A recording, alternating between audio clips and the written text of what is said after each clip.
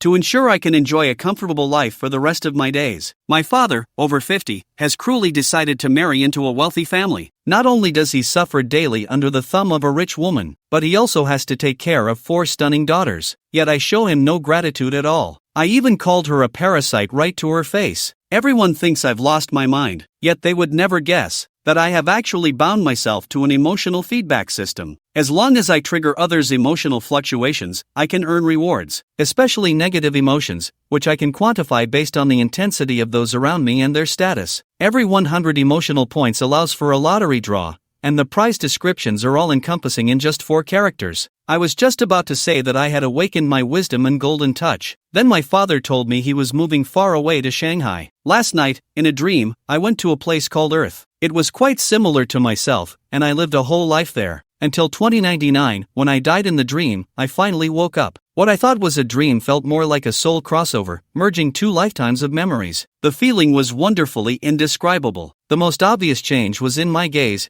deepening as the memories merged. My once clear-eyed gaze from my university days gradually became profound and unfathomable, carrying the weight of time. Today, I sought out my father to ask for some startup capital, while also trying to provoke him to see how much emotion I could stir up. It's only 2006 on Blue Star, almost a century apart from the timeline in my dream. There are plenty of opportunities to make money in this time. It seems I could easily become a billionaire. Unfortunately, my father's late-life romance has disrupted my future plans. I don't know how to broach the subject now, and I don't want to provoke him. Considering his cheerful demeanor, he must not have much negativity to draw from. Oh right, my father took out his wallet and handed me a photo. This is a photo of me and your Aunt Rin. Recognize her face? You'll need to address her differently from now on. She has 4 daughters, and next time we get the chance, let's take a family photo together. Wow, 4 daughters, that's quite a handful. 4 of them? Can they even be presentable? My father has been getting less discerning lately. I took the photo, glanced at it, and my eyes widened. I suddenly looked up at my father,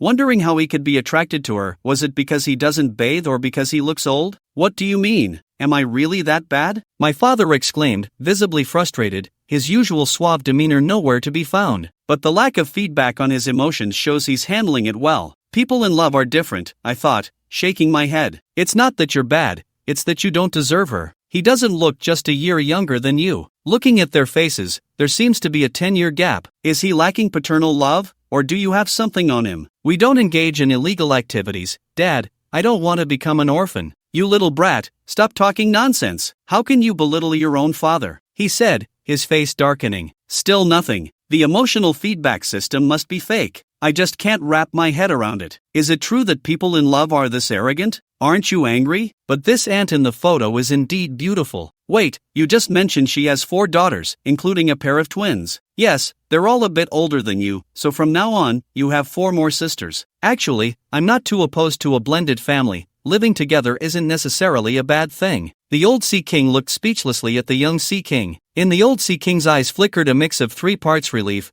3 parts understanding, 3 parts disdain, and 1 part transformation, as he patted my shoulder in encouragement. We can joke about it, but living together is out of the question. It's not like we're registering for this, it sounds like we're both moving in together, which would be too obvious to others. Although my father said that Aunt Rin is beautiful and kind, and she even offered to let him bring me over. Living together? Who knows if she's just being polite? Sweet nothings during the honeymoon phase are often empty words. What if their relationship falls apart, and we end up being kicked out? That would be embarrassing. Besides, I'm not who I used to be. Setting aside the system, I have a century of experience. With memories from 2 lifetimes, it's not wise to live under someone else's roof. There are bound to be many secrets in the future, so living independently might be better. Naturally, I wouldn't genuinely enjoy being surrounded by beautiful sisters. Even just observing Aunt Run, I can guess that the 4 sisters are likely just as stunning. But there's no rush, it's best to take things slowly. Give me 100,000 yuan. My father exclaimed in shock, losing his composure. Why don't you just rob someone? 100,000 yuan? Do you think I'm worth that much? Negative emotion plus 11. He gets angry as soon as money is mentioned. Indeed, he's my real father. I couldn't help but laugh when people are speechless. I want to start a business. You want to start a business? What kind of business needs 100,000? Didn't you study computer science? Aren't you supposed to work at that tech company? Fresh graduates earn thousands a month. Why not go to such a good company? My father doesn't understand this, he just thinks I'm being reckless. If he weren't in such a hurry to leave, he would want to discuss it thoroughly. Don't worry about the business, just give me the money. I don't have it, but you do. For some reason, looking into my calm, deep-set gaze, my father suddenly felt guilty, his lies faltering, and he switched to, "Did you peek at my savings account?" I smiled but said nothing. My father cursed, "Damn it, you little ingrate. That's your father. I only have 180,000 for retirement. Negative emotion +3, so I left you with 80,000. Plus, you're getting married. If you don't give me this money, it will be considered marital property and could be split in a divorce. Even if your partner is wealthy and might not care about this amount, we're poor, shouldn't we save something? Besides, when I make money in the future, I'll pay you back with interest. Even if you get kicked out by a rich woman, I'll take care of your retirement. I wouldn't believe you if you were the last person on earth. I don't even trust myself. Don't jinx me about not getting divorced. Heh, as long as you're happy." Negative emotion +3 as my father grumbled, losing his composure. In the end, my father agreed to give me 100,000, considering it hush money. He really can't wait to enter a world for two. Dad has left to marry into a family in Shanghai. Meanwhile, in the old house in my hometown of Sanjiang City, I'm the only one left. There's also a newly issued bank card on the coffee table, with a balance of 100,000. 100,000 in 2006 was quite a sum. Although this money still can't allow me to let go and go all out. There are still many things I can do, and the memories of my dreams are vivid. The memories in my mind play back like a movie, each frame incredibly clear. Sitting on the sofa, I lit a cigarette. I quietly sorted through the jumble of thoughts in my mind. Soon, I managed to organize these thoughts. That night, far away in a villa in Shanghai, the Run sisters were having a meeting. The eldest sister, Renchensi, is 26 years old this year. The second sister, Ren Fanqing, is just under 25. The third and fourth siblings, the twins Ren Yuchang and Ren Yuega,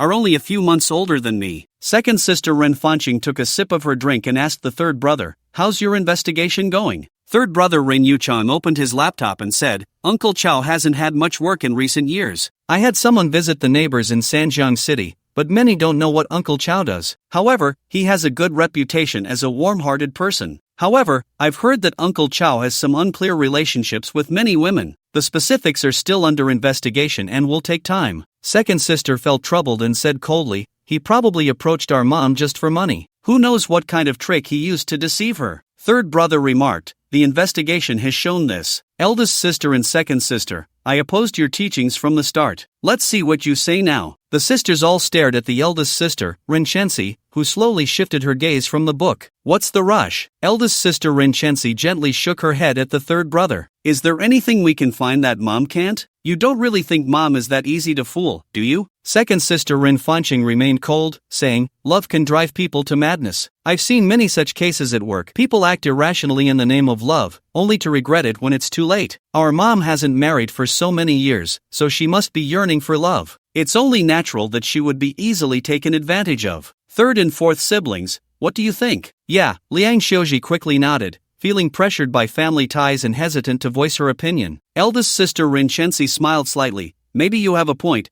but don't you police value evidence? What use is glamour? Show me the evidence, and I'll talk to mom about it. Otherwise, no one can persuade mom right now, not even me." Second sister Ren Fanqing confidently said, "Once I finish this case, I'll personally visit Sanjiang City to investigate. It won't take long to wrap it up." Third brother, "Keep having someone investigate for now, and later bring me the information. Also, let's investigate Uncle Chow's son. We might uncover more through him." "Got it, second sister." The sisters continued talking. Fourth brother, Ran Yuega, seemed like a little transparent figure, but this transparent person had a flicker in his eyes. He fidgeted like a little fox, coming up with some novel idea. But the sisters didn't notice. In the blink of an eye, Dad has been gone for 7 days. "General, you've lost." I smiled and extended my hand toward the old man in front of me for the money. A group of old men nearby watched with interest. The old man across the chessboard grumbled as he painfully pulled out a crumpled 10 yuan note and tossed it onto the board, insisting, "Let's do it again." I pocketed the money, picked up my thermos, shook my head with a smile, and said, "Oldly, you've lost 20 today. If you keep losing, I'm afraid you won't even have money for groceries. Come back tomorrow." Oldly shouted, "I don't believe it. I've been playing chess my whole life, and I can't beat a kid like you." Oldly snorted heavily and began setting up the pieces. "He's really stubborn. He hasn't won a single game in days and still refuses to accept it. Oldly, playing chess relies on strategy and brains, not age. If age mattered, the 1,000-year-old turtle would be the best in the world. Laughter erupted around, and Old Lee's face darkened as he said, "Don't get cocky, you little brat. If you have the skill, come again. Let's have one last game." Loser gives up their seat. "There are so many waiting," he said, gesturing to the crowd. The old men around also began to cheer. Old Lee reluctantly agreed. "All right, one last game, but I still don't believe it." As expected, 20 minutes later, Old Lee threw down 10 yuan and vacated his seat. I happily collected the money as another old man sat down. In the past few days, I've successfully integrated into the Plaza community, playing chess during the day, dancing at night, and occasionally playing ping pong. I've seemingly become the most charming guy in the Plaza, avoiding 100 years of detours. Moreover, the opportunity to make money hasn't arrived yet. I have to wait until the day after tomorrow. At this moment, on the street beside the Plaza, inside a black Mercedes, two stunning women were using binoculars to observe a group of old men gathered around. "Is he Uncle Chow's son?" "Yes, he really is 22 years old." "Are you sure he comes to play chess every day?" "Sometimes he also dances with the old ladies at the Plaza, plays ping pong or basketball in the afternoons, but mostly plays mahjong." Second sister was annoyed, her demeanor tense as she gritted her teeth. "What a colorful life he leads, indeed." Ren Fanqing coldly asked, "How much did his dad leave him when he left?" Ren Yuchang whispered, "I pulled some strings to check. Uncle Chow left him 100,000 at the bank." Ren Fanqing sneered, "Sure enough, 100,000. What a bold face. For our family, it's just a drop in the bucket, but for an ordinary family, that's not a small amount." "Mom, did you see that? This is just raising a gigolo for no reason." A sudden system alert added 20 points of negative emotion, almost causing my thermos to slip from my grasp. 20. That's a critical hit. I looked at the old man in front of me. "Alright, old Zhang, we haven't even started yet, and you're already feeling this much negative emotion just from placing a piece. Isn't it just because I won 20 yuan from you yesterday?" Old Zhang felt my gaze and looked at me in confusion. "What's with that look?" I chuckled and said, "Old Zhang, I didn't realize you were so petty." Old Zhang looked completely bewildered. Alright,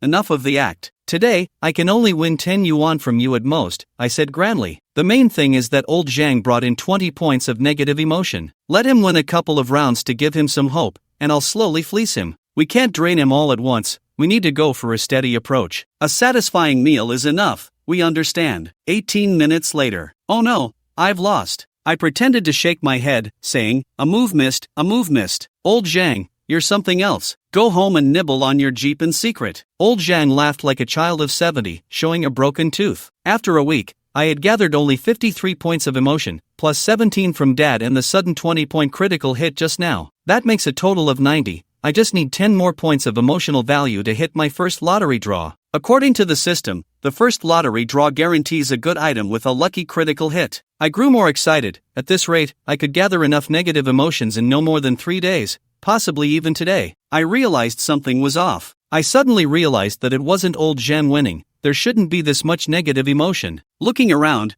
I didn't see any old man who looked angry. They weren't actors, so they shouldn't be able to hide their subtle expressions that well. Who would feel negative emotions for no reason? Not Dad. His dad is currently on a honeymoon trip abroad. He even made an international call yesterday. According to the system, emotions can only be collected from people nearby, at least within the same city. Once outside the city, collection is impossible. The system isn't omnipotent, unless it gets upgraded. If you're beyond a certain range, even if someone wants to kill him, no emotional value can be collected. So the sudden source of negative emotions, 20 points earlier and now 5, most likely comes from someone nearby. I stood up and looked around at the more distant areas. I didn't see anyone watching me, nor anyone looking angry. This is really strange. Xiao Chao, what are you looking at? Old Zhang asked, confused. Nothing much, I replied, sitting down in a daze, picking up my teacup and taking a sip while furrowing my brow in thought. Inside a car not far away. Second sister Ren Fanqing grew more and more angry as she thought about it, but thankfully, she managed to control her temper. If it were him in his younger days, he probably would have stormed over and flipped the table by now. In the time that followed, I didn't gather any more unexpected emotional value. After a full 2 hours, it was getting close to noon. Finally, I managed to make the old man angry 5 times. In one go, I gathered enough for 100 points of emotional value, which means I can head back and draw the lottery. Wrap things up for today, and I'll head out early tomorrow.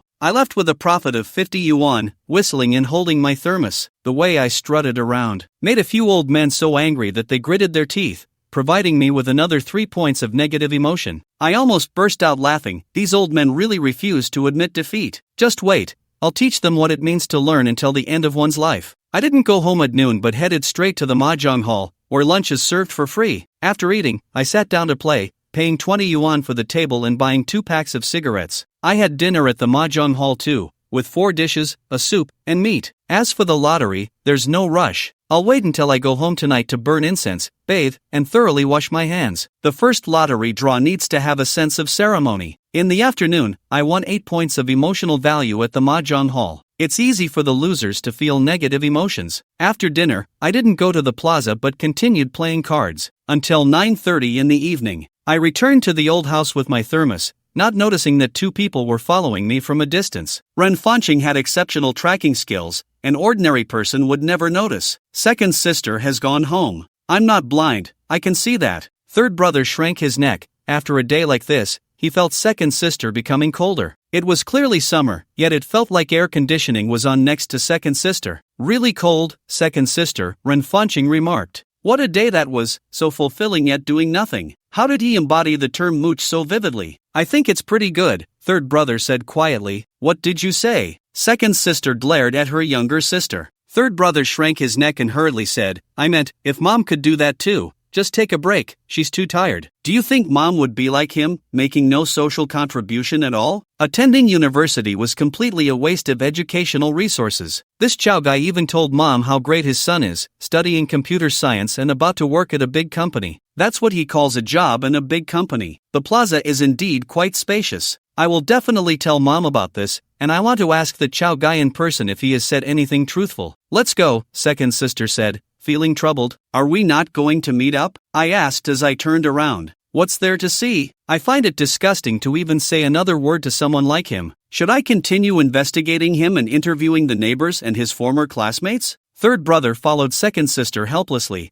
asking quietly. No need to waste time. Third brother pouted, feeling a bit stifled inside. All I can do is hope that this cheap brother finds his own luck. A sudden 20 points of negative emotion hit me as soon as I stepped into the room and closed the door. Then a prompt sound echoed in my mind, another critical hit. Where on earth is this negative emotion coming from? 20 points of negative emotion indicates that the source has a significant social status. They are definitely not an ordinary person. Could it be that someone is watching me? I turned off the living room lights and went to the balcony, looking down through the window. I saw 2 figures in the distance leaving. They appeared to be women, but they quickly turned the corner of the building and disappeared from view. Without a moment's hesitation, I turned and left. Soon, the 2 women got into a black luxury car parked by the road. I noticed the license plate. It was from Zhanghai. It was my cheap sister. Why are they targeting me? Why so much negative emotion? Not thinking too much, I returned to the Jamu toys, sitting on the sofa. I lit 3 cigarettes. There was no incense, so I used the smoke as a substitute, maximizing the sense of ceremony in my mind. I called out to the system for the lottery draw. Congratulations, host. You've drawn a golden treasure chest and received the title of Master of Combat Rodent Fighting. This reward is quite good. Mom will no longer fear that I'll get beaten to death. And at this moment, Zhanghai, my top-ranked sister, is actually moving in with me. In an instant, countless memories surged forth. It felt as if he had gained over 100 years of experience. But this influx of memories contained nothing but insights into various martial arts. So, in that moment, Chao Cheng felt as if he had practiced martial arts for 100 years. He also understood what comprehensive combat meant. It blended many national martial arts techniques, including fist techniques, leg techniques, palm techniques, finger techniques, body techniques, and more. There were also various stances and breathing techniques. Not only that, but there was also experience in combat and knowledge of human weaknesses, and so on. In other words, the current Chao Chang, aside from his physical condition remaining the same,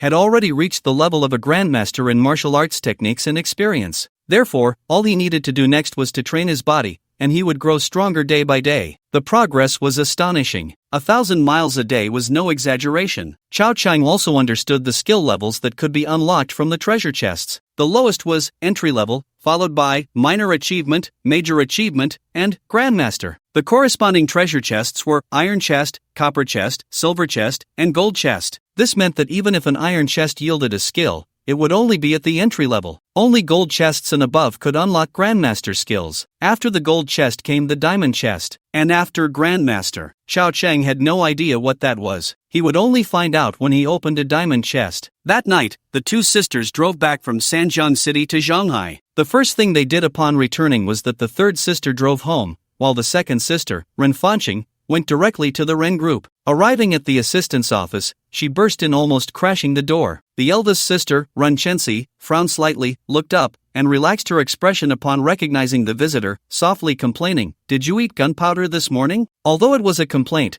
her soft Wu Nong dialect sounded both reproachful and affectionate. The second sister, Ren Fanqing, sat down directly across from the desk, her face cold. "I went to Sanjiang City yesterday." The eldest sister was taken aback, realizing that Sanjiang City was Uncle Chao's hometown. A hint of curiosity crossed her face, and then, "You look so flustered. Something bad must have happened, right?" "Very bad." The second sister nearly gritted her teeth. The eldest sister chuckled lightly and asked, "Tell me about it." Soon, the eldest sister understood why she was so angry. She knew her second sister well. The second sister despised useless people, regardless of gender. Even at home, when the younger ones didn't take their studies seriously, she would directly discipline them. To this day, the third and fourth siblings still had a natural fear of her. Therefore, seeing Xiao Chang, who seemed like a useless rice bug, only playing cards and chess every day, not doing anything productive, and suspected of squandering the Ren family's assets, it was no wonder she was angry. If Xiao Chang were truly her younger brother, she wouldn't be this angry. She would have just dealt with him directly. After a beating, the anger would have dissipated. It was precisely because they weren't familiar that she could only stew in her anger. The eldest sister, Ren Chenxi, smiled warmly. "Regarding your impression of him, I mostly agree. This kid is indeed a bit unproductive,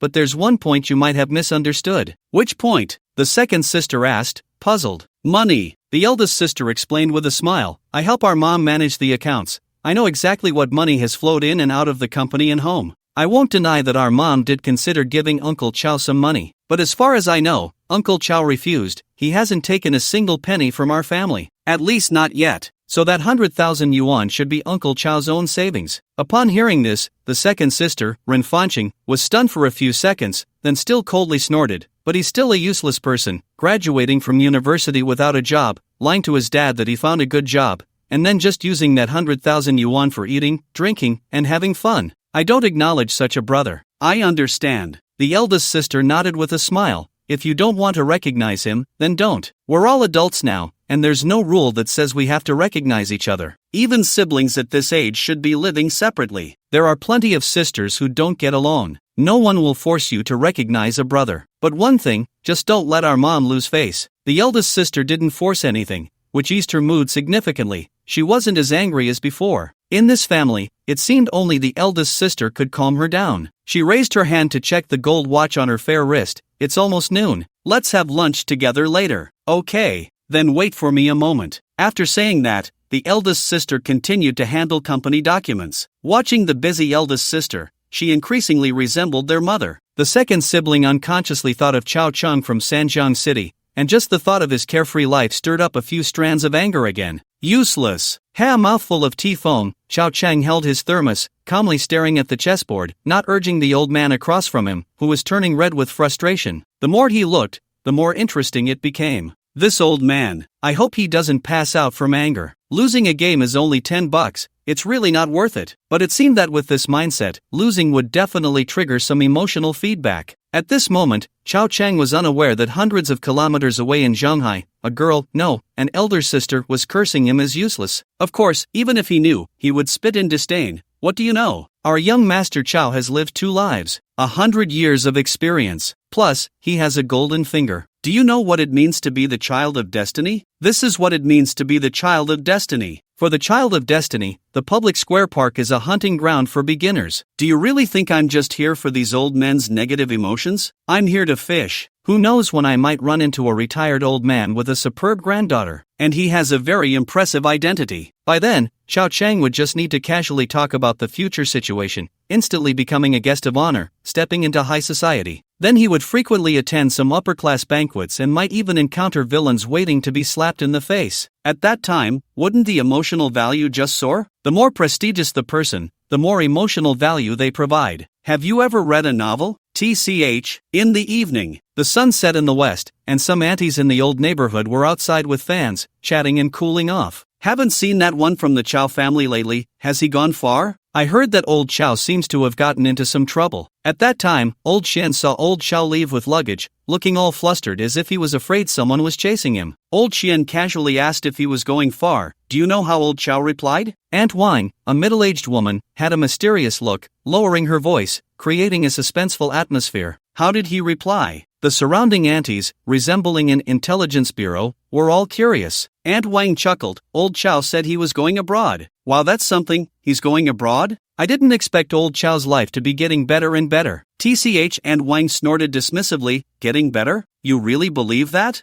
Ha! The surrounding aunties were all taken aback. Aunt Wang leaned in and whispered, you all know what kind of family the Chow family is, right? In our old cotton spinning factory neighborhood, the Chow family is the only one without a job. Where would he get the money to go abroad? Selling the house wouldn't even be enough. The people around nodded in agreement. That's true. That's right. Ever since he lost his job in the 90s, I really haven't seen old Chow do any work these years. Every day he's either chatting with the little widow or showing off his literary flair with the big daughter-in-law. What does he have besides a good appearance? Who doesn't say that? You could tell some people sounded a bit sour. Aunt Wang chuckled. Actually, I suspect that old Chow got into some trouble and ran away. Ha, what do you mean by that? Aunt Wang once again spoke mysteriously, leaning in, and the surrounding aunties instinctively leaned in too, forming a small circle, afraid that their conversation would be overheard by others. Aunt Wang said, a few days ago, some strangers came to our neighborhood asking about old Chow. As far as I know, including Lin who sells rice, Xiaofang who sells breakfast, and the butcher. In short, these past few days,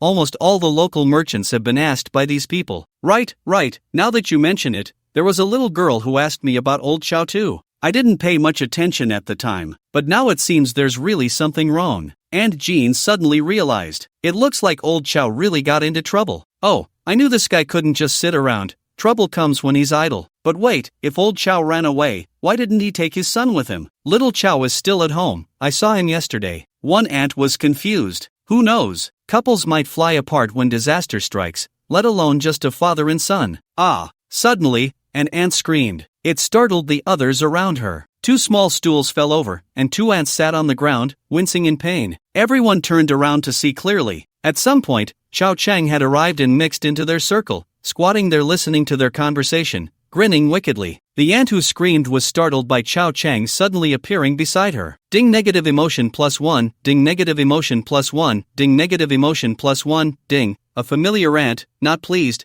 gave Chao Chang a slap on the arm, her face full of negative emotion. You little brat, you come here without a sound and scare me. Yeah, little Chow, when did you get here? Chao Chang, holding a thermos, chuckled, just arrived a little while ago, but I heard everything you said. Keep talking, I haven't heard enough yet. A group of older women looked awkward. Although they all knew their village's intelligence bureau always gossiped behind people's backs, it was indeed a bit embarrassing to be caught by the person they were talking about, especially when that person was listening. After all, they were best at talking behind backs. Who would say it to someone's face? We have to be polite, right? Aunt Wang. Aunt Wang smiled awkwardly. Chao Cheng smiled. Your youngest son just finished the college entrance exam, right? Right. It just ended yesterday. The exam dates changed. It used to be in July, but for the past 2 years, it has been in June. Just finished. How did he do? Not bad.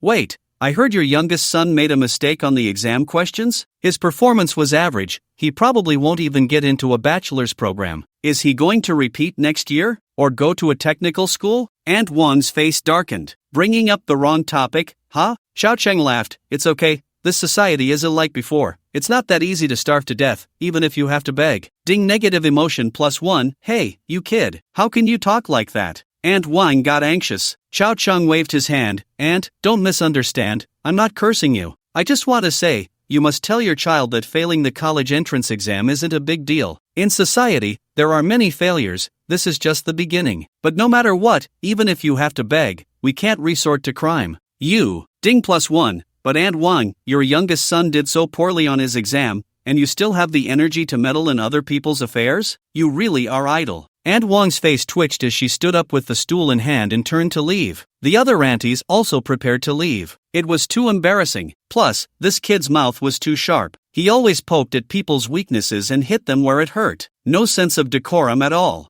Scared. I'm out of here. But Chow Chang waved his hand. Wait a minute, everyone, I have some intel to share. The aunties who were about to leave obediently sat back down. Curiosity got the better of them, and they stared eagerly at Chow Chang. Chow Chang grinned. I heard that Aunt Wang's son is in a relationship, which is why he did so poorly on the college entrance exam. Really? Wow, Chow, tell us more. When did this happen? No wonder he didn't do well on the exam. Early romance. Aunt Wang hadn't walked far and vaguely heard those words, her forehead breaking out in a shape. Whoever leaves first is the one to blame, right? Aunt Wang felt that her intelligence-gathering efforts had suffered an unprecedented blow. This little brat, just you wait. I'll make you pay for this. Ding negative emotion +1, ding negative emotion +1, ding negative emotion +1, ding. Chow Chang was feeling quite pleased. This neighborhood used to be a cotton mill staff quarters, so everyone knew each other. Compared to the cold society decades later, it still had a bit of warmth. At least people knew their neighbors' surnames. However, this incident made Chow Chang think a little deeper. It seemed that someone was indeed investigating old Chow's past, and keeping an eye on him. It must be Aunt Ren's daughters. There was also another possibility, Aunt Ren's suitors. After all, she was a wealthy woman, and with her looks, there must be quite a few men interested in her. But old Chow got there first. Chow Chang could already imagine that old Chow's days ahead wouldn't be easy. Why bother, right? Don't you know that people are looked down upon when they leave their hometown? In Sanjiang City, he was quite the big shot. Why go looking for some Shanghai auntie? In 10 years, where won't there be Shanghai aunties? By then, if he wanted to drink, he could just drink. Why rush it? Chow Chang wasn't worried about old Chow getting into trouble. Old Chow was slick. If he really encountered danger, he would definitely run away. In the blink of an eye, 2 days passed. The opportunity to make money came. In the early hours of June 10th, the German World Cup kicked off. With the opening match over, Germany defeated Costa Rica 4-2, and the moment the final whistle blew, Chow Chang knew he was set for life. Even without the system, he could easily become a billionaire. A century's worth of memories was his greatest wealth. Dreams turned real. Not a single detail was off. Fortunately, this was sports betting, not lottery betting. Otherwise, even if Chow Chang knew the winning numbers, he probably wouldn't win the jackpot. Time travelers might not outsmart the lottery director. Also, luckily, young Master Chow was a football fan. For events like the World Cup, even if he didn't watch every match live, he would catch the highlights of every game. So, Chow Chang was precise to the second about many matches. From that day on, young Master Chow donned the guise of a gambling god. At this time, there was no future sports betting, only single sports betting options existed. For example, for matches with goals, 6 matches with half and full results, 8 matches with win/loss. Although it was simple, the highest prize was still 5 million. What Chow Chang wanted was that 5 million. He wasn't greedy. As long as he could accumulate his capital to 5 million, the next big bull market would allow him to soar. On June 11th, Chow Chang bought a combination ticket, multiple selections, for 1,152 yuan, and when the matches ended, he won 74,825. The return rate was as high as 6,200%. On this day, the lottery shop owner still hadn't realized the seriousness of the situation. He simply congratulated the young man on his fortune, envious of his good luck. June 13th, Chow Chang spent 1,152 yuan again and won 53,794. The return rate reached 400% plus. On this day, the lottery shop owner began to understand something. June 15th, Chow Chang increased his bet, spending 1,728 yuan, and bought another combination ticket. The shop owner couldn't help but speak up.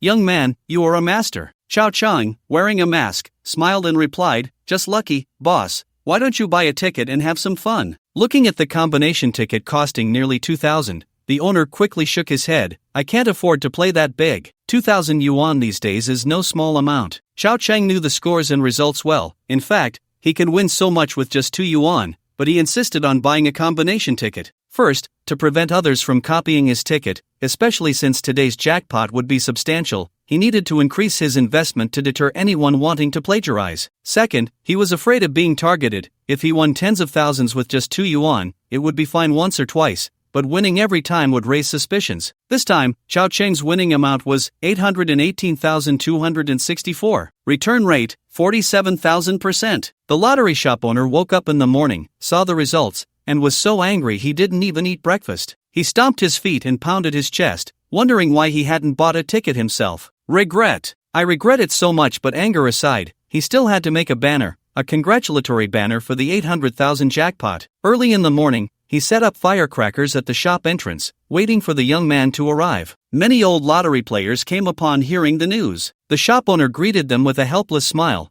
boasting about Chao Chang, leading to the young man's legend even before he appeared. But no one noticed that the owner's heart was bleeding. The more he thought about it, the more he regretted. Why didn't he buy a ticket yesterday? The young man had even invited him, but he thought it was too expensive and was afraid of losing. Besides, he always felt that this young man couldn't keep winning. Statistically, he had to lose eventually, right? The result: not only did he not lose, but he also struck while the iron was hot and won 800,000. 800,000! He could buy 3 apartments in the city of Sanjiang. Even if he went to the capital, he could buy a 100 square meter apartment. Damn it! The more he thought about it, the more he wanted to slap himself. He vowed that next time he would definitely buy a ticket with the young man. This time, he conveyed 38 points of negative emotions to Chao Chang. It wasn't a one-time thing, it was a continuous stream of negative feelings. He was probably getting angrier the more he thought about it, the more he thought about his losses. This was the first time Chao Chang had seen such a situation. He could roughly guess the reason, but Chao Chang didn't go to the lottery shop.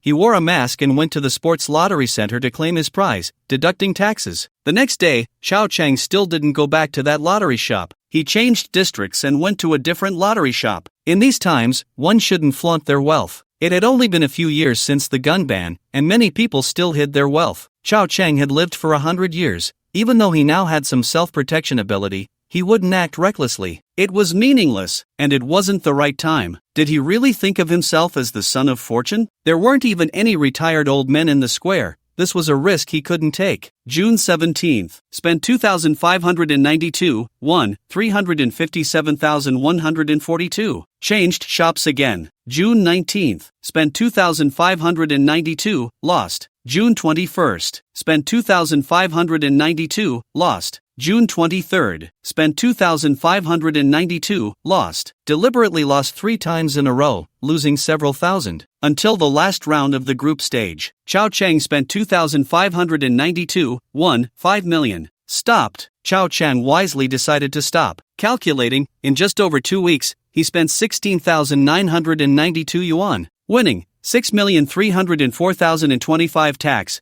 1,260,805 final profit, 5,043,220 final return rate, 29,480%. In just over 2 weeks, Chao Chang had already achieved his set goal, and the World Cup was only halfway through. With this 5 million in hand, when the bull market arrives in a few months, he would be able to soar. Having a net worth of over 100 million was not a dream. In 2006, over 100 million in cash flow. Just thinking about it was terrifying. During this time of playing the lottery, Chao Chang was not idle, living an ordinary life as always. In the morning, he played chess. In the afternoon, he played cards. In the evening, he chatted about gossip. At night, he stayed home, practicing standing meditation, cultivating both body and mind. His strength improved day by day, and his emotional value reached 200 that day. But Chao Chang was not in a hurry to draw lots. Because the initial opportunity for a guaranteed good item was already gone, he now needed to gather 1,000 emotional points to play 10 consecutive draws. Only then could he have a better chance of getting a treasure chest, or even the legendary diamond chest. In the days that followed, Chao Chang had money, but he was also busier. Besides his usual activities, he also had to go to the stock exchange. He gradually entered the stock market, building positions in batches, focusing on hot stocks. Fortunately, many hot stocks had been in the news, which Chao Chang could recall from memory. Some hot stocks had already been suspended, and Chao Chang missed the opportunity, like Renha, which was suspended in April. The news in his memory seemed to say it would be suspended for a year, then relist the following year, directly rising by 1,600%. Unfortunately, he couldn't get on board. But that didn't stop Chao Chang from making plans. He still had stockings, right? Lying Sha. It's no wonder men like stockings. They are not only visually appealing and fun but can also be used for robbery when you're down and out. And in the stock market, they can be hot stocks. Now entering at 4 yuan, by early next year, it would only take a week to rise to a maximum of 84. You tell me, is that not enough of a hot stock? No wonder it can make the news. Moreover, there aren't too many hot stocks and bull stocks that have made the news. What Chao Chang had to consider was not whether to buy, but who to buy first and who to buy later. to maximize profits. Of course, strictly speaking, Xiao Cheng didn't understand finance, so he naturally wouldn't use loans, leverage, or financing. After all, even without these, as long as 5 million could roll around in there, the outcome would be astronomical figures. Why bother with leveraged operations? If things went wrong, it could easily affect the details, and if he didn't make money, he might even be set up and end up with a margin call, losing everything. Although a margin call wouldn't really hit Xiao Cheng hard, he would definitely rise again in the future, but that would be too much of a waste of time. So, after careful consideration, young Master Qiao decided to proceed steadily. Not using financing leverage, the worst outcome would merely be being stuck, but facing the trend of 2006, with the stock index so low, who could trap him? A month passed. He had less than 50,000 left. Additionally, his emotional value had also reached just over 900. He was only 100 emotional points away from being able to do a 10 consecutive draws. Life was becoming more hopeful. Xiao Qiao, hasn't your dad come back yet? One morning, he ran into Aunt Wang at the entrance of the community. Aunt Wang was very concerned about the Qiao family. Xiao Cheng smiled. Aunt Wang, hasn't your younger son decided whether to repeat a year? Aunt Wang frowned. You child, I'm concerned about you. Why don't you know what's good for you? Xiao Cheng replied. I know Aunt Wang is concerned about me, but I'm also concerned about your son. Why do you think I don't know what's good for me? Is it because you're judging me by your own standards? What? Why are you speechless? Is it because you don't understand what judging by your own standards means? Then let your son come. He's a high school student. Although he didn't get into college, he should be able to discuss things with me. My son got into college. Aunt Wang exclaimed, her old face flushed. Yes, a junior college definitely counts as college. I can't argue with that. Don't criticize. Old Qiao graduated from middle school and doesn't look down on junior colleges. His survival instinct is incredibly strong. Put this round, Xiao Cheng won decisively. That made it 8 consecutive victories. This time he gained 25 emotional points. Xiao Cheng discovered that when he caught someone and relentlessly provoked them, the more he did so, the more he gained, because her anger would stack a layer of buff every day. The more it stacked, the more negative emotions would erupt. Holding a thermos, Xiao Cheng left with a stride that showed no regard for kinship while Aunt Wang continued to provide negative emotions. Recently, Aunt Wang had been the top provider of negative energy. The number one aunt. If it weren't for her existence, Xiao Cheng would never have reached 900 emotional points. At most, he would have just over 700. Thank you, Aunt Wang. I hope her son can get into a good junior college after repeating a year. What are you so proud of? After Xiao Cheng walked far away, Aunt Wang spat angrily. The aunt next to her advised, Oh, why do you provoke him every day? He's a young man with a quick mind. If it really comes to a fight, you won't win. Impossible, absolutely impossible. Aunt Wang said with disbelief, Just wait and see, one day I'll take care of this kid. Aunt Wang was stubborn. She had never lost a fight in her life, especially against young people, who could last 3 rounds against her. Instead, it was the older widows who were her true opponents. As a result, she never expected to trip over a young punk today. This led to her feeling out of sorts lately, and after returning home, she kept replaying and simulating the argument with Xiao Cheng in her mind. The most frustrating part was that she could win every time in her simulations, but in reality, she couldn't win, mainly because just seeing that kid made her angry, affecting Aunt Wang's performance. This also led to a gloomy atmosphere at home, with her son trembling and often getting scolded by her. A loving mother and filial son. Her son indirectly provided Xiao Cheng with 10 emotional points. Catch him. Just as I arrived at the square, a scene unfolded before me where I chase you, and you can't escape. A man wearing a baseball cap was frantically fleeing with a woman's wallet in hand. A man was hot on his heels, shouting, Thief, stop. Behind this man was a woman, looking pitiful as she lagged further behind. A robbery. Xiao Cheng instantly understood what was happening. Look at that. Isn't luck coming my way? Is this something an ordinary person would encounter? Only I, the child of fortune, could. However, to be fair, the environment is indeed chaotic these days. In 20 years, such incidents will be nearly extinct. Even a group of kids riding electric scooters could make the news. But look at now, late at night, the streets are full of little hoodlums. For example, in a dream, young Master Qiao went to work at a tech company in Pengcheng, living outside the city in 2007, and in a year, his phone was stolen 3 times on the street. At that time, an old colleague told him that if you hadn't had your phone or wallet stolen on the streets outside Pengcheng, you couldn't be considered to have been to Pengcheng. Inside the city was relatively better, but similarly, if you hadn't been robbed, you couldn't say you lived there. The chaos is evident. Sanjiang City isn't much better, especially the train station, which is a complete mess. After all, it's a hub connecting 9 provinces, with a large floating population. Get out of the way, move. Don't block the road, get out of the way, all of you. The robber in the baseball cap swung a dagger in Chao Cheng's direction. There was no choice, Chao Cheng had just arrived at the square, and this was the exit. What a coincidence. Moreover, looking at the appearance of the robber and what he shouted, it felt familiar, just like in many novels. Bro, luck is coming. Whoosh, the thermos cup flew out of his hand. Chao Cheng had exceptional skills, but he wouldn't recklessly try to disarm someone with a knife. Did he think this was a movie? In reality, if you encounter someone with a knife, you run if you can. Throwing the thermos cup was already a sign of great skill and boldness. Bang, in the blink of an eye, it smashed right into the robber. The force was substantial. The robber fell to the ground. Chao Cheng stepped forward with a move of unparalleled martial arts,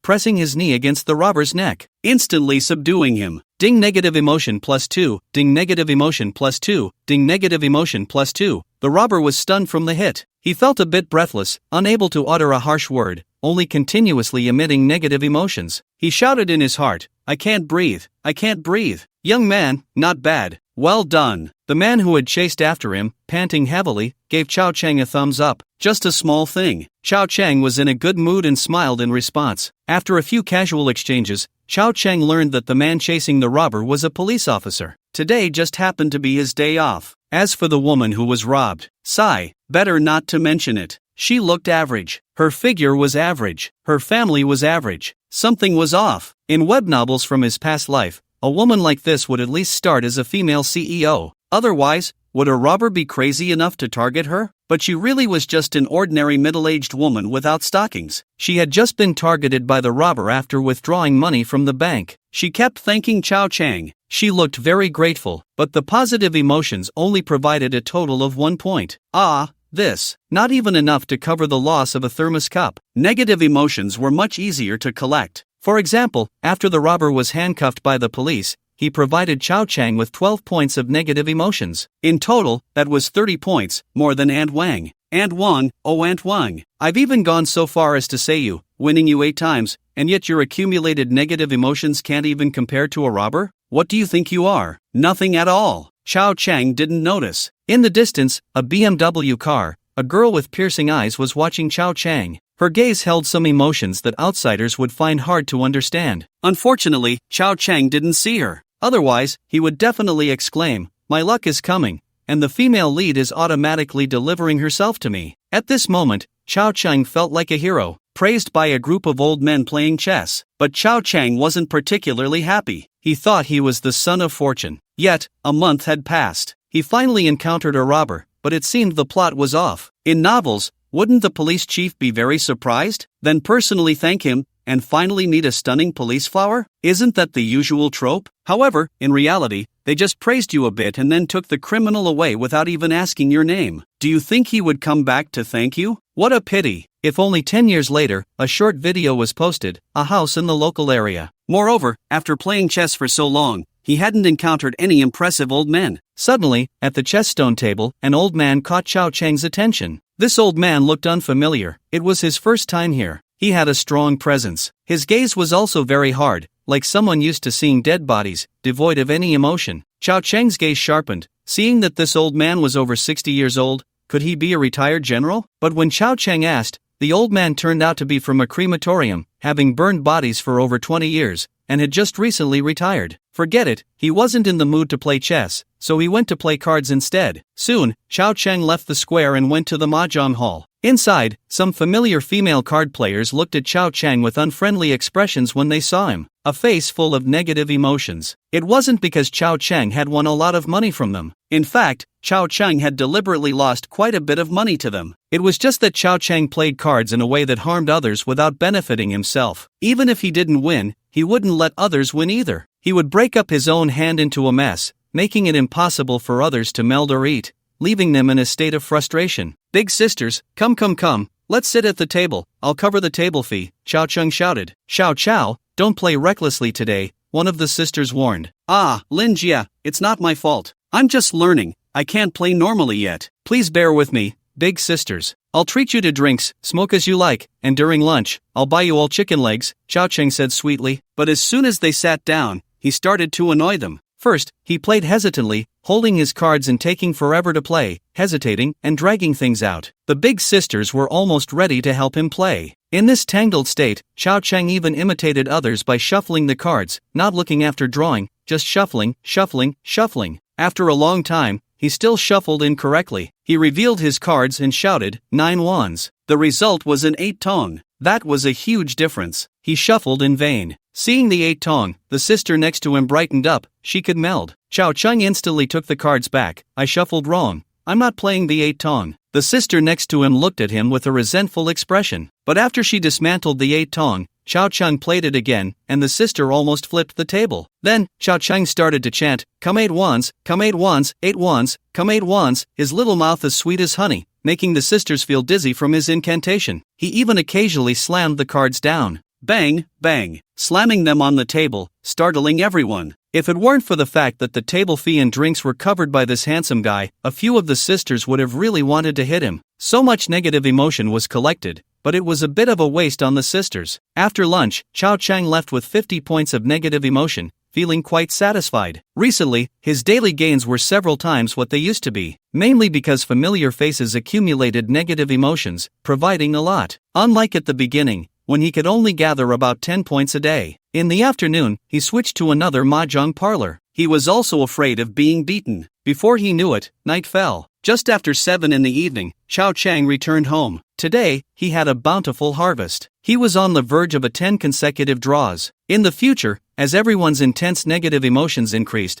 the collection speed would be even faster. Life was getting better and better. If things went well, he could have a wave of 10 consecutive draws in a few days. How delightful. Knock, knock, knock. As soon as Chao Chang sat down at home, there was a knock at the door. Who is it? Is this Chao Shu's house? A very gentle voice came from outside the door. Just hearing the voice, he felt that this girl must have a high score. With confusion, Chao Chang opened the door. He was momentarily dazzled by the sight before him. This girl was a bit pretty. Delicate features. Fashionable attire. In this era where non-mainstream styles were still prevalent, such a fresh girl was rare. The streets were filled with people following the trend, believing in the spring brother for eternal life. So, this girl before him was definitely a top-notch beauty. Even years later, her refreshing and bright outfit would still belong to the forefront of fashion. Especially her looks, she was undoubtedly a true goddess. In his 2 lifetimes, although Chao Chang had only dated one person in this life, he had encountered many in his dreams over 100 years. After all, one learns skills from the company they keep. With an old sea king in the family, even if Chao Chang was devoted, he couldn't help but yearn for more. But even so, the appearance of this girl was definitely among the best. Even compared to many stars on television, who looked their best in front of the camera, she was still quite a bit better. The girl raised her hand to play with her hair and chuckled, "Do I look good, sister?" Chao Chang was speechless. Was she really asking that? So familiar already? Who are you? I am your sister, Ran Yuega. Ran Yuega smiled lightly, though she pretended to be a bit demure. The spark in her eyes revealed that this girl was actually quite restless. Ran Yuega? Your Aunt Ren's daughter? Chao Chang suddenly realized. Clever. Ran Yuega gave Chao Chang an appreciative glance. Why does she have my mom's surname? Never mind, it's not my place to pry into her family background. We aren't close enough for that. Besides, Chao Chang was at a loss for words. This girl was a bit too familiar. Have we met before for her to call me sister? Ran Yuega lifted her slender leg and stepped into the room. A waft of her fragrance brushed past Chao Chang. After entering, Ran Yuega surveyed the room and said to herself, the environment is okay,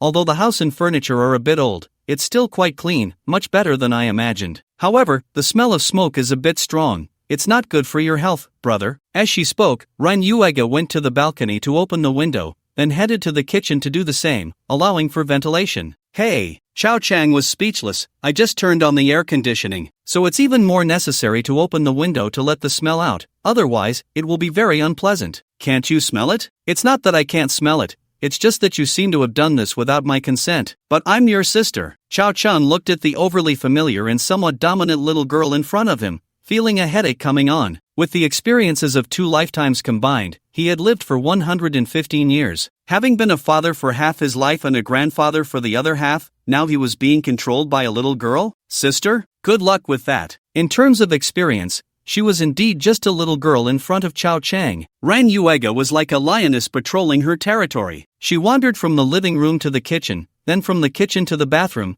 and finally to the master bedroom and the second bedroom. before returning to the living room. Ran Yuega praised, "The environment is indeed nice and cozy. I'll be staying here for the next few days. You won't object, will you, brother?" "You should stop right there." Chao Chang waved his hand. "First of all, we aren't very familiar with each other. Secondly, my dad and your mom haven't gotten married yet, have they? They just went on a trip. It's basically just a trial marriage. So, strictly speaking, we don't have any relationship, neither by blood nor by law. If you stay here, the rumor of a lonely man and woman living together, it won't be good for my reputation." Ran Yuega's brain short-circuited for a moment. She doubted if she had heard him wrong. "You said, it won't be good for your reputation? What else?" "This is the old cotton mill staff quarters. More than half of the residents are families of former cotton mill workers. We see each other all the time and know each other. If I let you stay here as a young bachelor, how can I face anyone if it gets out? I might as well jump from the third floor and die to prove my innocence." Chao Chang spoke seriously. In this day and age, the internet era had not yet arrived. Such nonsense left her utterly confused.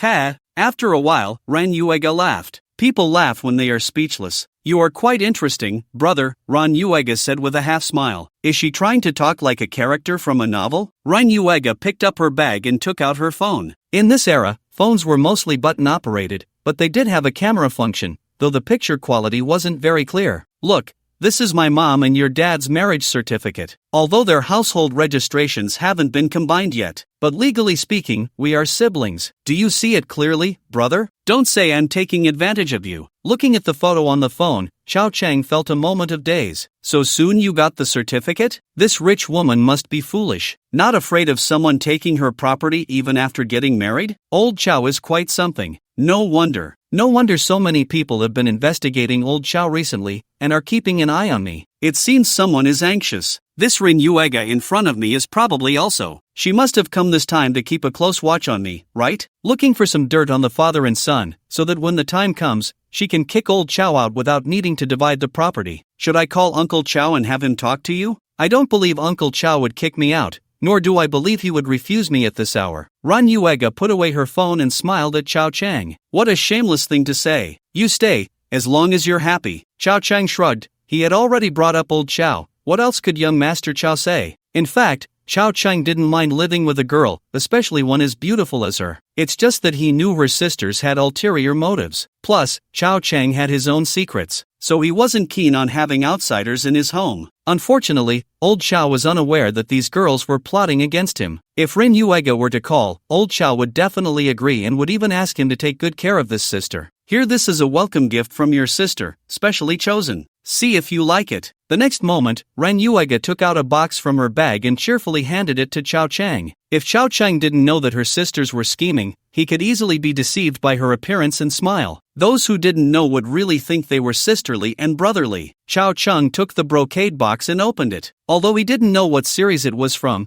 he recognized the brand of the watch, an extremely famous luxury brand. If it was genuine, even the most basic men's watch would start at 100,000. "This thing isn't cheap, right?" Chao Chang said, slightly surprised. "Of course, I picked it for a long time. The sales assistant said this is the latest limited edition. Do you like it?" Ran Yuega said softly, her tone carrying a hint of expectation, waiting for Chao Chang's response. Chao Chang blinked. He was starting to feel puzzled. Her demeanor didn't seem like she had any grievances against old Chao. Was she pretending? Chao Chang shook his head secretly. He had seen enough of life's various situations to tell if someone was acting, unless she was a professional actress. And even if she was acting, if she truly disliked the Chao family, there should be some negative emotional feedback. But since they met, Chao Chang hadn't sensed a single bit of negativity. Could it be that the four sisters weren't in cahoots? That was possible. Family feuds in wealthy households, how could they all be harmonious? After all, wealthy families are filled with interests. This should be good. The last one was the villainous, right? It's okay.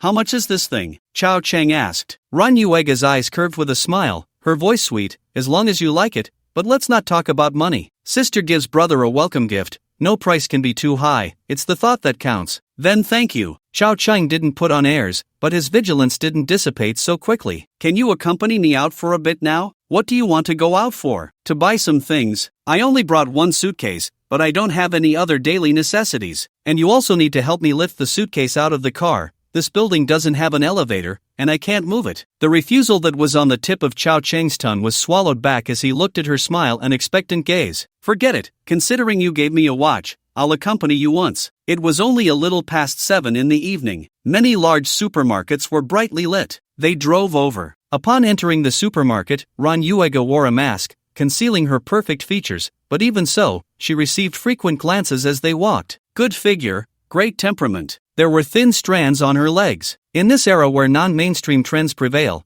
such delicate details are rarely seen. There is too much roughness in society today. Life these days is not as good as what the future holds, and many families suffer from nutritional deficiencies, so naturally beautiful girls are not as common anymore. Many children in families are thin and frail. It is precisely because there is so much roughness in society that the shamate style became popular, as non-mainstream hairstyles can cover up many girls' ugly, short, and plump figures and square faces. This is one of the reasons why shamate became a fleeting trend. Entering the mall, she naturally linked her arm with Chao Cheng's and excitedly said, "Come on, brother, today you have to help me carry things. Of course, sister won't let you suffer, I'll give you a set of clothes later." Then they began a shopping spree, with bags piling up, and in no time, Chao Cheng's hands were full. She really did give him a set of clothes, a work suit. Chao Cheng was speechless. This girl was a bit malicious. She actually wanted him to work. Did Chao Cheng look like someone who would work? Working was impossible. He would never work in this lifetime, only waste time, play cards, play chess, and annoy people. She spent money like water. Even though Chao Cheng earned $1 million, he was quickly shocked by her shopping habits. A set of men's clothing, a 3-piece suit with a tie and belt,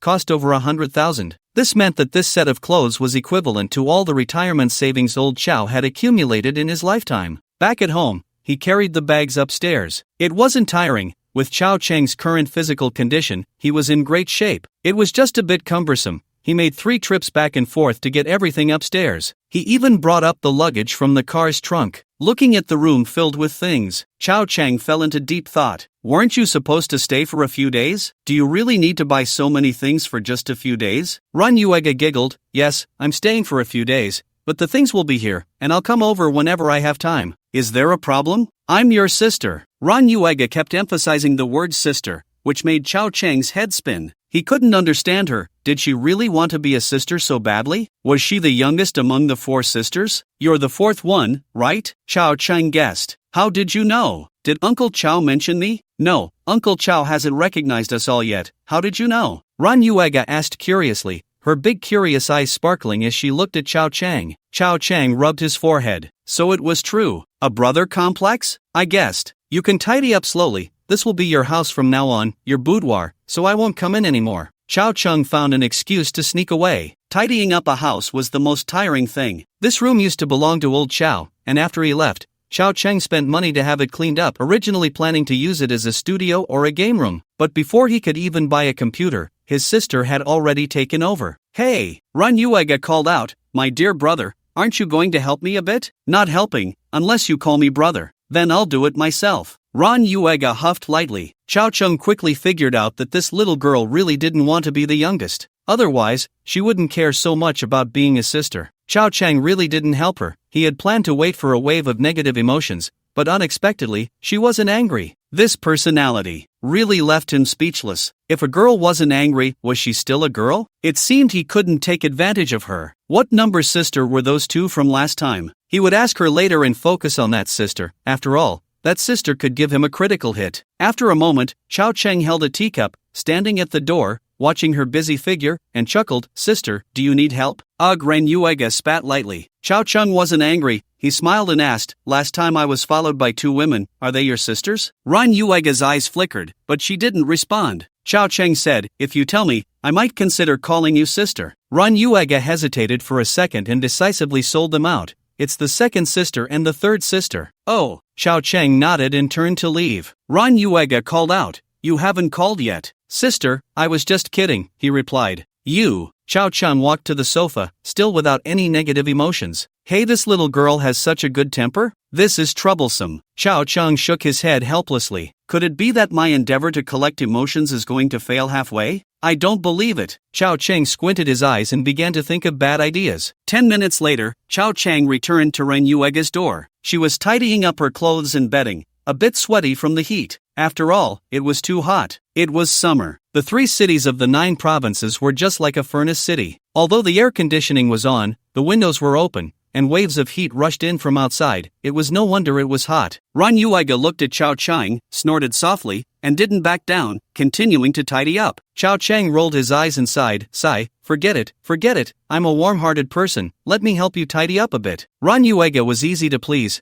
With just one sentence, she smiled brightly. You still owe me a sister. Alright, I'll call you that next time we meet. You have to give me some mental preparation, right? After all, it's our first meeting, Xiao Cheng said. Okay, then I'll wait for you. Ran Yuiga raised her eyebrows, looking quite charming. Xiao Cheng entered the room. Looking at the already laid bedding, he began to help her tidy up. A minute later, Ran Yuiga shouted, What are you doing? Hey, I finally laid it out nicely. You did that on purpose, right? Stinky brother, bad brother. I'm going to hit you. Ding negative emotion +1, ding negative emotion +1. Xiao Chang laughed heartily as she chased him out of the room. You still want me to help you tidy up? You must be dreaming. Am I the kind of person who enjoys helping others? TCH. Sure enough, the angrier a girl gets, the cuter she is. I almost turned into a Kuan brother. Knock knock knock. A few minutes later, Xiao Chang knocked on the door and asked, Do you need my help, sister? Get lost. Stinky brother. Ding negative emotion +1, ha ha ha. Xiao Chang laughed loudly and shouted at the door, If you need help, just say so, I'm right outside. No, I don't need it. Ding negative emotion +1, alright. It's good that I've broken through her defenses. Xiao Chang happily sat back on the sofa, leisurely sipping tea. Actually, he hadn't done much, he just flipped the bedding, which wasn't very destructive but could easily make someone angry. By the way, he was also checking if he could use this method to drive her away, because Chao Chang really didn't know what her intentions were. He didn't want to live with someone whose background he didn't know. What if he discovered some secret? The main thing was, our Chao Gongzi is so handsome, and he's just a pure boy. What if she had ulterior motives? After a while, Ran Yuiga came out of the room. She shot Chao Chang a glare and huffed, Stinky brother. Chao Chang chuckled and shook his head. Why was she holding a grudge? It's been over 20 minutes, and she's still angry? Ha! Women, your name is Petty. Ren Yuiga continued to busy herself, taking some newly bought sheets and duvet covers to the washing machine on the balcony. After fiddling with it for a while, she couldn't help but ask, Stinky brother, how do you use this washing machine? What are these rotating knobs? Chao Chang, heavy in his seat, didn't even get up. You can't be serious, you don't know how to use a washing machine? Sister has a maid at home, Alright, so you're just pretending to be cool, huh? Chao Chang helplessly got up to help him adjust it. Washing machines in this era are indeed not easy to use, and the words on the knobs have faded. After all, this washing machine is over 10 years old. It's still a semi-automatic one. After washing the clothes, you still have to take them out and put them in the spin dryer set aside. Chao Chang fiddled with it for a long time, and Rin Yuiga smartly learned how to use it. Chao Chang said, From now on, you can wash the clothes at home. Why should I? I'm the older sister. Just because you're the older sister, you have to take care of me. If you can't even take care of me, what kind of sister are you? How about I take care of you, and you call me brother? No way, stinky little brother. Sometimes, that's just how people are. If you make a girl angry, the relationship can actually become closer. If there's no closeness, it means she has no feelings for you at all. So what's the big deal about making her angry, right? 10 o'clock. After the shower, the scene of the beauty emerging from the bath captivated Chao Chang again. This girl is really bold. Even if they are siblings, it's still their first meeting. Do you know her character? Do you know her integrity? How can you be so reckless as to take a shower here? And after the shower, she's only wearing a nightgown? How convenient. Stinky little brother. Where's the hairdryer? Chao Chun found the hairdryer from the cabinet. Thanks, stinky little brother. Can you please drop the stinky? Can thank you and stinky be used together? You're just a stinky little brother. Who told you to mess up my bed? Poof. Run Yuiga huffed playfully and added, By the way, stinky little brother, can you go check if the stuff in the washing machine is done? If it's done, could you please help me spin it dry? Chao Chang pouted. She bought several sets of bed sheets and duvet covers. Besides one new set to use, the others need to be washed. They should be washed before use, but today there's nothing else at home for her to use, so she can only make do with the newly bought ones. Tomorrow, when the freshly washed sheets are dry, she can change them. One night won't make a difference. Soon, the sound of the washing machine spinning could be heard from the left balcony. On the right, the sound of the hairdryer was blowing. Strangely, the house felt a bit livelier. Chao Chung couldn't quite describe this feeling. It was definitely different from when he was at home with old Chao. Maybe it was because there was a woman in the house. For a moment, it felt like he was back in a dream, the kind of feeling he had after marrying at 34, when there was always a woman bustling about at home. After Rin Yuega finished hanging the second batch of clothes, she sat back on the sofa and wiped off some fragrant sweat. I'll wash the rest tomorrow. There's no more space to hang them on the balcony now. Right, there are some new clothes that need to be taken to the dry cleaner tomorrow. Stinky little brother, where's the nearest dry cleaner? Chao Chang put down his teacup.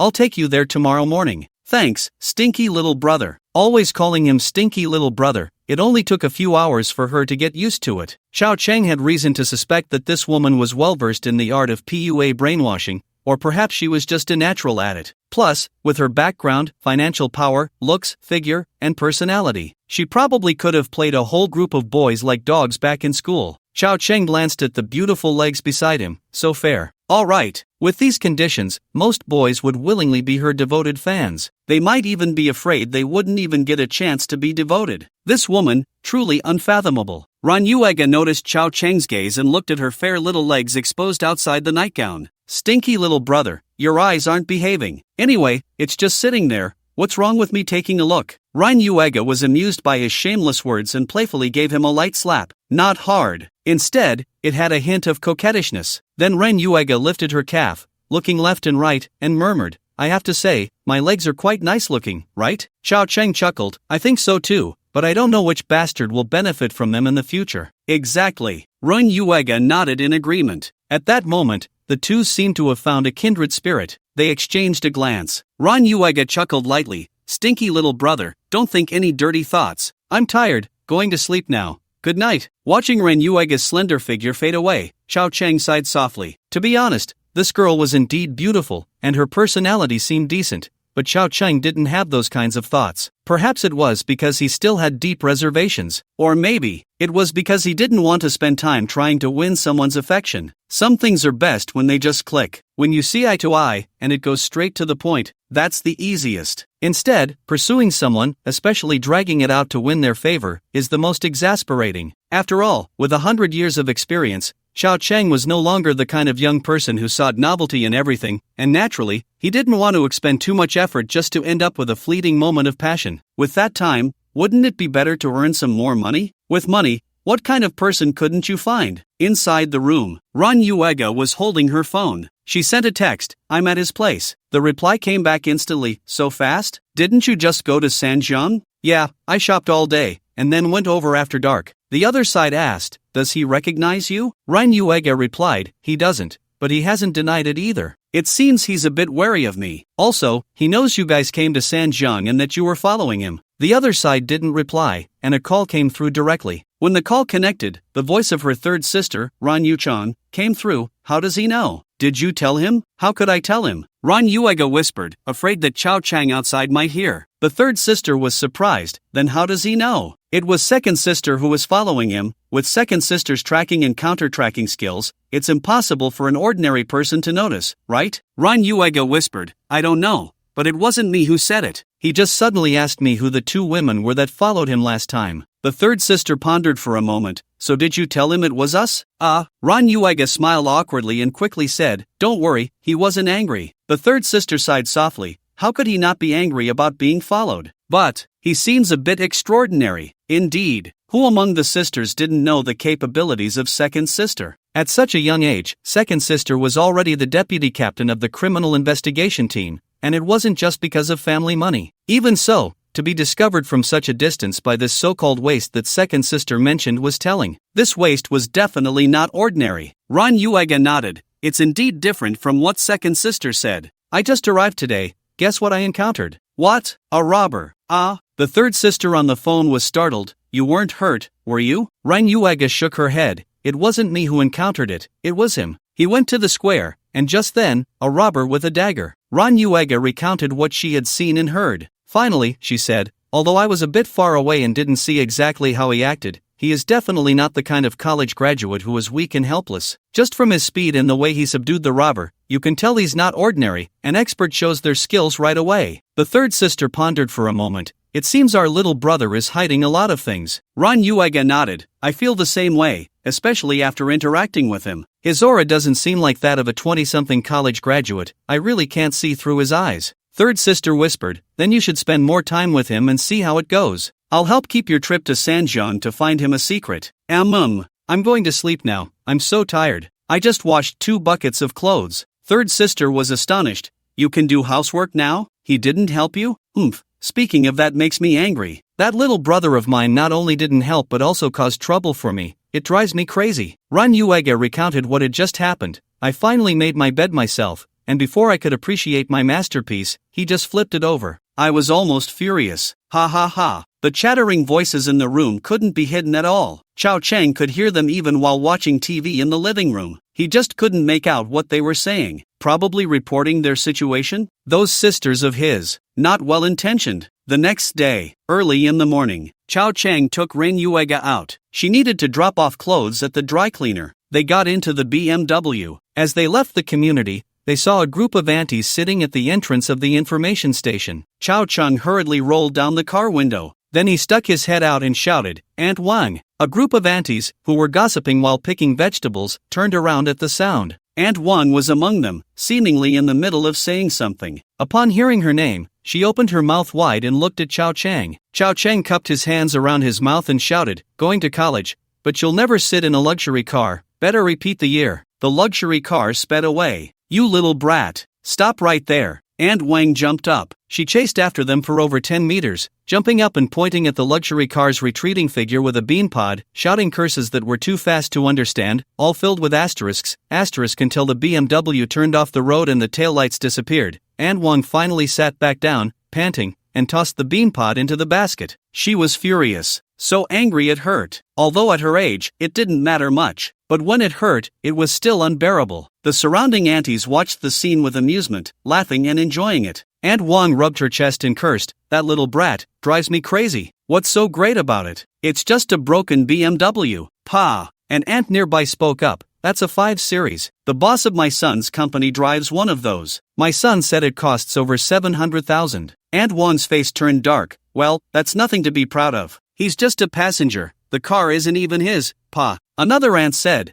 "But the woman driving seems quite pretty. Isn't she Xiao Chao's girlfriend? Pa, that little brat, why would he have a girlfriend? Which woman would be blind enough to like him, Pa?" Aunt Wan's face turned red. If she's not his girlfriend, why is she going out with him so early in the morning? And their license plate seems to be from Zhenghai, right? Zhenghai's wife is wealthy and has status. Pa, the Chao family, both of them, are no good, Pa. A group of aunties hid their vegetable baskets behind them, afraid that they would get splashed with water from Aunt Wang's rant and that the vegetables would lose their crispness. Chao Chang was constantly receiving negative vibes. In the blink of an eye, he was over 30, and occasionally he could gain a point. Today was a major breakthrough. It was a critical hit. Chao Chang clapped and laughed. Over 1,000 now. Over 1,000 now. He could do 10 consecutive draws. Thanks to Aunt Wang's whole family. Ran Yuega found it amusing. "Do you have a grudge against Aunt Wang?" "No grudge." "Any hatred?" "No hatred." "Then why did you provoke her?" "What's it to you? Just drive your car, turn left up ahead." "Stinky brother." Ran Yuega pouted. Soon they arrived at the dry cleaners, where Rin Yuega took the clothes she bought yesterday from the back seat, then paid for an expedited cleaning, planning to pick them up tomorrow. After sorting that out, she got back in the car. Ren Yuega asked, "Where to now?" "Home," Chao Chang replied. Ren Yuega instinctively asked, "Aren't you going to the square today?" Chao Chang smiled faintly. "Looks like you've been following me too?" I haven't. I heard it from my second sister, that you either play chess or cards every day." Ran Yuega instantly sold out the female tyrant at home. Chao Cheng pressed further, "Second sister? She has quite a temper, doesn't she?" "How do you know?" "Hey, case solved. The last time there was a violent outburst, it must have been this second sister. I'll remember that. Next time I get the chance, I'll grab her." "Second sister, huh? Good. I'll make you into a silly dog. Let's go home." Oh, today, Chao Cheng had no plans to go to the square or play cards. With an outsider at home, he had no interest in playing. They headed back. Entering the community, Chao Cheng rolled down the car window. Aunt Wang, the group of aunties. Ran Yuega. Aunt Wang felt her hair stand on end. This little brat, why is he back again? Looking up, she saw Chao Cheng cupping his hands around his mouth. "You must go back to school, a junior college. The most profitable job in the future is stand-up comedy." Although she didn't know what stand-up comedy was, it certainly didn't sound serious. Aunt Wang, holding green beans, jumped up and cursed. "What's it to you? I'm doing this for your own good." his voice gradually faded away. Aunt Wang spat angrily. "What's it to you?" After saying that, Aunt Wang turned around, grabbed her vegetable basket, and went home. Who the hell knows if this little brat will come out again to shout. What bad luck! I don't want to see him today. Not long after, shouts came from Aunt Wang's house. How could he mess up the college entrance exam like this and still play on the computer? How much did the computer cost when it was bought? Wasn't it supposed to be for studying? Now he's playing shooting games? What shooting? Turn it off, study, go study. After the college entrance exam, you don't have to study anymore? Haven't you heard of learning as long as you live? Go study. Right now, don't make me hit you. And dating, huh? Did you dare to date before the college entrance exam? I'll beat you to death. Aunt Wang's youngest son shouted, "I'm not dating." The atmosphere at Aunt Wang's house was a perfect display of maternal love and filial piety, envied by the neighbors. At noon, Chao Chang looked at Ren Yuega. "Can you cook?" Ren Yuega shook her head. "I can't, can you?" Chao Chang shook his head. "Who cooks if they're a decent person?" The two fell silent for a second. Chao Chang said, "You go to a 5-star hotel, order a few big dishes, and have them delivered." Ren Yuega was dumbfounded. Chao Chang said matter-of-factly, "Aren't you the older sister? Shouldn't the older sister take care of her younger brother's meals and daily life? I want food from a 5-star hotel. I can't get used to anything else. I'm naturally delicate." Ren Yuega was both amused and angry, but she knew this little brat was doing it on purpose. He was deliberately trying to annoy her. Although she didn't quite understand why this little brat seemed to have some grievances against her, logically speaking, even if the second sister followed him, she hadn't done anything bad, so he shouldn't take it out on her. Besides, it had been a while since she was angry. The second sister following him was a month ago. However, Ren Yuega keenly sensed that this little brat didn't like any of his older sisters and even didn't want her living at home. Her intuition was sharp. Ren Yuega felt a bit frustrated. In the past, whether at school or at big gatherings, those boys would have loved to chat with her a bit more. Even a single sentence would make them all excited. As a result, this annoying little brother still complains? Fine, if it's a 5-star, then it's a 5-star. Sister will treat you, Chao Chang said lightly, "Don't feel wronged. I'm giving you a chance to please me. Most people don't even get that chance." Ren Yuega huffed and went straight to her room, calling her third sister Ren Yuchang to check on the 5-star chains in Sanjiang, directly asking for a phone number to order food, to get takeout. In this day and age, there were no takeout apps like in later years, but the industry had long existed. It could be traced back to the Han Dynasty, flourishing in the Song Dynasty. As for now, in cities like Pengcheng and Yangchang, many small shops would specifically hire a delivery guy to take phone orders and deliver food. So, there's nothing new under the sun. It all depends on whether you can seize the opportunity. Chao Chang was planning to invest in this industry in the future. Plus, he was studying computer science, and in his dreams over the centuries, his programming skills were far superior to what they were now. As for cooking, Chao Chang could certainly do it, and his skills were not low. Whether it was because his father was unreliable and he had been independent since childhood, or from his dreams over the centuries, he always had some signature dishes. He just didn't feel like cooking. Drawing treasure chests. While waiting to order, Chao Chang locked the door to his room and began to draw treasure chests. This was the reason why Chao Chang was reluctant to have outsiders in his home. If it weren't for this fourth sister Ren Yuega, he would have been burning incense and bathing, then lighting 3 cigarettes, fully embracing the ritual. Instead, he was now hiding away to draw prizes, like a thief. The 10 consecutive draws began. In the void, countless treasure chests spun, their colors changing in various ways: iron, copper, silver, gold. Occasionally, a dazzling diamond chest flashed by, disappearing in an instant, too quick for the naked eye to catch, showing just how rare the diamond chest was. Ding! Congratulations, host, you have drawn a refined iron chest, gaining +1 strength. Congratulations, host, you have drawn a refined iron chest, gaining +1 agility. Congratulations, host, you have drawn a refined iron chest, gaining +1 constitution. Congratulations, host, you have drawn a refined iron chest, gaining +1 strength. Congratulations, host, you have drawn a refined iron chest, gaining +1 strength. Congratulations, refined iron. Hashtag, Chao Chang's veins throbbed. Besides the pain from the strength bonuses, what hurt more was his heart. What is this? Although these attributes were very useful to Chao Chang, allowing him to use his fighting skills more perfectly and greatly increasing his personal strength, it was still too damn disappointing. After a month of hard work saving up emotional points, this is what he gets? This month had been really tough. Don't be fooled by the amount collected now. At the beginning, he only had 10 emotional points a day, at most 16. Do you know how many people I offended this month? Can't the system show a little mercy? Congratulations, host, you have drawn a silver chest, gaining mastery in the 8 major cuisines, great accomplishment. Congratulations, host, you have drawn a silver chest, gaining 1 pound of fragrant tea. Congratulations, host, you have drawn a refined iron chest, gaining +1 agility. Ding, congratulations, host, you have drawn a gold chest, gaining piano skills, master. Phew, thank goodness. In the end, he got 1 gold and 2 silvers. Chao Chang breathed a sigh of relief. Finally, his efforts over the past month were not in vain. Those people were not offended for nothing. Thanks to Aunt Wang. Although the piano skills might not be of much use, at least it was a master skill that could be used to show off. Who knows when he might blind someone with it? After all, having more skills doesn't hurt. As for the great accomplishment level cooking skills, let's ignore that for now. Chao Chang didn't like cooking. It's really bad for the skin, okay? Additionally, the best thing from this round of 10 draws was probably the fragrant tea. The description said it was a medium-grade immortal tea from a certain cultivation realm, which could help cultivators focus and calm their minds while comprehending the profound path. It was for the purpose of enlightenment. If an ordinary person drinks it, the effect would be even more wonderful. It removes bodily ailments and increases lifespan. Most importantly, the appearance of this immortal tea means that in the future,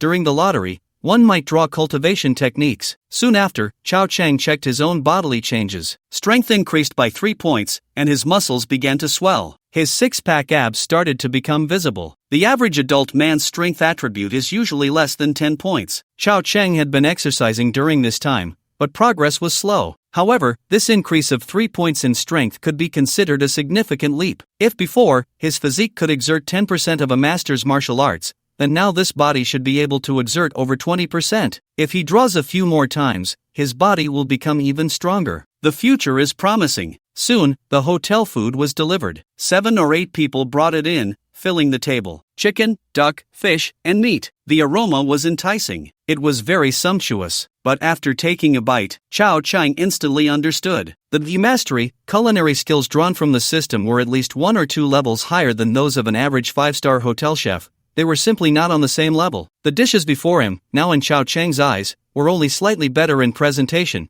but the taste was quite ordinary. The mastery of the 8 major cuisines had enhanced Chao Chang's sense of taste, allowing him to clearly discern all the ingredients contained within. He could tell how many flaws there were with just one taste. What's wrong? Not to your liking? Yuhua noticed Chao Chang's expression and instinctively asked. She took a bite herself and then nodded. I think it's fine. Chao Chang twitched the corner of his mouth. You haven't eaten anything good? Yuhua asked. Have you? Chao Chang shook his head. He couldn't say he had eaten well. He also couldn't say he could cook. Otherwise, she would definitely make him cook. That would be too tiring. If he really started cooking, all he would get would be her praise and that pitiful positive emotion. Forget it, he might as well eat reluctantly. After all, it wasn't too bad. Yuhua had a small appetite. She ate elegantly. After a few bites, she put down her chopsticks. I'm full, you eat slowly, stinky little brother. Chao Chang pointed at the 7 or 8 dishes on the table, surprised. You only had a couple of bites. Are you feeding the birds? He noticed she wasn't even fat. Did she need to lose weight? Yuhua shook her head. I don't have a big appetite. You eat more. No, can I finish all this? You know your own appetite isn't great, yet you ordered so much? I was afraid you wouldn't have enough to eat, stinky little brother. You really take good intentions for granted. So should I thank you then? No need to thank me. After all, I'm your sister. Hey, can't you tell good from bad? Chao Chang glanced at the dishes on the table, feeling a bit overwhelmed. Anyway, the 5-star dishes are what you wanted, no leftovers, okay, stinky little brother? Yuhua giggled. By the way, are you going out this afternoon? Do you have something to do this afternoon? Chao Chang replied irritably. I'm not going out, I have nothing to do. If you have nothing to do, that's perfect. You can accompany me out this afternoon. Yuhua giggled. I'll go out first to buy some gifts. I'm going to see the teacher this afternoon. Stinky little brother, you stay at home and be good. After eating, clear the table and wash the dishes. Bang! With the door closing, Chao Chang looked at the table full of dishes inside. Although each dish wasn't very large, there were too many varieties, especially with a few large dishes. It wasn't that Chao Chang couldn't finish it. His appetite wasn't small to begin with, and with the recent increase in his strength and physique limits, he was extremely hungry just a moment ago,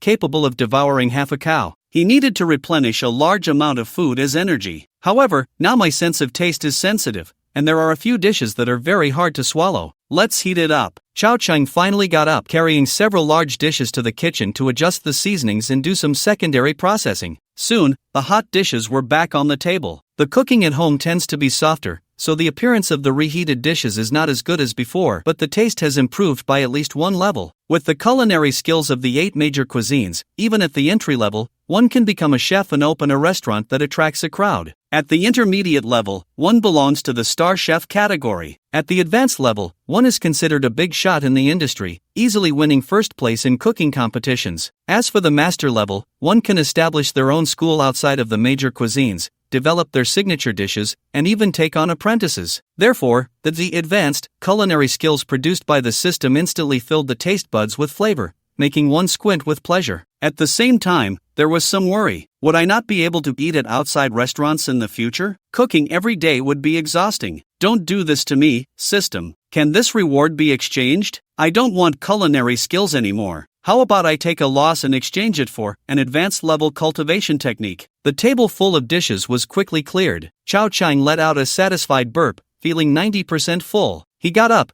picked up his thermos, which had fallen yesterday, its exterior dented but still usable inside. He took out some Ningxiang tea. He pinched a few grams and tossed them into the cup. Even before steeping, the aroma of the tea leaves was already refreshing. Good tea. He boiled a pot of water and brewed the tea leaves. With the rising steam, a rich fragrance wafted through the air. The tea water presented a deep purple color, exceptionally noble and enchanting. Brewing it in a stainless steel thermos was clearly not ideal. With better tea utensils, one could enjoy the drink while appreciating its beauty. Slurp, wow, the taste is so hot. But aside from the heat, a feeling that this tea could only exist in heaven emerged, the flavor and sensation striking the soul. The previous dishes were a bit greasy, but with this small sip, the greasiness was instantly cleared away, even making him feel a bit like he needed to relieve himself. Slurp. Before long, putting down the teacup, young Master Chow dashed into the bathroom. Just like the cleansing pills in novels, after drinking, it began to clear the intestines and impurities from the body. Truly, it is celestial tea. It has supreme benefits even for mortals. 1 pound. That should be enough to drink, at least until the next time it's drawn out. After clearing his intestines and accelerating the absorption of today's nutrients,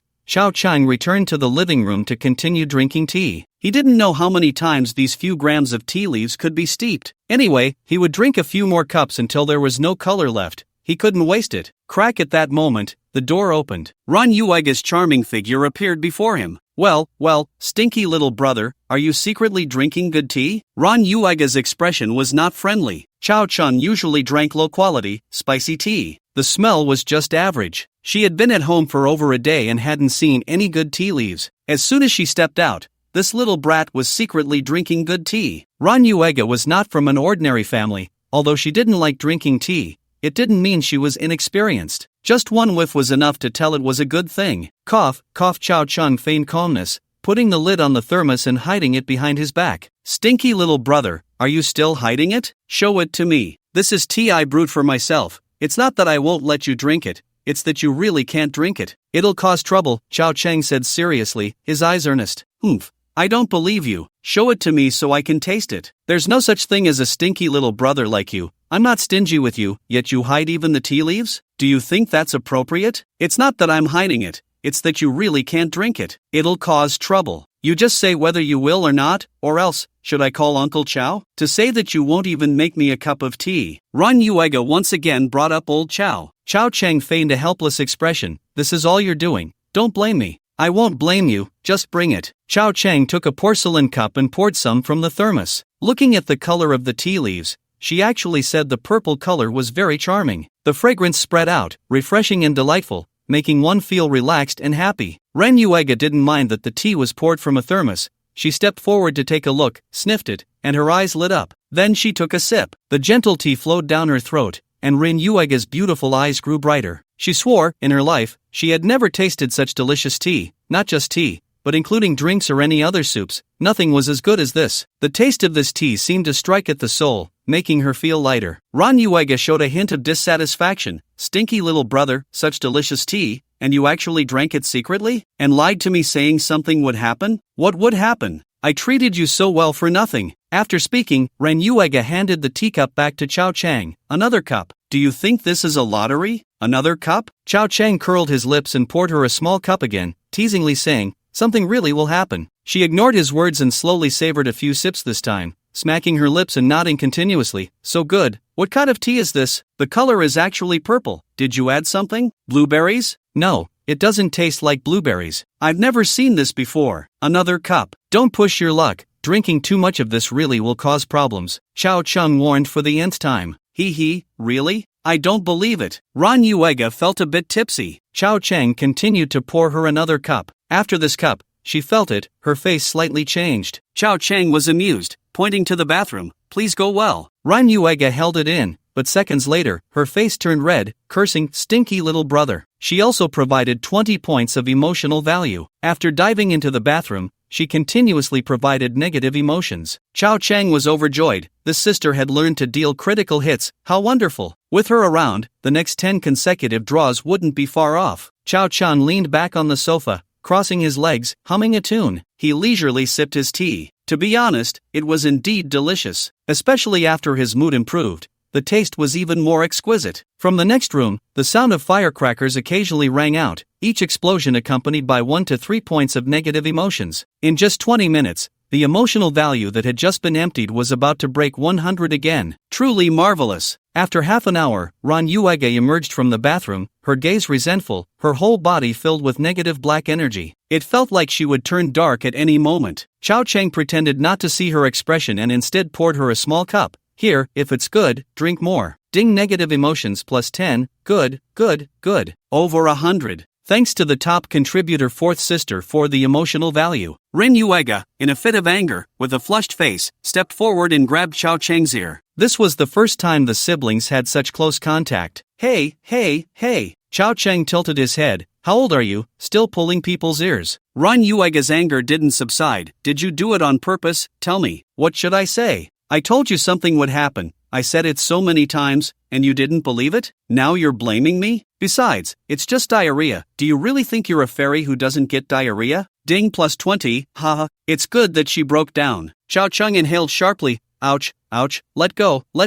Although my muscles have tightened a bit, there are no muscles in my ears, just bones, and the pulling sensation is quite painful. Ran Yuega bit her silver teeth, gritting her teeth and glaring. Stinky little brother, you did this on purpose. Chao Chang indeed did it on purpose, playing the 36 stratagems, but he couldn't admit it. Chao Chang explained, even though it causes diarrhea, the tea is good tea. It helps promote your metabolism. Can't you feel it yourself? Drinking too much of this tea can strengthen your body and prolong your life. I only have a few grams. Ordinary people can't taste it. Don't be ungrateful, little sister. Let go quickly, or you won't have any to drink in the future. The changes in her body were something Ren Yuega could clearly feel. It was just too embarrassing. After all, she was the eldest daughter, not an old sister-in-law. It's normal to be a bit shy. So, as she spoke, her eyes turned red. Chao Chang thought to himself, oh no, this time I have to provide a lot of negative emotions. Ha. Sure enough, she started racking up points again. Ran Yuega sat to the side, her eyes red. Chao Chang waited for her emotional value to stop fluctuating before pouring her another cup and began to comfort her. All right, stop crying, have a cup of tea. I won't drink it. You want to harm me? I've never seen someone as bad as you. Ran Yuega shouted with red eyes. Chao Chang chuckled, don't worry, it's just a one-time detox, drinking again will be fine. Look at me, I haven't even gone to the bathroom. Really? Of course, if you don't believe me, I'll drink first. Chao Chang took the thermos and gulped down several mouthfuls. Ran Yuega sniffed, annoyed, I've never seen someone as bad as you. Usually, in front of her, which man didn't maintain a graceful demeanor? Not to mention pranking her, even swearing in front of her was unheard of. Chao Chang shrugged, still the same thing. You can't blame me for this. I've told you many times that this is what I drink. If others drink it, something will happen. Luckily, you're at home. If it were outside, the consequences. TSK. Slap. Ran Yuega raised her hand and gave Chao Chang a light hit. It didn't hurt, but it was heavier than before when she was just playfully pouting, indicating she was still angry. And rightly so. The negative emotions had reached 150. It would be strange if she wasn't angry. Is it really just a one-time detox? Ran Yuega looked at the teacup, indecisive. Although her rational mind told her, Ran Yuega, don't drink anymore, you should teach this disobedient little brother a lesson. But deep down, she couldn't help but want to drink. It was really delicious. Drink with peace of mind. I've been drinking for so long without any issues. What are you afraid of? And when have I ever lied to you? Chao Chang said sincerely. Ran Yuega, half convinced, picked up the teacup and took a sip. It was still so delicious. Chao Chang handed over the thermos. Come on, cheers. I won't toast with you, stinky little brother. Ran Yuega rolled her eyes, turned her head, and finished the purple tea in the cup in 2 gulps, the refreshing sensation making her squint slightly. Good tea. One sip into the soul, even the negative emotions faded a bit. Suddenly, Chao Cheng's expression changed, and he stood up. Oh no, my stomach hurts. I need to go to the bathroom first. Don't come in, you should go out and figure it out yourself. Ran Yuega's face changed dramatically. Instantly, 20 points of negative emotion surged up. She couldn't even imagine how mortifying it would be for her to have to go out and solve it. Chao Chang. Ran Yuega called his name directly. She was anxious. She was really anxious. Her mind kept popping up +1 +1 +1 +1. Chao Cheng slowly sat back down on the sofa, looking relaxed. Just kidding, look how scared you are. I really won't have to go again. Drink with peace of mind. Ran Yuega's breathing became a bit hurried. Although she knew Chao Cheng was deliberately teasing her, she was even angrier. The negative emotions soared again. Why are you so bad? Ran Yuega stretched out her hand once again and twisted Chao Cheng's ear. This time, the wool was really being pulled. It was already 200. This was only after a little more than half an hour. Chao Cheng suddenly thought, shouldn't he leave Sanjiang City and go to Zhanghai instead? To Aunt Hu's house. There were 4 older sisters over there. Just this layer of sibling relationship could provide a lot of negative emotions,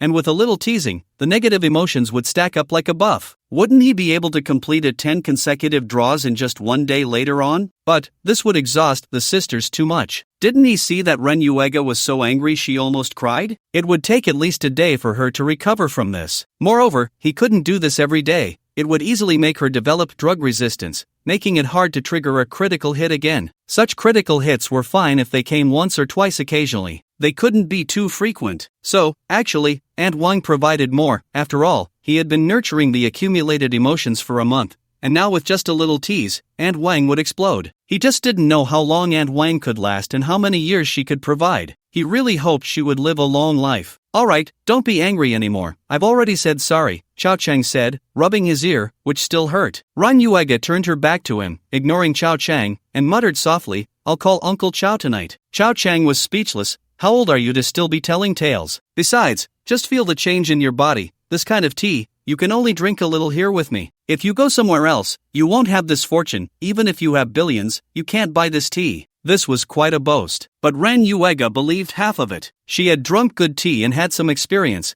able to feel that this tea was even better than the legendary Mother Tree de Hongpao. She had drunk the Mother Tree tea before. A few years ago, her mom brought some as a gift for someone, and her sisters had all tasted it. However, compared to this purple tea, the Mother Tree tea was just a small fry. So this horizontal comparison made it clear that this purple tea was definitely a priceless treasure. She just didn't know where this annoying little brother got it from. Sure enough, this annoying little brother was not simple. He had his own secrets. Ran Yuega turned around and looked at Chao Cheng with a hint of melancholy. Are you really apologizing to me? Yes, Chao Cheng nodded. He had to appease her. Only when her emotions calmed down could he better trigger a critical hit. The spring must be pressed down to jump higher. Then give me some of this tea. I don't need much, just half a pound, Ran Yuega said. You should just stay angry for a while. Chao Cheng turned and walked away. Seeing this, Ran Yuega hurriedly said, annoying little brother, just give me a little. 3 taels. 2 taels. 1 tael is fine too. Chao Cheng turned around. 10 grams. 10 grams? That's too little, right? Ran Yuega frowned. Chao Cheng replied, I have less than 30 grams on me, and I want a tael too. Besides, this tea is very light. 10 grams can be brewed several times. Fine, 10 grams it is.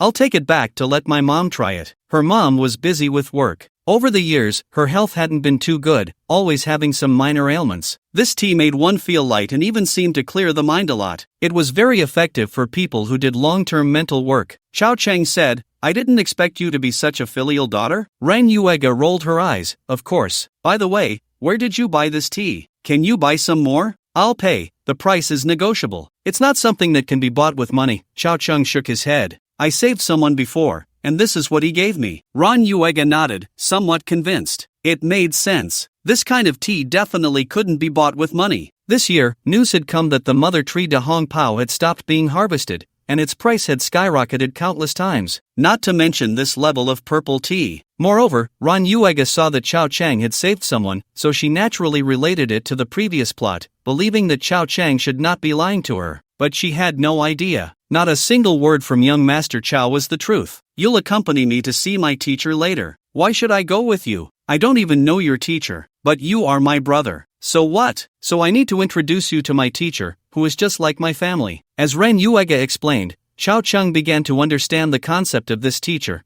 which was different from the kind of teacher he had in mind. It wasn't just a school teacher. It was someone he had been apprenticed to since childhood, for 20 years. The old lady had once been the dean of the music academy in the capital, a master of instrumental performance. Now that she was retired, she still held a position as a re-employed professor and occasionally went to the capital to teach at various music academies. But she usually stayed in Sanjiang City. This was the old lady's hometown. Of course, Chao Cheng didn't care much about this teacher. He was more concerned about whether Aunt Wang would be at the entrance of the community when he went out. That was the key. Unfortunately, it was too hot when he went out, the sun hadn't set, and the community's information team wasn't on duty. The information team only worked in the morning and evening. It was only 2 in the afternoon, the hottest time. Not seeing Aunt Wang, Chao Cheng was extremely disappointed. Unconsciously, he turned his gaze back to Sister For's teacher. Sitting in the passenger seat, Chao Cheng looked very interested. So you mean, your teacher is quite famous in the industry? Of course, Ran Yuega said while driving. Stinky brother, you wouldn't understand since you're not in the circle. My teacher has a high status, great qualifications,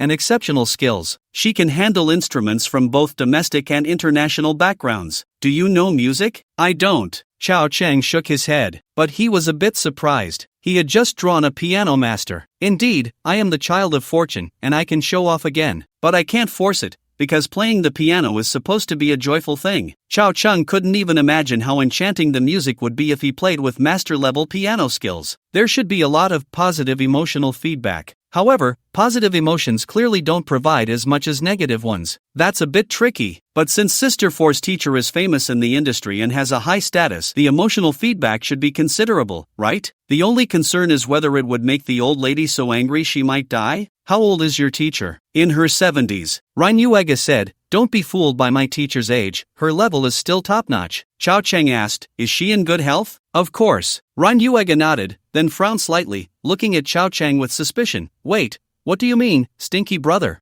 I mean nothing, just a simple concern for the elderly. After all, she is your teacher, and she counts as my half-teacher too. What's wrong with showing some concern? Chao Cheng still wore a sincere expression, but Ren Yuega began to be on guard. This stinky brother is up to something, especially with that innocent, pure, and naive look. He must be plotting something bad. Ran Yuega was very perceptive. At home, she might be a bit scheming, but since coming to Sanjiang these past few days, she had suffered quite a bit at Chao Cheng's hands. While they were talking, the car drove into an old community. It was also a unit community. The old lady lived in the family's old house, a 2-story building with a yard, where a grape trellis was set up with clusters of grapes hanging, almost ripe. Under the grape trellis, there were various old-style large water tanks, some containing fish. The yard was planted with small vegetables, and the fragrance of green onions filled the air. Everything seemed so peaceful and beautiful. It is clear that this old lady is someone who enjoys peace and quiet. Chao Cheng observed his surroundings and thought, now that I'm here, it won't be quiet anymore, right? The two of them were carrying quite a few items. Some were brought by Rin Yuega from Zhonghai, while others were just bought, all nutritional products and various high-end Chinese medicinal herbs. Teacher, I've come to see you. The courtyard door was not closed,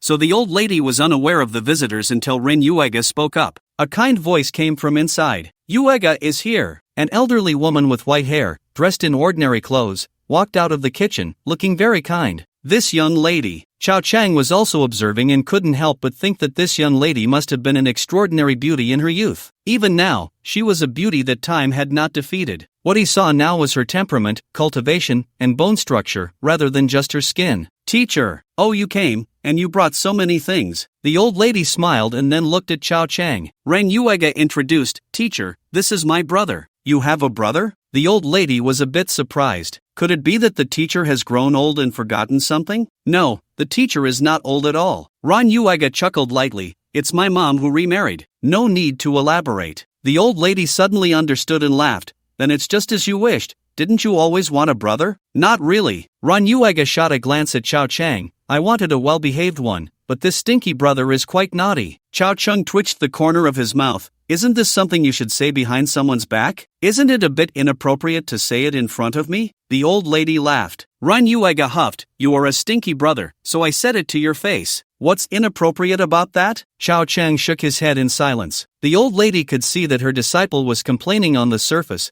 but in reality, their relationship was quite good, otherwise, it wouldn't be like this. The young man looks very spirited. Thank you, teacher. My name is Chao Chang. The old lady smiled. Sit down, don't be polite. Just treat it like your own home. As she spoke, the old lady looked at Ren Yuega. Knowing you were coming today, I specially prepared some dishes. We'll have dinner at home tonight. Okay, teacher. Ren Yuega was not being polite either. At that moment, footsteps could be heard coming from upstairs. Sister Yuega. Looking up, a girl in a white long dress, wearing slippers, came running down in small steps. Lingling is home too. Ren Yuega looked pleasantly surprised. Lingling spoke. I heard Grandma say you were coming today, so I didn't go out, hee. The two of them began to chat excitedly. At this moment, Chao Chang felt like an outsider. He should have known better than to come. However, since he was here. Wait, that's not how it should be said. The child of destiny should say, since I'm here, I might as well settle in? He thought about how to earn some emotional value,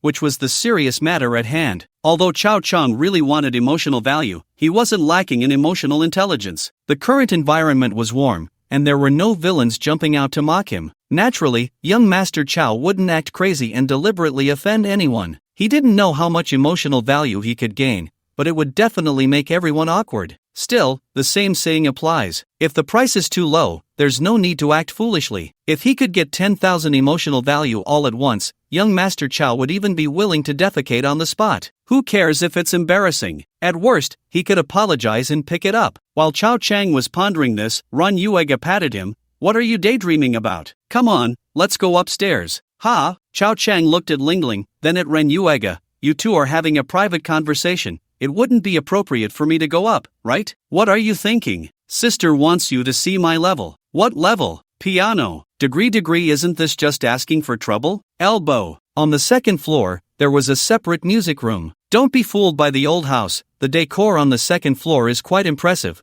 with a soundproof music room and some professional recording equipment. The space is large. In the center sits a top-brand piano. Everyone, step aside. I'm about to show off. But before Chao Chang could step forward to show off, Ran Yuega took the lead and sat down at the piano. Did she really want Chao Chang to see her skills? Ran Yuega raised an eyebrow at Chao Chang. Listen closely, stinky little brother. Chao Chang chuckled. Such a trivial skill, daring to show off in front of the master. Soon, you'll know what true greatness is, and what the true art of music is. To be fair, Ran Yuega was a bit unlucky. This room had at least dozens of Western and Chinese instruments, from the grand piano to the soon. If Ren Yuega picked any other instrument, Chao Chang would have let it slide, quietly watching her show off without a word. But the piano? Sorry, I'm a master here. Soon, a cheerful rhythm flowed out with the delicate movements of Ren Yuega's fingers. Not to mention the lingering sound, nor the emotional resonance. But at least it was at a professional level. Who would have thought? This girl was a hall-level performer. Chao Chang had never taken any exams,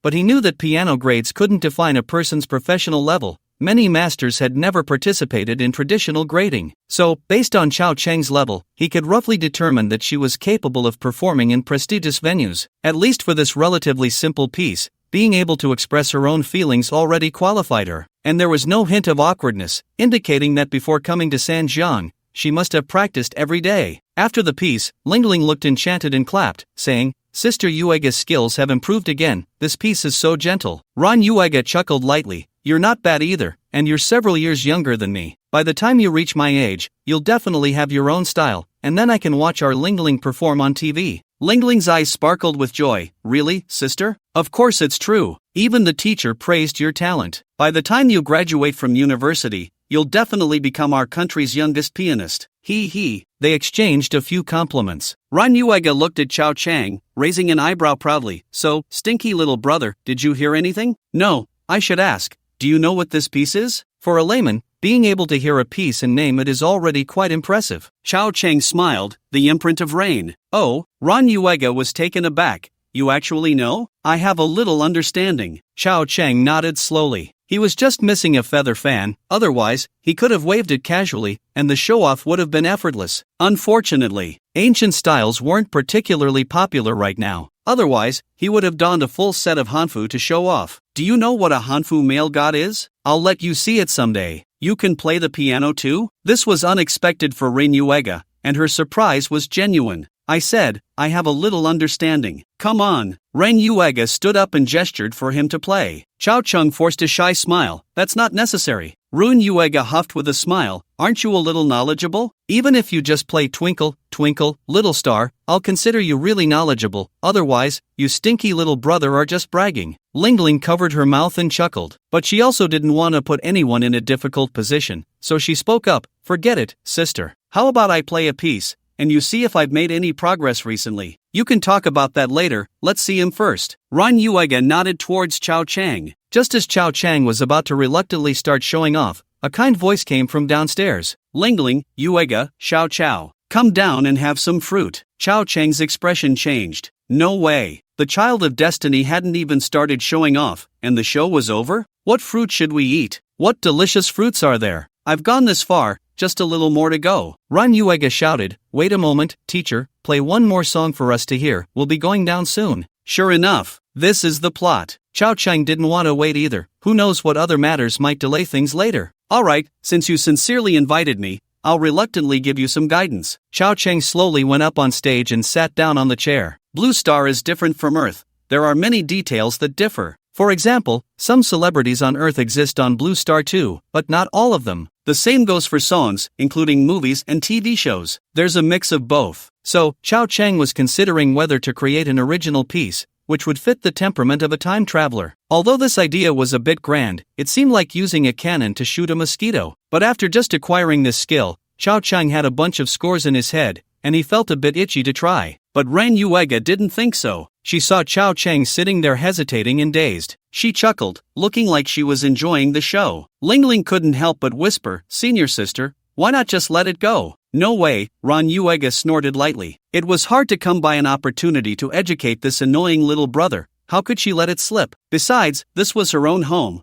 What was there to be embarrassed about? Moreover, this annoying little brother had brought himself to the gunpoint. If he hadn't pretended to know a little and boasted about guiding her, Yuhua wouldn't have really forced him to play the piano. This was entirely Chao Chang's doing. How could she not seize the chance? She still remembered the incident with the tea leaves earlier. Seeing that Chao Chang hadn't moved for a while, Yuhua smiled and stepped forward to tap a piano key. Do-re-mi, don't you know where the notes are? Let me teach you. This is do, this is la, this is si, got it? A little knowledge, annoying little brother, Yuhua teased. Ling almost burst out laughing. She knew her senior sister could be quite scheming at times, but she didn't expect her to be so good at teasing others. Chao Chang shot her an annoyed glance. Do you think I'm an idiot? Oh, aren't you? Yuhua exclaimed. Hey, Chao Chang couldn't help but laugh. Alright. I didn't want to show off so much, but you pushed me, little girl. Let me show you what the power from Earth looks like. A dazzling display of skills. Bang, as the first sound of the keyboard rang out.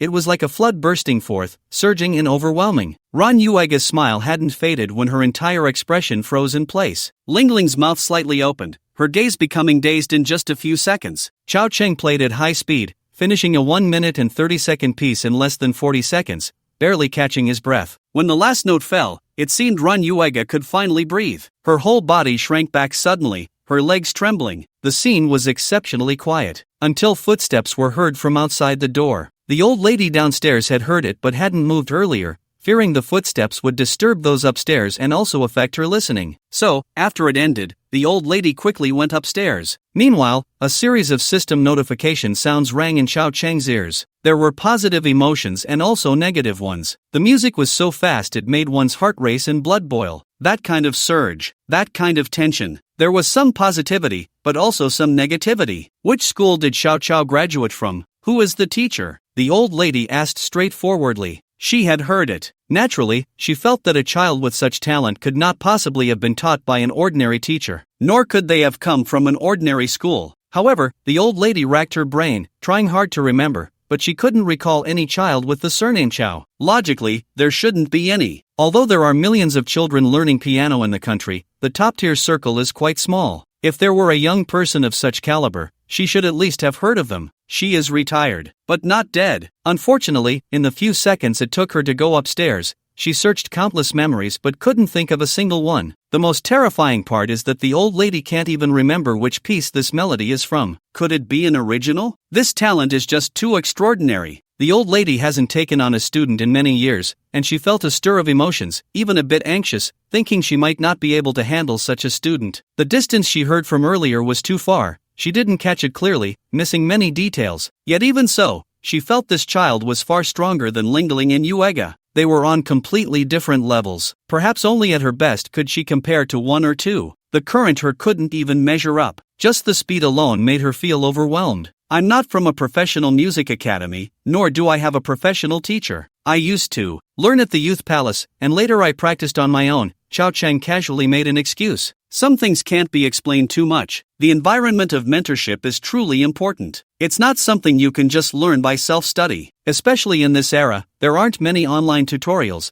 unlike in the coming decades when many masters began offering online courses. Those are genuine masters. Today's masters are all hidden away.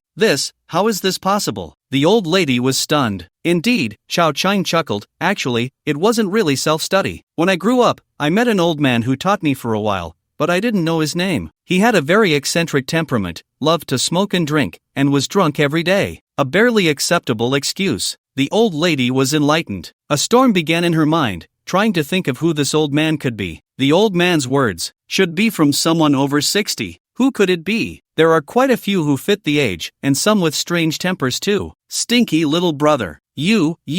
Ran Yuega seemed to finally come to her senses at this moment. You actually are this amazing? Keep it low-key. Xiao Cheng pressed his hand down. Various emotions would bubble up every few seconds. The old lady spoke. Can you play it again?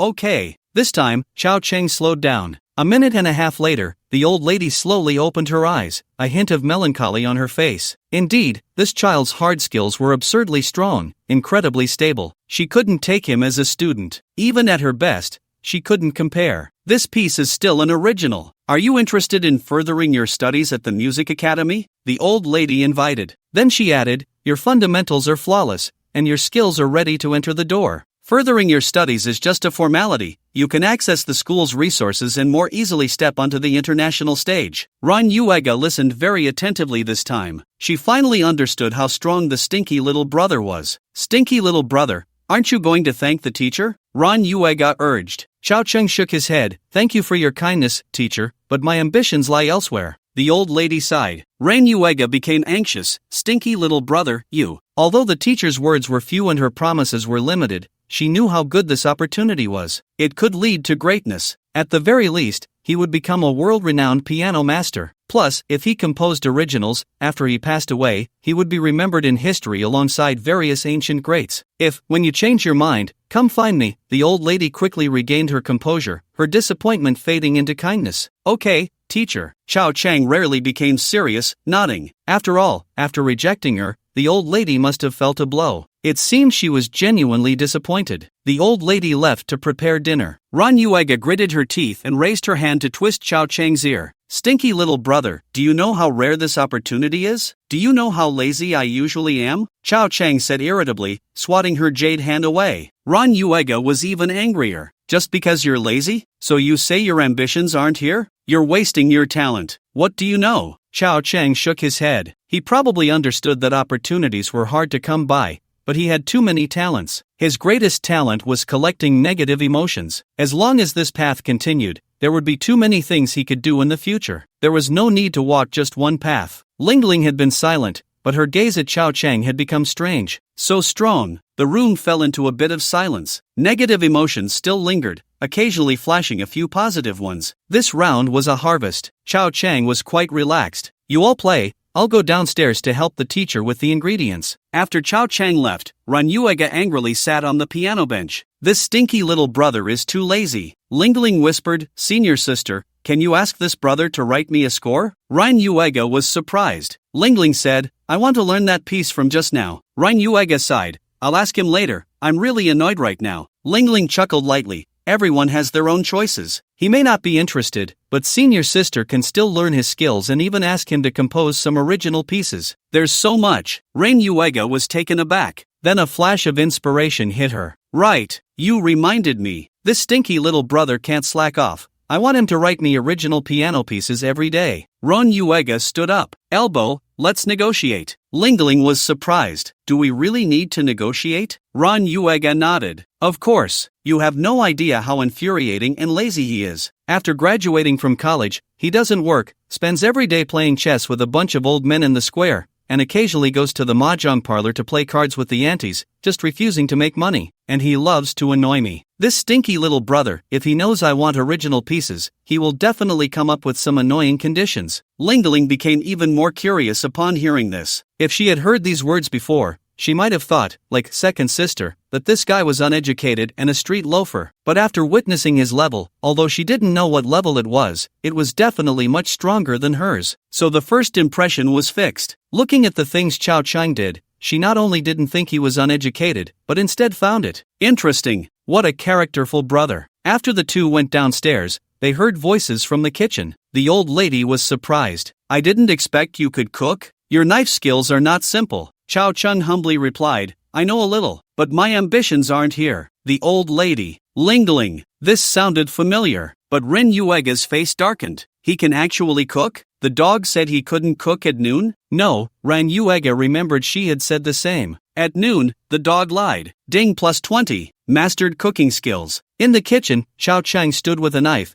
his presence steady and restrained like a mountain. The knife light streaked like a meteor, sharp as if breaking through the void, and one could see the shredded potatoes whizzing into pieces. Then, swish, swish, swish, like a dragon emerging from the sea. Each cut struck precisely, leaving the potatoes defenseless. The knife's momentum was impenetrable, every strike hitting its mark. Wow! Suddenly, Chao Chang let out a strange cry. His ear was suddenly caught by delicate fingers in a two-fingers end hold, the force so great and the angle so tricky that Chao Chang grimaced. Ran Yuega twisted Chao Chang's ear, angrily saying, Stinky little brother, didn't you say you couldn't cook? Chao Chang grinned and didn't refute, instead offering an apologetic smile to the old lady. I'm sorry, teacher, my sister is reckless, making you laugh. The old lady chuckled and shook her head. This pair of siblings really matched well. She had always thought that Ran Yuega was overly lively, being the youngest girl in the family, and everyone tended to spoil her to some extent. Now it seemed that finally, there was someone younger who could keep her in check. Dare to call me reckless? You little brat,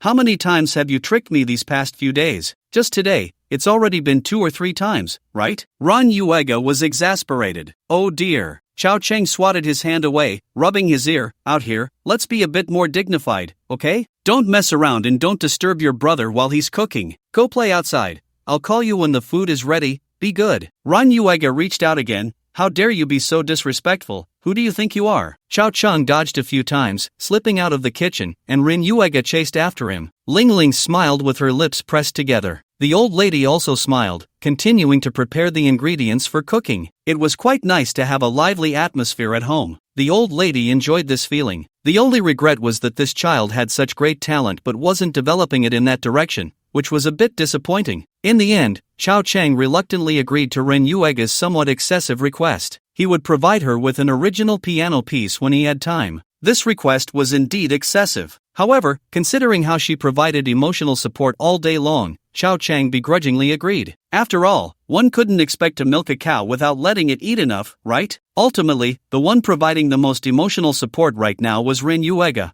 while Aunt Wang had fallen to second place. It was clear that Ren Yuega was definitely the big taxpayer. After all, how long had it been since he met Ren Yuega? Just a few days? And Aunt Wang had been around for over a month. So, it was necessary to take good care of the top sister and occasionally make her happy. On the contrary, these original music pieces were of little use to Chao Chang aside from showing off. Giving them to Ren Yuega could earn him quite a bit in copyright fees. Chao Chang would never lose. In the following time, Chao Chang didn't help the old lady with cooking but instead went to the second floor to pull out the sheet music from earlier and handed it to Ren Yuega and Ling Ling. It couldn't be used commercially, but they could play it freely. Chao Chang was also old and wise. How could he not notice the occasional admiration flashing in Ling Ling's beautiful eyes? That felt nice. After all, Being admired by a pretty little girl was something anyone would secretly enjoy. Once he finished the sheet music, Chao Cheng guided them in practicing the piece. Naturally, he wouldn't be idle either, occasionally teasing Rin Yuega,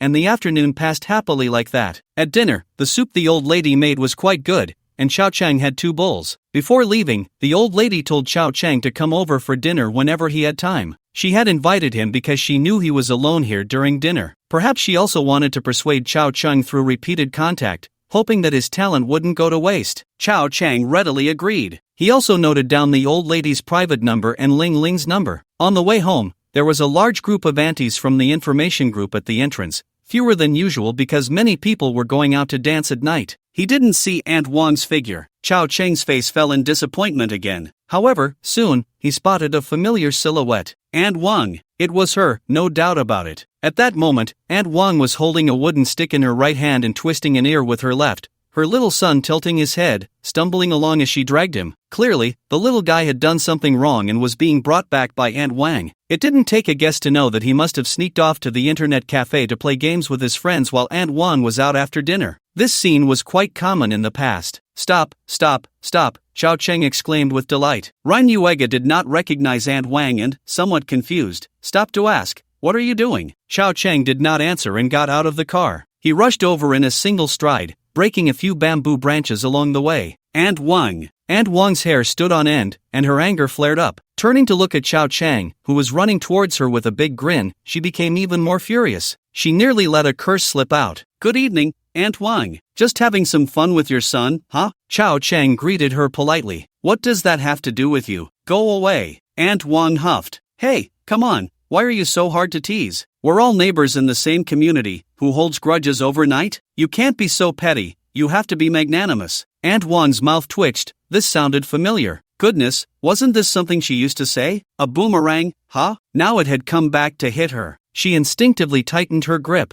Ah. It hurts, it hurts, her younger son cried out. Aunt Wang quickly let go. The little boy jumped up and down in pain. Chao Cheng sighed. "Aunt Wang, I'm not saying you, the child is still young. What's wrong with making a few mistakes? No one is perfect. How can you be so harsh? Are you sure he's not your biological son?" The little boy. Aunt Wang's face darkened. "Stop talking nonsense. My family matters have nothing to do with you. Go away." Chao Cheng shook his head. "I'm not meddling in your family affairs. What I mean is, when you discipline your son, just give him a lesson. There's no need to be so heavy-handed. Are you trying to kill him with such a thick stick?" As he spoke, Chao Cheng handed her the bamboo branch. "Use this, it's good. It hurts the skin but not the bones. Even if it looks bad, just apply some iodine, and he'll be bouncing around the next day." The little boy looked at the bamboo branch, feeling dread. A stick could at most scare him a bit, and he could control the force when hitting his butt. But the bamboo branch was different. It felt light but packed a heavy punch, and it was hard to aim. If he accidentally got hit in the face, it would leave a bloody mark. So ruthless. The little boy glared at Chao Cheng, his negative emotions surging. No wonder they were mother and son, they were both tax-paying citizens. Chao Cheng didn't wait for Aunt Wang to refuse. He directly took the stick and shoved the bamboo branch into her hands. "Aunt Wang, trust me, this will work. After one hit, he won't dare to make mistakes again." Of course, if Aunt Wang is reluctant, then forget it. After all, he is your son. But, spoiling a child is like killing a child. If you don't teach him today, once he's out in society, there will be plenty of people to teach him a lesson, and who knows, even the police might come. Good advice is hard to hear. Whether you listen or not is up to you. "I'm leaving now, no need to see me off." After saying that, Chao Cheng ran back to the car with the stick. Hurry, drive, elbow. The BMW zoomed away. The mother and son both looked grim. The little boy jumped up and cursed. "What does my family matter have to do with you? Just wait, Chow, you'll pay for this, damn you at asterisk and you and hashtag at." The curses were quite harsh. Some onlookers nearby frowned upon hearing the foul language and pointed at Aunt Wang. What kind of upbringing was this? A teenager, just graduated from high school, and this is his quality? Truly, born of a mother, but not taught by one. Aunt Wang felt her face flush with embarrassment, anger rising, and she swung the bamboo branch. Although her clothes provided some protection, summer clothes are thin, and the little boy yelped in pain. Mom, I was wrong. Mom, I won't dare again." Chao Cheng leaned on the passenger seat, watching Aunt Wang take action and hearing the system's prompt, laughing 3 times. You really ask for it. Aren't you afraid of retaliation? Ran Yuega has figured it out. This annoying little brother is just looking for trouble. Chao Chang snorted with a laugh. Who dares to take revenge on me? I've trained in the cold of winter and the heat of summer since I was young. I know a thing or two about various martial arts, and I've grasped the essence of body and leg techniques. 3 or 5 women can't even get close to me. Ran Yuega huffed. 3 or 5 women can't get close? You think that's something to be proud of? What do you know? If a man can keep women at bay, that's immense willpower and self-discipline. A gentleman understands this, right? In ancient times, there was Liu Xiaowei who remained unperturbed in the presence of beauty, and now there's me, Chao Chang, who knows how to reject yet welcome. Is that how this idiom is used? Ran Yuega said, her face darkening. Chao Chang waved his hand. Close enough. As long as you understand my point, just tell me, do I make sense? How many men can refuse women? Any man who can control himself has a boundless future. Have you ever heard, when a man has no thoughts of women, he draws his sword with divine skill? Nonsense. I'm going to take a dump. Can you boil some water for me? I'll make tea later. After returning home, Chao Chang went straight into the bathroom. Ran Yuega grumbled a few complaints but obediently started boiling water. She wanted to drink purple tea too. In the blink of an eye, a week had passed. The relationship between the two had grown much closer. In fact, even Rin Yuega couldn't understand how their bond had become so sibling-like in just a week. If they went out together and didn't speak, others would genuinely not realize they had only recognized each other a week ago. But life is full of joys and sorrows. I'm leaving. Today, Ran Yuega was going to leave. Chao Chang accompanied her downstairs, helped her load her luggage into the trunk, and silently nodded. The atmosphere was slightly melancholic. Chao Chang couldn't hold back. His gaze was filled with reluctance. It made Ren Yuega feel a bit sad too. Why don't you come back with me? Anyway, my mom and your dad are back, and it would be boring for you to stay alone in Sanjiang, right? Boring? Which of your eyes saw me being bored? I'm freaking happy every day. Chao Chang slowly shook his head. Not the right time yet. Then when is the right time? Ran Yuega asked, confused. In fact, she had invited him 2 days ago. She said that aside from her second sister being a bit exclusive, she and the third brother didn't mind Chao Chang coming over, and as for the eldest sister, she was the gentlest and definitely wouldn't reject him. But Chao Chang's answer at that time was also, not the right time. Ran Yuega didn't understand when the right time would be, and even when she asked Chao Chang, he wouldn't say. Be careful on the road. In a few months, I'll go to Shanghai to play. Chao Chang waved his hand. In the end, Ran Yuega drove away. Chao Chang watched her leave, reluctant. Such a big emotional tax contributor, after this week,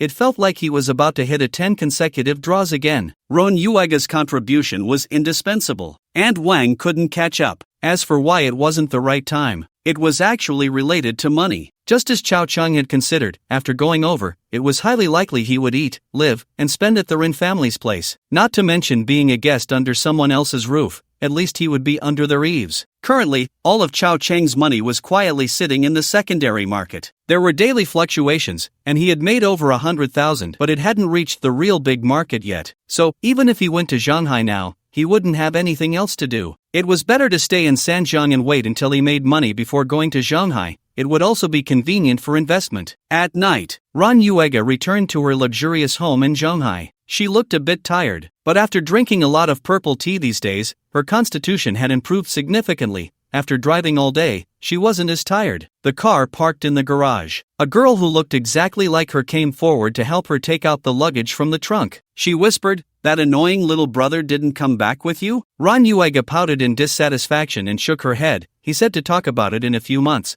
but I don't know what he's thinking. Every day he seems so idle on the surface, but I wonder what he's secretly doing. Ran Yuega was not foolish. It seemed like Chao Chang had nothing to do every day, as if he were retired. However, after these few days of contact and understanding, this annoying younger brother was definitely not a well-behaved person. The third sibling, Ran Yuchang, would almost call Ren Yuega every night to chat, so even though she hadn't gone to Sanjiang, she was well aware of what was happening there. Moreover, the two of them were twins, and without mentioning that mysterious telepathic connection, their thoughts were sometimes quite similar. They even referred to Chao Chang in the same way. "It seems you really hope this annoying younger brother comes to live with us?" Ran Yuchang asked curiously. She knew a lot about Chao Chang, but since she hadn't interacted with him personally, she was a bit curious about the fourth brother's situation, clearly reluctant. Ran Yuega shook her head and stubbornly said, "I don't hope for him to live with us. I'm just afraid that if he stays alone in Sanjiang for too long, he might get beaten to death." He he he. The third sister, Ran Yuchan, laughed out loud. She knew what Chao Chang had been doing these days, and it sounded infuriating, like a troublemaker. Back at home, the fourth brother was already quite mischievous,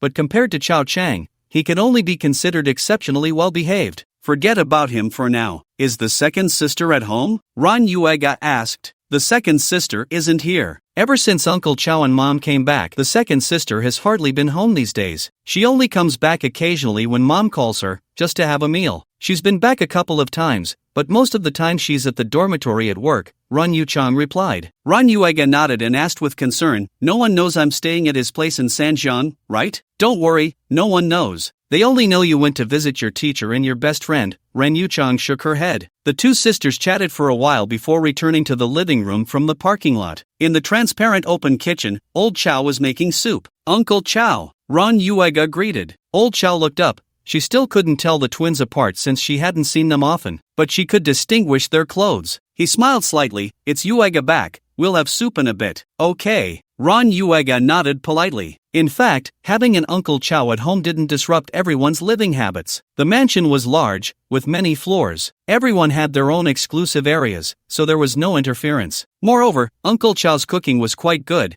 He made soup and nutritious dishes for Mom every night. Since returning from her trip, Mom had thrown herself back into work at the company. Every night she would look over materials, documents, and news, working late into the night. With these nutritious dishes, Mom's complexion had improved, perhaps also due to the nourishment of love. Although there was a maid at home, the soup made by a maid and that made by her own man couldn't be the same, could it? Soon, the soup was ready. Except for the second sister, everyone else was gathered around the dining table. It wasn't supposed to be so formal, but Mom insisted on it, as if she had something to say. Once everyone was present, Aunt Rin sat in the center and cleared her throat. I discussed with your Uncle Chow, and tomorrow, we will move out. Ha? What? The three sisters were all taken aback. However, it didn't take long for the three sisters to understand the reason. It was quite complicated. There were many reasons. For example, the second sister Rin Fanqing's disapproval of Uncle Chow had led to the second sister not returning home, and this kind of conflict could not continue to develop,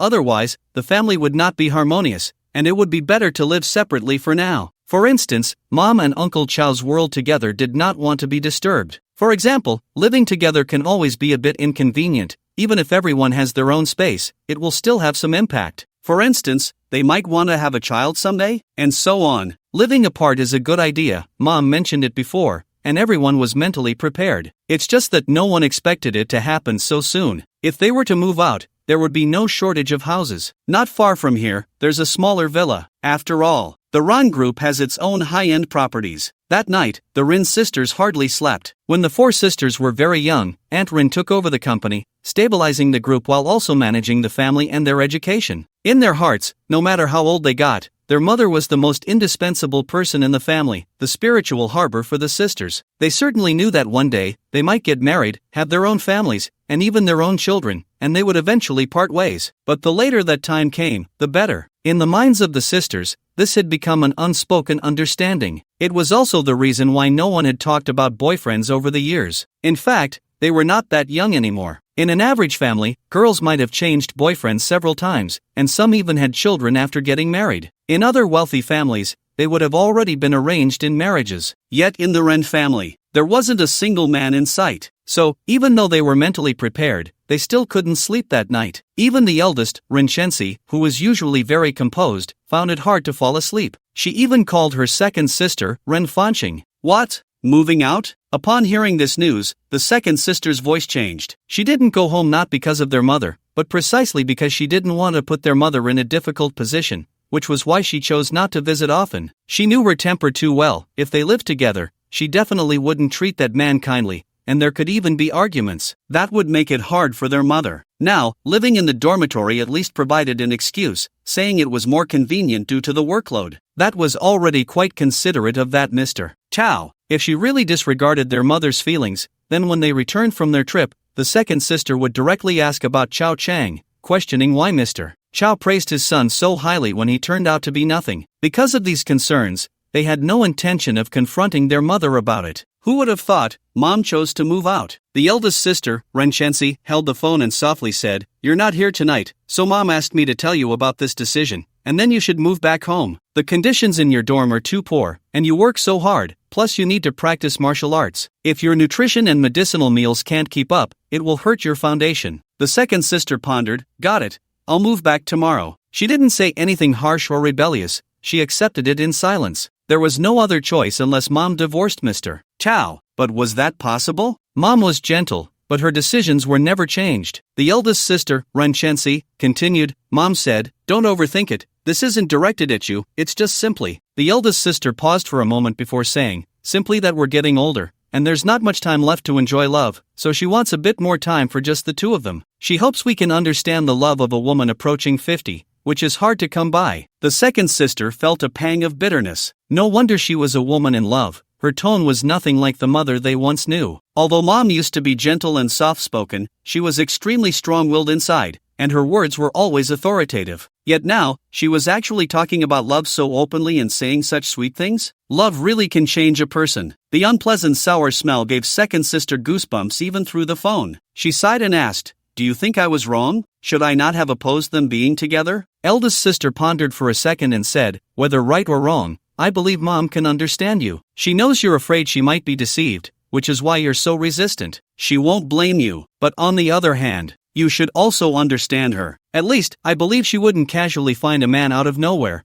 especially not for a flash marriage. Mom isn't the type to act impulsively. Although your concerns are valid, women in love might lose their usual calm. I believe Mom won't lose all her intelligence. At the same time, you must understand that Mom wouldn't jeopardize our interests for a late-life romance." That last sentence was key. Once married, asset distribution would become an issue. It would indirectly harm the interests of the four sisters. After all, they were the heirs. This was definitely not something Mom would do, unless she had lost her mind. The next day, before their mother moved out, second sister Rin Fanqing took a day off to help move things. It was a gesture of goodwill. Seeing second sister come home to help, Aunt Rin smiled happily. Old Chow also grinned at second sister. If young Master Chow saw this, he would laugh himself to death. Old Chow was having a tough time. He felt like the lowest in the family. Really pathetic. He was even less impressive than when he was at home, or he was so carefree. TSK. Life was getting worse. "Mom, drink this tea quietly when no one is around." Before leaving, fourth sister handed Aunt Rin a small box. Aunt Rin was puzzled.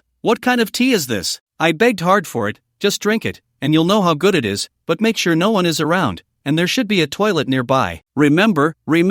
Fourth sister whispered mysteriously in Aunt Ren's ear. Aunt Ren was taken aback. "A toilet? You're not giving Mom a laxative, are you?" Everyone knew fourth sister was mischievous. She loved pranks as a child. Although she had improved a bit as she grew up, who knew if she would revert to her old ways? After all, she once put super spicy peppers in cosmetics, nearly causing a disaster. This child had also used croton seeds. Of course it's not a laxative.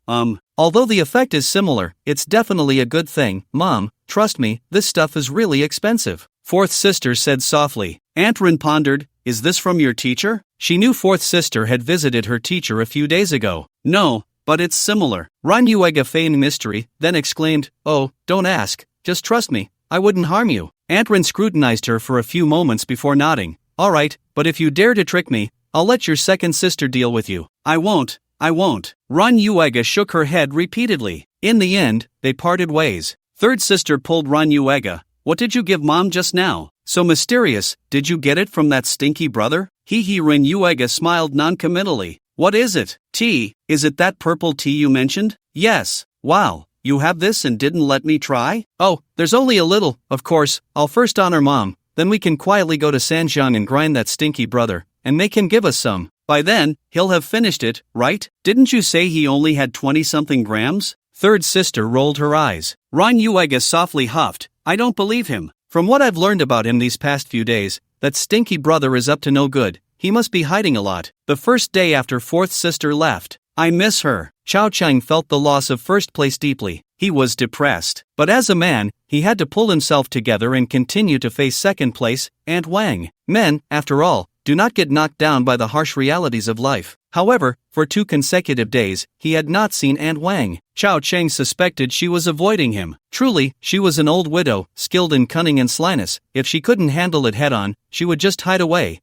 probably practicing her eloquence. He would have to be careful around her next time they met. That day, as Chao Chang stepped out of his house and hadn't gone far, he was blocked by 3 people. One was Aunt Wan's youngest son. The other looked familiar, and after thinking for a moment, he remembered it was Aunt Wan's eldest daughter. Goodness, picking on the younger one, and now the older one comes? I really am the favored child of fortune. The last one was a flashy man in tight clothing, muscles bulging, looking explosive. He was clearly a gym buff. At that moment, the youngest son had a face full of anger. The eldest daughter also wore a hostile expression. As for the muscle-bound man, he crossed his arms, wearing a look of disdain and a sneer. The visitors did not come with good intentions. Chao Chang was delighted. Was the villain finally making an appearance? He couldn't wait to pluck them bald. Yo! Chao Chang chuckled, holding his thermos. It's little Wang. What happened to your face? Did you get beaten? Aunt Wang's youngest son had a black eye and some swelling on his face, clearly the result of a beating. The youngest son was taken aback and shouted angrily, "My surname is Shou." Chao Chang was taken aback and repeatedly apologized. Sorry,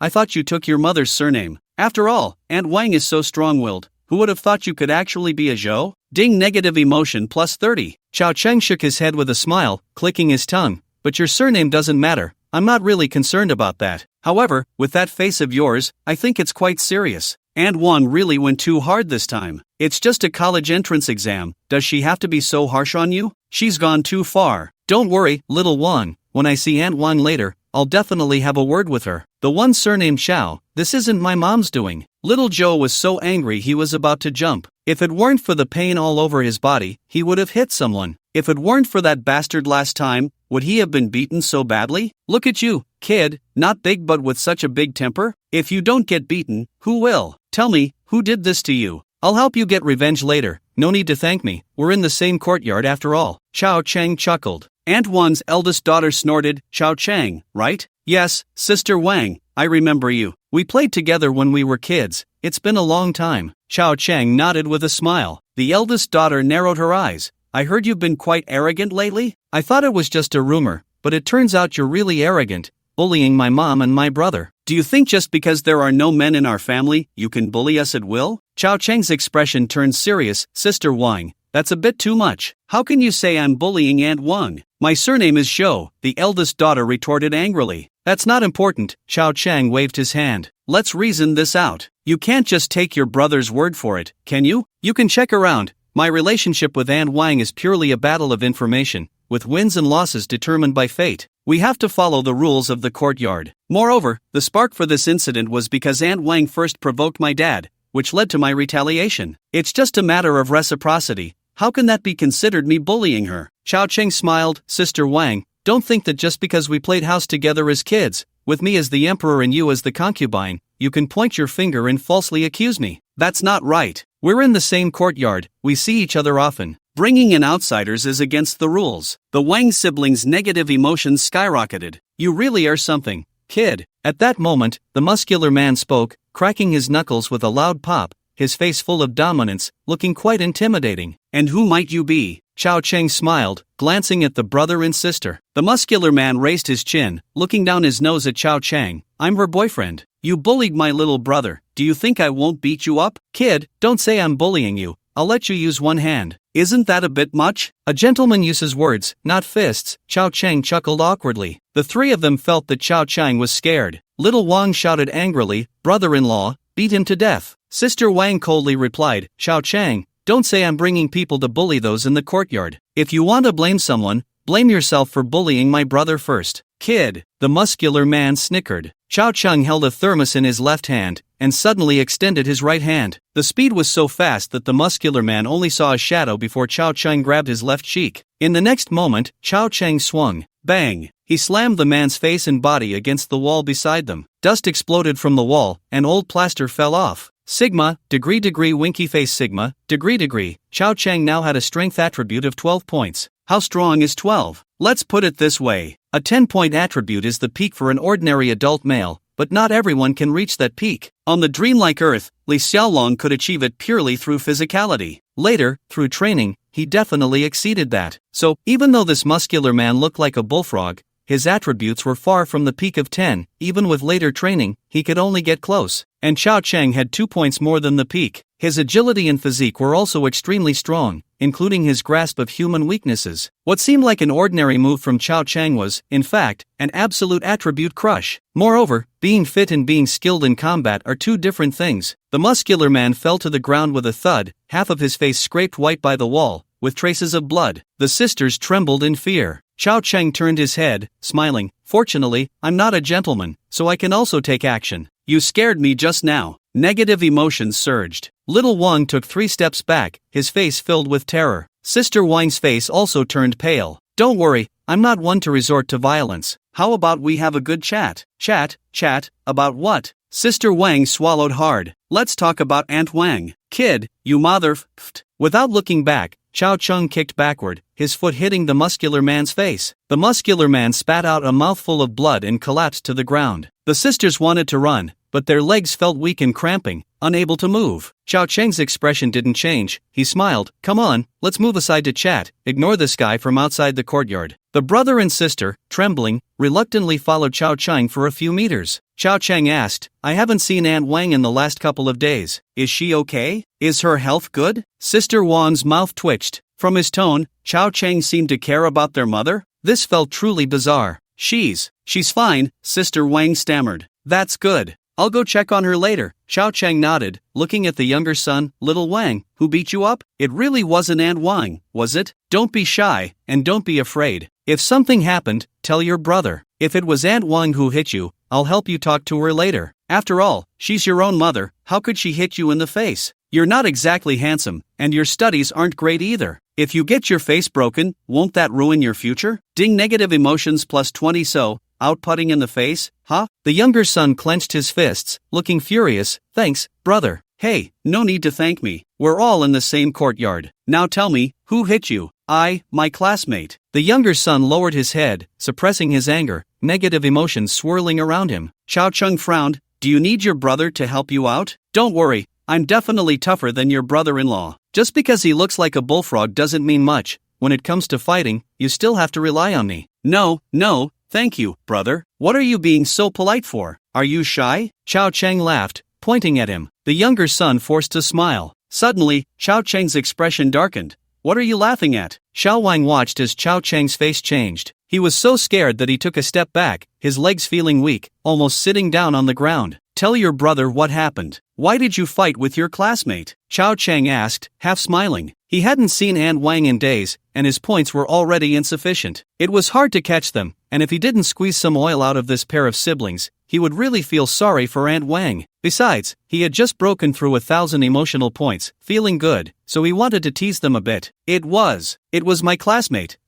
We fought. Xiao Wang was almost in tears. It was too scary. Don't be afraid. Come, sit down and talk. Chao Chang pointed to a small step beside him and sat down first. Xiao Wang moved over and slowly sat down. Chao Chang was surprised. You really sat down? Xiao Wang jumped up suddenly. Chao Chang smiled. Just kidding. Sit down, no need to be polite with your brother. Ding, negative emotions 20. Tension, anger, embarrassment, all counted as negative emotions. The points were, the system's prompt sounded every second. It was simply wonderful. As Xiao Wang stammered, Chao Chang understood. Last night, just a few hours ago, Xiao Wang and his classmates went to an internet cafe to play games. Everything was fine at first. A classmate asked, are you really going to repeat a year? What's the point of repeating for someone like us? It's a waste of time. A very ordinary sentence. But Xiao Wang got anxious. Perhaps it was also because of Chao Chang. No, because of Aunt Wang's nagging during this time. Xiao Wang was particularly sensitive to this topic. Then he blurted out a curse. Get lost. It's none of your business. This context was very much like Aunt Wang. Naturally, a quarrel ensued, and in the end, they ended up fighting, both sides getting hurt. This matter was still being dealt with. It wasn't just about the fight. The two of them had damaged a row of computers in the internet cafe.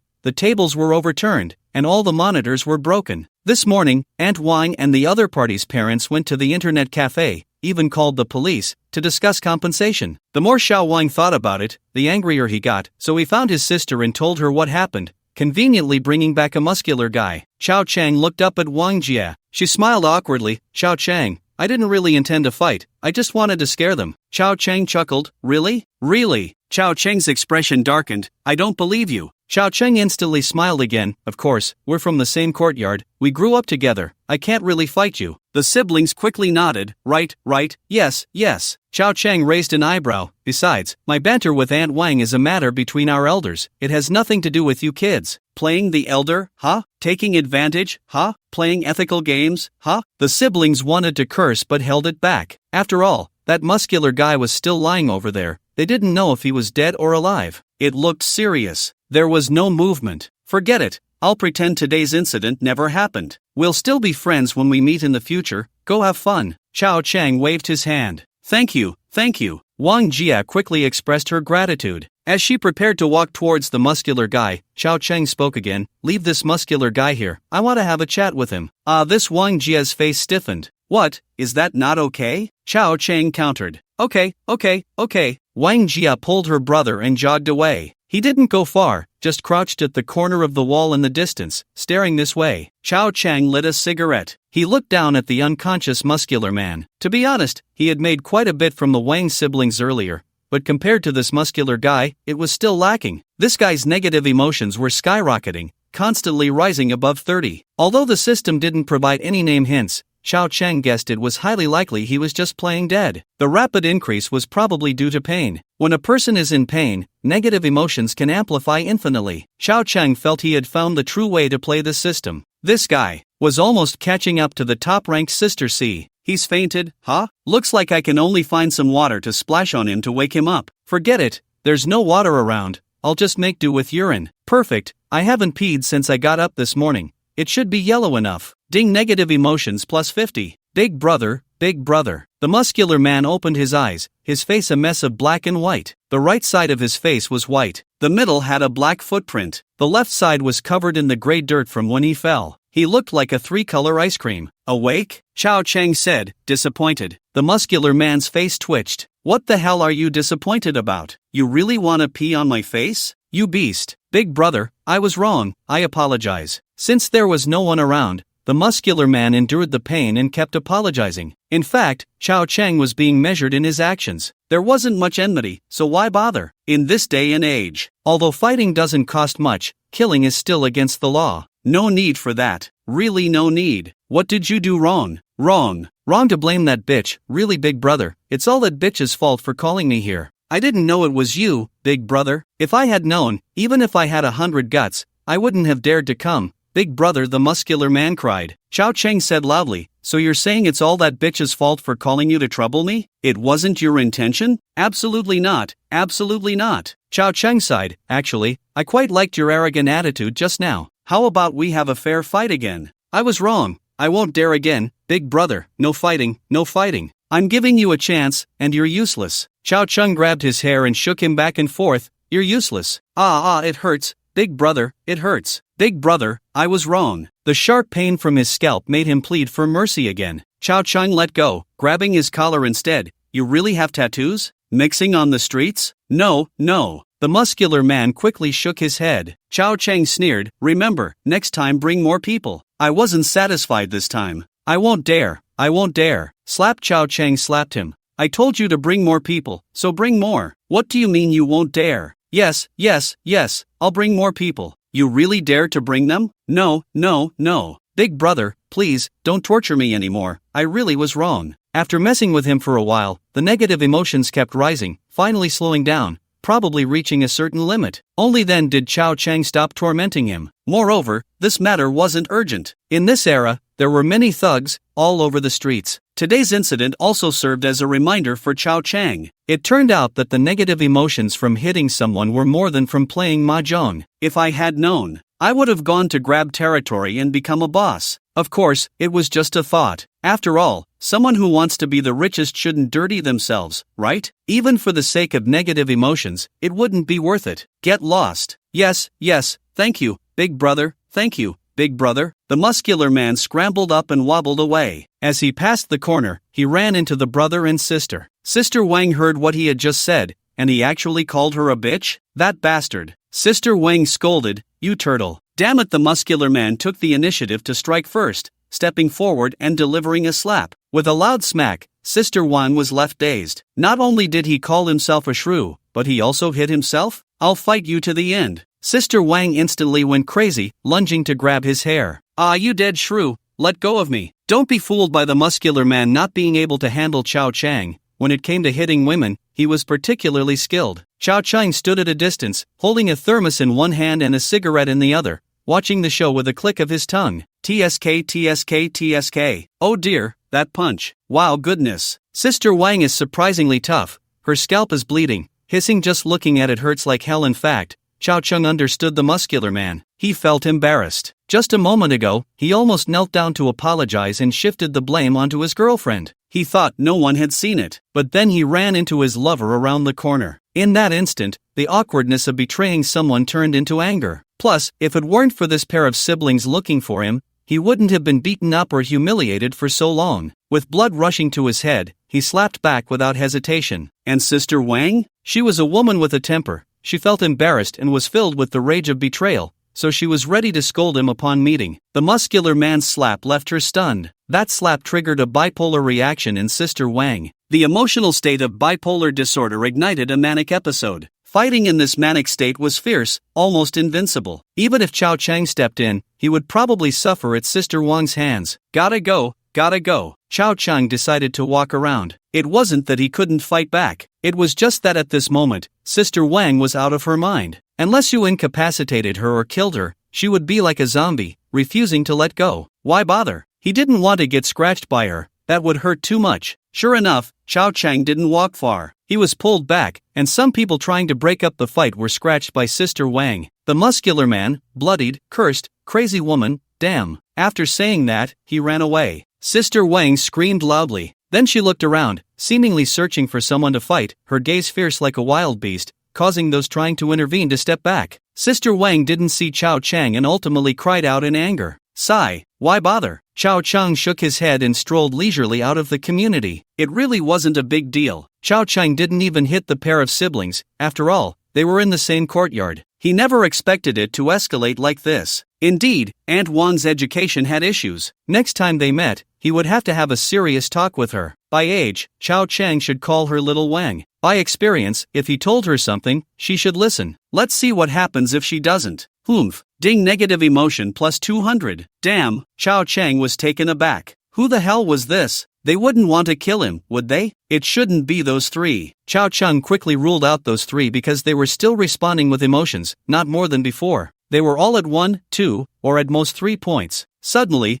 a 200 appeared. This was a figure that even the top-ranked sister had never hit before. Is it Aunt Wang? Chao Chang thought for a moment. It really could be her. She went to pay for the damages. A row of computers. That was quite scary these days. Even if it was just the monitors, splitting the cost between two families would still be a significant amount. After all, it affected business. Delaying a day's business at the internet cafe would cost her dearly. So, this critical hit was most likely Aunt Wang. Chao Chang glanced at the emotional value. It had just broken 1,000. Now it was already at 2,000. Thanks to Aunt Wang's whole family. This time, he really had to thank her entire family. Today was truly a day of encountering a benefactor. I should remember to bring some gifts when I visit Aunt Wang. Moreover, Chao Chang believes that in a few days, there will likely be another windfall. This muscle man will definitely not let it go easily. He's a street thug. Especially in these times, many people really aren't afraid of death, but they care about face. The muscle man was beaten to this extent. When he goes back, he will inevitably feel angrier the more he thinks about it, and the more he endures, the more he feels he is lost. Plus, there's the mockery and taunting from the thugs around him. It would be strange if he didn't come looking for revenge. Chao Chang went out to buy breakfast. He didn't go to the mahjong parlor. He directly took hot dry noodles and soda back home. First, he would draw lots, improve his strength, and then he could take on 10 at once. Noon. Aunt Wang returned home in a fury. She came back to confront her son. She just wanted to ask this little brat, as a widow, raising this kid was already hard enough, and he still caused trouble outside? Today, they lost several thousand. Aunt Wang was almost heartbroken to the point of a heart attack. But as soon as she entered the door, Aunt Wang saw two monsters on the sofa and exclaimed, "Who are you?" The siblings' negative emotions surged. They were beaten to the point that even their own mother wouldn't recognize them. The eldest daughter's hair was frizzed. Her face was injured and swollen. The younger son had also helped his sister beat the muscle man, adding to his injuries. After a moment, Aunt Wang recognized her children. "Who did you fight with?" The younger son spoke up, Chao Chang. Aunt Wang panicked, standing up abruptly. He actually dared to hit someone? Is there still law? I'm going to find him. Aunt Wang knew the rules. In the courtyard, the intelligence group, everyone gossiped behind each other's backs, but it was just gossip. As for fighting, it wasn't unheard of. If provoked, these older sisters would also pull hair and shout. But major conflicts were rare, especially in recent years, as the intelligence group members began to age and had developed a silver tongue. Those who could scold usually didn't resort to violence. It's not that, the daughter hurriedly said. It's not Chao Chun who hit me. She was worried her mother would get hurt if she went over. The state of bipolar disorder was gone, and she felt a bit scared when she thought of Chao Chang. Aunt Wang frowned. Then what exactly happened? I went to find Chao Chang to help my brother vent his anger. I was originally bringing my boyfriend, that idiot, and then, the daughter briefly explained the situation. Aunt Wang sighed in relief. So, Chao Chang didn't hit you? No. The daughter shook her head. Aunt Wang nodded. That's more like it. We're all in the same courtyard. How could he be so ruthless? But wait, how did you get hurt? It was that, the daughter mentioned the muscle man again. After hearing this, Aunt Wang was furious. Break up. You must break up with him. He's already hitting women. If you marry him in the future, wouldn't that lead to domestic violence? The daughter sighed. We've already broken up. Good decision. Smack. After saying that, Aunt Wang unexpectedly slapped her son on the back of the head. You little brat. What nonsense were you saying just now? I thought it was that little brat Chao Chun who hit your sister. If you keep lying to me, just wait and see how I deal with you. The younger son was unconvinced. It was Chao Chang. If it weren't for that guy, how would we end up like this? Aunt Wang said, I will find him about this matter, but we can't resort to violence. If we fight in the courtyard, it'll be a laughingstock. And you all, don't bring outsiders into the courtyard to cause trouble. If word gets out, our family won't be able to hold our heads up. It was clear that Aunt Wang was traditional. According to the old ways, bringing outsiders into the courtyard to bully those from the same courtyard was despised by everyone. If it escalated, the whole family would lose face. Moreover, since Chao Chun only hit outsiders and didn't touch his own children, that was considered giving face. Therefore, Aunt Wang wasn't angry about this matter. Instead, she felt a bit grateful. Well, that little bastard with the surname Chao really needs to be dealt with. I'll give him a good scolding later. I don't believe that after living half my life, I can't outcurse a little brat. I'm talking to you, did you hear me? No more going out to find people outside the courtyard. Got it. The younger son lowered his head. The daughter also nodded in agreement. Incense was burned, and 3 sticks were lit. Smoke. Congratulations, host,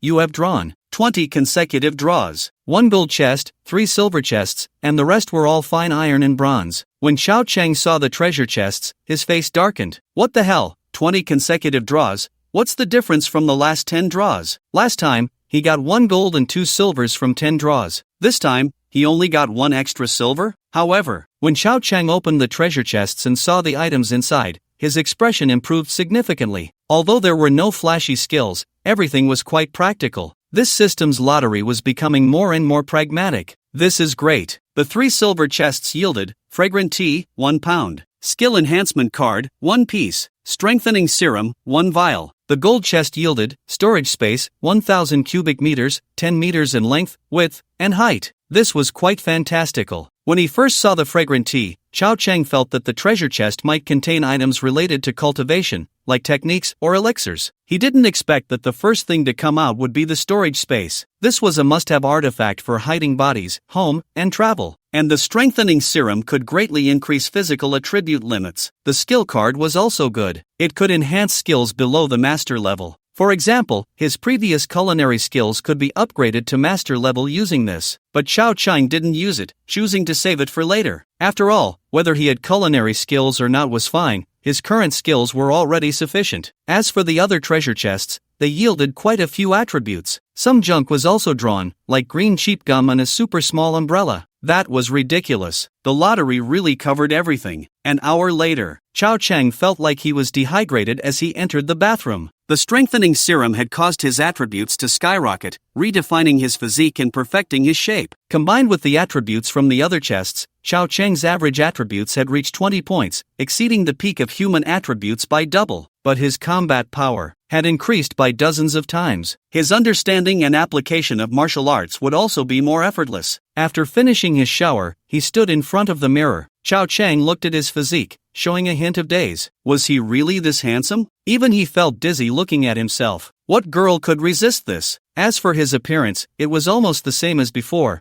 but the slight adjustments made him look even more handsome. Such fine-tuning was incredible. If he changed into tight-fitting clothes, showing off his toned waist and bat-like back, he would be a walking work of art when he went out. At 8 in the evening, Dynasty nightclub. Brother, you're here. Ha, what happened to you? The man in the main seat, with a dark expression, stared fiercely at his brother. His brother had a face full of injuries, with his head wrapped in bandages. He looked particularly miserable. Someone actually bullied his furious dragon younger brother? Seeking death. Brother the muscle man no longer looked muscular. His head was wrapped in 2 circles of white bandages, looking like a little weakling. But even in his pitiful state, the few younger brothers beside him stood up to greet him. Brother Fierce Tiger. The muscle man used to think his nickname was cool. Now, it sounded a bit grating. What the hell happened? Did someone block you? Who did this? Damn it, how dare they bully my Longhu gang members? Some people must be looking for death. The older brother, Furious Dragon, scolded. The girl beside him shrank her neck in fear. The muscular man, Brother Tiger, grimaced and weakly replied, the other party isn't someone from the streets. Crazy Dragon was taken aback, shook his head with his eyes closed, doubting he had heard correctly, then looked at his brother. What did you say? Say it again. Brother Tiger felt awkward. Not someone from the streets,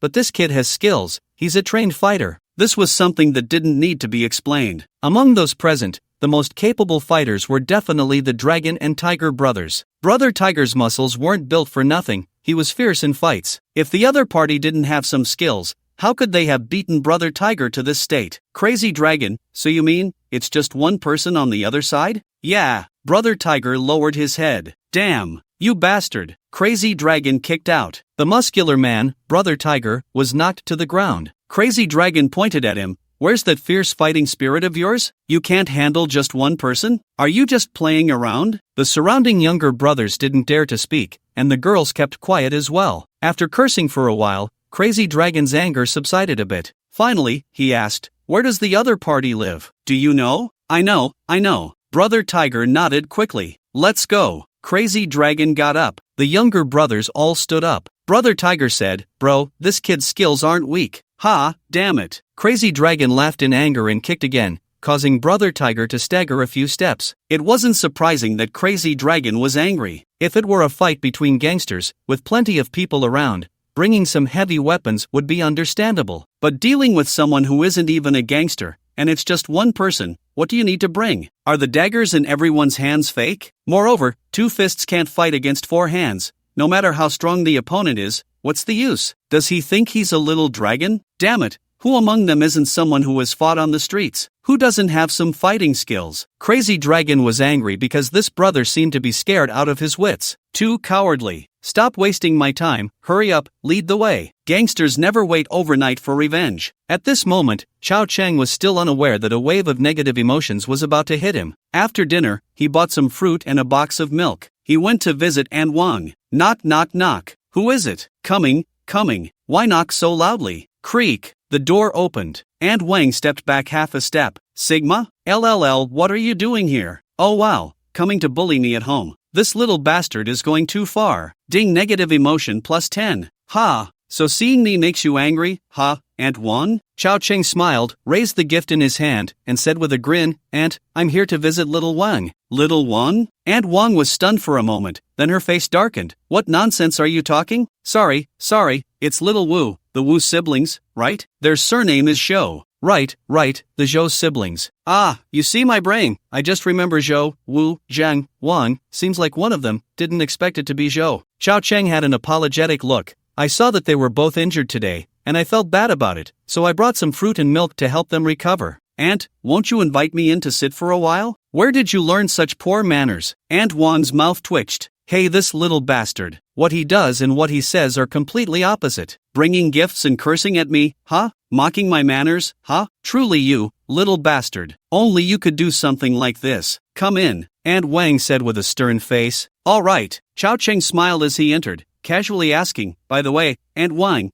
I heard you went to the internet cafe today and lost quite a bit of money? Ding, negative emotion plus 20. Letting young master Chao into the house. Xiao Wang heard the noise and came out of his room. With a single panda eye, he saw Chao Cheng and instinctively made a defensive gesture. Startled, what are you doing at my house? Look at you, kid, I'm just here to see you and bring you some things to help you out, Xiao Cheng said with a sincere expression. Xiao Wang's face was filled with anger. No need, my house doesn't welcome you. Xiao Wang stood his ground. Xiao Cheng understood. After all, dogs rely on their masters. In his own home, with Aunt Wang around, he felt that Xiao Cheng wouldn't dare to act against him, so this kid was getting bold. But, doesn't he usually go out? Xiao Cheng was surprised. Don't you usually go out? Xiao Wang was momentarily taken aback. What do you mean? What I mean is, don't you go out to surf the internet? Aren't you afraid of being alone? How can you talk to me like that? Xiao Cheng was puzzled. Xiao Wang felt a pang of unease. Aunt Wang's expression also changed dramatically. Xiao Cheng, what do you mean? Are you threatening my son? No, Xiao Cheng chuckled. Aunt Wang, you misunderstood. I know you're anxious, but please don't rush. What I mean is, if Xiao Wang goes out and runs into trouble, and I happen to be there, I would help him out. After all, we're in the same courtyard. As the older brother in the courtyard, I can't just stand by and watch my younger siblings get bullied by outsiders. But Aunt Wang, look at this kid. I'm bringing gifts, and he has this attitude? If I see him in danger in the future, I might just ignore it. Don't blame me for being kind and getting treated like a meddler. Helping someone and then being scolded for being nosy. Aunt Wang, don't say I'm not taking care of my younger brother. Upon hearing this, Aunt Wang glared at her younger son.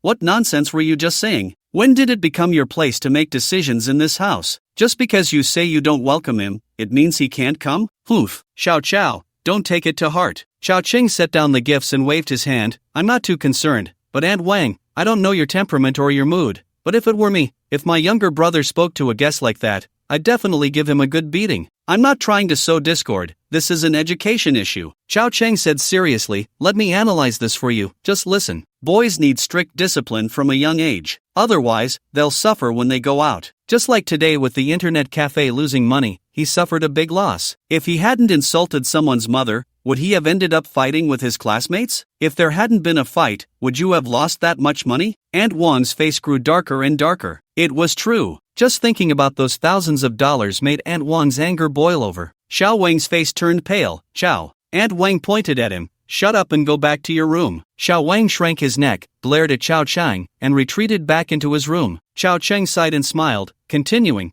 Aunt Wang, don't be angry. Today is still manageable. It's just a matter of losing some money. Things that can be solved with money aren't too big of a deal. But think about it. How old is this kid? He hasn't even left home yet, hasn't become independent. Once he becomes independent and is out there studying, living, working, it's not easy. What if he offends someone and gets into a fight? Actually, fighting isn't too bad. If something gets broken, it's just a matter of paying for it. But what if he injures someone? TSK, that's not just a money issue. He could end up in jail. The scariest part isn't him injuring someone, but him getting injured by someone. Aunt Wang, my Uncle Wang. My Uncle Zhou passed away early, and raising 2 kids isn't easy for you, especially this boy. He's the only hope for the Zhou family and you're counting on him to support you in your old age. What will you do if something really happens to him? After you've lived 100 years, how will you explain it to my Uncle Zhou? What if it really comes to that? Won't this family fall apart? So, Aunt Wang, children need to be educated early, you can't be soft-hearted. There are too many examples in this world of kind mothers raising bad children, especially for those without fathers. If a mother doesn't educate her child, it will really be over. He's only 18 now, there's not much time left for education. Once he goes to university, you won't even have the chance to educate him. Right now, if you can give him a beating, do it. One less beating is one less. Aunt Wang's eyes were filled with anger. Her old fists were tightly clenched. Her face turned pale, then flushed. This little brat, though annoying, was right. Today, losing a bit of money is a small matter. In the end, just apologizing to the internet cafe owner would suffice. If he really hurt someone, what if they took a knife and stabbed him? The consequences would be unimaginable. This is all because of her son's foul mouth. If he hadn't cursed, would this have happened? Aunt Wang, you seem to have figured it out, so I won't say more, lest I annoy you. The gift has been delivered, and my apologies are here, so I won't disturb you any longer. See you at the information station at the entrance later. Xiao Cheng smiled and exited the room. Aunt Wang came back to her senses. Although she didn't understand what the information station at the entrance meant, she could roughly guess it was at the entrance of the community. Thank you, Xiao Chao. Oh, Aunt Wang, you're being too formal. Even though we usually bicker, we're in the same courtyard, isn't it normal to bicker? That's what life is about. But when something happens, we should help each other, Xiao Cheng said. Aunt Wang sighed, that's right. Alright, Aunt Wang, no need to see me off. Take good care of your child. It's best to discipline him while the iron is hot, since the incident just happened today. You can do it today. In a few days, we won't have an excuse anymore, Xiao Cheng said. Aunt Wang nodded. That makes sense. Aunt Wang, wait. Xiao Cheng turned and went downstairs. Aunt Wang watched him disappear around the corner of the stairs. Then she slammed the door shut and went back to get a feather duster. Not long after, screams echoed from the house. Xiao Cheng, downstairs, heard it clearly and grinned. She's really hitting him? Aunt Wang is quite effective. When we start a company in the future, I should invite her to be the cleaner. At that time, the company will definitely be spotless. It's settled then. Snap, he lit a cigarette. Xiao Cheng couldn't bear to listen any longer. Brother, this is all I can do to help you. In the future, you will thank me. Let's go check the information station at the entrance. Wow. It must be close to 9 o'clock. A bunch of women are sitting outside to cool off. Xiao Cheng went over to grab a small chair and borrowed a fan. The older sister whose fan he took looked displeased. Xiao Cheng quickly spoke up. Let me tell you, the Wang family is screaming. That guy is howling in agony. You can hear it from 2 miles away. The older sister who lost her fan was taken aback and curiously asked, Wang family? Which Wang family? Wang Yutian? No, I misspoke. It's not the Wang family, it's the Zhou family, that is, Aunt Wang's family. Oh, everyone suddenly understood. An older lady inquired, I heard about this, the Wang family. No, what Wang family? The Zhou family member went out today and apparently lost quite a bit of money. Why? Everyone was curious. As for why, no one knew. They weren't hitting the nail on the head. It still had to be our young Master Chow. Young Master Chow, holding a feather fan, fanned himself in front of his chest, a knowing smile on his face. I know a little about this matter. Would you all be interested in hearing? Tell us. We're listening. Xiao Chow, hurry up and tell us. An observant older sister handed him a handful of sunflower seeds. Xiao Cheng took the sunflower seeds and began. This story starts with Xiao Wang. No, it's Xiao Zhou, Wang Auntie's son. It also involves De Zhou, Wang Auntie's daughter. Her daughter has a boyfriend. Now, about Wang Auntie's son-in-law, he's not an ordinary person. He's got wide-open eyes, a bushy beard, and wears tight clothes all year round, a muscular build. Really fierce. A middle-aged woman asked in confusion, I've seen him, he really is muscular, but he doesn't have a bushy beard, right? Xiao Cheng glared. What kind of problem is it to interrupt someone while they're talking? He didn't have it before, but that doesn't mean he doesn't have it now. This is called performance art. It's very trendy lately. Do you understand fashion? The older sisters nodded in realization. That makes sense. And it sounds so sophisticated. Performance art, fashion. TSK. Learn something new. But this guy is a thug, Xiao Cheng said. Gasps filled the air. Xiao Cheng continued, think about it, if the brother-in-law is like this, how could the younger brother turn out well? He was quite the figure at school, and naturally, his grades got worse and worse. After all, he started to mix with the wrong crowd. Everyone nodded in agreement. Makes sense. There are reasons and consequences. No wonder he failed the college entrance exam, Xiao Cheng said. Then yesterday, just last night, Xiao Zhou got into a fight at the internet cafe and wrecked the place. So many computers, they're quite valuable. So this morning, Wang Auntie had to compensate them a lot of money. The police even showed up. And today during the day, did you hear? Wang Auntie's eldest daughter got into a fight with a man in the yard. We heard, the crowd nodded. Xiao Cheng slapped his thigh. That's the reason. The one fighting with Wang Auntie's eldest daughter is her boyfriend. I was there at the time. You know, as a sister, De Zhou really cares for her brother, so she went to find trouble with her boyfriend. But this boyfriend is no good either. He's a thug. How could he back down? He just slapped her. Bam.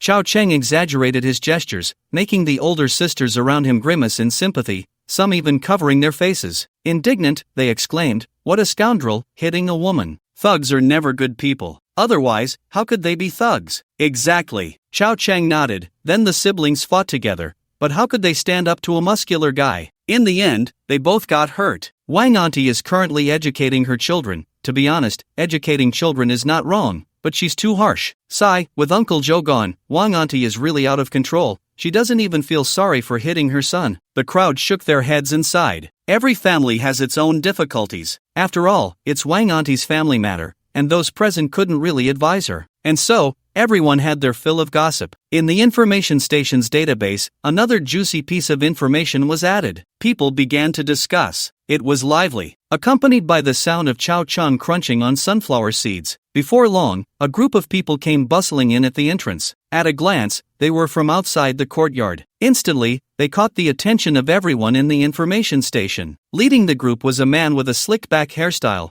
followed by a guy with a bandaged head, and nearly 10 young thugs behind them. Although they weren't armed, their aura suggested they meant trouble. Chao Chang was instantly delighted. They're here, so soon. Chao Chang had thought he would have to wait a couple of days. He didn't expect these thugs to be so efficient. They came the very same night? This work efficiency is faster than that of many government offices. What a waste for them to be thugs. Oh dear. Everyone, look at that guy with the bandaged head and the injured face. He's Wang Auntie's son-in-law. He brought so many thugs over, clearly looking for trouble with Wang Auntie. After all, this morning, the siblings fought him together. Chao Chang spoke up. An aunt said, "It really is him. I've seen him before. Did he lose his beard?" Chao Chang glanced at her sideways. "You have a good memory." Chao Chang replied, "I got injured today. When I went to the hospital to treat the wound, the doctor definitely had to shave off the hair." The crowd nodded. That makes sense. Suddenly, a group of ants became restless. Although they were all women, who would let outsiders bully them in their own yard? "Grandma, stop. What are you doing?" A strong-willed ant stood up and scolded. The leader of the gang, Crazy Dragon, shot her a glance, his face dark. "Mind your own business, get lost." "Oh, you little brat, so arrogant? Get lost quickly, or we'll call the police." A group of ants stood up one after another. Crazy Dragon didn't expect that this yard was quite united. Crazy Dragon pointed. "I'll say it again, this is none of your business. I'm here to find someone. If you don't want to die, get out of the way." Chao Cheng sat in the back. The gangsters couldn't see him. A group of gangsters also pointed at the ants, trying to intimidate them with their arrogant demeanor. To be honest, it worked quite well. These ants were a bit intimidated. After all, there were more than 10 men. If a fight broke out, wouldn't it be a bunch of big guys? Their own men weren't around, all at home. Far water can't quench near thirst. They were a bit scared. At this moment, it was time for Chao Cheng to step in. Suddenly, a shadow appeared beside the ant. Chao Cheng kicked up. The top of his foot struck the face of the muscular man, Brother Tiger. The speed was so fast that everyone didn't react in time. Brother Tiger let out a scream and flew backward. Chao Cheng shouted, "Dare to cause trouble in our cotton spinning factory yard. I see you wanna die. Damn, brother, kill him." Crazy Dragon saw his brother being kicked away, blood all over his face, more injuries on top of injuries, a few teeth flying out, and he was instantly furious, drawing out a dagger. Chao Cheng's strength had greatly increased today, far stronger than in the afternoon, especially in close combat. A punch or a kick could take down a young gangster, and although they wouldn't die, they would lose their fighting ability. Chao Cheng targeted the soft spots. A hand chop disarmed Crazy Dragon of his dagger, and another hand chop struck his neck. Crazy Dragon clutched his neck, his face instantly turning red, and he collapsed to the ground. In the blink of an eye. In just a few seconds, more than 10 gangsters were all lying on the ground. The ants finally reacted, rushing forward, grabbing whatever they could. Those with stools grabbed stools, those with sticks grabbed sticks, those with fans grabbed fans, those with melon seeds grabbed melon seeds. Bang bang bang. A chaotic beating ensued. More and more neighbors gathered around to watch, both men and women. In Chao Cheng's mind, critical hits kept appearing, and his negative emotions instantly rose to 600, and it was still climbing. After a round of action, Chao Cheng started to crack sunflower seeds, calculating in his heart how to maximize the benefits. The negative emotions from critical hits were hard to come by, so he had to seize the opportunity. These gangsters were good people. They needed to be dealt with a few more times, mainly to rid the people of harm. If our young Master Chao were in ancient times, he would also be a great hero, serving the country and the people. So, I marry Huang Rong. Everyone should have no objections, right? Soon, a group of dead dogs on the ground, some holding their heads, some screaming. A group of ants were all feeling great. Hitting people was really satisfying. Call the police, take this group of little bastards away. Dare to come to our yard to bully people, looking for death. Little Chao, I didn't expect you to have some skills. Chao Cheng smiled and waved his hand. I know a bit of basic fighting,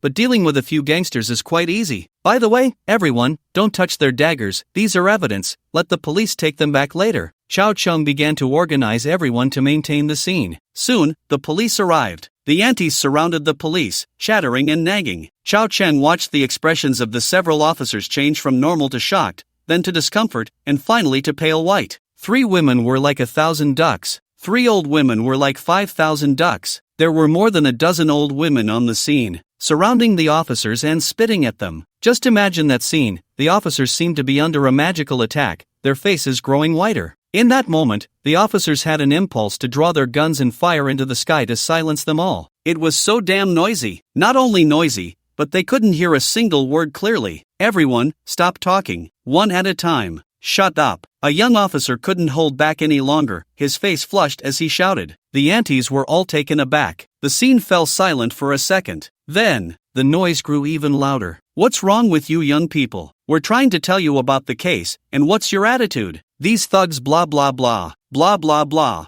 #@ and Yuan %. The aunties all began to criticize the young officer. The young officer looked like he was about to faint. Xiao Cheng almost laughed out loud. Alright, everyone stop talking, clear the way. Xiao Cheng had no choice, he had to step in himself. There was no other way. A true hero, after all. This courtyard could only rely on me in the future. As soon as Xiao Cheng spoke, all the aunties quieted down, and the encirclement opened up a path. The officers exhaled a breath of relief, finally quiet. It was so nice to have no one talking in their ears. They watched Xiao Cheng walk over slowly, their eyes filled with gratitude. At the same time, they sensed a wave of leadership charisma coming from him. Comrades, officers, I apologize. There was a bit of a conflict earlier, so these ladies are a bit agitated and still finding it hard to calm down. I hope you can understand. Xiao Cheng spoke gently, with a smile. Compared to the voices of the aunties, this was like heavenly music. The leading old officer nodded. I understand,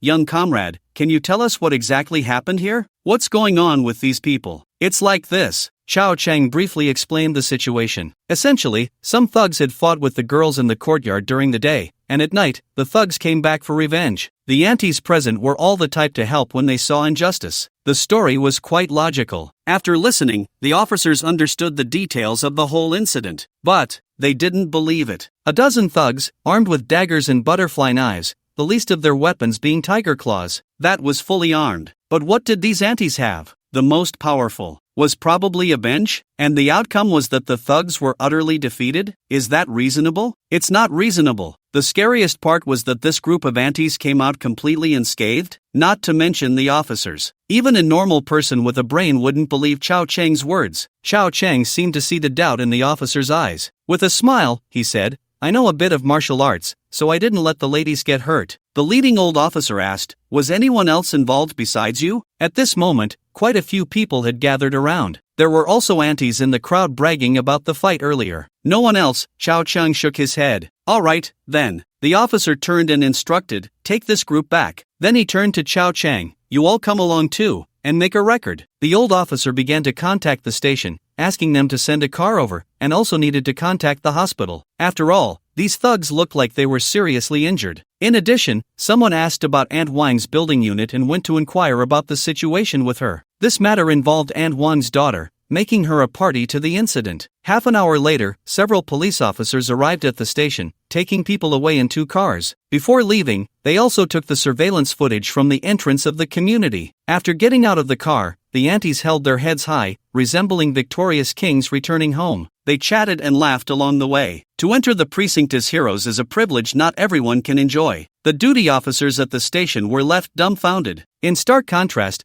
the state of the delinquents was quite different. Those who were more seriously injured were taken directly to the hospital, while those with bruised faces and swollen eyes were now submissive, heads down, being escorted by officers into a cage. The process of taking statements went smoothly. Each person was questioned separately, and their accounts were almost identical, with only minor differences in details, as some aunties had a natural tendency to embellish subjective events. Of course, the core of the matter was the previous records from Aunt Wang's side, which confirmed that her daughter had indeed fought with one of the delinquents. This delinquent was Aunt Wang's daughter's boyfriend, now her ex-boyfriend. According to the delinquents, it was indeed the older brother who led them to seek revenge, planning to trouble a certain guy. This corroborated each other and made it easier to classify the situation. Lee, this is strange. A dozen aunties managed to beat a dozen armed delinquents into this state. I've been a police officer for so many years, and this is the first time I've seen something like this. The duty deputy chief, surnamed Lee, shook his head at the remark. Do you really think it was the aunties who did it? Chief Lee tossed the statement onto the table and pointed. It was this kid, Xiao Cheng. A nearby officer held the statement, Xiao Cheng? But didn't the aunties say it was them who took action? Chief Lee replied, the statements from the delinquents and the aunties conflict with each other. Take a closer look at the delinquents' statements. They all said it was a man who acted, 1 against 10. And the aunties either exaggerated their own contributions or defended this kid. However, the aunties did indeed take action, but that was after this group of delinquents had already fallen,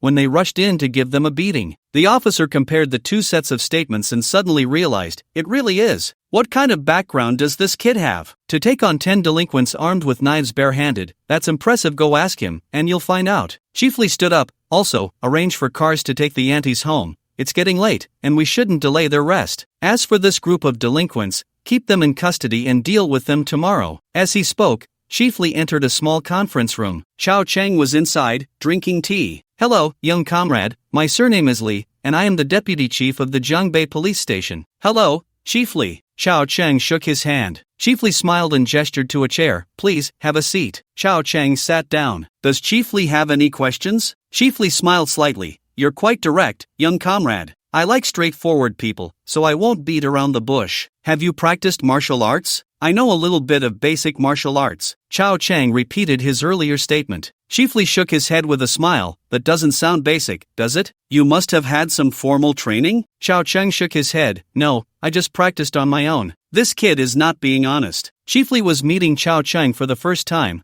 but he could sense a certain shrewdness about him. However, he held no malice towards the kid and even felt a bit of admiration. Chief Lee asked, You don't seem very old. What major are you studying? Computer science. Chief Lee's eyes lit up. Oh, high-tech? That's great. Are you interested in applying to a police academy or something? My ambitions lie elsewhere. Trying to trick young Master Chow into working? Not a chance. Xiao Chang was practicing Tai Chi, and after a chat, it was all just meaningless talk. Director Lee felt a bit helpless. This kid looked young, and on the surface, he seemed very sincere. In reality, he hadn't asked anything useful. In the end, Director Lee sighed. All right, it's getting late. I'll have someone arrange a car to take you back to the community. As for those thugs, once we handle it, we'll send someone to notify you. If you have any thoughts, like wanting to apply to the police academy, feel free to contact me. Director Lee was trying to leave a good impression. In fact, if he were to apply normally, Xiao Chang had just surpassed the age limit. However, each police academy had its own special recruitment quotas. As long as one had a notable skill, they could apply through an interview. In Director Lee's view, Xiao Chang's skills were one aspect, and his background in computer science was another. He was definitely a university student majoring in computers and could pass the interview. The police force also needed high-quality talent, especially in the internet sector. Recently, various precincts had begun distributing computers,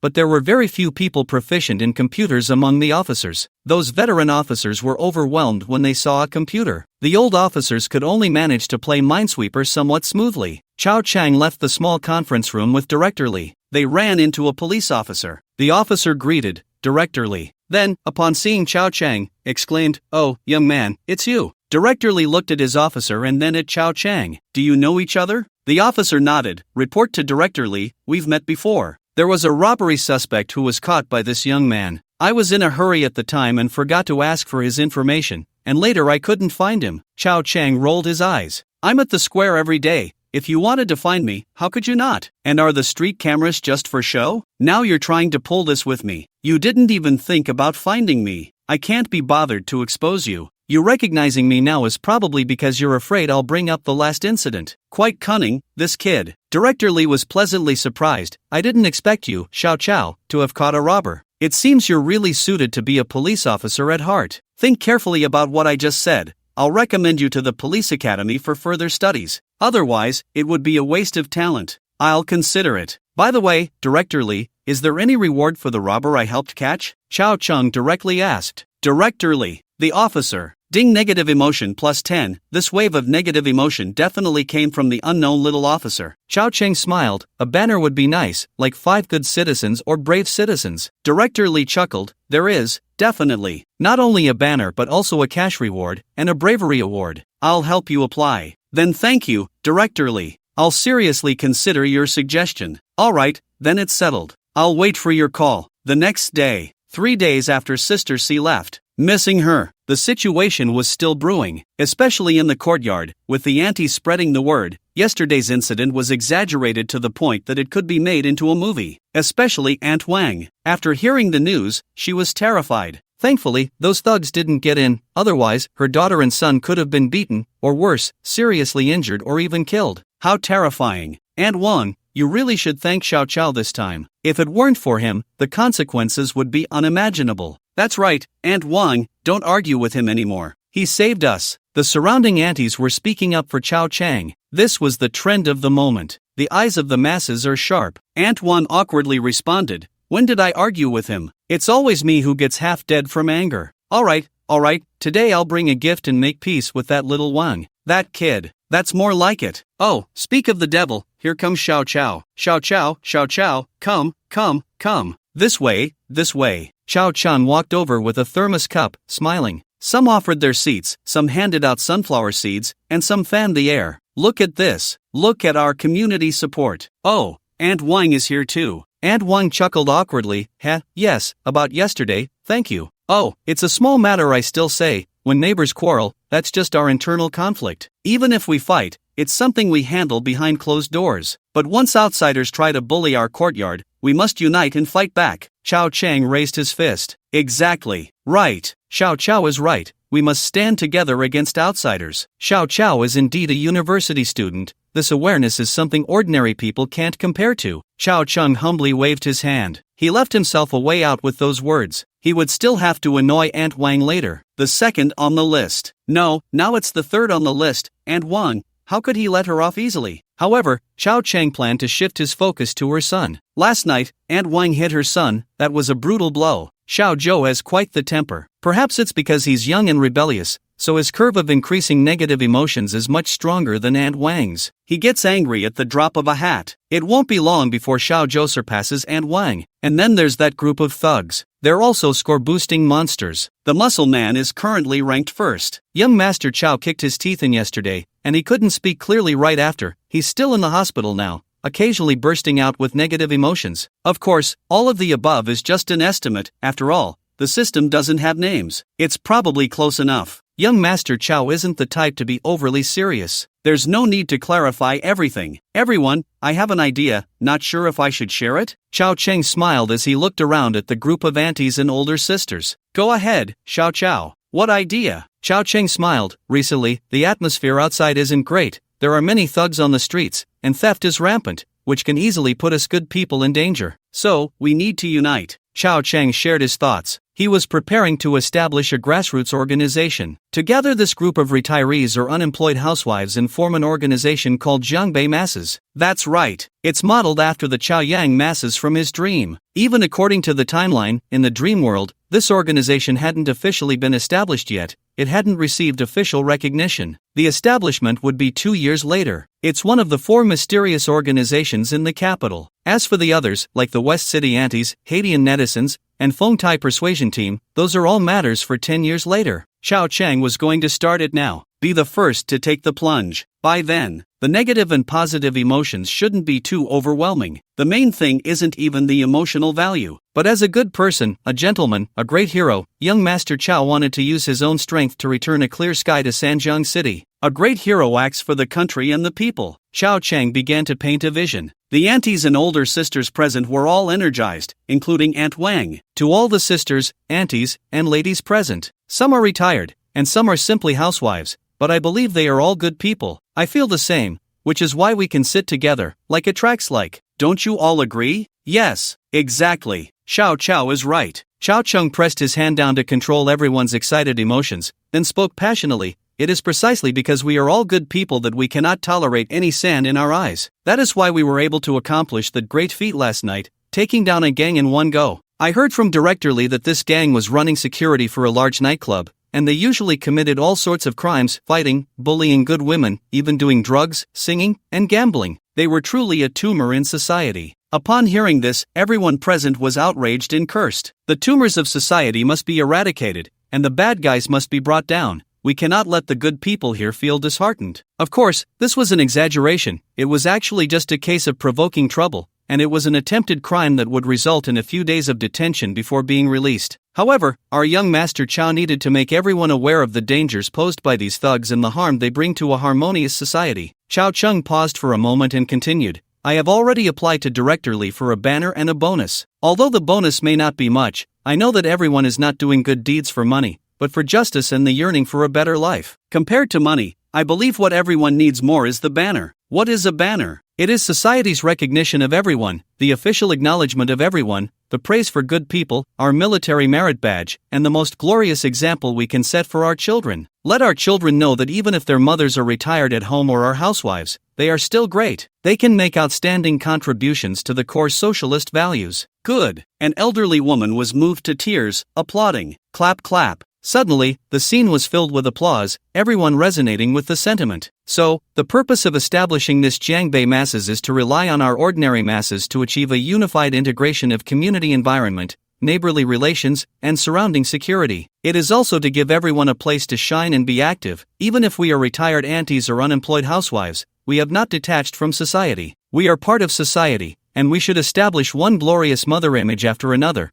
becoming role models that our children can be proud of. What does everyone think? Who agrees? Who disagrees? Unsurprisingly, no one opposed. This is called the will of the people. Of course, establishing an organization is not just about shouting. As the founder, Chao Chang was the one and only. He began assigning tasks. He sent a few well-known, older individuals to directly approach the street committee to report this matter. On the surface, the Jiangbei masses aimed to promote neighborly harmony. If there was a quarrel or a domestic dispute, the aunties from Jiangbei masses would go to mediate and counsel. If there was a small problem in any household, the aunties would also help. Environmental sanitation also needed management. It was considered assisting the street committee. This was all on the surface, while privately, everyone needed to keep an eye out for petty thieves, and even some unfamiliar tenants. Once any suspicious activity was discovered, whether it was crime, drug use, gambling, or espionage, it must be reported to the street committee. In a word, let the bad guys sink into the vast sea of the people, and let the entire Jiangbei, even Sanjiang City, be a bright and clear world. Clap clap. The scene was bustling with excitement. The number of aunties grew, surpassing 40. Chao Chang stood in the middle, pressing his hand down. Additionally, with those two words, everyone fell silent. Chao Chang said solemnly, additionally, we need to mobilize everyone's connections, especially in the surrounding communities, neighborhoods, and streets. Everyone should reach out to familiar old friends and dance partners, inviting them to join us, to strengthen our Jiangbei masses, and ensure that more people participate. To form a linkage mechanism, respond quickly, and ultimately handle various incidents efficiently. Everyone nodded in agreement. A few attentive aunties were even jotting down what Chao Chang was saying. That sounds great. Is there anything else you don't understand or want to ask? Raise your hand.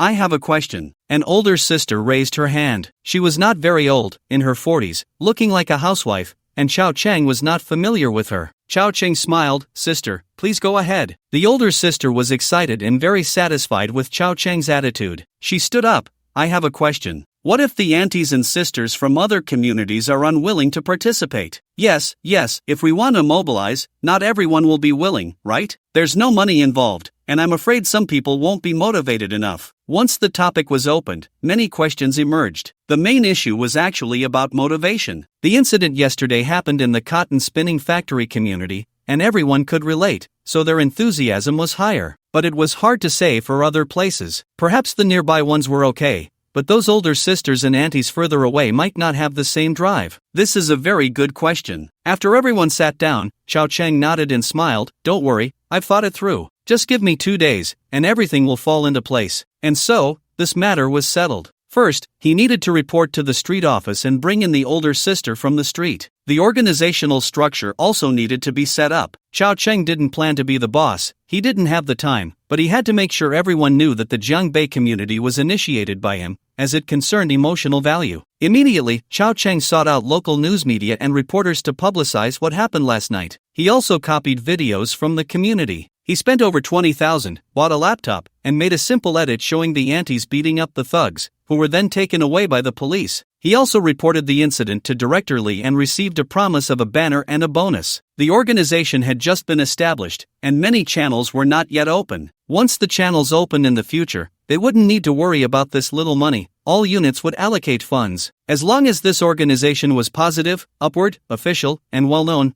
then, not to mention various directors from the street office, even the city and province would take notice. Starting was difficult, but it wouldn't defeat Chao Chang. With some public opinion promotion, many things would become easier. It wasn't yet the true era of the internet wave. People hadn't experienced real public sentiment. Chao Chang was ready to strike with a lower dimension. In this day and age, the so-called brain platinum was still popular. So, young Master Chow had to let everyone see what shock really meant. Soon, a series of headlines appeared on various major forums and message boards. Shocking. Even the elderly are not spared. Thugs once again break moral limits. Shocking. Why are the aunties so strong? Check if you have such an auntie at home. Shocking. How 10 strong thugs were defeated by housewives. Shocking. Jiangbei aunties lead the way. Shocking. 2 days. When he said 2 days, it meant 2 days. Outside of Sanjiang, he wouldn't dare to say, but within the entire Sanjiang city, especially in Jiangbei district, everyone knew about the aunties' fierce battle with the thugs. Who said retirement means you can no longer contribute to society? There are pictures, there's the truth. There were also news reports and interviews with several aunties. The aunties from the cotton spinning factory became famous,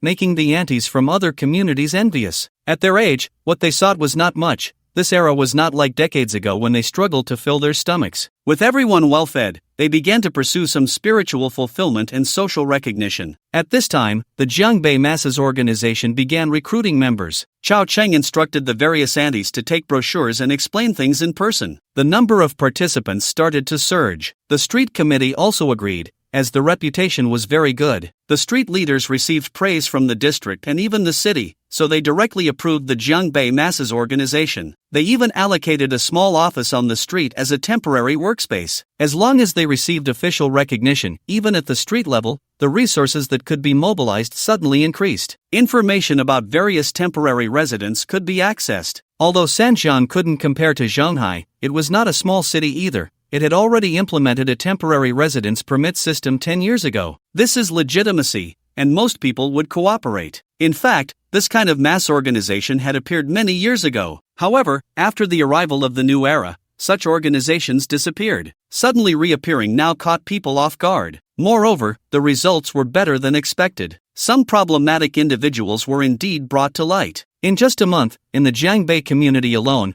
over 40 cases of prostitution and singing were successfully reported, including gambling, brawling, and even violations of parking regulations were somewhat alleviated. There were also major cases. 6 drug-related incidents. 2 fugitives were apprehended. The number of commendations began to surge. Leaders at all levels started to show concern. All avenues were opened. This made the aunties very happy, and their motivation was high. The number of participants was increasing daily. Young people began to join, such as security guards from nearby shopping malls, gatekeepers, and young women from snack street shops. It became even more diverse. This was also proposed by Chao Chang, to develop members with diverse identities and infiltrate various industries. Chao Chang did not hold an official position but was nominally involved, with a continuous influx of positive and negative emotions accumulating daily. And little by little, it added up. Don't underestimate the small contributions from each person. The sheer number made a difference. Over the past month, Chao Cheng had drawn several 10 consecutive draws. Including the previous ones, it totaled 9 times of 10 consecutive draws. On the night of dealing with the thugs, he had already surpassed 1,000. Later, when he motivated the aunties, it was nearly 600 that day. After that, with public opinion promotion, he provided over 2,000 more. Chao Cheng discovered that as long as it was related to him, the emotional value generated could be collected, even if the people generating the emotions were unaware of his existence. However, the scope was limited to within Sanjiang City. This was somewhat regrettable. Additionally, the initial state of an event provided the most emotional value, which would gradually weaken over time. This forced Chao Cheng to keep creating events, unless he didn't want to draw anymore. Otherwise, relying solely on the Jiangbei masses would not allow him to truly relax. Alas, the great hero is a laborious fate. Virtual attribute panel, host, Chao Cheng. Strength, 39 agility, 36 constitution, 41 spirit, 50 emotional value, 908 skills, comprehensive combat, master, piano, master, dance, master, ventriloquism, master, parkour, master, culinary arts, great achievement, blacksmithing, great achievement, makeup, great achievement, tailoring, great achievement, traditional Chinese medicine, great achievement, comprehensive pistol marksmanship, great achievement, disguise investigation, great achievement, counter-espionage, great achievement, rank 1, the 34th day since Sister 4 left. Miss her. In this month, Chao Cheng's skills and physical data have greatly improved. Most of it was useless stuff. His ambitions were not here. For example, dance and blacksmithing. Just looking at it was enough. Would he really go and become a blacksmith? As a man, one must be strong. However, some things, though useless, have returned a lot of charm, like the grace of dance. Although Chao Cheng doesn't dance in the streets, that lively spirit has embedded itself in his soul. Moreover, the improvement in various basic attributes has made Chao Cheng more attractive than he was a month ago. Have you not seen the way some young wives, young girls, and old widows look at Chao Cheng, all with such longing? It scared young Master Chao. There are also quite a few other items. Let's not even mention the Ningxiang tea. Recently, he drew out a good item, 30 packets of longevity tea. This tea also comes from a fantasy world. You should know that Ningxiang tea is used for cultivation, enhancing comprehension, and only slightly increases lifespan. This longevity tea, on the other hand, is similar to health tea from the fantasy world. People in the fantasy world already have long lifespans, and they still need to maintain their health. One can imagine how nourishing this tea must be. The longevity tea contains 100-year-old ginseng, blood amber goji berries, sun-dried jujubes, deep snow lotuses. That's what the product description says. There are also 4 types of medicinal herbs that don't exist on Blue Star or in the dream world. In short, this health tea invigorates the spirit just by smelling it, and drinking a cup strengthens the muscles and bones. Young Master Chao doesn't dare to drink it outside. He can only sneakily drink it alone in his room, tightly closing the doors and windows. If someone catches a whiff of it, wouldn't that be a huge loss? Over the past month, Chao Cheng has been living quite comfortably. After reconciling with Aunt Wang, most of his time has been spent teasing the children of various families. With summer vacation in full swing, there are many kids in the courtyard. The children are full of energy and have strong tempers, often generating more negative emotions than the elderly. The simplest way is to eat spicy strips, ice cream, and drink soda right in front of them. Goodness! Holding spicy strips and chilled cola, eating while walking, negative emotions can pop up from time to time along the way. Longing and greed can also be considered negative emotions, right? The number of lottery draws has reached 91 times. According to the system's introduction, 100 draws will definitely yield a diamond. That means just 10 more consecutive draws, and a diamond treasure chest is bound to appear. It should be in the next couple of days. Summer vacation is also coming to an end. On the 35th day since fourth sister left, I miss her. On this day, Chao Cheng was playing chess in the square. What is this called? This is called not forgetting one's original intention. He no longer needs the negative emotions of the old men. Young Master Chao looks down on this, but he cannot forget this group of old brothers. Because during the hardest times for young Master Chao, they provided a continuous stream of emotions, allowing him to gather his first pot of gold. One should not forget the well digger when drinking water. It's a fine tradition of our generation. However, he is no longer gambling money with them. It's not easy for the old men to earn a little money. It's just for fun, passing the time. The kind of chess that doesn't require much thought. If one thinks too much and ends up bald, who will take the blame? For the sake of these few negative emotions from the old men, it's not worth it. Therefore, recently, when Chao Cheng plays chess, he has clearly lost more often because he plays carelessly. Just like this game, it looks like he is about to lose. Check, the old man laughed heartily. Chao Cheng moved his king. I evade. Check again. I evade again. Hey, I can still check you. The old man looked smug, as if victory was in his grasp, watching Chao Cheng. Chao Cheng moved his cannon and kicked his horse's leg. I evade again. The old man also set up his cannon. Check. Chao Cheng's face darkened. Damn it. No martial ethics. I'm not playing seriously with you. Are you really bullying a tiger at sunset? Are you giving the old face? Don't you understand what it means to respect the elderly? Our young Master Chao is at least 100 years old, at least in experience. Which of these old men present is over 80? I have been begging in front of Buddha for thousands of years. This song is one of the hottest ringtones these days. Chao Cheng fumbled to take out his phone and pressed the answer button. Hello? What? Really? Is it that serious? Okay, I'll be right there. Wait for me. He hung up the phone. Chao Cheng looked at the old man. This game of chess won't be finished anytime soon. Save it for me. I'll come back next time and guarantee you'll lose. The old man was anxious. Don't move. What do you mean a ruined game? There's just one move left to checkmate you. You have no way out. What are you talking about? I have plenty of options. You're the one with no way out. Chao Cheng scoffed and then reached out, scattering the chess pieces like he was shuffling mahjong tiles. In an instant, the chessboard was ruined. I'm off now. We'll continue next time. Chao Cheng tucked his phone away and grabbed his thermos before running off. The old man's eyes turned red. Don't run, don't run. Come back. Ding, negative emotion plus 20. Chao Cheng grinned as he ran, quickening his pace. He vanished in an instant into the small park on the west side of the square. He wouldn't be back for a while. To avoid being cornered by that old man, he'd come back in a few years. The old man wasn't getting any younger, he probably wouldn't last that long. What do we have to fear when we're young? Drink another pack of longevity tea, and it could drive all the old men away. By then, no one would know I lack chess etiquette. Perfect. I can't let the name of the great hero be tarnished. Chang-gu over here. After running a few steps, he spotted a red beetle parked by the roadside, with a slender girl standing beside it. Chao Chang jogged over, anxious. Hurry, hurry, hurry. The girl looked surprised, half laughing, half crying. Who did you offend this time? Get in the car first, we'll talk later. Chao Chang glanced back a few times but didn't see the old man's figure. It made sense. The chess-playing spot was shaded and cooler. If the old man really chased him out, he'd be all dried up in the summer heat, wouldn't he? He probably wouldn't chase after him. But just in case, these old guys are crafty, who knows if one might pop out from some corner. If the girl saw him without any chess etiquette, that wouldn't be good. Hurry, get in. This girl is Ling Ling. She's a close friend of Sister C. Ling Ling is kind. She easily admires people. In her professional field, she rarely respects anyone, especially not her peers. Even Sister C, Ran Yuega, who is slightly stronger than her, doesn't earn her admiration. But Chao Chang is different. She feels she can't catch up. Grandma also said that Brother Chao Chang's skills are on par with any international master, and even more. She has no idea how he practices. During this time, Ling Ling occasionally texts Chao Chang and invites him over for dinner, of course,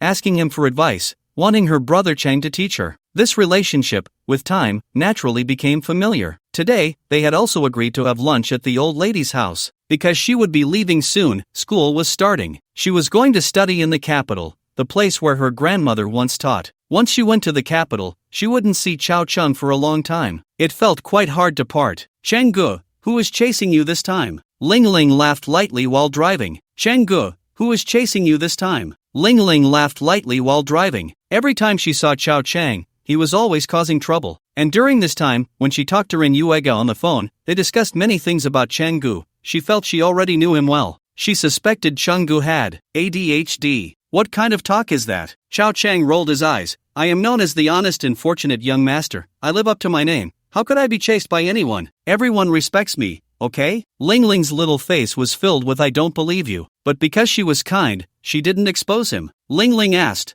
then what is this? Chao Chang shook his head and sighed. Alas, you don't know. I just won several rounds of chess in a row, and those old gentlemen were so flustered they dropped their pieces and bowed to me, insisting I teach them some tricks. You know, I have a bit of understanding of chess myself.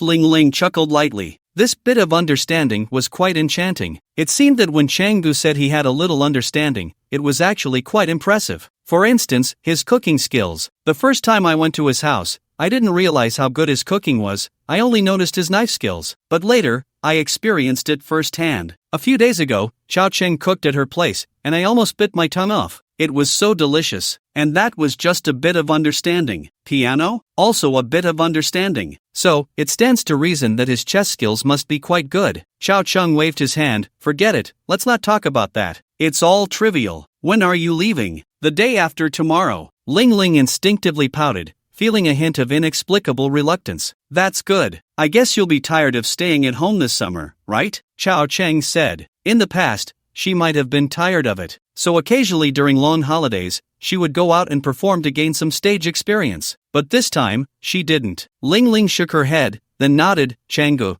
are you really not going to come to the academy for some further study? After all, you have nothing to do. This was an invitation. Chao Cheng could naturally see that. 100 years of experience is no joke. Do you want me to go? Ling Ling's face turned red, and she averted her gaze, the car swaying slightly as if it were affected by her embarrassment. It seemed she felt exposed, a bit shy. From her positive emotional feedback, it was clear that she had been slightly hit. She had taken a step closer to the last 10 consecutive draws. A rare critical hit of positive emotion. It proved that the girl's heart was restless. Chao Cheng smiled. Look at that. Nowadays, most girls are still pure and lovely. If this were 15 years later, she wouldn't be shy at all. She'd probably say something like, Changgu, you're so bad. I really like you. Chao Cheng laughed. I really don't have my heart set on this. Music is just entertainment for me. What I've learned is quite diverse, and I can't focus on just one industry. I don't have the deep love for the piano that you do. So, I won't be fixed in one industry. This opened up the conversation. Ling Ling felt a bit disappointed, unsure if it was because Chao Cheng changed the topic or because he refused to come to her school. Instantly, some negative emotions surfaced. Young people are great. Their emotions fluctuate a lot. One moment it's sunny, the next it's rainy, and they can swing back and forth. Unlike those older folks, whose emotions are stable, if they get too worked up, you have to worry about whether they'll get upset. But, Xiao Chang raised his hand and ruffled her hair. If you have any questions about the piano in the future, I can give you some special guidance. If you need it, just to call and I can fly to Beijing to see you. Ling Ling's voice was a bit nasal, her gaze fixed on the road, not daring to meet his eyes. Inside the car, an atmosphere of love lingered, refusing to dissipate. When they got home, the old lady was happy. At her age, she liked having more children around, and it was rare to meet a young man she liked. Mainly, Xiao Chang was very approachable, making him seem close. His skin was thick, he made the old lady.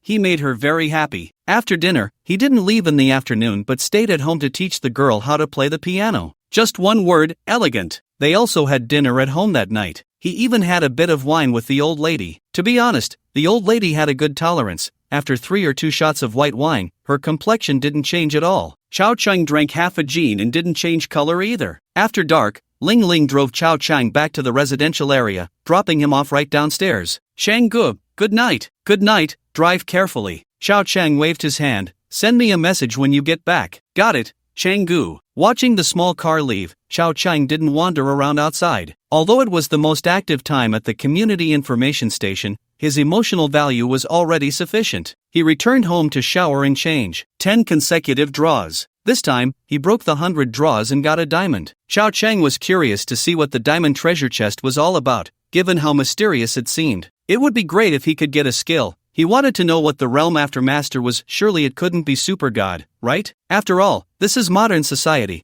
It wouldn't fit in to really create something fantastical. With a belly full of questions and curiosity, Xiao Chang went home, showered, and washed away the smell of alcohol. Message, Brother Chang, I'm home. Xiao Chang finished his shower and replied, okay, rest early, good night, Ling Ling. Good night, Brother Chang. Look at that. 100 years of experience. The emotions needed are just so natural, like water. No excessive flirting. No over-the-top ambiguity. Tranquility leads to distance. Elegant. It was also because he was preoccupied with the lottery that he had no time to chat. Otherwise, they would end up talking until she couldn't sleep. Snap, he lit a lighter, preparing to light 3 cigarettes, burning incense while bathing. A hint of superstition brought by 100 years of experience made young Master Chow very particular about the sense of ritual. I'd been begging in front of the Buddha for thousands of years. Suddenly, the phone on the coffee table erupted with ringing. The fire went out. 3 cigarettes hung from his mouth, unlit. Damn, Xiao Chang frowned and looked down. Who was calling at this time? Note, Xiao Si. Ren Yuega? Xiao Chang took a deep breath. Hello? He didn't even take the cigarettes out,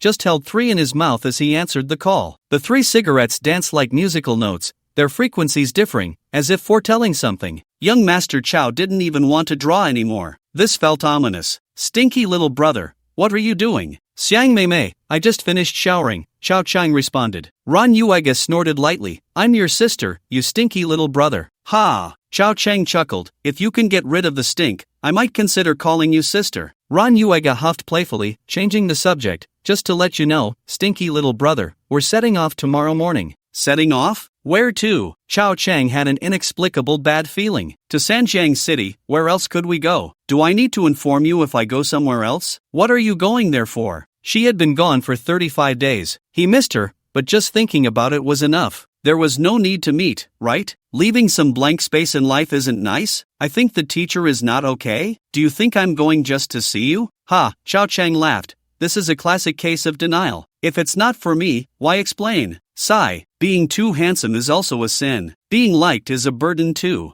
Alright, tomorrow during the day I'll air out the bedding, so you won't complain about it being damp, Xiao Chang said. Ran Yuega smiled in satisfaction. You're sensible, let's leave it at that. See you tomorrow. See you tomorrow, brat. She hung up just like that. Xiao Chang tossed the phone aside. After thinking for a moment, he picked it up again and turned it off. Do not disturb. Wait, did she just say we're setting off tomorrow? We? Who else? Another sister? Second sister? Forget it. He'd see tomorrow. He quickly returned to the lottery. The cigarette butts were already damp in his mouth. He didn't want them to get too wet. Snap. He lit 3 cigarettes and placed them in the ashtray. Then he clasped his hands together, raised them above his head, mumbled, let's get something good. The diamond treasure chest can only be drawn with 100 consecutive draws. It better not be trash. It hasn't been easy for me these past few months. Come on, show me. Old Chow had been gone for over 2.5 months. Young Master Chow had drawn a total of 101 times. Finally, he exploded a diamond. During the previous lottery, the diamond occasionally flickered in and out of view, making it hard to see clearly and leaving one feeling restless. It was only now that its appearance became clear. It resembled a massive diamond, weighing hundreds of tons, floating in the void, dazzlingly radiant, emitting light from within.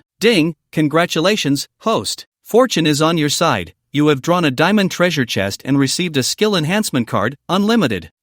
This? Just this? Chao Chang shook his head. Deep down, he had hoped for a cultivation technique to appear, even if it was just a beginner level. After all, who could refuse the allure of longevity? However, that thought was fleeting. There would be future opportunities. This skill enhancement card was indeed a good thing. Being unlimited meant it could elevate any master-level skill by 1 level. Mastery was already quite formidable. Just thinking about what lay beyond was terrifying. For instance, cooking. Well, his cooking was only at the major achievement level, but Chao Chang had 1 skill enhancement card for skills below master level and 1 unlimited enhancement card. Using both at once could elevate his cooking straight to above master level. What kind of realm would that be? The dishes he made would probably glow, right? Eating them might even grant attribute bonuses. Thinking of this, young Master Chow was tempted, but he quickly gave up. He couldn't improve his cooking. He didn't enjoy cooking. Traditional Chinese medicine could be worth a try. Chao Chang imitated the Son of Destiny, touching his nose, rubbing his chin, and massaging his temples. Didn't that seem a bit profound? Although he couldn't quite capture the charm of the Son of Destiny, it was passable. His knowledge of traditional Chinese medicine was currently at the major achievement level, and he could handle most common ailments. If he could elevate it to master level, he could probably treat all cancers. And above master level, he might even be able to refine pills. Moreover, traditional Chinese medicine was also a skill for showing off. Unfortunately, he hadn't encountered any elderly men with deep backgrounds in chronic ailments in the square. Otherwise, Chao Chang would have directly enhanced his traditional Chinese medicine skills without a second thought. Just giving the destined female lead a massage. Cough, if it were to realign bones, a major achievement level in traditional Chinese medicine would already suffice. Makeup skills? Not necessary. Comprehensive handgun skills? Also not necessary. Sewing? Even less necessary. Piano,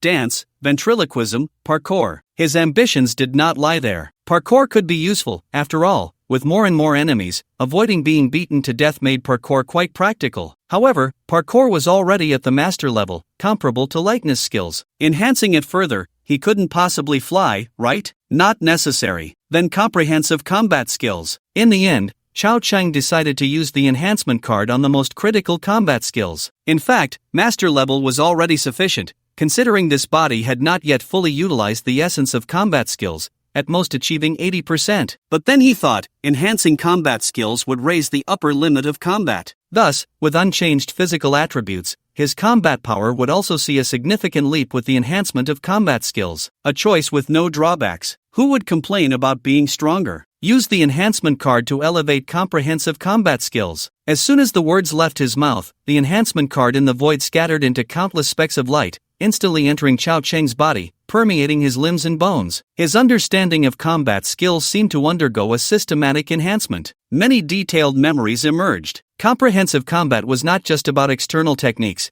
In addition to various methods like fist techniques, leg techniques, palm techniques, finger techniques, and body techniques, it also included stances and breathing techniques. It was a combination of internal and external cultivation. After the enhancement, in this brief moment, young Master Chow gained a deeper understanding of the various details contained within combat skills, as if he had grasped something profound. This insight could not be shared with others. It belonged solely to him. So, even if Chao Chang wholeheartedly teaches martial arts to another person, that person, no matter how talented, can at most only reach the master level. They will never surpass Chao Chang. The same moves, the same forms, but Chao Chang carries a unique charm and momentum. Ding! Upgrade complete. Comprehensive martial arts, master, comprehensive martial arts, slightly understand? What the heck? What is this? Young Master Chow didn't know whether to laugh or cry. Well, this is good. I really do understand a bit. System, are you okay? I said slightly understand out of modesty. Did you take it seriously? After Master is slightly understand,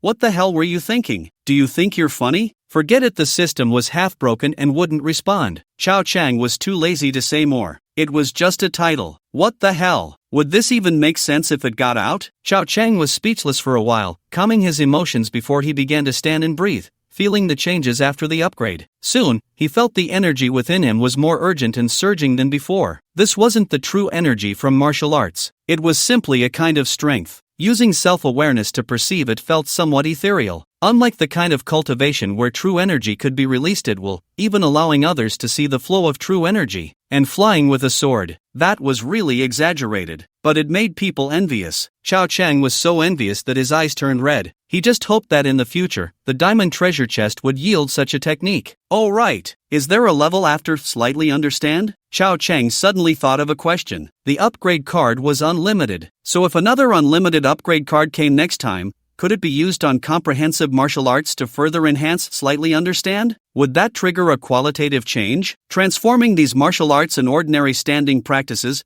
breathing insights, into cultivation techniques, even at a beginner level? The system couldn't answer. Xiao Chang couldn't confirm either. But there would be opportunities to try in the future. Anyway, the speed of collecting emotions was much faster than before, and the next 100 consecutive draws weren't far off. This haul was decent. Although the diamond treasure chest didn't meet his psychological expectations, he could only reluctantly accept it. But the other items made Xiao Chang satisfied. Perhaps it was because the final 10 draws of the 100 consecutive draws yielded all quality items. 1 diamond treasure chest, 2 golden treasure chests, 2 silver treasure chests. The remaining 5 were all bronze, not a single piece of fine iron. This could be considered a bit of consolation for young Master Chow. At that moment, a prompt suddenly echoed in his mind. Ding! After drawing 100 treasure chests, system upgrading. Please wait. Countdown, 23 hours 59 minutes 51 seconds. Young Master Chow was delighted. He had previously speculated that the system might upgrade. This thing belonged to data flow.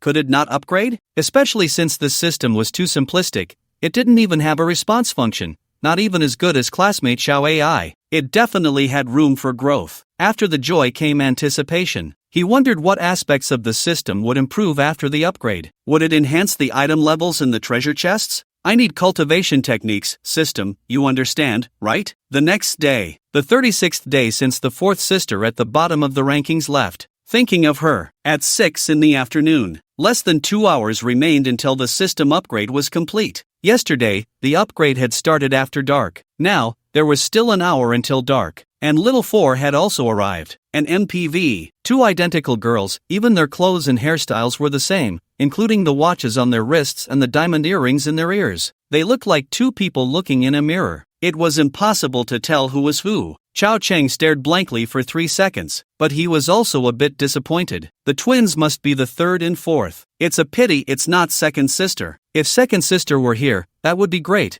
I heard she excels at cooking abalone. Critical hit. Alas, the second one didn't come. Xiao Chang remained silent. The twins also said nothing, just staring at each other. The 2 girls had similar smiles, looking at Xiao Chang with amusement. Clearly, from their expressions, they wanted him to guess their identities. Once he spoke, wouldn't that expose them? Whoever calls him stinky little brother would be the 4th. Even if they deliberately avoided calling him stinky little brother, the twins should have different voices, right? This is quite confusing. But who is young Master Chow? Would he indulge them in this habit? Xiao Chang took out his phone. He dialed a number. After a moment, Ren Yuega's phone rang. You see? Isn't that a clear distinction? A trivial skill. Daring to show off in front of the master? Xiao Chang chuckled, feeling quite pleased with himself. Ren Yuega's demeanor changed instantly, furious, gritting her teeth, ignoring the phone ringing, and stepped forward to twist Xiao Chang's ear. Stinky little brother, you're quite sly. The girl beside her smiled gently, obediently, and cleanly. She stared intently at Xiao Chang. Perhaps she was also captivated by young Master Chow's handsomeness. Xiao Chang dodged the 4th's hand. Let's talk nicely. Who comes up just to fight? This must be 3rd sister, right? Why not introduce yourself? Ren Yuega huffed. How rude. This is your 3rd sister, and I am your 4th sister. How about that? Can't tell from our looks, can you? You really can't tell. But doesn't that make it even more exciting? Hello, I'm Ren Yuchang. The 3rd's voice was also very sweet. It had that obedient girl vibe. Her aura was very gentle. Her tone was soothing, making one feel less anxious. At the same time, she extended her hand. Xiao Chang, being polite, shook her hand, which felt soft and delicate. Hello, 3rd sister, Xiao Chang greeted. At this, the 3rd sister hadn't spoken yet, but it made Ren Yuega explode. Ren Yuega's face stiffened. What does this mean? Has he changed his address already? Why? What about me? Ran Yuega pointed at herself. Hello, fourth sister, Chao Chang replied.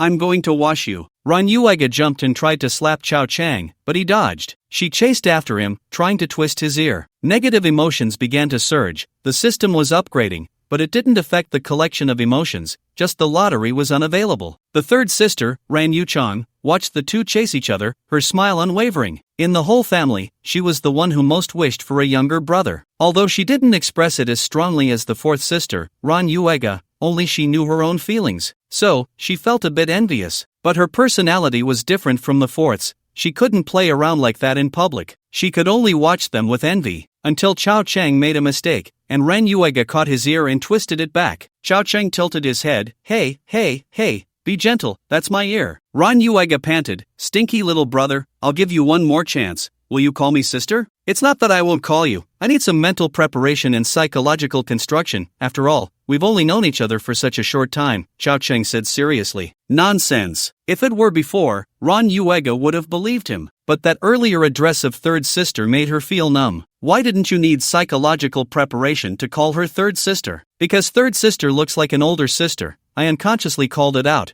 But you don't look like one, you look like a younger sister.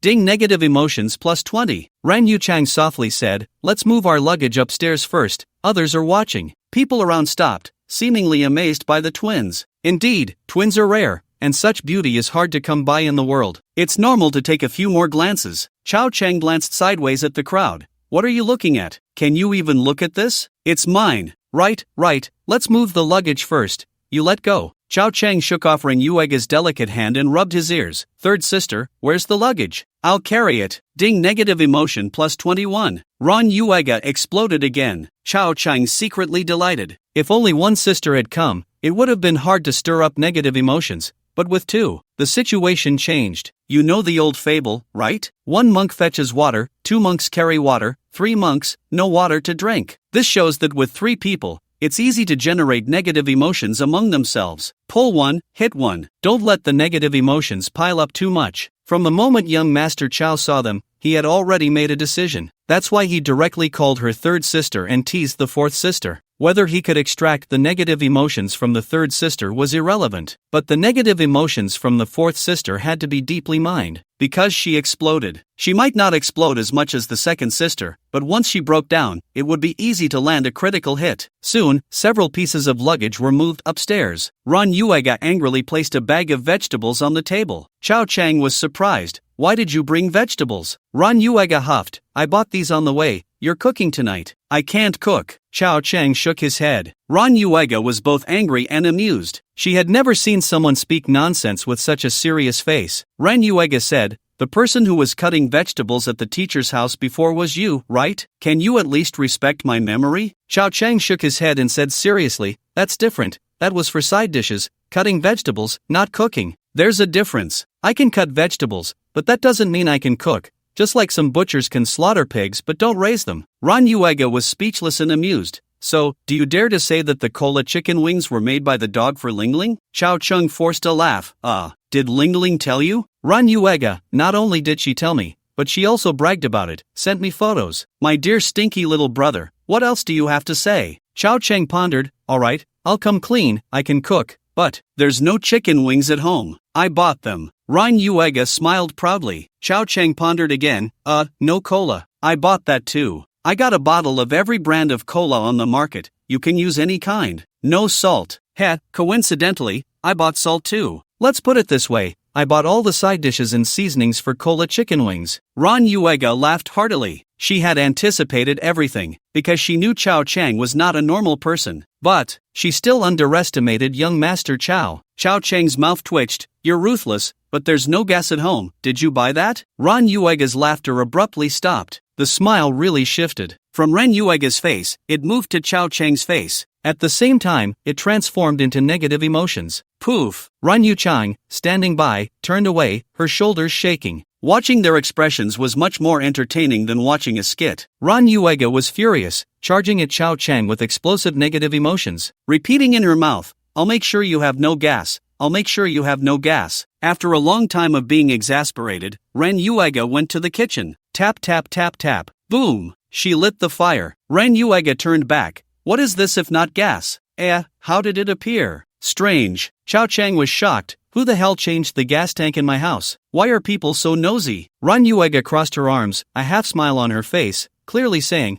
I'm just quietly watching you act foolish. Despite the chaos, the fourth sister's demands still needed to be met, because after this first encounter, her emotional ranking had skyrocketed. Chao Chang said, I can cook, but there are conditions. Ren Yuega nodded, okay. Young Master Chao did not like cooking. The whole world knew that. But, why did he dislike cooking? Because before stir-frying, he had to buy vegetables, pick them, wash them, and prepare them. And after cooking, he still had to clean up, wash the dishes, and tidy up. It was a series of trivial and bothersome tasks. If it were just stir-frying, it would actually be quite easy. So, it wasn't that young Master Chao disliked cooking. To be precise, he disliked the complicated and trivial matters, especially washing dishes, which were not only greasy but also harsh on the skin. Young Master Chao was still so tender now. You buy the vegetables, you wash them, you prepare them, and after the meal, you wash the dishes and clean up. Chao Chang stated his demands. Ren Yuega frowned. Then what will you do? I will cook, I will stir-fry, Chao Chang replied. Ren Yuega knew that this lazy brother of hers was quite the slacker. Aren't you being too lazy? Ren Yuega said irritably. Chao Chang couldn't be bothered to argue with her. Just say whether you will do it or not. If you take care of all these things, I will cook, otherwise, let's just order takeout. Ren Yuega was speechless, but I can't do housework. Chao Chang was surprised.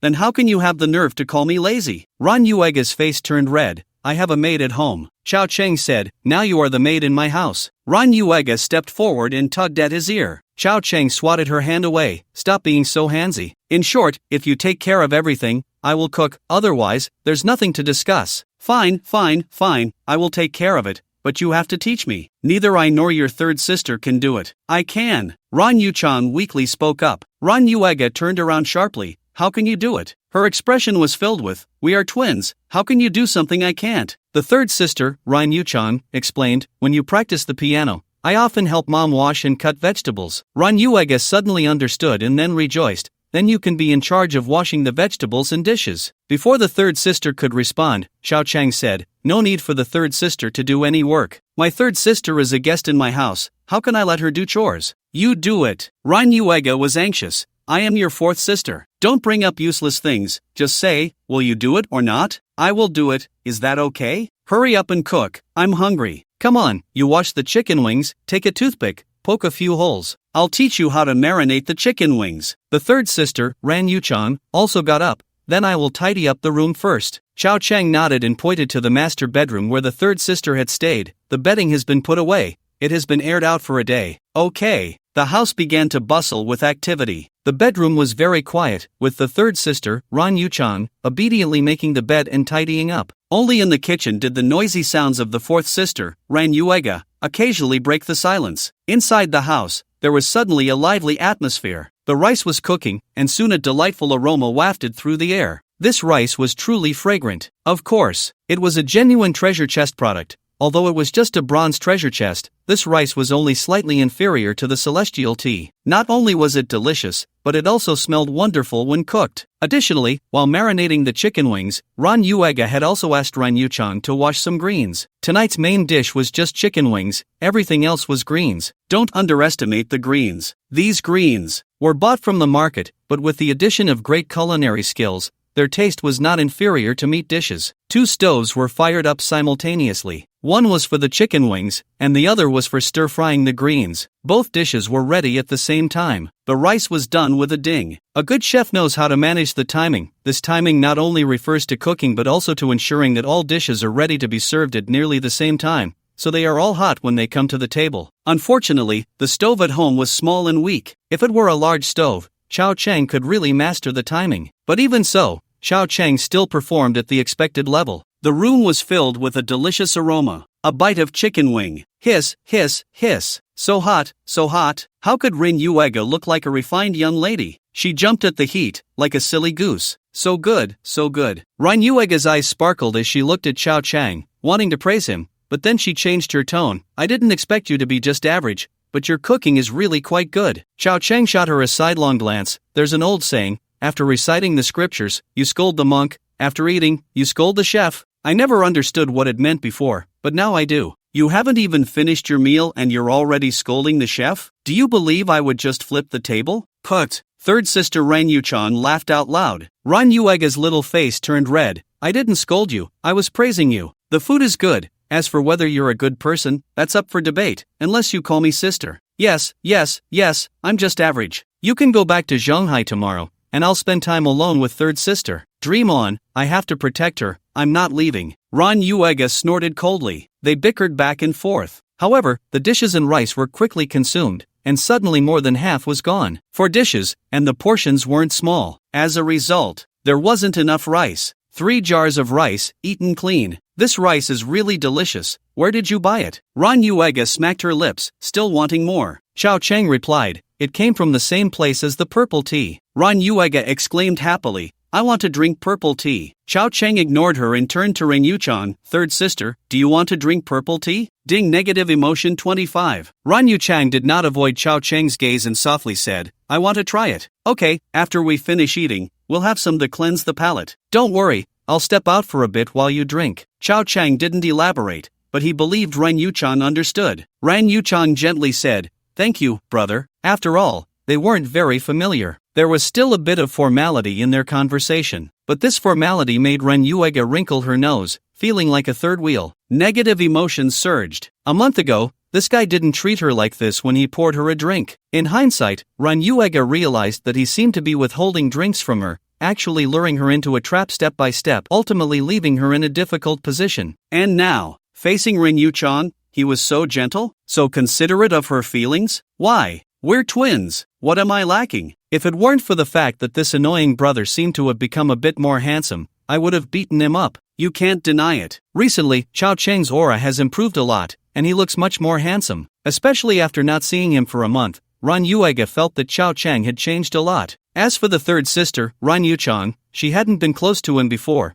and now that they were just getting to know each other, she didn't have such a strong impression. However, from the slightly reserved attitude of the fourth sister Rin Yuega towards the third sister Rin Yuchang, it was clear that she was trying to act like a lady. She didn't act like this at home. Did she just start acting like this when she saw a handsome guy? TCH. She didn't even want to expose her. Such a pretentious girl. As the meal came to an end, Xiao Cheng casually asked, how's old Xiao doing now? The two sisters were taken aback, then realized that old Xiao referred to Uncle Xiao. He moved out. What? He got kicked out so quickly? Xiao Cheng was overjoyed. Ren Yuega rolled her eyes, moved, as in moving house, to live a two-person world. Xiao Cheng's expression changed to disappointment. How long has it been? Your mom hasn't gotten tired of him yet? Really? For an old man, she would abandon her own daughter? This guy can't be biological, right? The father and son have such a grudge? The meal was devoured in a whirlwind. They chatted while eating. Xiao Cheng roughly understood from their conversation that things weren't going well for old Xiao. Every night, he had to serve others and make soup for them. What was the difference between that and being a nanny? At middle age, he still had to do the work of a caregiver. Hey, it's like he's regressing in life. Serves him right for running off with a widow. But he could also tell that their relationship was quite good and they probably wouldn't divorce anytime soon.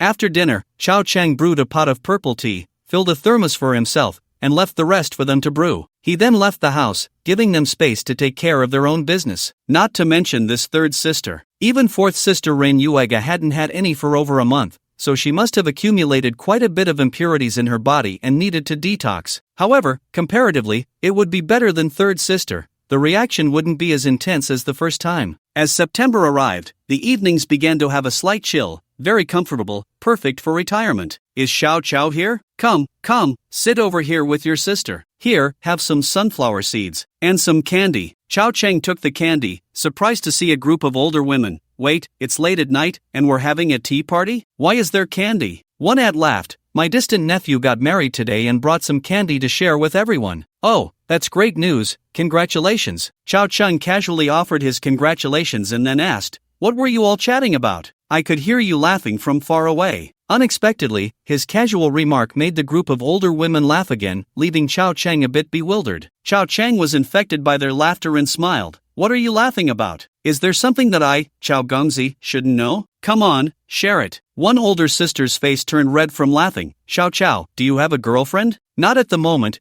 Xiao Cheng shook his head. The older sister chuckled. Then I can't tell you, you're still young. Damn, what have you seen? If I showed you, you'd be scared to death. However, Chao Chung understood. This group of older women must have been chatting about risque jokes earlier. As the saying goes, Zhang's family matters and Li's family matters. This refers to the lengths of their stories. These women were not innocent. Gathering like this at night, with Chao Gonzi's participation, the topic became somewhat more serious. After all, Chao Gonzi was a person of great chivalry. He looked down on discussing jokes with older women. Filled with positive energy, Chao Chang indirectly influenced everyone present, making them feel embarrassed to talk about vulgar matters, and the conversation returned to a proper track. Chao, you graduated from university and aren't working? What do you eat every day? An aunt asked curiously. Chao Chang smiled. Who said I don't work? I studied computer science. I bought a laptop to do some freelance work at home. With a computer, I can work anywhere.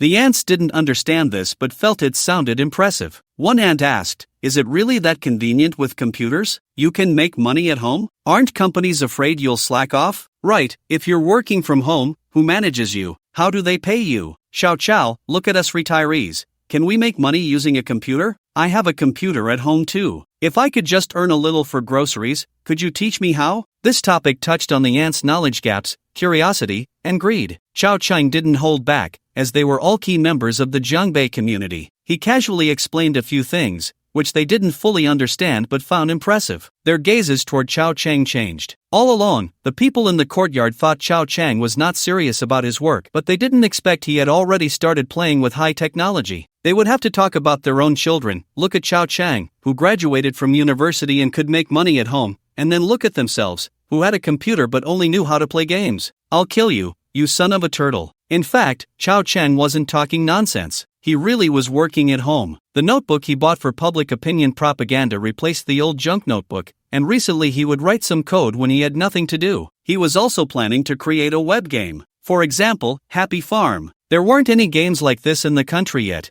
and Chao Chang was working on it. He knew very well how popular this stuff was and how quickly it could make money. Once the first bucket of gold from the stock market came in, he would establish a game company, make a quick profit, and at the same time build his reputation. In the business circle, having a name made things easier. Otherwise, even if you waved around cash, people might not be willing to let you into the investment round. As they chatted, the conversation shifted from computers to the stock market. Almost everyone present, especially the older women, played the stock market. Even if they didn't, someone in their family did. Chao, do you know how to trade stocks? My husband is at home trading stocks on the computer, losing money like crazy, and he won't let me say anything about it. As soon as I mention it, he gets angry. We just had a fight, one older sister sighed. Chao Chung replied, I know a little about the stock market. From what I know, it's been doing okay recently. How could he be losing? Who knows how he's losing? The older sister cursed. He just doesn't have the fate to get rich but insists on learning to trade stocks. He's already lost over 100,000. Hearing over 100,000, the older women became lively again,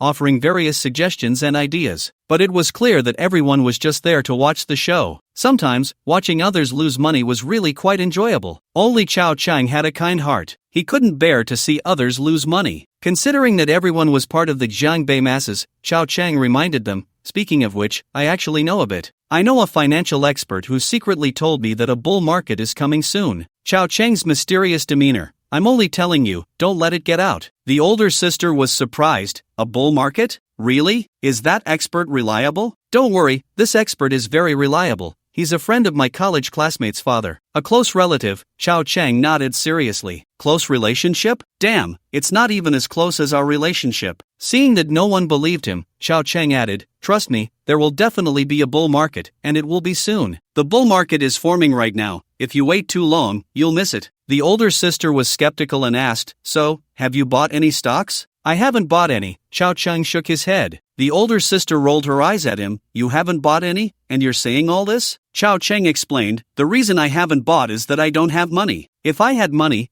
I would have gone all in. Trust me, you can count on me. Have I ever messed up when I handle things? This did make some of them believe him a little. After all, Chao Chang's reputation had been excellent during this time. But while they believed him, others wouldn't. Others would just see it as a joke. A bull market? The market is at 1,600 points, and it's been stagnant for how long? 5 years, boss. Do you know how the retail investors have been surviving these 5 years? The older sister hesitated for a few seconds and nodded. All right, I'll trust you this once. I'll talk to my husband about it later. Don't worry, those who trust me will make money, Chow Chung directly guaranteed. The surrounding older women also began to inquire. In fact, when Chow Chung told them, it was also for emotional value. Whether they listened to him or not, afterward, they would either feel positive emotions or negative regret. Those who made money by listening to him would naturally provide positive emotions, and those who didn't believe him would surely regret it for life. Chow Chang would never lose. After chatting for a while, Chow Chang's sharp eyes suddenly spotted a few figures outside the community, sneaking around, secretly observing the situation inside the community. Chow Chang had excellent eyesight and immediately recognized the figures.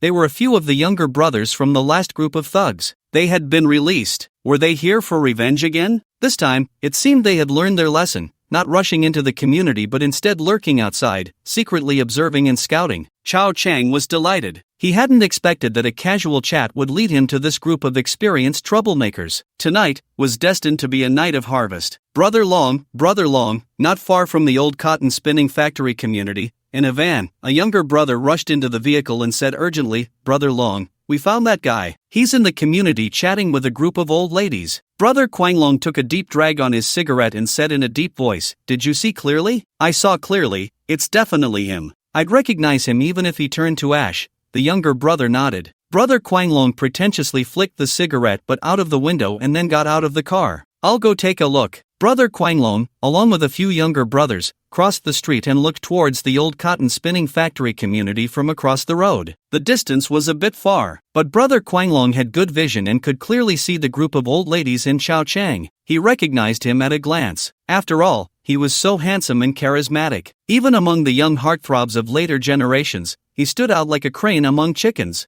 Not to mention among this group of old ladies, his aura and appearance were like the brightest star in the night sky. "Brother Long, let's make a move." A hot-tempered younger brother cracked his knuckles, making a popping sound. "Make a move, my ass?" Brother Quanglong glared. "I came here today to acknowledge my big brother, so all of you behave yourselves." "Ha!" The group of younger brothers was dumbfounded. They almost threw their backs out. "Wait, why are we acknowledging a big brother? Isn't this about revenge?" "Brother Long, we're thugs, don't lead us astray. We got beaten up by this kid, and now we're supposed to acknowledge him as our big brother?" "Exactly, Brother Long, last time we were caught off guard, this kid ambushed us. This time we have to take him down. I've even prepared my baton." "Shut the hell up!" Brother Quanglong scolded in a low voice, waving his hand. "Let's go discuss this over there first. Last time they suffered a huge loss, especially his younger brother Mighty Tiger, who got kicked in the mouth, adding injury to insult, and couldn't speak clearly for several days." Brother Quanglong was also furious, but during the days he was detained, he thought a lot. The more he thought, the calmer he became. The calmer he was, the more he felt that this person was a skilled fighter, a very fierce one. Mighty Tiger was right, that guy was tough. Carefully reviewing the battle at that time, in just 10 seconds, he had taken down 11 of them barehanded. Although there was an element of surprise in the ambush, just this level of strength would make him a master anywhere. You have to know, Brother Quanglong was confident in his own skills. Mighty Tiger was no ordinary person either. They had been in the game since they were young. They had never backed down from a fight. Even without techniques or martial arts, they had been through countless battles. Over the years, they had built a reputation, the Longhu brothers gang. The people he brought last time were all exceptional fighters, the core brothers of the gang. Yet, they were all wiped out in just 10 seconds, without even a chance to fight back, instantly losing their combat effectiveness. In the end, not even a single hair of the opponent was touched. It was humiliating, too humiliating. Because of this, after the period of calm, Brother Quanglong didn't think about revenge. Instead, he developed the idea of acknowledging a big brother and learning skills. But he didn't share this thought with anyone. The younger brothers had no idea. He had been bringing them to keep watch for 3 days,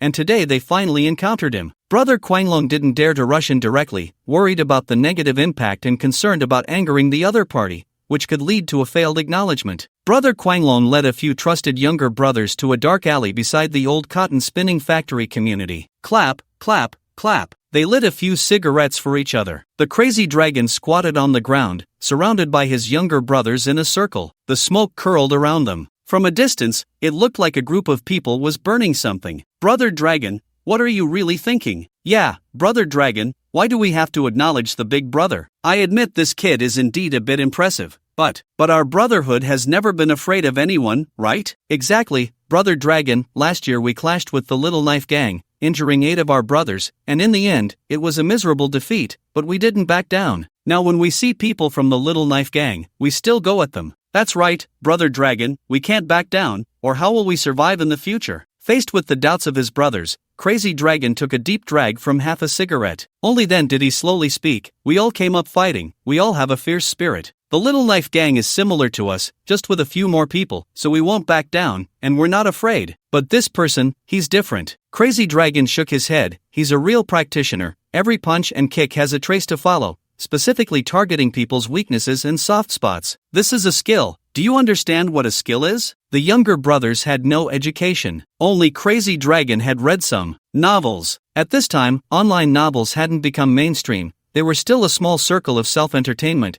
but there were already great works like Juxian and Little Soldier Legend. This year, there was another masterpiece, Urban Emperor Legend. It overshadowed Tian Long Babu. There was also a book called The Ultimate Young Master. The protagonist was a hero. His skills were considered invincible in the city, playing with life and indulging in pleasures. When Crazy Dragon read, he immersed himself, thinking he was the protagonist. But now, after this incident, he felt that Chao Chang was the protagonist. During his detention, he recalled the plot, always feeling like he was some supporting character in the book, specifically there to be slapped in the face by the protagonist. The more he thought about it, the more he felt that way. So, he thought he had to defy fate and change his destiny. Just like it said in the novel, you're a thug, don't think you're doing well now, but you're just like a chicken girl, living off your youth. When you come out to mix, you'll have to pay it back sooner or later. Thugs either end up in prison or get shot, or they don't even know where they die in some corner. Thinking of this, Crazy Dragon broke out in a cold sweat. That beating from Chao Chang woke him up. Skill, national skill, understand? The younger brothers still shook their heads. Crazy Dragon felt he couldn't explain it to them,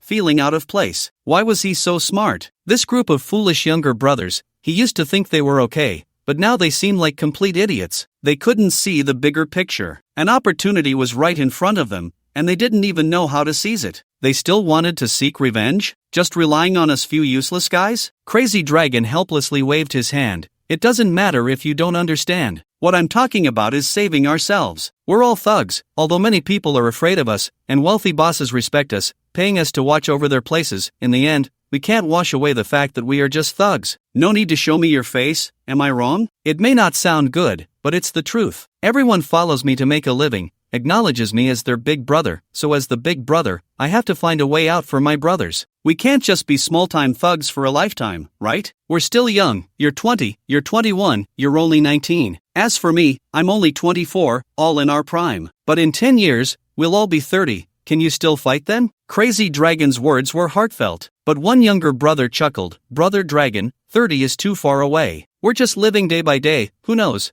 We might die on the street one day and not even make it to 30. Hearing this, the other younger brothers nodded in agreement. Yeah, everyone is a thug, and you never know when you might be alone, cornered by enemies, with the possibility of being injured or killed. Those in this line of work don't think that far ahead. Anyone with long-term vision either doesn't get involved or is a big-time thug. Brother Long hadn't considered it before, but after reading more, he felt his perspective had broadened significantly. You damn! Brother Long stood up and kicked his little brother to the ground. Are you going to keep babbling? If you die, it's nothing. What about your mother? We're out here to make money, and that's for our families, not to throw our lives away. You unfilial son, if you keep talking nonsense, just get lost. I don't want ungrateful people around here. Apprentice, recognize me as your big brother? Chao Chang left the community, equipped with counter-surveillance skills, moving through the dimly lit streets, his figure carefully navigating blind spots. The thugs wouldn't notice him. Until they entered an alley, Chao Chang followed from the other side, just a wall apart from them. With keen hearing and sight, he clearly heard the thugs' conversation. He realized that this Brother Long had actually been subdued after the last incident and wanted to pay respects.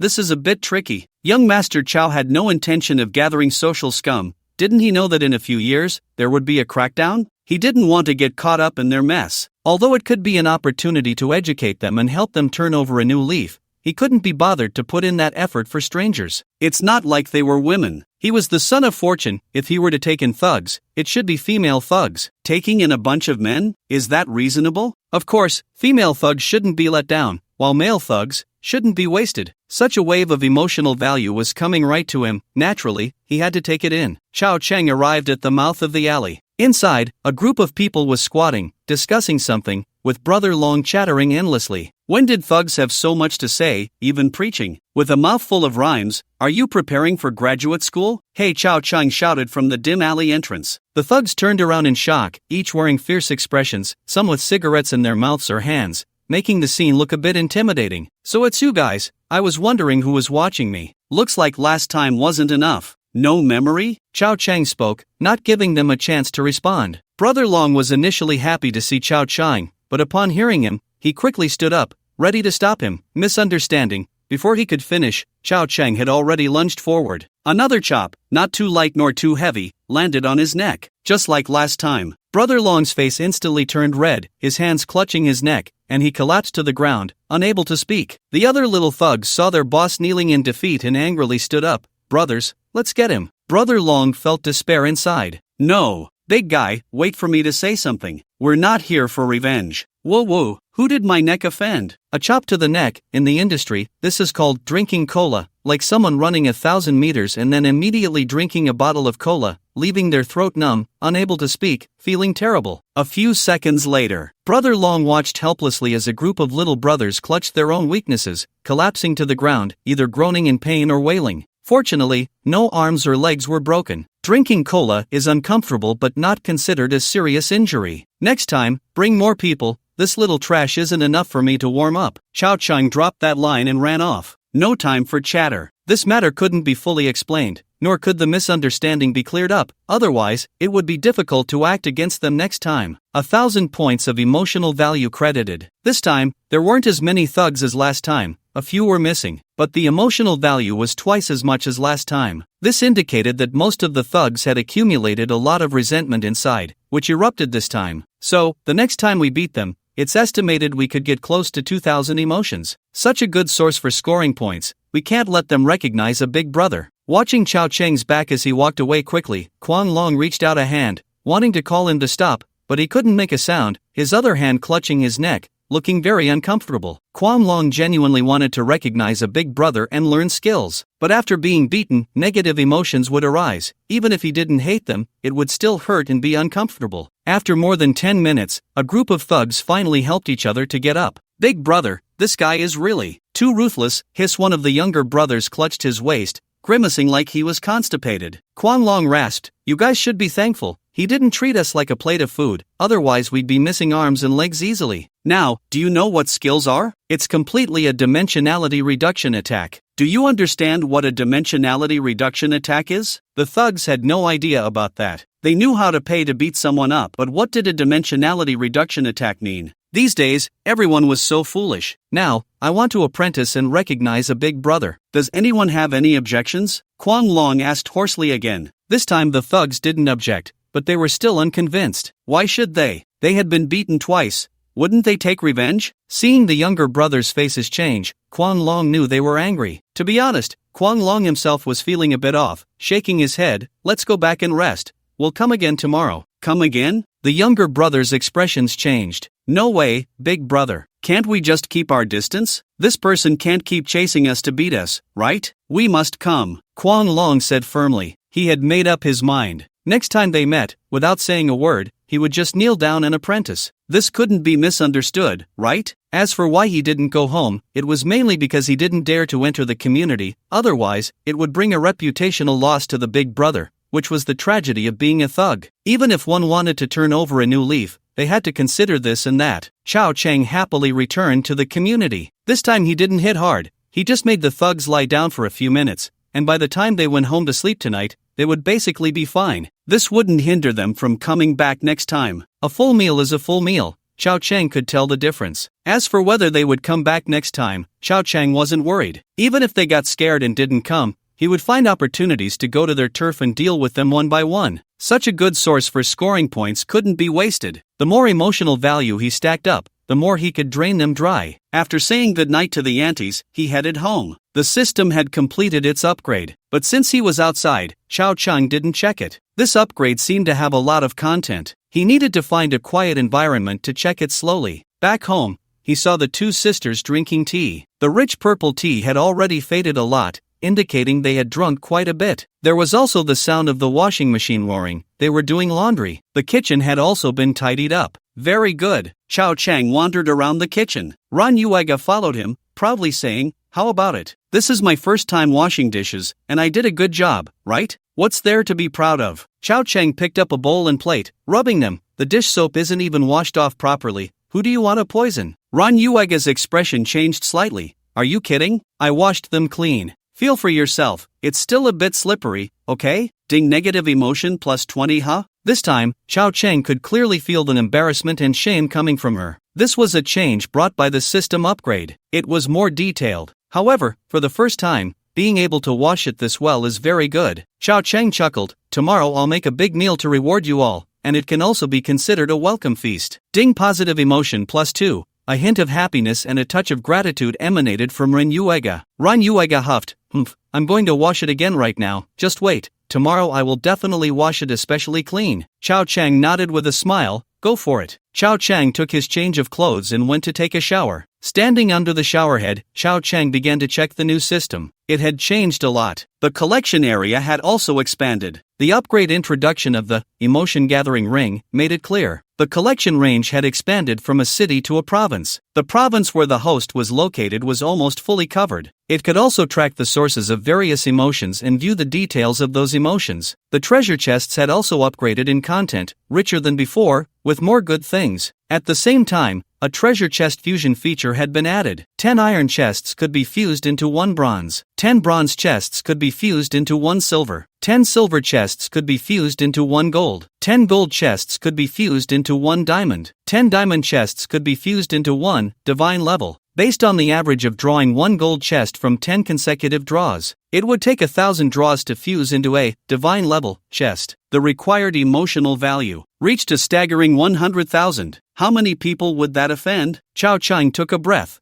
feeling a bit ruthless, but he was very eager for those 2 words, divine level. He wanted to get one. However, he also knew in his heart that this thing couldn't be obtained in the short term because Xiao Chang didn't have the patience to save up 10 diamonds. Now that the treasure chests could enhance strength, if he didn't open them and just kept saving, it would be a waste of the early development time. Therefore, the goal should be set on the diamond chests first, and after growing to a certain height, when he had leisure time, he could save up 10 diamond chests and fuse 1 divine level to have a taste. Divine equipment was for later use. The early stage focused on rapid development. Xiao Chang understood this principle. The collection range has expanded to a province. This indeed provides quite a bit of operational space. Xiao Chang calculated the changes after the system upgrade, thinking about how to maximize the benefits. The system wasn't upgraded for nothing. Previously, the range was too small, and there wasn't much that could be done. Face-to-face collection of emotions was the most convenient. But now, with such a large range, remote collection had to be put on the agenda. Of course, if it could be upgraded again, it should be possible to expand the range to the whole country? At least 2 provinces, right? It's just that he didn't know what conditions were needed for the next upgrade.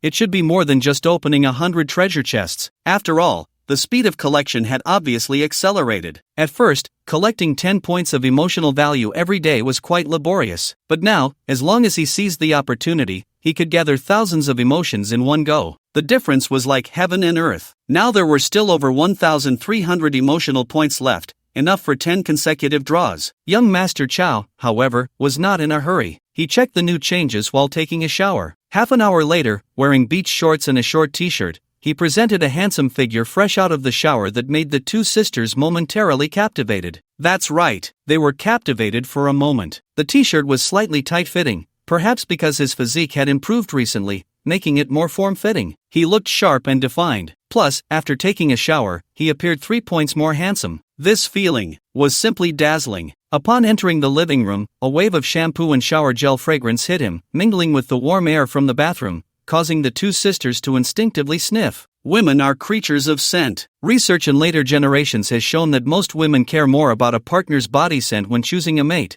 which ranks first, while appearance and other traits come later. Unless a man has a particularly outstanding aspect, such as money. A fat boss, with so much money that he likes to throw it around, can also cover up the unpleasant smell of his body odor. But generally speaking, women are creatures of smell. Both sisters' faces turned red. Emotions of happiness and shame emerged. Ran Yuega fumed, "Hey, you're blocking my view of the TV, move aside. If it weren't for my emotional collection energy ring, I might have believed you." Xiao Chang glanced at her with a half-smile. He understood why she suddenly became irritable. It was purely a reaction of embarrassment and anger, not wanting Chao Chang to discover her shyness, so she used another extreme emotion to cover it up. Ha, little girl. Chao Chang pointed to the tea set. Drink less tea tonight, and this tea is too weak. It's useless now. I know, stop nagging, let me watch TV. Run Yuega looked impatient. The third sister, Ran Yuchan, was not as emotional. She gently nodded and asked softly, "Are you going to sleep, little brother?" "Yeah, I'm a bit tired today, going to sleep now." "Well, good night." "Good night, third sister." "Good night, fourth sister." "I'm the fourth sister," Ran Yuega shouted. All right, keep it down, this old house has poor sound insulation. Your voice can be heard in the next building." "Oomph, exaggerating." "I'm not exaggerating, I'm afraid you won't believe me." After a few exchanges, Chao Chang returned to his room. This time, he collected several points of emotion. Chao Chang locked the door behind him. A boy must protect himself at home. He didn't sleep but took out his laptop, placed it on the desk, and started surfing the internet. Nowadays, going online is called surfing. Playing with penguins, one can change dozens of wives in a day. What a perfect era. Chao Chang logged into Penguin and casually browsed, adding a friend named Serious Snow. This song had just been released not long ago, and many girls liked it, becoming a hit this year. The other party quickly confirmed. Chao Chang asked, "Hello, can we be friends? I really like your username." "Hello, sure, do you also like this song?" "Of course." Chao Chang typed quickly, chatting for 3 minutes. They had a basic understanding of each other. Finally, Chao Chang asked, "Can you be my wife?" /Rose, the girl replied, "Sure." /Blush, it was that simple. Chao Chang replied, "Forget it, you're not worthy." /Sunglasses, ding negative emotion plus 18 and hashtag, @ and, you and the other side started cursing. Serious Snow turned into a snowstorm, but Chao Chang laughed. Of course, Chao Chang wasn't trying to stir trouble, he was just testing the effect of the emotional collection. The girl he added was carefully selected. Her location was more than 300 kilometers away from Sanjiang City, not out of the province, but at the provincial border, just a step away is out of the province. At the same time, a strange feeling emerged, waves of emotions coming from afar, like lines of quantum entanglement being collected by the system. Chao Chang replied, "Just joking, don't be angry, wife." "Oomph, /angry, so easy to coax." Chao Chang felt a bit shy to bully her. "Come to Sanjiang City to play sometime, I'll treat you to good food." "I'm not going," the other party replied. "Then let's break up." Ding negative emotion plus 11 tonight. A girl was destined to have trouble sleeping, dreaming of cursing. Who told her to run into Chao Chang? And Chao Chang didn't chat with her for too long. After trying it out, he roughly understood the concept of the whole province. It really is within the province, not counting even a step out. Chao Chang tried chatting with netizens from the neighboring province and city, but got no feedback. Big Fortune Forum, meaning the market opens with great fortune. This forum is a hub for stock discussions. Inside, there are all kinds of leaks, and of course, various experts are not lacking. The seemingly serious atmosphere of stock discussions is filled with all sorts of foul language. These days, online management is still very humane. You can openly type out "damn it." This reminded Chao Chang of a news story he dreamt about, where two aunties cursed from the domestic to the foreign for a full 16 years online, and almost faced physical annihilation in the end. Unfortunately, Chao Chang couldn't find such persistent candidates for a cursing battle. Otherwise, the emotional value from critical hits would have been a stable income for 16 years. Just thinking about it is astronomical. However, Chao Chang wasn't too greedy. With the system upgrade and the expansion of the collection area, these forums had become new emotional collection grounds. They allowed people to experience immersive collection without leaving home. This is good.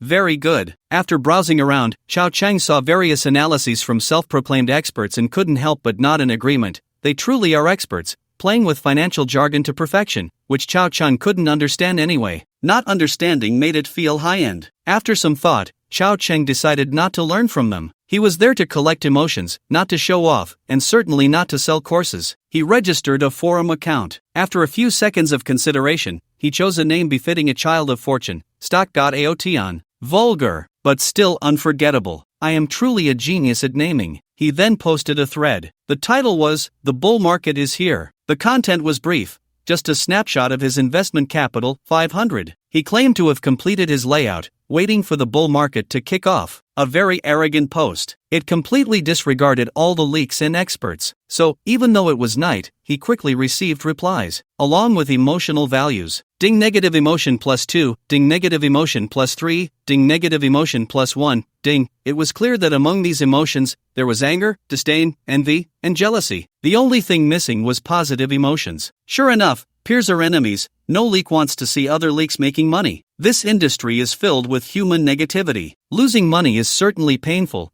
but seeing others lose even more makes you happy. Therefore, people in this industry mostly have unstable emotions. There are many insults, similar to bull market my ass. Who trades stocks with so much money? It must be a fake picture. Still a bull market? You must be a big leak. How could someone like this have so much money? What am I missing? Bro, I believe you, but I won't buy. Ha ha ha ha. I also thought there was a bull market, but seeing you say this, I know it's hopeless. Idiot. In the forum, people from all over the world are present. The base in this province is large. Soon, the negative emotions reached 80. Although it was only 80, this was just the initial posting. With the fluctuations in the stock market and the upcoming bull market, the emotional value would explode to a certain height. Moreover, as long as he continued to post, new emotional values would appear long-term. This was even more meaningful for collection than the Zhangbei masses. Chao Chang looked at the replies and wasn't angry. Aside from cursing back at those who insulted him, he ignored the rest. Furthermore, from these replies,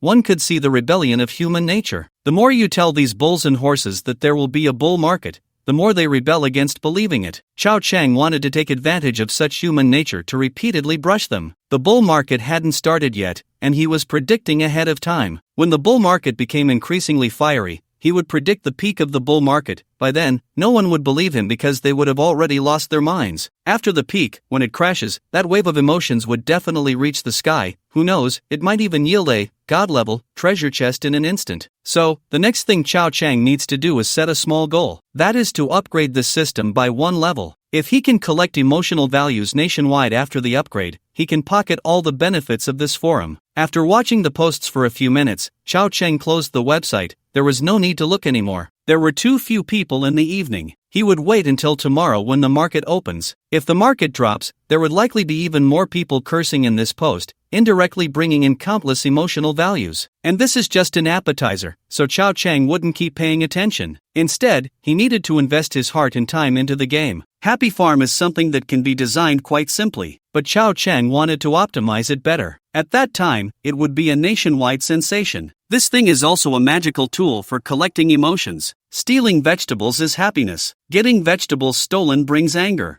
Harvesting brings joy. If the vegetables get pests, it brings sadness. Back and forth, how many emotions are there? As long as it's something designed by Chao Chang, all emotional values are related to him. If it weren't for the current conditions not allowing it, Chao Chang would have gone straight for the Battle Royale game. Battle Royale is a killing game. Even 30 years later, many people are still playing it. Just thinking about the massive amounts of negative emotions in it excites Chao Chang. Who plays Battle Royale without breaking through a few defenses? Moreover, playing continuously can stack emotional buffs. So, the goal remains the same. The current objective is to upgrade the system and continue to expand the collection range. The next day, the first day of the bottom of the rankings, fourth sister arrives. Annoying her, Chao Chang got up early to practice breathing exercises. Compared to making money and emotional values, maintaining health is key. Living a few more years means enjoying life a few more years. Otherwise, what's the point of earning so much money? Half an hour later, drenched in sweat, he left the room. Ran Yuega happened to come out of the bathroom, wearing a nightgown, her aura still strong. Chao Chang recognized her, but he still spoke. Good morning, third sister. This annoying little brother, causing trouble so early in the morning. Ran Yuega was irritated. I'm your fourth sister. Oh, good morning, fourth sister. Chao Chang chuckled. Ran Yuega was so angry she laughed, her eyes rolling as she changed her tone. Why are you sweating so much? Is it that hot? Are you feeling weak? Is your kidney not good? Ginseng rooster, huh? This little girl doesn't let anything slide. Ran Yuega wore a victorious smile, seriously saying, Stinky brother, don't blame your sister for saying this. Young people need to take care of their health. Ran Yuega is still a novice, but she is an adult now. Hasn't she seen pigs run after eating pork? What she said was quite reasonable. Chao Chang snorted lightly. Don't worry, I'm definitely better than your future husband. Pa! Ran Yuega's pretty face flushed, spitting out. Stop being so disrespectful, or I'll twist your ear. Chao Chang smiled. He entered the bathroom, preparing to wash up. Suddenly, Chao Chang spoke. The toilet isn't flushing? What's wrong? Ding negative emotion plus 20 Ran Yuega rushed into the bathroom, embarrassed and angry. Upon seeing the clean squat toilet, she realized she had been tricked by her stinky brother. Ran Yuega was once again infuriated, turning to pinch Chao Cheng's ear, gritting her teeth. Stinky brother, can't you go a day without bullying me? Chao Cheng stumbled as she bumped into him. Ouch, ouch, ouch. Ran Yuega pinched him, huffing, if you dare to bully me again, I'll twist your ear off. Did you hear? Heard it. Chao Cheng admitted defeat. Only then did Ran Yuega release her grip, huffing as she walked out of the bathroom. Chao Cheng loudly muttered, still, third sister is gentle. Ding, suddenly having two more girls at home feels quite nice. At least it's pleasing to the eye, right? Don't be envious. This was exchanged for a biological father. Today, third sister woke up late. She said it was because she wasn't used to the bed. After washing up and changing her clothes, seeing them dressed, Chao Cheng waved his hand and headed out for breakfast. It was impossible to cook at home. There were no ingredients, and he was too lazy to get up early. Enjoying life was the priority. How could one spend all day around the stove? Third sister, you look like you didn't sleep well. Later, I'll prepare a sleep aid tea for you, and you'll sleep soundly until dawn, Chao Cheng said. Ran Yuchang nodded. Thank you, brother. You're welcome. Ran Yuega, standing nearby, rolled her eyes and said, cut it out, as if you know traditional Chinese medicine and can prepare anything. Chao Cheng raised an eyebrow. Fourth sister, don't provoke me. I actually know a thing or two about traditional Chinese medicine. The phrase know a thing or two stirred some unpleasant memories for her. Ran Yuega looked at Chao Cheng suspiciously. You know medicine? Just a little. Just a little. Chao Cheng smiled. Ran Yuchang stifled a laugh. She had heard Ran Yuega mention Chao Cheng's little knowledge before. Regardless of whether they believed him or not, Chao Cheng didn't elaborate further. This was just a skill for showing off. Preparing sleep aid tea was just a minor trick. The real purpose was massage. When would they sprain their ankles or fall? That would be when Chao Cheng truly stepped in. Isn't that how novels write it? Otherwise, why study traditional Chinese medicine? Actually treating people? Don't be ridiculous. Without a medical license, that would be illegal. We, the great heroes, never do illegal things. No need to drive, there's a breakfast shop right outside. Just a few steps away, and there's no place to park over there. Chao Cheng waved his hand. If you want to eat local specialties, you have to find a small restaurant. Upon hearing this, the two girls did not argue. Following Chao Cheng, the three strolled along. It felt pretty good. Little Chao, oh, what's this? Incredible, Little Chao, have you got a girlfriend? These two girls are really pretty. Which one is your girlfriend? Along the way, familiar aunties and older sisters greeted them. As soon as the twins appeared at the entrance, it immediately caused a stir. Twins are rare in real life, let alone such high-quality twins. Various emotions surged up. The men passing by mostly felt envy, jealousy, hatred, disappointment, frustration, even anger. Chao Cheng didn't expect this either. He had taken Ran Yuega out before, to supermarkets. But at that time, Ran Yuega was wearing a mask, and only her figure turned heads. Who would have thought that the twins would have such a stunning effect just by showing their faces? Moreover, after the system upgrade, the perception of emotions became quite interesting. Previously, there were only system prompts, but now it was different. It felt particularly real in a mysterious way. He could see at a glance what emotions someone was feeling. It was a bit like mind reading. From now on, if anyone harbored malice or goodwill towards him, it would be hard to escape Chao Cheng's perception. That was quite clever. Chao Cheng didn't pay attention to those men and cheerfully introduced the older ladies at the door. This is my third sister, and this is my fourth sister. One clear-headed auntie was puzzled. Aren't these two girls twins? They should have been born together. How come one is your sister and the other is your younger sister? Good question. Chao Cheng glanced at her. So you're the smart one, huh? Looking for trouble? You're really chatty. Ran Yuega chuckled softly, watching Chao Cheng to see how he would explain. Chao Cheng smiled slyly. What a coincidence. They were born 3 minutes apart, and I came out in those 3 minutes, so one is an older sister, and the other is a younger sister. Oh, the aunties suddenly understood. What a coincidence indeed. Ran Yuega rolled her eyes at him but didn't argue. Outside, she still gave Chao Cheng some face and planned to twist his ear later. What nonsense. Did this group of old ladies actually believe it? Unbelievable. Wait a minute, Little Chao, where did you get an older sister? She's adopted. Wow, this is something. A hint of I understand flashed across the faces of the aunties. You understand what? Chao Cheng waved his hand. Alright, everyone, continue chatting. We're heading out for breakfast first. Okay, bye-bye. Xiao Chao, take it slow. Xiao Chao, come back to Auntie's house for dinner. I'll make you braised pork. Sure, Chao Cheng replied, but he definitely couldn't go. This aunt had a son, also in his 20s, probably had his eyes on her. Overthinking it. Just look at what kind of person her son is, over 20, still living at home after graduation, not working, day after day. Not working is one thing, but he doesn't even go out to play chess or mahjong, just stays home playing games. What a little loser. Walking out of the community. Behind him, various emotions were still overlapping. Yuhua hummed lightly, I didn't realize you had such a good relationship with these old ladies. They all like you. Stop being sarcastic. Xiao Cheng shook his head. You should inquire about my reputation around here. Xiao Chao was going out for breakfast. As they passed by an older brother, he greeted them enthusiastically, his gaze on the two girls. Wow, these two girls are really beautiful. Xiao Chao, you're lucky. Hey.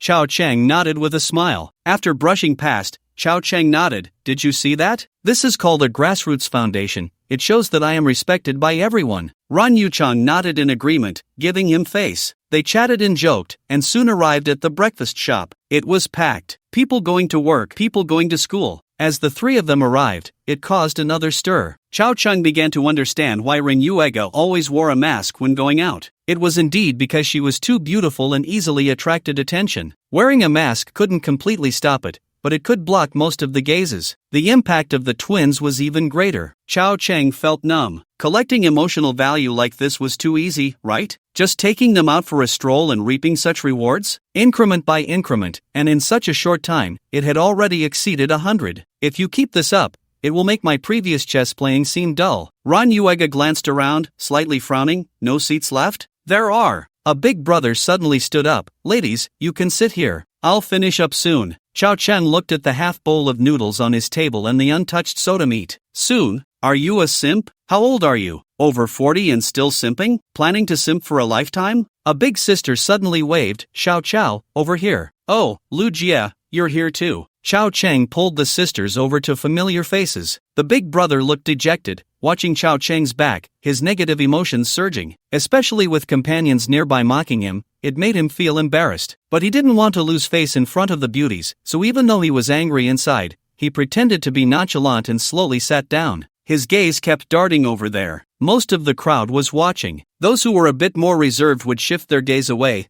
then sneak a look again, then look away again, and sneak another look. It was so sleazy. The boss personally brought over the noodles, took a close look, and then left satisfied. Chao Cheng was impressed. The twins really had that much power? Why did he feel it was just average? They looked pretty ordinary, just regular people. What was so special about them? Sigh, a bunch of people who had never seen the world. A breakfast. The small breakfast shop was bursting at the seams. Usually, most people would take their noodles and leave, eating on the go. But today, everyone either sat or stood, just not leaving. The boss even thought about renting the adjacent shop to expand. The system was continuously collecting negative emotions. At this moment, Chao Cheng finally understood what beauty brings disaster meant. Just look at the current situation. I did nothing at all. Yet, there are quite a few people who harbor negative emotions towards me, even resentment and anger. In fact, the situation on site is not too bad. Most people are secretly watching. All of them care about their image. However, because Chao Cheng has a system that can keenly sense various emotions, it feels chaotic.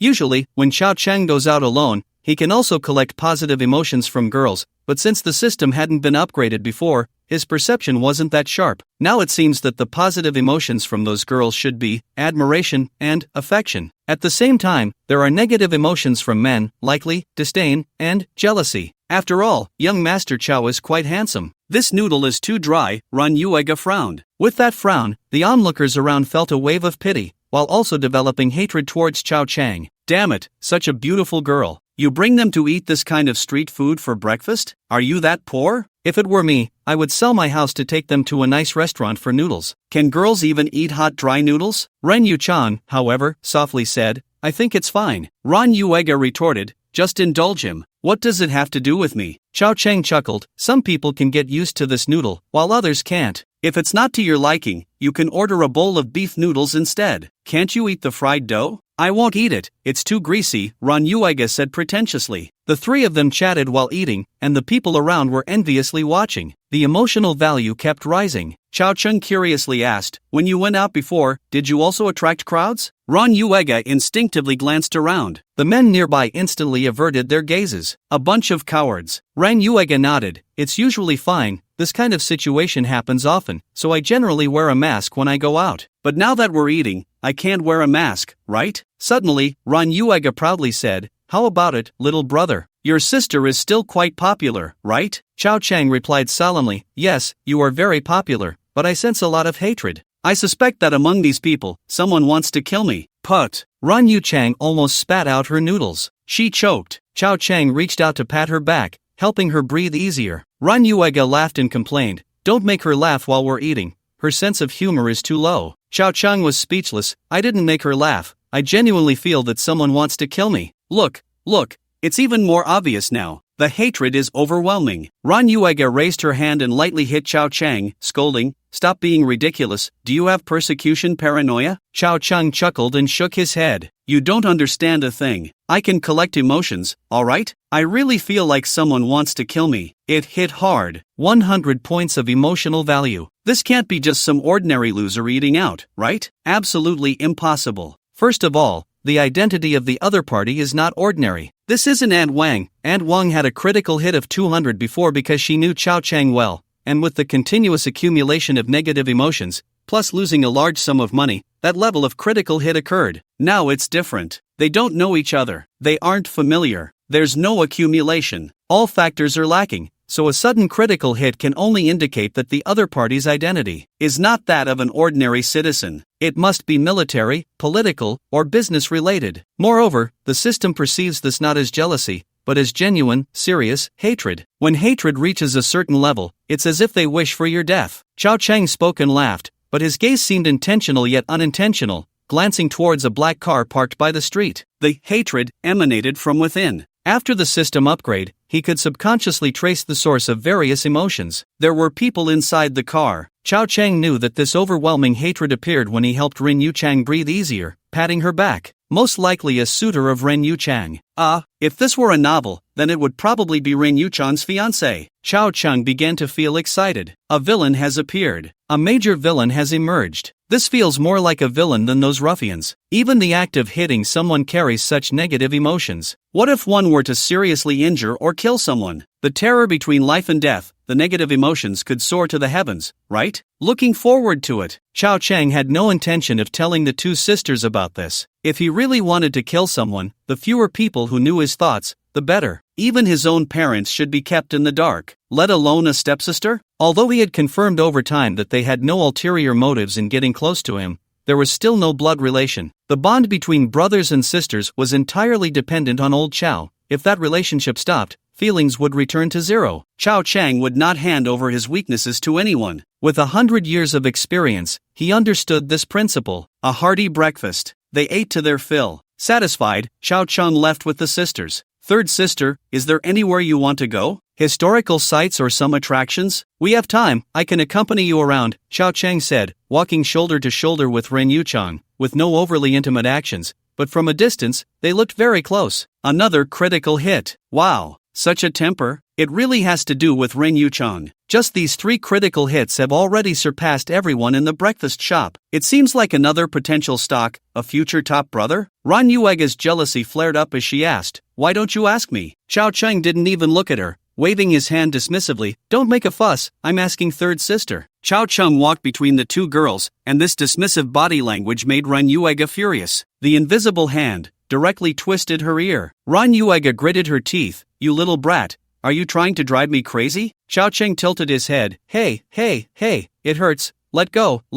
Why do you always like to twist ears? We're in public. Don't I have any dignity? You're going too far. Oof. Oh my. The system collected another wave of critical hits. Chao Chang understood that this guy liked Ren Yu Chang but also wanted to win over Ren Yuega. So, when Ren Yuega played the ear-twisting game with him, the other party would also have a high critical hit. After all, the two sisters were twins. If one liked one, naturally, they would want the other as well. Men, after all. Chao Chang could understand. Double the happiness. Inside the car, a young master gritted his teeth. his gaze fixed on the backs of the three people. The personal butler beside him worriedly said, "Young master, don't be angry, it's not worth it to ruin your health." "What the hell do you know? Am I angry? This is called fury. If I don't vent this, it will ruin my health. Stop talking nonsense, find out for me, in 10 minutes, I want his information." "Young master, I don't want your opinion, I want my own." The butler rolled his eyes. "Young master, you're so manly." 20 minutes later, the young master received Chao Cheng's information, and he was still not satisfied. "So long? What a waste." "Young master, please calm down. Just this over and over, can't you say something fresh?" The butler pondered. "Young master,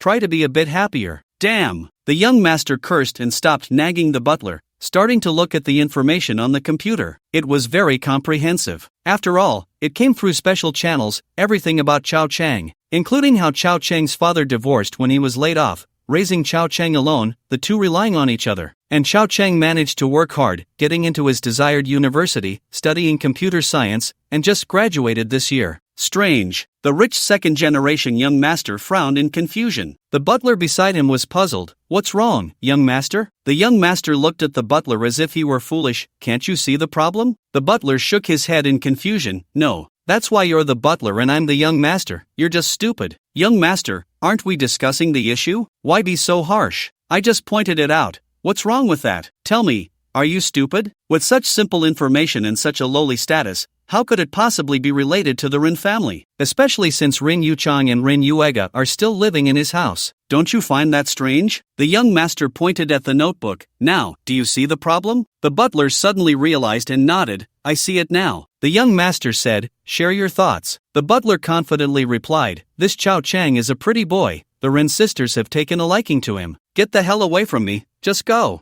The young master nearly kicked the butler out of the car. The butler rubbed his backside awkwardly and smiled bitterly. "Young master, what did I say that was wrong?" The young master pointed at the computer, exasperated. "What I mean is that this information is fake." "Are you stupid? Pretty boy? Is Ren Yuchang that kind of shallow woman? If she were shallow, would I even look at her? Besides, two people liking the same pretty boy, do you think that's likely? What kind of pretty boy has such good luck? I might as well become a pretty boy myself, damn it." Oh, the butler finally understood, but then shook his head. "But that's not right, this information came from the archives, it can't be fake." "Are there really no fakes in the archives?" "I don't believe it, keep investigating for me." Chao Cheng was baffled. Anyway, when he got home and prepared to go out for fun, he kept encountering unexpected blows. He didn't know where all this anger was coming from. He also didn't know what had happened. However, it wasn't very important. What mattered was that the emotional value was credited. Since the system upgrade, he had already accumulated 2,000 points. He could do 20 consecutive draws. At this rate, he would probably soon gather enough for 100 consecutive draws. In the blink of an eye, the day passed. Chao Cheng took them to see many local attractions,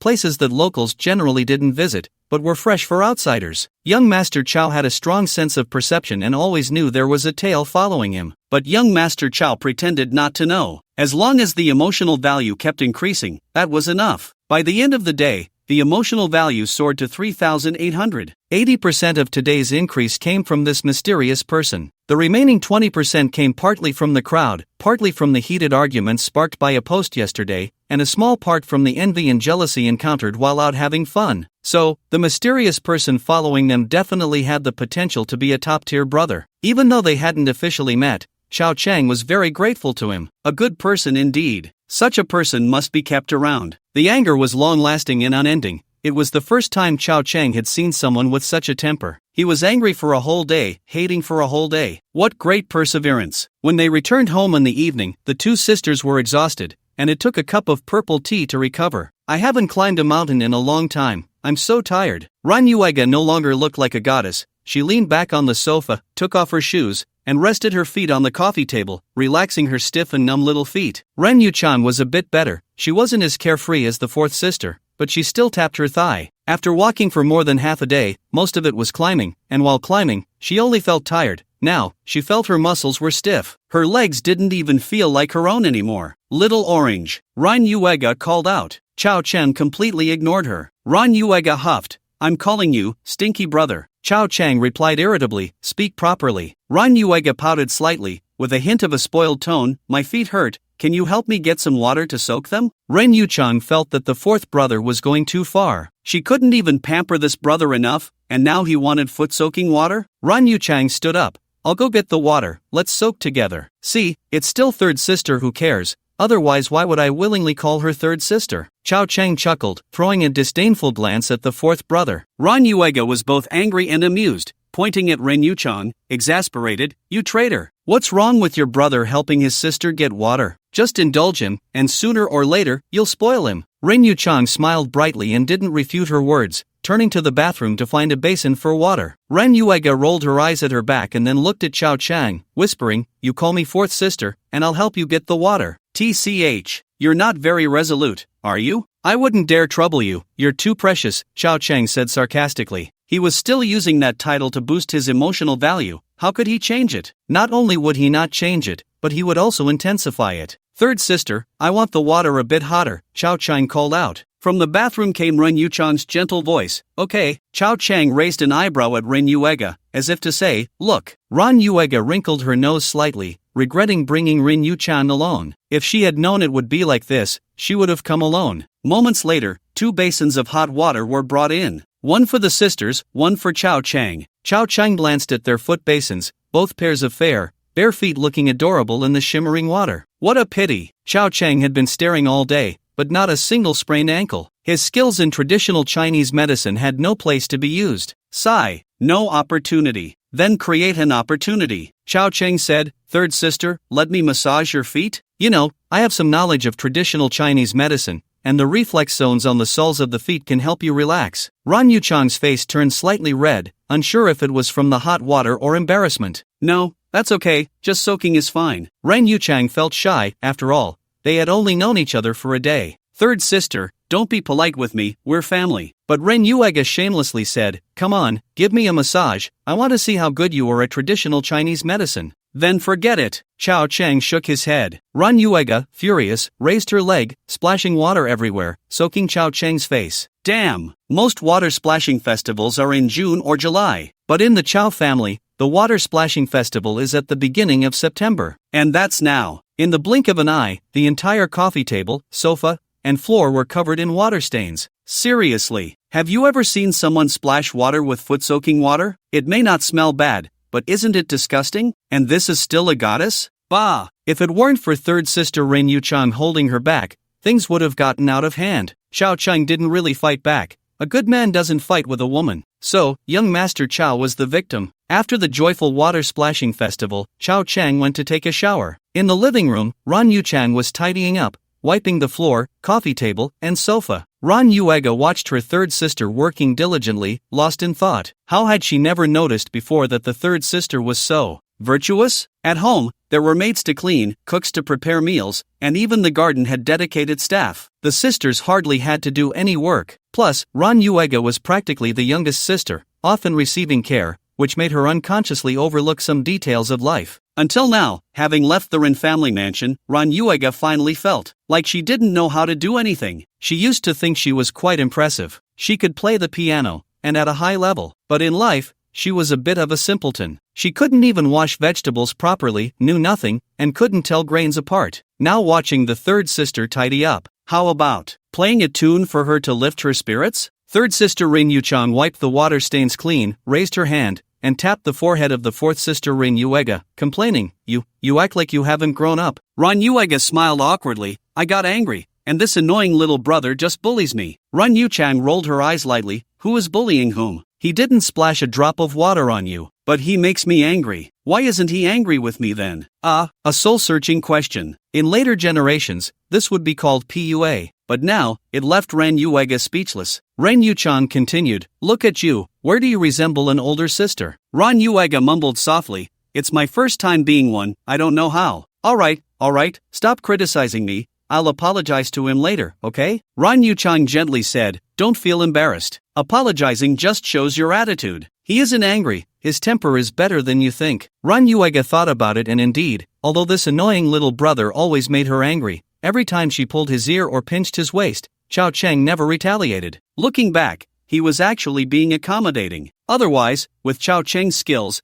How could Ren Yuega possibly win? They knew Chao Chang was capable. After a while, Chao Chang came out of the shower, his figure still impressive. Third sister Rin Yuchan gave fourth sister Rin Yuega a look, as if to say, hurry up and apologize. After throwing a glance, third sister Rin Yuchan went back to her room to get dressed and also wanted to take a shower. In the summer of the South, taking a shower every day is the norm, otherwise, it's impossible to rest. After drying her hair, Chao Chang looked at Rin Yuega on the sofa, and Rin Yuega looked back at him. The two locked eyes. Chao Chang tilted his head proudly. Humph. Ren Yuega smiled, feeling she had a way in, and softly said, come here. What for? Chao Chang raised an eyebrow. Come here. This little girl still couldn't let go of her pride. Her tone had a hint of a spoiled child. Chao Chang walked over. Ren Yuega reached out to pull him down to sit. Up close, she could smell the fresh scent of his shower and feel the warmth radiating from him, causing her face to flush as she awkwardly said, I'm sorry about earlier. Oh hey, Chao Chang exclaimed, you actually apologized? Oh my, hashtag, his tone was truly infuriating. Ren Yuega instinctively reached out to pinch his ear. Chao Chang pointed at her hand.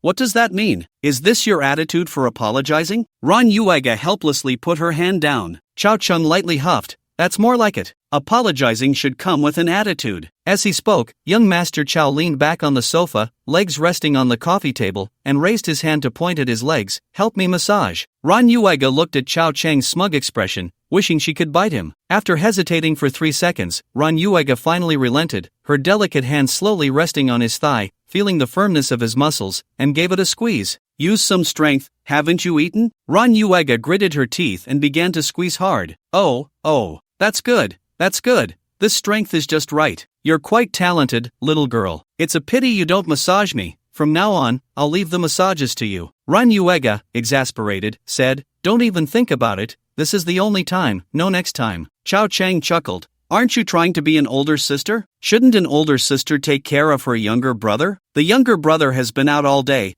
and when he comes back with sore legs, shouldn't the older sister help him out? Ren Yuega huffed, nonsense. Chao Chang smiled and didn't continue to provoke her. This little girl needed to be taught slowly. No need to rush. A few minutes later, Ren Yuega felt her fingers sore and swollen, more exhausting than practicing the piano for 2 hours. Ren Yuega released her hand. Is that enough? Chao Chang shook his head. The massage pressure is average, the acupoints are not accurately located, the meridians are not pressed enough, and it hasn't achieved any relaxation effect. Poor review. Ren Yuega, exasperated, replied, I don't understand these things. If you don't understand, you can tell me, I'll teach you. Come on, give me your leg. Professionals are indeed professionals. Once the expertise is applied, the feeling is directly intoxicating. At first, Ren Yuega felt a bit shy, but just a few seconds later, the fatigue from walking all day and climbing the mountain was instantly healed. Chao Chang's hands seemed to possess a kind of magic. It looked like he wasn't using much strength, yet every touch was just right. Ren Yuega let out a soft moan. Suddenly, her face flushed, and she secretly glanced at Chao Chang. Seeing that his expression didn't change, she finally relaxed and continued to enjoy the sweeping away of her fatigue brought by the massage. Her positive emotions kept rising. Although there were no critical hits, it was +1, +1, +1, and it never stopped. Moreover, as the emotional value stacked up, it slowly changed from +1 to +2, +2, +2, +3, +3, accumulating little by little. In just a few minutes, her positive emotions reached 100. Chao Chang found another track. Having offended too many people, he might as well become a blind person. Blind massage could probably earn him a lot of emotional value too. This system is really annoying. It doesn't introduce anything, and everything needs to be discovered on one's own? A master-level traditional Chinese medicine practitioner is undoubtedly one of the top experts in reality. Coupled with the strength from martial arts and an understanding of acupoints and meridians, bone-setting massage is incredibly easy. Ren Yuchan came out after her shower, carrying a warm, fragrant scent. The steam from the bath can be quite comforting at times. Ren Yuchan was also surprised. Looking at the sofa, her younger brother Ren Yuega had her legs resting on Chao Chang's lap, and he was helping her with a massage. What's going on? When did their relationship get so good? Ren Yuchang was puzzled. Chao Chang was completely absorbed. Not just because of the sensation, but mainly due to the collection of emotional value. It was continuous, collecting about 20 points in a minute, averaging 1 point of emotional value every 3 seconds. Later, it became 60 points of emotional value per minute, averaging 1 point every second. After about 20 minutes, removing the highest and lowest, the average was 0.75 emotional value per second. So, in just 20 minutes, Chao Cheng earned a whopping 900 points, an exaggerated number. Chao Cheng himself didn't expect that the positive emotions provided by the massage could be so abundant. He had always thought positive emotions were worthless. Now it seemed he just hadn't found the right track. So, if it were between couples, the longer the time, wouldn't it be even? Wow, this track is amazing. A month ago, it would have taken defeating 10 people to barely hit 1,000 points. Even if forming a group in Jiangbei, based on the average, it wouldn't compare to the benefits brought by this relaxation. It seems that he really should focus on his sister. Everything else is just trivial. The last place fourth sister once again rushed into the top 3, and becoming the number 1 fourth sister is just around the corner. Ran Yuega felt a wave of relaxation throughout her body. All the fatigue from the day disappeared. Seeing her third sister come out of the shower, their eyes met. Ran Yuega felt shy and withdrew her legs. Third sister, you should try it. Little brother really knows traditional Chinese medicine, much better than the female masseuse we hired. Ran Yuega put on her shoes and stood up, feeling a bit lightheaded, with none of the fatigue from climbing the mountain left. Ren Yuchan quickly shook her head. I don't need it. I still have to dry my hair. Ah, the hair can wait to be dried. What's there to be afraid of in summer? Ren Yuchan was being dragged by the fourth brother. It was unclear whether Ren Yuega liked to share or wanted to pull the third brother into the water. Since everyone had been pressed down, no one could laugh at anyone else. Ran Yu Chang was very resistant. She didn't like to have too much contact with boys, and although she didn't have much aversion to Chao Cheng in her heart, it was limited to shaking hands or walking side by side. She couldn't do anything closer than that. At least not right now. However, Ran Yuega was not wrong. Compared to an average professional masseur, Chao Cheng was definitely leagues ahead. Because just now, while constantly refreshing the emotional value, young Master Chao quietly increased his investment in traditional Chinese medicine. He directly used a skill enhancement card below the master level. He upgraded traditional Chinese medicine, great accomplishment, to traditional Chinese medicine, master. This skill hadn't been very useful before, but now that there was a new track, Chao Cheng naturally didn't hesitate to invest. Moreover, with this ability, he could treat his family's ailments and improve their health in the future. Additionally, his understanding of the body's meridians and acupoints in traditional Chinese medicine was very thorough, which also had a certain enhancement for martial arts. It indirectly increased his combat power, so it was not a loss, but rather a huge gain. In the end, the third sister Ren Yuchan couldn't withstand the fourth Ren Yuega. She endured the awkwardness and the goosebumps rising on her skin and agreed to the massage. After taking a shower, the body's muscles were relaxed, the pores were open, and the blood circulation was accelerated, which was very helpful for the massage. The effect was stronger than usual. As soon as he started, Ran Yuchang shivered, but immediately after, she had no mind to consider anything else. It was really professional. A smile flickered in Rin Yuega's eyes. Dare to laugh at me. Although the third sister didn't say anything, her expression standing at the bathroom door just now was definitely not normal. The fourth Ren Yuega had a bit of a scheming side, pulling people into the water. Ran Yuega chuckled in Rin Yuchang's ear. How is it? Feeling relaxed? Ran Yuchang responded. Then you take your time to relax. I'll go take a shower first. Ran Yuega bounced away, feeling really light. When they had just returned, the sisters' feet felt like they were filled with lead. Now they felt light. Chao Cheng didn't make any unnecessary movements. Every touch was on the meridians, every press was on the acupoints, and the effect was excellent. Ran Yuchang fell asleep. Just like that, lying on the sofa, her legs still on Chao Cheng's. She had just taken a shower, feeling particularly comfortable, and after being thoroughly massaged with the master's techniques and insights, she fell into a deep sleep in just 3 minutes. The emotional value was gone. Chao Cheng couldn't help but slap himself. If he had known, he wouldn't have upgraded his traditional Chinese medicine. Was it right to fall asleep like this? Only 300 in total? However, young Master Chao was not a greedy person. Today's harvest was quite abundant, emotional value, 5,021. The system had only been upgraded for a little over a day. This speed of collection left Chao Cheng somewhat speechless. It was too intense. In another 2 days, he could definitely do 100 consecutive draws, and by then, it would be 1 diamond, no, at least 2 diamond treasure chests. Now that the system had been upgraded,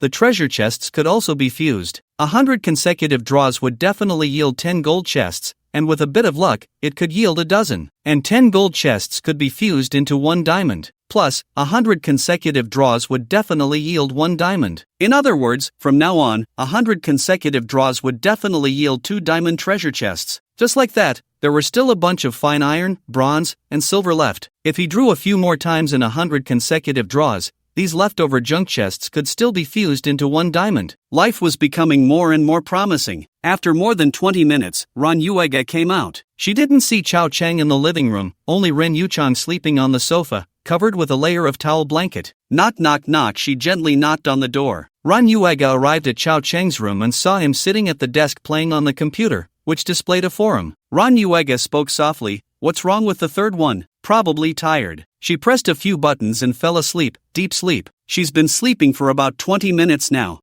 It's about time to wake her up. Her hair hasn't been dried yet. Sleeping like this makes it easy to catch a cold," Chao Chang replied. Ran Yuega nodded. "I didn't expect your skills to be quite good. I appoint you as my exclusive traditional Chinese medicine practitioner from now on. Call me brother. Pa, don't even think about it." Ran Yuega huffed playfully and turned to leave. Chao Chang shook his head and smiled, continuing his online argument. "Damn it, I have 5 million in funds. If you say there's a bull market, then there is. You dare to refute me? Show me your funds. You think you have more money than me? Damn it." Chao Chang specifically targeted those who cursed, constantly collecting emotions, especially those from his province, directly attacking them, cursing their ancestors' graves. This era is great. You can curse freely online, directly greeting any organ. Unlike 20 years later, when you can't even send a damn. Hurry up and curse. In a few years, there won't be any chance. Ren Yuchang was awakened, first feeling a bit dazed, not knowing where she was. Soon, she regained her senses and her memories returned. She realized she had actually fallen asleep. Reflecting on the massage earlier, it was indeed very comfortable. But, she felt a bit embarrassed. Ran Yuchang blushed. "Did I fall asleep?" "Of course, deep sleep. I called for a long time before you woke up." "You used to sleep lightly," Ran Yuega said. Ran Yuchang asked, "How long did I sleep?" "About 20 minutes, that's what the stinky brother said." Ran Yuchang felt very refreshed. After just 20 minutes of sleep, she felt like she could climb a mountain again. The fourth sister came the next day, annoying her. She slept well after the massage. Ran Yuchang didn't continue to recognize the bed. Before 8 in the morning, she was already awake. When she saw Chao Chang, Ran Yuega wondered, "Why are you sweating so much every morning? Are you that weak?" "I'm practicing," he replied. "What kind of practice?" "Martial arts." Cut. She knew Chao Chang had some skills, but martial arts seemed a bit far-fetched. Who practices martial arts in their own bedroom? Just like the second sister. She's very strong in combat, and the family even has a dedicated training ground, complete with an octagonal cage, showing how large the space is, taking up an entire underground parking lot. And how big is Chao Chang's bedroom? At most 20 square meters, with a bed and a wardrobe. Can he even stretch out? If you don't believe it, forget it. "Good morning, third sister." "Good morning, brother." As if recalling something, Ran Yuchang's gaze slightly avoided. Ran Yuega shouted,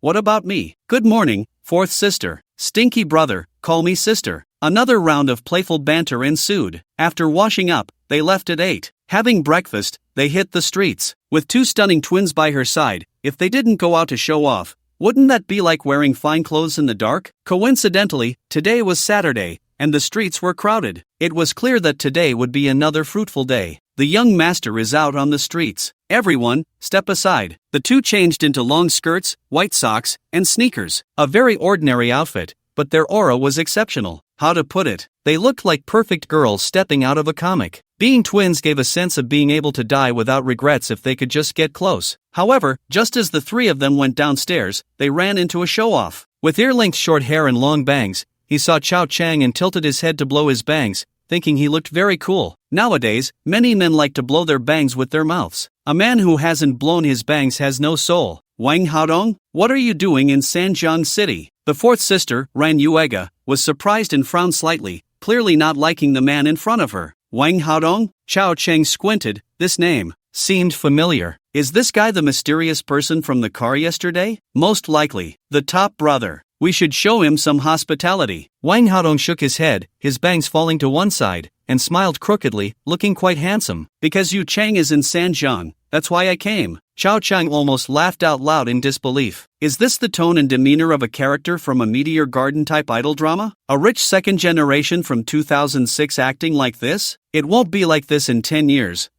Maybe not. Principal Wang was once a sycophant too. But everything is for love, nothing to be ashamed of. Ran Yuchang said seriously, "Wang Haodong, can you stop following me? I've already said, we are impossible. we are not suitable. Wang Haodong slightly raised his chin, a greasy smile on his face, but still handsome. How can we know we're not suitable if we don't try being together? Feelings can be cultivated. Love requires courage. Where there is sincerity, there is a way. Ran Yuchang sighed lightly. Stop wasting your thoughts on me. It's impossible. Yuchang, do you know what I like about you? It's that you're straightforward. Most women who see me either flatter me, fawn over me, or look down on me. Only you, even though you rejected me, didn't look down on me or flatter me. You're very straightforward, and I really like that. Chao Cheng turned his head, biting his lip, trying to hold back a laugh. Actually, this conversation is not bad, but that expression, like Dao Mingxi, thinking he's so cool. Damn, this is getting a bit ridiculous, but it fits the current times. After all, it's still a non-mainstream era. Wang Haodong squinted his eyes, glancing at Chao Cheng with a raised eyebrow. Kid, am I that funny? Chao Cheng shook his head. Sorry, I've had professional training. I usually don't laugh unless I can't help it. Put. Ran Yuega laughed out loud, intentionally. Ren Yuchang was fine, not making a sound, but a hint of amusement flashed in her eyes, hard to hide. Wang Haodong gritted his teeth. Kid, you're good. You've successfully angered me. Before Chao Cheng could speak, Ran Yuega angrily said, Wang, are you threatening my brother? Wang Haodong chuckled. Brother? Someone like him can be called a brother? Don't think I don't know. It's just that Aunt Run found a man and brought a son. Am I wrong? How long can this relationship last? Wang Haodong shook his head, proudly saying, for such a brother, can the Ren family really go to war with our Wang family? This line is just cliché, not as fresh and refined as before. Directly escalating to the level of family warfare? Only a brainless rich second generation could say something like that. Ran Yuchang's expression also turned a bit ugly, her tone slightly cold. Wang Haodong, no matter what you think, I acknowledge this brother, and our family does too. As for whether to go to war, that's not for you to decide. Think before you speak, or you'll just add to the laughter. Wang Haodong immediately panicked. Yuchang, don't be angry, I didn't mean it that way, I just said. No matter what you say, it has nothing to do with me. Like I said, we are not suitable, and it's impossible. You should go back to Shanghai. After saying that, Ran Yuchang pulled Chao Cheng and left. The two women flanked Chao Cheng on either side. Chao Cheng turned back, silently grinning. This smile made Wang Haodong's heart ache with anger. Little brat, I want to crush you. A wave of negative energy hit. So satisfying. Today is a good start. Young master, the personal butler appeared. Wang Haodong was panting, pointing at the three figures' backs. Let the bodyguards take action. Beat him to death. The butler smiled awkwardly. Young master, please calm down. The butler is not stupid. To create trouble for the family over a child brought by a halfway couple is not beneficial for family development. The Wang family and the Ren family are in a cooperative relationship. How can one let a small matter lead to death or injury? You're a young master, and I'm a young master? Wang Haodong glared. The butler whispered, of course you are the young master, but if you take action and end up killing him, it will only make the young ladies of the Ren family hate you even more, and it won't help you at all. How can it not help? I'm about to be driven mad, can't you see? I just want to vent. Wang Haodong pointed at his chest. The butler shook his head. Young master, you're in good health, it's nothing. Damn it, you get out of my way. Are you trying to provoke me? Wang Haodong kicked the butler aside. The butler awkwardly laughed, rubbing his backside as he ran back. Young master, why not change your approach? Wang Haodong asked. What approach? The butler spoke mysteriously. No matter what, this kid is now a member of the Ren family, and the young ladies of the Ren family recognize him, so he's also your future brother-in-law. How can a brother-in-law and a younger brother have a feud? Shouldn't you be trying to get closer instead? This is called a flanking tactic, young master. Even if the relationship isn't good, it's no big deal to ignore him. There's no reason or logic to hold a grudge. This is not beneficial for you, young master. Young master, you can't just look at his ordinary status. You have to consider his position in the hearts of the young ladies of the Ren family. Since the third and fourth young ladies took the initiative to come to Sanjiang and are willing to stay in this shabby house, it says a lot, young master. Young master, think about it, isn't that the case? The term young master made Wang Haodong feel dizzy. But, Wang Haodong blinked. There's some truth to it. Wang Haodong stared at the butler. What did you eat last night? What do you mean? The butler asked, confused. Wang Haodong was curious. How did you suddenly become so smart overnight? The butler awkwardly smiled. Damn it, did I become smart? I just didn't want to show it before, otherwise, it wouldn't match with you, young master. If I were really stupid, would the boss let me be your personal butler assistant secretary? Young master, Wang Haodong extended his hand. Give me something that makes you smart. Young master, are you an idiot? Where is such a thing? The butler helplessly nodded. I'll get it for you when we go back. Damn it, what should I give him? How about some milk candy? The young master hasn't had it, doesn't know it. This should be able to trick him. I'll just say it's a magic pill? One that boosts intelligence. The young master will probably believe it. Brilliant! There's a saying in later generations, if she is inexperienced, take her to see the world's splendor. If she has experienced hardships, then take her on a carousel. Chao Chung understood this well. So, if they are rich girls, take them to enjoy the human experience. After breakfast, today is for fun. Then they went to a rather dirty and chaotic large vegetable market. The noise was deafening, bustling with activity. The two sisters had never seen anything like this. They were both very curious. It was just too dirty, with a layer of black grime on the ground, and everywhere was blood and stench. Fortunately, neither of them was overly pampered. Although they occasionally frowned and covered their noses, they didn't utter a single word of pretentiousness. This was already quite good. It far exceeded Chao Chang's expectations. Before coming, Chao Chang thought the fourth one would curse. Unexpectedly, she was the most excited. Moreover, she adapted quickly, probably because she was more outgoing. After watching Chao Chang bargain a few times, she started to bargain too. After more than half an hour, the three of them left the market carrying their things. The fourth, Ren Yuega, had a slight sheen of sweat on her nose, but her eyes were full of excitement. Did you see that? I just bargained down a lot of money, and the lady selling vegetables even said I was pretty and is planning to introduce me to a young man. This was said to show off to Chao Chang. She never lacked for introductions, and even found them annoying. But buying vegetables on the street, chatting with a stranger, being complimented, and then being introduced felt particularly fresh. However, this sense of human warmth was quickly shattered. Just a few steps away from the market, four men suddenly appeared before them, four burly men wearing sunglasses. They were clearly bodyguards. The moment they showed up, the feeling of closeness to everyday life was instantly shattered like a calm lake struck by a boulder. Yu-chan, how can you come to such a dirty place? Carrying vegetables yourself? Is that appropriate? Wang Haodong looked pained, even a bit angry at her lack of self-care. Let my bodyguards help you carry them. Why are you all just standing there? Hurry up and take them. The bodyguards stepped forward. Ran Yuega hid the vegetables behind her and turned to the side, saying, Wang Haodong, are you crazy? What does our vegetable shopping have to do with you? Do we need your flattery? Just because we don't have bodyguards doesn't mean you're the only one who does. The two sisters were definitely accompanied by bodyguards on their trip, just not as ostentatiously as Wang Haodong. They had discreet protection, otherwise, it wouldn't have been safe driving all this way. It wasn't impossible to encounter some robbers along the road. These days, many small forces were quite rampant. Wang Haodong chuckled awkwardly, I just wanted to help you. No need, just go away. How embarrassing. People began to gather around, unsure of what was happening. The sisters, carrying their things, couldn't pull Chao Chang along, so they nudged him with their arms, urging him to hurry. The three of them left, jostling against each other. Seeing such closeness made Wang Haodong grit his teeth, but he still followed. Yu-chan, let me help you carry that. No need, thanks. Hee, no problem. I'm just afraid you'll get tired. Yuega, let me help you carry that. Get lost. I'm just worried you'll get tired. Kid. Wang Haodong looked at Chao Chang. Chao Chang extended his hand, offering the bag to him. Will you help me carry it? Wang Haodong's mouth twitched, negative emotions bubbling up. You wish. Then why did you call me? Chao Chang was confused. Damn it, who do you think you are? Do you believe I won't beat you up? Bodyguard, where are you? Come here. Wang Haodong jumped in frustration. Ran Yuega scolded. Wang Haodong, if you dare call for help, I'll make sure you end up in the hospital. Try me. At her words, Wang Haodong backed down. He waved his hand, dismissing the bodyguards who had just arrived. This is none of your business, go away. The bodyguards cursed under their breath, thinking how hard it was to earn money and how unpleasant it was to deal with this. Hey.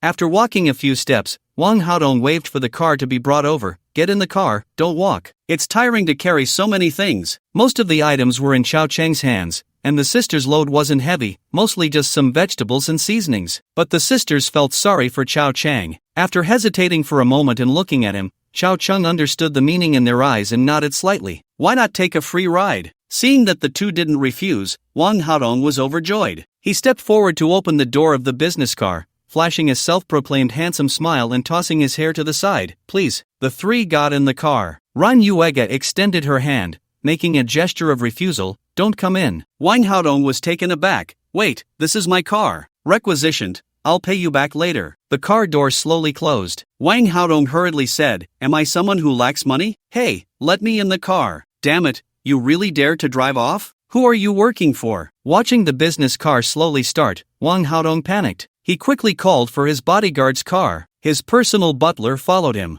Young master, why didn't you get in the car? Are you blind? Is it that I don't want to get in? Didn't you see I was kicked out? Wang Haodong was furious. Wang Haodong cursed, it must be that little brat. I'll beat him to death sooner or later. The butler pressed his forehead. Young master, didn't we just agree that even if we don't get along, we won't hold grudges? How can a brother-in-law and a brother be at such odds? Especially since you are still in pursuit. Wang Haodong came to his senses, stunned for a moment. I forgot. No, when I saw that little redhead smile, I just wanted to hit him. What should I do? Young master, you need to keep your composure. I'll try. Wang Haodong took a few deep breaths, calming himself. But as soon as he thought of Chao Cheng's smirk and the intimate interactions he had with Rin Yuchang and Rin Yuega, his anger flared up. Damn it, I'll beat him to death sooner or later. The butler, on the way back to the community. Rin Yuega tossed 20 yuan in the car. For such a short distance, that fare was enough. Not a cent more. The three got out of the car. Wang Haodong's car followed closely behind. Wang Haodong got out, approached with a grin. Let me help you carry that, climbing stairs is tiring. Wang Haodong. Ran Yuchang frowned, her tone still gentle. Wang Haodong waved his hand. I know, you're rejecting me,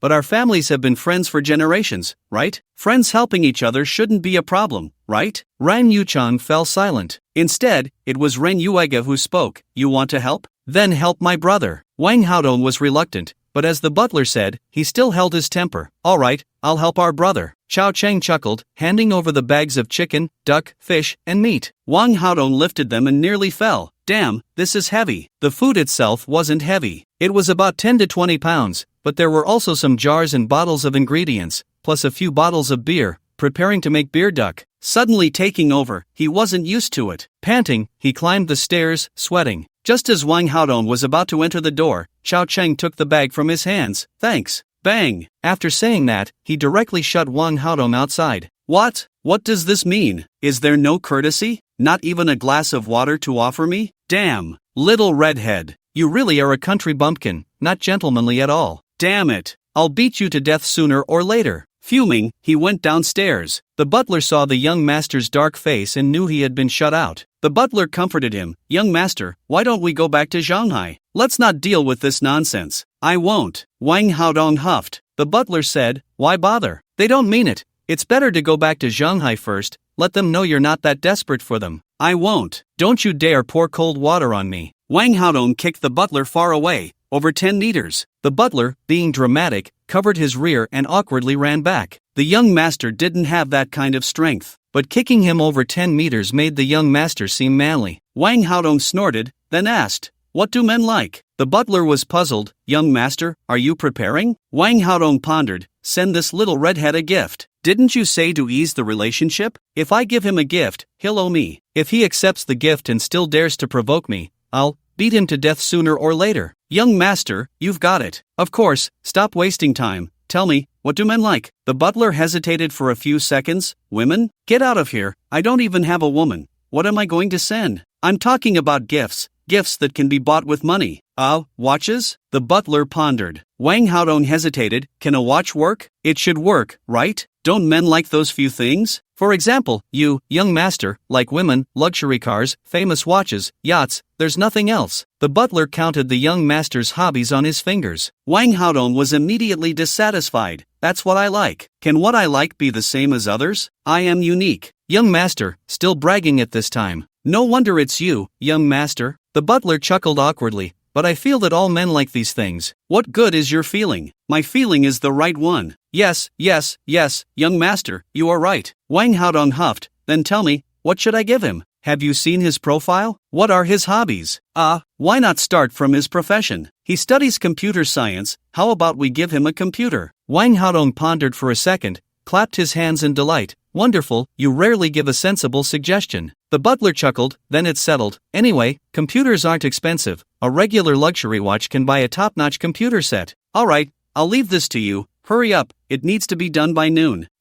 So urgent? Nonsense, I'm going to eat. There are so many dishes. Young master, are you craving? Craving my ass. I want to sit at the same table with you Chang. Once is one time, 2 times is 2 times, 3 times will become a habit. If I show up with a gift, they can't possibly chase me away, right? Damn, do you even understand? Why am I telling you this? Hurry up and get it done. If you don't come back before noon, you can just stay out. Young master, you are really so manly. The butler, helpless, could only go to the nearby computer market to take a look. He's downstairs. Why is he so clingy now? So annoying. Ren Yuega stood on the balcony, looking at the two cars downstairs, while the butler hurried off to do something. Wang Haodong squatted to the side, smoking a cigarette. Occasionally, he would look up. When Wang Haodong looked up, Ren Yuega would retract her head, not wanting to make eye contact with him, for fear he would take advantage. Xiao Cheng's voice came from the kitchen. Fourth sister, stop looking and come over. I'll teach you how to marinate fish and handle duck meat. Ren Yuega pouted. I don't want to handle fish, it's too fishy. Wear gloves. Reluctantly, Ren Yuega started working, then suddenly realized,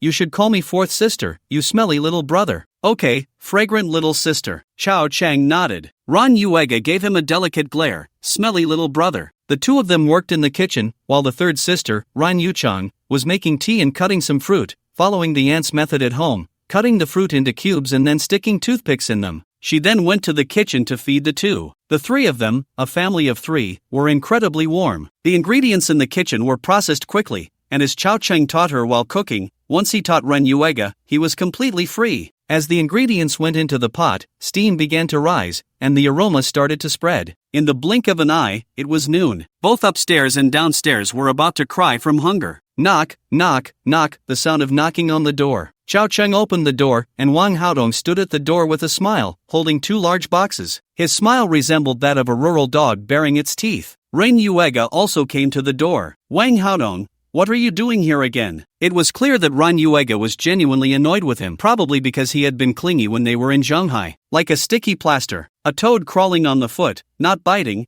but irritating. Enemies should be resolved rather than deepened. I'm here to apologize. I spoke carelessly to the little brother before, and thinking back, it really shouldn't have happened. So I specially bought a computer, spent several tens of thousands, not much money, as a meeting gift. I hope the little brother won't mind my previous thoughtless words. Wang Haodong cheerfully handed over the computer. Ren Yuega lightly huffed. No need, if my brother wants a computer, I'll buy it for him. You can take it back. Goodbye, no need to see you off. She was about to close the door. Wang Haodong panicked, stretching out a leg to block the door. Click! It got caught. Ah! Wang Haodong's scream startled the entire building. Although Ren Yuega disliked Wang Haodong, she never intended to hurt him. After all, they were family friends. She quickly opened the door. Wang Haodong was clutching his calf, jumping in pain. Ren Yuega said, I didn't mean to. Why did you suddenly stick your leg out? Wang Haodong had bumped into the leg of a table, and sweat instantly broke out from the pain. He forced a smile. I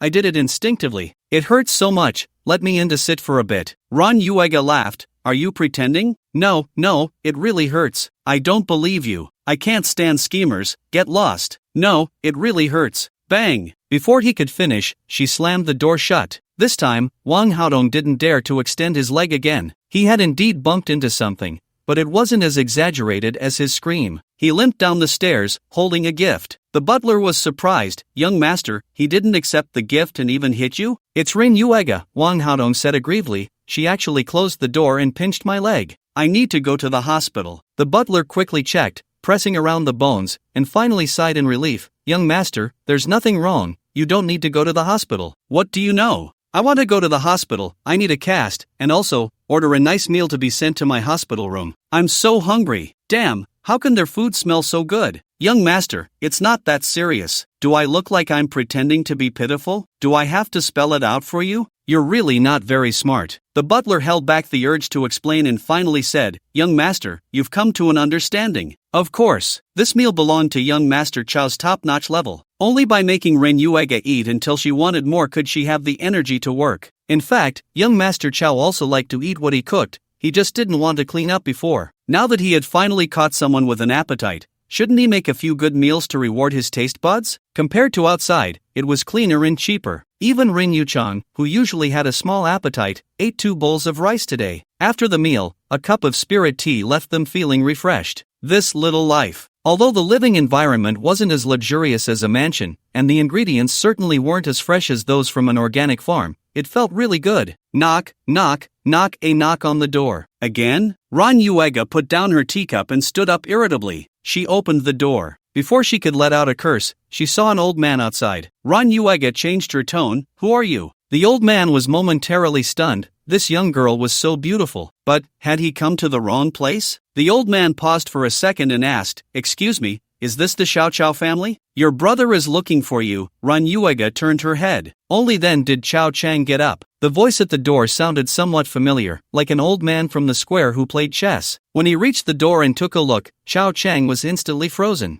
"No way! How the hell did you find my home? Where did you get my address?" "Xiao Chao, it wasn't easy to find you." The old man looked at Chao Chang as if he had seen a long-lost relative, his cloudy eyes filled with tears of excitement. The old man came bearing gifts, a box of eggs. Chao Chang had a dazed expression. "Old Feng, my surname is Lin." "Oh, old Lin." "Put." The two sisters behind him burst into laughter. Chao Chang shot them a glare. What was so funny? It was rude. Didn't they see the creditor had come knocking? This old man was the one from a few days ago, who hadn't finished the last game of chess, and Chao Chang had run away because he had something to do at the time. It wasn't intentional. As for coming to his door, was he playing hard to get? "Old Lin, why are you being so polite? Just come over, why bring a gift?" Chao Chang took the gift but didn't invite him inside. The old man wasn't ready to go inside and held onto Chao Chang's hand. "Little Chao, why haven't you come to the square to play chess these days?" "Sai, my sister came, right? I didn't have time." Chao Chang casually made up an excuse. Oh.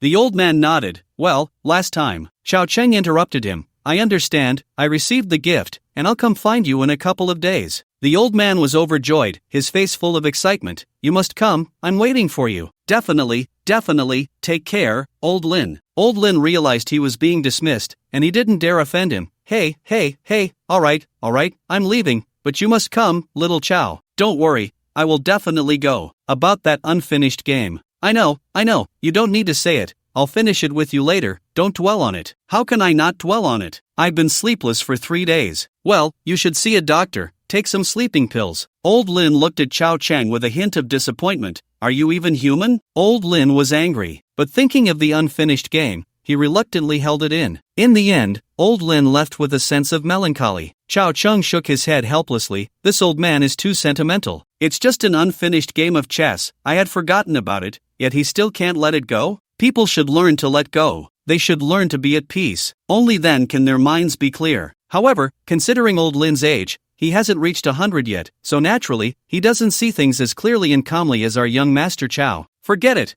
I'll find a chance to finish the game, to prevent him from getting sick over it." After entering the house, Ran Yuega curiously asked, "That old man came to play chess with you? And brought gifts?" Sigh. Chao Chang waved his hand. "My chess skills are exceptional, all these old men want to be my disciples. Last time, there was an unfinished game of ancient chess that has been passed down. I was explaining it to him, but I had to leave before I finished. I didn't expect that he would think about it for several days, couldn't eat well, couldn't sleep well, and that's why he came to find me. I didn't even tell him my address, he probably found out through word of mouth, asking around until he figured out where I live. That's some determination. So, I have time to properly teach him chess." Although it sounded reasonable, Ran Yuega still had some doubts. After all, the old man's state didn't seem like it was just for learning chess. If it were just for that, why would he be so melancholic? It looked as if Chao Chang owed him a lot of money. Chao Chang didn't explain further. Too many words could lead to mistakes, and he said, "Alright, let's finish our tea and head out. Aren't we going to see the teacher?" At that moment, Ran Yuchang spoke up.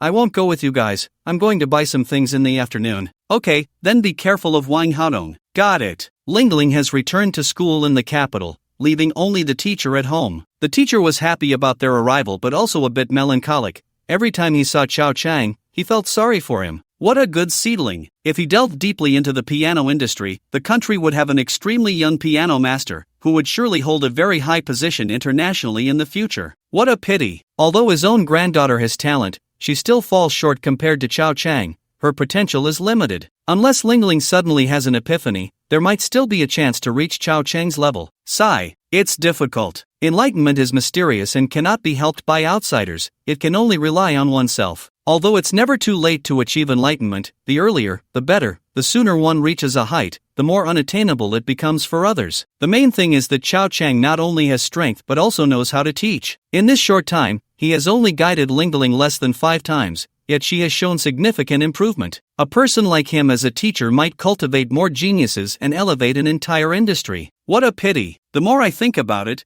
the more I regret it. I didn't even have dinner at the teacher's house. I left at 4 in the afternoon. The old lady saw me off at the door, as usual, and said to Chao Chang, come visit the old lady more often. If you decide on anything, let me know right away.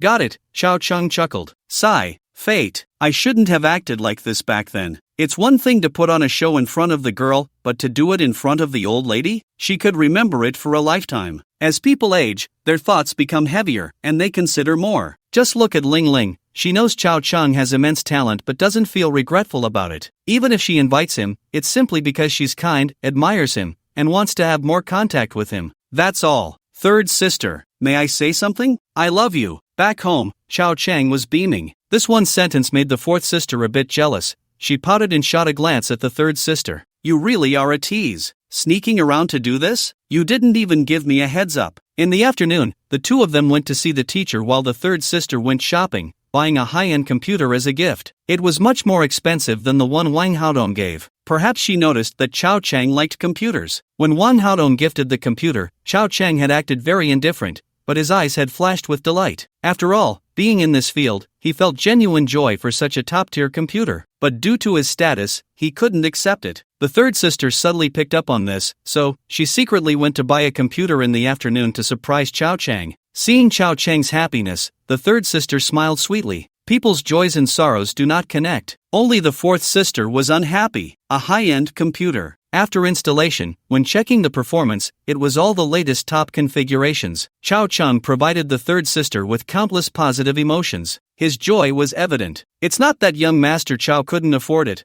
Well, he really couldn't afford it. He didn't have that much cash on hand, and it wasn't worth it to withdraw his first bucket of gold just to splurge on a computer. He didn't mind waiting a bit. Moreover, free things are truly delightful. This meeting gift from the third sister might not be as expensive as the watch from the fourth sister, but it hit the mark with Chao Chang. This also shows that although the two sisters are twins, their attentiveness is completely different. The third sister is gentle, like water, subtly making people feel comfortable. The fourth sister is fiery, like fire, capable of roasting someone alive. Of course, neither is better or worse, it's just a difference in application. The fourth sister is very suitable for dating. Having such a silly person as a girlfriend during cohabitation would be quite enjoyable. As for marriage, having someone like the third sister would make a man feel very at ease. Choosing either has its pros and cons, each with its own merits. So, I want them both. Ah, Chao Chang exclaimed, his ear being twisted. Oh no, can the fourth sister read minds? Did she see through my thoughts? The fourth sister, Ran Yuega, tugged at his ear, her tone unfriendly. Tell me, where's the watch I gave you? Why aren't you wearing it? Phew, that was close. So she was asking about the watch? From her emotional state, it was clear she was vying for attention and feeling jealous. Especially seeing how Chao Chang cherished the computer, she felt overshadowed. At that moment,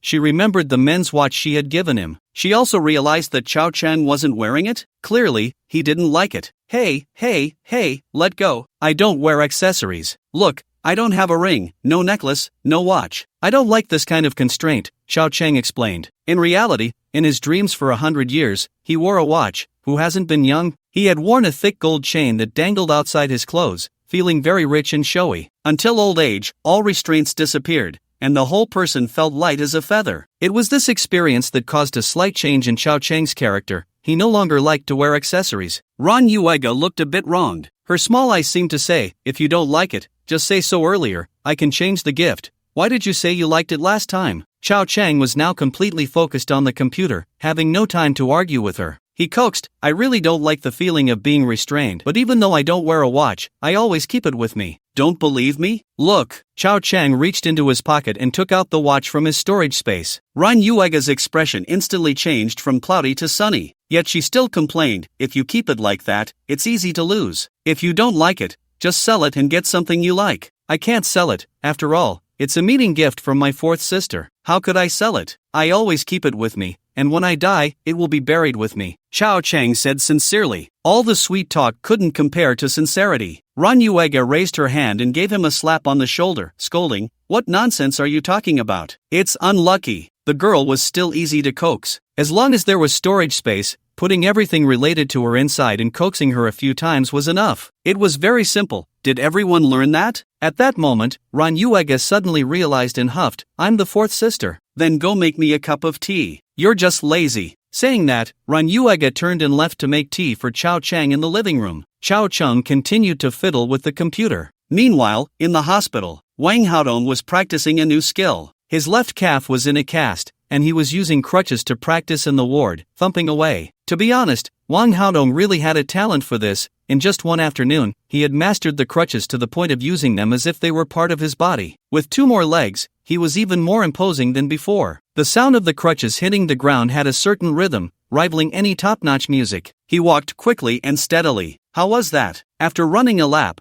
Wang Haodong looked at the butler. The butler gave a thumbs up. Young master, impressive. Of course. Wang Haodong smiled proudly, thinking he was a genius, learning everything easily. Wang Haodong felt pleased with himself. I'll go for another lap, then I'll go in front of Yu Chang and play the victim. Do you think Yu Chang will treat me a bit better? She definitely will, young master. Miss Rin is beautiful and kind-hearted. She will surely change her attitude a bit, but what? Finish your sentence, don't keep me in suspense, Wang Haodong said irritably. The butler quickly added, but when the time comes, young master, you can't walk so fast. You need to be slower and more pitiful. Wang Haodong thought for a moment and nodded. That makes sense. When it comes to being bad, you're the worst one. The butler was left speechless, wondering who was really worse. Damn, if it weren't for the fact that you're the young master, I'd give you a kick. Wang Haodong leaned on his crutch and walked out of the ward to take a stroll. After all, it was fake, so he wasn't afraid of embarrassing himself. Plus, he was in a good mood. Look at our genius Wang. He walks faster with crutches than normal people do. You normal folks are all useless, huh? Humph. Not long after, Wang Haodong accidentally bumped his crutch into someone's foot. The other person angrily shouted, "Damn, are you blind?" Oh, my! Wang Haodong laughed, turning to look at the fierce-looking muscular man towering over him. Little brat, I really don't like your attitude. You bastard, and you call yourself a young master? What are you laughing at? You think it's funny? Wang Haodong couldn't help but laugh out loud, mainly because when this man cursed, his expression was so fierce, and he had 2 missing front teeth. Coupled with that fierce look, it was somewhat comical. Wang Haodong burst into laughter. Not bro, your teeth, ha ha ha, what the hell are you laughing at? I'll mess you up. The burly man, embarrassed and furious, raised his hand and threw a punch, landing directly on Wang Haodong's face. Puff. This is a hospital, so safety isn't an issue, and the bodyguards didn't follow. Besides, the young master had been pacing back and forth for over an hour. The bodyguards couldn't possibly follow him the whole time, so safety was overlooked. Caught off guard by the punch, Wang Haodong went puff. Keep laughing, and I'll beat you to death, you dog basket. The burly man cursed, spat, and turned to leave. At that moment, another burly man approached. What did the doctor say? When can you get your teeth fixed? In a couple of days, I have to wait in line. Bro, are you really set on recognizing a big brother? How about we just avoid provoking him? I'm a bit scared of him. You think you're a fierce tiger? With your cowardly guts, you're just a scared dog. No, I really am a bit afraid of him. Can't we just avoid him? He can't chase us down to beat us, right? It's not like we have such a deep grudge. We can just not go to the cotton mill community. No way, I have to recognize a big brother and go pay my respects. Their voices grew fainter. Wang Haodong covered his mouth, the pain almost bringing him to tears. Pah! He spat. 2 teeth appeared in his palm. Licking his tongue up, his front teeth were gone. What the hell? Young master, where are your front teeth? The butler was shocked. How could the young master's front teeth be gone in the time it took to take a dump? Here. Wang Haodong opened his hand, revealing 1 tooth inside and another he had swallowed. His mouth was swollen, but his emotions were stable. That punch was really powerful. No wonder he was a fierce tiger. Young master, who hit you? Was it Chao Chang?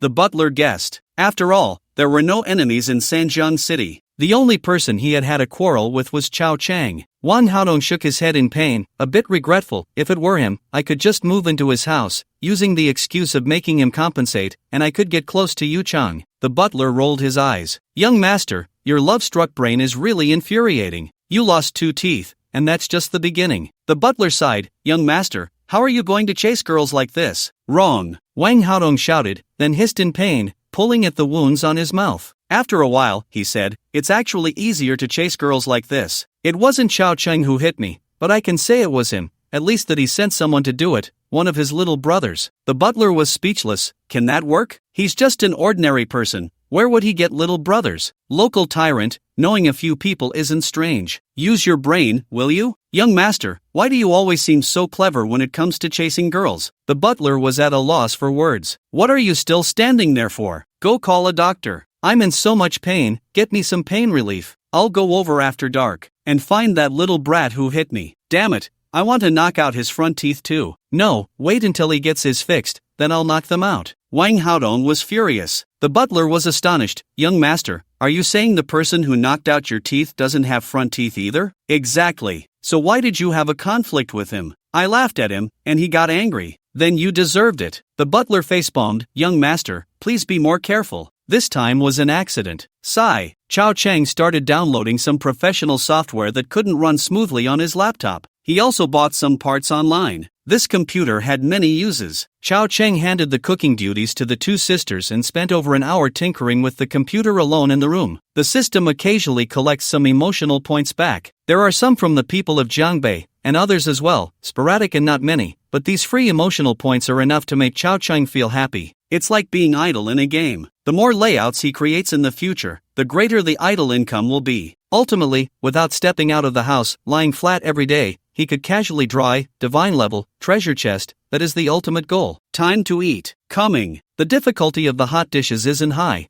and it doesn't lose too much of the original flavor. In fact, it might even taste a bit better. The only loss is in texture and color. The two sisters didn't mind. Although they rarely eat leftovers at home, they are not so particular here. Rain Yuega glanced at Chao Cheng. Is the computer fun? You seem a bit addicted to the internet, not moving for over an hour. Chao Cheng replied, this is just the beginning. I'm still downloading stuff. It looks like I'll be downloading all night. With such good specs, it would be a waste not to use them. Thanks, third sister. You're welcome, as long as you like it. Ran Yuchang smiled softly. Ran Yuega pouted, feeling a bit jealous, and a few emotional points popped up. Enough already. What are you pretending for? Sibling affection. Halfway through the meal, there was a knock at the door. Chao Cheng got up to open it. Who are you? I, Wang Haodong. Did you get plastic surgery? You just got plastic surgery. I got beaten up. Did you offend someone? I was in Sanjiang City, and I offended you. Oh, Wang Haodong's speech was a bit slurred, his lips swollen, making it somewhat unclear. But Chao Cheng understood. Did this guy think he was the one who sent someone to beat him up? I'm telling you, little brat, this matter isn't over between us unless you let me in. What are you laughing at? Is it that funny? Chao Cheng then noticed that he was missing his front teeth. It was fine when he spoke in short sentences, but when he spoke longer ones, he was baring his teeth, and his injured lips caused them to curl up a bit. The sight was quite ridiculous. In just one afternoon, a handsome rich second generation had turned into this. One could hardly imagine what he had gone through. He had a cast on his leg and was using crutches. Was he here to play a segment of Yanking's cosplay? Chao Cheng chuckled and waved his hand. No, buddy, it's not that funny. It's quite entertaining. Damn. Wang Haodong was furious. Little brat, tell me, did you send someone to beat me? No, haha.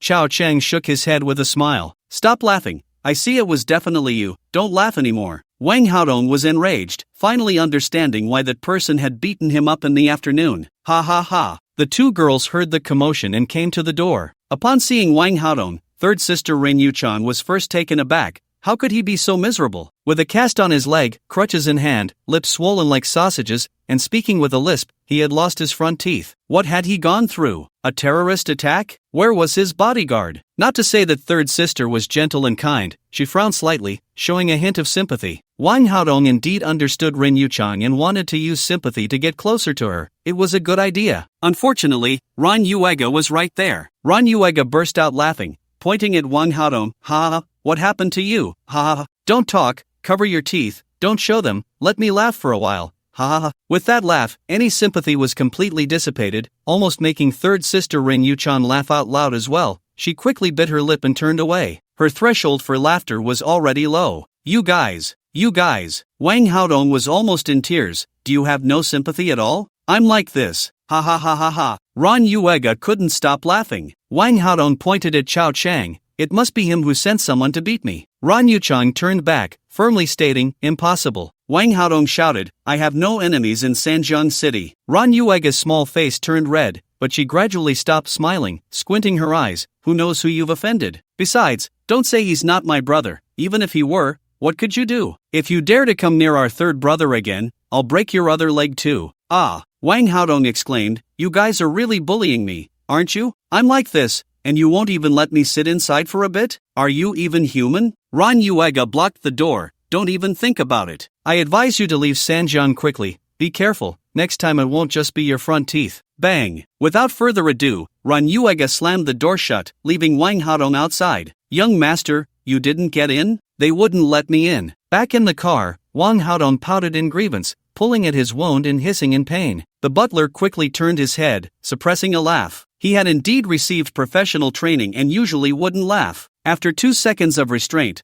the butler quickly changed the subject. Young master, why do you think they didn't let you in? Let me help you analyze it. While speaking, the butler avoided looking at the young master, completely afraid to meet his gaze. Wang Haodong, looking aggrieved, recounted what had just happened. The butler realized, young master, you made a mistake. I made a mistake? I don't think so, Wang Haodong replied, puzzled. The butler sighed, young master, it's not wrong to seek sympathy, but you shouldn't have attacked Chao Chang so early, or rather, you shouldn't have directly said it was Chao Chang who sent someone. You should have guided them to speculate in that direction. You can't be too explicit. Moreover, Miss Rin-san and Miss C were clearly protecting him. They might have had a bit of sympathy for you, but because you accused Chao Chang, they turned against you immediately. That made sense. Wang Haodong recalled the details from earlier, and it did seem that way. No. Why? What's so good about that pretty boy? Is it really just because of the brother title? He's not even a real brother. Just a kid brought in by a couple who aren't even related by blood. They haven't known each other for long, right? What makes them protect him like that? Why? Wang Haodong's negative emotions surged. Forget it, young master, this time it's hopeless. Let's go back to Shanghai and find a professional dentist to fix your teeth first, otherwise. The butler glanced at him, quickly averting his gaze,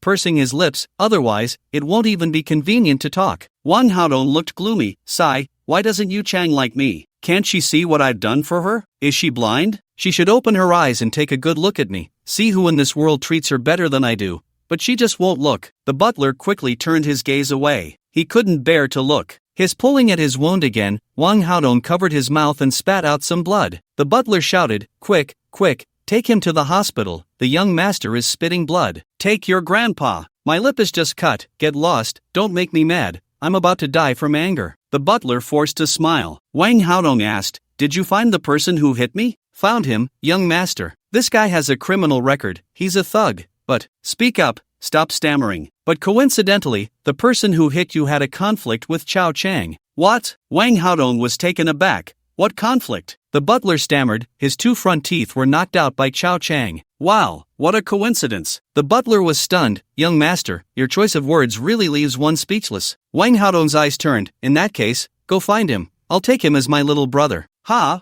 what? I want to use a peach to kill 3 warriors, using a thug to deal with Chao Chang. Wang Haodong snorted coldly. The butler said, young master, that seems to be called 2 peaches kill 3 warriors. You talk too much, you really talk too much. Don't you get the meaning? Just grasp the spirit of it. Yes, I understand the spirit. What does the young master plan to do? I want to gather these ruffians, have them organize people, and beat up Chao Chang for me. At the very least, knock out his front teeth. He mocked me. The butler was stunned. But young master, didn't we agree to reconcile? Shouldn't we be trying to win over the future brother-in-law? Why have you changed your mind again? You've changed 8 times in one day. Wang Haodong was also taken aback. Yeah, we should reconcile, right? The butler remained clear-headed. Exactly. Wang Haodong slowly nodded. Then wait a minute, don't touch this ruffian for now. Keep him around, he might be useful later. The butler nodded and gave a thumbs up. Young master, you are truly magnanimous. Although the butler looked down on Wang Haodong's intellect,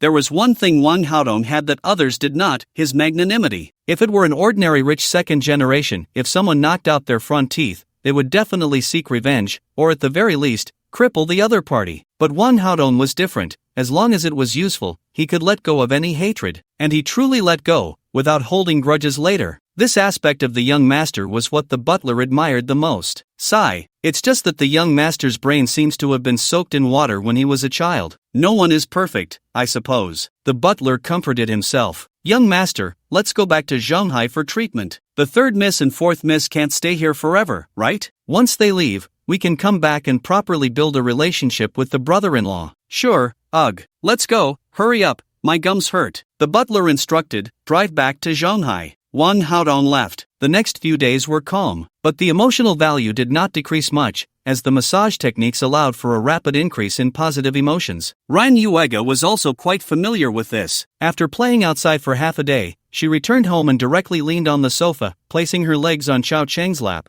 help me massage. This situation had become the norm. In these few days, Xiao Cheng had also completed 200 consecutive draws, spending 20,000 emotional points. He obtained a total of 4 diamond treasure chests, along with a pile of uncombined fine iron and bronze. The 4 diamonds yielded Unlimited Skill Enhancement Card, X2, Carpentry, Basic Understanding, Comprehensive Wilderness Survival, Basic Understanding. He used 1 Skill Enhancement Card, raising his traditional Chinese medicine knowledge to a Basic Understanding level, surpassing the Master level. His massage techniques instantly improved to a level of enlightenment, resulting in more feedback on positive emotions. Previously, the maximum increase from a massage was +3, but now it could go up to +5. As for wilderness survival, it provided indirect enhancements regarding various ingredients, dangers, and counter-surveillance. In wilderness survival, the greatest concern is sudden natural disasters and ferocious beasts. Therefore, with this skill, Xiao Cheng gained an additional ability to avoid danger. If a natural disaster or crisis approached,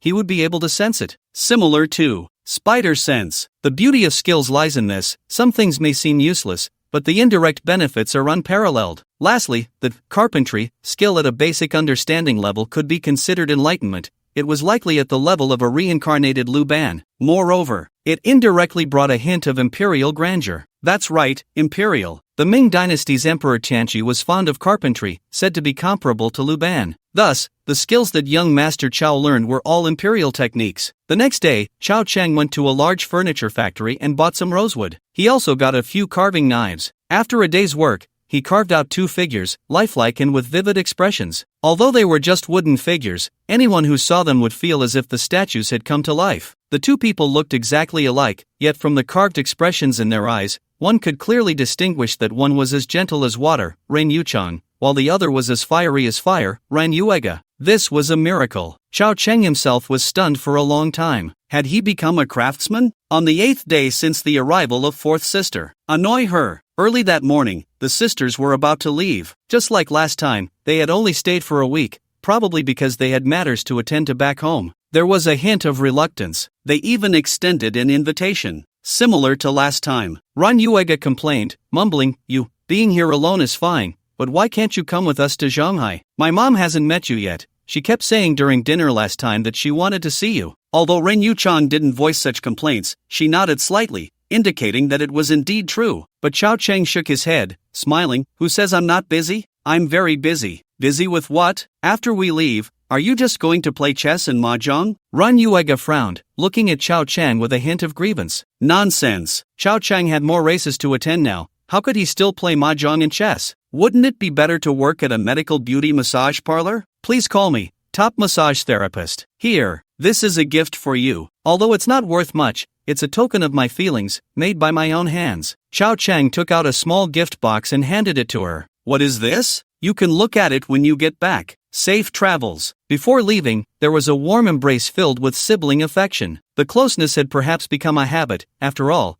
they had to massage each other every day. Just as Ren Yuega said, Xiao Cheng was her exclusive traditional Chinese medicine practitioner, so they had to do a session every day, which helped with sleep. Despite the reluctance, they ultimately still left. Waving goodbye, they watched the taillights fade away. Inside the car, the driver was driving. The sisters sat in the back of the business vehicle. There was a slight silence. Both felt a sense of loss, until Ren Yuega casually opened the gift box. This gift box was also something that made one too lazy to complain. It was clearly not new, and it looked like an old box dug out from some corner, just wiped off the dust and used directly. It felt very perfunctory. If this were taken out as a gift, it would probably be despised. Ran Yuega grumbled, "This stinky brother really is something. He can't even put in the effort to send a gift, using such a shabby box. Would it kill him to buy a new one? If it weren't for the fact that we're siblings and that he made it himself, I would have just tossed the box away without even looking at what was inside." Ran Yuchang smiled slightly. She knew that the 4th brother was just being stubborn. Probably talking like this could ease the painful emotions of parting. "Ha, what is this? Wood carving? Wow." Ran Yuega opened the small gift box, first stunned, then completely amazed. She picked up the human-shaped wood carving. It wasn't large, only the size of a palm. Yet it was exceptionally exquisite. The expression on the human figure was lifelike, and the clothing was ancient and beautiful. The craftsmanship was such that even the hem of the ancient dress seemed to capture the feeling of a gentle breeze, and the accessories on the clothing, the tassels, looked as if they were alive. Especially the facial expression. Holding it in her hand, one could tell immediately who it was. Those little eyes, damn, incredible. Is this me? This is you. This is too similar. He can actually carve twins in a way that you can tell who is who at a glance. He made this with his own hands. Ran Yuega was stunned. The stinky brother seemed to be good at everything. Moreover, he seemed to have some expertise in everything. Ran Yuega, he can also do carpentry? Third sister Rin Yuchang softly replied, a little understanding. Ran Yuega shot Rin Yuchang an annoyed glance. You've learned badly. Ha ha ha. Ran Yuchang laughed out loud,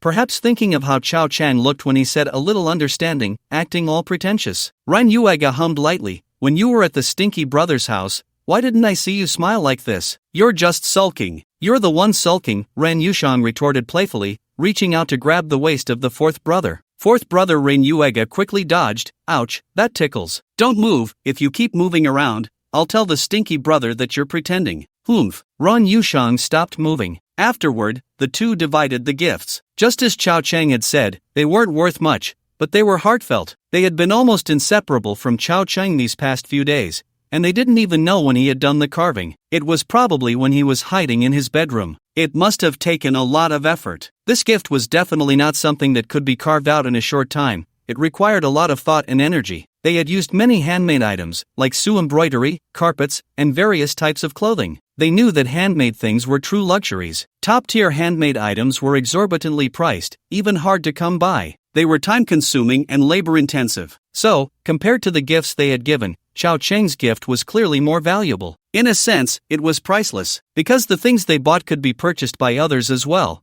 But this wooden carving in their hands was one of a kind. This gift touched their hearts. It was also a piece they could play with, becoming more beautiful the more they handled it. Why are there only two? There should be a family portrait carved. It would look so beautiful displayed at home, Ran Yuega casually remarked. Rin Yuchang rolled her eyes at her. This must have taken a lot of thought. He hasn't even met the eldest sister and the second sister, nor has he seen our mother. How could he carve something of this level? Don't be ungrateful. I'm not ungrateful. I'm just a bit regretful. Regretful about what? You'll see them eventually. We can always get a complete family portrait statue later. The two sisters cherished the concept of home very much, so they began to look forward to the day when a complete family portrait would be carved, along with a wooden statue of the stinky brother. When they thought about it, they could look at it more often. In mid-September, Chao Chang found himself caught in a storm of online insults. After the sisters left, Chao Chang's income sharply decreased, which was unavoidable. He couldn't really become a masseur, could he? Massaging those wealthy women? If they were a bit better looking,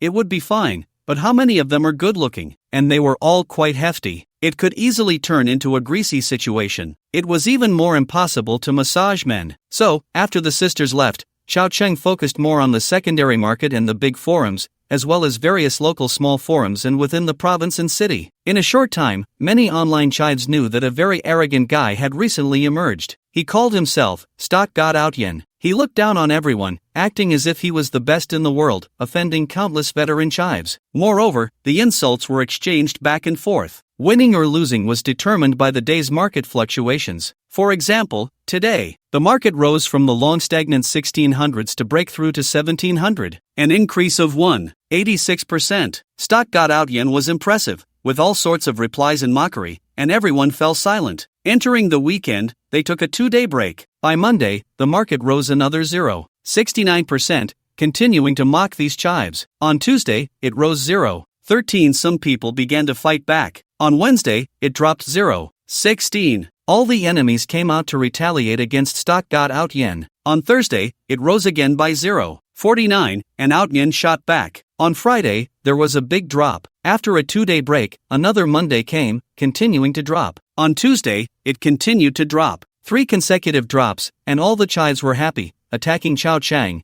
with negative emotions rising rapidly. Chao Chang was also quite happy, but he couldn't understand the psychology of these chives. If it dropped, aren't they losing? Is it really necessary to be this happy? Are they fools or what? This is an illness that needs treatment. In just this flurry of activity, Chao Chang made over 600,000. October. A crucial month has arrived. The market rose from 1600 in September to 1800 in October. It was also at this time that all sorts of experts began to emerge online, warning of risks and advising everyone that this is not a bull market, just a false breakout, and it will eventually fall. The verbal battles continued. Various retail investors piled on layer after layer of negative emotions, and upon seeing the words stock got AOT on, no matter what posts he made, constructive or not, they would unleash a barrage of criticism. Young Master Chow had already positioned himself on the opposite side of the retail investors. During the National Day holiday, Chow Chang made quite a bit, referring to emotional value. Not only did the retail investors contribute some,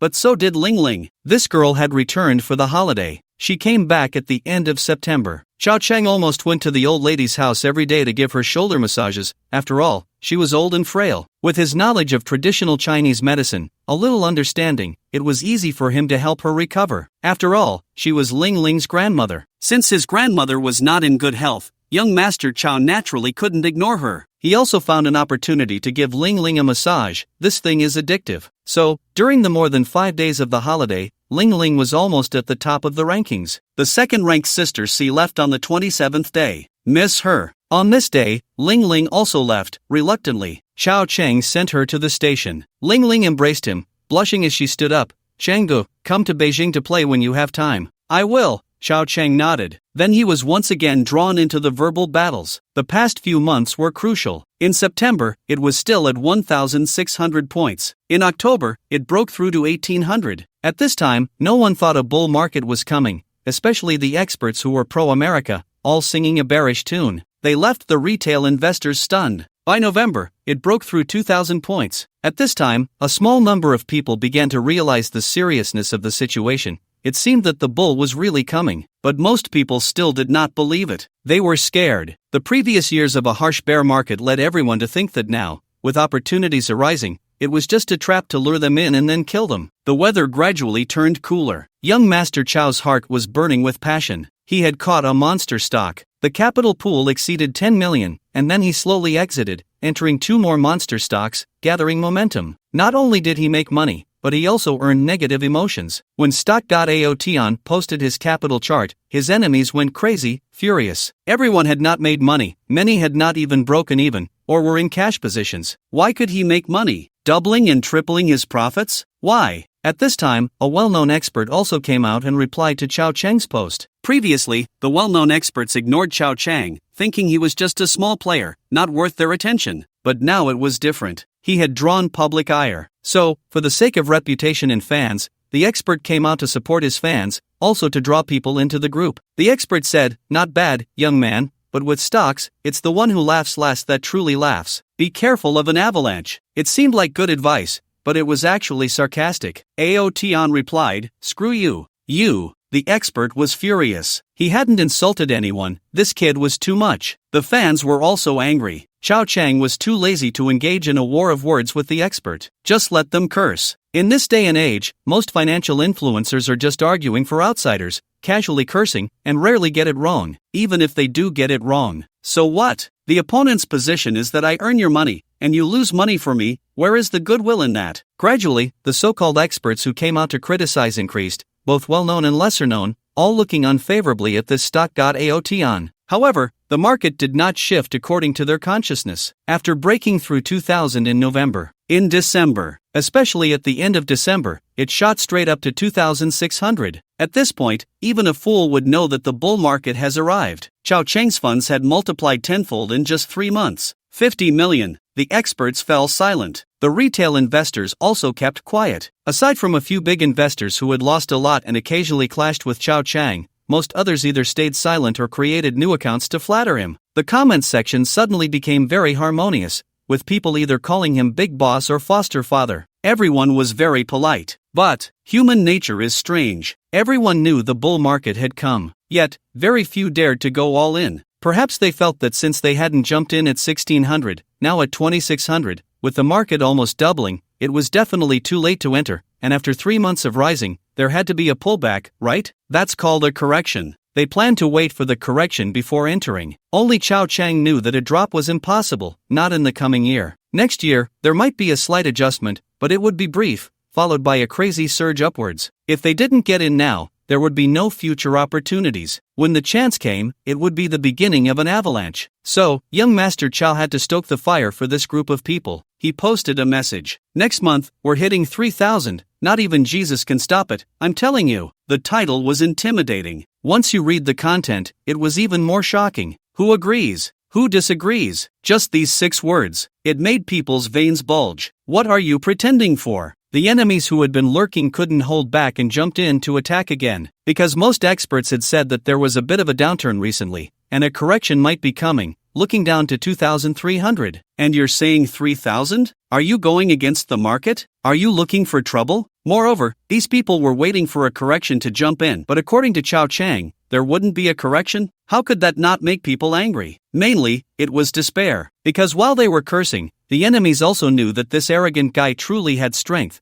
which couldn't be denied. 5 million to 50 million in 3 months? What does that even mean? It was on the news, okay? So, everyone was scared that he might be right, and many hadn't jumped in yet. If there really was no correction, these people would just have to watch others make money. As for why they didn't jump in now, because this post stirred up a lot of rebellious feelings. At the same time, they didn't dare to enter. What if there was a correction? Wouldn't they first lose a wave and then have to wait for it to rise back? Wouldn't that just be a way to break even? Playing a lonely game? Who else would they curse if not him? Of course, there were many who cursed. Now there were even more who flattered him. Who would go against money? Are they out of their minds? So, there were many replies flattering him, and some were even negative flattery, clearly the enemy's alternate accounts, truly adaptable. Most people wanted information on specific stocks, but Chao Chang didn't promote any stocks. That would be problematic. If things went wrong, he might even get warned from above. So he could only talk about the overall market. In January, one day it dropped by 3.68%, and all the enemies began to celebrate. They celebrated for 2 days. Once the weekend was over, on Monday, it rose by 4.74%. The enemies fell silent. The more they celebrated over the weekend,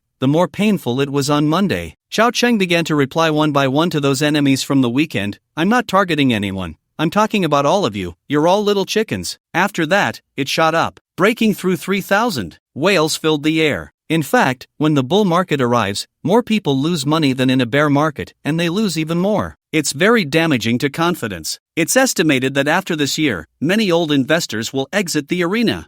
It's also possible that by 2025, they still won't have broken even. Ding! After opening 10 diamond treasure chests, system upgrading. Please wait. Countdown, 23 hours 59 minutes 51 seconds finally. In these past few months, the emotional value earned hasn't been much. It's also due to the area issue. Although I've offended too many people on the forum, many aren't from this province. But even so, the speed of collection has increased countless times due to the stacking bonuses. Moreover, it's clear that the conditions for each upgrade are different. Previously, it seemed that upgrading required 100 draws, which meant opening a diamond treasure chest. Now it requires 10. The next upgrade might require opening 100 diamonds or even a divine level chest. Who knows? Now isn't the time to think about that. Let's first see the changes brought by this upgrade. Waiting for the day of the upgrade. Chao Cheng continues to stir things up. It's already at 3,000 points. Wailing and howling. Revelry and celebration. The myriad forms of life. AOT on posts. Title next month looking at 2,600. Even Jesus would lose. I said it. The content is a screenshot from Chao Chang, with funds of 70 million. The text reads, just one word. It makes people extremely uncomfortable. Damn it. Didn't the bull come? Why has it gone back? Last month 2,600, this month 3,000, next month 2,600? Just a white increase, right? Should I believe him? This is a question that has surfaced in many people's minds. Now most people, including many enemies, recognize this bastard's strength, and many are still searching for his information, but to this day, not a single whisper has circulated. This guy is very mysterious, and it seems he's preparing to stay out of the market for a while. It's a dilemma. Many people are conflicted, including some experts who have also been affected. They are optimistic about the rise, yet this guy is going against everyone? Is he crazy? Chao Cheng posted and said no more. As for resting while being out of the market, that's impossible. The market is down, but some stocks are rising. Chao Cheng starts to gradually enter the market, diversifying investments, entering various hot stocks, waiting until after the new year, early next year. Funds will reach hundreds of millions, even billions. By then, he will establish a gaming company and make a name in the business circle. The stock market is something to play with occasionally. There's no need to always be mixed up in it. It's like a lottery. What funds flow, what to do. When there's no money, playing the lottery is fine. It can yield the first bucket of gold. But once there's money, you can't play anymore. Otherwise, relying solely on the lottery to break 100 million is unrealistic. The stock market is the same. A few million, tens of millions can be played with. Once it exceeds 100 million, or even 10 billion, the situation changes. The more funds, the less profit. Later, Chao Chang plans to set aside a few million, tens of millions, to invest in Mazi and future leading stocks. In 10 years, with this little investment, he could become the richest, a true stock god. Like that guy with the surname Ba. He just endured with his life. Upgrade successful. Chao Chang waited a day, eager to check the introduction after the upgrade. This upgrade isn't as rich as the last one. Only two aspects were upgraded. First, the contents of the treasure chests have increased. The items opened from the chests are more abundant, bringing him closer to the cultivation techniques. As for the second,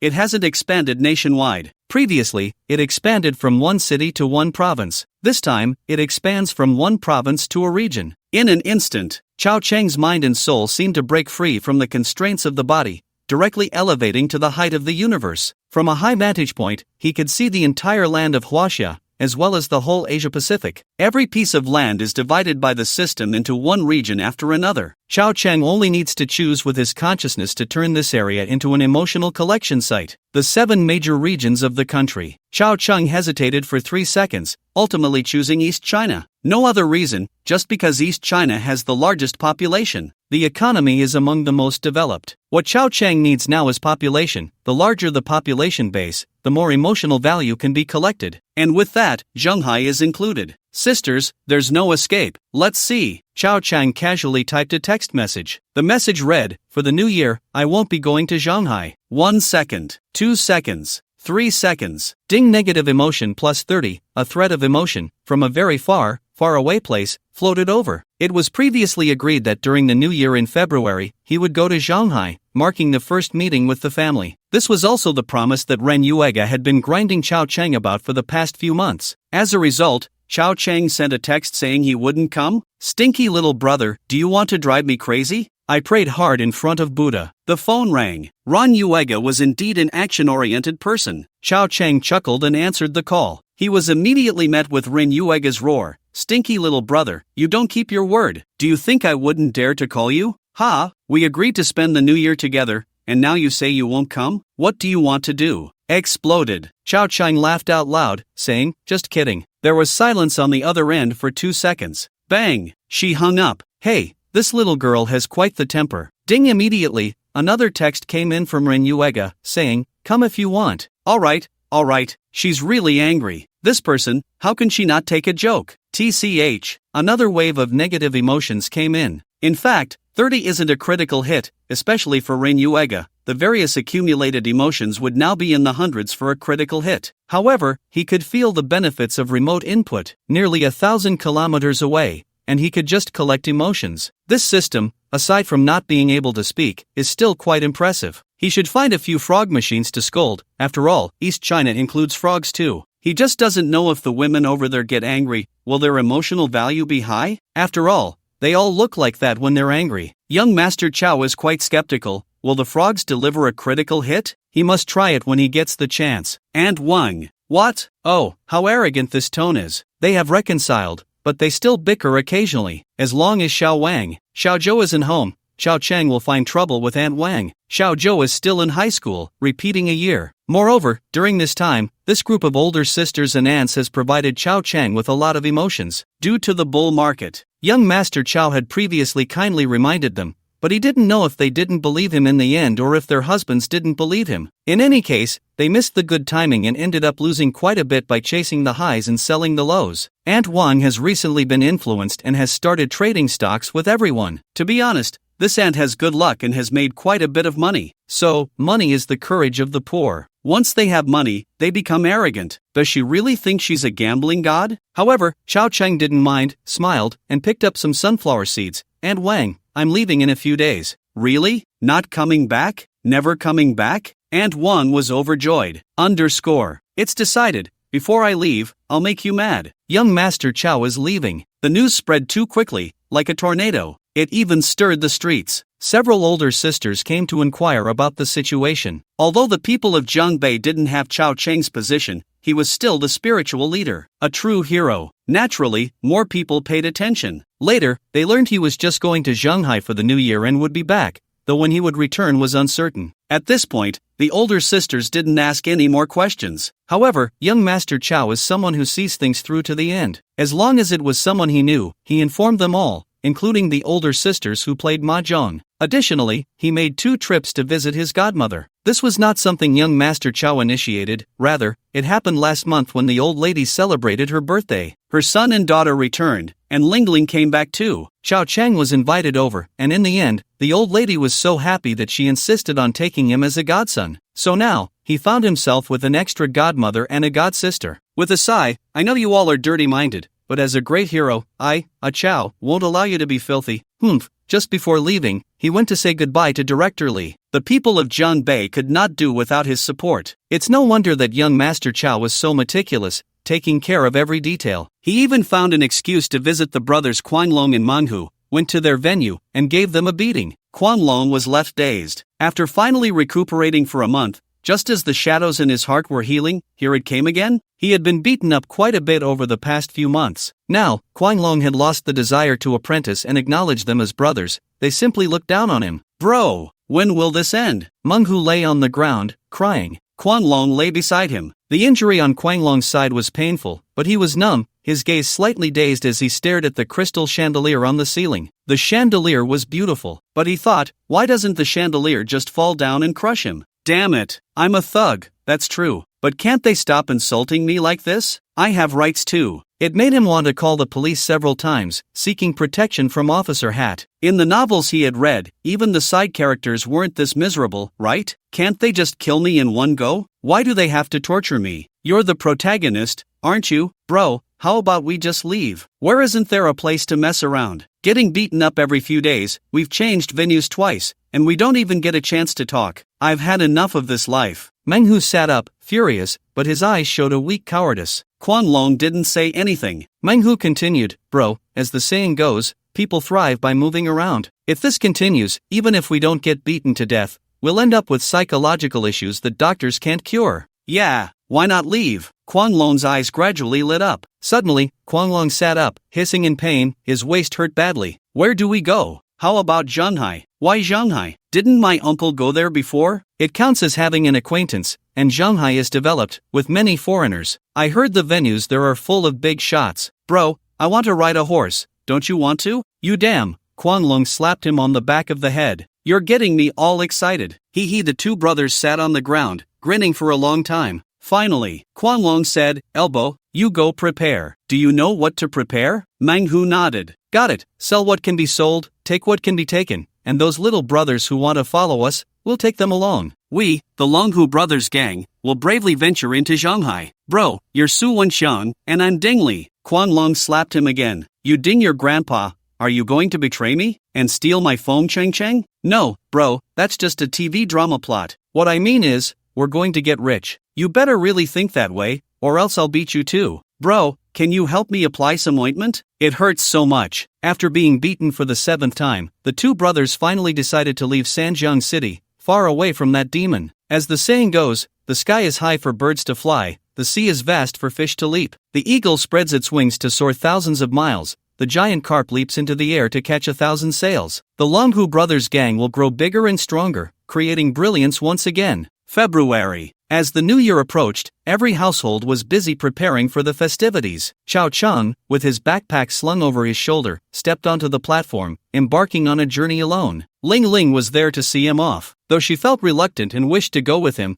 she made an excuse about wanting to see Ren Yuega. But with the new year just around the corner, it was impossible for her to travel far. Before he left, they shared an embrace. Ling Ling buried her head against Chao Chang's chest, quietly inhaling his scent. The scent of her brother. It was as pleasant as ever. Chao Chang patted her back, quickly releasing her. What are you sniffing? This is all the scent I have. Once you've inhaled it, what will others smell? The little girl was quite greedy. Brother, after the new year, come to the capital to see me, okay? Ling Ling's lively eyes sparkled with hope. Definitely. Chao Chang ruffled her hair in agreement. His previous casual remarks were now different. their relationship had changed, they were now sworn siblings. And who knows, he might really go to the capital. Once he finished making money in the stock market, he planned to start a company, invest, and even get into the film industry. There would be plenty of opportunities to travel around. Farewell. Departure. As the train started moving, the city flashed by, and Xiao Cheng felt an indescribable sense of homesickness. Not far from the soft sleeper was the hard sleeper. Quan Long instructed his younger brothers to stow their luggage properly. Soon, the group settled into the lower bunk. The 2 rows on either side were packed tightly. This time, a total of 8 people were willing to venture out with the 2 brothers. Brother Manhwa looked out the window at the retreating city, his face filled with joy. They were finally leaving. No more fear of being beaten. Damn it was all the dead woman Zhou's fault. If it weren't for her, would he have offended such people? If he hadn't, would he have been beaten at least once a month? Whoa, he had been beaten 3 times last month. He was sick. His teeth had just been fixed not long ago,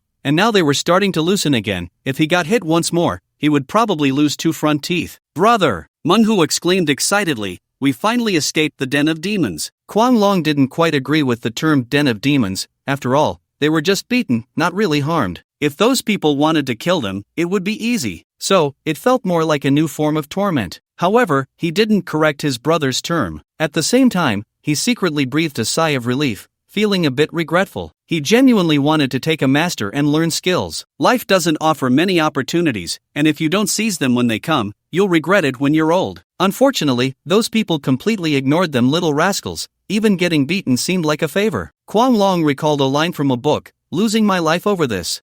Sorry, this lower bunk seems to be mine. At that moment, a man wearing glasses looked at the group of ruffians. A total of 10 ruffians turned their gaze toward him. The bespectacled man was quite perceptive. It's yours now. After saying that, he turned and walked away. Wait, Quan Long stood up. Brother, this lower bunk is yours. We just need to sit for a bit, and we'll give it back to you. When out and about, one should avoid trouble. The glasses man nodded. Thank you.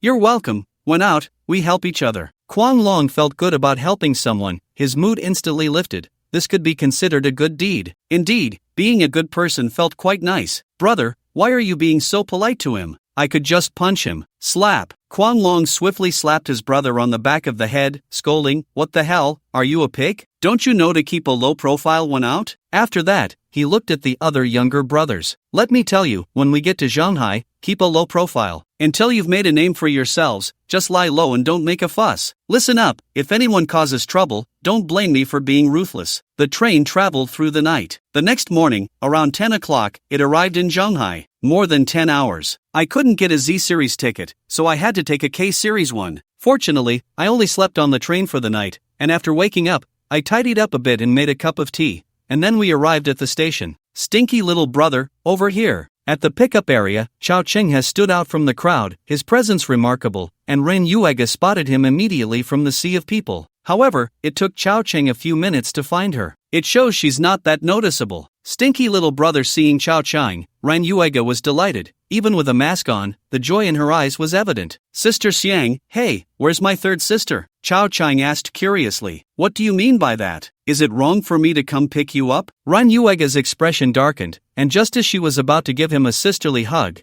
she abruptly stopped upon hearing his words. A hug? Forget it. I'll kick him. No, I was just curious. Didn't third sister say she was coming yesterday? Xiao Cheng chuckled. Humph, she's unreliable. Don't believe her, believe me. The fourth brother casually threw dirt on the third sister. Xiao Cheng pouted. Probably something came up. Ren Yuega looked him over. It seemed he had become even more handsome in the few months since they last met. Had he grown a bit taller? His aura was even better? But, you only brought one bag? You didn't bring anything else? One bag is enough, I checked in the rest of my things, Xiao Cheng replied. If it weren't for the fear of being out of place, he wouldn't even want to carry a backpack. With storage space, who needs luggage? Who does he look down on? Have you ever seen a cultivator carrying a bunch of bags onto a train? Ren Yuega, wearing a mask and a hat, covered most of her face, but her aura was also exceptional, so she frequently turned heads. Plus, she was tall, nearly 1.7 meters, with long hair cascading down her shoulders. She looked good no matter how you saw her, mainly because Xiao Cheng was by her side. With such a handsome guy around, it was unlikely she would be with someone ugly. The logic was flawless. Let's go home. Your dad and my mom are both there. Okay. Xiao Cheng nodded and followed her out of the station. At the back of the crowd, Brother Tiger sensed something keenly. He looked at Chao Cheng's back from a distance. It felt familiar, especially familiar. Brother Tiger was startled, shook his head vigorously, rubbed his eyes, and when he looked again, the person was already gone. An illusion? Was he scaring himself? What's wrong? Crazy Dragon handed the luggage to his little brother and turned back to find his brother's expression was off. Brother Tiger awkwardly said, "Bro, I think I saw that bastard." "Which one?" "The one with the surname Chow." Shocked, Crazy Dragon jumped in surprise and looked around. "Where?" "He disappeared in the blink of an eye." "Bro, do you think he's following us?" "Did you see clearly?" "I didn't see clearly, just had a feeling." "Damn it!" Crazy Dragon angrily slapped his palm. "You scared me to death. Next time, see clearly before you speak." Brother Tiger rubbed the back of his head, smiling awkwardly. "Bro, where are we going now?" "Let's go directly to find Uncle. We'll settle down first." Chao Cheng walked out of the station and received several notifications of negative emotions, including fear and anger. However, there were no names attached, so Chao Cheng didn't know who was afraid. But it didn't matter. Notifications would pop up from time to time. Chao Cheng had previously adjusted the system so that only emotions above 20 would trigger notifications, those below 20 wouldn't. Otherwise, he wouldn't get anything done all day, as emotions would appear in his mind almost every few seconds, showing 1 or 2 points. This was the power of the stock god. Some new recruits were just now seeing the posts, and upon reading the content, they developed dissatisfaction and malice towards Chao Cheng. Too arrogant. In this era, Zhenghai was also bustling. Most places are much more prosperous than Sanjiang City. However, compared to 30 years later, it seems a bit rundown here. In the dream 30 years later, Chao Cheng had settled in Zhenghai for a while, and by then, everything had changed. In a bit, Ran Yuega reminded, when you see your second sister, be mentally prepared. Just ignore her, no matter her expression or tone. Don't take it to heart. Your second sister isn't a bad person. Chao Cheng knew that second sister was good at delivering critical hits. She had a bad temper and seemed dissatisfied with both him and old Chao, so it was highly likely she wouldn't have a pleasant demeanor. This was a good thing. The worse second sister looked, the angrier she got, the more benefits it would bring to Chao Cheng. A win-win situation. Chao Cheng nodded without saying much. He was introspecting, studying the system. Just now, the system suddenly flashed a prompt. Ding, range fusion successful, emotions doubled. The name was somewhat vague. After a bit of research, Chao Cheng understood what it meant. Zhenghai belonged to East China and was itself an emotional collection area, and Chao Cheng had collection abilities from his home province. This meant that as Chao Cheng moved, the area of a province would become a collection site. Now, with Chao Cheng arriving in Zhenghai, the two areas had fused. From now on, all emotional values within this range would be calculated as double. Damn! While Chao Cheng was happy, he also felt a bit frustrated. If he had known, he could have come over during the system upgrade. Why wait until today? Do you know how much emotion was wasted? When will this damn system be able to talk? Fourth sister. Call me fourth sister. Ran Yuega glared slightly with her beautiful eyes. Don't say I didn't remind you. When we were in Sanjiang, I didn't say anything. But here, you should at least give me some face. Otherwise, with one hand on the steering wheel and the other making a fist, she made a threatening gesture, gritting her teeth. Chao Cheng smiled. Alright, when there are people around, I'll give you face, but privately, you give me face and call me brother. Ran Yuega shook her head, huffing, that's not possible. I'm older than you, even if it's just by a month. After knowing each other for so long, not once had she called him brother. Ran Yuega held a deep resentment about this. Chao Cheng was well aware, so calling her sister was out of the question. Otherwise, with so many layers of emotions stacked up, wouldn't that ruin everything? Young Master Chao changed the subject. Tell me about the situation at home. I'm not very familiar with your side. By the way, what's your mom like? Call me sister, and I'll tell you. Forget it then, just drive well and don't talk, it's dangerous. Stinky little brother. Ran Yuega shot him an annoyed glance. Ding, negative emotions 20 by 2, ha. Chao Cheng was delighted. Sure enough, double the joy was something most people couldn't enjoy. It felt great. Even if it was only 20 emotional points, doubling it looked quite pleasant, didn't it? If it were a critical hit, the scene would be stunning. Ran Yuchang didn't go to pick him up, mainly because their mom didn't let her. Mom asked her to tidy up a room. She couldn't let the second sister do it, could she? As for the eldest sister, she was still at the company and would return at noon. Meanwhile, Mom and old Chow were preparing a meal themselves. It was quite a high-standard reception. Ren Yuchang had her own selfish motives. She chose a guest room close to her own, in her area, a bit distant from the other three sisters. After tidying up the room, Ran Yuchang came downstairs to help in the living room. The second sister, with her long legs crossed on the sofa, had a jug of wine beside her. When she wasn't working, she loved to drink. She never got drunk. Instead, it made her even more alert, enhancing her speed and agility in combat, as well as her ability to take hits. Sister, what fruit do you want to eat? Ran Yuchang approached her second sister and asked softly. The second sister, Ren Fanqing, glanced at her. You look very happy? Is it because that guy is coming? No. Ran Yuchang felt a bit guilty and also realized how sharp her second sister's investigative skills were. She had hidden it so well, how could it be seen through? Oof. The second sister, Ren Fanqing, curled her lip, seemingly not intending to delve deeper into the matter, just huffing. I don't know what you're so happy about. Mom is really something. Do we need such a grand occasion? Besides the eldest sister at the company, everyone else is mobilized. With this fuss, does he even deserve it? Second sister. Ran Yuchang gently reassured her. Uncle Chow and Mom have been together for half a year now, and this is our first time meeting our brother. It's only right to make it a bit grand. Brother my foot, I don't acknowledge him. The second sister recalled the things she had seen before and felt a surge of anger. Acknowledge or not, we still have to give Mom face. She knew this was true. The second sister, Ren Fanqing, opened her mouth, but in the end, it turned into a heavy huff. Go do your thing. Cut me some avocado, less soy sauce, more wasabi. Okay, sister. Ren Yuchang turned and went to the kitchen. Not long after, the eldest sister, Ren Chenxi, returned, dressed in professional attire, wearing long pants and a small suit. After coming back, she changed into slippers, which seemed to have a silk-like appearance. In this family, on the surface, the eldest sister resembled their mother the most, looking like a strong woman. The eldest sister, Ren Chenxi, placed her bag aside and slightly furrowed her brows. Did you drink again? I was in a bad mood. What's wrong with having a drink? The second sister was emboldened by the alcohol. She usually wouldn't speak to the eldest sister like this. The eldest sister, Ren Chenxi, warned, Mom is in a good mood today. Don't ruin it for her. Otherwise, don't think that just because you're a squad leader,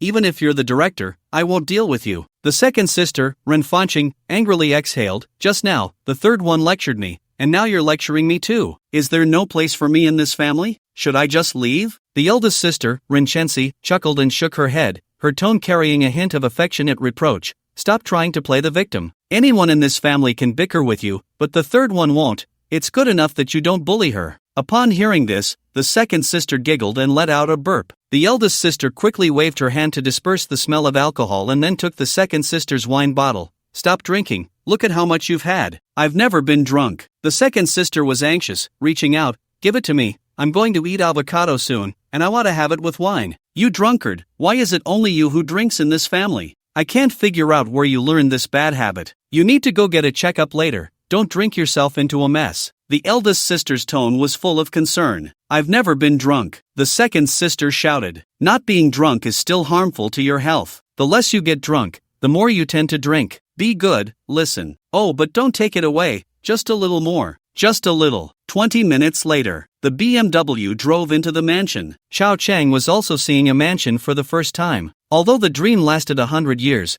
that 100 years was just an ordinary life for a common person. The next 100 years would see generations of homes become very technological. But there was still a gap from a true mansion. Stinky brother, we're here, get out of the car. Okay, fragrant sister. Xiao Chang got out of the car. Earlier on the road, Ran Yuega had wanted to take Xiao Chang to buy some gifts, so he could bring them along as a courtesy. But Xiao Chang said he already had gifts in his backpack, all prepared. This saved them time going home, otherwise, it would have taken over half an hour. Where are the gifts? Take them out, don't leave them in the backpack. Okay, Xiao Chang replied, opened his backpack, and directly moved some change of clothes inside to the storage space. He took out a pound of Ningxiang tea from the storage space. This thing is enough for a gift. Besides, he had plenty. He couldn't possibly drink it all, not at all. Purple tea? So much? Ran Yuega's eyes lit up. Of course, I went through a lot of effort to get this. Just this jar, a full pound, and I haven't even dared to drink it, Xiao Chang fabricated. This is too precious. Ran Yuega was well aware. Although she always clamored for half a pound,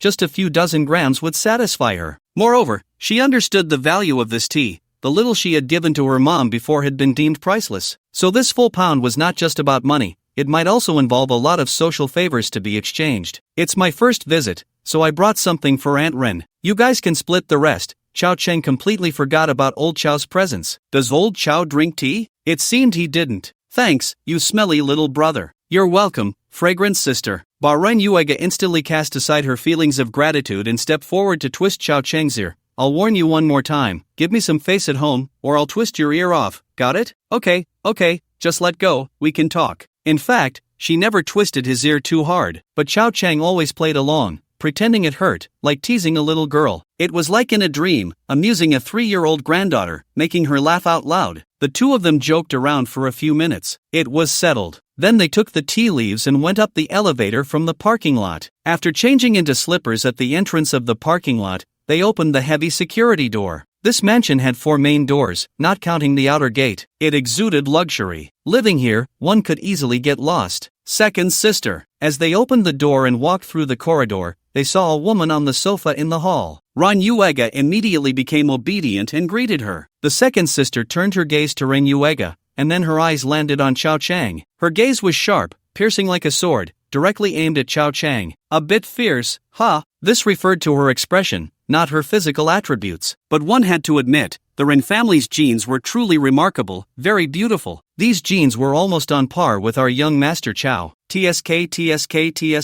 Ran Yuega reached out and quietly tugged at Chao Chang, her lips not moving, but she whispered, call her, this is my second sister. Chao Chang smiled, hello, beautiful. Young Master Chao was being deliberate, mainly wanting to experience what it meant to be hit hard. Indeed. Besides, with her expression so fierce, clearly not welcoming, why should Chao Chang put his warm face against her cold backside? If the relationship was not harmonious, it was better to break it off. Like and dislike, one must take a side. The most terrifying relationship is indifference. Ding negative emotion 300/2, so explosive? This trip was truly worth it. People are inclined to seek benefits and avoid harm. When faced with danger, they instinctively choose to evade. For example, the fourth child, Ran Yuega. When Chao Chang said, hello, beautiful, she took a step back because she sensed the beast-like anger emanating from her second sister. However, instinctive behavior cannot become the final choice. After stepping back, Ran Yuega steeled herself and stood beside Chao Chang, tugging at his arm. She preemptively scolded Chao Chang, what nonsense are you talking? What beautiful lady. This is my second sister, call her. The implication was, I've already scolded him, so you can't scold him, second sister. Clever little thing. Although the fourth child often bullied this smelly little brother, when it came to serious matters, she was protective. This could be seen from the incident with Wang Haodong. Every time they met, Chao Chang had no chance to speak as she would directly chase Wang Haodong away. How could Chao Chang not see through the fourth child's little thoughts? With a sincere smile, she greeted, oh, second sister, hello. Ren Fanqing remained silent, her gaze fixed on Chao Chang. Ran Yuega quickly pulled Chao Chang aside, awkwardly saying, second sister, I'll take him to see our mom first. After saying that, Ran Yuega dragged Chao Chang away. It wasn't until they were out of second sister's line of sight that Ran Yuega felt a chill down her back, cold sweat breaking out. Angrily, she raised her hand and pinched Chao Chang's ear. Are you trying to get me killed? Chao Chang chuckled. No, are you that scared of her? Of course. When she gets physical, she really hits. You think I'm just playing around like this? Let me tell you, stinky little brother, put away the temper of yours from Sanjiang City, especially when facing her. If she really goes for it, I can't help you. I'm scared of her too, Ran Yuega whispered, her timid demeanor quite endearing. The words were harsh, but the concern was palpable. Got it. Thanks, Sister Xiang. Shut up, call me fourth sister. They turned a corner and arrived at the open kitchen, which also had a water bar, a wine cabinet, and 3 refrigerators, with a balcony leading directly to the backyard. The environment was truly nice, and the space was large. Mom, Uncle Chao, my brother is here, Ran Yuega announced. The busy adults all looked up. Besides Aunt Ren and Uncle Chao, there were 2 other aunts and a cook helping out. Little Chang is here. Aunt Ren's voice was warm, her smile gentle, easily giving a sense of closeness. Hello, Aunt Ren, Chao Chang greeted seriously this time, not acting dazed. He had chatted a bit with Aunt Ren during a phone call with old Chao, so it wasn't too unfamiliar. Uncle Chao, displeased, interjected, kid, change how you address her. From now on, call her mom. Aunt Ren smiled slightly. It's fine, it's the child's first time meeting, old Chao, don't worry about it. I'll communicate with the child myself. Uncle Chao nodded helplessly. Alright, then you two talk. As he spoke, he shot a warning glance at Chao Chang, as if to say, be honest, know what to say and what not to say. Chao Chang was a bit confused. Know what? He could talk about the ants in Sanjiang, right? But not about Ant 1? Understood, just watch. You want to break up with me? Just because you want to eat soft rice? I haven't even had any, why should you? Oomph.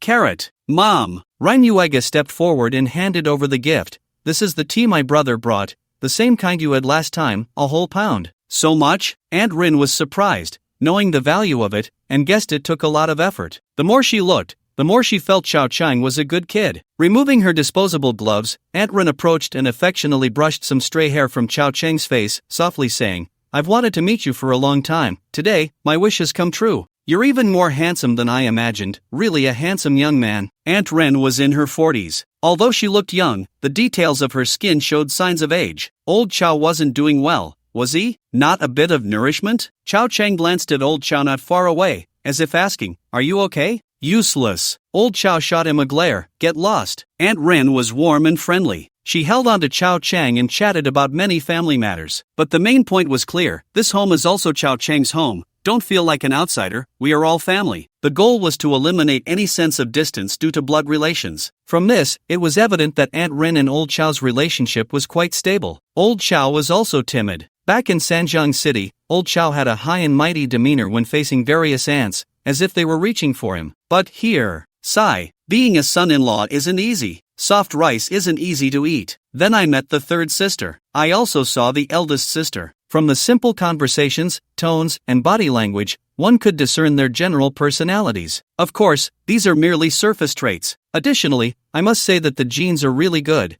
Not only are they fair-skinned and beautiful, but they are also quite tall. The shortest, the third and fourth, are nearly 1.70 meters.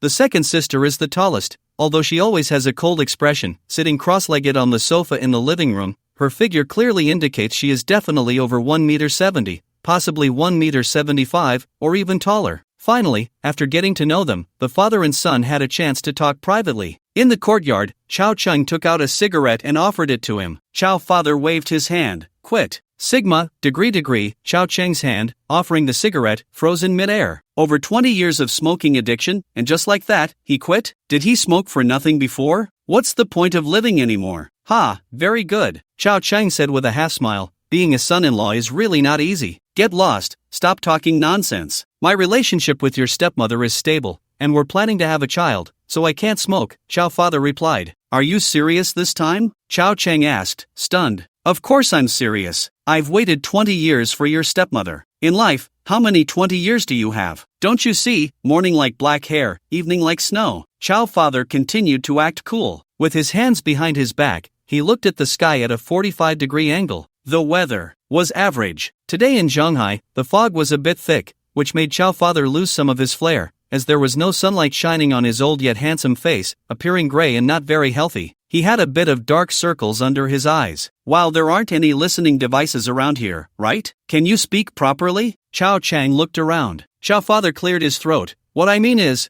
your stepmother is getting older, she's of advanced age, so we can't wait any longer. If we don't have a child soon, there won't be any chance left. From what you're saying, you've been waiting for 20 years. Did you know each other before? Didn't you meet in that dilapidated ancient town? Chao Chang asked curiously. Chao father nodded. Aha. Oh, it seems there's a story there. Tell me about it. How should I put it? Your grandfather did business in Shanghai back in the day, you know? I've heard a little. Didn't he go bankrupt later? Chao Chang nodded. Chao father nodded and sighed lightly. I studied in Shanghai, but later your grandfather's business failed, so we returned to our hometown. Chao Chang frowned. Can you get to the point? Just say it directly. She was your classmate. You were each other's first love, isn't that it? Is that what you're trying to express? You're very smart. No wonder you're my son, Chao father praised. Chao Chang rolled his eyes. Continue. That's all I had to say. No, what about the rest? How did you break up? What was the reason? Come on, show me your melodramatic youth. Let me admire it too. What kind of talk is that? Old Chao shot him a glance, and with a strong desire to share, he also wanted to talk. He continued to look at the sky at a 45-degree angle. After a long pause of silence, he finally began to share the melodrama. That year, the sun was just right. I was wearing a white shirt, and she was wearing. Let me think. What was she wearing? Are you asking me?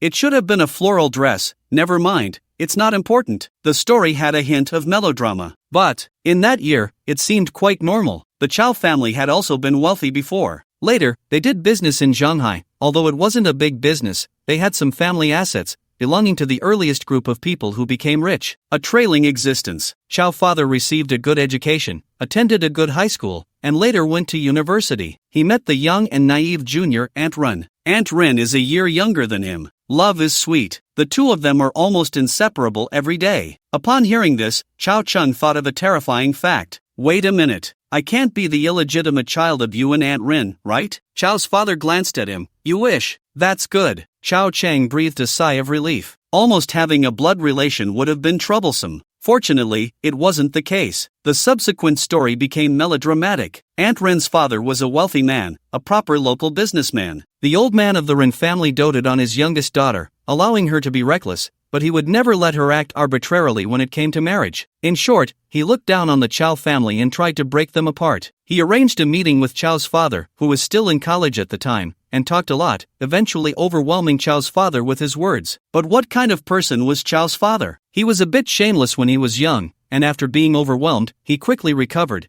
treating the old man's words as nonsense and continued to date Aunt Rin. The old man of the Rin family was furious, so he locked Aunt Rin up and introduced her to various prominent young men for blind dates. Gradually, rumors spread in the community that the Rin family looked down on the Chao family. Although the Rin family didn't take action, those who sought to curry favor with them privately suppressed the Chao family's business. The business wasn't large, and once it was hit, it was finished. Chao's father fell ill from anger. He didn't die, but his health deteriorated from then on. They lost their money and were forced to return to their hometown. With some connections, they got Chao's father a job in a cotton spinning factory. This passionate love story became a typical case of mismatched social status. Chao's father's health continued to decline, always clamoring for a grandson, and in the end, he married a female worker. Not long after, Chao Cheng was born. That's the general story. There were some details that Chao's father didn't mention. Then, during those 20 years, the old man passed away, and the declining Chao family faced a series of events like state-owned enterprise reform,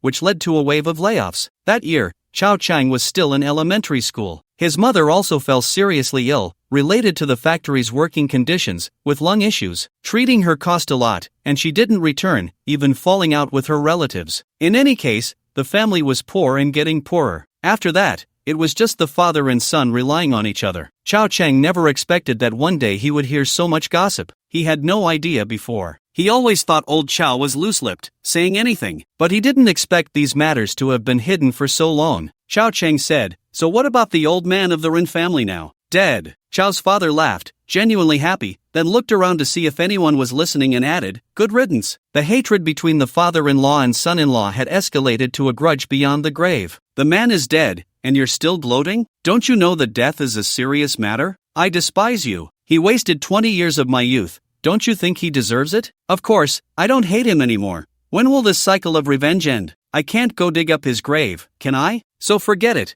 Your dad is magnanimous," old Chao boasted. Chao Cheng didn't know what to say. For a moment, he was actually speechless. After all, it was all about the previous generation. And it was just old Chao's side of the story. Who knows what really happened? But one thing is certain. The relationship between old Chao and Aunt Ren was probably not just a fleeting romance. They might really grow old together. This was completely different from what Chao Cheng had thought before. "No wonder Aunt Ren could look up to you. This is clearly the halo of first love at work," Chao Cheng murmured to himself. He had never understood how such an aunt could fall for old Chao. Now everything made sense. "What do you mean by that? Am I that bad?" "Ha!" Chao Cheng smiled without replying. Lunch was ready soon. The family was lively and cheerful. Only the second sister had an unusual expression. At the large table, Aunt Ran and Father Chao sat at either end. Aunt Ran raised her glass, smiling. "Finally, we are all here. First, this first cup. Welcome Xiao Chun home. This face must be given." Chao Cheng also held up his glass. "Thank you, Mom." The sudden change of address almost made everyone twist their waists. In fact, after Chao Cheng heard the whole story, he knew there had been a change in this matter. Still the same words, they might grow old together. So, changing how he addressed her was a natural thing. One was to give old Chao a bit of face. The second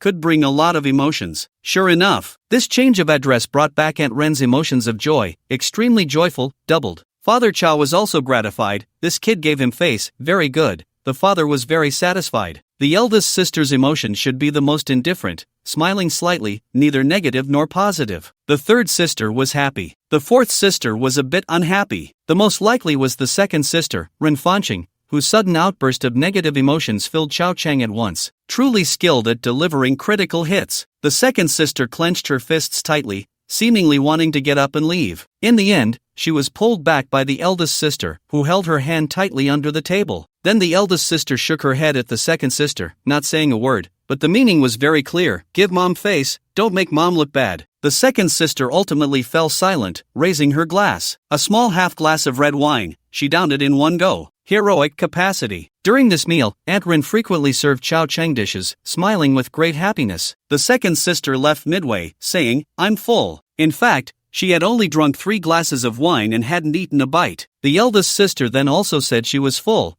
probably to go comfort the second sister. The rest felt like a family, eating, drinking, laughing. Chow Chang also thoroughly grasped the factions in the family from this meal. With a systematic existence, emotional values were like mind reading. All of everyone's latent emotions could be clearly captured. No matter what attitude was shown on the surface, it did not affect Chow Chang's judgment of the relationships. One could even say, in this family, the hardest to deal with was not the second sister, but the eldest sister. Because all the second sister's emotions were on her face, if she didn't like it, she simply showed it directly. But the eldest sister's thoughts were too profound. Whether it was during the earlier interaction or when she changed her address during the meal, the emotions the eldest sister displayed were all smiles, extremely warm, yet her subconscious emotions leaked not at all. It was completely unclear what her attitude was. But it didn't matter. With 100 years of experience, could Chow Chang not handle a few young girls? As long as Aunt Rin was satisfied, it was clear that she called the shots in this family. She truly liked him. Whether it was love for the house and its crows or because he was handsome, of course, it leaned more towards the latter. In short,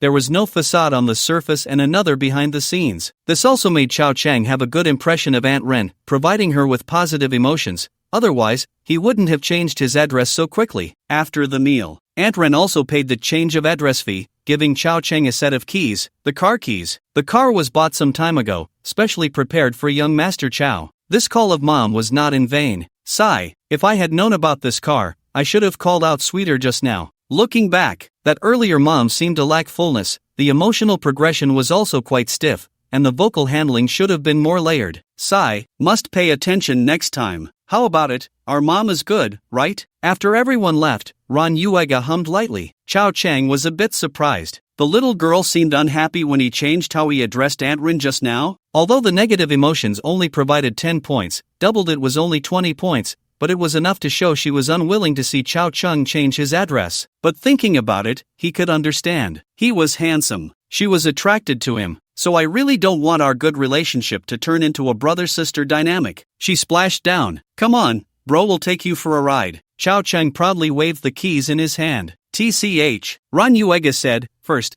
tidy up your own house, let's go upstairs. The entire residence has 2 floors. It doesn't seem high, but it has a large horizontal area. The first floor includes the living room, dining room, entertainment area, study, bathroom, and more. The second floor consists of various rooms. The third floor is an open-air small park, surrounded by gardens, with a helipad in the middle, obviously without a helicopter, otherwise, these gardens would have been blown away long ago. I don't know who designed this, it's terrible. With such a large space at the top, why not do something better instead of a helipad that can't be used? It's a bit ridiculous. There's also a large swimming pool in the yard. The basement has been converted into a training area and a home theater. The second basement is a parking garage. There's also a parking lot in the yard. Just as Chow Chang was getting to know the environment for the next period of time, in a private room of a small restaurant somewhere in Zhonghai, the crazy dragon and the fierce tiger were drinking. Along with them was their little uncle, a middle-aged man who also looked quite fierce. This family all had this appearance. Naturally born thugs. The younger brothers were in a nearby private room, not disturbing the big shot's conversation.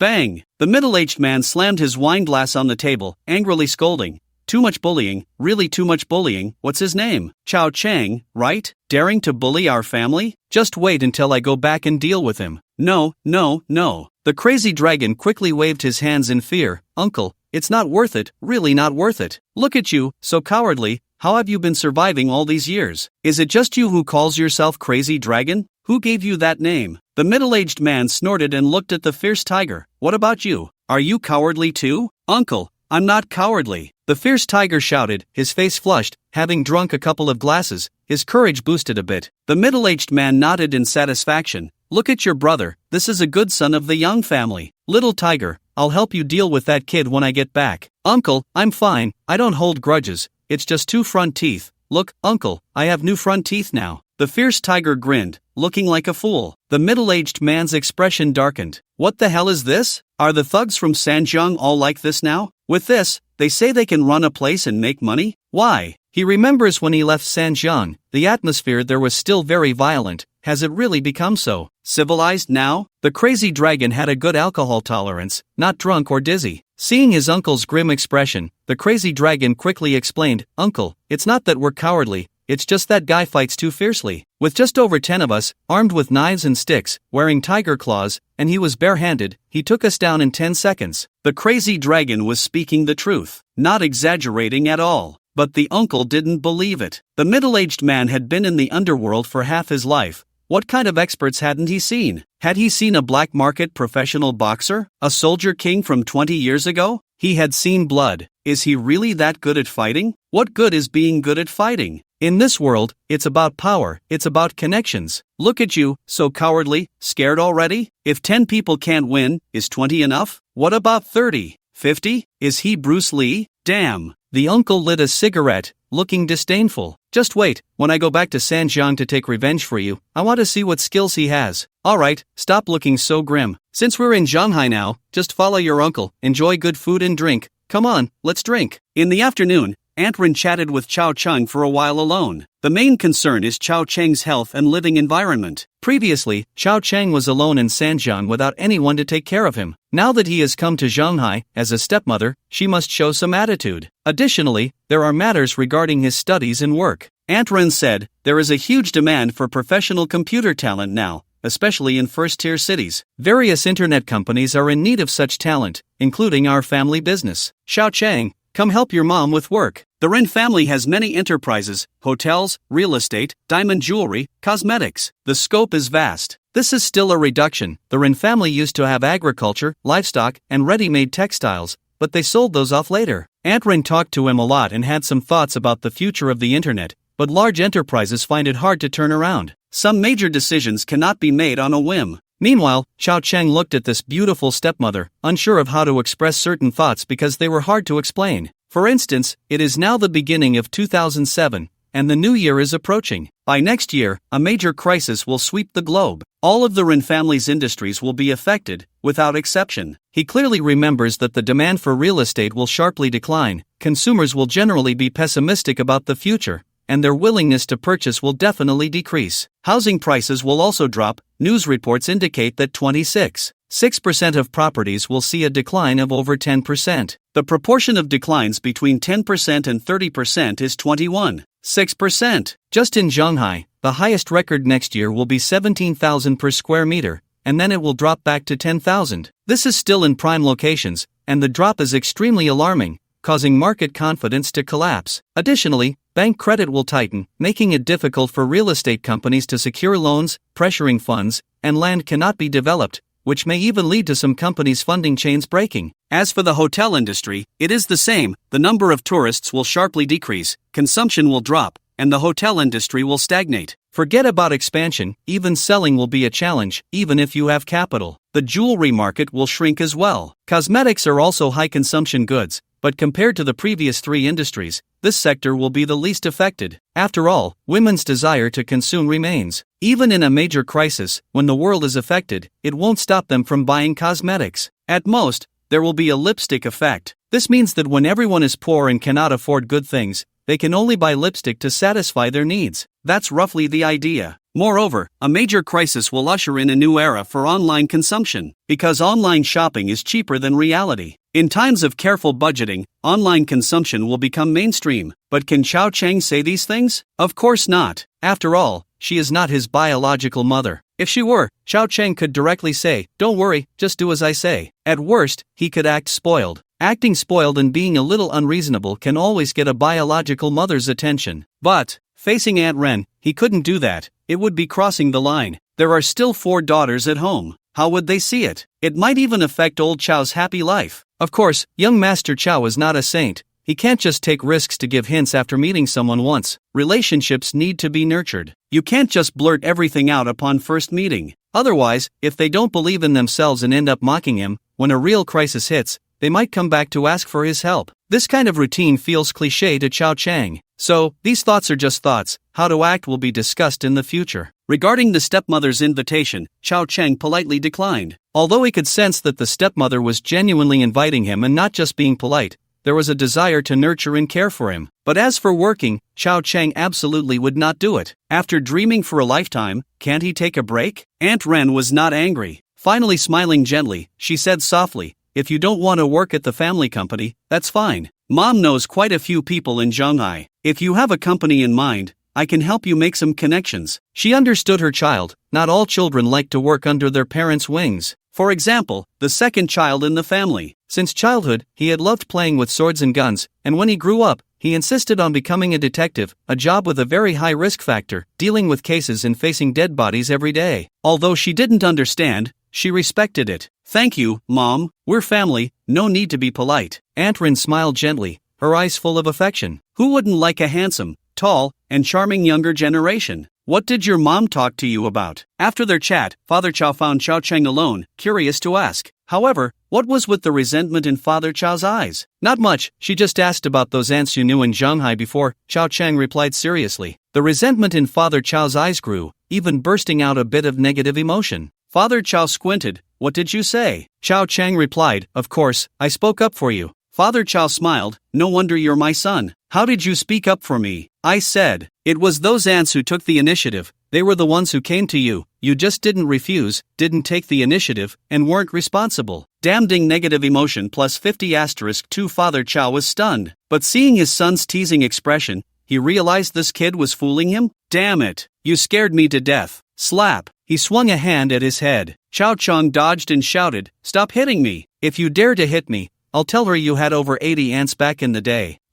Father Chao immediately covered his mouth. Gritting his teeth, Father Chao squeezed out a sentence. "You brat, stop talking nonsense. Where would there be so many as 80? Although Dad seems so strong in your eyes, I'm very happy. But if you keep talking nonsense, Dad won't like it." Pushing Father Chao's hand away, Chao Chang said, "There must be at least 60 or 70, right?" "No, at most 10. TCH Chao Chang pouted. "You really have the nerve to say that." Father Chao huffed confidently, "Just 10. Chao Chang said, "During the time you were away, there were definitely more than 10 women asking about your whereabouts." Hearing this, Father Chao's face actually showed a hint of pride and satisfaction. Old Chao still has charm. "Kid, you still have a lot to learn." Father Chao, feeling a bit smug and curious, asked in a low voice, "Really? Which aunts were asking about me?" "Aunt Wang asks about you every day. Her daughter said she called your name 785 times in her dreams. You must owe her a lot of money, right?" Ding negative emotion, Father Chao pulled out his 7 wolves and began chasing Chao Chang around the house. In the end, under the mediation of his stepmother, Chao Chang was spared. Aunt Rin lost her usual gentleness, pointing at Father Chao and sternly reprimanding him. "You're such a grown man, and you still hit children? Is that how you teach kids? Can't you just talk nicely?" "Exactly." Chao Chang nodded from the side.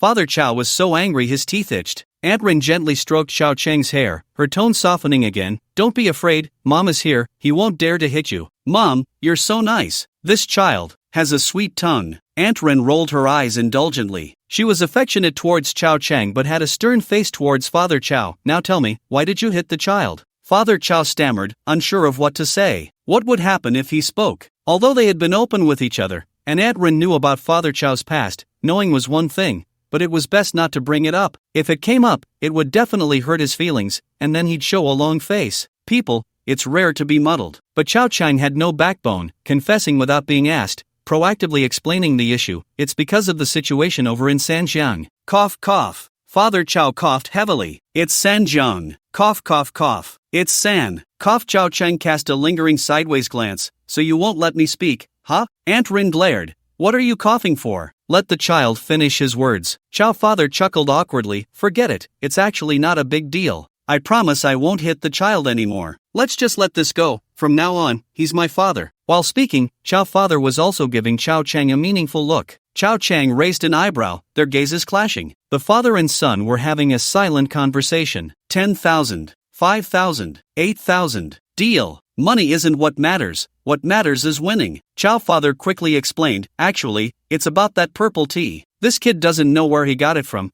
he never let me have any before. Old Chow could lie with ease, and he had his reasons. This point really did follow Chow Chang. Chow Chang said, "It only appeared after you left. I'd be a fool to believe that." Chow father shot Chow Chang a resentful glance. His earlier look of resentment was indeed because of the purple tea. He had never tasted it. If it weren't for Chow Chang bringing it this time, he wouldn't have had the chance to try it. He had spent quite a while in the bathroom earlier. The more he thought about it, the angrier he got. This son was a waste of effort. Previously, the fourth child had given 10 grams to their mother, thinking that Chow father had already tasted it, and Aunt Ren also thought the same, so no one mentioned it. There was a slight information gap in between. Speaking of the purple tea, Aunt Ren said, "Xiao Chang, this tea must be quite rare, right? You must have put in a lot of thought and spent quite a bit of money. Mom will cover these expenses. I'll remember your kindness. It is quite expensive, but it's not about the money, it's about the favor." Chow Chang smiled. "I'll return the favor myself later." This child. Aunt Ren patted Chow Chang's head again, softly saying, "There's no need to be polite with Mom. If the other party has any needs, be sure to tell Mom." "I will." Chow Chang wasn't being polite either. There would always be times when he needed help. After that, the father and son chatted for a while longer. First, they got the 8,000 hush money in hand. Even the smallest mosquito is still neat. Chow Chang asked about the eldest sister and second sister, but unfortunately, old Chow didn't know much either. What a letdown. Has this half a year been wasted? But one thing old Chow did say was that these daughters weren't Aunt Ren's biological children, but there was a blood relation. Chow Chang wasn't surprised at all. After all, he had sensed something was off earlier. The timing of the breakup didn't match the children's ages, but he had thought old Chow was just bragging. After all, he had previously said he met in an ancient town. Now he was saying they had known each other for 20 years. Does old Chow ever speak the truth? As for the specific reasons, when Chow Chang continued to ask, old Chow shook his head and didn't say much. He probably wasn't too clear himself. Otherwise, with old Chow's mouth, could he keep a secret? There was a family dinner that night. The second sister didn't come back, saying she was working overtime. It was unclear if that was true or false. Who cares? The Cohen family understands each other. Moreover, with one less person, it didn't affect the dining atmosphere at all. Instead, it became even livelier. The eldest sister was still so motherly. However, beneath her seemingly gentle demeanor, she didn't give Chow Chang a good feeling. This girl is hard to deal with. The not good here doesn't mean bad. It's just a clear sense of rejection, yet she didn't express it at all, giving off a vibe similar to the sixth child. Unlike the second sister, who was straightforward, nor was she as easygoing as the third and fourth. Aunt Rin was the same. Many of her emotions were very direct. Her gentleness was real, and her dominance was real too. She was a truly authentic middle-aged woman, with laughter and anger all part of her. But this eldest sister was different. After observing, Chow Chang could confidently say that this big sister was mimicking her mother's every move, having mastered about 80 to 90% of it, and all she learned was the good side, gentle, warm, elegant, truly living up to her name, and looking exactly like her mother on the outside. Moreover, she was like a supercharged version of her mother, as there were no negative emotions on the surface. But this was like wearing layer upon layer of masks. In one word, fake. But how sharp was Chow Chang's perception? Seeing through the phenomenon to the essence, he could tell that she was unwell. She had no self. After dinner, old Chow and Aunt Rin left. Before they left, Aunt Rin held on to Chow Chang again,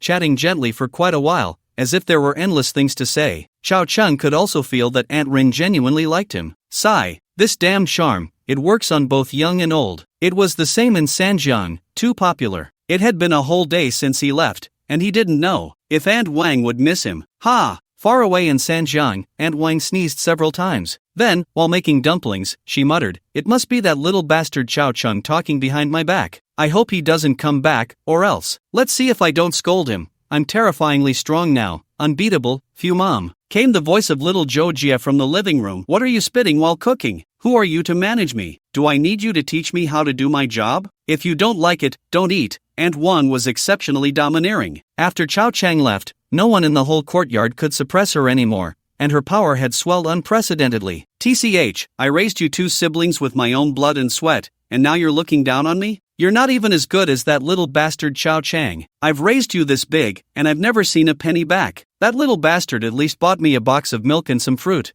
I don't even know why I raised you." Aunt Wang was full of energy, chattering nonstop for half an hour without a break, and only stopped talking after the dumplings were cooked. The house finally fell silent. The next day, The first day of young Master Chow's rich second-generation life. Comfortable. Waking up from a bed of 9.6 million square kilometers, although there weren't 800 monkey servants by his side, there was a waft of fragrance. The room had been tidied up by third sister yesterday. He didn't know if she had sprayed perfume on the mattress, but it was entirely the scent of third sister. Chow Chang didn't want to get up. He just lay there like that, mainly because it was cold. Although there was heating in the house, it was much more comfortable under the covers. Moreover, the bed of a wealthy family really had a problem. It had a seal that directly locked a person's body and soul, not allowing them to get up. It affected young Master Chow's determination to strive. He wasn't actually lazy. He really wanted to go out and find a job to make a living, earn a little money that didn't require much, marry an ordinary woman, and live a simple life. But this bed had a seal, preventing him from getting up to find a job. Forget it. Then let's sleep a little longer. As for practicing in the morning, let's talk about it later. In a new environment,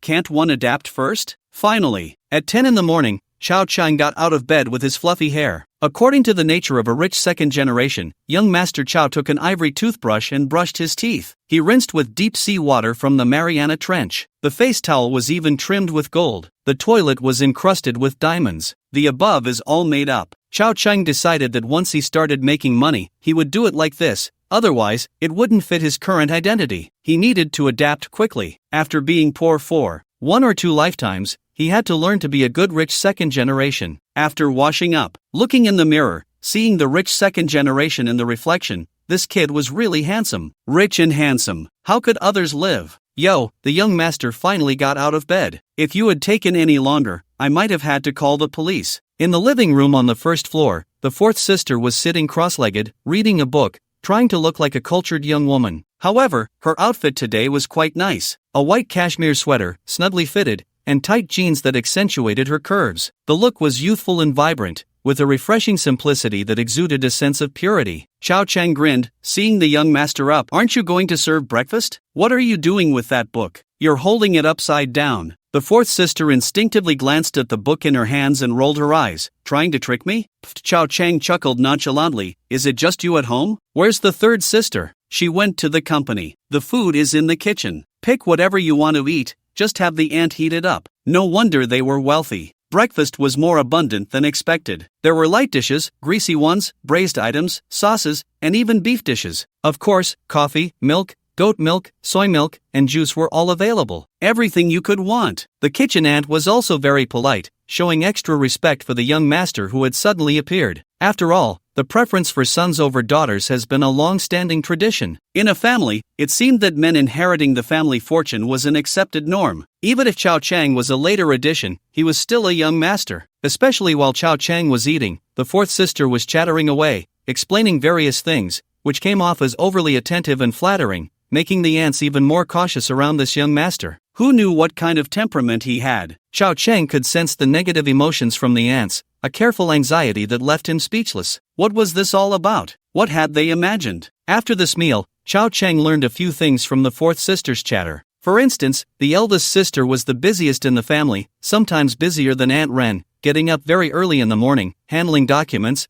or having a quick breakfast before heading straight to the company. She was hardly seen throughout the day. As for the second sister, when busy, she could go days without being seen, working so hard that she would even stay in the dormitory instead of going home. When not busy, the second sister would either go shopping with friends. What? She has friends? Unbelievable. If she wasn't shopping, she would occasionally be in the training room on the basement floor, working out, boxing, practicing martial arts, essentially, a female warrior. And the third sister, seemingly without a main profession, she was actually the housekeeper of the family. She could handle all sorts of matters, including helping out at the company when the eldest sister had something to deal with. For example, she had gone to the company today because it was the end of the year, and there were many things to handle, including preparing for the holidays and year-end bonuses. Everyone was busy. So, what about you? Are you the only one with nothing to do? Chow Chang asked, puzzled. The fourth sister frowned. I'm busy too, just not right now. Once she explained, Chow Chang understood. She seemed relatively free every day, but she practiced the piano for at least 3 hours daily, and if there were events, she would participate in music activities and behind-the-scenes production. It seemed she had no intention of becoming a star. Otherwise, with her background and looks, she would have been famous long ago. Well, that's good, that's good. Chow Chang nodded in satisfaction. The fourth sister was confused. What do you mean by that's good? I mean, it's good that everyone has something to do. After all, being idle can lead to problems. Just playing every day would be so boring, right? A life without anything to do is so dull. It's better to be busy. Better to be busy, Xiao Cheng sighed. That's good. It meant everyone had work. In this family, with everyone so young, who could afford to be idle? At such a young age, what was there to enjoy? Only after hardship could one truly savor the sweetness. They were completely unable to enjoy themselves. So, in this household, only young Master Chow could rest. Because, as the saying goes, after working a lifetime in dreams, shouldn't one enjoy life in this lifetime? Isn't it my turn? How can you say that? You're the only one in this house who has nothing to do. Nonsense. Xiao Cheng snorted. I'm busy too. It's just that I've just arrived in Shanghai and haven't found a place yet. Once I find a place, I'll start working. What place are you looking for? The square? The fourth sister didn't give him any face and directly exposed Xiao Cheng's thoughts. Xiao Cheng's tone faltered as he defended himself. I graduated from university, after studying hard for over 10 years. Isn't it time for me to retire? The fourth sister was so angry she laughed. Is that even a human thing to say? TCH, what do you know? Xiao Cheng couldn't be bothered to explain. She wouldn't understand. Leaning back on the sofa felt comfortable. After just finishing a meal, one should take a break. Eating is tiring too. Do you think you don't have to chew? The process of swallowing consumes quite a bit of energy as well. You wouldn't believe it. This sofa is really comfortable. It looks like a straight, stiff piece without any soft cushions for support, but leaning against it is truly pleasant. You get what you pay for. This sofa must not be cheap. Seeing Xiao Cheng's relaxed demeanor, the fourth sister couldn't help but admire him. This guy is like this no matter where he is, unaffected by his surroundings. This mindset is something to learn from. Their daily interactions made the cleaning ladies see that the young master was extraordinary. Didn't they see the fourth miss always coaxing him, accompanying him for meals and chatting after eating? This little young master is impressive. The fourth sister was unaware of the aunt's thoughts and invited,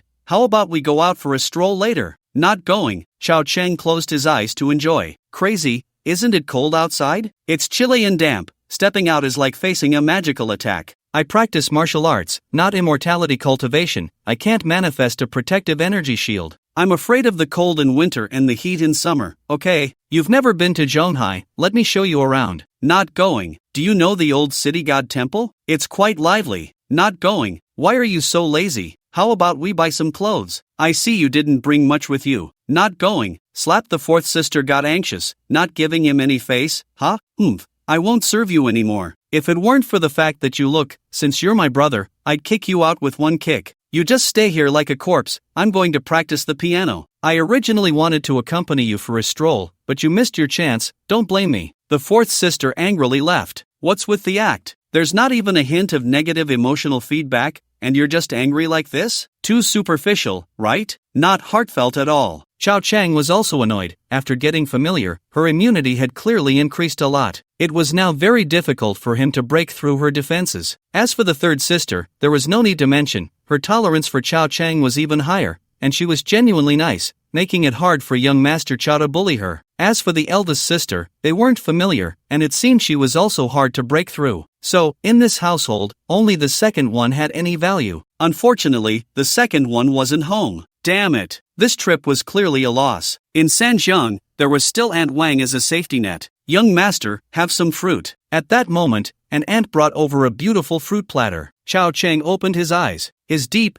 sharp gaze swept over. Then it brightened. This is also an aunt mainly. They had quite a bit of emotion. Just now, he could sense negative emotions from his own imagination, indicating there was value to be tapped. The only regret was that the emotional value was too low. Spending a day with them wasn't as good as calling out beauty in front of the second sister. Young master, if you need anything, just call me. My surname is Zhang. Alright, Aunt Chang, you go ahead and be busy. Xiao Cheng nodded politely, his gaze also retracting. But Aunt Zhang was terrified. That look just now was very frightening. In that instant, Aunt Zhang seemed to feel as if she had been seen through. Her thoughts and everything else could not be hidden from this young master's eyes. This was a feeling that the four young ladies had never brought before. Not even Rin Zong had such sharp eyes. She was scared, really scared. Aunt Zhang returned to the kitchen and whispered to her colleague who was tidying up. In short, this young master is not to be trifled with. The melodious sound of the piano did not exist. The soundproofing of the piano room was really good. For 2 hours, not a single note had come out. So, the fourth young lady must be pretending. She definitely wasn't practicing the piano. She must be secretly watching movies or playing games in the piano room. Understanding others by oneself, young Master Chow knew too well how to slack off. Chow Chung took out his phone. He dialed a number. Hello, Grandma? Hey, I've arrived. Zhenghai is okay. A bit warmer than our place. Do you want to come stay for a while? Hey, don't be polite. What are you being polite for with me? Chow Cheng smiled. Hey, good, Lingling, I'm here. I was busy yesterday. You know how many people are in your family. I met them one by one. I was so tired I went to bed early. Just got up and thought of you. After the new year, there's still time. You can come to Zhenghai to play first, then go to Beijing for school. I'll take you out to have a look. Do you know the old Chenghuang Temple? It's so lively. I'll also take you to buy a few clothes. To be honest, you're very pretty, but your taste is average. In the future, I'll design for you. Just leave it to me and you can relax and be a little princess. Hey, okay, wait, give the phone to Grandma. I have something to say to her. Hello, Grandma, I want to report. That's right, Ran Yuega is slacking off. I saw it with my own eyes. She said she was going to practice the piano. It's been over 2 hours, and there's not a single sound. She must be secretly playing games. I said she wouldn't listen, and she even used her sister's status to pressure me. Grandma, you know, she likes to hit people. This is her home ground. I can't compete with her. Grandma, you have to help me. And as her master, how many children who practice the piano would envy this opportunity? She's actually wasting such talent and opportunity. You must have a good talk with her. I'm really not trying to sow discord, Grandma. She's just gone too far. Okay, I'll have her call you back in a bit. You must talk to her. It would be best to give her a good beating. If you can't hit her, it's fine. I'm here, right? You can leave the education to me. Can she still turn the world upside down? Even if she's the Monkey King, she can't escape your 5-finger mountain, can she? He hung up the phone, feeling satisfied. Chow Chung thought for a moment. He couldn't continue being idle like this. It was too boring, and it was indeed easy to get sick. So, Chow Cheng got up. He went out for a stroll, found An Zhang, and fiddled with the fingerprint lock, inputting his fingerprint. It would be convenient to come and go in the future. He didn't even drive. He had seen it when he arrived yesterday. This large wealthy area had a lake, with a bunch of bamboo standing behind it. Gentleman's bamboo. He directly went to pull out some small bamboo branches, and after returning home, he tied them together with rope. Young Master Chow was quite skilled. The way he tied the bamboo branches looked pretty good. At noon during lunch, the fourth young lady came down. The other sisters hadn't returned. Were they that busy? They wouldn't be hiding from me, would they? Just wait. Once I'm familiar, I'll go find you one by one. Hereupon, seeing Ren Yuega, Chow Chung directly handed her the phone. What's this for? Ran Yuega asked, confused. To call your teacher. Just now your teacher called to tell me to have you call her after you finish practicing. Oh, Ran Yuega didn't think much of it, just a bit puzzled as to why she had to use his phone. Didn't she have her own? She thought about it but didn't care too much and picked up the phone. Soon, she called the old lady. Ran Yuega walked to the side. Hello, teacher, you were looking for me? Ha? What? No, who said that? I was practicing the piano. I do it every day. Ha! Ran Yuega turned her head back from a distance, squinting at Chow Chang. Ding, negative emotions. Chow Chang was making tea. Slowly, he didn't even look at Ren Yuega. He sat upright, looking composed. Slurp, hiss. Good tea. This fragrant tea never gets old. On the contrary, there was a bit less longevity tea, and Chow Chang was reluctant to drink it himself. He would let the third and fourth brothers try it later. Whoever treats him well, he naturally treats them well. As for the eldest and second brothers, forget it. As for Aunt Ren, let's see. No, teacher, I really didn't. Ran Yuega was anxious. The old lady on the phone chuckled. You little monkey, how could the teacher not know you? When you lived at the teacher's house before, weren't you always trying to find ways to slack off? Now that you're alone, can you still be so diligent? There was no way to refute that statement. But who wasn't mischievous as a child? Who liked studying and those tedious basic exercises? In any profession, even in football, basketball, table tennis, or esports, practicing the basics is dull, none of it is fun. But as you grow up, practicing the piano is no longer just the basics, it's much more interesting. Besides, after so many years, she's already used to it. Teacher, don't listen to his nonsense. I really practiced. Ran Yuega smiled helplessly, unsure how to explain. The old lady laughed. The teacher knows you practiced. But that little monkey isn't wrong. You do need someone to supervise you. Do you know how much Lingling has improved now? Ha! Ran Yuega was confused. The teacher explained, that little monkey may be mischievous, just like you used to be, but his teaching skills are really good. He has guided Lingling 5 or 6 times, and even I am surprised by how much Lingling has improved. Really? Would the teacher lie to you? So, this is your opportunity. That little monkey is still your brother, and ordinary people can't seek this opportunity. Lingling is benefiting from you. Suddenly, Lingling's delicate voice came from the phone. Thank you, Sister Yuega. Ran Yuega smiled. No need to be so polite. After chatting a bit more, the call ended. Ran Yuega returned to the sofa, squinting at Xiao Chang, not saying a word, just staring quietly. Learning from the second sister? It didn't seem like it. The second sister could deal critical hits, while you were just a little weakling. Xiao Chang also remained silent, pushing a cup of tea towards her. Drink. Ran Yuega didn't touch the tea, her voice low. Did you report me? Saying I didn't practice the piano? Indeed, it was me, Xiao Chang said with a proud expression. No. What was there to be proud of for someone who reported? Ran Yuega was left speechless. Xiao Chang continued, I can't stand people slacking off. You say you're practicing, but I didn't hear a single note for 2 hours, so I had to tell the teacher. Ran Yuega was amused and shouted, I have soundproof walls over there. Then who knows how good the soundproofing is? Anyway, I didn't hear anything, Xiao Chang said with a helpless look, infuriating her. Finally, he managed to provoke a bit of negative emotion in Ran Yuega. How nice! It was back to the way it was at the beginning. You wait, don't threaten me first. Xiao Chang shook his head, pointing to the bamboo sticks on the coffee table. The teacher said to teach you a good lesson, so lie down. You dare! Ran Yuega exploded in anger. I don't dare, but I represent the teacher, so I am the teacher now. Please call me Chen. Teacher Chao, do you dare not listen to the teacher? Xiao Chang glared. Remembering what the teacher had just said, Ran Yuega hesitated for a few seconds. Weakly, she spoke up, this thing hurts, let's change it. Xiao Chang raised his hand, then can I use my palm? Ran Yuega stammered, that's fine too. What? Do you want to take advantage of me? Xiao Chang exclaimed.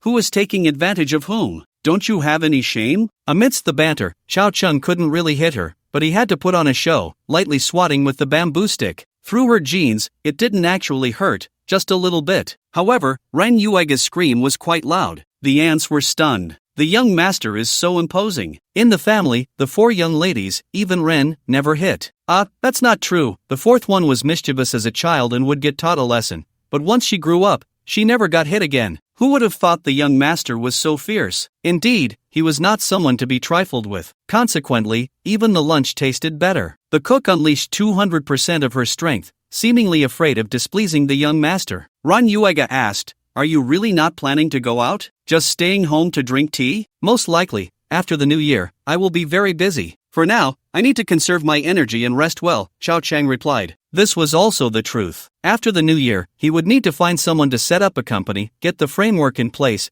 and then look for a professional manager. So he would be busy for a while. Ran Yuega didn't know Xiao Chang's plans and thought he would go play chess in the square after the new year. She was quite speechless about this brother. He was good at everything, just too lazy. In the blink of an eye, a week had passed, and the new year was getting closer. Xiao Chang wanted to slack off, but the circumstances didn't allow it. Aunt Ren directly came to find him and personally took him to 2 banquets, seemingly wanting to introduce him to all the partners. The circle quickly learned that the strong woman Ren Qingqing from Shanghai had gained a son. Moreover, she doted on him greatly. From the start of the banquet to its end, Ren Qingqing's attention was on her son, as if afraid he would suffer any loss. She was almost never far from him, not just at the banquet. Before the new year, she brought him along to deliver gifts to well-connected partners, to some people at the bank, and to some higher-ups. In just this short week, Xiao Chang surprisingly gained the title of heir to the Ren family. This momentum was all thanks to Aunt Ren. She seemed to want to help Xiao Chang build connections and accumulate a network. A mother going to such lengths truly shows her dedication. Isn't that what a biological son would do? Young Master Xiao could feel that genuine affection. He was also grateful. With this backing, Xiao Chang had integrated into a small circle,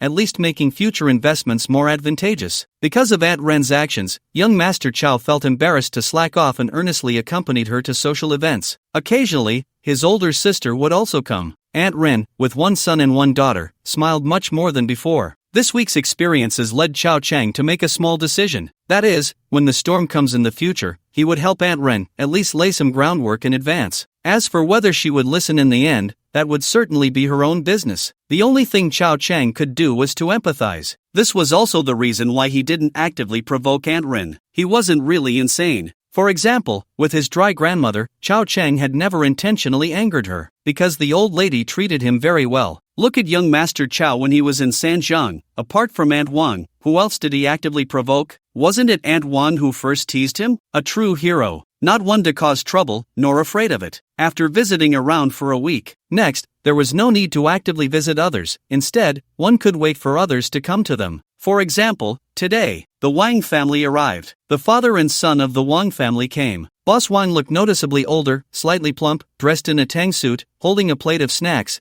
and clasped his hands together. Boss Rin, I wish you an early new year. May you prosper, may you prosper. Wang Haodong followed behind his father, flashing two big white teeth, holding a pile of expensive gifts. Mr. Wang, Happy New Year to you too. Please come in, please come in. Xiaodong is getting more and more handsome, Aunt Rin said with a beaming face, exchanging pleasantries. Boss Wan laughed heartily. My son recently. What the hell? What are you doing here? Before Boss Wang could finish, Wang Haodong exclaimed, cursing directly. After shouting, Wang Haodong realized he was in big trouble. Sure enough, he saw his father's face darken. How rude. Cursing right after entering? Does he want to die? It's New Year's, don't make me hit you. Dad, I was wrong. I was just joking with my brother. Wang Haodong ran to the side with the gifts, standing shoulder to shoulder with Chao Chang, his tongue tied. Chao Chang shot him a sideways glance. Who the hell are you calling brother? I'm your elder. Boss Wang looked at the young man beside his son, finding him unfamiliar, his anger slightly subsiding, and asked, who is this? Aunt Rin smiled and introduced. I was just about to introduce Mr. Wang, this is my son. In fact, Mr. Wang already knew. The circle is that small. Even if they hadn't met, he knew that Boss Rin had been out socializing with his son these days. He just pretended to be a bit surprised. Then he laughed heartily. Good,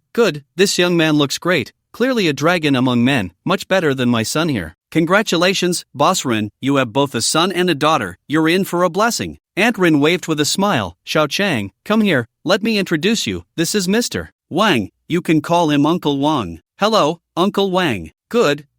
Hello, Xiao Chang. Boss Wang smiled, then looked at Wang Haodong, his expression darkening again. He looked back at Xiao Chang, his face smiling once more. Xiao Chang, do you know my son? We've met before. As for the relationship, very good relationship. Wang Haodong quickly interjected, we're iron brothers. Xiao Chang nodded with a smile. Boss Wang laughed. That's good. Soon, old Chow also appeared. Although as the head of the family it was somewhat nominal, he was still one of the only two men in the family. Being of the same generation as Boss Wang, the couple chatted and drank tea with him, exchanging auspicious words. Meanwhile, the younger generation chatted among themselves. Wang Haodong's eyes darted around, disappointed when he didn't see the Rin family's twins. He then leaned closer to Chao Chang, speaking in a sneaky manner. Is Yu Chang not home? When did you get your teeth fixed? Ding, negative emotion 50/2, don't mention the teeth. Suppressing his anger, Wang Haodong recalled what the butler had said and found it quite reasonable. Wang Haodong whispered, kid, this is your first time in Zhenghai, right? After the new year, I'll take you to some fun places. I guarantee it'll be fresh, tall, short, fat, thin, yellow, white, black skin, all kinds of girls. Chao Chang was shocked. What do you mean? You want to take me to a brothel? What the hell? Your words are really crude. No culture at all, huh? Such an elegant thing, and you say it so vulgarly? Wang Haodong cursed inwardly but still nodded, raising an eyebrow. How about it? Don't worry, it's absolutely clean and safe, all with health check reports. We'll go out to sea on a yacht, I'll pay, but in exchange, you have to help me. Wang Haodong. Suddenly, a reprimanding voice came. Wang Haodong's hair stood on end. I don't know when Rin Yuega appeared beside me, like a ghost. Rin Yuega resembled a protective hen, rushing in front of Chao Chang, blocking him behind her, glaring angrily. Wang Haodong was stunned. I was just joking. Hey, ha. Get lost. Rin Yuega shielded Chao Chang. If you dare to corrupt my brother, just wait and see how I deal with you. No, I was really just joking. I was wrong. You don't need to apologize to me for being wrong. You know what kind of person you are. Don't talk to my brother in the future. Ran Yuega didn't give him a shred of a good face, turned around, and took Chao Chang's hand, leaving directly. Hand in hand. Dog abuse. Wang Haodong was stunned again, watching their hands, his negative emotions skyrocketing. No, how can they hold hands? Where's the restraint? Jealousy and hatred. His eyes turned red. No, is it my fault? Didn't you see your brother? He looked quite excited just now. If you hadn't come out, maybe we would have organized an event tonight. Do you think your brother is a good person? Bah! Chao Chang was also feeling wronged. He had just said something a bit excited, and then was interrupted by Ren Yuega. So annoying. We're just a bunch of guys talking about yachts, not some banquet or anything. What's the big deal? Ren Yuega took Chao Chang to the backyard. The fourth brother had a stern face and warned, "You are not allowed to be friends with Wang Haodong in the future." Chao Chang looked innocent. "No, he's not a bad person. He just thought since it's my first time in Shanghai, he wanted to take me around and help me fit in, just like how you want to take me to the city god temple, to experience the local customs. To experience the local culture." Ren Yuega was both angry and amused. "Are you pretending with me? I don't believe you don't understand. I really don't understand. I grew up in the factory. I haven't seen much of the world." TCH, Ren Yuega scoffed. She hadn't experienced these things, but they were all from the same social circle, and she had heard a bit. They were playing too recklessly over there. The second sister had also said before that the sisters at home shouldn't go to those places with their friends. Something would happen sooner or later. "Anyway, I don't care if you're pretending not to understand or if you really don't understand. You are not allowed to hang out with him." The second sister said something would happen sooner or later. "Something will happen sooner or later? Then I'll just go at noon." Ren Yuega raised her hand and lightly slapped him, laughing and scolding. "Don't be cheeky with me. Come on, help me grill the meat." Oh, the backyard was having a barbecue. The eldest sister was at work. The second sister was at her unit. Only the third and fourth brothers were there. Their mother and Chao's father were entertaining guests in front, so they didn't need them. If it weren't for Ren's mother wanting to introduce Chao Chang to more people, he wouldn't even need to entertain in front. The fourth brother was fuming. While grilling meat, he recounted what had just happened to the third sister. The third sister had such a good temper, but after hearing it, her expression also turned exceptionally ugly. She dropped the tongs in her hand and muttered, "Just keep grilling for me." Then the third sister left the backyard, heading to the front hall, seemingly ready to find trouble with Wang Haodong. The third sister was the most protective in the family, even fiercer than the fourth brother. But usually, ordinary matters wouldn't provoke her. When she saw Ren Yuchan, Wang Haodong first identified her and finally confirmed it was the third sister, Ren Yuchan. His expression brightened slightly. He prepared to approach her. But before he could be courteous, he sensed a crisis. Ren Yuchang's face was dark, radiating intense negative emotions. "Wang Haodong, where are you planning to take my brother?" No, I didn't. Don't listen to what people say, I didn't." The elders also noticed the situation over here. Wang Haodong's cold sweat instantly broke out. "I was wrong. I'm leaving.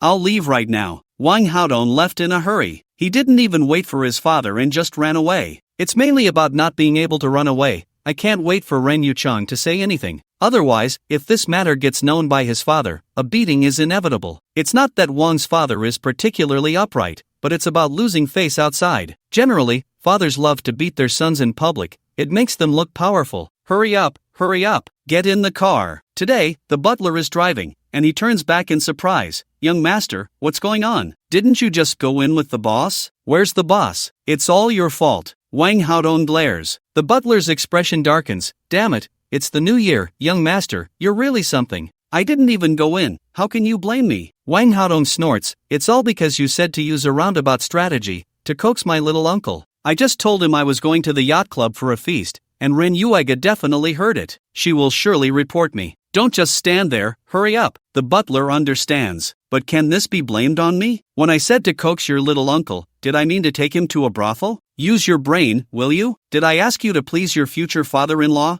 and you took him to the yacht feast? Damn it, it's all your fault." The car starts, and Wang Haodong mutters. The butler driving the car nods. Yes, it's all my fault. All my fault. Exactly, as long as you know you were wrong. Wang Haodong nods too. Damn it. The butler thinks, I might as well just drive the car into the sea. I might as well not do this job. But then he thinks, young master's personality is like this, he'll be fine after a while. The young master never holds grudges, and I don't need to hold a grudge against him either. What else can I do? As his personal butler, assistant, secretary, and uncle's favorite. Sigh. Young master, when will your brain grow up? You can't just grow taller and heavier. It's really worrying. On the 11th day of young master Chao's rich second-generation life, comfortable. Today is New Year's Eve. There's a reunion dinner and the Spring Festival Gala. In the past few days, I've met everyone I needed to meet, given all the gifts I needed to give, and finished all the socializing I had to do. Finally, I can secretly slack off and take a break. This year, today, the festive atmosphere is strong. Everything is red, with couplets, spring banners, the character for fortune, window decorations, lanterns. There are dragon and lion dances at the temple fair. Fireworks and firecrackers are set off freely. Coincidentally, the Chow family and the Rin family have no relatives. Old Master Rin came through the war, and many relatives fled abroad back then, or they have passed away. The Rin family has another son, who is Aunt Ren's brother,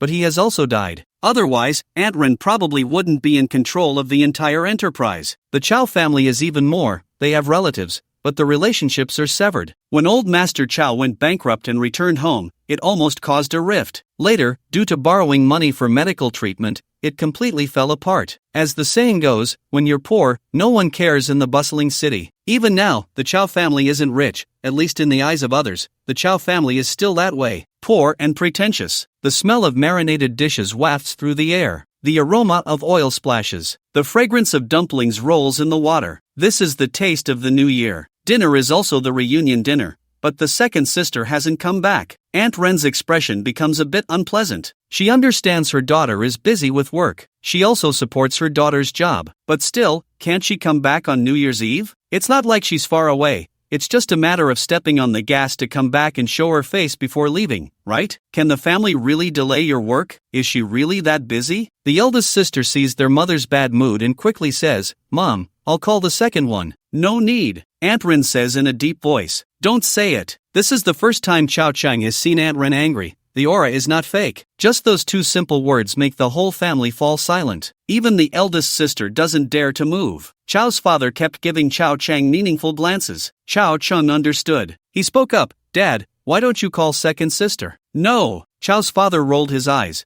"Was that really what I meant by giving you a look? If you didn't understand, just keep quiet, okay? Can I really call second? We've barely exchanged 10 words in all this time." "Ha, ha." Chow's father chuckled awkwardly and said, "Ahem, well, I need to use the restroom." A tactical retreat. He slipped away. "Truly, you are something, old Chow, you sly one." Chow Chang actually understood what he meant. After Chow's father left, Chow Chung shook his head with a smile and said to Aunt Ren, "Mom, second sister might really be busy. I'll pack some food and dumplings in a thermos and take them to her at work. It can count as a family reunion dinner for New Year's Eve." Now, who doesn't know that Aunt Ren dotes on Chow Chang at home? Whenever they meet, she is incredibly gentle, worried that Chow Chang might not be comfortable at home, not eating well or sleeping soundly. Despite being so busy these days, she still makes time to come over, cooks personally when she can, and reminds the cook to make soup every day to nourish her son. From this attitude, it's clear she truly treats Chow Chang like her own son. So, when Chow Chang advises, it's more effective than when the eldest sister does. Mainly because the eldest sister is timid,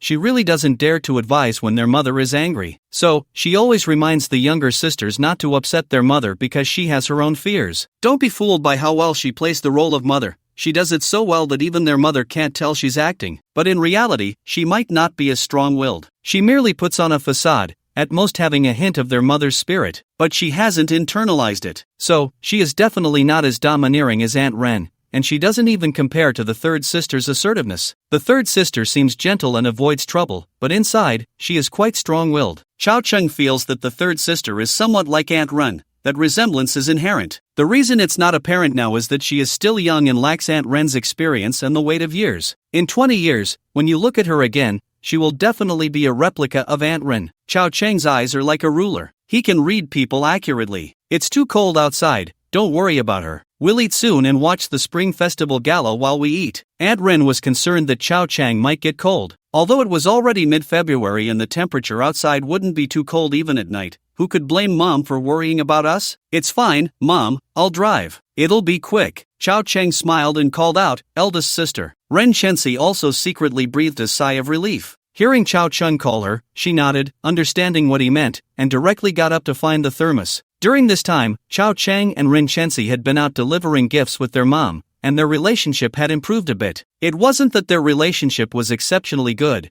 but there was a bit of mutual understanding. Moreover, she suddenly felt that having more younger brothers seemed quite nice. At least they could help keep their mother's anger in check. It hadn't been like this before. In the past, when their mother was angry, no one in the house could calm her down. It was like a storm, dark and terrifying. But now, with a younger brother, a single word could clear the skies? The eldest sister thought it was quite good, but she also felt a bit jealous. Her mindset had undergone various changes. Finally, the ice began to break, and there was some emotional feedback. Though it wasn't much, it was still wonderful. Soon, the food was packed, 3 thermoses full. There was also a large container filled with dumplings. The reason for so much was to let the colleagues at work taste the flavor of the new year as well. The eldest sister was still thoughtful. Drive carefully, come back early. Before leaving, their mother reminded him and helped adjust the collar of Chao Chang's coat, finally nodding in satisfaction. Her handsome young man, the more she looked, the more pleased she became. The family watched as Chao Chang drove away. The third generation of the Ji family had left with a roar. Rein Yuega wanted to follow, but her mother refused. In Aunt Ren's heart, she actually hoped for a reconciliation among the children.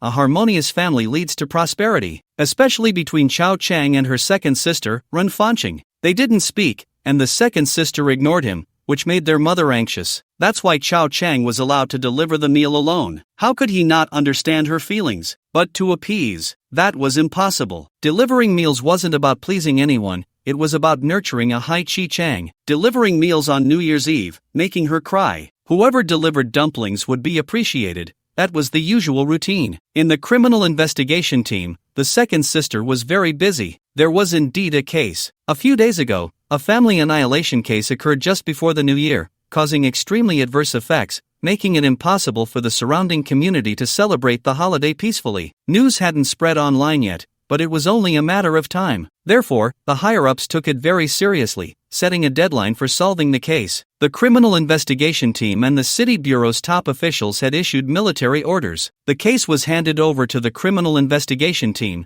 and several sub-teams were involved. Experts were also called in. As a result, many people couldn't celebrate the new year. The case was shrouded in mystery, and the difficulty of tracing it was immense. Currently, no suspects had been confirmed, and everyone was red-eyed from lack of sleep. Since receiving the case yesterday, the second sister, Ren Fanqing, hadn't closed her eyes. At this moment, Ren team. A team member put down the phone and shouted from a distance of several meters. Ren Fanqing's expression was serious as she set down the documents in her hand and coldly asked, "What did the surveillance find?" "It's not about the case, it's just that the security at the entrance called to say your family brought you New Year's Eve dinner," the team member explained. Ren Fanqing felt warmth in her heart, but her expression didn't change. Got it. She knew that if she didn't go home today, her mother would definitely be angry. But after all, she was her biological mother. Anger aside, the meal still had to be delivered. This made her mood much better. The case was too difficult, with no progress, and her emotions were at a low point. Their group was currently checking the surveillance. The other groups were conducting interviews and investigations.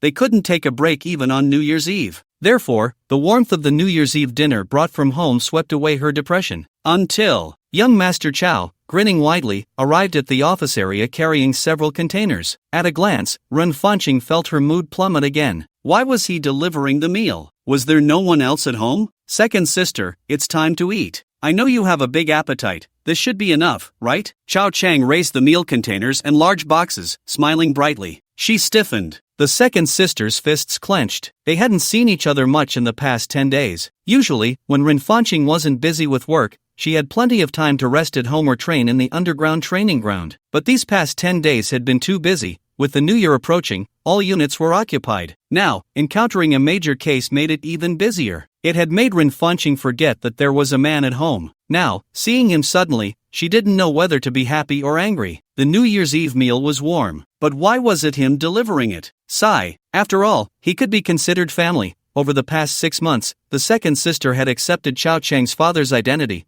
but her mindset couldn't change overnight. Plus, her first impression of Chao Chang wasn't good, so her feelings were complicated. Especially seeing Chao Chang like this. Was he here to stir up trouble? What did he mean by saying she had a big appetite? Was that intentional? Chao Chang, as if he were familiar with everyone, came in and greeted everyone, calling this brother and that sister, even offering cigarettes to the middle-aged team leader. Most people didn't know about Ren Fanqing's family background. They only knew that Vice Captain Ren came from a well-off family, and they all had a bit of money. But no one knew how many siblings she had at home. They thought he was her biological brother. Ren Fanqing didn't explain. Being outside, she was unwilling to bring her family matters into the open, even less so to expose the conflicts within her family to others. After greeting everyone and once everyone was busy with their own affairs, Ren Fanqing coldly whispered, "Who sent you here?" "Our mom. That's my mom." Ren Fanqing frowned. "Right, your mom." Ren Fanqing clenched her fists. Negative strike. Chao Chang chuckled. "Hurry up and eat. There's so much food. Share a bit with your colleagues, and after we finish, I'll take the food container back." "No need, you can go. I'll wash it and take it back myself." "That won't do. My mom said she wants to see you finish eating, and the food container has to come back. Chao Chang was just making excuses, but Ren Fanqing believed him. Then keep your distance from me. I don't mind how you eat. I mind you. TCH. Chao Chang scoffed and walked to the side. This attitude was really infuriating. Damn it. I'm bringing you food. Do you think I'm a delivery guy? After exhaling a breath of frustration, she held back her anger. Just wait, you second brother. Let's see if I can mess with you, you big fool. Second sister Ren Fanqing laid out the food, 3 containers, a large box of dumplings,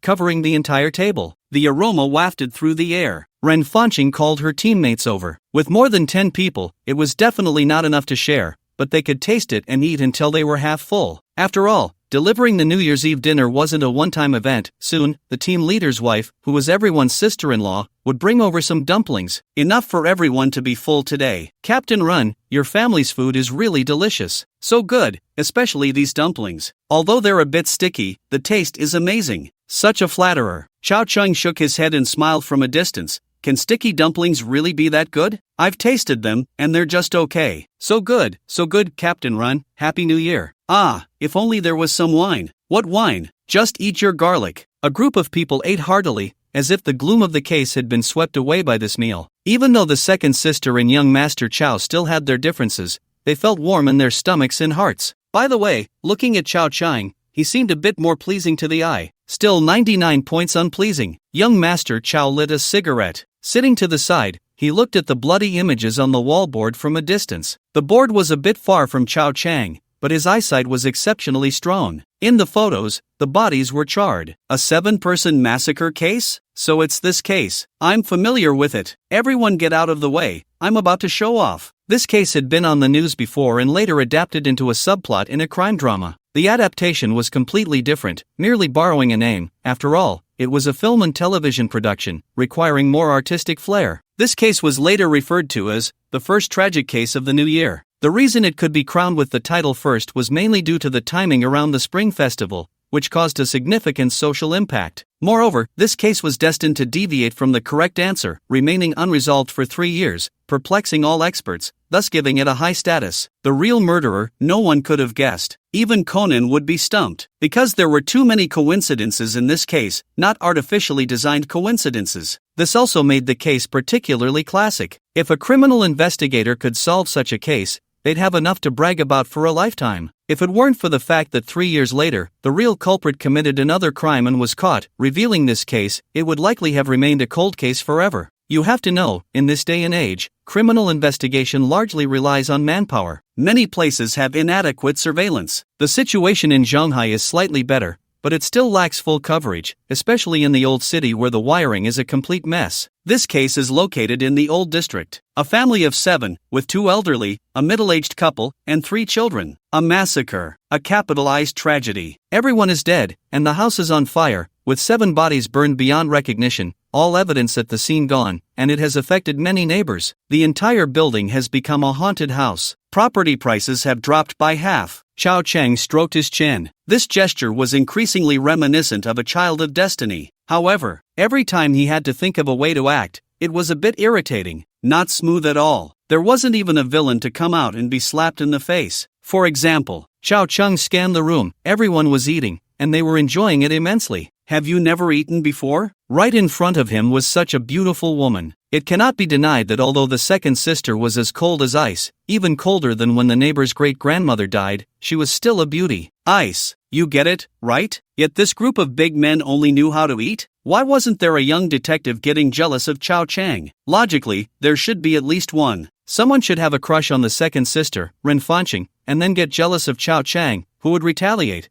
and finally use this case to make a bet, which would naturally allow him to get involved in the case, right? Don't say Chao Chang came over with the identity of a younger brother, but jealousy is not logical, especially for a villain. They just look for trouble, otherwise, how would it be fun? So don't worry about whether such a plot has logic, just ask, have you seen it? Sigh. In the end, nothing happened. How to act? Force it? What's the point? If he forced it, the emotional value would probably be minimal. TSK. Annoying. Soon, the food was finished. The young detectives present were very polite, voluntarily taking things outside to wash, and then returning cleanly to pack up. This left young Master Chao without even an excuse to explode. Who asked you to wash the dishes? Were your hands itching? They smiled. So sincerely, so politely, so gently. No, was there really no one secretly in love with this ice block? Are you blind? In the end, Ren Fanqing personally came over, handed the packed lunchboxes to Chao Chang, and even personally saw him out of the office door. To others, this seemed like a good sibling relationship. In reality, after Ren Fanqing left,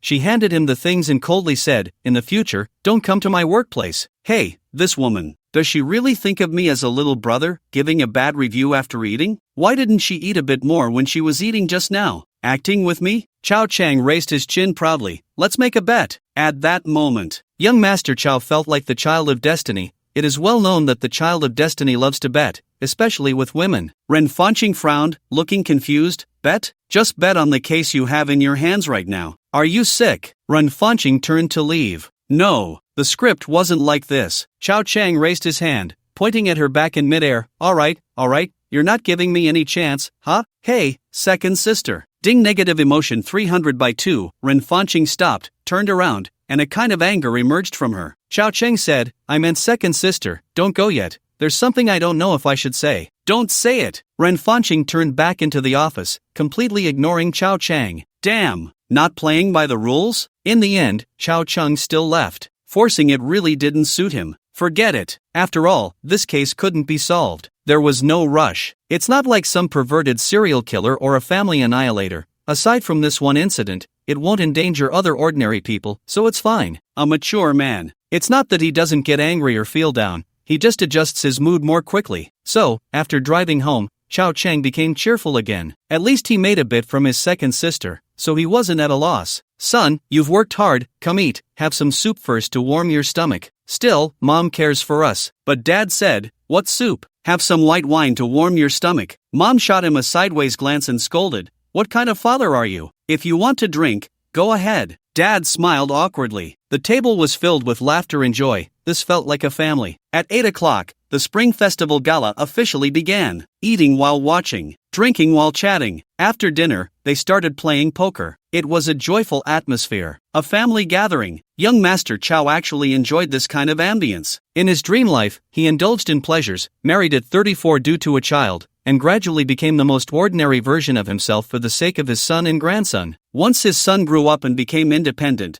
the home lost its festive spirit. In reality, from childhood to now, there weren't many times when the Chao family was this lively. Of course, young Master Chao wasn't someone who liked to get sentimental over memories. He enjoyed the present, knowing that next year wouldn't be as joyful. The economy was bad. Could they still laugh this happily? Later on, fireworks would be banned, and naturally, there wouldn't be the same festive atmosphere. The flavor of the present would diminish year by year. Cherish it, youth. In 30 or 40 years, human connections will become even more distant. Once that generation of only children becomes parents, and the older generation passes away, celebrating the new year will truly just be an ordinary event. After watching the Spring Festival Gala, the next day would be forgotten. For now, it was good that this lively atmosphere could last a long time. So, this Spring Festival, Chao Chang seemed very honest and didn't go online to argue with people. He let them be for a day. After all, the stock market was closed, so there wasn't much to complain about. He just sent some blessings to classmates and friends in the chat group. Of course, he couldn't forget Ling Ling and the old lady. By the way, he also sent a message to Aunt Wang, Happy New Year, Aunt Wang. 5 minutes later, Aunt Wang replied, TCH, a dog catching a mouse. Then she sent another message, no, it's a weasel wishing a chicken a Happy New Year, cut it. Chao Chang laughed in anger, just wait, Aunt Wang. I've noted this down. When I return to Sanjian, we won't rest until one of us is done for. On Aunt Wang's side, she was scolding her children. When she received the text, she directly showed her phone to the two kids, muttering, from this morning until now, I haven't heard either of you say Mom, you've worked hard, or Happy New Year. Look at how Chao Chang wished me a Happy New Year. Are you both mute? Don't make me hit you at your grandma's house. Happy New Year, Mom. You've worked hard, Mom. You're the most beautiful, Mom. Asterisk 2. The two immediately surrendered. Aunt Wang had been incredibly strong lately. She tossed the phone to her son. I can't type. You help me send a Happy New Year to your brother Chao Chang. Oh. Little Joe started editing the message, secretly resenting, if it weren't for you, we wouldn't have suddenly been scolded. TCH. A dog catching a mouse. Young Master Chao's life as a rich second generation entered its 20th day. Comfortable. Finally, he had some leisure time. After the new year, he was busy with various social engagements and gift-giving with Aunt Run, meeting many people. The week after the new year was non-stop until the company officially resumed work and the stock market opened, allowing him to rest. Ling Ling also came. She played for 3 days and then took a bus to the capital since school was starting. No one knew that after the market opened post-New Year, a bull market officially arrived, lasting a full 8 months. Although there was a 2-month period of stagnation at the 4,000-point mark, overall, it was a soaring success. During this time, doing nothing was a guaranteed way to make money. The most concerning were the smart people who chased after rising stocks and sold off during a bull market, only to end up losing money in the final downturn. Chao Chang also began his busy daily routine. As a bull investor, he had a considerable amount of capital, and trading required time. After all, his funds had already surpassed 9 figures. However, to be honest, this amount of money was not much compared to the big players, so Chao Chang was very cautious in his dealings to avoid being buried by others. That night, Chao Chang sought out Aunt Rin. After nearly a month of contact, a bond had formed between mother and son. Whether this bond was due to old Chao or simply because she was naturally pleasing to the eye, it didn't matter. In any case, Chao Chang had accepted this charming leopard print aunt in his heart. Aunt Ren's villa, where she and old Chao lived their two-person world, was far from the spacious luxury homes but was exquisite in its own right. Chao Chang arrived. Old Chao clearly disapproved, frowning and whispering, "What are you doing here? What an attitude!" Chao Chang raised an eyebrow. "I want to talk to my mom about Aunt Sanjiang." Old Chao gritted his teeth in frustration. "Stop talking about that. I already gave you 8,000. What? 8,000? How is that enough? This secret, I could eat off you for a lifetime." Old Chao pulled out a 7 wolves belt. Chao Chang slipped away, rushing into the villa and hiding behind Aunt Ren. "Mom,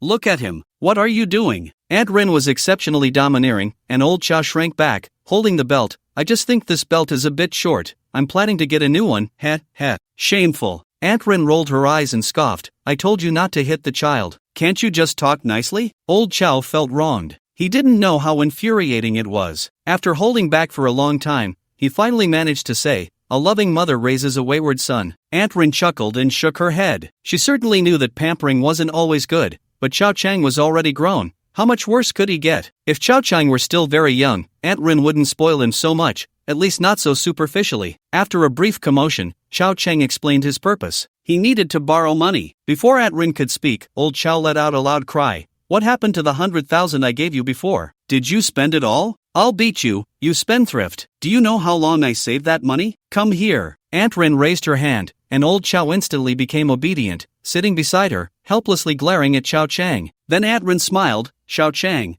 tell Mom, what do you need to borrow money for? If it's for something serious, I won't ask too much. You can borrow as much as you need." Chao Chang had come with a bag, and now he took out a laptop from inside. He hesitated for a moment about this matter. In the end, he decided to bring Aunt Rin along to make some money. It wasn't out of a savior complex, but her kindness towards Chao Chang touched him a bit. To be honest, after a century of experiences, having seen the warmth and coldness of human hearts, the partings of life and death, dreaming of white-haired people sending off black-haired ones, having lost a son and a grandson, blood wasn't that warm. It wasn't easy to be moved. However, his mother had passed away when he was young, and the absence of maternal love was a void that would last a lifetime. Aunt Ren's presence filled that gap, especially since she wasn't an ordinary aunt. She wasn't someone old Chao had met later. Their bond spanned decades. Adding to that were the existence of the third and fourth siblings. As for the eldest and second, even if their relationship was bland, there was no hatred. So, considering everything, Chao Chang decided to take her along. This way, they could make some money and more easily navigate next year's crisis. Of course, it wasn't just a free ride. There would definitely be a share of the profits from the trading. Moreover, borrowing money can make my sister break down, and I can conveniently harvest a wave of emotional value. No matter how you calculate it,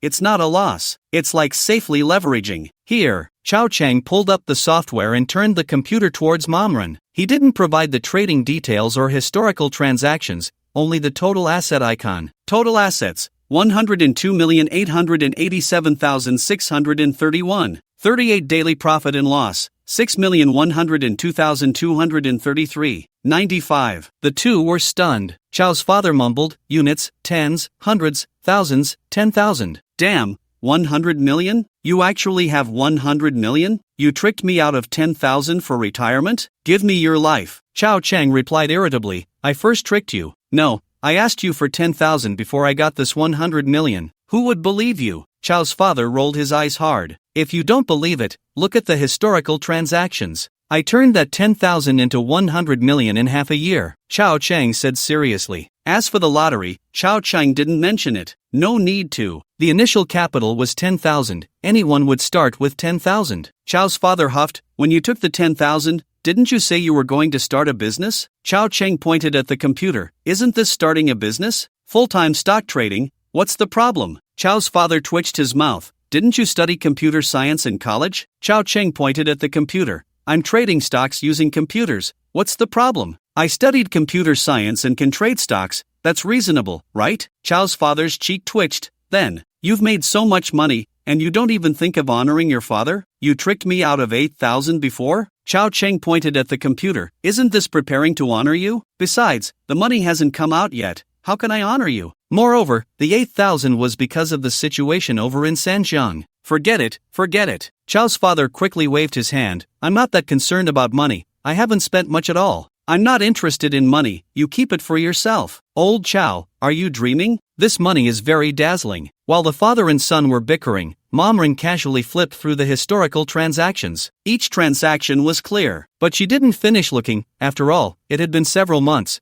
and there was too much data. She just flipped through it casually. But even so, Momrin didn't know how to describe her feelings. The Rin family has money, far more than this. But one must also see how the Rin family's money came about. It has been accumulated over generations, at least 3 generations, and has gone through various historical events, later experiencing a division of property, and now it only amounts to several billion, not even 100 billion. Most of it isn't even cash. According to last year's Billionaire rankings, they were around the 60-70 mark domestically. And Chao Chang? Half a year, 100 million. Cash flow? It hasn't been pocketed yet, but it's already a done deal. Even if there were a crazy sell-off now, he could still take out several thousand, not to mention that the recent market seems to be doing well. This asset still has the potential to continue rising. Didn't you see today's profit? Over 6 million in a day. Momrin, son, are you borrowing money to trade stocks? Mom, let's talk in the study. Some things have ears on the other side of the wall. Alright.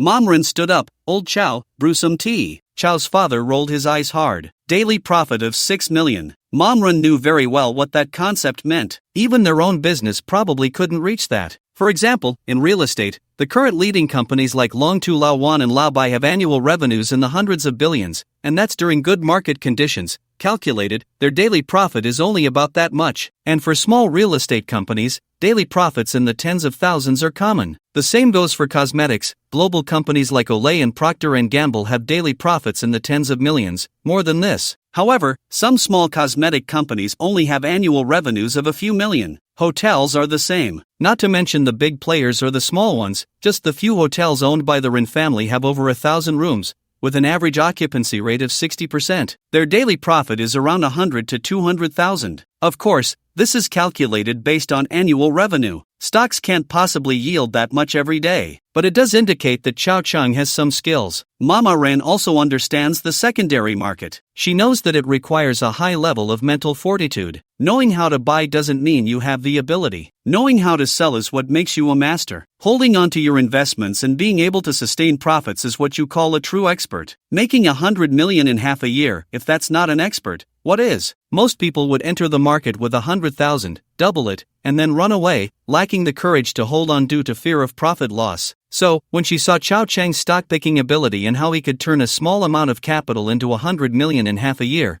she was indeed astonished. Putting herself in his shoes, she realized she didn't have that capability. There are probably not many people in the world who can do that. A handful at most. And among those, who isn't a top-tier investor? One can imagine that once he secures his profits, he will definitely make a name for himself in this circle. Previously, she always regarded Chao Chang as a child, her tone filled with affection and gentleness. But now, Mama Rin suddenly shifted her mindset, treating Chao Chang as someone with whom she could engage in business discussions, someone who could be the pillar of the family. Mama Rin closed the door. The mother and son sat across from each other at the desk. You borrowed money to continue investing? Mama Rin asked. You've already made so much profit. Aren't you planning to cash out? Not yet, Chao Chang shook his head. You're quite optimistic. Yes, I believe a bull market is about to start. Chao Chang had never understood finance in his 2 lifetimes, but that didn't stop him from learning. If the system didn't provide financial skills, he would learn on his own. He wasn't just cursing at people on the computer, he was also studying financial theories, especially global monetary finance. He had a good memory. Although learning these things was challenging, he was much faster than the average person, able to remember everything and then slowly digest and absorb it. With decades of financial foresight as a backing, Chao Cheng's understanding of finance, while not highly professional, allowed him to present himself as an expert in theory. At least he could complete a logical loop. So, in the following conversation, Chao Cheng confidently stated that there would be a global economic crisis, likely next year. He then presented data, foreign data. Whether one admits it or not, the economies of Europe and America do affect the global market and have a significant impact on the domestic market, especially in these times. Moreover, the signs of a major crisis had already appeared last year, in July 2006. It was just suppressed. For the average person, they couldn't discern where the crisis lay amidst the vast amounts of global data because there was just too much information. But with Chao Cheng's foresight, it was very easy for him to find data that supported his logic among the overwhelming numbers. Signs are something that must be looked back upon. Before something happens, very few can see it coming. For example, American housing prices were abnormally prosperous, having risen significantly for 6 years, far outpacing the growth rate of public income. However, starting in July of last year, housing prices in some areas began to come under pressure. There were also issues with subprime loan quality. Many banks were lending to people with poor credit to buy homes. This data is easy to find. One just needs to enter foreign communication software and spend a little money to get some information. Additionally, the major American institutions holding subprime loans and financial derivatives, including the fact that they raised interest rates 17 times over the past 2 years, from 1% to 25%. All of this data is just a drop in the ocean of vast information. Who would connect them? This is still about foreign data. Now, let's talk about domestic matters. The overall environment has been growing strongly, as everyone knows, maintaining a double-digit level since the millennium. Then there was the reform in 2005, which has basically been completed by this year, 2007. The market should be ready. Additionally, bank loans are loose, there is hot money, there is liquid money, and the confidence and emotions of ordinary investors are very high. Coupled with a series of policy measures across various regions, the monetary environment is exceptionally loose. The key point is that stock market prices are low enough, and the bear market has lasted long enough. Chao Cheng is like an ancient general. What a general needs to do is not to charge into battle or act with blind passion, but to maintain control. From the vast coordination of personnel and the immense battlefield information, he extracts the most important pieces of information, distinguishing truth from falsehood, and then formulates the most suitable action plan for himself. Next comes the arrangement of troops, utilizing the battlefield environment to enhance his timing, location, and human resources. The entire market is like a battlefield in Chao Cheng's hands, allowing him to gallop freely. They talked for a full hour. Chao's father felt dizzy listening, quietly sipping tea beside them, afraid to speak up and show his ignorance. He understood nothing and couldn't interject at all, but he felt he had learned something. He could use this knowledge to show off later. How impressive that would be. On the contrary, Ren's mother became more and more animated in her conversation with Chao Cheng,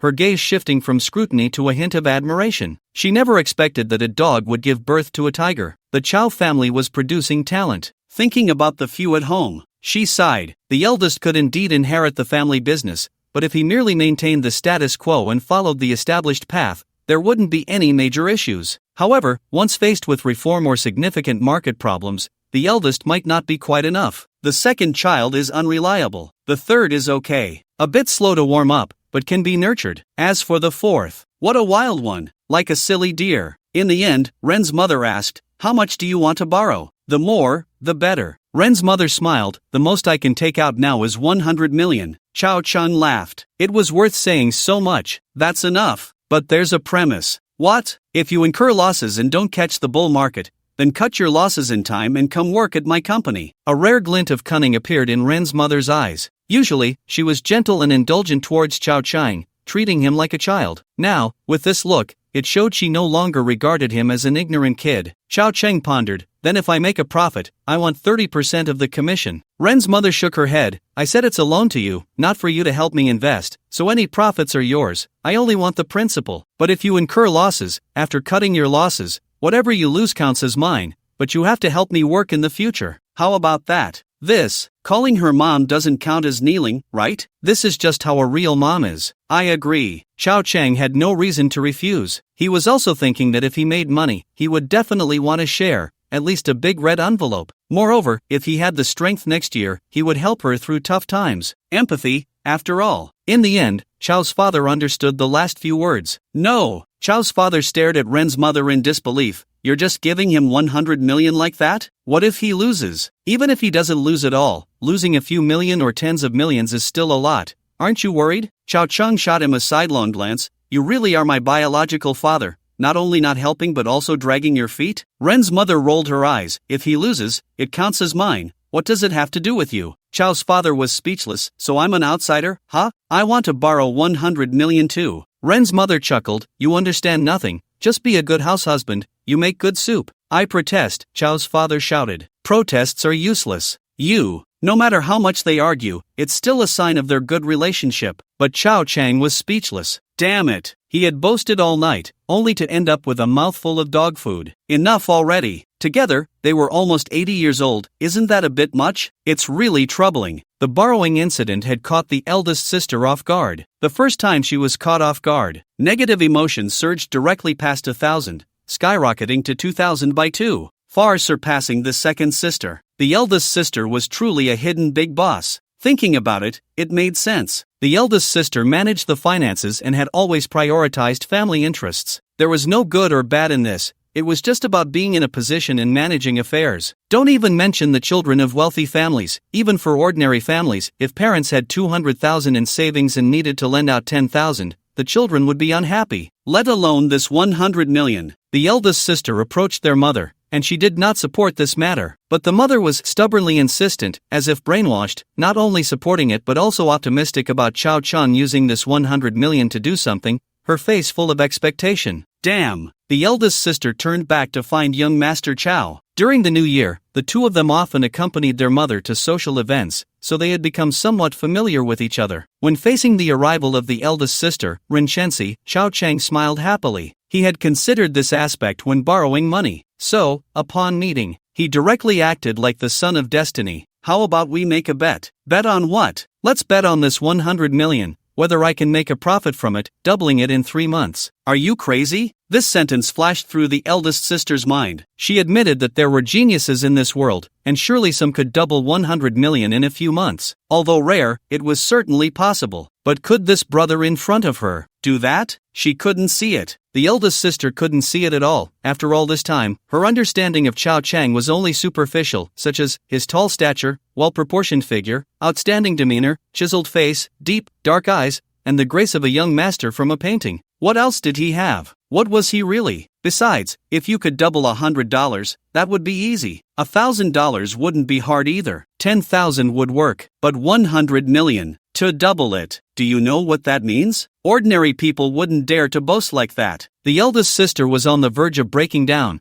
her impatience and suspicion causing negative emotions to spill out. After pondering for a long time, she calmed herself down. What do you want to bet on? Let's bet on a massage. If you lose, you'll give me 10 massages. This had to be the bet. Otherwise, wouldn't all that traditional medicine be for nothing? The eldest sister thought it was acceptable. Not too excessive. Although it was a bit embarrassing, the eldest sister asked, what if you lose? If I lose, I'll give you massages, 10 times. No, as a man, if I lose, I'll take a big punishment, I'll give you 1,000 massages. The eldest sister suddenly had a hint of charm, her eyes glancing at him. Your calculations are hitting me right in the face. 1,000 times? Even if it's once a day, by the time I'm done, I'll be old. Change it. The eldest sister shook her head, letting out a soft huff. Her state after breaking down was clearly much richer than before. Previously, she had a gentle smile, a warm smile, perfectly mimicking their mother. Now, there was a bit more of the emotions a girl should have. Change it? How about you suggest something, like, if I lose, I'll leave this house. Chao Chang, being straightforward, said this very domineeringly. The eldest sister was speechless. She had no intention of that. Perhaps at the beginning, no one liked Uncle Chao, and they didn't accept this flash marriage with their stepfather. 2 months ago, Mother had a talk with her and the second brother. Although she didn't elaborate too much, she roughly mentioned that this wasn't a flash marriage, nor was it a sudden decision. They had known each other before, but were forced apart due to some special reasons. Half a lifetime later, they had come full circle back to the starting point. Therefore, the second brother no longer targeted Father Chow. When they met, he would still call him uncle, even if somewhat reluctantly. As for the eldest sister, she naturally accepted it. There was no thought of wanting to drive anyone away. Moreover, even if she wanted to, she could easily do so. Mother had said she still wanted to have a child with Uncle Chow. Plus, mother dotes on this younger brother so much, who in the family couldn't see that? Could this be broken apart? That was thinking too much. Once this gamble was made, if it reached mother's ears afterward, she would probably be furious. The eldest sister thought for a moment and said, if you lose, and you want to use the family's money in the future, you need to tell me in advance. We can discuss it before you go to find mother. It seemed she was afraid of being reported or misunderstood. The eldest sister quickly explained again, you don't understand the company's operations. There are many places that need money. Now, suddenly borrowing 100 million, part of which is mother's own money, that's fine. But another part is borrowed from the company. If this kind of sudden borrowing continues, especially in such large amounts, it could easily affect the company's projects and plans. So, I need to know in advance. If your needs are legitimate, I won't refuse, and I can also prepare ahead of time. Is this wager acceptable? This request was actually not excessive. Moreover, this interface was watertight. It was just borrowing money, and it was likely to be borrowed only this once. Chao Chang nodded in agreement. All right. The eldest sister breathed a sigh of relief, then it settled. I'm curious to see how you plan to double it. Although her words weren't sarcastic, the emotion in her eyes was one of disbelief. For an ordinary person, let alone 100 million, even a million would be something they had never seen. Suddenly having this kind of money would leave anyone dazed. How could one invest? They wouldn't even know where to invest to make a profit. So, it was no wonder she didn't believe it. People tend to measure others by their own standards. Anyway, she couldn't turn 100 million into 200 million in 3 months. If she had that ability, she could have officially taken over mother's work long ago, allowing mother to take a break. At the end of February, the second sister was on vacation. The case had a 10-day deadline, but it hadn't been solved. However, they had found a suspect. During this time, they had been pursuing and issuing a wanted notice. Unfortunately, the suspect seemed to have vanished, disappearing into the Central Sea. There were no records of entry or exit found. They checked all the outgoing railways, highways, and waterways, but found nothing. The suspect had simply gone missing. They must be hiding in some corner of the Central Sea. The subsequent matters were handed over to the local police stations, and the criminal investigation team was disbanded. Although the military order hadn't been completed, since they had found the suspect, no one needed to bear any punishment. It was just a bit mentally and physically exhausting. When the second sister returned, aside from being a bit tired, she seemed fine. At first, she was a bit busy, but after finding the suspect, it became easier. She could sleep and eat as she pleased. Entering the living room, she saw Chao Chang sprawled out on the sofa. The TV was playing last year's drama King, the Chow family courtyard. It was quite good. Ding negative emotion 500/2, the second sister is back? Chao Chang suddenly woke up, sitting up straight and looking back. Sure enough, seeing him made her angry, and with such a critical hit rate, it could only be the second sister. Chao Chang also figured it out. The second sister was envious and resentful. The reason she found him displeasing was that they were all busy while he was comfortable. She couldn't stand it. TCH. Woman, your Japanese name is Little Jealousy. I'm the youngest brother in the family. Can't I enjoy myself a bit? As an older sister, being too petty isn't good either. Look at the third sister. She's so nice. When she sees herself watching TV and worries she might get tired, she makes herself a cup of coffee to stay more alert while watching the drama. We're all sisters, so why is there such a big difference? The second sister is back. Are you watching TV? This drama is great. It deserves to be last year's king of dramas, especially the lead actor, Old Chen. Chao Cheng pointed at the TV. You have no idea how popular Old Chen will be in the future. He can even sing. Today is the weekend, and the market is closed, so Chao Cheng finally has time to watch some dramas. The second sister has a cold expression. Chao Cheng is at a loss. Don't like it? How about watching Soldier Assault? It just came out. Probably this year's king of dramas. Trust me, I have a good eye for these things. How about a bet? The second sister took a deep breath and walked away, ignoring him. Chao Cheng chuckled. This woman really. Haven't they caught the suspect? Did he suddenly disappear? Chao Cheng suddenly spoke up. Screeched. The second sister slammed on the brakes, the soles of her shoes creating a harsh friction sound against the smooth floor, indicating she stopped abruptly. She turned to look at Chao Cheng. Chao Cheng smiled and turned back to watch TV, ignoring her again. The second sister stared at the back of Chao Cheng's head, her mood complicated, suddenly recalling something. She remembered that on New Year's Eve, he brought her food. At that time, He also mentioned a bet regarding this case. This meant that while she was eating, this guy must have seen the case files. Although Chow Chang didn't move around much then, there were plenty of materials in the office, with all sorts of case files scattered around. Perhaps he figured something out? Sometimes it's like this. Those involved are confused while outsiders see clearly. Many cases you watch every day, the more you look, the more muddled it gets, but someone else might glance at it and casually say something that makes everything click. Have you seen Young Bao Ching Tian? It follows this pattern. Conan does too. Sherlock Holmes does as well.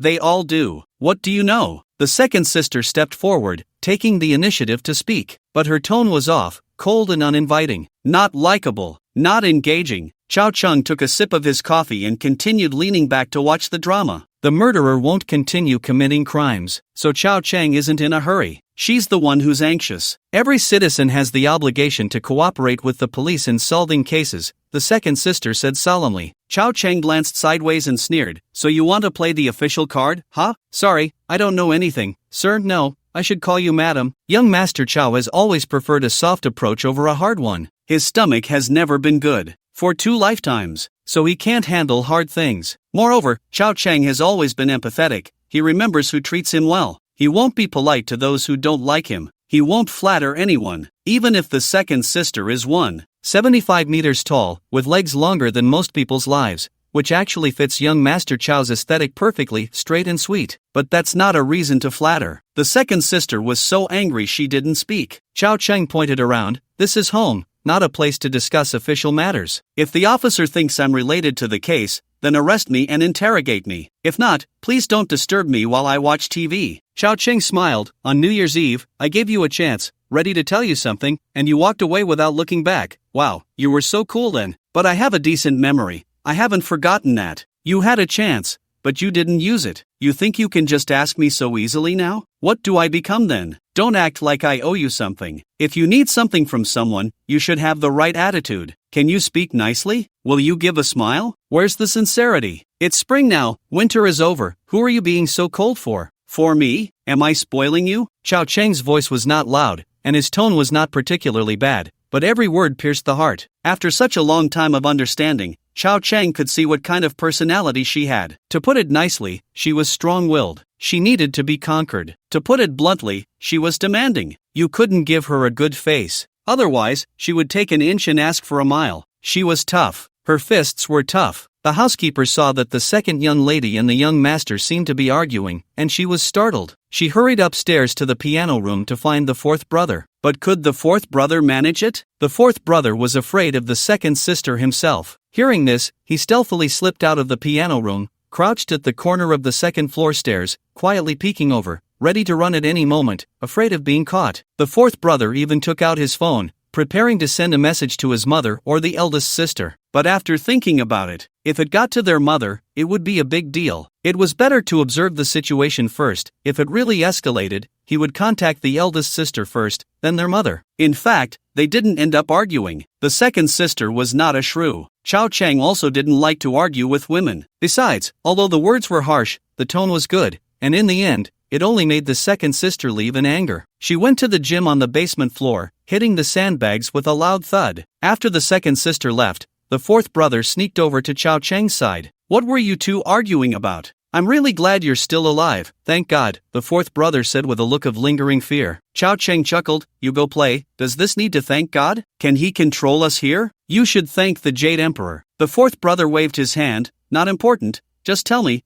what were you two arguing about? What was it about? Chow Chang frowned. Why do you look so gloating? Are you hoping for a fight between us so you can enjoy the show? The fourth brother did not deny it, instead nodding. Yes, she needs to be taught a lesson. I've put up with her for a long time, over 20 years. Do you know how many times she has hit me before? I can't even count. Boo-hoo, it's countless. Can you cry any more fake? But it was clear that the fourth brother had been bullied badly. Can't you fight back? I'm the youngest, how can I fight back? You say that, but if we're counting by age, I'm the youngest, and I still fought back? So you're lucky to be alive. I'm glad you're still here. I was afraid she would hit you. She doesn't hold back when she hits people. The fourth brother patted his chest, which was developing. Chow Chang squinted and countered. So you saw it just now, but you didn't come out to help me? Were you just waiting for me to get hit so you could come out and laugh at me? The fourth brother panicked a bit, feeling guilty, and chuckled awkwardly. No, how could I bear to watch you get hit? I would never laugh at you, you're my dearest brother, and I support you. Stop it. Chao Chang pushed her away irritably. The fourth brother fell onto the sofa and then sat up straight with a grin, quietly asking, full of curiosity, so, how did you two end up arguing? Sigh. Young Master Chao sighed deeply. The fourth brother frowned.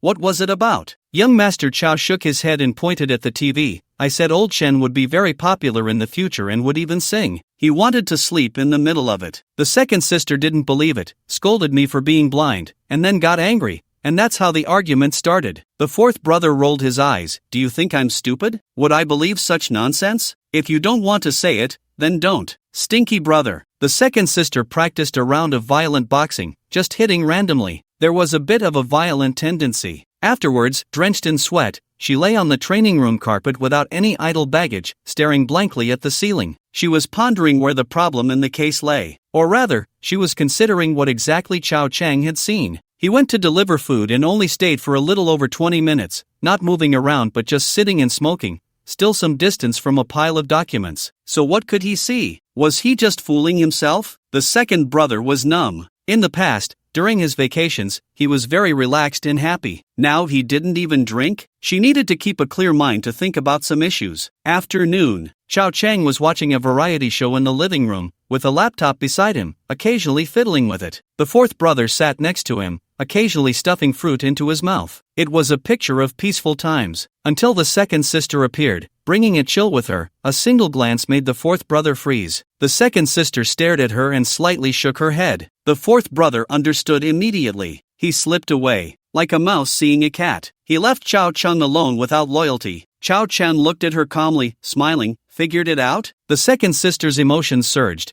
and this kid's attitude made her very angry. She didn't even know why. It might just be a simple clash of energy fields. Anyway, every time she saw him, the second sister couldn't control her emotions. Normally, although she was cold and proud, she wasn't always so deadpan. She understood human relationships and could navigate them. But when she saw Chao Chang, she just couldn't help it. It was strange. How much do you know about this case? The second sister tried to soften her tone. If you really know anything, please tell me. This case is very dangerous. The murderer brutally killed a family of 7. If he continues to evade capture, it's very likely that another innocent group will be harmed in the next moment. Her tone was much better, and she was able to form longer sentences now. In the past, she was very stingy with words. For her to reach this point meant she had done a lot of mental preparation, clearly softening. But, Chao Chang pointed to the fruit plate on the coffee table. The fourth brother was scared off by you, and now I can't even eat fruit. After all, my hands are very busy. As he spoke, Chao Chang brought the laptop over, pretending to place it on the keyboard, indicating that he was very busy. Can you be any more fake? The second sister, Ren Fanqing,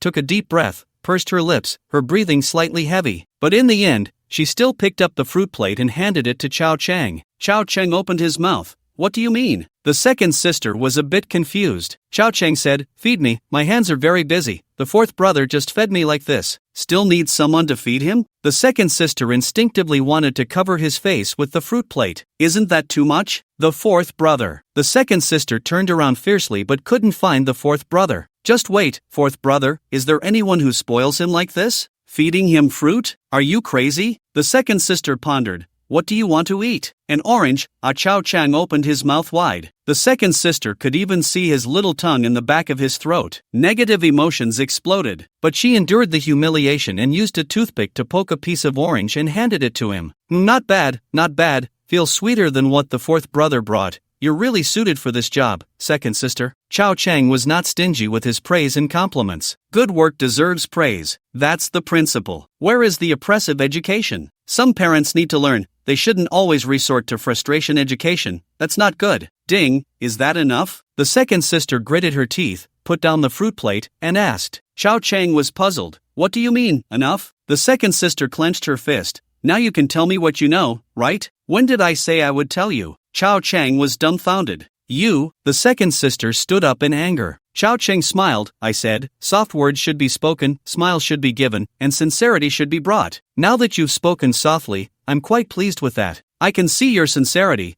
but where's your smile? Is it possible? You're asking someone for a favor with a long face? Are you begging? Or are you holding a grudge? Don't tell me you can't smile. I don't believe it. The second sister pursed her lips and forced a rather reluctant smile. Though it was forced, it was a breakthrough from 0 to 1, a milestone of sorts. Once a person's defenses are broken, they can be infinitely vulnerable. Everyone has their weaknesses. The eldest sister's weakness is money. The second sister's is face. That should be right. As for the third sister, the third sister is the most obedient. Let's not provoke her. The fourth sister can break through anything, which is great. Her overall strength is very strong. She can be sweet or salty, gentle or strong, domineering or soft, a true hexagonal female warrior. Sit down. The second sister sat down. Chao Chang no longer pressed her. This needed to be done step by step. Young Master Chao spoke. When I brought you food before, I saw the information on the blackboard. This was to explain how he knew. He had to find a reasonable logic, right? A family of 7,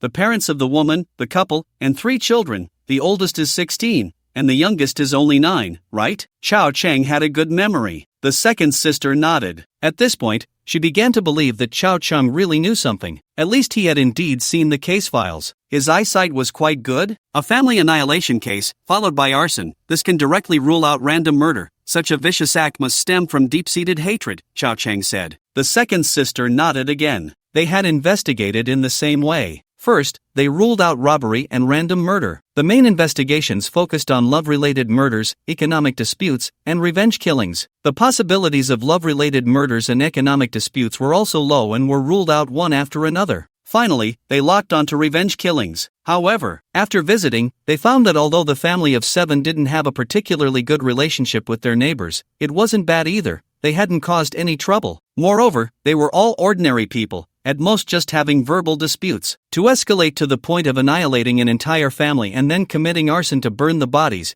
the grudge should be quite significant. Unfortunately, whether investigating their past lives, colleagues, neighbors, or even going back to their hometown for inquiries, they couldn't find any evidence of such deep-seated hatred. In the end, through surveillance cameras and the testimony of a middle school student, they discovered a suspect. This suspect had gone to the victim's home, meaning that on that night, there were 8 people in the house, and in the end, 7 died, leaving only one person who left. This person had significant suspicion. It was considered a breakthrough, but subsequent investigations revealed that this person was namely E, and he had a good relationship with the couple, often coming over for meals and gifts. He was also a former colleague, with no significant hatred. But the problem was, on the surface, there was no sign of hatred, yet this Li fled afterward and has not been found to this day. The suspicion was expanding infinitely. He was most likely the murderer. As long as they found him, it would almost be equivalent to solving the case.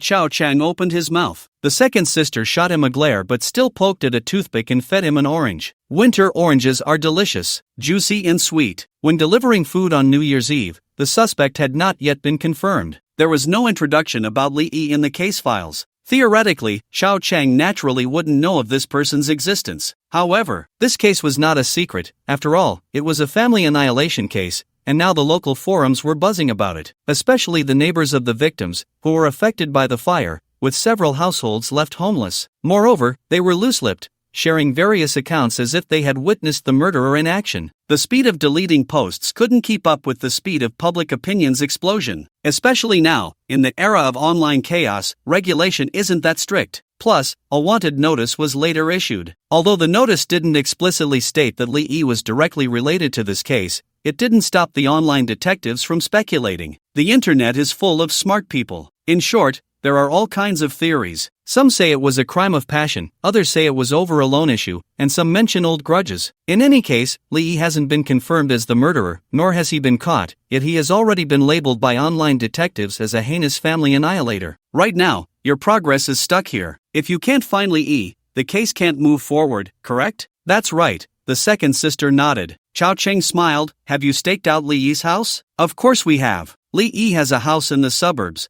and there are people watching it 24/7. As soon as he shows up, he won't be able to escape. But it's been so long, and he hasn't shown any signs of returning. He must be focused on escaping from Shanghai, the second sister said firmly. After about 10 minutes of conversation, the second sister's emotions gradually stabilized. The communication returned to normal. She felt that she could communicate with this younger brother. It's just that, sometimes he can be quite annoying. Like now. Chao Chang opened his mouth. The hard-won calm was instantly shattered. The second sister wanted to throw a toothpick into his mouth. Does he not have hands? Moreover, every time she just regained her composure, he would do that at just the right moment, making the second sister extremely uncomfortable. He handed her another orange. Chao Chang asked while eating, "Has anyone gone to Li Yi's hometown?" "Yes, they have. His parents still don't know the situation, and we haven't made contact, just keeping an eye on things." The second sister rolled her eyes. "Can you stop asking these useless questions? Do you really need to confirm this method of investigation? Are we not more professional than you?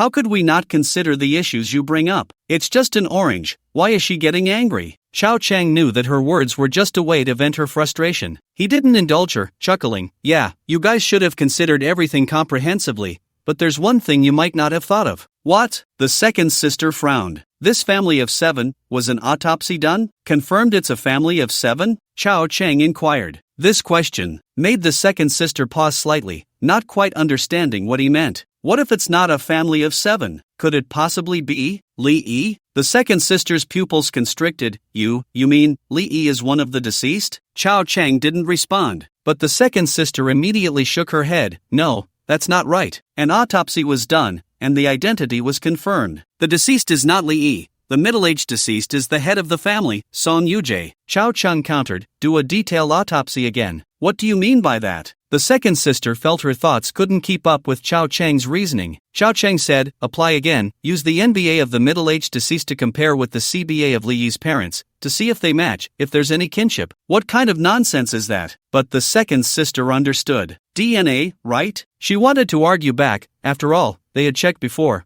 but just as the words were on the tip of her tongue, she suddenly thought of something and got up to leave. Her steps hurried. With her long legs, she quickly disappeared from sight. She went upstairs to change clothes, then directly took the elevator down to the underground parking lot. 3 minutes later, a car sped away. Chao Chang continued to play on his laptop. Now he just needed to wait for the second sister's news and her admiration for him. For Chao Chang, this case was a piece of cake. Inglius, Master Chao is quite skilled. As for this case, with just the skills he possesses, Chao Chang can quickly identify some issues. Chao Chang is a carpenter. Of course, carpentry is of no use in solving cases, but Master Chao's ability in sculpture indicates that his painting skills are also exceptional, especially in portraiture. Everyone's facial features change with age, but these changes follow a traceable pattern. In other words, whether a child is biological or has a blood relationship can be discerned from their features. There are 3 children, both male and female. Some resemble their deceased mother, while others do not completely, but none resemble the father. What does this indicate? The 3 children are not biological. Previously, there were no photos of Li Yi, but once the wanted notice was issued, Chao Chang could be certain that Li Yi was the biological father of the 3 children. Therefore, even without prior knowledge of the case, Chao Chang could identify the problem and approach it from this angle, allowing him to solve the case quickly. Chao Chang's mind has actually evolved. Many things become clear with just a hint. Moreover, he possesses various skills, including reconnaissance and counter-reconnaissance. His abilities are not inferior to any top criminal investigation master, and may even be stronger. The combination of many skills leads to a qualitative change. Time passed quickly. 10 hours. By evening, Ren Fanqing had not returned. Until the early morning, the criminal investigation team was still working overtime. At 1 o'clock in the morning, the urgent test report came out. The middle-aged deceased was indeed Li Yi. In an instant, the entire criminal investigation team felt a chill. They had been searching for the suspect Li Yi for half a month. Who would have thought that Li Yi was the charred corpse lying in the morgue? Everyone looked at Ren Fanqing. There was admiration, curiosity, surprise, shock. There were too many emotions, making Ren Fanqing feel a bit embarrassed. She knew this was not her achievement, but at that moment, everyone understood that the murderer was most likely Song Yujie. Everything seemed to connect. The purpose of burning the body was to destroy the evidence at the scene and conceal the identity of the deceased. Of course, there was a problem with the autopsy, mistakenly identifying Li Yi as Song Yujie. However, it cannot be strictly blamed on the autopsy for being careless. The autopsy report was based on the investigation of the crime scene, using biometric and genetic identification. To solve the case more quickly, the autopsy confirmed the identity by comparing the DNA of the middle-aged deceased with that of the 3 children to establish father-child or father-daughter relationships. After all, the fingerprints were burned, so no further checks were conducted. Additionally, since the case was confidential, the suspect's parents and the deceased's relatives had not been notified, making this method of identification the fastest and most accurate. Who would have thought the children were not biological? Thus, the identity of the middle-aged deceased was misunderstood. Moreover, even if the relatives of the middle-aged deceased were notified now, they would not continue to confirm the identity, as they had not considered this aspect at all. Impressive. You considered this, I must say I admire you. The team leader gave a thumbs up to Rinfanching, the deputy team leader. The next part of the case became simple. Just investigate Son Yujie. Check his social connections, his spending records, everything about him. The next morning, good news arrived. In a neighboring city, Son Yujie was suspected to have been found. That afternoon, he was detained by the local police, and in the evening, his identity was confirmed and he was brought back to Shanghai. This case was practically solved. In the subsequent interrogation room, Son Yujie did not refute anything and directly confessed. He even mentioned preparing to undergo plastic surgery to change his identity. Fortunately, he was caught early, otherwise, he would have truly escaped. In this day and age, there are ways to change identities, although it is not as easy as 20 years ago. As long as one is willing to spend money, it is not too difficult. With Son Yujie's confession, the case became clearer. The motive is very clear. The 3 children are not Son Yujie's, but Li Yi's. Son Yujie had long suspected this, but he had been deceiving himself all along, which could be considered a form of hope. In the end, he felt that the 3 children were not very filial, repeatedly disregarding their father, which made him furious. Added to that were the mocking glances from the children's maternal grandparents, who looked down on him. He secretly conducted a paternity test and confirmed that they were indeed not his biological children. The seeds of hatred were thus sown. What truly ignited his murderous intent was the night before the incident, when his wife said she was going to get her hair done. After she returned, they had intimate relations, but something felt off. It was as if he had gone to bed and suddenly realized the bed was warm, as if someone had just been there and it hadn't cooled down yet. The next day, Li Yi came over with gifts to visit his older brother and sister-in-law. The 3 children were very close to him. His in-laws welcomed him warmly, especially his wife. The look in her eyes. Son Yujie was completely enraged, and the tragedy occurred. It wasn't exactly a spur-of-the-moment decision. He had imagined many ways to take revenge in his mind, simulating them over and over to relieve his hatred. But he had never dared to act until this time, when he could no longer endure it. After killing, he set the body on fire. He wore Li Yi's clothes, put on a hat, and drove away in Li Yi's car. This led the subsequent investigation to mistakenly believe that Li Yi was the murderer who had fled. Everything was a coincidence. In fact, Son Yujie wasn't particularly clever. He hadn't considered that the autopsy might go wrong. He burned the body out of revenge and hatred. Secondly, he believed this family shouldn't exist. He hated everything about it and wanted to destroy it. Thirdly, he aimed to delay the investigation, thinking he could run and hide. If he got caught, so be it. It didn't matter. He just didn't expect that after some coincidences, he nearly turned the case into a cold case. Although the whole affair was lamentable and some people truly deserved to die, wrong is wrong. It was also evident that Son Yujie had found some form of liberation. He was not afraid of death. He answered all questions with a smile, appearing somewhat twisted, but upon reflection, it was clear that his mind had likely been warped long ago. For him, perhaps this was the best ending. That morning, Chao Cheng got up at 10 o'clock as usual. Sigh. This place was too comfortable. He didn't want to get up to practice every morning. Forget it, young Master Chow had a system. Was it worth the effort to practice? He slept. Waking up at 10, the 3rd brother made him a cup of hot milk, while the 4th was practicing the piano. The 2nd sister was surprisingly at home. Sitting in the living room, she was drinking wine. She had returned last night, taking a complete 5-day break to make up for her annual leave. Chao Cheng didn't hold back and directly sat on the sofa with his milk. The 2nd sister glanced at him, this time without any negative emotions. Instead, her eyes brightened, and she asked, "Waking up so late? Can you control that?" However, Chao Cheng looked at the wine in the 2nd sister's cup on the coffee table and his own milk, which seemed a bit awkward. Chao Cheng offered his cup to her. "Want a sip of milk?" The 2nd sister shot him a sidelong glance. "That's something only kids drink." Chao Cheng chuckled, changing the subject. "How's the case? Has it been solved?" The 2nd sister raised an eyebrow. "Thank you." "Oh, you can actually say thank you? That's not easy." He detected the sarcasm, but the 2nd sister was in a good mood, with hardly any negative emotions. Chao Cheng wasn't worried. With her temper, a single word could easily set her off when she was in a bad mood. Today, he would let her enjoy herself. The 2nd sister was curious.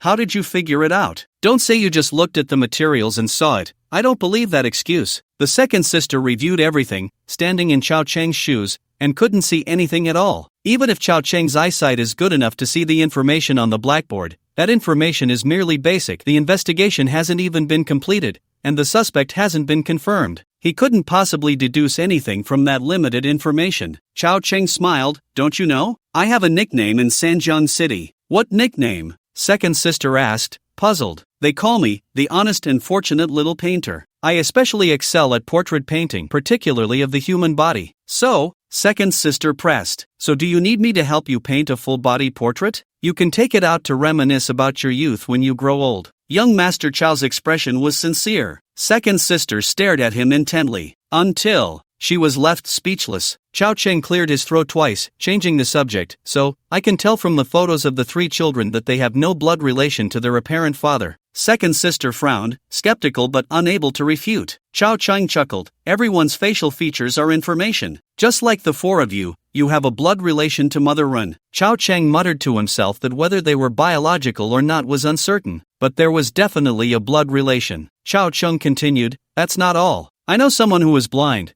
but he can tell from a person's voice whether there is a blood relation between 2 people. Unfortunately, that guy ended up getting electrocuted. Second sister's forehead creased in disbelief, feeling as if she had heard a myth. She knew that some veteran criminal investigation experts were impressive, each with their own unique skills, but surely there must be limits to those skills? Is this what you call a far-sighted eye and an acute ear? But if you say it's fake, there's no way to explain how Chow Cheng could see through it all at a glance. At this moment, the 4th brother finished practicing the piano. He quietly went downstairs. Then it seemed he had seen something extraordinary. Were they sitting together, drinking and chatting? This was bad. He must have been hallucinating from practicing too much. What's going on with them? The 4th brother approached 3rd sister Rin Yuchong and whispered. 3rd sister shook her head. I don't know either. The 4th brother muttered, what the hell, a weasel and a chicken have become friends. 3rd sister almost laughed out loud. Her sense of humor was already low. 3rd sister said, be careful they hear you. Whether it's a weasel or a chicken, neither is good. If they decide to deal with you together, I can't stop them. Upon hearing this, the 4th brother shivered, looking nervously at 3rd sister. Are you trying to sell me out?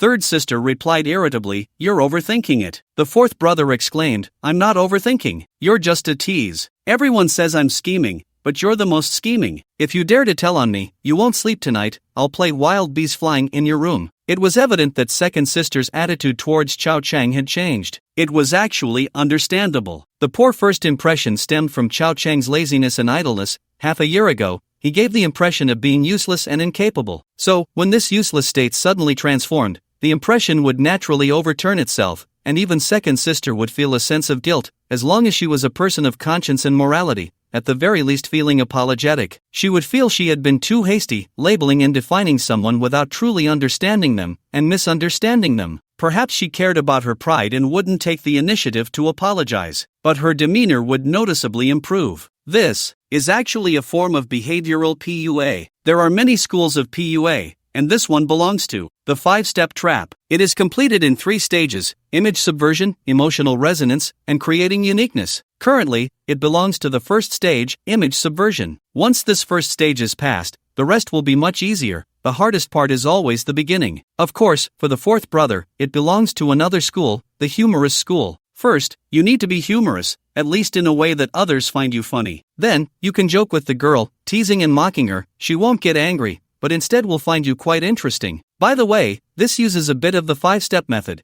and playing the piano is a form of subverting one's image. Acting like a pig to eat a tiger is another. There are too many styles. They can be used interchangeably. Old Chow has mastered at least half of them, and young Master Chow, with his deep experience and broad knowledge, has mastered them all. Not a damn thing. Young Master Chow knows nothing. He's quite simple-minded. At least in the eyes of 3rd sister, Chow Cheng is incredibly well-behaved. Aren't you studying computer science? Can you really paint? I can also do carpentry. Carpentry? Chow Cheng pulled out a wooden portrait sculpture from his pocket and handed it to her. Look at my craftsmanship. Second sister took it and her eyes lit up. This is Mother's sculpture. It's lifelike and exquisite. The palm-sized wooden carving is extremely delicate. Did you carve this? Of course. Second sister liked it very much, but unfortunately, it was clearly a gift for their mother. She felt that her relationship with Chow Cheng wasn't good, so she hesitated to bring it up. Chow Cheng seemed to notice and said, right now, I've only carved one for my mom, and one for 3rd and 4th. What about eldest sister? Second sister asked curiously. The relationship isn't strong enough, and I'm not in the mood to carve. I can't pour my heart and feelings into it, so it wouldn't look good. Chow Cheng shook his head. This meaning was very clear. I only carve for those who are good to me, Gifts like this are not for those with whom I have a mediocre relationship. So, without eldest sister, naturally, there's none for you either. Second sister felt a flicker of disappointment. She really liked this little thing, it was so beautiful, and she could fidget with it in her hand. When solving cases, having this to fidget with could speed up her thought process. Negative emotions bubbled up. Although she wasn't angry, she still felt a blow. Recently, young Master Chow had collected quite a few emotions, but he hadn't drawn any prizes. He was saving them. He estimated that the next system upgrade would unlock a divine-level treasure chest. Plus, he had been cooped up at home lately, not going out to make enemies, so there was no rush to draw prizes to enhance his strength. By now, he should be able to open 7 diamonds. He just needed 3 more diamonds to fuse into 1 divine level. That means he still needs at most 20,000 emotional points. It won't take long. At most,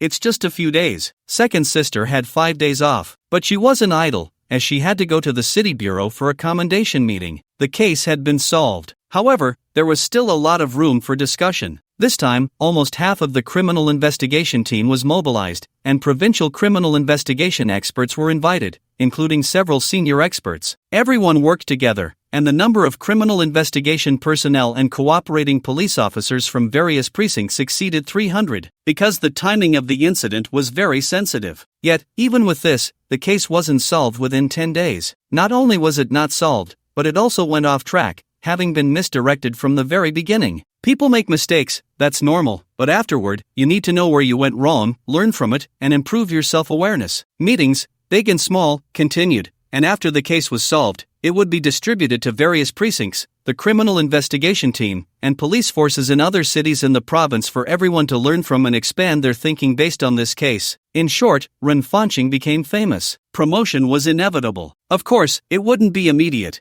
It's not that solving one case instantly gets you promoted. It's about recognition. This time, a collective second-class merit is likely. There's even hope for individual awards. Later, during the annual assessment, having these merits, along with solving major and complex criminal cases, are all necessary conditions for promotion. If there are no such merits, then it depends on daily work performance. At least 3 years in this position are needed to have a chance to move up even half a step. So, solving a case is an accelerator, not a direct promotion button. The second sister also went to the province and the city to give reports. She met many leaders. When inquiring about the case, she did not take all the credit. On one hand, she emphasized that it was a collective effort. On the other hand, Ren Fanqing faced the leader in a white shirt, standing tall, and humbly said, "The key to this case is actually my brother's hint. He is very smart, and I believe he deserves the most credit. Very good, not arrogant or impatient, humble and cautious, fair and responsible. You have shown me the demeanor that a modern female police officer should have." The leader in the white shirt nodded in satisfaction. This leader was a 3-flower olive branch. With this statement, the surrounding leaders nodded in agreement. This news would spread,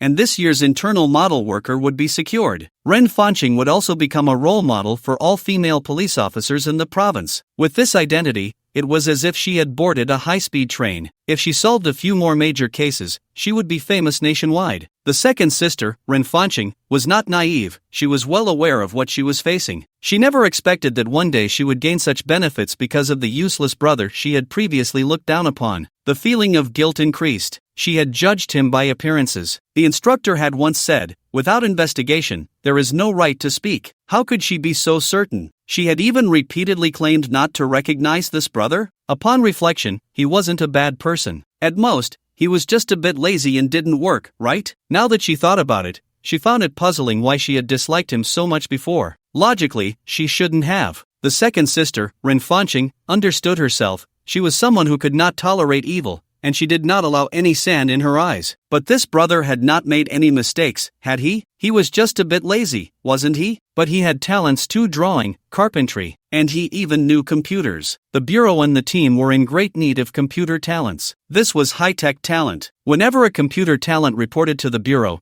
every department would scramble for them, including their criminal investigation team. The more she thought about it, the more she felt she had been too subjective before. As for apologizing, the second sister hesitated. She also cared about her pride. Apologizing did feel a bit embarrassing. But, for the sake of family, it seemed there was nothing wrong with it. At worst, she could apologize secretly, without letting the third and fourth siblings see. so she wouldn't lose her seriousness as the second sister. But when she got home, she was hit hard. Ding negative emotion 1000 by 2, ding negative emotion 1000 by 2. Upon returning home, the second sister erupted with a wave of negative emotions, because as soon as she entered, she saw on the sofa that Chao Chang was watching a military drama, the recently popular soldier assault. All the TV stations were replaying it. That wasn't the key. It wasn't even because young Master Chao was lazy and watched TV every day. It was. The fourth sibling was like a little maid, sitting beside Chao Chang, massaging his legs and feeding him fruit. For some reason, the second sister's negative emotions suddenly exploded. Ha! Chao Chang was startled. The divine treasure chest was complete. Was the second sister back? The only one who could cause such a sudden explosion was the second sister. The eldest sister could do it too,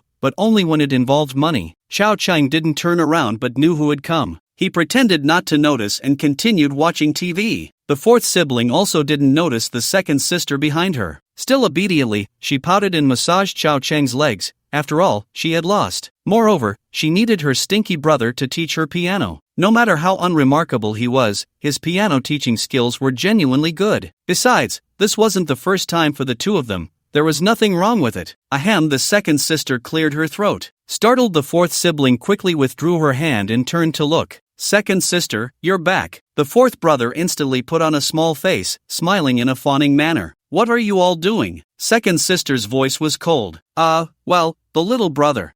His leg hurts a bit, I'm just helping him massage it. The fourth brother chuckled awkwardly. Chao Chang turned around and nodded. Yeah, sitting for too long can make your legs numb. It might be due to poor blood circulation causing a venous thrombosis. Massage can help promote blood flow. You must have misunderstood, thinking we were doing something inappropriate, right? Actually, that's not it. In traditional Chinese medicine, the records of massage originate from the Huangdi Neijing, where it is mentioned in the Suwen, when the meridians are blocked, illness arises from insensitivity, and it is treated with massage. This is the grand truth. Second sister, you're being vulgar. The fourth brother felt he had learned something. Although he didn't understand what Suwen was, he had heard of the Huangdi Neijing, which seemed quite impressive. Moreover, the technique of turning the tables was well executed. No wonder you are my little brother. Second sister was also stunned, unable to refute. After holding back for a long time, second sister shook her head at the fourth brother, who instantly understood, turned, and quickly left, slipping away. Only the two of them were left in the living room. In the distant kitchen, the aunts had also hidden away. Second sister narrowed her beautiful eyes. Like not feeling well? Then let me help you massage it. I don't understand traditional Chinese medicine, but I know about injuries. I used to get hurt all the time when practicing martial arts, so I learned a bit. Her gaze and tone were not innocent. But what does our young Master Chao have to fear? He's not afraid of you pressing too hard. He's just afraid you won't press at all. Once there's a first time, there will be a second. Sooner or later, I'll turn this aloof husky of yours into a cool little kitten, equally aloof. But the results will be different. Beneath the aloofness of the husky is a crazy personality, while the aloof little kitten will step on you. Chao Chang let out a miserable scream. Second sister's face darkened, her jade hand that had just reached out froze in midair, gritting her teeth. I haven't even started. His shout could be heard by the whole family, making them think I did something to him? This bastard. Oh, you haven't started? Sorry, I shouted too early. Chao Chang smiled awkwardly, sitting up straight. Come on, show me. Hiss. As soon as she started, it was clear how fierce she was. She really knew how to treat injuries. She might not understand traditional Chinese medicine or know how to diagnose, but she definitely understood the basics of meridians and acupoints. At least the places she pressed weren't random. It wasn't just about relaxing the muscles, it included techniques for treating injuries. Now, this is called professionalism. Compared to her, the fourth brother was nothing. It hurt, but it was countless times better than he imagined. Second sister was holding back her mischief. Her strength was immense, and her pressure on the meridians was very precise. If it were an ordinary IT worker, with long-term baldness and prolonged sitting, one press would probably leave their legs numb, and it would hurt like hell. The malice in her heart, simply horrifying. It was only because he encountered young Master Chao. After all, young Master Chao wasn't an IT worker, he had never worked. Moreover, he was in excellent health. So as long as she wasn't pressing randomly, the pain was limited, and it was even somewhat comfortable. But, young Master Chao pretended to be dramatic, shouting, lightly, be gentle. The more he did this, the happier second sister became. A rare smile appeared on her cold and proud face. though it was just a mischievous grin. Sweat began to form. Chao Chang deliberately held back, sweating a bit, otherwise, it would be disrespectful to her efforts. Second sister suddenly spoke, "Am I wrong? Wrong about what?" Chao Chang was dumbfounded.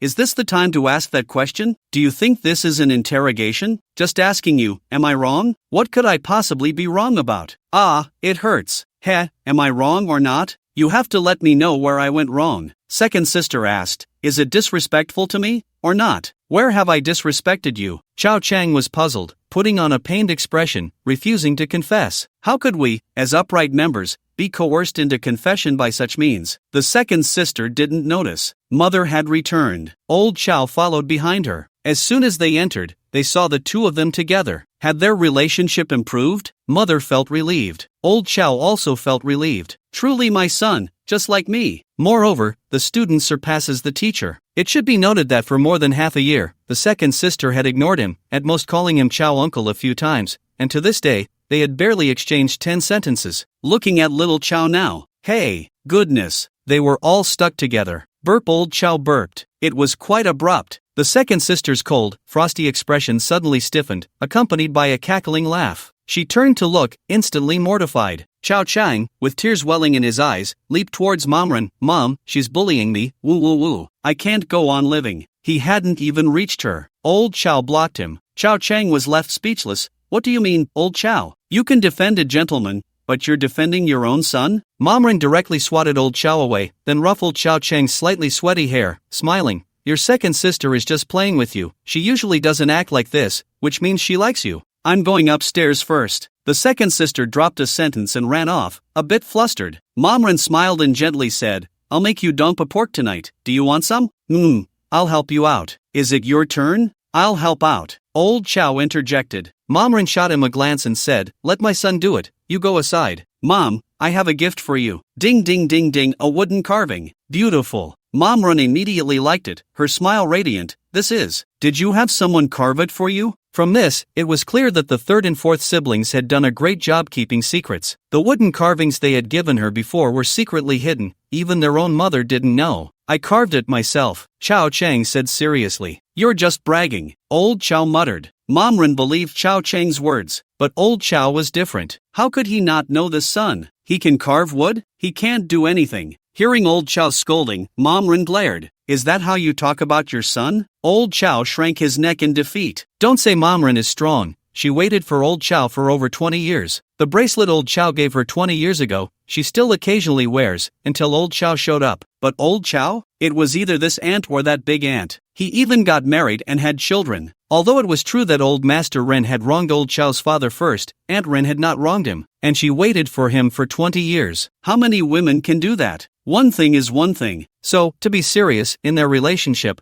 Momren was definitely standing, while Old Chao was kneeling. This emotional debt would take a lifetime to repay. Mom really likes this gift. Don't listen to your dad, he's just jealous. Momren eased the hatred between the father and son. Old Chao nodded and asked with some anticipation, "Yes, what about my statue? I've never learned how to carve men, sorry." Chao Chang shrugged apologetically. Old Chao was both angry and amused, pointing at him, "You little ingrate. Don't talk nonsense. My son is great." Old Chao sighed in frustration. "No, if you spoil him like this, he'll be insatiable since childhood, and it'll ruin him. Stop labeling my son. I know people better than you do. My son won't be spoiled," Momren asserted. But Chao Cheng didn't agree with her statement. It was just that he wouldn't be spoiled, but if it were someone else, they might really become arrogant due to favoritism. Although he was older now, it didn't necessarily mean he wouldn't develop bad habits, but he would inevitably have some traits of a rich second generation. Moreover, young Master Chao didn't think that Aunt Ren had a good eye for people. If she did, how could she have set her sights on Old Chao? Her judgment was somewhat questionable. The 5-day vacation of the second sister was over. Chao Chang felt that she hadn't rested at all. The first few days were filled with meetings and awards. The last 2 days, she went out shopping with her good friend. Young Master Chao had always been curious about what her friend looked like. Someone who could become her close friend must either have a strong mentality or be somewhat unhinged. But then he thought about it and found it reasonable. Xinhuai had 3 good friends, and the 4 of them together were notorious, a name synonymous with mischief. So, it was quite reasonable for the second sister to have a close friend, right? This friend was probably also a woman who didn't quite fit in. Whether she was cold or not was uncertain,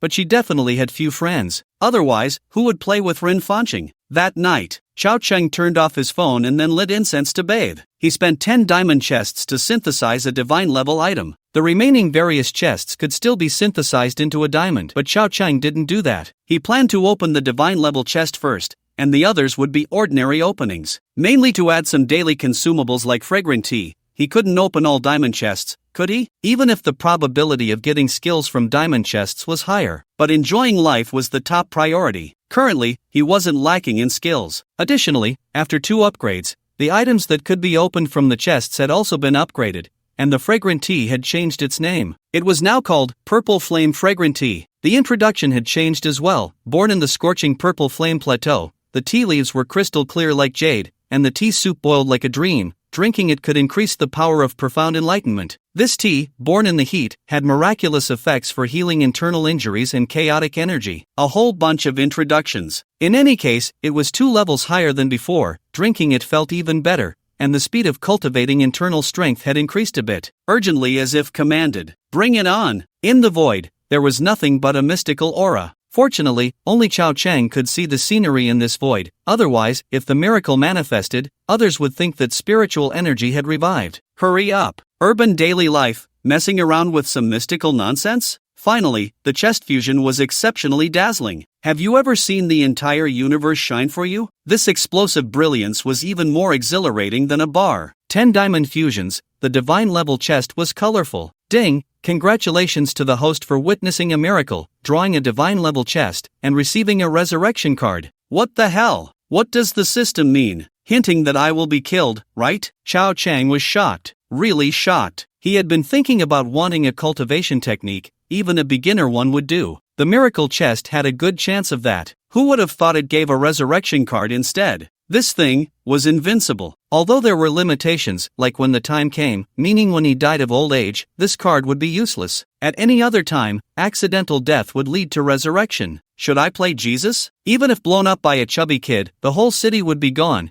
but Chao Cheng could resurrect and clear all negative states. Is this what divine level means? Things only a god could do? Chao Cheng understood. Holding this card in his hand, Chao Cheng's fingers trembled with excitement. Only someone who has died once knows how important it is to be alive. And this card was not just about being unafraid of death. It could clear all negative states upon resurrection. For example, if you had cancer, or if you suffered injuries that even the system couldn't heal, whether poisoned or used for experiments, ending up battered and bruised. As long as you died, coming back to life would restore you to your peak state. Invincible. The patterns on this card were beautiful. Although he couldn't understand the meaning of these patterns, they were captivating. He crushed it directly. The starlight sprinkled into his body. This counts as an extra life. What is there to fear now? Although I only have this one card, but there will be divine-level treasure chests in the future. Chao Cheng felt like he was playing a game, like the old-school Super Mario, eating a mushroom for an extra life, and dying at will. This was the first time he opened a divine-level chest. According to this logic, Chao Cheng pondered quietly,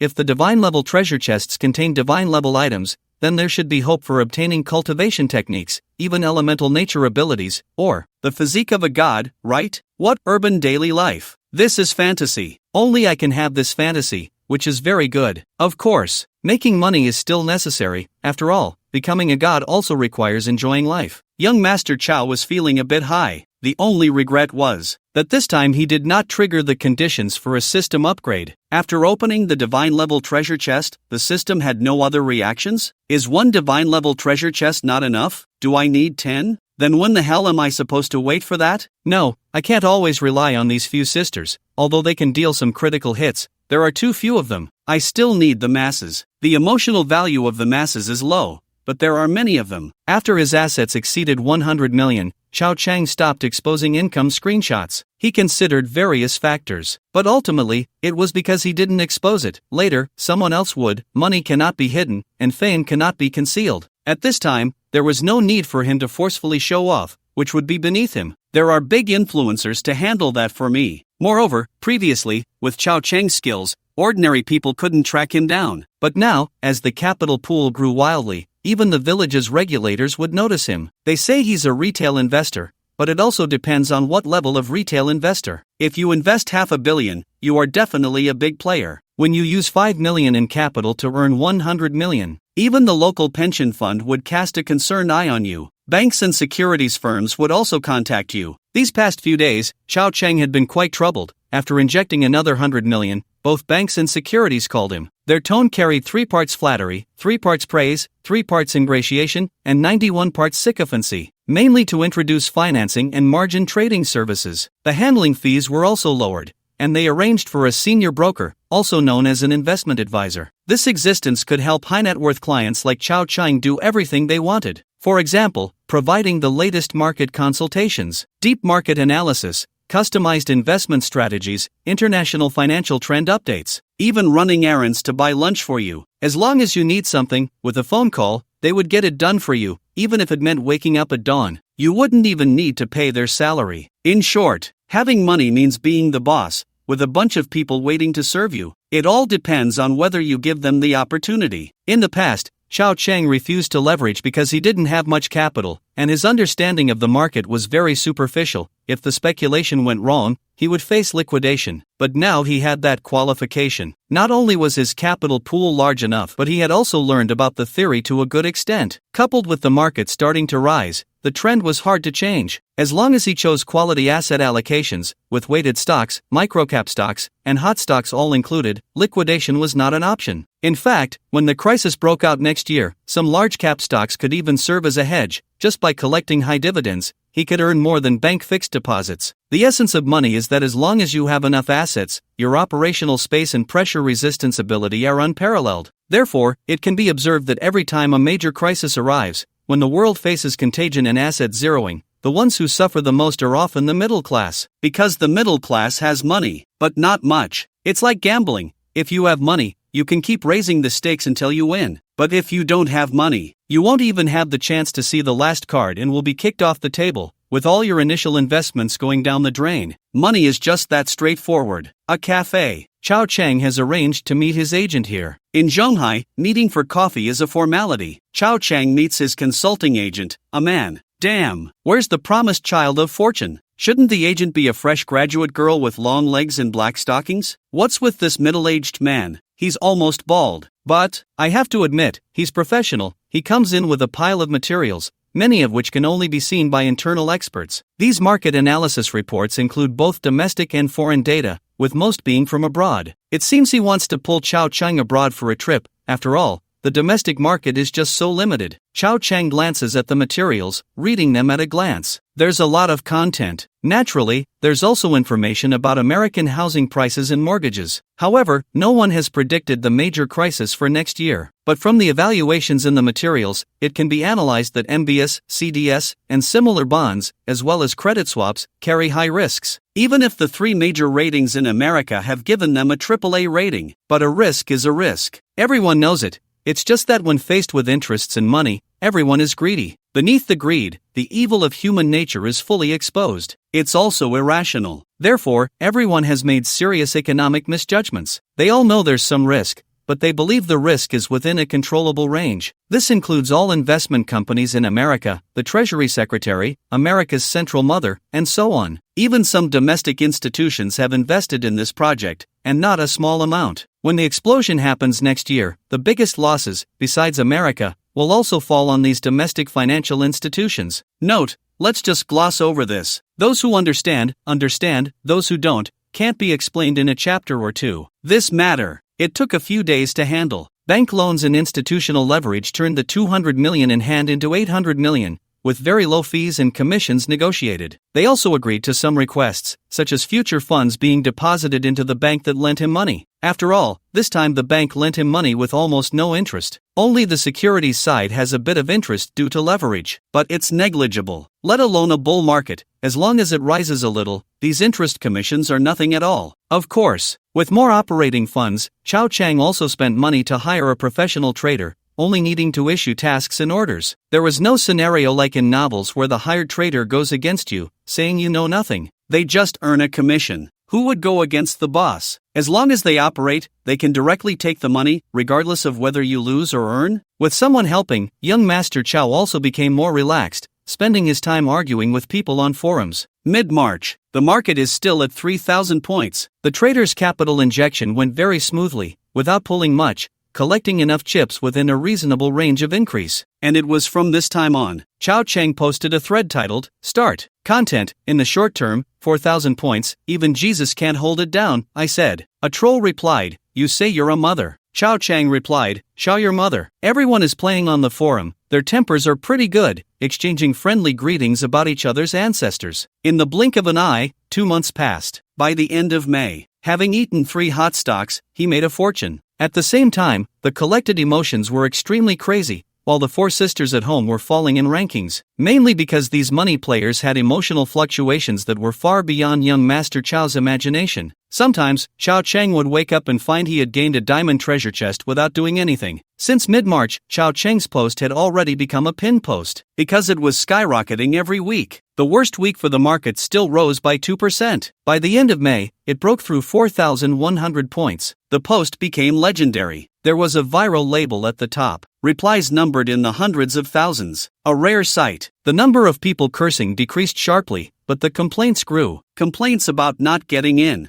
Complaints about not believing, anxiously making a mess everywhere. There were also complaints that stock god Auntie was too arrogant, leading him to make a rebellious choice, liquidating his holdings in March and holding cash to watch the market, which left him completely dumbfounded. These people, day after day, week after week, month after month, were constantly expressing negative emotions. It seemed that as soon as they thought about being out of the market and saw others making money hand over fist, countless negative feelings would arise, accumulating every moment. They suffered. Chao Gonzi thrived. In the 2 months between, there was another event. On April 2nd, the American New Century Financial Company, owing $2 billion, announced bankruptcy. This was like the curtain rising on a crisis. But sometimes, reality is so absurd, perhaps 10 years later, everyone will understand what the bankruptcy of New Century represented. Yet the reality was, no one reacted. Or rather, everyone thought it could still be saved, especially with Bell Tisdale, as the leader, continuing to buy these bonds like crazy, raising the index by over 20% in a short time. All crises seemed to vanish without a trace. Everyone continued to drink wine, eat steak, and sing. Let the bullets fly a little longer. In the forum, Chao Chang opened a new post. This time, it was the longest post he had ever made. Previously, it was only a few words at most, but this time, Chao Gonzi wrote a little essay, expressing his emotions and feelings. With genuine sentiment, he wanted to share his mood and views on the future with his comrades in the forum. Although he had been cursing for almost half a year. But you don't get to know someone without a fight. Many people had feelings, brotherly bonds. Brother, you've lost weight, lost again yesterday? The dust of the journey can't cover that foolish face of yours. The post title, Take a Break. Content, after 2 months of fierce battle, my funds reached 10 digits, sigh, it suddenly left me with no motivation. Money seems to have become just a string of numbers. I really envy you all. I envy those of you who didn't get in, envy those of you who aren't making much money. At least that way your emotions will fluctuate, and you'll feel like a person. Unlike me, my emotions have completely flatlined. Whether I make 10 million today or 1 million, I feel like it's just a boring number,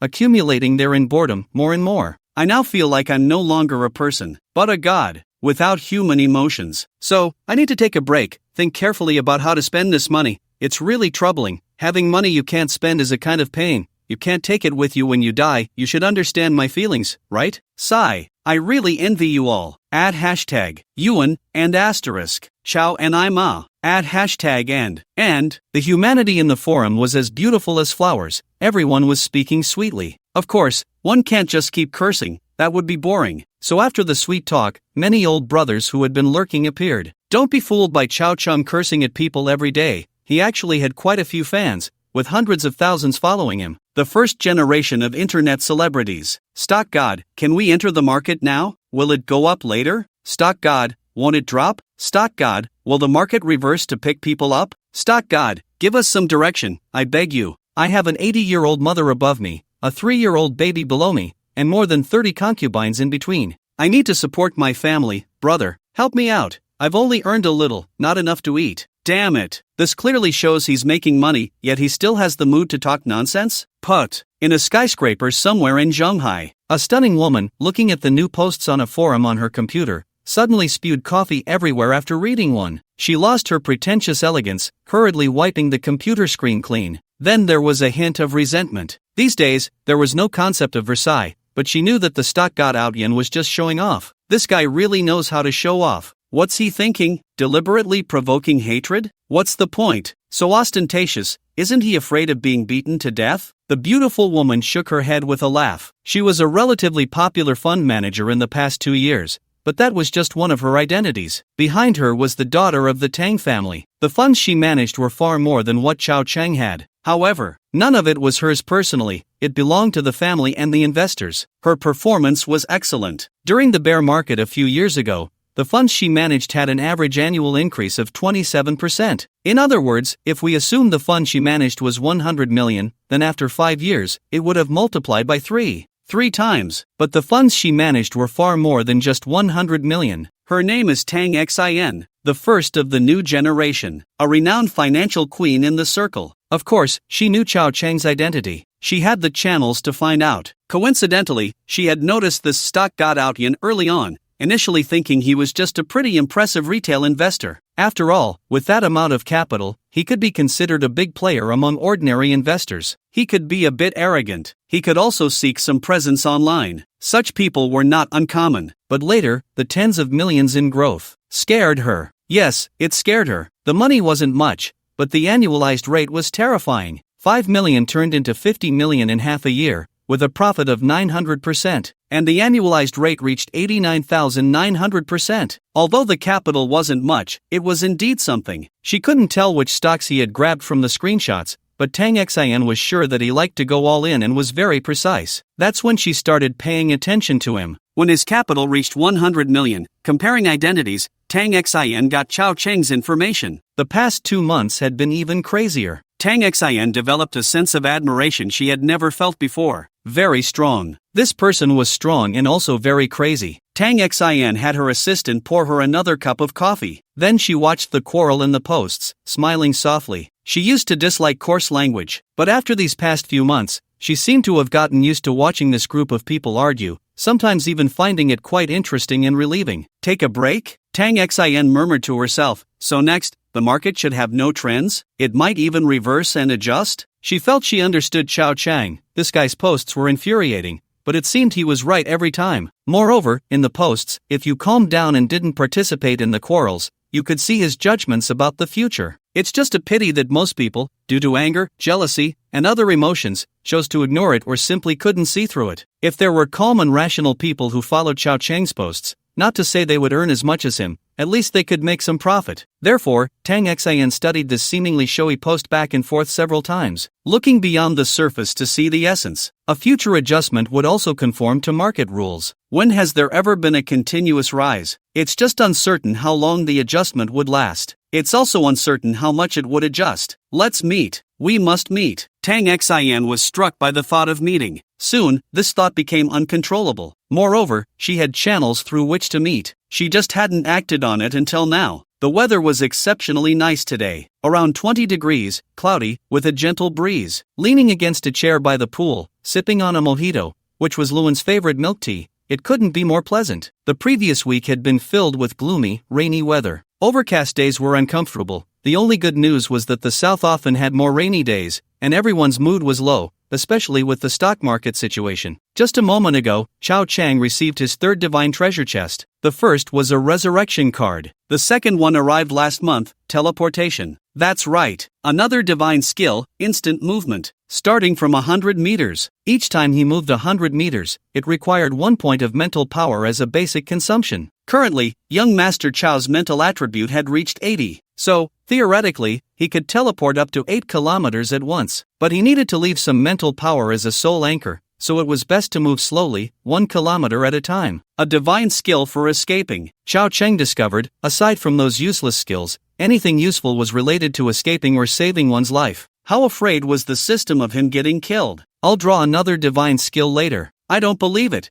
It can't just be an escape skill? I have enough means to save my life. System, don't be afraid of me dying. I'm very cautious at home. I can't die for now. Can you give me a cultivation technique? I want to live forever. Young Master Chao stopped pretending and laid his cards on the table. He didn't want to die. Young Master Chao was now completely occupying the entire mansion by himself. The fourth sister also started getting busy. After making significant progress with Chao Cheng, she gained 2 original songs. Plus, she wasn't lacking in talent herself. so she went behind the scenes for a music talent show. It seemed she was just bored. The third sister was occasionally free, occasionally busy, and wasn't home today. The eldest sister was another story. She seemed to never have a moment of rest, even on weekends. The second sister was fine, busy with cases. When there were no cases, she was like a husky, either practicing martial arts or shopping. It was hard to imagine that such an ice queen had two hobbies, shopping and spending. She seemed to have a bit of a revenge spending habit. Usually, she didn't have time to spend money and enjoy herself, so when she finally found an opportunity, she went on a shopping spree. The most critical part was that many of the accessories and clothes she bought couldn't be worn, purely for the sake of consumption. There was something psychologically wrong. Young Master Chow noticed this too. These four sisters. The eldest sister had issues. In her heart, there was a goddess, Mother Ren, and everything revolved around her teachings. The second sister also had problems. The third sister was reclusive, sulking. The fourth sister was wild. Sigh. Young Master Chow felt helpless. He was the only normal person in the family, enjoying what he should enjoy, being busy when he needed to be, and tiring himself out. That was the joy of being human. Ding! At that moment, the sound of the door unlocking echoed from inside, and two women walked in. The second sister, Ren Fanqing, and her best friend, Tang Xin. They had just returned from shopping. The second young lady is back. The maid handed over towels and water. Ren Fanqing changed into slippers, her delicate feet in thin silk, and looked around. She asked, "Where's the fifth one?" "Out." From the tone of her words, it was clear that the second sister had accepted this brother. The maid replied, "The young master is sunbathing in the yard." The second sister snorted lightly, "Just knows how to enjoy." There was no longer the jealousy and hatred from before, but there was definitely a hint of envy, especially after walking all day. Her feet were sore, and all she wanted to do was sit down and rest. The second sister instructed, "Slice some avocado, and bring a glass of iced coffee for Tang Xin." "Okay, second young lady." She waited for the maid to leave. Second sister Ren Fanqing looked at Tang Xin and said, "I don't know why you're so curious about the fifth one. I have plenty of younger brothers at home, and I don't feel much about it. I just accept it reluctantly." She was just putting on an act. Although she didn't want a younger brother as much as the third or fourth, she didn't completely dismiss the idea. After all, with a house full of sisters, it did feel like something was missing. Tang Xin smiled, her tone a bit spoiled. "You used to say you didn't really like this younger brother, but suddenly you accepted him, and even your tone changed when you talked about him. I'm curious to see what made you, this ice cube, change your mind." "You're the ice cube," second sister huffed lightly. Tang Xin smiled and didn't say more. They had started chatting while shopping earlier, and she had casually suggested coming over to sit and take a look. She didn't mention anything about the deal. It wasn't that she was hiding it. It was just that interacting as a sisterly friend was much better than as a business associate. No need to make it seem like there was a conflict of interest. Hiss this kid's physique. Tang Xin arrived at the back door and looked through the glass door, seeing Chao Chang lounging in the sun. That body. How to put it? It was sculpted as if carved from stone, perfected to the point where every detail was just right. Those were real 8-pack abs. This was at home. If it were a bodybuilding competition with some oil on him, he would be even more charming than a roast duck. Second sister seemed to be seeing him like this for the first time. She was often not home, and the weather had been cold before. Even with a heated pool, no one would sunbathe here. All along, aside from her previous disdain, second sister thought Chao Chang was smart and had some skills, which changed her view. But she never imagined that the fifth one would have such a physique. As someone who practiced martial arts for years, she knew this wasn't just from protein powder. His muscles were solid, explosive, and clearly well trained. What a kid! Still hiding it? Second sister's expression darkened a bit. What kind of game was this? Playing dumb? Keeping it for show? If she had known this, she would have had the fifth one as her sparring partner long ago. It was so boring being alone in the basement. Moreover, her darkening expression was also due to seeing Tang Xin drooling. "Hey, control yourself a bit, you're drooling, you little rascal." Tang Xin quickly withdrew her gaze, her eyes sparkling. "You don't have any younger siblings, do you? Big sister-in-law, you go away." Second sister Ren Fanqing almost laughed,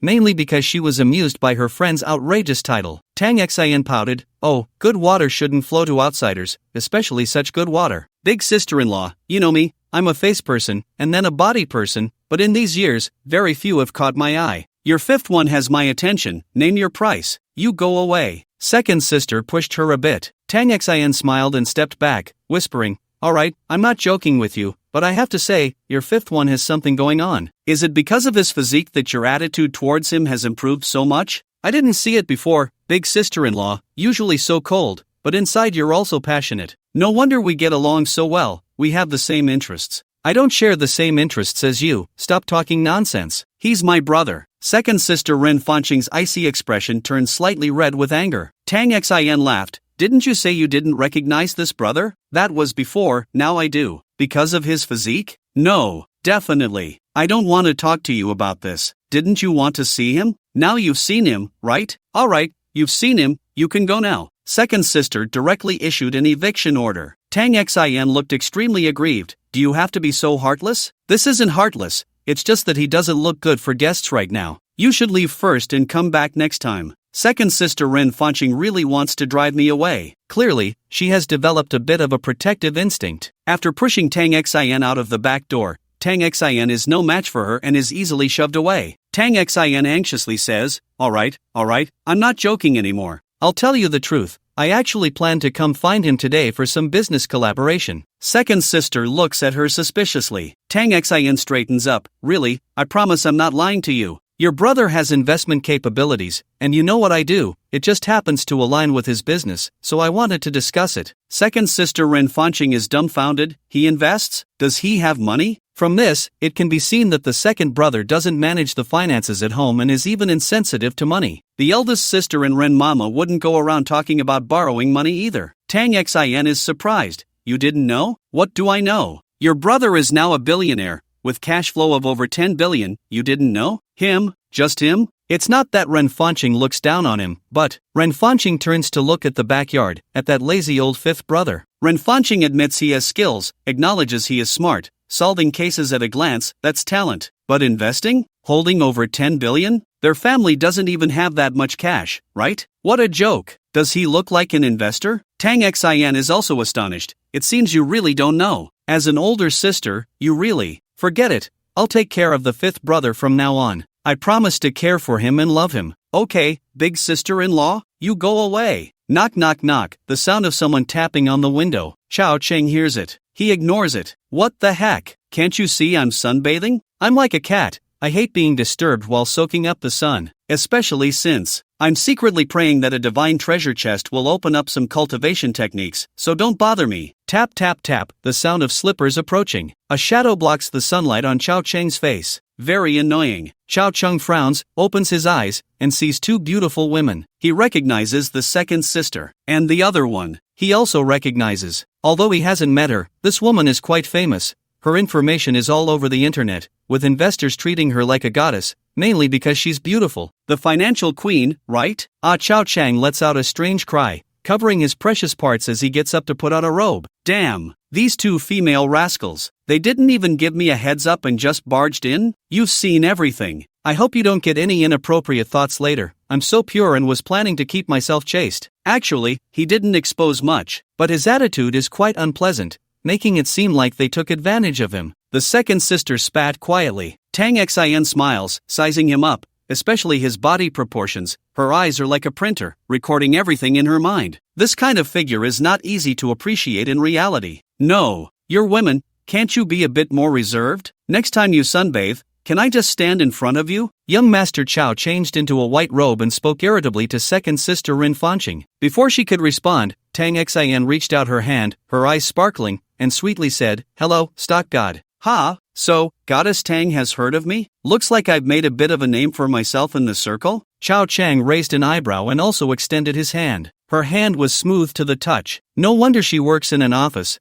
She's much better than the second sister. Although the second sister takes good care of herself, years of training have left her hands a bit calloused. Tang Xin teased, "It's not just a little name. The people who want to befriend you could line up all the way to the Huangpu River. They just don't have the connections, and I had to plead with your second sister for a long time before she brought me home. Let's just say it directly to avoid any misunderstandings. After all, no one likes to be investigated and then cornered at home." Chao Cheng smiled as he accepted the flattery and compliments, chuckling, "Really? I've always known that my second sister has a close friend. I used to wonder, with my second sister's cold personality, how could she have a best friend? That friend must be very tolerant, and I didn't expect it to be the queen of the industry. Tang Xin giggled. The reason I became best friends with your second sister is that we grew up playing together. Otherwise, I wouldn't be able to stand her. Chao Cheng suddenly realized, no wonder, ordinary people really can't handle her.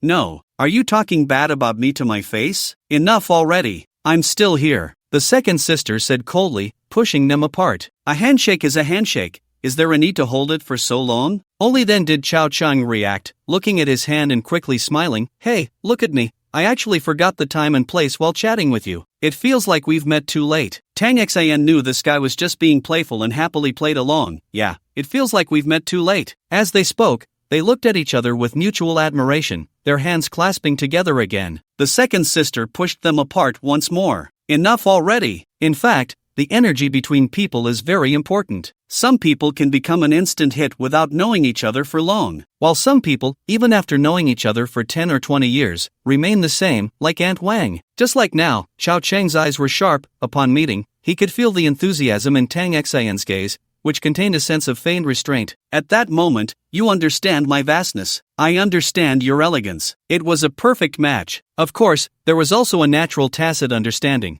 The two of them teamed up to tease the second sister upon their first meeting. Chao Cheng needed negative emotions, and Tang Xin was used to teasing this icy person. The second sister showed a hint of resentment, a feeling she had never displayed before. It was quite novel. The second sister looked at Chao Cheng. You still invest? You have over $1 billion in hand? In this day and age, having over $1 billion puts you directly on the rich list. Those online shopping platform tycoons in Hangzhou are worth at most a few billion. And that's just their worth. So even though the second sister isn't very sensitive to money, she knows what over $1 billion means. But Chao Cheng shook his head. Most of it is borrowed. I don't have any money myself. The second sister believed him, but Tang Xin didn't, yet she didn't expose him. Although part of his money was borrowed, last month, his monthly profit was 220 million, which was real pure profit. It was even published in the newspapers. At that time, he was still in the process of capital allocation, not maximizing the advantage of his funds. Now, with the secondary market taking off,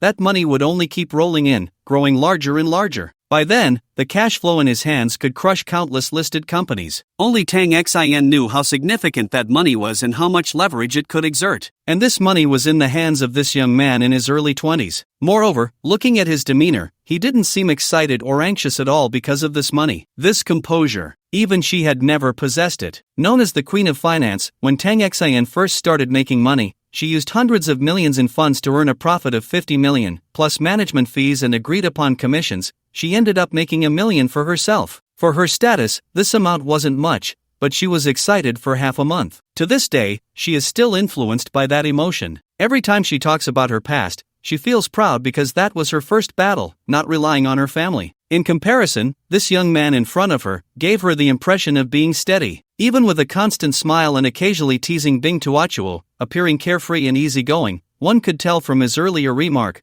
most of it is borrowed, that he wasn't floating at all. If it were any other man, he would surely be showcasing his impressive qualities in front of a beautiful woman. Yet he, surprisingly, was hiding his talents? I followed your post. You said to take a break. Does that mean you're not optimistic about the stock market next? Tang Xin asked. Chao Cheng shook his head. There's no reason for it to keep rising indefinitely. There will always be a correction, and I'm also making some adjustments, rotating sectors. Tang Xin nodded. She didn't ask about the sectors, she had her own judgment. She was also an old hand and wouldn't be swayed by others' words. Moreover, she felt there would be a correction. I think so too. The index is at 4,170 points. I believe it will correct to around 3,900, Tang Xin said. Chao Cheng smiled without speaking. Seeing that smile, Tang Xian's expression tightened. You mean it has to go lower? Won't that undermine market confidence? Chao Cheng shook his head. Market confidence is key, but not the most critical. You might as well be bolder. Sister Air sat beside them like a dazed husky, completely unable to interject. Chao Cheng's theory had no issues. Good memory is like that. Having read the classics, he could quote them effortlessly. Tang Xin frowned slightly. She wasn't in the mood to admire handsome men, after all. Her money was at stake, along with the funds she managed. That was an astronomical figure. People paid so much in management fees every year, relying on the expertise of people like her, right? Although there were many pests in the industry, there was also one good one. Putting aside how much money could be made, her principle was to ensure investors didn't lose money. If there was a significant correction, she needed to plan ahead. If someone else told her there would be a large correction, she wouldn't believe it because she had her own judgment. But this person was the repeatedly victorious stock god Aotian. Plus, she had a very good first impression of young Master Chow. For both public and private reasons, emotionally and rationally, she leaned towards trusting Chow Chang. Tang Xian said seriously, "I've seen that around 3,900 points, a lot of funds are building a bottom, and many sectors are at their lowest. If the index breaks below 3,900 and hits 3,800, it would be a disaster, affecting investors' confidence. Stock investors are mindless. I mean most of them, they just follow the crowd, and their courage is small. Once it breaks below 3,800, the market will likely plummet, completely undermining overall market confidence in trends. At that time, those following the sell-off won't be institutions or large investors, but these small retail investors, and there will be a herd effect, making it impossible to recover. After all, we are mainly retail investors here." Tang Xian's judgment was not wrong. But this year was different. There were shadows of foreign capital involved. Especially nowadays, it only takes a little capital to stir things up, plus various foreign institutions hyping it up, and small investors would come rushing back, pulling the market up. The current trend of worshipping foreign things was very strong. It was a pity that no matter what Tang Xian said, Chow Chang never revealed how much the correction would ultimately be. That was a business secret. Moreover, Tang Xian was also smart enough not to ask young Master Chow about his bottom price. Asking would cross the line, and their relationship wasn't that close. She could only consider more boldly downwards. This was still because she wanted to give stock god Aotian face. If it were someone else, she wouldn't even consider it. 3,800? 3,700? At most 3,600. From 4170 to a correction of 3,600, what kind of magnitude was that? She didn't even dare to think about it. A drop like that, who would still have confidence? At this moment, Tang Xian had no mood for romance. After chatting for a while, they got to know each other, but in the end, she didn't stay for dinner and left instead. She needed a quiet environment to think about this matter. Today was the weekend, and there was still time to sort things out. The market would open next week. Would it change? She needed to look at the company's information and the judgments of various big shots to corroborate what young Master Chow had said. She tended to believe young Master Chow, but she needed evidence to fully trust him. Otherwise, she would trust the market more and trust herself even more. If she didn't even believe in herself,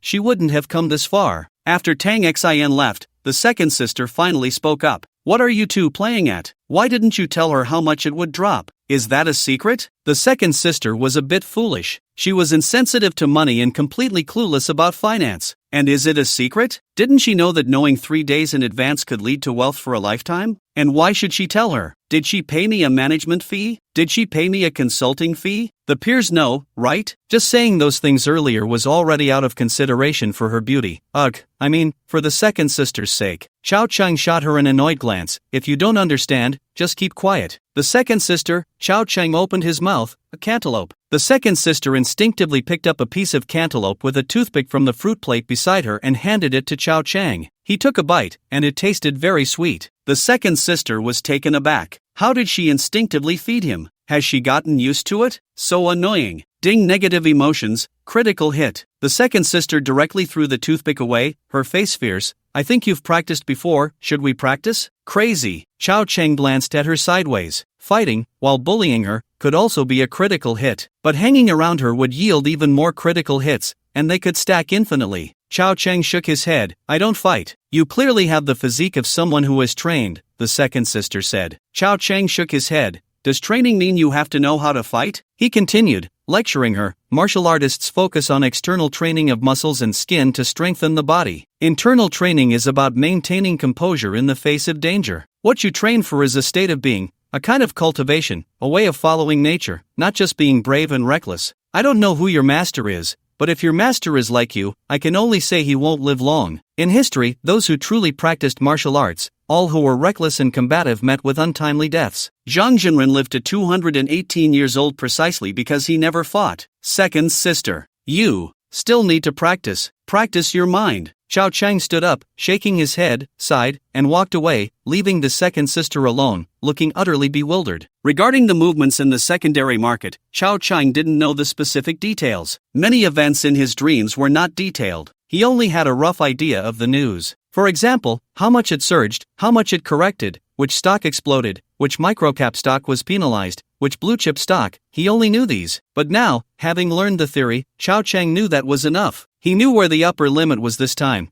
It would rise to 4,333. Then it would correct to 3,400. It could be described as a torrent, with the market plunging nearly 1,000 points, like a mountain flood cascading down. Very frightening. Major news outlets reported on it. But it was only for a day or two, then it surged again, and within a week, it was pulled back, then dropped again, and then pulled back and forth. This back and forth scared the retail investors so much that they didn't dare to enter the market, yet the bull market came. In fact, stock investors are quite foolish.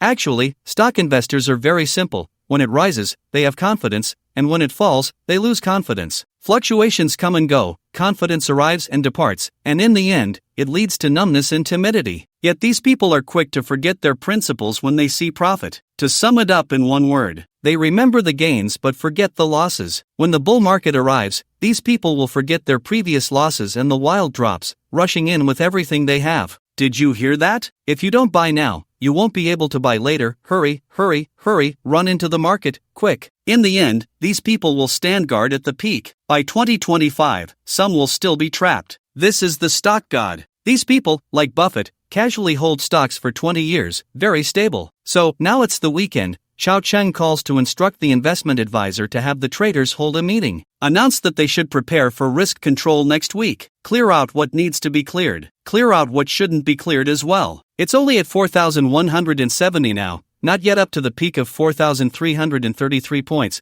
But Chao Cheng must leave. If he waits too long, he'll be buried. Of course, he had already cleared out part of it before. Now there are still several hundred million in funds left. Additionally, during the crash, he wouldn't buy at the lowest point because he had a lot of funds. He needed to buy in batches starting from 3,600, all the way down to 3,400, and then wait for it to soar to 6,000. That's the idea. Anyway, young Master Chao just has to move his mouth. Paying them so much salary is just for them to act according to orders at critical moments, and they need to do it beautifully. When young Master Chao is in a good mood, he'll send out red envelopes worth hundreds of thousands. That night, Chao Cheng burned incense and bathed. He opened the divine treasure chest for the third time. The cultivation method he had been thinking about appeared, but it didn't fully materialize. It was a divine-level movement technique called flickering shadows, which utilized mental power. From a martial arts perspective, this is a type of lightness skill. When used, there would be afterimages behind him, and he could change direction in mid-air, defying physics. From a modern perspective, this movement technique could be used to dodge bullets. Quite exaggerated. But it doesn't grant immortality. It's just a simple movement technique. Another divine-level escape skill? You've got to be kidding me. Chao Cheng was stunned. 3 divine treasure chests, 1 resurrection, 1 teleportation, 1 movement technique. How doomed am I? Does the system really need to worry about my safety? I really thank you. Ding, 3 divine treasure chests opened. System upgrading. Please wait. Countdown, 30 days. Chao Cheng thought he would need 10, but unexpectedly, opening 3 divine treasure chests activated the system upgrade condition. Consider it a surprise from the system. Moreover, the time required for the upgrade turned out to be a month. This should be able to cover the entire country, right? The weekend passed in the blink of an eye. Tang Xin was very busy over the weekend, searching through various materials, including all kinds of news events. Although the market stopped trading over the weekend, the news never stops. Conversations from above continue. Various institutions also have announcements. Foreign investors, including banks from Hong Kong, will have information flowing out. A massive amount of information needs to be analyzed by professionals. Tang Xion's team didn't take a break. They were all working overtime analyzing. Of course, they also analyzed the posts made by Stock God Outyan from start to finish, hoping to glean something from the posts. Monday morning, less than an hour until the market opens. In the office, most of the men had dark circles under their eyes, having hardly slept these past few days. They could barely hold on, only managing to doze off on the army cots. President Tang, based on our comprehensive report and risk assessment, along with various market information, the structure of the stock market is currently very good, and the technical indicators are also fine. It is unanimously believed that there will be further increases, at least 100 points. As for a pullback, there may be some, but it won't be too big. It won't drop below 3867, which is the 60-day moving average. As her subordinates reported, Tang Xin fell into deep thought. In fact, her analysis was quite similar. She had felt from the beginning that it wouldn't drop below 3,900. Even if it dipped below for a moment, there would likely be a large influx of buyers to stabilize the price. A pullback is called a pullback because it is merely a slight adjustment. If it were to plummet, the technical indicators, structure, and various moving averages would all be damaged. Once systemic risks and market confidence collapse, it would be beyond human control. But Tang Xin now resembled a queen. Her expression was calm. Gone was the infatuated demeanor she usually displayed. Tang Xin said, "I've seen the post by that stock god, Aotian. Some people know him and have even cursed at him. To be honest, I met him over the weekend." Everyone was taken aback. They didn't expect Tang to have a way to contact him. It should be noted that the stock god, Aotian, was very popular right now,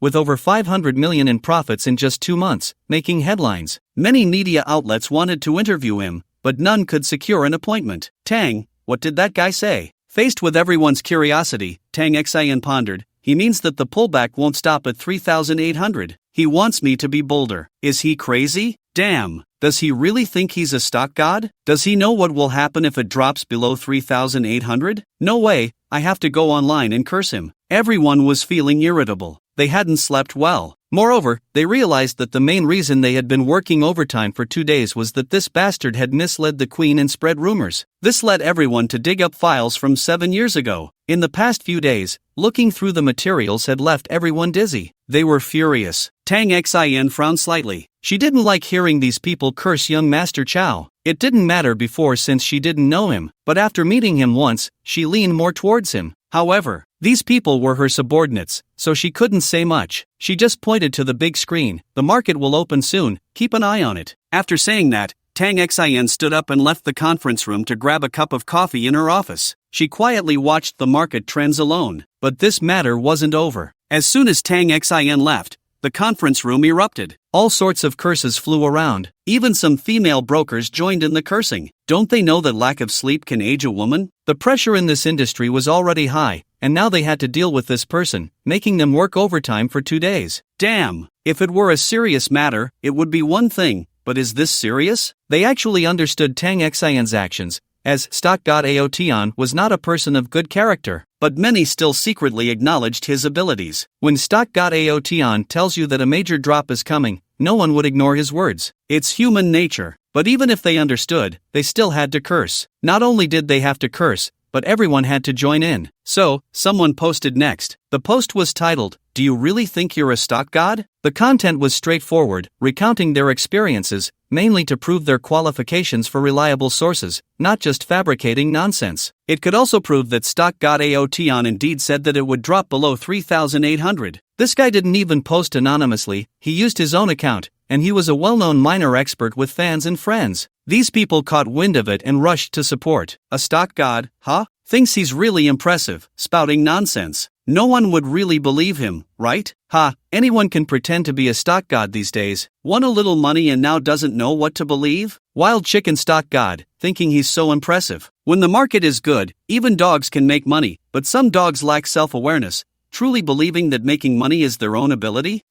I've seen plenty of people like that. Most of the peers feel they have reached their peak. With so many people cursing together, it's the trend of the times. For a moment, stock god Outyin seemed to have offended everyone in the financial circle, and this situation fermented very rapidly. It also triggered a silence effect. Most of those who believed in stock god Outyin chose to remain silent. Of course, there were a few bold ones who spoke up for young Master Chow, but they were either deleted directly or buried under the ridicule, with no one paying attention. For example, he speaks honestly, he says the market is down, and he takes a break. What's the problem? Can't others have different opinions? Truth is often held by a minority. Now everyone is bullish, only stock god is bearish, so I believe stock god. Unfortunately, this kind of opinion was too few, and the positive emotions provided were too little. Even young Master Chow was too lazy to respond to them. Young Master Chow excitedly entered into a verbal battle with his enemies, skillfully greeting their ancestors for 18 generations. The post fermented for a while. Monday opened as well. It gapped up high. This indicated that investor confidence was extremely strong. And on that day, it opened high and rose further, from around 4170, reaching 4270 in just one day. This further fueled the verbal battle in the posts, all mocking the stock god. Didn't they say there would be a correction, a significant correction, down to below 3,800? And what happened? Almost 4,300. What do you say? Young Master Chow said nothing and continued to curse.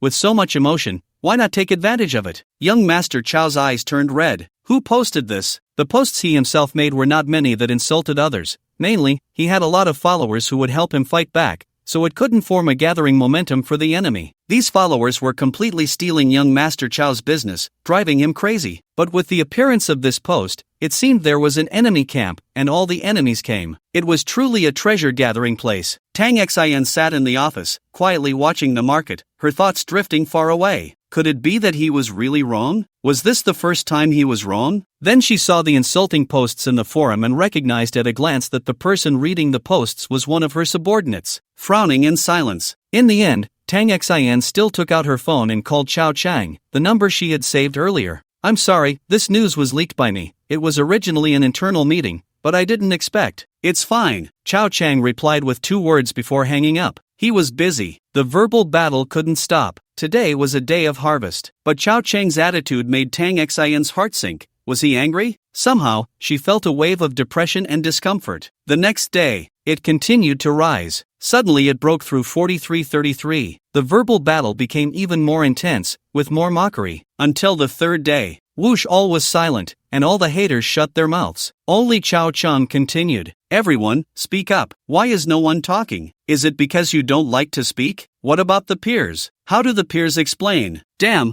don't be silent, regardless of the market situation, come and curse. The market doesn't lack smart people. Because gambling god Yen was bearish, smart people would cautiously control their positions, also worried about profit retracement, so they reduced their positions a bit. But such people were still few. Moreover, with various investment banks and large fund managers holding massive pools of funds, it's not easy to sell something just because you want to. So, when the market opened on Wednesday, it opened low and continued to fall, and countless people's accounts showed astonishing floating losses. It plummeted in an instant. There was no time to react. From 4333, it fell to 4,000. Not only were the retail investors scared, but the big players were also frightened. A wail of despair spread everywhere. On Thursday, a mysterious institution intervened, holding it up, and it rose back to 4,100. On Friday, it fell back to 4,000 again. This position clearly showed support. Over these 3 days, everyone's rhythm was thrown off. 2 days of the weekend, various forums and expert accounts were busy analyzing the reasons for the sharp decline. But the experts' opinions were still unified. It was merely a technical correction. At least 4,000 points held firm,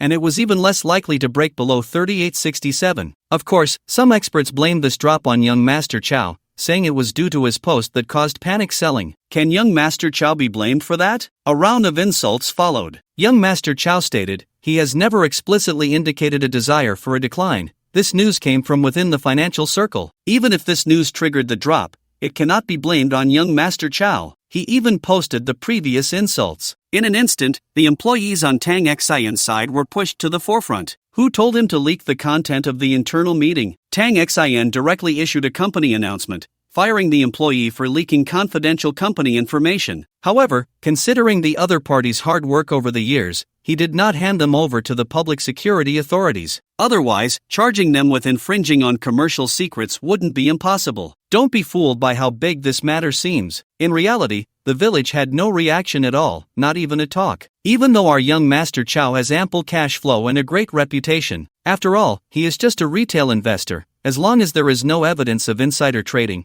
it is freedom of speech. Not to mention he never said there would be a decline. Even if he had, what difference would it make? He didn't mention any specific stocks, nor did he maliciously suppress or manipulate stock prices. Even the maximum fine of 600,000 this year couldn't be imposed on young Master Chow. This is the advantage of retail investors. So, on Sunday, Tang Xin came to apologize, gifting a car, $1 million luxury vehicle. She also invited young Master Chow to her company to serve as chief analyst. Young Master Chow declined. His ambitions lie elsewhere. Being a retail investor is just fine. If he were to be a stock god, he would maintain his stature. Why would he come down to earth? Even if he were to engage in finance in the future, it would only be for his own company. There's no need to work for others. Old Buffett in America has Berkshire. So, over here at Dongda, there should be something of the same type, right? The next day, it was Monday again. The market hadn't even opened yet. The online bickering had already begun, with sharp exchanges, all warmly greeting each other's immediate relatives. Young Master Chow hadn't even woken up, and his fans were already embroiled in battle with the experts. But at the moment the market opened, the world fell silent again. There were no surprises, no struggles. What 4,000-point support? What 3,867-point 60-day moving average? All of it simply didn't exist. In just one day, the market broke through countless supports, falling to 3666,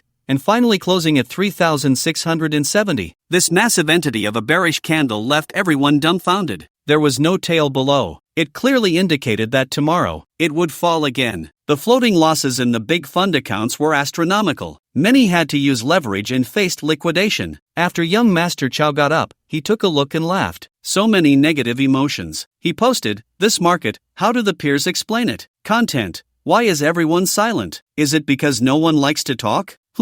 I clearly indicated a decline. Why didn't you take it seriously? There are some things I cannot say outright, cannot intentionally guide, so I cleverly conveyed the message through peers. Can't you all see it? Little investors don't understand, but the big players don't either? How are you all playing this game? As he spoke, he reposted a thread from Tang Xian's former employee. Look, everyone, I've done my best. Why aren't you taking this seriously? It seems that my fellow colleagues only enjoy cursing and don't really seem to like making money. Is that right?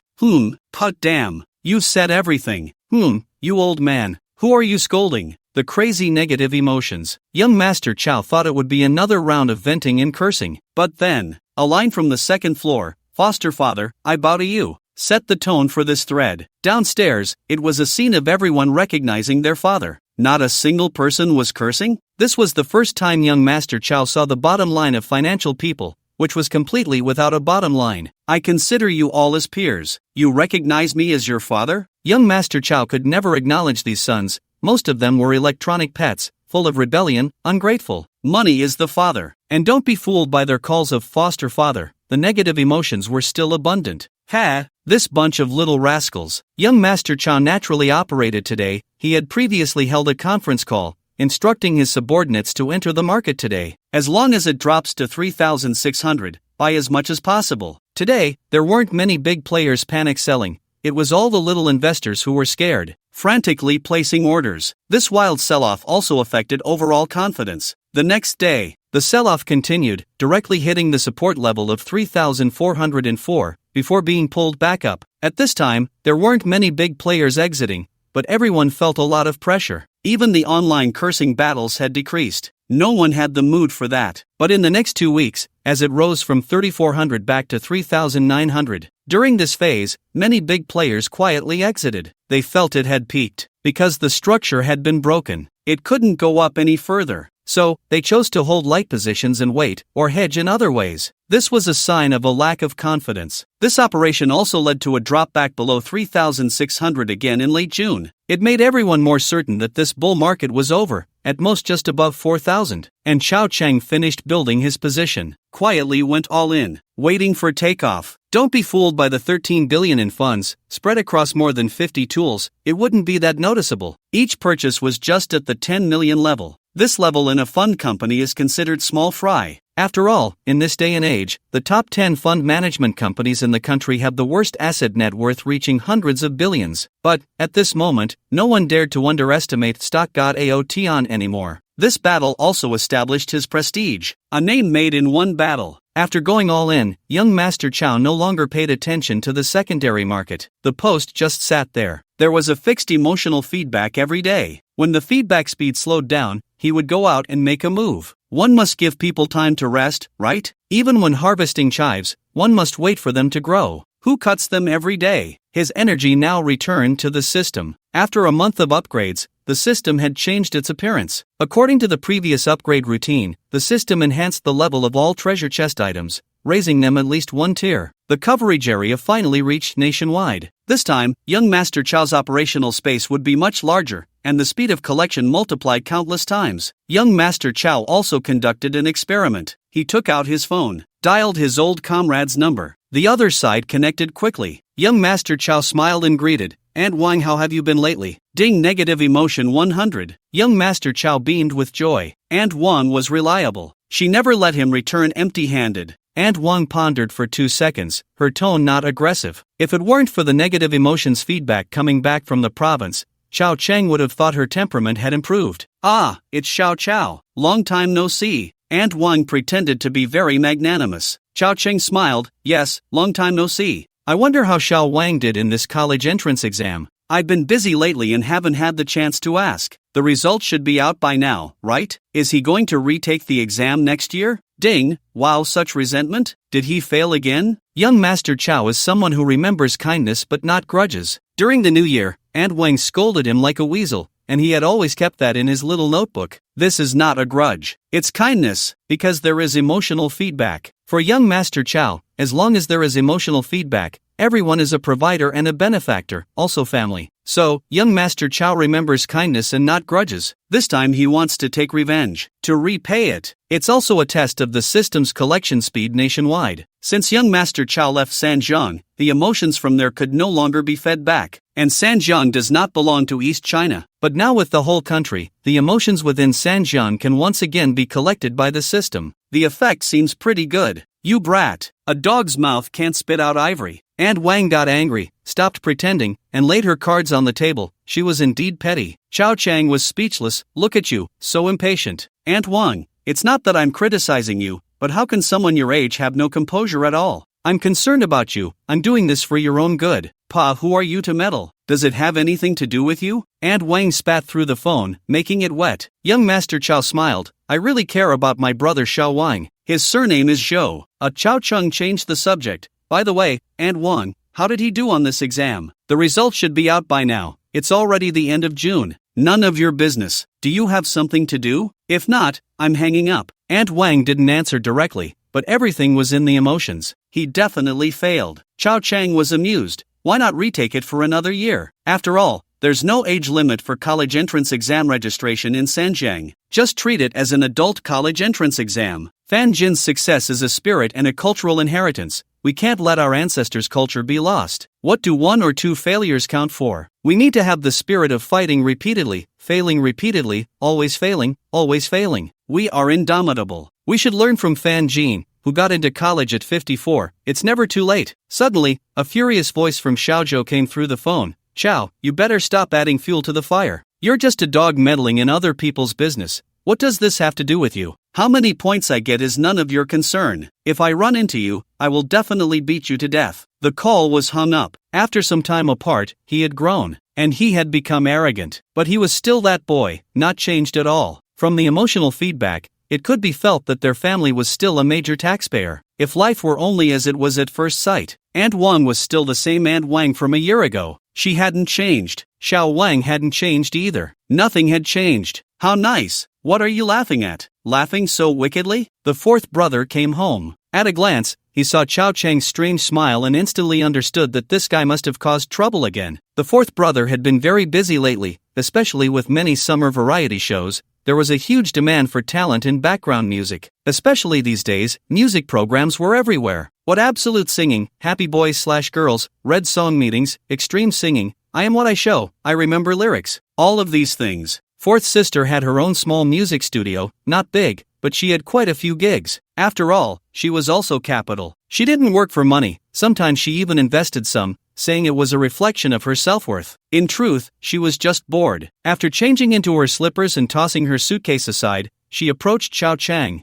glancing at the phone in his hand with a half-smile. Are you getting angry again? Chao Gongzi replied seriously. What kind of talk is that? I'm concerned about Aunt Wang's son's college entrance exam results. You know, we are harmonious and friendly neighbors. Even though I've been away from Sanjiang for half a year and am now far away in Shanghai, I still remember my roots and care about the elders back home. No matter how I'm doing, I can't forget my friends and family in Jiangdong. If I have the chance, I always want to lend them a hand. TCH Lao Si chuckled, but she relaxed immediately. It was tiring outside. Even though music was a profession she loved, it was exhausting. Now, seeing this annoying little brother at home and hearing him ramble on brought a sense of long-lost familiarity. In fact, it hadn't been long. She had only been away for a little over a month and occasionally made phone calls. But a phone call was just a phone call, nothing compared to the warmth of meeting in person. Sitting on the sofa, Lao Si leaned to the side as usual, resting her legs directly on Xiao Chang's lap. My legs have gotten thicker lately. I have to wear high heels almost every day. Stinky brother, help me relax a bit, Xiao Gongzi complained. Can't you wash your feet first? They're not even smelly,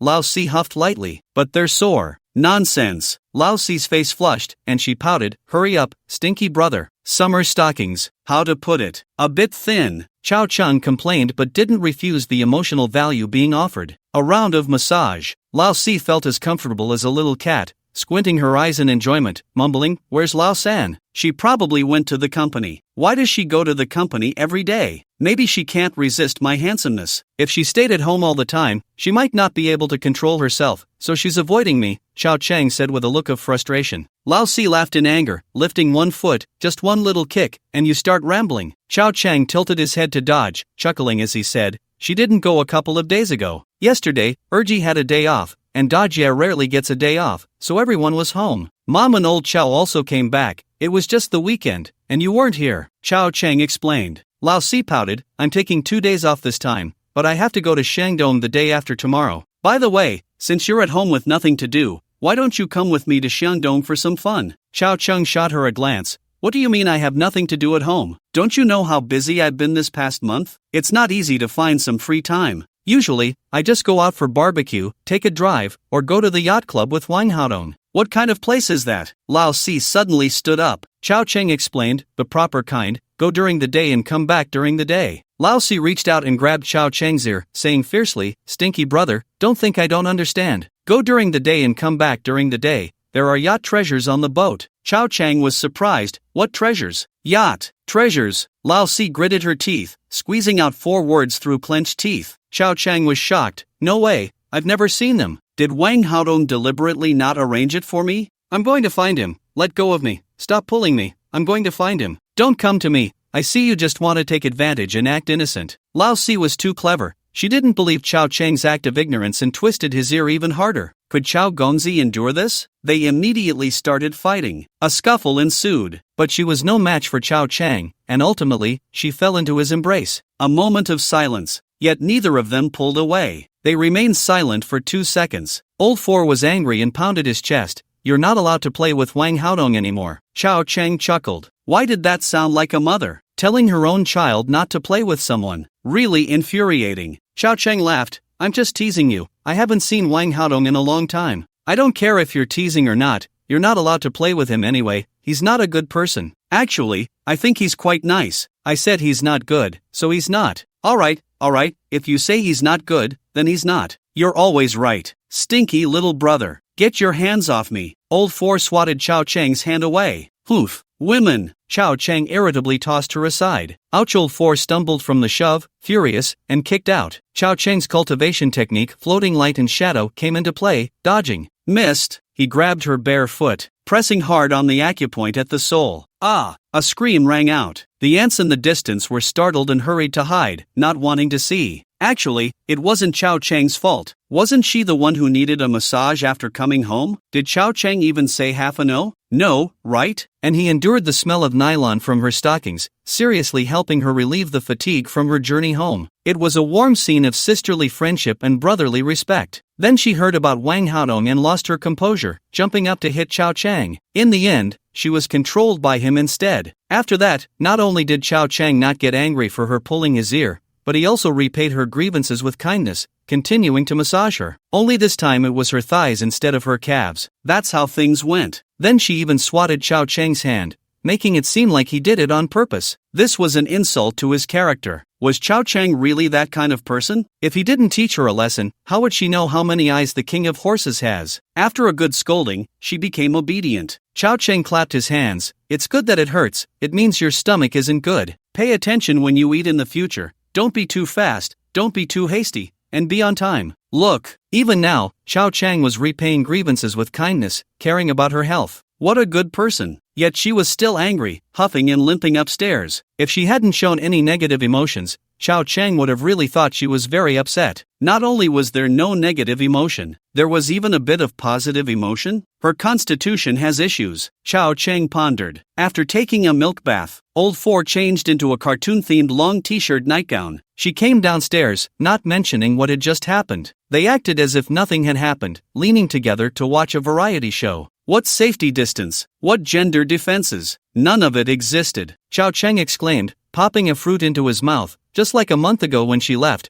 their relationship remained unchanged. A loving family. The aunts at home were puzzled, completely unable to understand the situation between the siblings. When they fought, they held nothing back. Afterward, they cherished each other immensely. As long as they were home together, they wished to be glued to each other all the time. It was incomprehensible. Completely incomprehensible. The variety show on TV featured a certain male voice. The replay of the 6th match of the finals, 5-4. It was only after completing the previous live broadcast that Old Four had 2 days of rest. In 2 days, she would have to return to prepare for the 7th match, for into 3 live broadcast. To be honest, looking at it from a future perspective, the stage's visual effects were quite ordinary, even rudimentary, but for this era, it was really not bad, among the top tier of all stations. This also reminded Chao Chang of a program called Huaxia Good Business. That program, saying it drew crowds might be an exaggeration, but it was a sensation at the time, known by everyone, and there was absolutely nothing wrong with that. Chao Chang remembered the grand finale award ceremony of this program,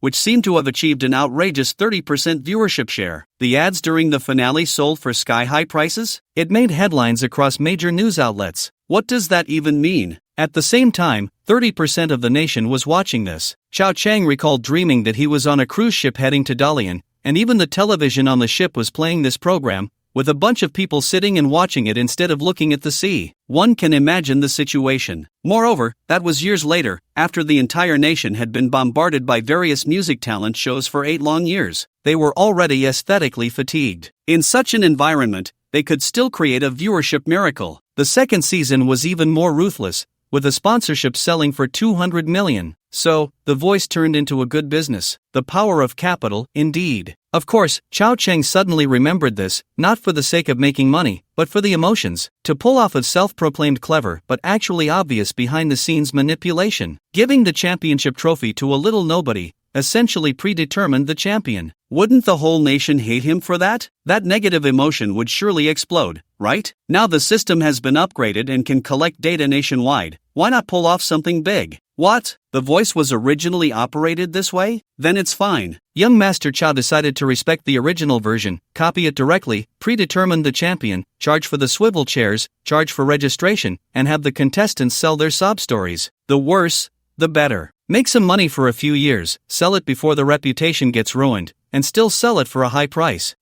Wouldn't that get him killed? What's there to fear? There are revival cards, and body techniques. What are the rewards in the treasure chest for? Aren't they just for causing trouble? The more he thought about it, the more he felt he could pull off something big. This program seemed to have bought the copyright for Hunan's Good Business, but the Hunan version of Good Business isn't out yet. So, if he does it now, it's the source. He could sell the copyright and export it to over 60 countries and regions worldwide. Both emotional and financial gains. Perfect. What reason is there not to do it? What are you thinking about? Not thinking of anything good? The fourth brother pinched a slice of apple and stuffed it into his mouth. Chao Chang smiled wickedly. Then he became serious. I suddenly had an inspiration. The fourth brother's eyes lit up. Is it a new original piano piece? You're thinking too much. It's not related to the piano. It's a variety show, Chao Chang said. The fourth brother's interest dropped by half, but he still asked, what kind of variety show? Just this type of music talent show. I want to create one. Chao Chang pointed at the happy boys on the television. The fourth brother's interest completely vanished. Boring. Since the 04 female voice, it's been several years now. Every TV station has its own music talent show. Even some small local stations have a version that looks like a shoddy music program. Some county stations even have them, all rustic and tacky. The audience doesn't even like watching them anymore. A waste of time. Seeing her disdainful expression, young Master Chow was not angry but rather pleased. He felt it. Isn't the child of destiny like this? Surprising everyone when they least expect it. So it must be done. Dazzle her eyes. Then she'll come crawling back. He. The fourth brother glanced sideways, disgusted. Your smile is so disgusting. Ahem. Chao Chang said seriously, fourth sister. Call me sister, you smelly little brother. Chow Chang waved his hand. Sweet sister, help me with something. What? Just a title could put her in his grasp.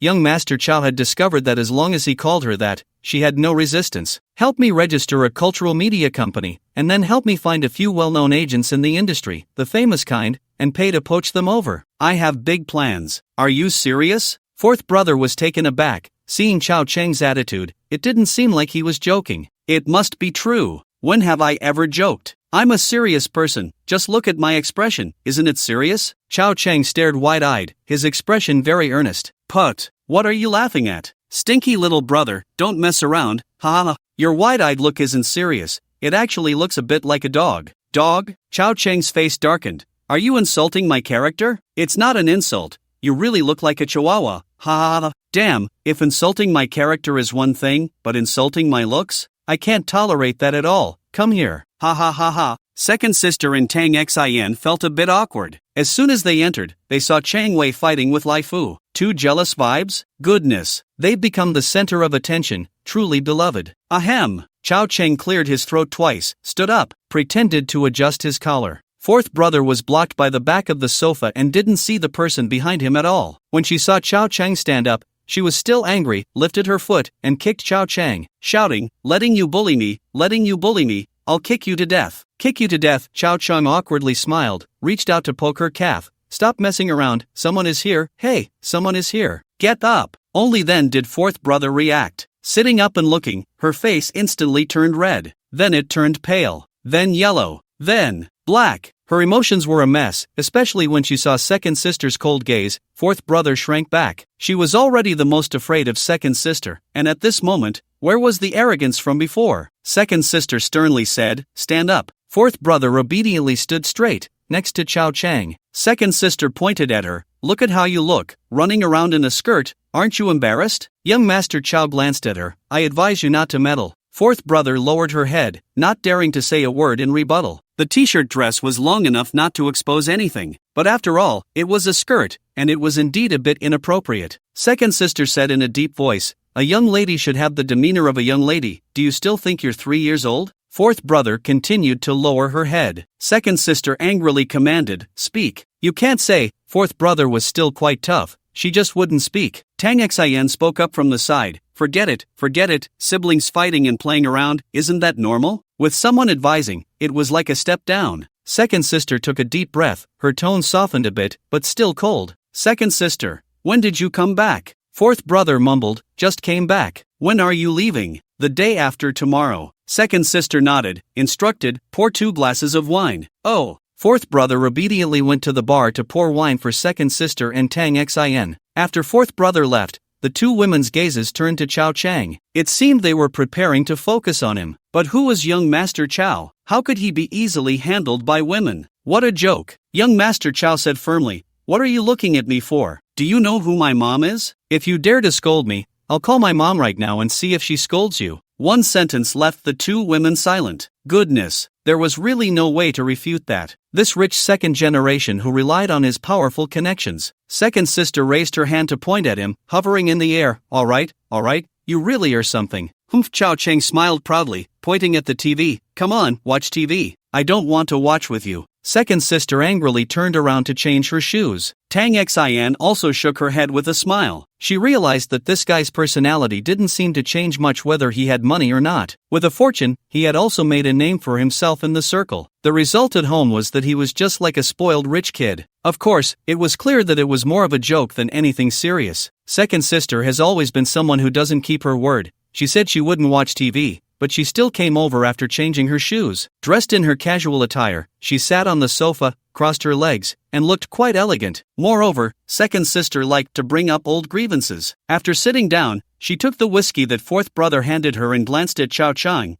What were you all doing just now? Fourth brother, where did you go? Come back. Fourth brother was just about to sneak away but had to stop helplessly. Tang Xin took a sip of her drink, silently smiling as she watched the three siblings squabble with each other. It was quite interesting. Tang Xin had quite a few siblings as well. After all, it was a big family. But, at most, 1 or 2 people had a good relationship privately. Most were in a competitive relationship. If it was relatively benign competition, it was fine, and everyone got along well enough. But if it turned into malicious competition, then it would be troublesome. Many flourishing families were like this, it was just that there were too many people causing a ruckus. Unlike the Rin family, which seemed to be fighting and playing around, but their feelings were genuine. Second sister pointed at Chao Chang. You tell me, what were you doing just now? Chao Chang chuckled. Why are you so curious? Is this curiosity? I'm worried about you all. Second sister didn't finish her sentence, but her meaning was clear. Worried that you might get into trouble. Fourth brother felt a bit guilty and kept his head down. But Chao Chang completely didn't understand what second sister meant and asked in confusion.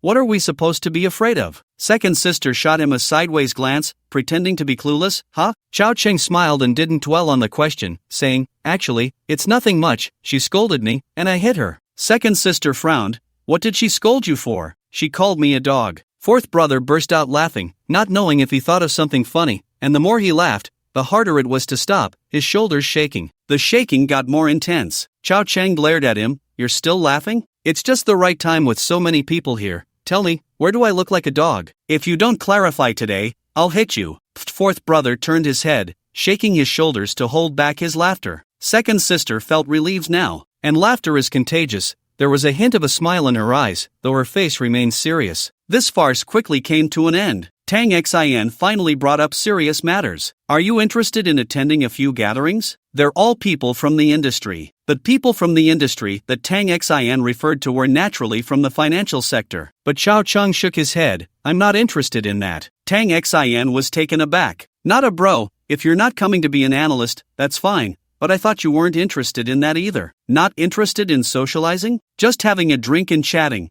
that's all. You don't understand other idioms, do you? But Chao Chang said, after this wave of market trends, I will withdraw from the secondary market, so there's no need to have much contact with people in your circle. Tang Xin was shocked. She never expected Chao Chang to make this decision. Why? Chao Chang said seriously, I like to engage in real industry. I have always believed that only real industry can strengthen the country, and only practical work can lead to national prosperity, and manufacturing can make the country thrive. My goal has always been to strive tirelessly for the rise of Huaxia and to work hard for the development and prosperity of my motherland. I will never regret it until death. I admit that finance can indeed make money, but I'm not making money just for the sake of making money. My philosophy is different from those people. The money I have is useful, it's for real industry, and it's the first bucket of gold to invest in the construction and soaring of my motherland. I want to use my money in every corner of my country. I want to make my motherland prosperous and great again, to stand once more at the pinnacle of all nations. At this moment, Chao Chang felt he could run for election. At this moment, young Master Chao was shining. He had the three women captivated. How well he spoke. Damn, if you weren't lying around at home all day, we might actually believe you. Damn. Second sister couldn't even be bothered to expose him. After all, Tang Xin, this outsider, is still here, so there's no need to embarrass Lao Wu. Lao Si also held back a laugh, looking up at the ceiling. This crystal lamp is quite beautiful. I never noticed it before. Tang Xin didn't know whether to believe it or not, but for now, let's say she believed it. Chao Chang was at a loss. What are you three making faces for? I spoke so well. I admit my work isn't perfect, but I can say. Tang Xin changed the subject. Does doing business require investment? No, I do my own investments, but you can invest in my management company. Chao Chang smiled. If there's money to be made, let's all make it together. After all, she's so beautiful. She's second sister's close friend. It's reasonable to give her some face. Moreover, the funds Tang Xin manages are indeed substantial, and her reputation is quite large. Sometimes she can be a great help. In finance, the more friends you have, the better. They can save your life at critical moments. Young Master Chao certainly understood this, but there's nothing he can do. This damn system doesn't make things easy. Young Master Chao's meaning was clear. I don't need anyone else to meddle in my investments in physical companies, but we can partner up to manage assets and funds together. Asset allocation and financial investment aren't difficult for young Master Chao. After all, he's got the upper hand. It's not about making quick money. There's no need to keep an eye on it. Just need to focus on one direction, hold it long term, and then use hedging and other tools to reduce risk.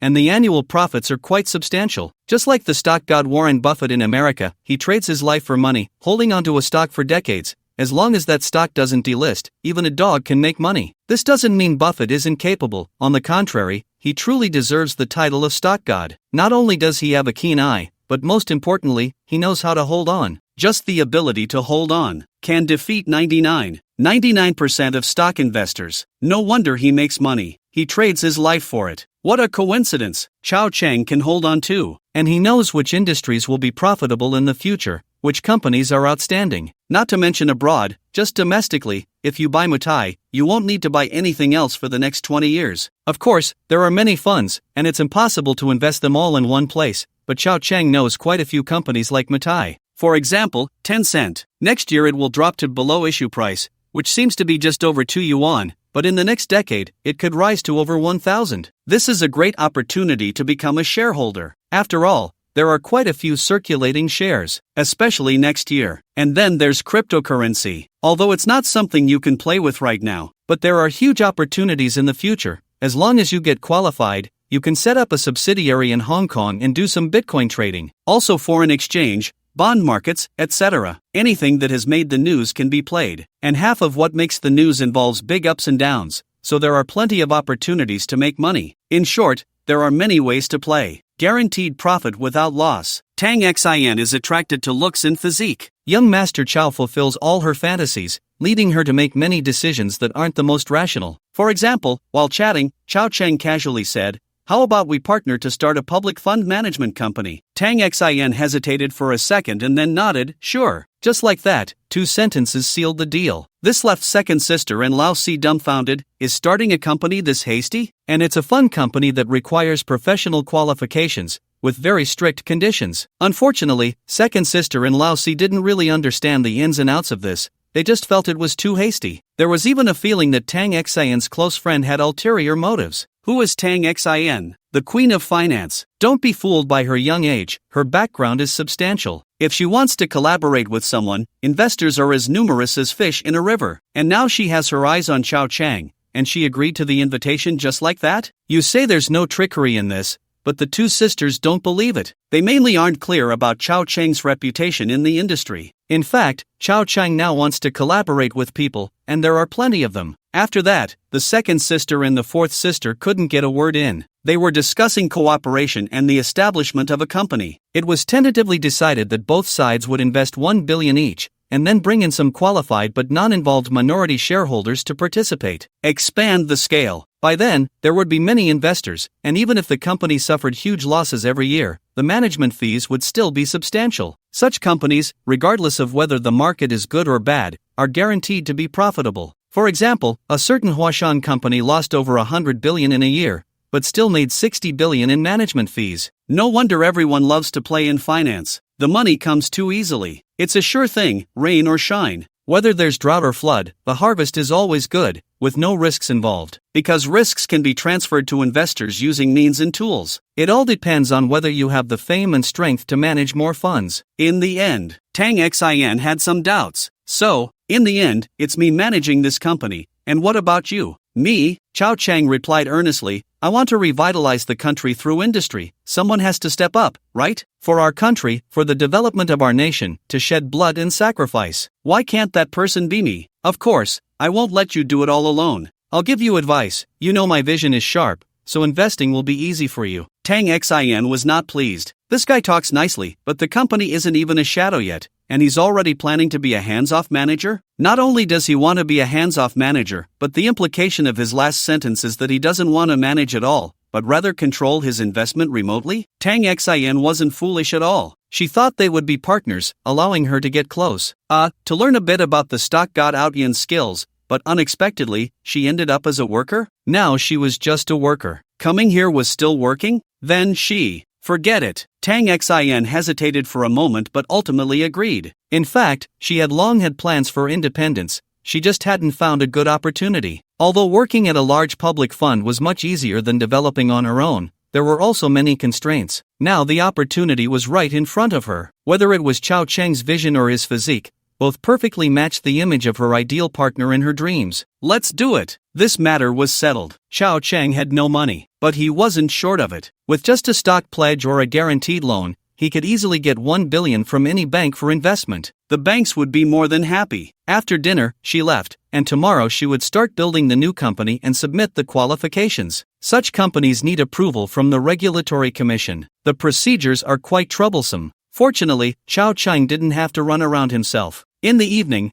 the eldest sister and the third sister returned. The investment matter couldn't be hidden, but the eldest sister didn't interfere. The third sister was even less likely to interfere. She was even worried about whether Chao Chang had cash to invest and was prepared to lend him some. Although the third sister's pocket money wasn't much, she could still take out a few million. Better than nothing. It was mainly a gesture of goodwill and pampering her brother. Late at night, when all was quiet, everyone was in their own spaces. The second sister quietly found Chao Chang. She knocked and entered. Chao Chang instantly covered himself with the blanket, startled. You, what do you want to do? I tell you, this is a society governed by law, and you are also a law enforcement officer. Don't break the law. If you go out now, I'll pretend you were never here. Hashtag, his fists clenched. The second sister's face was dark and cold. Originally, I was just preparing for a late-night chat, but with what he said, it took on a different meaning. What the hell? What have I been thinking about all day? My second sister, with a stern face, said in a low voice, I'm here to tell you that my best friend Tang Xin is very professional, especially in finance. I have no objections to you collaborating with her, but you need to be cautious. After all, you never know what's in someone's heart. You can listen or not. After saying that, my second sister turned around and left with a strong negative emotion. Chao Chang could tell that his second sister had changed. She cared about him. Even when facing her best friend, she leaned towards him. Moreover, his second sister wasn't foolish, she was very smart. Although she might not know much about finance, she understood her friend Tang Xin. Tang Xin's methods were definitely not those of a kind-hearted person. Simple and conscientious people are not suited for this line of work. Additionally, his sister's words were just a reminder, not an accusation that Tang Xin would use underhanded tactics. It was mainly about being cautious. That's the mindset of a mature person. In this world, it's hard to find 100% trust. Some couples struggle to trust each other, and some parents even envy their children's good fortune, let alone just friends and partners. In the end, her harsh words were directed at Chao Chang's attitude, not at Tang Xin. The next day, the 145th day of Chao Chang's life as a rich second generation. Comfortable. He stared at the ceiling, lost in thought for a while, sorting out his somewhat confused thoughts. What he needed to do next was still to earn emotional value. No matter how much money he made or how famous he became, emotional value was the priority. He couldn't lose sight of the main goal. However, once he earned enough in the future to show off his wealth, the emotional value from flaunting wealth would also be considerable. But he had to be mindful of the methods. Simply showing off wealth, not to mention whether it aligns with core values, would likely yield only one-time emotional value. Therefore, boasting also required strategy. He could think about this slowly, no rush. He had to be smooth about it. Chao Chang had already moved beyond lowbrow interests. He was no longer at the age of just taking advantage of Aunt Wang. Now, summer vacation had officially begun. He wondered how Aunt Wang was doing. He should ask her later how her son did on the exam. Last time, she didn't clarify. Sigh. These villagers are too guarded against me. I'm here to help, after all. Why can't they trust me completely? It's quite frustrating. Today seemed to be another nice day. After getting up, the eldest sister, second sister, and third sister all went to work. Only the fourth sister was at home doing nothing, like a parasite. He had to find her something to do. This family doesn't support idlers. Chao Chang looked at her lounging around, so angry that he didn't even feel like eating breakfast. He went straight to the sofa and kicked her leg. She shot him a sideways glance and shifted a bit to the side. Chao Chang sat down next to her and said seriously, "Did you take care of what I asked you to do yesterday?" "What?" The fourth sister was taken aback. Chao Chang was surprised. "I told you to help me register a cultural media company and recruit some well-known agents in the industry. Such a big matter, and you forgot it after a nap?" The fourth sister was completely thrown off. "Are you serious?" "What else?" "I told you I was very serious." Chao Chang glared at her. The fourth sister pursed her lips and smiled, quickly turning her head away. Chao Chang pushed her a bit. The fourth sister fell back on the sofa, laughing uncontrollably. "Can you be serious for once?" After a while, the fourth sister finally managed to stop laughing. Her pretty face flushed, trying to return to a chatting state. She asked, "Have you thought about how to do the music talent show you want to create? The first problem is, you're not in the variety department of a TV station, you don't have any artists or resources. And do you understand stage design? Do you know how to plan a show? Program positioning, schedule, style." Lao Si understood this industry. Even if she hadn't personally participated, as a member behind the scenes, she had seen enough to understand some things naturally. When discussing the overall picture, she stopped laughing and said repeatedly, "There's also the issue of the director, the music team, the behind-the-scenes team, the photography team, the post-production team. including well-known judges in the industry. Which celebrity guests are there? Where is the stage? What equipment is needed? Online and offline channels, fan management, including media promotion and collaboration. Most importantly, where is the profit? Stinky little brother, this isn't something you can just decide to do on a whim. Having funds isn't enough, you need connections. Lao Si shook her head. I know you have some funds now, but if you don't understand anything, no matter how much money you throw in, it will just go down the drain. Trust me, I won't harm you. The waters in this industry are deeper than you think. Lao Si pointed at the television. Just yesterday, we watched the male singing competition. Such a huge influence, so many connections mobilized, and so many sponsorships and advertisements, yet in the end, they might not make much money. Whether it ultimately makes a profit, and how much, depends on the advertisers for the final battle, the development of the program's artists, plus fan value-added income, and so on. Only then can we determine the profit and loss for this Shandong Broadcasting Group. Chao Chang really didn't understand this much, but he probably knew a bit. After all, the online atmosphere in the future was much better than now. Many materials were publicly available. Ordinary people, even if they didn't deliberately study or delve deep, could learn a lot from various fragmented pieces of information that they originally had no chance to access. Understanding is truly generational. For example, in the secondary market, some scams and accounting fraud methods of listed companies that would be well known decades later, ordinary investors could understand the tricks involved. But in this era, many people in the financial circle only had a vague understanding, or hadn't even come into contact with it. For instance, the Zhang Zidong incident in a few years, the so-called Southern Maotai and Northern Deer. A lousy company committing accounting fraud stood on equal footing with Maotai, even surpassing it at certain times. This reflects a generational gap. It's a matter of understanding. However, Chao Chang never thought about doing it himself, nor was it really to make that little money. Losing money was fine. Just like before when young Master Chao played mahjong, he deliberately lost a lot to the older sisters, considering it their emotional compensation, okay? Not to mention the tactics of the Voice of China turning chairs, crushing an era. Later, the turning chair became a meme. Now, the turning chair is the biggest brainwave. It's hard not to be popular. Xiang Mei Mei, you are so good to me, Chao Chang said softly. Lao Si knew this guy was up to no good. Once he used that tone, it meant there was no good outcome. But, he said I was fragrant. Chao Chang continued, I know you mean well, and I understand this is complicated and troublesome, so I need your help, Xiang Mei Mei. Lao Si instantly lost her resistance. How can I help? Recruit people, we just spend money, come up with ideas, and then hire professional managers to run this company. Since we don't understand, let's hire someone who does. What do you think? I think that could work, Lao Si mumbled. Chao Chang said, but you are here, right? I may not understand, but you do. Lao Si quickly shook her head. I can't manage such a big company. Chao Chang glanced at her, thinking too much. Who would let you manage? Do I not know your capabilities? You can supervise. Be the producer. Anyway, you know this industry better than I do. This company can be a partnership between us. Young Master Chao started to paint a big picture. This picture was big, very big and round. And it's not just about getting the sound right. There will also be auditions for male and female groups, and 101 loyal dogs. Is that the name? Anyway, it's quite famous. And then there's my brother Cohen. Including movies and TV dramas, no matter how you do it, there can be emotional value. Making money is just a byproduct. There's also another thing. Coincidentally, next year the market environment will be poor, and land prices will be cheap. I remember a news report from an official media outlet saying that next year the number of land transactions will drop by more than 50%, and the transaction amount will also decrease sharply. In other words, no one is buying land anymore. What a great opportunity. Let's do more. If we just sit around doing nothing, the future will be worth hundreds of billions. Of course, it has to be in a good location. Later, we can collaborate with our Momren. It seems she doesn't have time, so let's find Sister to cooperate. Sister still owes me 10 massages. The 3-month bet is about to expire. It's time to pay the debt. What does it mean to know 3 days in advance and be rich for 10,000 years? That's what it is right now. If we say that a year ago, young Master Chao, with 100,000 huge funds, had limited options. Now, young Master Chao, with $1 billion small change,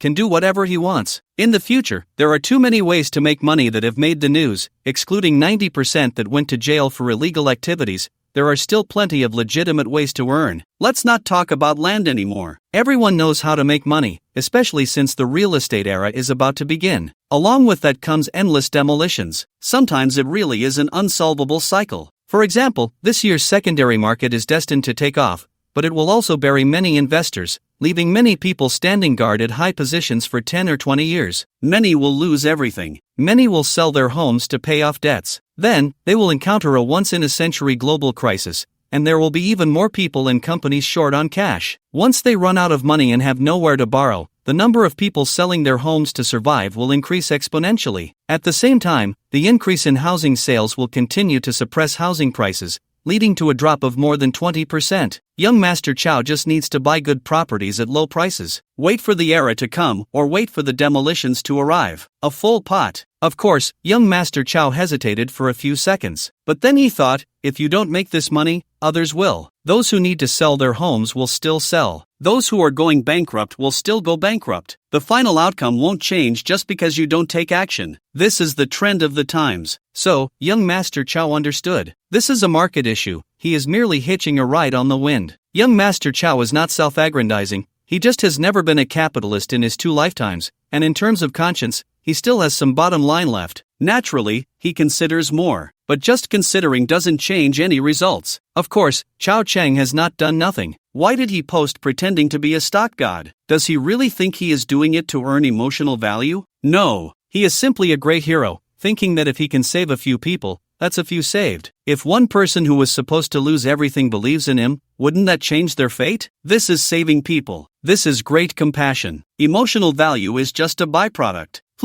Just a byproduct. That day, Tang Xin sent news that the company has been registered. It's called Outyen Fund Management Company, Ltd. Really speechless. Young Master Chow shook his head. He was not satisfied with this name. It was originally just a joke to call it Stock God Outyen, but he was also a bit relieved. Fortunately, when naming it, he didn't call it Stock God Long Outyen, otherwise it would have been a disaster, right? Young Master Chow had also expressed that he didn't want to be called Outyen because in 10 years, this name would be very awkward. But Tang Xian's opinion was crucial, and her reasoning was also fine. She said, Outyen is very famous now. If I could call it the Outyen Fund Management, I would just call it the God of Stocks directly. Moreover, this name has countless followers. Besides, can you come up with something better than this? Young Master Chow pondered and said, actually, I have a name in mind that I think is quite good. What is it? Let's discuss it. If it's really good, we can change it. It's just a bit of a hassle. Tang Xin was curious, her tone carrying a hint of expectation, giving young Master Chow some face. Xiao Cheng thought for a moment and said, in the East, there is a group of dream-chasing employees who believe that under young Master Chow's leadership,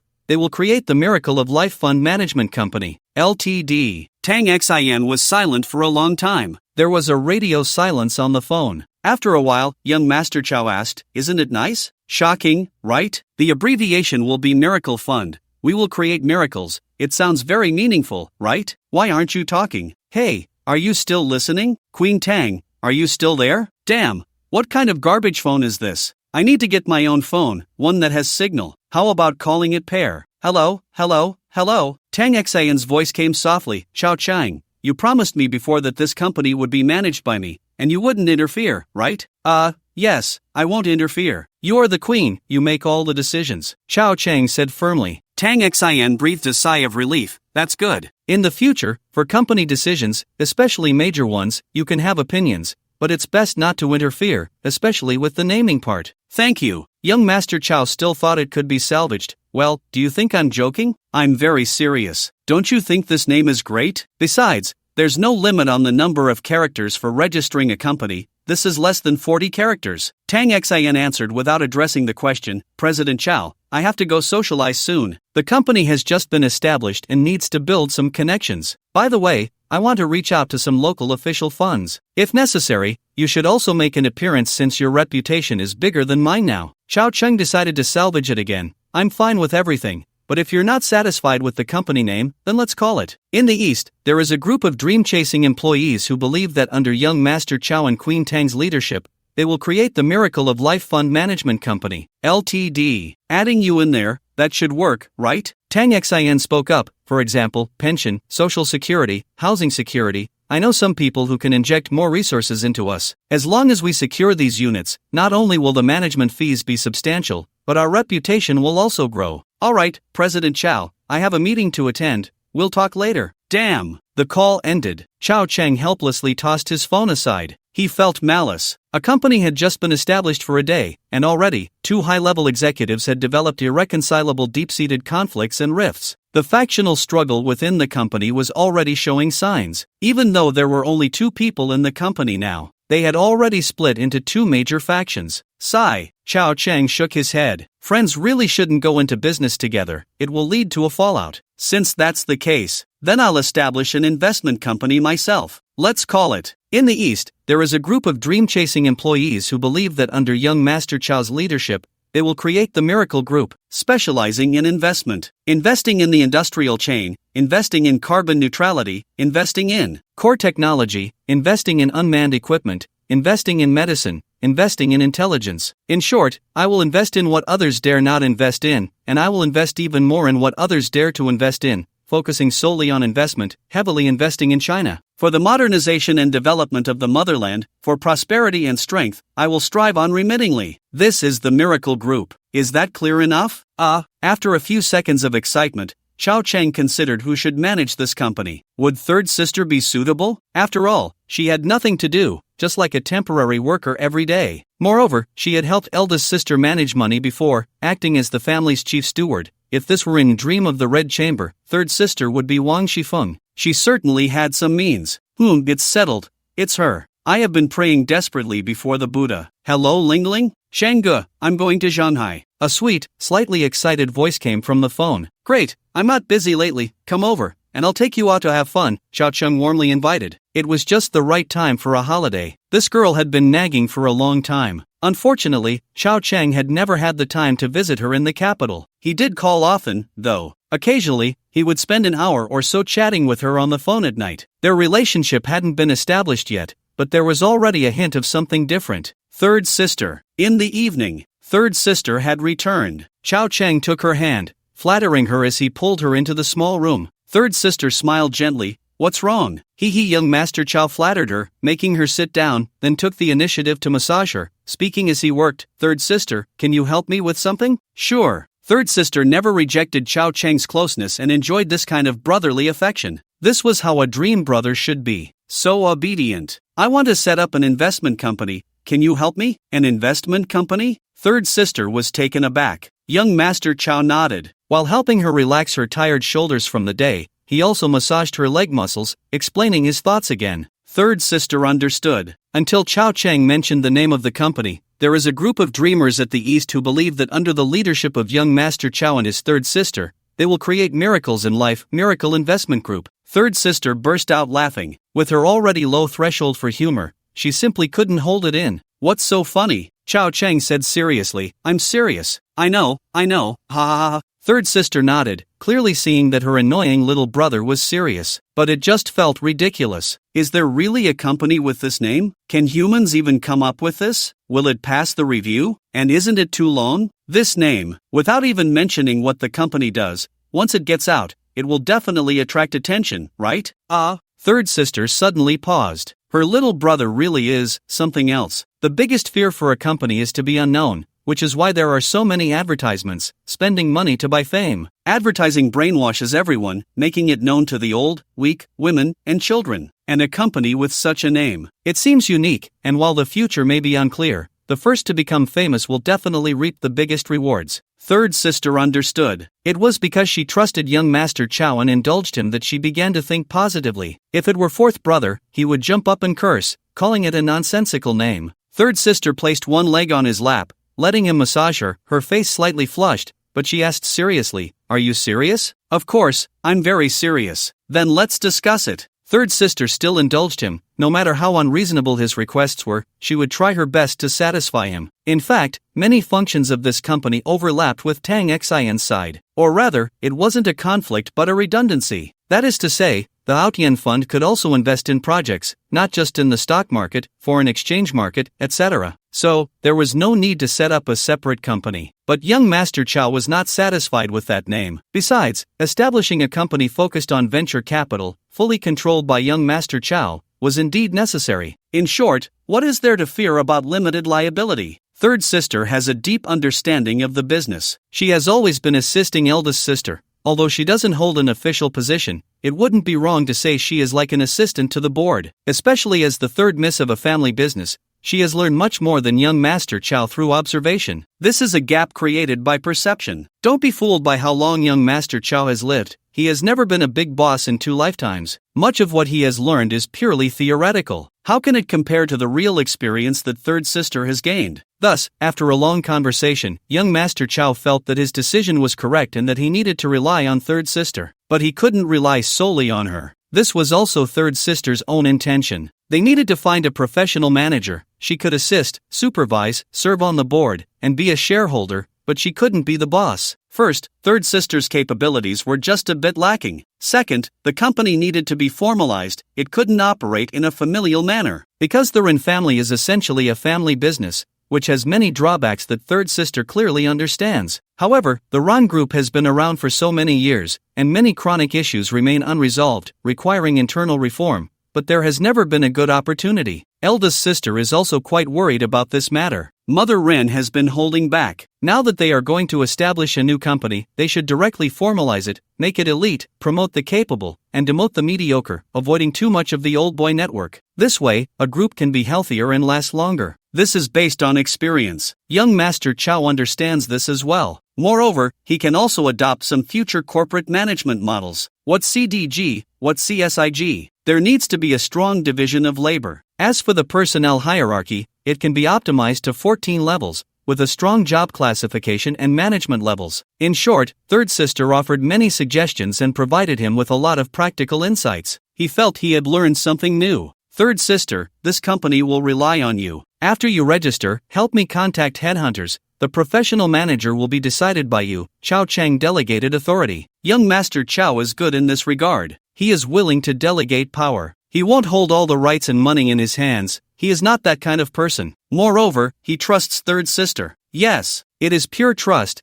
definitely not a hands-off manager. Aren't you going to participate? Third sister asked curiously. Chow Chang sighed. Third sister, you know I have investments on my side. I am currently managing tens of billions in funds. Third sister nodded. Additionally, I have partnered with Tang Xin on a public fund, investing 100 million. And with fourth brother, I am planning to start a cultural media venture. Now, adding your investment group. I am too busy. Third sister felt a bit pained to hear this. Third sister gently said, don't tire yourself out so much. Money is endless. You should rest when you need to. Our family is not short on money. Third sister, you are so good. Third sister is not foolish. She knows that young Master Chow likes to be a hands-off manager, but she didn't expose him. At the same time, she is also aware that even if young Master Chow doesn't participate in management, managing such a large amount of funds in so many companies requires a lot of thought. Mental work can sometimes be more exhausting than physical labor. Third sister understands this deeply. So, even though she knows this guy might be a bit lazy, she still indulges him. After all, he is her only brother. It took so long to finally have him. If she doesn't spoil him, who will? I'll let eldest sister know later.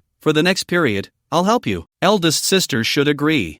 Chow Chang felt a twinge of guilt. It was one thing to fool fourth brother, but third sister is truly good, and he felt embarrassed to deceive her. Sigh. Third sister, I'm sorry. Why are you suddenly saying sorry? Third sister laughed. Actually, I wanted to be lazy, so I asked third sister to help me manage the company. Chow Chang revealed the truth. Let's put ourselves in each other's shoes. Third sister smiled, shook her head, and said softly, I know. Third sister continued, but I know you have a lot of funds and companies to manage, which is quite exhausting. Besides, I can leave the family business to gain some experience and help start the new company. Consider it a learning opportunity. Third sister. Boohoo. Chow Chang was moved and rushed towards her. Third sister patted his back, her face slightly flushed. All right, you're still young. Young Master Chow was genuinely touched. It wasn't about taking advantage. Don't misunderstand. It was unclear how much time had passed. Knock, knock, knock. A series of knocks on the door startled the two. Eldest sister had arrived. Upon entering and seeing Chow Chang and third sister sitting across from each other, she noticed third sister's expression was slightly off. Eldest sister didn't think much of it and said gently, Third sister, why don't you go downstairs and have some soup? I have something to discuss with fifth brother. Okay. Third sister stood up, secretly shot Chow Chang a glance, and stepped out. After third sister left, eldest sister didn't close the door. She got straight to the point. I lost. Young Master Chow pretended to be surprised. Huh? What did you lose? Eldest sister shot him a sidelong glance. She wasn't foolish. Just a few days ago, this kid had been hinting to her that if she lost, she would have to fulfill the bet. But at that time, it hadn't been 3 months yet. Now it was. And this kid was still pretending. She felt a bit of negative emotion. Ever since her defenses had been broken, her emotional state had become more pronounced, and the feelings in her eyes had become more evident. She no longer just smiled gently, spoke softly, and smiled again, like some AI robot. Now it was much better. Did you forget? If you did, then I'm leaving. Eldest sister pretended to turn away. Chao Cheng quickly spoke up.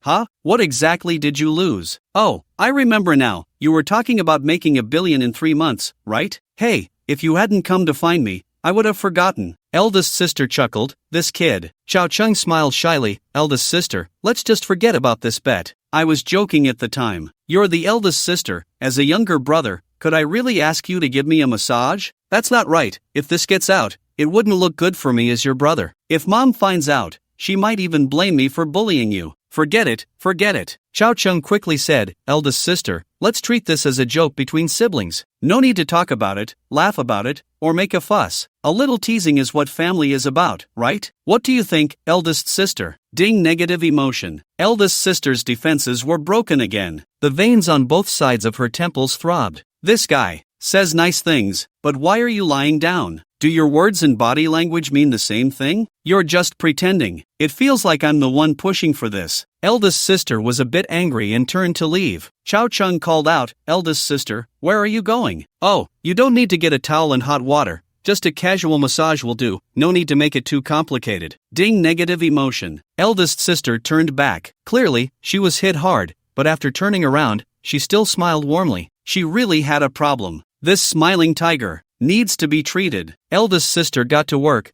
massaging his shoulders. Chao Cheng exclaimed, ouch, oh.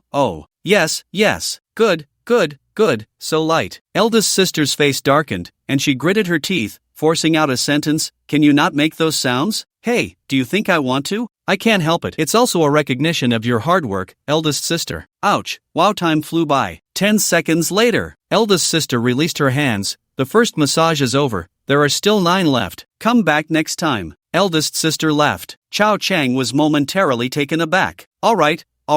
Playing tricks, huh? My sister actually knows how to play tricks? Very good. You've changed. You've become more human. Chao Cheng smiled and didn't tease her. It was good that she had changed, and the gaps in her defenses had widened. That's how it should be. Who wants to be a smiling tiger all day? We're family. Why wear such a thick mask? Besides, it's not really playing tricks. Strictly speaking, when we agreed on the bet, we only mentioned it 10 times but didn't specify how long each time should be. So, as long as we pressed it once, it counts as respecting the spirit of the contract and fulfilling our respective responsibilities and obligations. No grounds for criticism, but her mask is really thick. In fact, she might not want to be this way. The environment has influenced her growth, ultimately turning her into this motherly older sister. Whether it's good or bad, outsiders can't say much. After all, one is not a fish. But young Master Chow can feel that with each of her changes, her eyes seem to brighten a little more. This seems to be a positive development. On this day, she came. She ran over in a JK uniform. Chao Cheng received the call, and Ling Ling flew over like a bird into the forest, pouncing towards him. A group of older men were envious. The playfulness and youth radiating from Ling Ling dazzled many older folks. Tears of envy were shed. Why? What's the reason? Is it because he's handsome? Because he's young? Because he has a good figure? Because he's tall? But, does he have money? So young, maybe still spending his family's money. Little spicy chicken. It's a pity, there was no cliché scene where a greasy fat guy came over asking for contact information. Another chance to slap someone in the face was missed. Changgu, I miss you so much. I miss you too. Chao Cheng laughed heartily and ruffled her hair. In fact, she wasn't really in a JK uniform. It's not popular these days. Just a slightly shorter pleated skirt,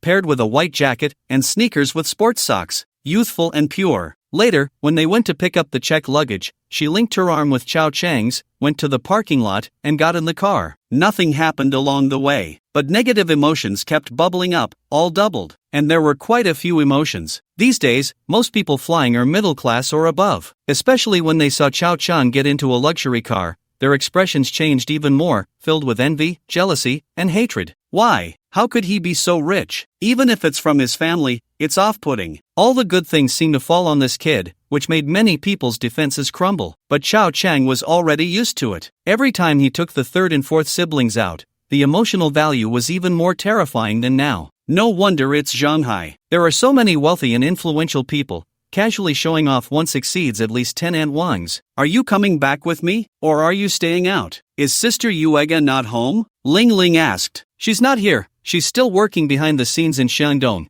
It's the finals. Chao Chang didn't explain much. Probably Ling Ling knew about it. Ling Ling nodded. Then I won't bother going over. I'll just go to the hotel. All right. Chao Chang didn't refuse or force an invitation. The mansion belonged to the four sisters. Chao Chang could be reckless inside, but it wouldn't be polite to bring others in to stay. Also, it's inconvenient. All the way, there were negative emotions. Driving the car, with the windows down. At the traffic lights, looking left and right, it was all envy, jealousy, and hatred. Are there too many traffic lights in Shanghai? So annoying. These people kept staring at him and Ling Ling. Haven't they seen handsome guys and beautiful girls before? Tisk all the way harvesting. When they arrived at the hotel, still harvesting. Ling Ling stood there. Her long legs were so white, so white, so white, and her aura. She was a piano prodigy, exuding an elegance that seemed to emanate from her very bones since childhood. When she played the piano, her posture was dignified, and her fingers were lively, very lively indeed. Over time, this grace would blend into every aspect of her life and movements. With every frown and smile, every stand and sit, elegance overflowed. There was also a kind of intellect. The most terrifying part was that within her elegance and intellect,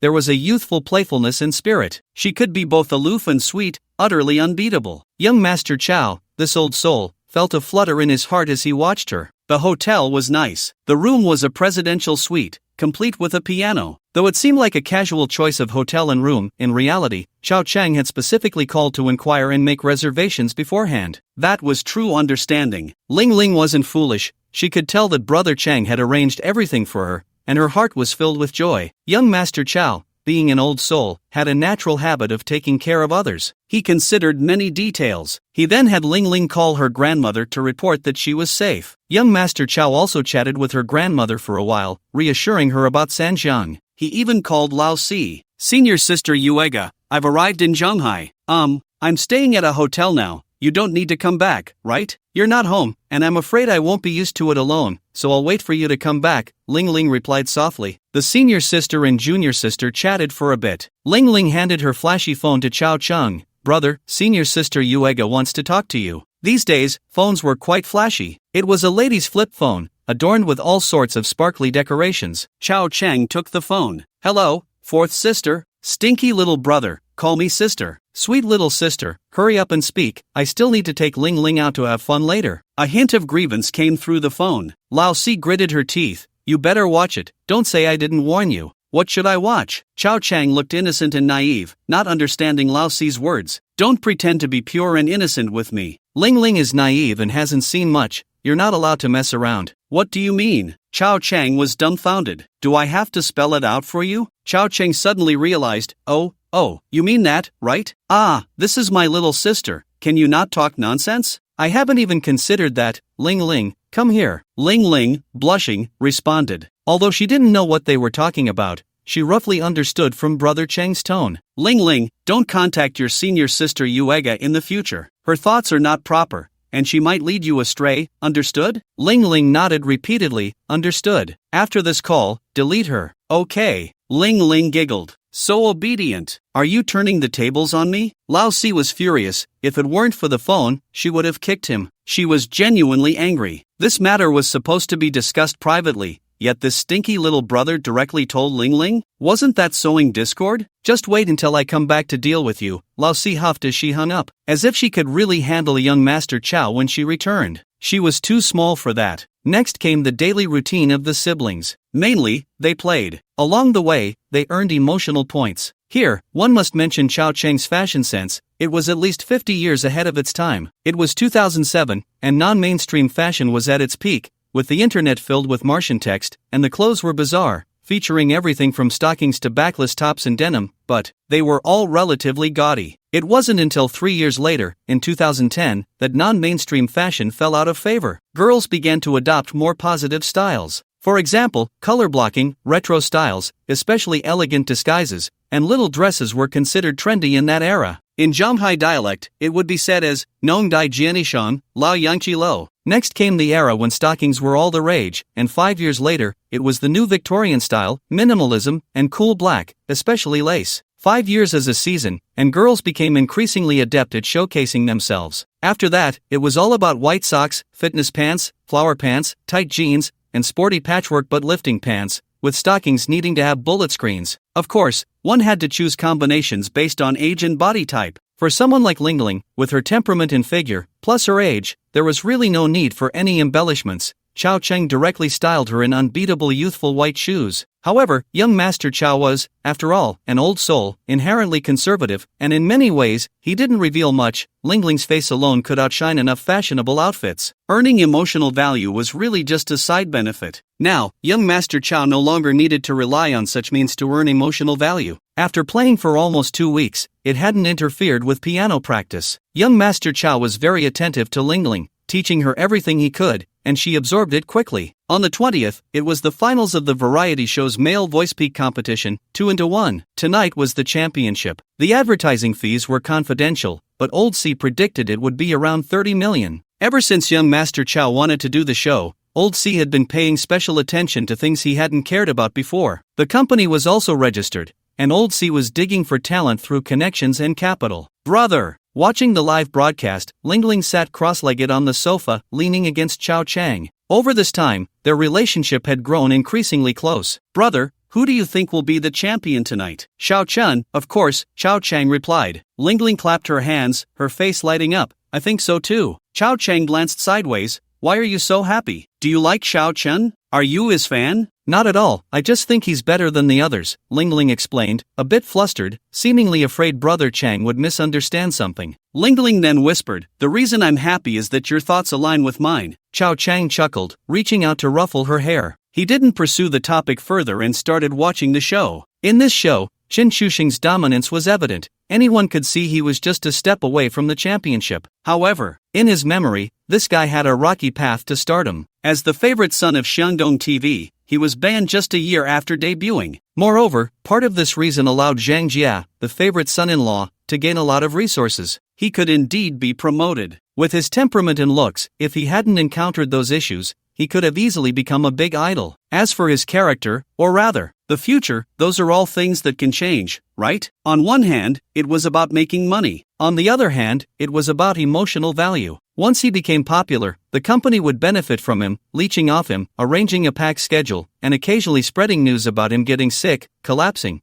coughing up blood, losing weight drastically, or needing emergency treatment for a cut finger. Young Master Chao wouldn't do such things, but the news could be spread that way. Wouldn't the fans be furious? As long as they didn't hit him, it would be fine. Chao Cheng's smile gradually took on a more capitalistic tone. Lingling raised her head. Brother, what are you thinking? You tell me. Xiao Cheng didn't hide it, smiling. How about I sign Xiao Chen later? That's very difficult. Lingling shook her head. Countless companies are eyeing him now. Indeed, he was very popular now. But afterward, it would be quite low. The next day, Chao Cheng woke up, staring at the ceiling in a daze. It was also a moment of self-reflection. This was a character developed over 2 lifetimes. He always took time to introspect. No matter how busy he was, he would look at his strengths and weaknesses, and then correct what he could and encourage what he couldn't. Weaknesses didn't exist, only strengths. So, among these strengths, was there any that was slightly weaker? Soft-hearted, easily influenced by others. Does that count? Young Master Chao always believed he was a good person, a gentleman, a great hero. No one would disagree, right? But why were the things he was doing becoming increasingly bad? It was all the system's fault. In fact, Xiao Cheng also wanted to collect some positive emotions, like when Xiao Chen sang, and his fans were happy. That was positive emotion too. But the positive emotions provided by the system were always far fewer than the negative ones. With no other choice, Xiao Cheng could only find ways to gather negative emotions.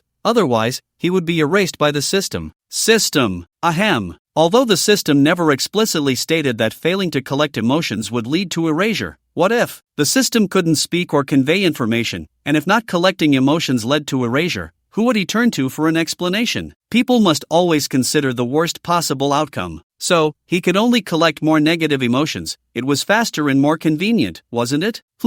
The self-reflection ended. All the system's fault. Get up. Wash up. Today, the fourth sister is coming back. Ling Ling is also moving out of the hotel to live in the big mansion. In fact, all four sisters at home knew Ling Ling. It was just that when the fourth sister was not home, it was really inconvenient for Chao Chang to bring her over. Now that the fourth sister is back, Ling Ling can naturally move in and live with her best friend. Yesterday's peak showdown. Unsurprisingly, Xiao Chen won. The delighted expression left Chao Chang speechless. He was too happy too soon. Soon he would witness the power of capital. Moreover, he would later be sued by the company for over 20 billion. You read that right. Sued for over 20 billion. Chao Chang admired Tianyu. They really dared to ask for that. From this incident, Chao Chang understood the bottom line of this circle. There was no bottom line. The entertainment industry was chaotic. Chao Chang could imagine that when his massive entity entered this small entertainment circle, it would probably become even more chaotic. During the summer vacation, the people around were not idle. Tang Xian was busy at the new company, socializing, and quickly built up the structure. The secondary market also returned to 4,000 points after the Happy Male Voice Finals. And after this week, it would be hard to turn back, soaring high into the sky, continuously increasing the prestige and fame of stock god Aotian. This also had a positive effect on the new company. The third sister's structure was built even faster. In just half a month, everything was ready, waiting for the funds to be injected and the invited managers to come in. By the end of the month, everything should be settled. At that time, Chao Chang would need to meet with the managers to discuss the plans. It was essential to set the tone and the company's future investment outlook for the market. The entertainment company was also established, called Miracle Media. The full name is, in the East, there is a group of dream-chasing entertainers who believe that under the leadership of young Master Chao and his fourth sister, they will create a miracle in cultural media. The fourth sister opposed it. She threw a tantrum in protest. She felt it was embarrassing. It felt like defecating in public. But she couldn't withstand young Master Chao's coercion and the repeated calls of Sister Xiang. In the end, the fourth sister agreed. She originally wanted to call it Four Sisters Media. This infuriated young Master Chao. His own company called Four Sisters? The most annoying part was that they didn't include her. What a terrible name. However, in the end, the fourth sister compromised. Moreover, with Ling Ling added, many things became easier to handle. Ling Ling was a girl of great family prestige. Her grandmother was an old professor in the industry, and her parents also worked in audiovisual related jobs in the capital. She belonged to the third generation of stars. She had a reputation in the circle. So, Chao Chang saw that she had been playing, enjoying, and shopping these days. He needed to help out a bit. He couldn't just play all the time, could he? What would that become? Playing would lead to loss of ambition. In this family, no idlers allowed. Everyone was busy. Being busy is good.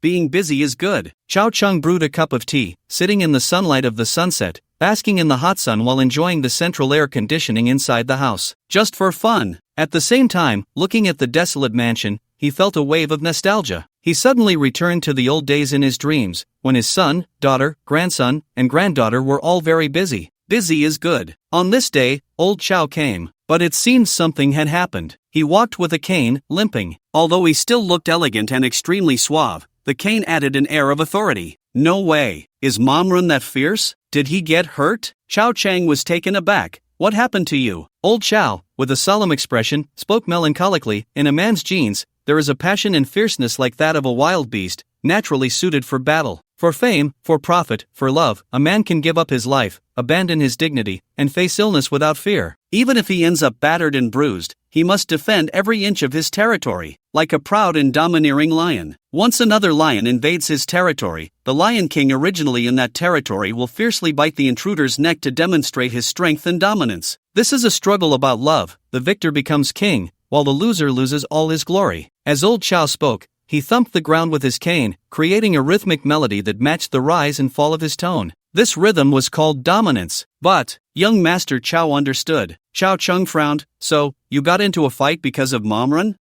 Old Chao was speechless. It was a duel. Do you know what a gentleman is? Just say you fought. If you won, say you won. What's with the duel, gentleman, Lion King, territory? You're limping now. A Lion King with a cane? Chao Chang scoffed. This is called a single-handed cane. A cane is a cane. Why single-handed? It's a staff. Alright, it's a cane. Not a cane, it's a single-handed cane. Old Chow was very particular about the word cane and kept correcting it. Chow Chang waved his hand, not wanting to dwell on this topic. So, tell me, how did it start? Old Chow looked proud, gazing at the sky at a 45-degree angle. The sun was a bit blinding, and Old Chow was forced to lower his head to avoid going blind. In a deep voice, filled with dominance, he said, "Don't think I'm leaning on a cane. Leaning on a staff, but I can still gently pull your hand."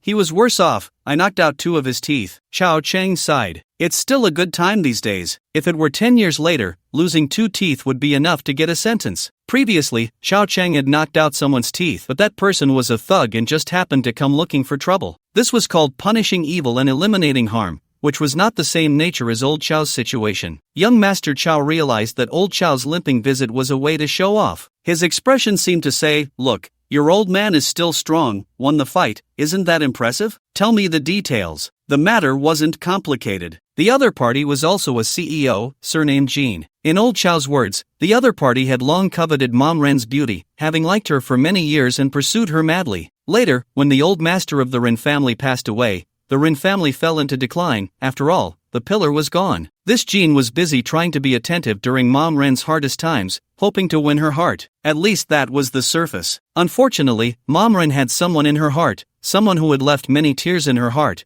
and she couldn't love anyone else. CEO Jean didn't give up, continuing to pursue her. This chase lasted for over 10 or 20 years, and later he went abroad and even got married. But Mom Ren remained the white moonlight in CEO Jin's heart. When General Jean returned to the country this time, it was for 2 reasons. One was to pay respects at the gravesite, and the other was to see if there was still a chance to have a relationship with Mom Ren, since he had gotten divorced. Unexpectedly, he received the shocking news that Mom Ren had actually married a rural loser. How could he tolerate this? Did he even have a local household registration? Damn it! General Jin's words were harsh, but his skin was not as thick as Old Chow's. Who was Old Chow? He directly confronted him. General Jean was both angry and upset, and in a fit of rage, he even cursed at Mom Ren, implying that she was blind for choosing such trash, and that this trash even came with a little trashy baggage. Attacking Chow Chang was fine, but cursing at Mom Ren was unacceptable. That's when the fight broke out. Young Master Chow frowned. "What do you mean cursing at me is fine? That little bratty baggage you mentioned is talking about me, right? Don't mind the details." Old Chow waved his hand dismissively. Young Master Chow was so angry he almost laughed. All right. Once you have a wife, you forget your mother. But I have to remind you, from what you said, this General Jean is the villain. Be careful he doesn't hit you with a sneak attack." Anyway, Old Chow meant that this General Jean was fat and had a big head, looking just like a nouveau riche. He was also in real estate. After going abroad and seeing the world, he returned home arrogant and overbearing, even looking down on his first love, and might even be planning some kind of song and dance troupe. People like that have underhanded methods, at least according to Old Chow. That was the kind of person he was. But how credible were Old Chow's words? Young Master Chow remained skeptical. "Don't worry, I hit people like that every time I see them," Old Chow boasted. "Be more careful." Chow Chang shook his head and said no more. Fighting was a small matter. In this day and age, whose child didn't grow up fighting? Which adult hadn't fought? Unlike in the coming decades, when fighting would require weighing whether the funds were sufficient. Soon, Mom Ren returned, bringing back excellent ingredients, lobsters and abalone. Seeing Old Chow bragging, she shot him a fierce glare. "Move the food inside, and by the way, bring me a cup of coffee." After Old Chow grumbled and left, Mom Ren gently asked Chow Chung how he had been during this time. "Pretty good, Mom, just a bit busy and a bit tired." "You child, don't you know to take a good rest? Isn't this resting? It's hard to get a day off." "By the way, Mom, how did he hurt his leg? Did he really say he saved you heroically?" Chow Chang asked curiously. Mom Ren instinctively rolled her eyes and chuckled. "He, heroically saving someone? He was just fighting over a woman and accidentally fell, hitting his leg. It was just a little sprain, and after resting for a few days, he was almost fine, but he's being dramatic and insists on using a crutch." "Hey, I knew it was a crutch. And the details of this incident are a bit exaggerated." Mom Ren didn't hide it. "It was just an old friend of mine, who now runs a company abroad. He recently came back to pay respects to the elderly and later invited me to dinner. Your dad went too. I never expected that scene. Your dad needed me to feed him." Young Master Chow grimaced in disgust. "No way?" Mom Ren laughed, reaching out to ruffle Chow Cheng's hair. "You don't know your dad. He just loves to act spoiled and gets jealous. My friend did pursue me when he was young,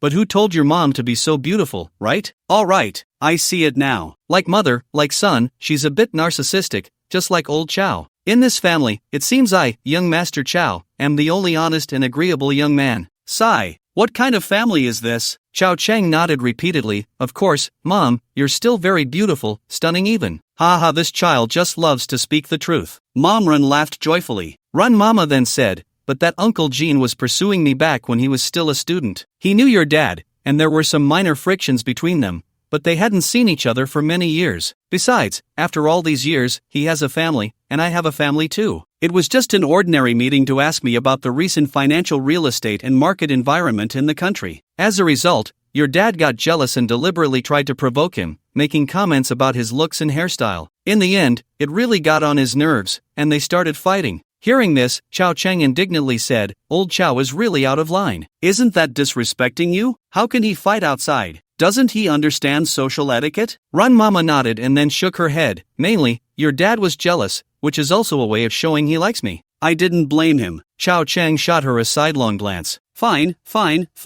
I'll help you scold Old Chow. And what do I get in return? A mouthful of dog food? You're so great, so noble. Am I stuck in the middle, not fitting in anywhere? Run Mama continued. Fortunately, there were many waiters who stopped them, so it didn't really escalate into a fight. But your dad accidentally tripped and fell, twisting his ankle. At that moment, he also accidentally flung his phone out, and by coincidence, it hit Old Jin's teeth and knocked them out. Chow Chang completely understood. The story Old Chow told was filled with lies, but the core meaning was correct. What do you mean he accidentally flung his phone out? It was definitely intentional. Old Chow can be quite scheming. Perhaps Rin Mama could see that too, but she couldn't say it so clearly. She was protecting her husband, and that was something that couldn't be criticized. On the other side, Fat Gene, sporting a Mediterranean hairstyle and showing off his gap-toothed smile, was waiting for his dental prosthetics to arrive from the hospital. The more he thought about it these days, the angrier he became. It was definitely intentional. That old man with the surname Chow really thinks I wouldn't dare to trouble you, right? Just wait. Just you wait. When have I, Gene, ever suffered such a loss? Damn it. You bullied me back in school. Now you're still bullying me? What was the point of going abroad? If this were overseas, I would have emptied my magazine. Haven't you heard of the bald man standing on the rooftop? That's me. Even the big black guys would avoid me. This time, if I don't knock out your teeth, I won't return to America. Fat Gene took out his phone and dialed a local contact. Hey, old dog, help me find a few people. Yeah, teach a guy a lesson. No arms, no legs, just knock out 2 front teeth. How much? What identity? No identity? Just a little old white face. No bodyguards around him. I'll handle his whereabouts. Just an ordinary person. I just need 2 teeth. How much? What? 50,000? Is the market that expensive? Alright, I'll give you 20,000 as a deposit. Old dog hung up and dialed another number. Yang Laojiu, help me deal with someone. 2 teeth, 20,000. I'll give you 10,000 up front. Yang Laojiu called his nephew. Crazy dragon, fierce tiger, there's a task. Beat someone up, knock out 2 teeth, and you each get 5,000. Don't worry, uncle, it's a piece of cake. Old Chow had no idea what fate awaited him. He was still arguing with young Master Chow. Young Master Chow had also noticed. He wasn't the son of luck. Even if he were, it would come with a disclaimer, saying it was a fake. Son of luck, fake. Up until now, he hadn't encountered a proper villain. Was Wang Haodong one? Not really. If he were a true villain, how could he be blocked outside by the company's security while chasing after Sanjia, unable to even enter the Ren Group's gates? This is the treatment of a son of luck, alright. And, young Master Chow was not mocked wherever he went. When buying clothes, the salespeople were polite, and when dining, the waitstaff were respectful. The only one who mocked him upon meeting was Old Chow. So Old Chow is the villain, right? Just like now. When Rin Mama said, you child, you need to rest, don't be so busy, Old Chow replied, busy my ass. He spends every day either eating or sleeping, like a pig. Run Mama argued back. You don't know how exhausting full-time stock trading is, right? Besides, my son has several companies now, which require a lot of effort. Chow Chang nodded repeatedly. Mom is right. Old Chow scoffed. The market is good now. Even a dog can make money. What's there to worry about? Ren Mama retorted. If you don't understand, don't speak nonsense. Do you know how to do business? Chow Chang nodded. Mom is right. Old Chow angrily scolded young Master Chow. What the hell do you mean? Mom, he said you're full of crap. Chow Chang turned to complain. Ren Mama's face darkened. Old Chow's face turned pale. Chow Chang's face lit up with joy. However, young Master Chow saw through it completely. Old Chow was indeed the villain. But there was no need for young Master Chow to intervene. Ren Mama could suppress him herself. With just a glance, Old Chow instantly cowered. So even if he was a villain, he was pseudo. But who is the real one? Damn, hidden deep enough. No wonder he's the puppet master, he hasn't shown his face yet. Chao Chang was very curious about this. When Ren Mama went to cook, the father and son chatted privately for a bit, and young Master Chow finally understood why Old Chow was picking on him today. He was still jealous, because he had just learned that Ren Mama had ordered a multi-million sports car, specifically for young Master Chow. It would arrive in a couple of days. In Ren Mama's words, boys like cars, and it's always good to have a few more. Whether it costs money or not doesn't matter. Whether you drive it or not doesn't matter. The main thing is to buy an experience. Old Chow was so sour about it. If he weren't his biological son, he would have struck back. Chao Chang felt the negative emotions radiating from Old Chow and found it amusing. Young Master Chow asked, "What kind of sports car did Mom buy for me? How would I know?" Old Chow shot him a glare. Young Master Chow asked again, "Is it good looking?" "I told you, I don't know," Old Chow replied impatiently. Chao Chung continued to ask, "Is it a two-seater? Then I can only take one girl for a ride in the future? Did Mom prepare an unlimited gas card for me? She wouldn't expect me to fill it up myself, right?" "Don't ask me," Old Chow gritted his teeth. Chao Chang pressed on, "What color is it? You know I don't like anti-red, but an anti-red sports car is indeed quite flashy." "Sigh, it's so troubling, I don't even want a sports car." Old Chow clenched his fists. "This little brat is doing it on purpose. It's driving me crazy." Old Chow raised his cane and chased after young Master Chow to hit him. His legs were fine, and he ran really fast. Chao Chung dashed into the room. Mom, look." "Chow, what do you want to do?" Run Mama exclaimed. Cough.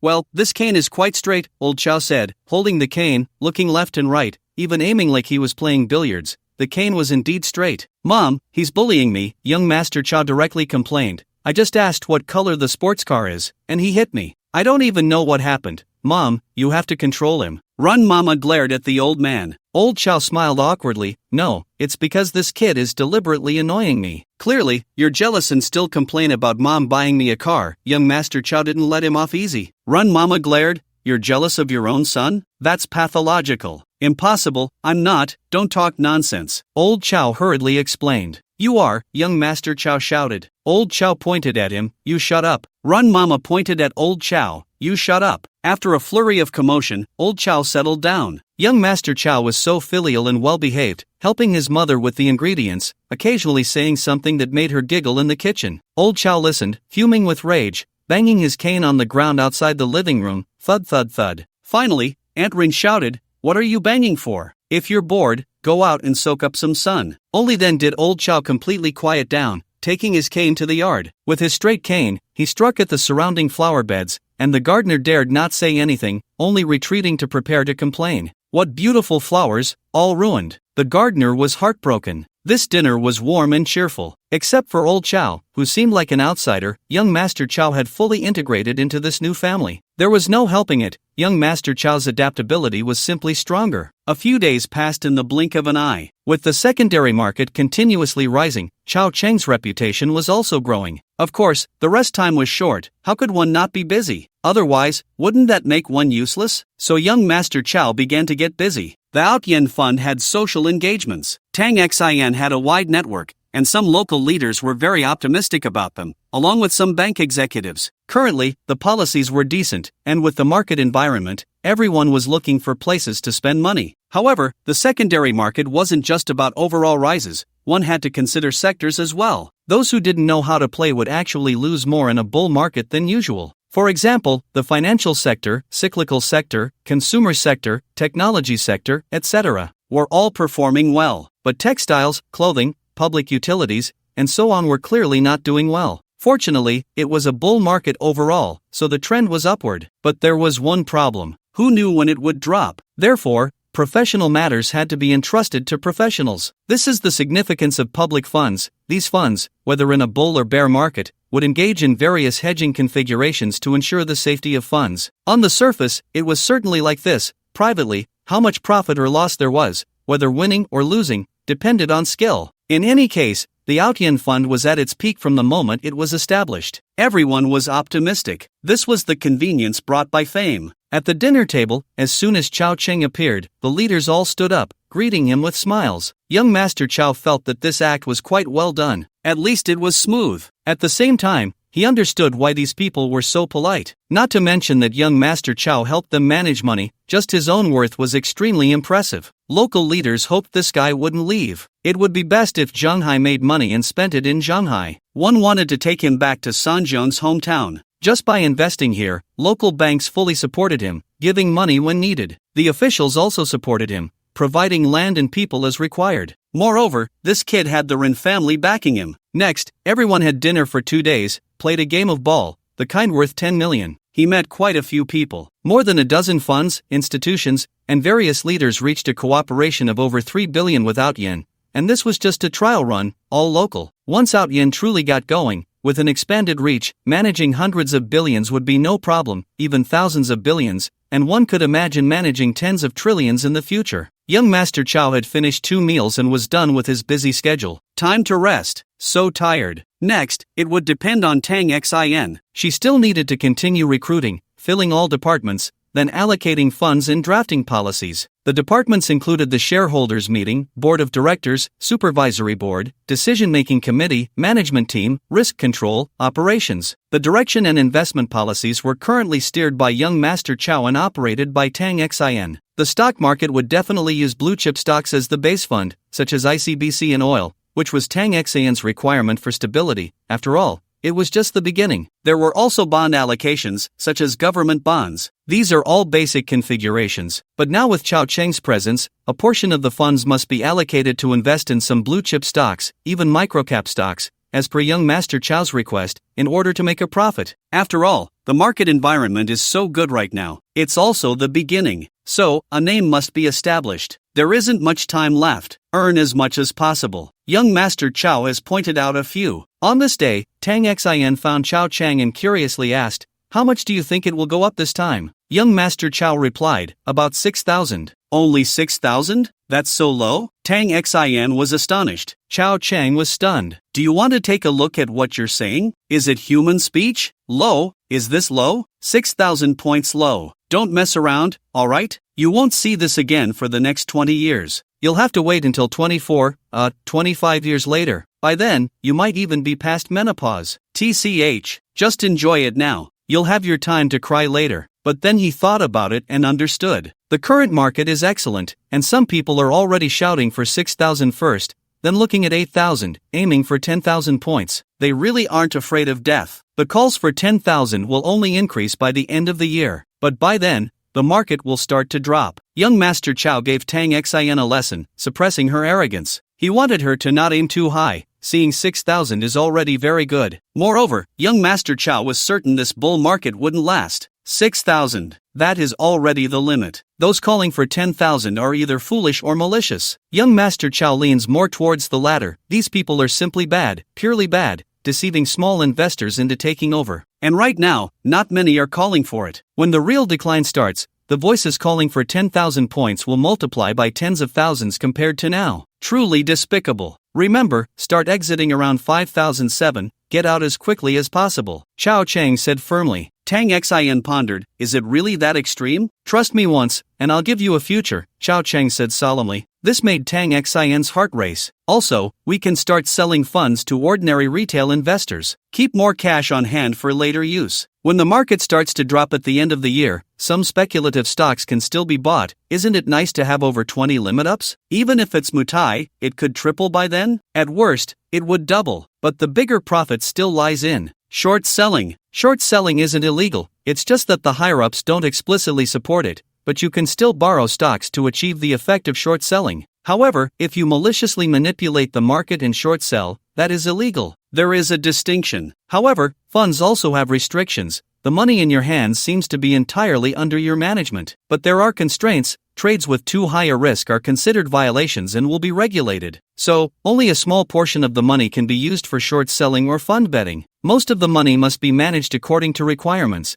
ensuring risk control and asset allocation to secure the funds. These are mainly Tang Xian's responsibilities. Young Master Chao is responsible for higher risk, higher reward aspects. Plus, he has money in hand, so he can play on his own. The next day, Chao Cheng went to get the car. Aunt Rin didn't show favoritism and bought a car for old Chow as well. Aunt Rin is a loyal customer of Ely's Four Circles, and her family has many four-circle cars. So, this time, she bought 2 cars. One is an S6 for old Chow, saying it suits his temperament. Young Master Chow was speechless. Is old Chow like someone from the system? Don't mess around. He could just drive a QQ. But Aunt Rin was really good to young Master Chow, directly getting him an R8. This car just debuted in Paris last year, was booked this year, and won't be available until early next year. But Aunt Rin has already gotten it now. What does this indicate? It indicates a bug. Of course not. It illustrates a mother's love for her son and infinite indulgence, the pampering typical of a wealthy second-generation heir and a loving mother, all embodied in young Master Chow. This car was definitely acquired through connections and a lot of money. It was brought here just to show off. It might not be the most expensive, nor the best, and certainly not the flashiest, but it drives down Zhanghai Avenue, turning heads and outshining all other sports cars in the same price range. Because it hasn't even been released yet, there's probably only this one in Shanghai, at most a few. Spending a little money to show off big. Mother Ren understands the young people's desire to show off all too well. Young Master Chow was so moved he almost cried. Old Chow looked at his own dignified car, then at his son's flashy sports car, and he felt unwell. Not to mention the price difference was several times over. The appearance was also off. Old Chow expressed he was still young and liked the R8. Mother Ren, with a half-smile, asked Old Chow, "What's wrong? Don't you like it?" Old Chow shook his head, overjoyed. "How could I not like it? I love it. I've dreamed of having an S6. I can never be an official in this lifetime,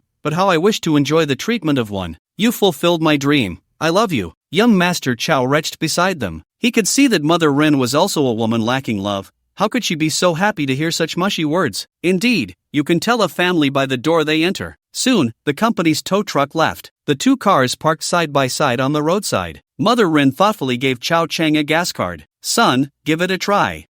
Okay. Chow Chang snapped back to reality. It wasn't that he was dazed, but the sudden surge of negative emotions surprised him. A sports car shouldn't evoke negative feelings, like envy or something. But why was there such a strong negative vibe around? There weren't many people nearby, and it wasn't in a bustling area. All right, he found the reason. Following the thread of negative emotions, Chow Chang's gaze turned to a van diagonally across the street, from which the negative emotions were emanating. There was fear, there was dread, there was terror, there was panic. Each feeling hit like a double whammy. It had to be someone of status, or perhaps an acquaintance? How could a person of prestige be sitting in a shabby van and project such strong negative emotions towards him? Could it be a financial expert coming to play a real-life PK? But that would be anger and rage, not fear. So, it had to be an acquaintance. The van's windows were tinted. Chow Chang couldn't see inside and couldn't think of who it might be at that moment. But it didn't matter. Chow Chang pretended not to see and casually shifted his gaze. He got into the new car. Meanwhile, Old Chow also took Mother Rin into the S6, and the 2 cars left one after the other. The van by the roadside didn't move an inch. The scene shifted. The fierce dragon and the fierce tiger locked eyes. They both recognized the fear and anger in each other. How could this happen? The ghost won't disperse. How could he be here too? And the person we want to deal with should be his dad? Damn. Fortunately, we've been tailing for 2 days without taking action. If we had really fought, we would have been done for. The 2 didn't actually speak, but their eyes and hearts clearly conveyed this dialogue in thought. Thank goodness. If this guy found out that his brother was also in Shanghai and had fought his dad, it would probably be the end of their lives. They would be chased and beaten by this guy every day. They wouldn't die, but it would be worse than death. In the back of the van, Yang Laojiu looked back until the 2 cars were almost out of sight, and he grew anxious. He urged, "What are you still dawdling for? Keep up." The fierce tiger, afraid to drive, just sat there dumbfounded in the driver's seat. The co-pilot was the fierce dragon. The 2 brothers did not respond. Yang Laojiu was furious and slapped one of them. "Are you too stupid? Keep up." Uncle Quanlong's voice was a bit hoarse as he stammered, "How about we just, give up on this, mission?" Meng Hu nodded vigorously, right. Let's just give up." Yang Laojiu was dumbfounded. He swung his arms and slapped both brothers on the forehead again. "Are you out of your minds? We've already taken the money, it's just 2 teeth. After we hit them, we can leave. What are you afraid of? What are you really scared of?" Yang Laojiu scolded. The brothers forced a laugh, suddenly at a loss for words. "What are we afraid of? Uncle, it's not that we're cowardly. It's that we're afraid of our family getting beaten up every day. Uncle, we're saving your life here. Good intentions can easily be misunderstood. Yang Laojiu couldn't grasp the love and life-saving grace his two nephews had for him. All he knew was that the two cars had just escaped. Yang Laojiu slapped the two of them again. Clap clap, get up. I'll drive. Today, I'll show you what it means to love your work. Uncle. Meng, who clung to the steering wheel, refusing to let go. Uncle, listen to us, don't drive. What's wrong? Is there a bomb in the car? Will it explode as soon as I start driving? Yang Laojiu's eyes turned red with anger. Meng, who shook his head. No bomb, but it's worse than a bomb. A bomb could kill us instantly, which isn't painful, but if we run into him,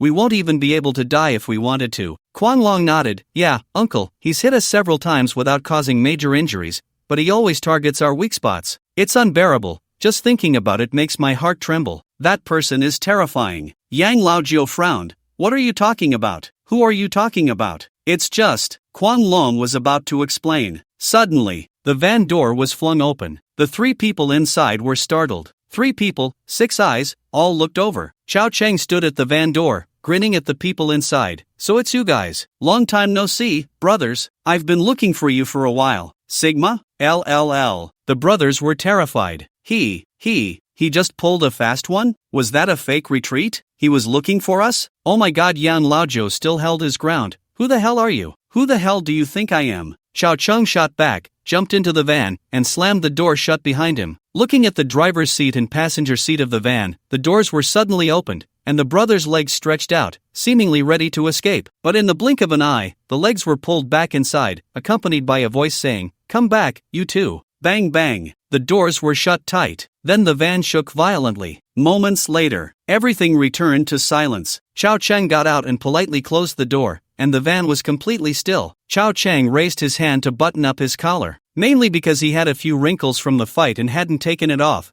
He had to explain because you guys are all so nosy. The local gang is so rude, actually tailing us, planning to ambush old Xiao? This matter is far from over. Xiao Cheng was pleased. Finally, there was some negative energy to vent. This was a big deal. Xiao Cheng usually couldn't just randomly find someone to beat up, but now that someone had come to his door, he would beat them until the end of time. Inside the van, the 3 of them had bruised faces. Meng, who had lost 2 teeth. This had nothing to do with Xiao Cheng. It wasn't young Master Xiao who hit him. It was because he had bumped his head against the hard parts of the van while trying to dodge earlier. His teeth weren't very strong to begin with. After all, they were fillings. As a result, they fell out. It seems that Quang Long and Yang Laojiu are alright, at least not covered in blood. At this moment, Yang Laojiu also understood. The person you mentioned before, is it him? Yes, Quang Long replied, twitching his injured mouth and hissing in pain. Yang Laojiu's eyes were incredibly clear and curious. How did he come to Shanghai? No, I don't know. He came after you? He just said he has been looking for you. Yang Laojiu said. No, that's impossible. Damn, what kind of person have you offended? Yang Laojiu was almost in tears. After half a lifetime of mingling, he hadn't been beaten in a long time. Besides being somewhat capable, he had also been doing well. Usually, he didn't need to get his hands dirty. The 3 of them had resisted just now, but they were no match for the opponent at all. In that small car space, that guy dealt with them as easily as slaughtering chickens and ducks. From small to large, Yang Laojiu knew that this person was definitely a master. But this matter couldn't just end like this. Otherwise, would I, Laojiu, still have any face left? The 3 of them couldn't beat him. What about those 30 people? The 2 brothers didn't know their uncle's thoughts, otherwise, they would have bought train tickets by now. Young Master Xiao was relaxed and didn't chase after them to fight. He let them rest and recover. Only when the fists are retracted can they exert force. The pig must be fattened before it can yield more meat. After resting for half a month, he started to get busy again. Miracle Capital Investment Company had completed its departmental structure.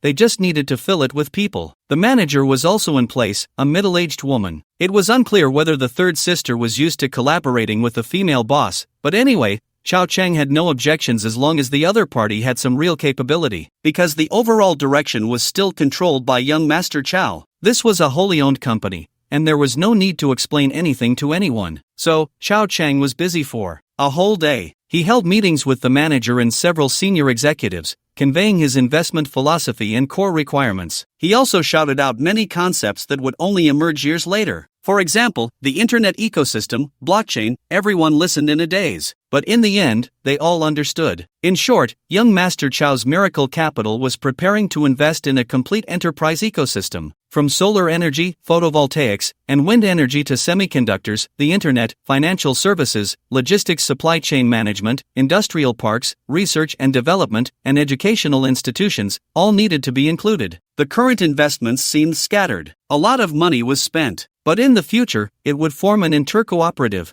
mutually beneficial industrial ecosystem. This was just the big framework. As for the smaller directions, Chao Cheng also had his say, such as a drone company that was just established last year, which seemed to be set to open its series around in 10 years. Now it could also be invested in, and very cheaply. Next year, they could also absorb shares from Penguin. ByteDance hadn't been established yet. There was no need to get into short videos ahead of time. They could wait until they were established. Why make things more difficult for himself? Money is endless. After a full day of busyness, lunch was eaten in the company conference room. Everyone initially thought young Master Chow was a workaholic and quite worried about the future. After all, encountering such a boss would be very tiring for everyone. As a result, just one day, young Master Chow disappeared without a trace. But the company still had to keep moving forward. The direction had already been written down, just waiting for young Master Chow to review and confirm before injecting capital. After resting for more than half a month, summer vacation was almost over, and Chao Cheng had to get busy again. This time he was busy for 2 days. Miracle Cultural Media, managed by the fourth brother, had its organizational structure fully established. Chao Cheng was again holding meetings, pointing to the future, drawing a circle on the map, and grandly declaring, "From now on, this will be our entertainment empire. I paint this piece, and the future will be ours." In the East, there is a group of dreamers in the entertainment industry who believe that under the leadership of young Master Chow and his fourth sister, they will create miracles at the headquarters of Life's Miracle Cultural Media Company, Ltd. It will also be the future, a pilgrimage site for the Asian entertainment circle. Moreover, 100 years from now, it will be a historical museum documenting the century-long changes in Asian entertainment. So, everyone, work hard. The company is mine, but mainly it's yours. Everyone applauded. The fourth sister awkwardly lowered her head, her foot tapping the ground, goosebumps all over her body. If it weren't for the presence of others, she would have wanted to curse. The meeting continued. As for which stars to recruit, which projects to invest in, variety shows, films, young Master Chow had already filtered through them, and he was quite busy. But right now, the most important thing was one program, Wasia Good Business. It had to be established this year, and all preparations must be completed before winter. Spring next year would see its launch, aiming to dominate the market by summer. The reward and punishment system provided by young Master Chow was excellent, something only publicly listed companies would have in the coming decades, including a promotion system. Among these people, there might be those who appear to comply but actually do not, but what does it matter? Those who can't do it will step down. Those who can will rise. As long as the company is in young Master Chow's hands, everything is not a problem. The king of entertainment was born at this moment. All right, finished with the busy work. These past 2 months, they had been busy for 5 days straight. It was time to take a break, right? If they kept going, they might just collapse. They could still squeeze in a big wave. Recently, it would be good to find some time to beat up the thugs a few times. Such negative emotion should not go to waste. At the beginning of September, Ling Ling returned to the capital, reluctant to part, holding on tightly, just a layer of window film away. Sigh, the home became quiet again. Young Master Chow also figured out the landing point and basic situation of the crazy dragon and fierce tiger. It turned out they had come to seek refuge with their uncle. This time, young Master Chow was not polite. During his leisure time, he spent 3 consecutive nights quickly teleporting to the night venue of Old Yangzhou, madly collecting negative emotions from the 3 of them. What use is there in having many people? Under young Master Chow's agility, no matter how many people there were, they couldn't even touch a hair on him. In less than 10 seconds, however many came, however many fell, there was no chance to fight back at all, unless they used guns. However, old Yangzhou could sense that the other party had no intention to kill, nor were they serious. It seemed they were playing a very new kind of bullying. This dadlin made him dare not completely offend them, because once guns were drawn, it would be a deadly feud. At this moment, old Yangzhou finally understood the pain of his 2 nephews and why they left Sanjiang. He now wanted to leave Zhenghai as well. There was no such thing. Killing is just a matter of hitting the ground. One should let go when one can, big brother. What enmity, what grievance? If there's something, just say it. Whether it's to apologize or to host a banquet to admit defeat, just speak up. Is it reasonable to start fighting right away, and then leave after fighting, as if just to beat someone up? Even during an interrogation, you have to ask questions first. who directly resorts to torture? There must be some personal grudges involved, right? We are indeed thugs. We are also the refuse of society. But we also have our basic dignity as human beings. Woo-woo, nephew. Old Yang Zhou's tears streamed down. The fierce tiger grinned, a face full of pain. The crazy dragon was used to it, enduring the pain in his side, lying on the ground looking at the ceiling, his gaze gradually becoming dazed. This scene felt somewhat familiar. The crazy dragon mumbled, wanting to leave Zhenghai? But where could he go if he left Zhenghai? Wouldn't they just chase after him? The crazy dragon suddenly realized that in such a vast country, over 10 million square kilometers,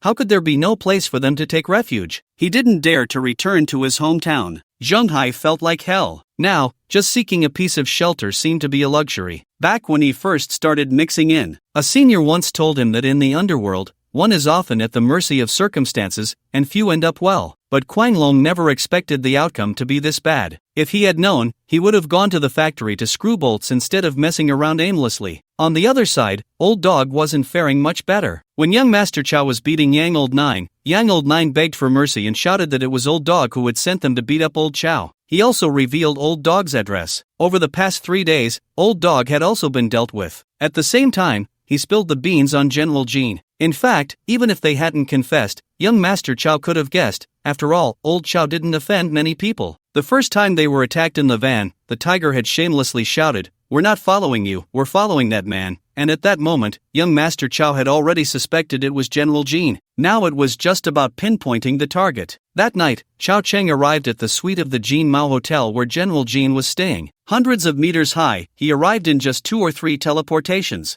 "Who are you?" The Mediterranean boss, wearing a bathrobe, came out of the bathroom and immediately spotted the masked figure on the sofa. He shuddered. Luckily, he had just finished urinating. Otherwise, he would have been scared to the point of wetting himself. Seeing a masked person after a shower, who could handle that? General Jean quickly took a few steps back, instinctively glancing at the door, seemingly considering an escape route. "General Jean, don't be afraid. I just came to deliver a gift." "A gift? What gift?" General Jean remained cautious, taking small steps back, his voice slightly trembling. "I heard you hired someone to buy teeth, but unfortunately, the person you hired was too incompetent and got discovered. Naturally, you have to face the same kind of gift in return. Come on, be good, show me your teeth, I want to." General Jean understood. That old white-faced Chow. Damn, he was the one who knocked my teeth out first. Why should I be the one to suffer? Isn't this too much? But General Jean also felt relieved, thinking it was just a hitman sent by a rival. Damn, that scared me to death. General Jean quickly waved his hands. Brother, listen to me, calm down a bit. I'll give you money, 50,000, no, 100,000, 150,000, 150,000. You help me deal with that Chow, 2 teeth, and after it's done, I'll give you another 150,000. That was a fortune. In this day and age, it was enough to kill 3 people. The masked man shook his head. In this line of work, we love our profession, General Jean. My professional ethics don't allow me to take money from both sides. Just bear with it, it'll pass. No, I just got them fixed. Brother, no, big brother, boss, godfather. Don't hit my teeth. Ah, a scream echoed. The bodyguards outside finally heard the commotion. I have to say, the soundproofing was really good. When the bodyguards burst in, they saw General Jean with blood all over his mouth. But the assailant had vanished without a trace. Boss, where the hell are you? The bodyguard had an accent. Get lost. You guys are useless, letting someone sneak in? What good are you to me? General Jean exposed his frustration, pointing at the 2 bodyguards. The other bodyguard was puzzled. Boss, no one came in, and no one went out. Damn. General Jean pointed around. Then what the hell is this, a ghost? Hurry up and find him for me, he must still be in the room. Catch him, knock out his teeth, I want his 2 teeth. They searched everywhere. They even moved the bed but found no trace of anyone. It was truly bizarre. If it weren't for General Jean losing 2 more teeth, the 2 bodyguards would have thought he was just making excuses to dock their bonuses. Get out, get out, get out. General Jean waved his hand impatiently, shooing the bodyguards away,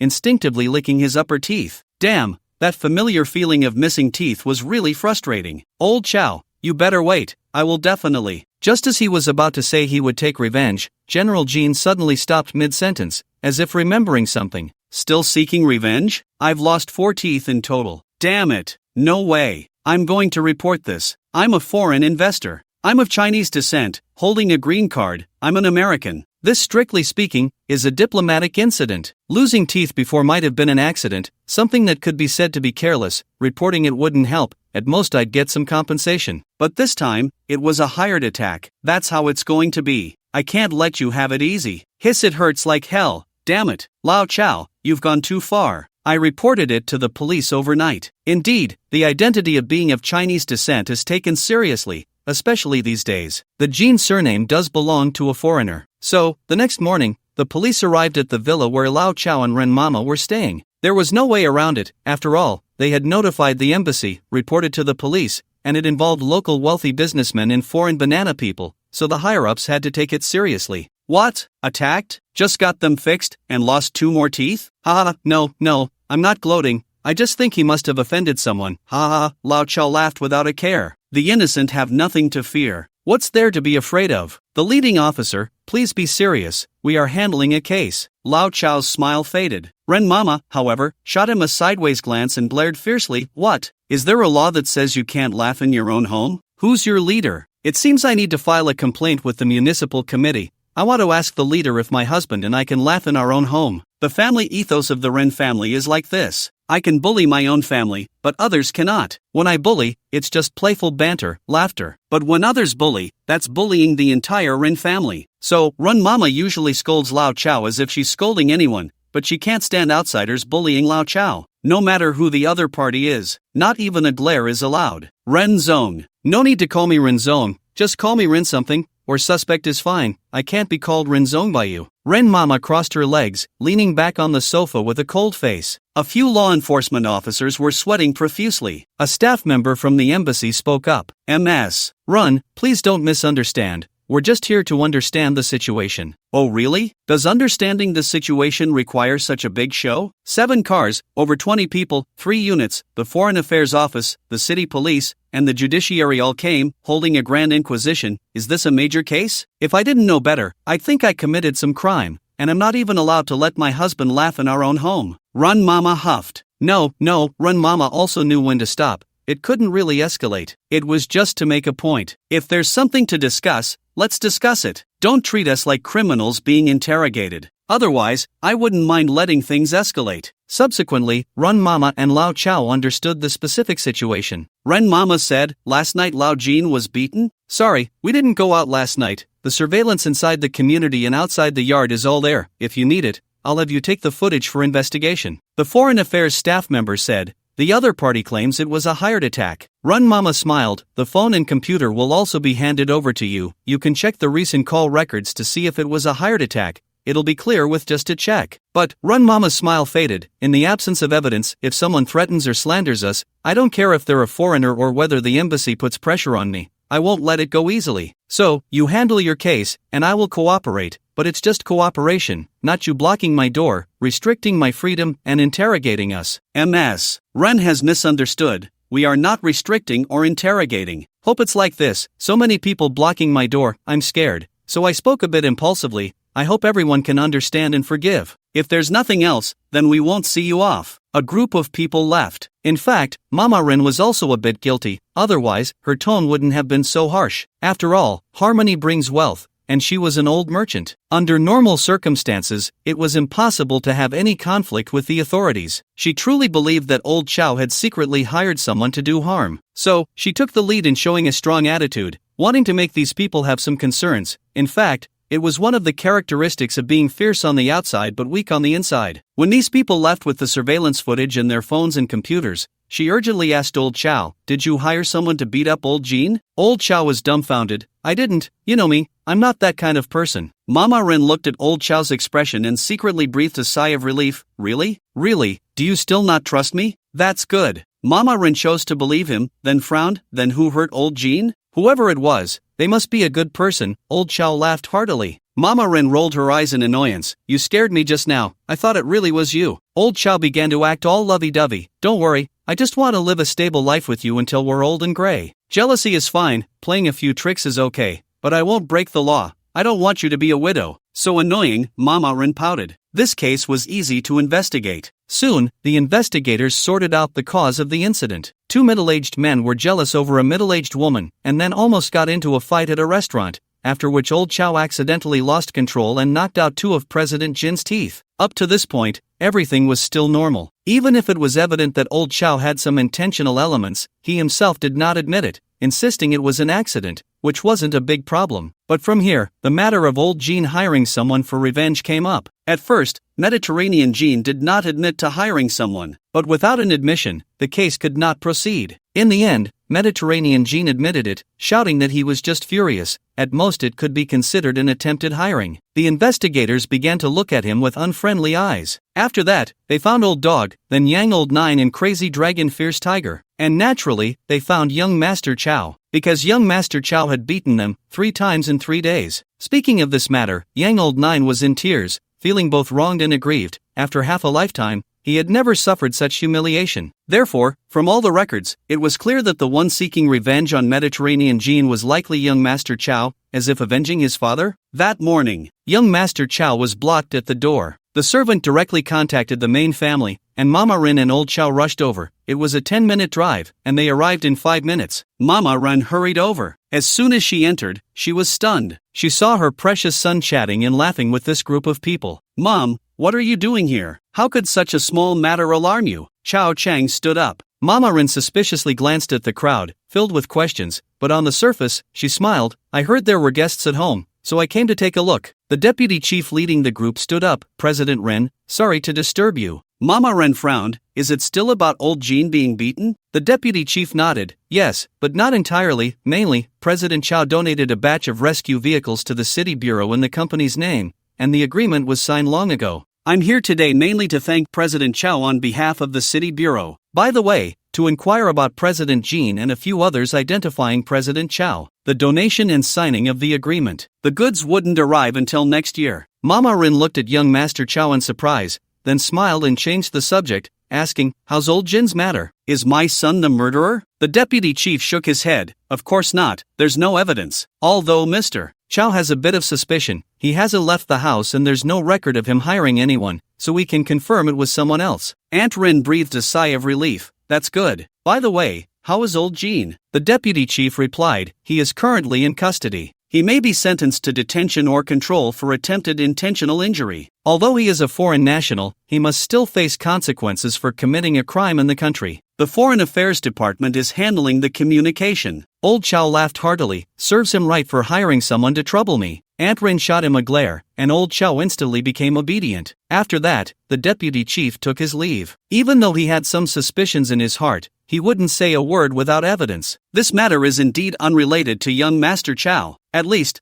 there's no evidence linking him. Even if the 3 Kwang Long, Manhwa, and Yang Laojiao testified against him, claiming that young Master Chow beat them and also beat Old Dog, who in turn revealed that Mr. Jean hired someone, it doesn't hold much weight. They are all involved in this world and are essentially unreliable witnesses. Their testimonies carry little credibility. Besides them, there's no respectable person to corroborate that young Master Chow assaulted them. It's all just their word against his. Moreover, young Master Chow can provide evidence that he didn't leave the house. Surveillance footage shows he went home and didn't go out again. This further supports his case. In determining a case, physical evidence always outweighs witness testimony, especially when the witnesses are the parties involved. So whatever they say is useless without evidence. Even if they are injured, it doesn't prove that young Master Chow did it. Perhaps it was mutual fighting? As for Mr. Jean, he has never seen Chow Cheng's face. His own issues are significant. He might end up with 6 months of detention or a year of control. However, he will undoubtedly suffer a heavy loss this time, completely unaware of what he will face. He can't imagine that by the time he is released from custody, in just 6 months, the foreign company will likely have gone bankrupt, leaving him with no chance to escape or adjust, leading to his inevitable bankruptcy. Who told him to run into the American crisis? It doesn't matter. After all, he's a foreigner, and young Master Chow has no psychological burden, plus he can still gain a substantial amount of emotional value.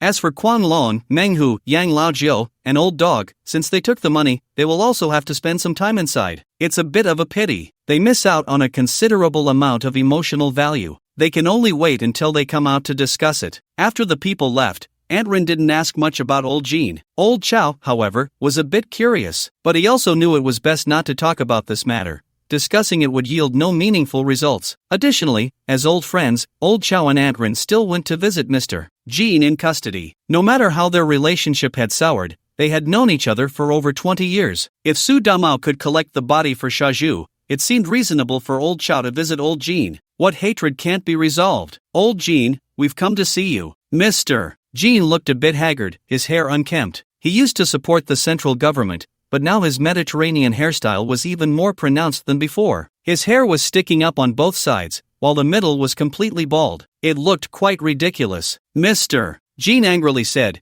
"You old thing named Chow, you've harmed me." Old Chow was speechless. It's pointless to say that. They've already figured it out. I never left the house and never hired anyone. Instead, you hired someone to target my front teeth. Old Chow shook his head helplessly. I'm not criticizing you, old Jean, but you were petty back in school, always reporting to the teachers. Now you're still acting this way, even playing the police guard, and ended up trapping yourself. What were you thinking, if I may ask? And besides, you're one of us now, Amelika. The lighthouse, why haven't you elevated your mindset yet? Can't you be a bit more magnanimous? Mr. Jean was furious, pointing at him, his finger trembling, unable to utter a word. Forget it, reflect on yourself. When you get out, I hope you can start anew. No matter what, we've been classmates since childhood, I won't despise you. When you get out, I'll treat you to drinks, and I'll cover your dental expenses in the future. Consider this my treat too. Am I not a good brother? Haven't I done enough? Get lost. Mr. Jean couldn't stand old Chow's gloating tone and expression any longer. The supervisor beside them sternly said, "Behave yourself." Mr.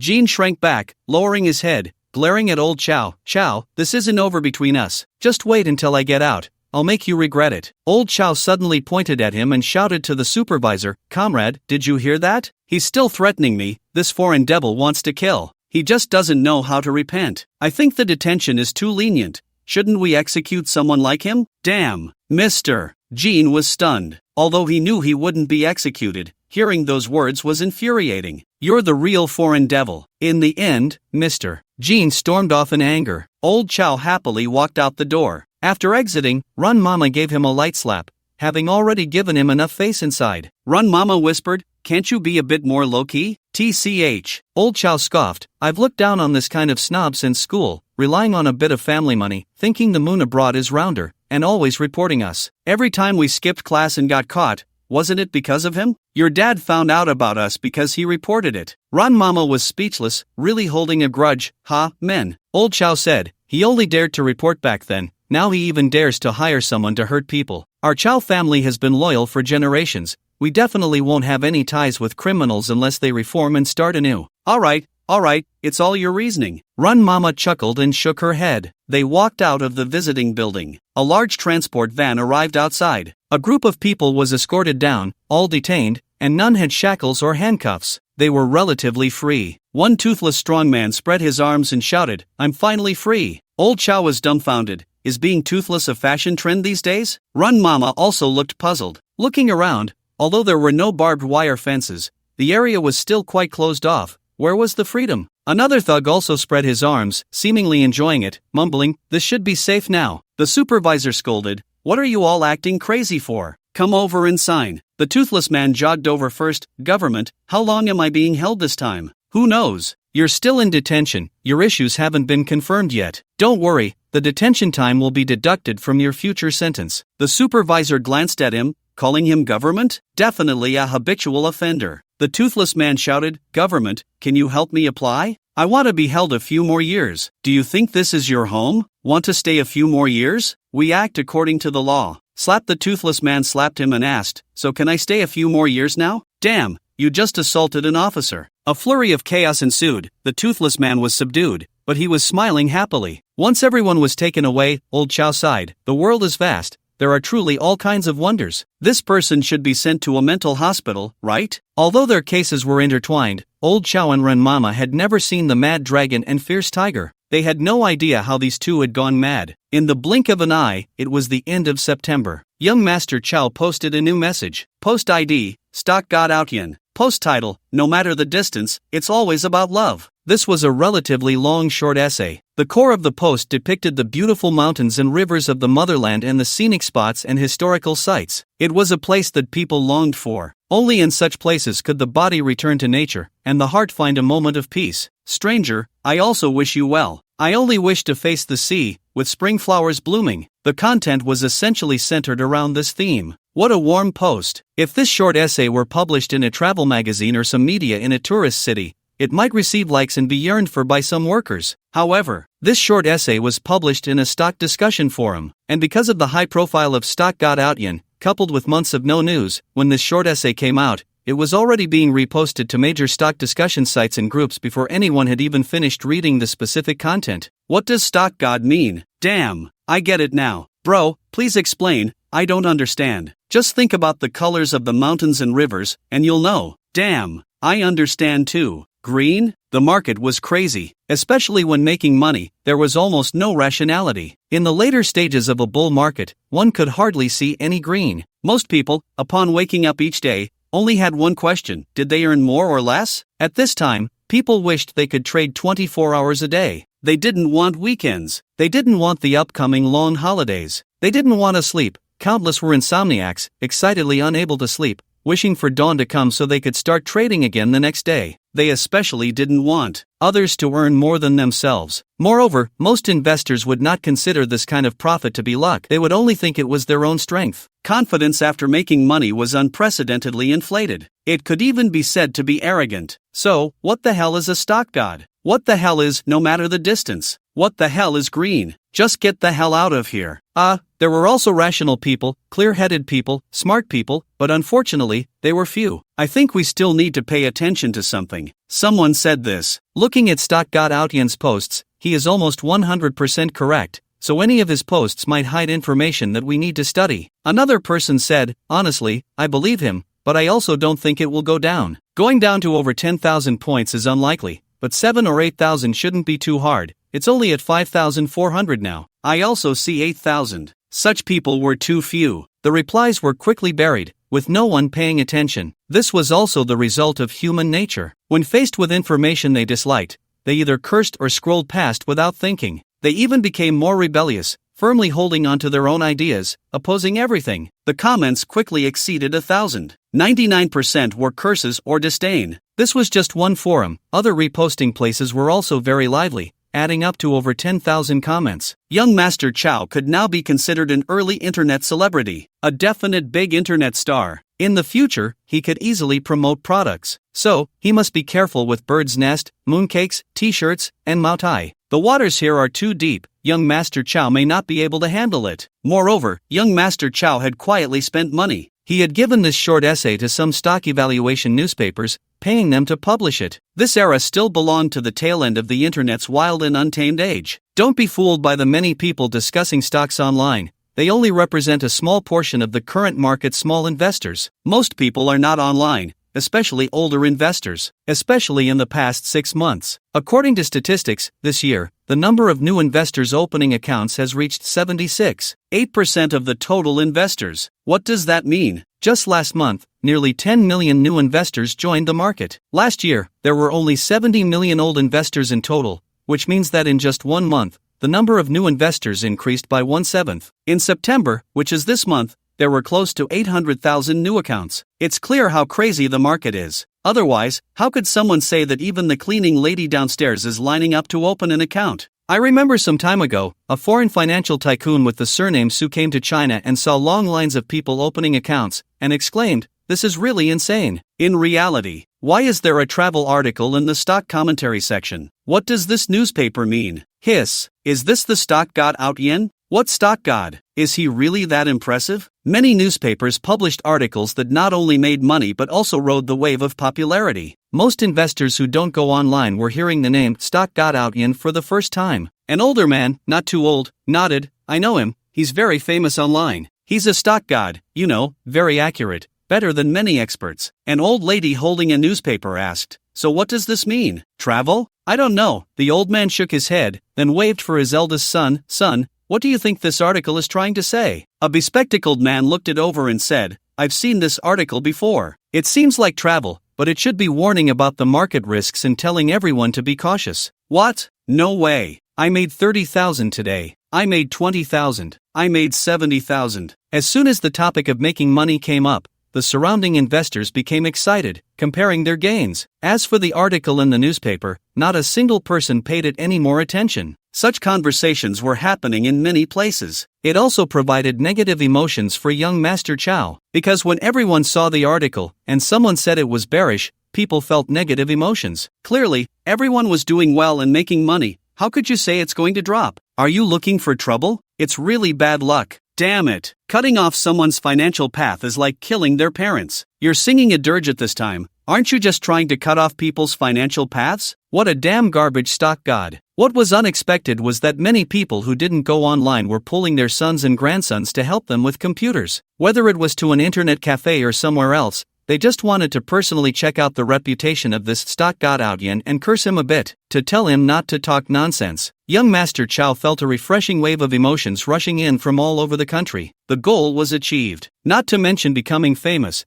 but if he could save a few people, that would be something. You can never wake up a greedy person, but not everyone is greedy. All he could do was this, and he had already given everyone a heads up several days in advance. The next day, the market rose by 1.33%. This was just the index. One could imagine how other individual stocks were performing. Another day passed, and it rose by 2.64%. It was getting crazier and crazier. Next came the holiday, 7 days. October had arrived. At this time, the market was in an uproar. We don't want a holiday. Don't stop trading. We want to trade stocks. The internet was filled with all kinds of statements. One could tell from the words that people were almost going crazy. During this holiday, Chow Chang really didn't rest much. He checked in on the female partners of his 3 companies, Tang Xian, third sister, and fourth sister. As for the company's employees, he wasn't very familiar with them, but as the major shareholder, he had to show some acknowledgement. Young Master Chow originally wanted to shower his employees in the Penguin Group with a wave of red envelopes,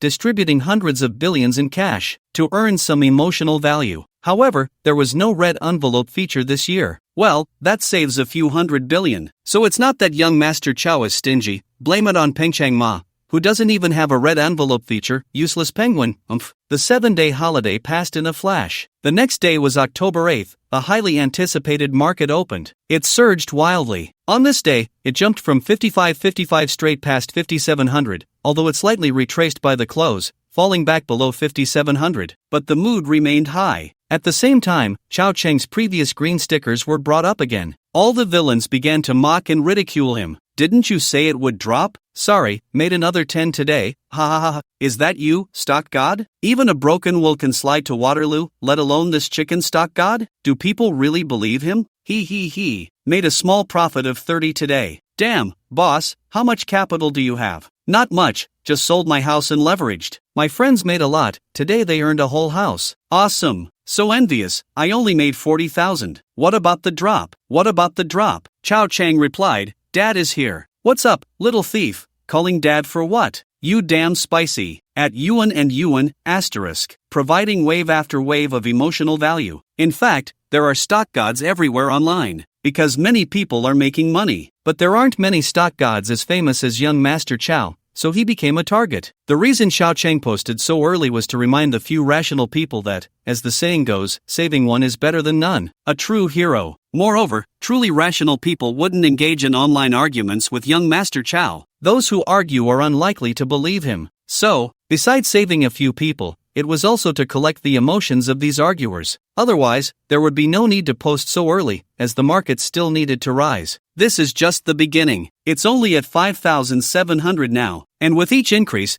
the amount of emotions Chow Chang collected doubled. The only regret is that most of those mocking him recently are small retail investors. The experts haven't stepped in. Either they are watching the market, afraid to jump in early and get slapped in the face, or they are concerned because young Master Chow is collaborating with the financial queen Tang Xian. In short, young Master Chow wasn't very satisfied. On October 9th, the market continued to rise, officially breaking through 5,700 and stabilizing at this key point. On October 10th, it surged directly to 5860, shocking the market. By the close, it retraced again but stabilized at 5,770. On October 11th, it broke through 5,800 again, rising to 5,900, and even stood firm at a high of 5,910, closing with a solid red bar. The market was nearly insane. On this day, everyone made money. Some sold their houses, leveraged, and in one extreme day made a whole house, or even more. In the days following the National Day holiday, the market gave young Master Chow the feeling that it had gone mad. There were news reports. A woman cried out in despair because she couldn't open an account due to long queues. Someone stabbed their friend with a knife out of frustration because they borrowed money and didn't pay it back. These were all isolated incidents and didn't represent much, but from these events, some issues could be discerned, and the green stickers remained prominently at the top. Finally, an industry expert came out. He posted a message criticizing young Master Chow. I think some people's posts can be deleted. This is a place for discussing stocks, not for travel. Some posts are pinned at the top, which raises suspicions of false advertising. It would be best to delete the account IDs as well. Who can be called a god? If virtue does not match position, disaster is sure to follow. The expert is a cultured person, even cursing young Master Chow with references. Young Master Chow replied instantly. Since the other party is cultured, Chow Chang would also treat him with courtesy. Young Master Chow responded, "Get lost, you spicy neighbor." Ding, negative emotions exploded. Damn, he won't be dead from anger, will he? The next day, October 12th, weekend. This day almost achieved the feat of Black Friday. From 5,900 it plummeted to 5,600, directly wiping out all the profits of the week. But in the end, it miraculously bounced back, stabilizing again at 5,900. The market was completely in a frenzy. If it can't fall, it must rise. Charge. Most people were convinced it would reach new highs again. Chow Chang was busy, still typing comments until the market closed, with a daily output of 30,000 words of curses. If it weren't for his young body, he really couldn't handle it. But it was also a harvest. During this time, whether in the market or in emotional value, he was making a fortune, so much so that he had no time to open treasure chests. Entering the weekend, Chow Chang visited the Outyin Fund. This wasn't young Master Chow's first visit, but it was only the second time, and Tang Xian personally came to greet him. Many employees who were working overtime on the weekend were seeing the legendary stock god Outyin for the first time. Unexpectedly, a person so volatile online, who often curses his peers, was so handsome, so young, and had such a kind smile in reality. But many people still felt a bit intimidated by him. After all, his reputation preceded him. Even the company was named after his online alias. This shows his stake and position in the company. Why are there so many people working overtime today? Chow Chang casually asked as he entered the office. Tang Xian shot him a glare. What do you think? Didn't we pull out a lot of funds last week at your request? We need to sort out the profit data and the announcements for the future, right? Chow Chang chuckled, so now it's all my fault? Otherwise, who else can I blame? Tang Xian sighed.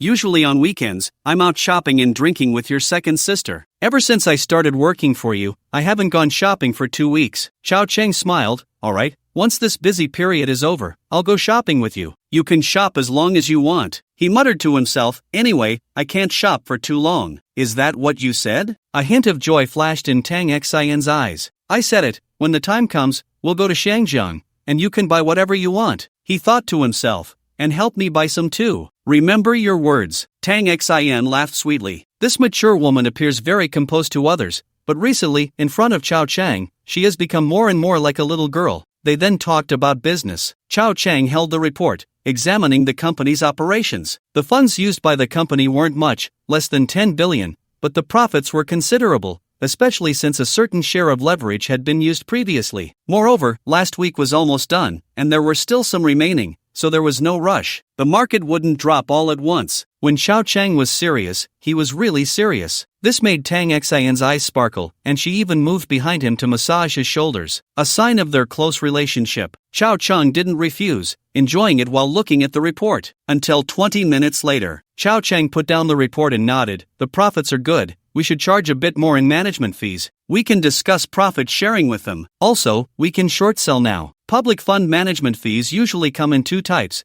One is fixed, which needs no elaboration. The other is that the more you earn, the more you share. If you earn less, you share less, known as a floating rate. This is something you can only dare to do if you have a certain level of confidence in yourself. Tang Xian was indifferent to this. She was just curious. You really don't think the market will continue to rise? Chow Chang shook his head with a smile, pulling her jade-like hand from his shoulder and drawing her back. With a soft gasp, Tang Xian fell into his embrace. Her expression was complex, a mix of joy and shyness. This was the first time this guy had taken the initiative. Tang Xian pretended to struggle a bit, but ultimately feigned that she couldn't break free, pouting, "Don't mess around, we're in the office." Chow Chang smiled. What are we afraid of with the door closed? Besides, we're just whispering. it's more convenient to be closer. Who knows if there are listening devices in this office? After all, we're discussing projects worth billions. We should be careful, there might be ears on the other side of the wall. This excuse was dubious. Tang Xin didn't expose him, playfully hitting him, her tone full of affection. Chao Cheng said seriously, "It's not that I don't think the market will continue to rise,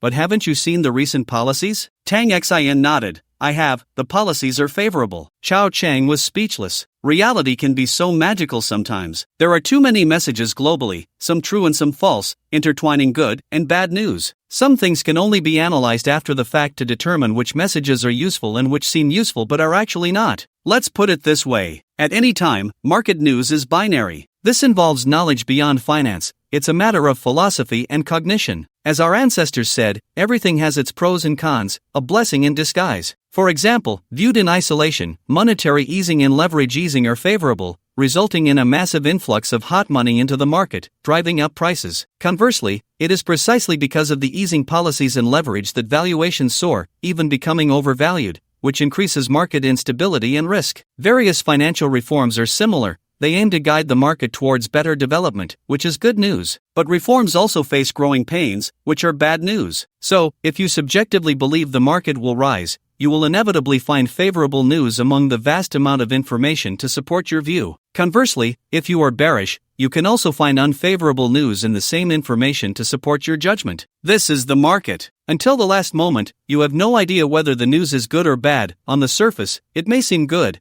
but it could also be a hidden danger that won't explode now but will cause harm in the future. This is also what makes the financial market interesting. What Tang Xin saw was all favorable news. This was not just her personal opinion, it represented the thoughts of many people. Everyone only saw the good news now, or rather, in their subjective consciousness, they were only willing to accept favorable news. The brain is fascinating. Once subjective consciousness appears, it automatically filters out unfavorable news. When reviewing later, many people will regret it. Why was the news right there, yet they didn't pay attention at the time? Chao Cheng was also human. He had his own subjectivity. So, he was bearish. Apart from memories from his dreams, he subjectively felt it would fall, so he found problems with any news he looked at. However, Chao Cheng did not explain these messages. Instead, he spoke with a slightly forceful tone. "Listen to me." Tang Xin was usually assertive, but it depended on who she was facing. In front of this strong-willed guy, she softened a lot. "What can I do if I don't listen to you? After all, everything that should be sold has been sold, and some institutions already know about our sell-off. They've taken it all." Tang Xin said softly, "We've made quite a bit recently.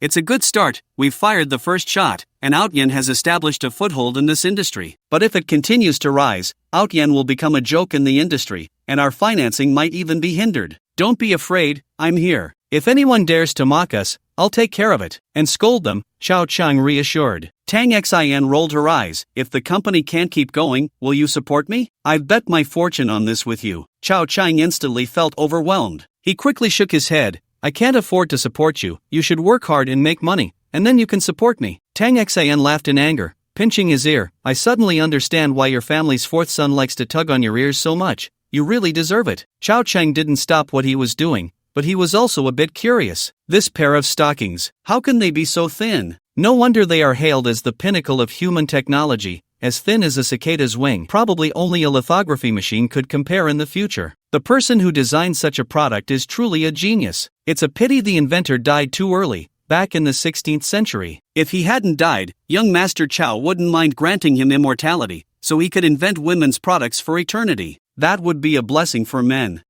For women all over the world. What a pity. Such a pity. Her cheeks slightly flushed. Tang Xin swatted his hand away and struggled to sit up. She had to get up. She needed to go. Sitting back down across from him at the desk, Tang Xin took a sip of iced coffee. The dazed look in her eyes gradually faded as she changed the subject. "How much capital have you put in?" Chao Cheng shook his head. "I believe the market will rise, so I haven't put any in." Tang Xin's brain short-circuited for 3 seconds. What did I just hear? Is my brain processing this correctly? Ding, negative emotions exploding. Tang Xin panicked. Chao Cheng laughed heartily. "Just kidding. I put in 70%. After all, I have too much capital, and it doesn't go out that quickly. The average selling index is above 5,600, so I'm losing a bit. Young Master Chow also wanted to make that last penny. Unfortunately, the amount of capital was too large. If he waited too long to sell, he would probably get buried. The remaining 30% wasn't urgent. There was still time next week, and even if it dropped later, it could return to above 5,700, allowing for some maneuvering. So he would continue to sell slowly. Then he would short it again. Let's go, I'll treat you to lunch. Cherish the opportunity. I rarely invite people to eat. How rare, Tang Xian pouted, not giving him a good face,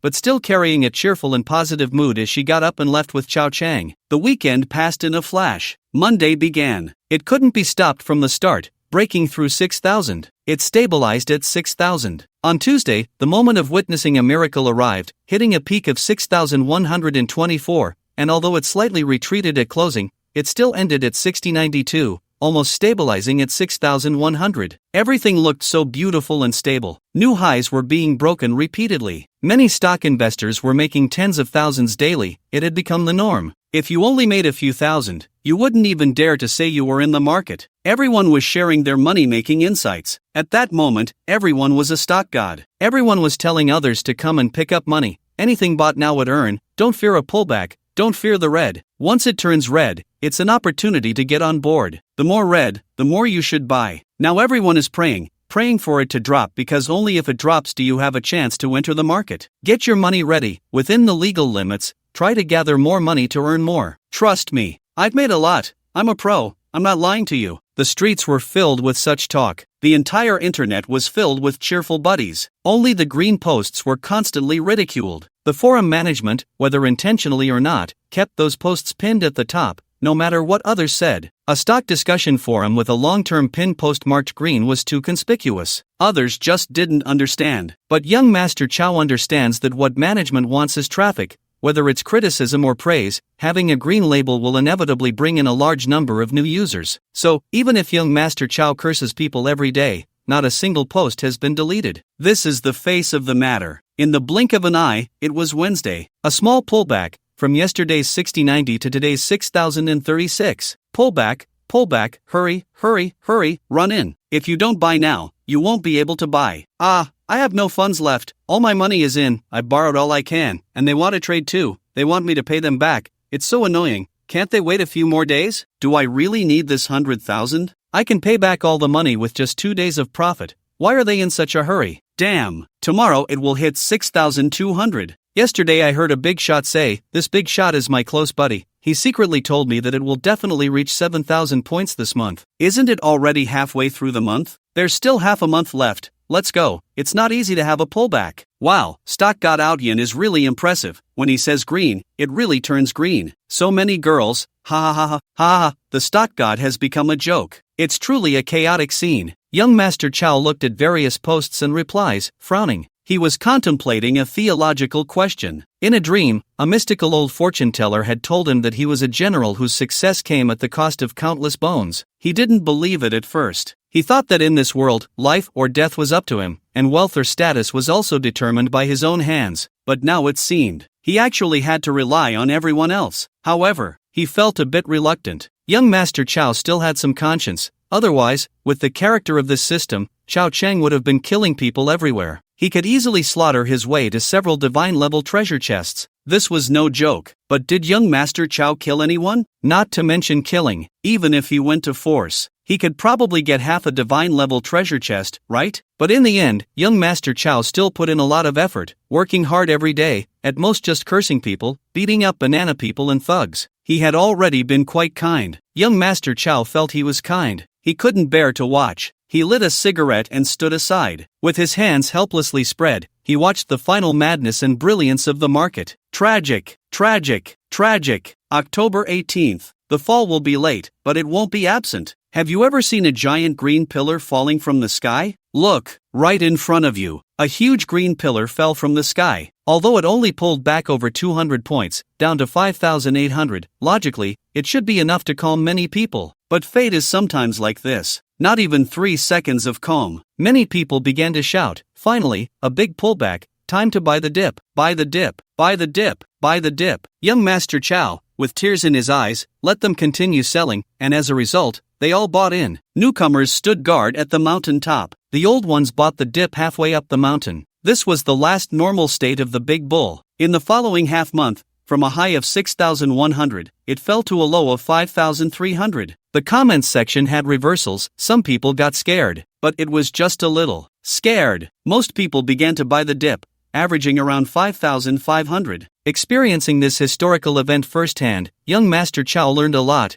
and without relying on memories from his dreams, he could calmly analyze some key information. He also understood the logic behind the decline. This drop was actually a strangulation. Or rather, the village proactively pierced the bubble ahead of time. Various policies began to work in coordination. Perhaps they had anticipated something. In the following month, it fell for a full month, returning to 4,800. At this time, half of the people were still buying the dip, feeling that they were already at the foot of the mountain. The 329th day of young Master Chow's life as a rich second generation. Comfortable. I open my eyes, reflecting on myself. It's all the system's fault. Reflection complete. Today is January 1st, 2008, New Year's Day. A new year. Since the dream began, it has been 578 days. Why do I remember so clearly? Of course, it's because I reflect on myself every day, living each day fully instead of in a daze. The dream started in June of the year before last. I still vaguely remember old Chow's cocky demeanor, finding a lady from Shanghai, and the father and son had an open conversation,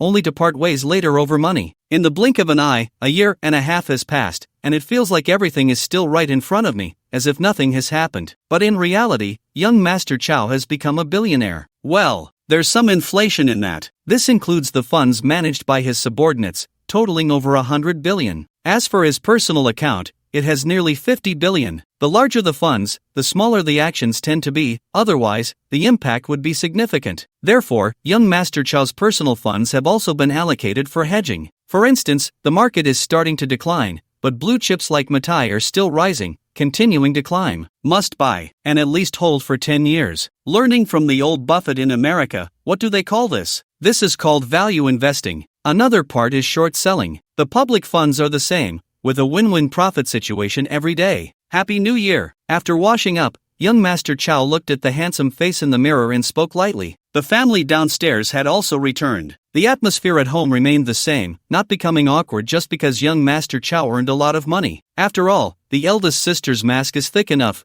Even if there are waves in her heart, her emotions are rarely seen on the surface. The second sister doesn't care about money. As for the third and fourth siblings, they are carefree. Mom, Happy New Year! Happy New Year, son! Mom Ren continued to spoil him as always, and the New Year gift was a set of car keys, a trident. Old Chow was enviously drooling everywhere. Happy New Year, eldest sister! Happy New Year! The eldest sister also gave a gift, a belt. Happy New Year, second sister! Happy New Year! The second sister coldly handed over a pair of boxing gloves. What does that mean? Want to challenge me to a fight? Where's the decorum? I've said it before. Practicing martial arts is for strengthening the body and cultivating the mind, not for fighting. Chao Cheng could see the meaning behind the second sister's gift, but he pretended not to understand. He was too lazy to engage with her. It would just stir up emotions. Happy New Year, third sister, you've worked hard these past few months. The third sister helped manage the company and was indeed very busy, sometimes even busier than the eldest sister. After all, it was a new company starting from scratch. Even with a manager, it still needed supervision.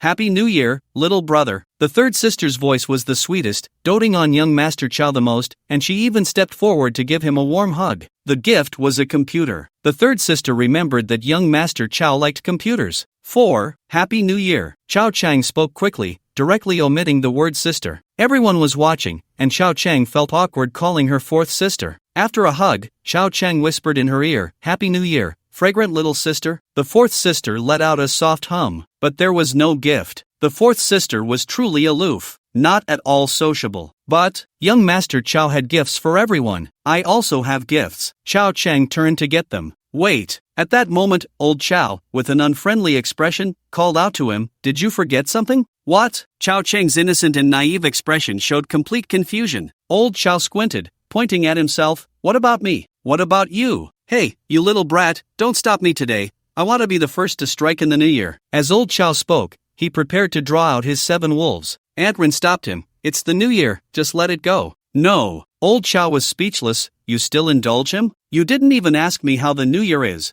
What about etiquette? What about filial piety? If you don't discipline a child like this, Are you really going to let him celebrate the new year? Indeed, Chao Chang was in the wrong. But Adrin still spoke up. It's the new year. The child is still young. Just let it go. Don't be too calculative. Give him some face. It's not a big deal. Do you really have to resort to violence? Chao Chang was dumbfounded. Aunt Rin, you're impressive. The 4-character tolerance, it can't be that it originated from you, right? You're the ancestor of indulgent mothers spoil their sons. I like it. Chao Chang smiled. Eating, sleeping, and teasing old Chao had become his daily routine. The jokes had passed. It was time to greet properly. He then took out the gifts. 3 nose tea leaves. Although there was no product introduction, everyone knew it was a good thing. There were also wooden carvings. At that moment, the family portrait wooden carvings were complete. Each person had one, even old Chao had one. It was evident that young Master Chao was truly filial. In fact, Chao Chang had many good things in his hands. He hadn't won any big prizes recently, but there were countless small ones.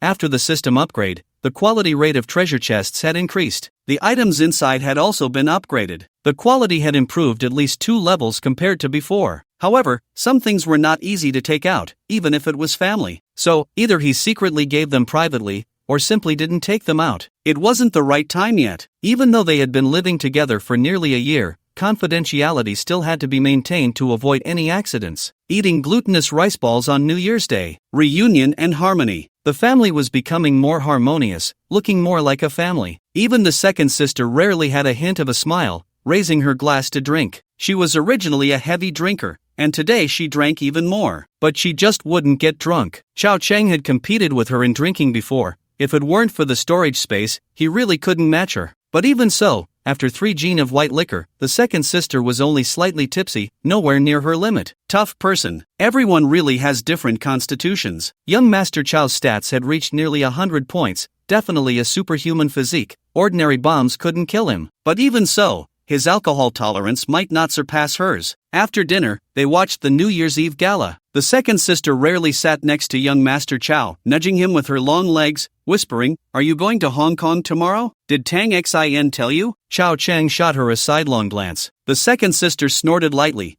"Are you two together? What nonsense are you talking about? We're going to investigate the market, open an account in Hong Kong, make some investments, and prepare to enter the international market. Short selling. It's still better abroad. It's 2008, and the point of full-blown crisis and loss of control isn't far off. This time, if you don't make at least a few $1 billion, you wouldn't even dare to say you're in stock trading." Some things weren't explicitly stated. Even when Chao Chang was with Tang Xin, they would always be a bit clingy. But the relationship just hadn't been confirmed. And who is the second sister? A criminal investigation background. Her eyes are very sharp. Especially when the second sister and Tang Xin had a few drinks. How could Tang Xin's alcohol tolerance compete with the second sister's? After a few drinks, Tang Xin would get a bit tipsy, her expression control not as good as usual. So when Tang Xin talked about Chao Chang, the warmth and blooming in her eyes almost melted the winter chill off the second sister. Anyone could feel that Tang Xin had feelings for Chao Chang. Could the second sister not see it? But the second sister learned from Tang Xin that they were going to Hong Kong for a while after New Year's Day. It felt like something was about to happen. Faced with the explanation from the stinky younger brother,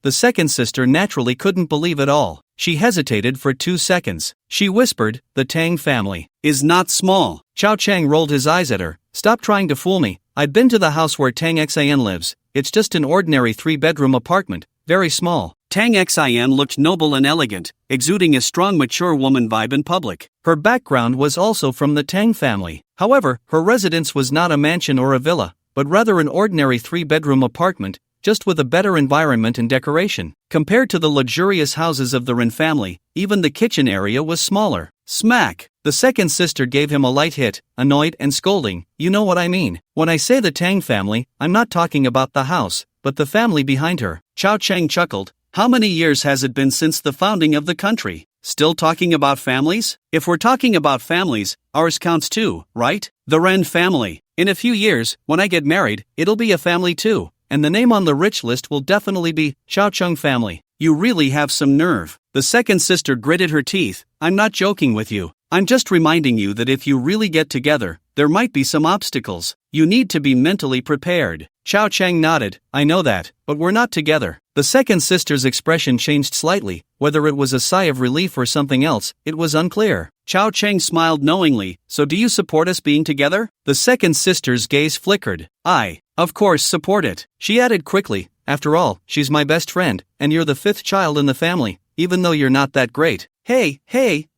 it's New Year's, can we say something auspicious? What do you mean I'm not that great? The second sister ignored him and continued, but you do have some abilities. Chao Cheng chuckled, it's rare to hear you say I'm capable. Come on, is there a case you can't crack recently? Since you're so good at sweet-talking, I'll help you solve it. Even if I know you're flattering me, I still feel great. The second sister laughed in exasperation. She really laughed, pushing him away. Go away. Chao Cheng fell onto the fourth brother. The fourth brother screamed, I help. Help! Amidst the commotion, the fourth brother was inevitably scolded. Momrun and the second sister teamed up, and the fourth brother looked as timid as a quail. But the fourth brother was also wronged. This annoying younger brother must have done it on purpose. Not only did he bump into him, but he also pinched him. It made him furious. Hiss! It still hurt now. Chao Cheng indeed did it on purpose. Who told him to pinch his waist sneakily while he was whispering with the second sister? Not only did he pinch, but he twisted it too. When had Chao Cheng ever suffered a loss? He seized the opportunity to pinch back. He pinched him hard. The fourth brother rolled his eyes, quietly reaching out to rub his waist, taking a deep breath, gritting his teeth. Stinky younger brother, you wait for me. Chao Cheng completely ignored him and continued talking to the second sister. Do you want to go to Hong Kong? The three of us can go together. It's a serious matter, and after we're done, we can go shopping. Don't you love shopping? I still have to work, the second sister said with a resentful look. Chao Cheng showed sympathy. Then what do you need me to bring back? Skirts, the limited edition ones,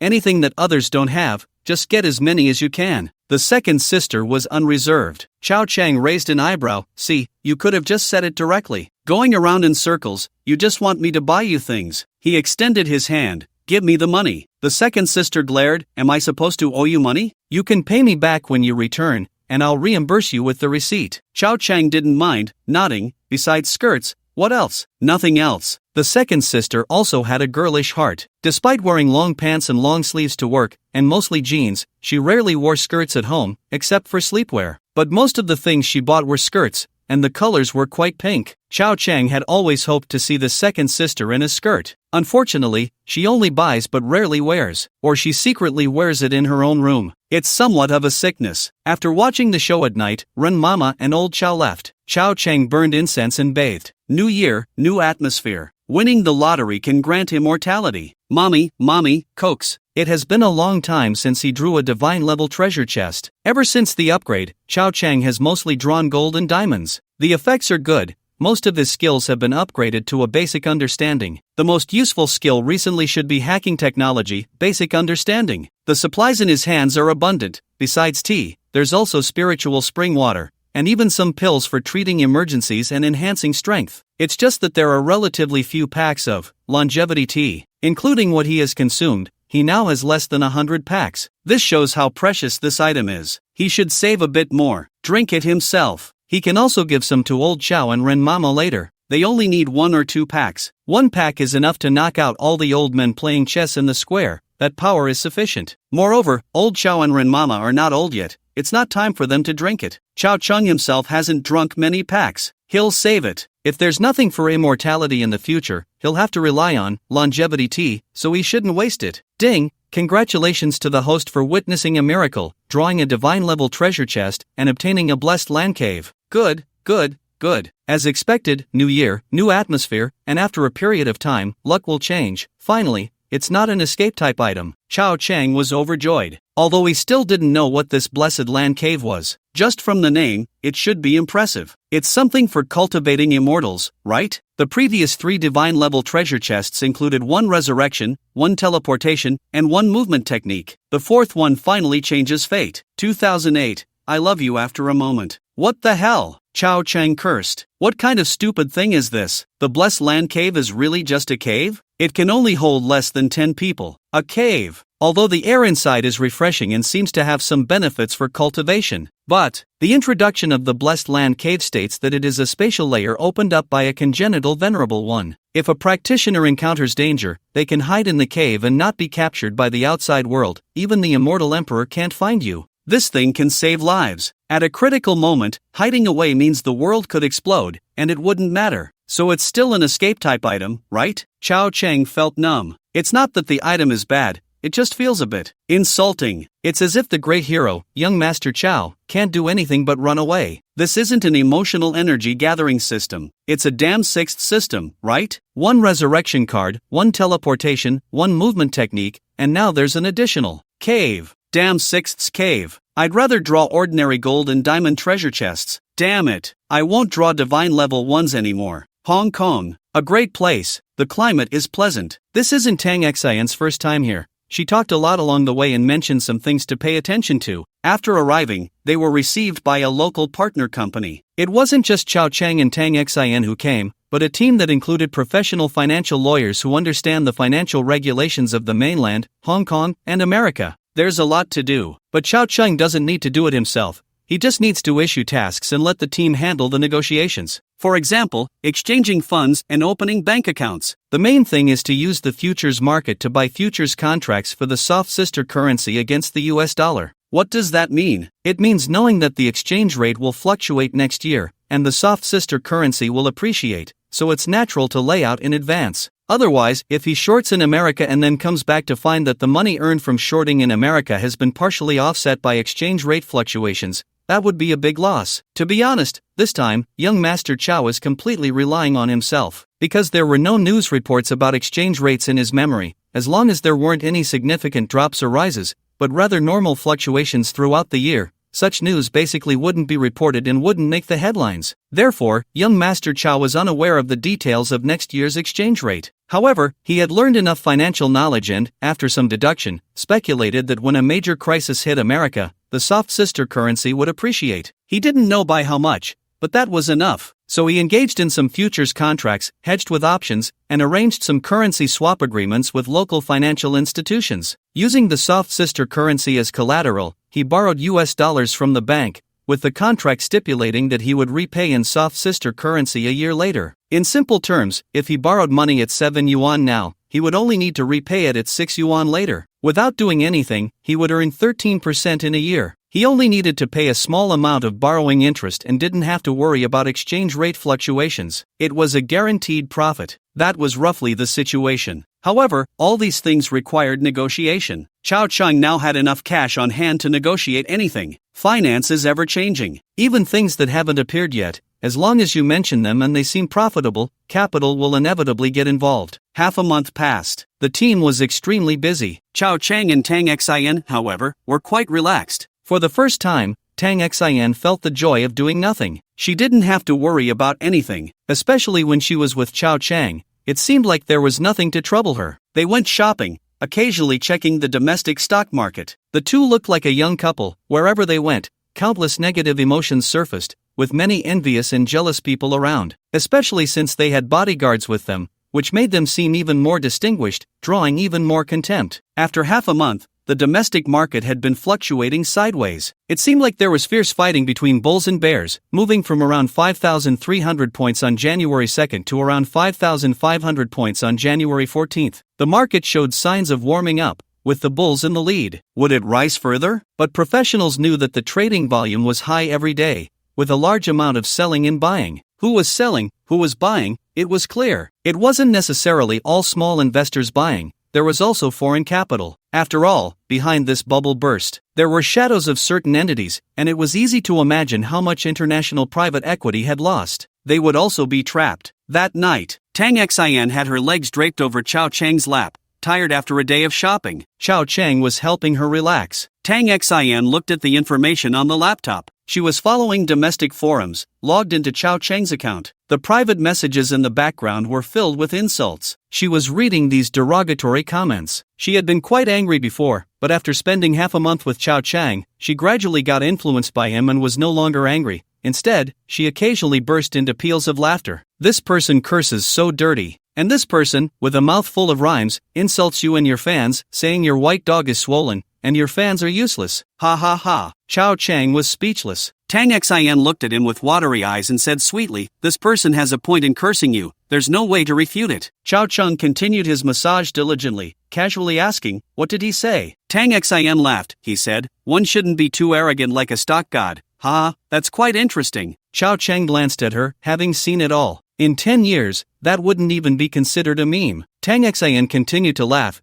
He said you caused him to lose hundreds of thousands. He listened to you and closed his position directly in December when it was at the low of 4,800. He was scared, then saw your post and thought you were very capable, so he believed your nonsense. Ha! Chao Cheng pinched her hard. Tang Xin screamed in agony, pouting, "Ouch, why are you taking it out on me?" It was his words, okay? After that, the market rebounded this month, reaching 5,500 points. He could have continued to profit, but in the end, he lost over 500,000. Overall, he still made a few tens of thousands, but it's all your fault that he can't sleep or eat well now. Chao Cheng sneered, "This guy doesn't know what's good for him. I saved his life, and he still complains. Bring me the computer, let me show him how to retort. What do you want to say? I'll help you type it out," Tang Xin said with a smile. Chao Cheng didn't refuse, nodding, "Tell him, since he has such ideas, then don't look at my posts. The market is about to crash. Not even Jesus can stop it. If he doesn't believe me, then go all in. Don't let me look down on him." As Tang Xin typed, she chuckled, helping Chao Cheng reply. Recently, she had often helped old Chao curse at people. So, not only did she feel the thrill of letting things go, but she also discovered that cursing was a great way to vent. As long as she wasn't angry, the anger was directed at others. "Ha," he replied. "What did he say?" "He said you're trash, and he's going all in on Tuesday. As long as there's a slight pullback, he'll jump in, and he won't believe in your so-called stock god anymore." Chao Cheng nodded. "He has guts. I like that. What's his name?" "Stock Market Hunter. Good name." Chao Cheng chuckled. "Keep an eye on him, urge him every day, stimulate him, and make him increase his position until he's fully invested." There were actually many people like this. They privately messaged to curse, complaining about believing Chao Cheng's nonsense. Cursing. Some were originally grateful, especially when the market fell to 4,800. Some people listened to Chao Cheng's words and didn't lose, feeling pleased while watching others suffer losses, thinking they were strong. To be able to pick out Chao Cheng from a sea of information and trust him was also a kind of strength, right? It was all their own ability. As a result, after the market rose from 4,800 back to 5,500, these people flipped, turning from gratitude to curses, all saying they shouldn't have believed Chao Cheng. This is human nature. However, in the next half-month, everyone witnessed what it meant to catch the bottom halfway up the mountain. The situation abroad also took a sharp turn for the worse. It was truly a scene of widespread lamentation. No one could escape. The market adjusted from 5,500 to 4,200 before it stopped. At this time, Chao Cheng said to Tang Xin, "This is just the beginning.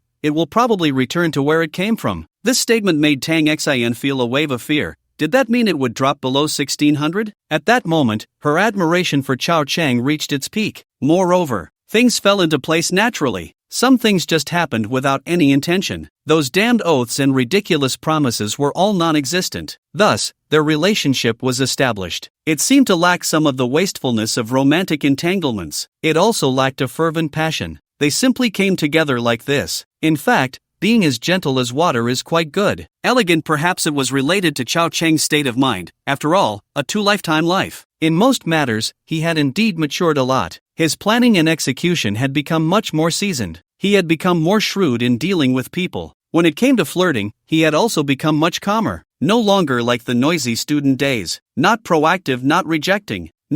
Occasionally, he could also read Buddhist scriptures. She had not yet awakened. Curled up beside him, her leg resting on Chao Cheng. Chao Cheng was pondering the issues and how to take responsibility next, while his hands were busy. After a while, he heard a soft moan beside him. Tang Xin opened her eyes. The two exchanged glances. Tang Xin was slightly shy but still composed, smiling. "Hubby." That one word sent shivers down his spine. "Damn, you're asking for it." Chao Cheng rolled over and got on top. Tang Xin screamed, "No, no, no." The next 3 days, the two of them stayed indoors, not going out. Outsiders had no idea what they were doing. At the same time, they also received 3 diamond treasure chests, one at a time. The emotional value really accumulates quickly with this thing. Meanwhile, the market did not stop its downward trend due to their influence. Although the decline was slow, it was exceptionally firm. From around 5,500, it dropped to about 5,050 in these 3 days. The fluctuation of 500 points in the stock index made all the small investors feel like they were on a roller coaster, rising and falling, extremely excited. The next day was the weekend. The two finally went out. After watering the flowers, they bloomed vibrantly. However, aside from Tang Xin looking even more beautiful, there seemed to be no noticeable changes in their appearance. They continued as usual, linking arms during social events, and walking side by side in daily life, resembling a boss and secretary pairing. Outsiders had no clue whether they were together or not. Weekend shopping. Tang Xin had fully recovered today, dragging Chao Chang to buy a lot of things, especially gifts for her 4 sisters. This was a change in mindset. Even though they agreed not to go public for now, she subconsciously took on the role of wife and naturally wanted to please her sisters-in-law. Preparing in advance. Sending gifts first, and when the time comes to go public, if she has already given them enough, how could they oppose her? As for why they weren't going public now, it wasn't because of young Master Chao, it was her request. Perhaps, as the second sister said, she had concerns about her family behind her. It seemed like the timing wasn't right. So, this shopping trip was also to buy gifts for a few close friends, and instead, she didn't buy much for Chao Chang, fearing misunderstandings. This weekend, the stock forums, online discussions, and offline events were exceptionally lively. But everyone was in a bad mood, because the last 3 days of green made everyone very worried about what would happen on Monday, especially since the green posts were still hanging high. Now, there weren't many people cursing,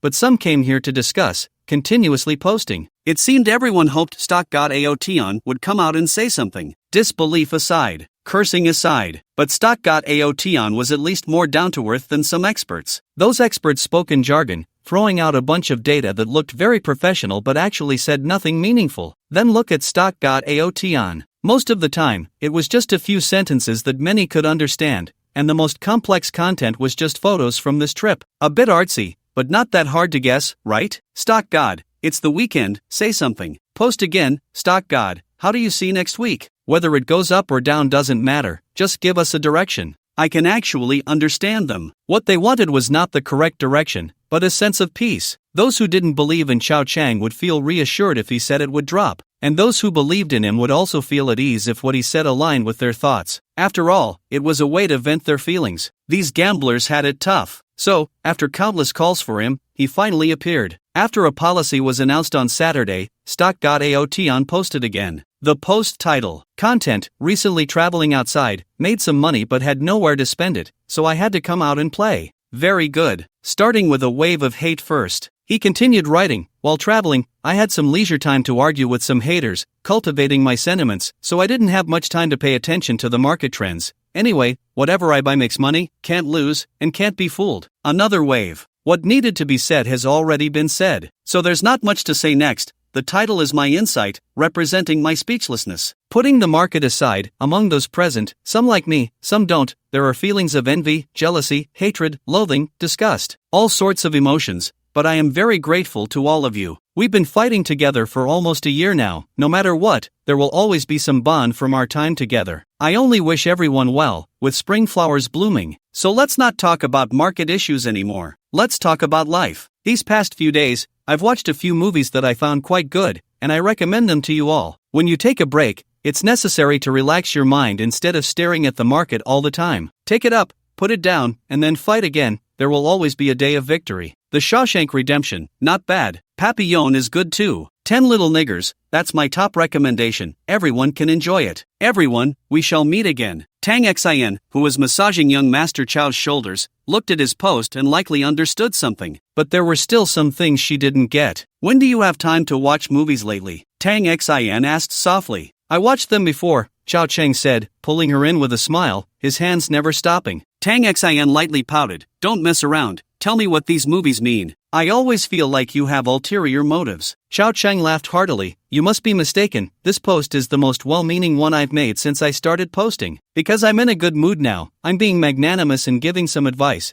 which can be considered a way to ease my mind. Tang Xin could empathize. She had also been in a very good mood these past few days. She was savoring it. Truly, she had wasted over 20 years. The Shawshank, Papillon, 10 Little Niggers, what are they? Tang Xin asked curiously. I've heard of the first two, but I haven't heard of the last one. It's quite famous, right? Chao Chang replied. It has another name, and then there were none. Tang Xin suddenly understood. Looking back at the previous part, The Shawshank is about prison break. Papillon is also about prison break. And then There Were None is actually about a predicament. The central theme of the three movies is directly related to escape and evasion. No wonder. At that moment, Tang Xin completely understood. The entire post has one core idea: run away. Whether one can understand it depends on fate. Indeed, this post should be the most well-meaning one. Compared to the previous ones, Chao Chang has turned over a new leaf. It's all his own merit. Tang Xin smiled beautifully. Hubby called out.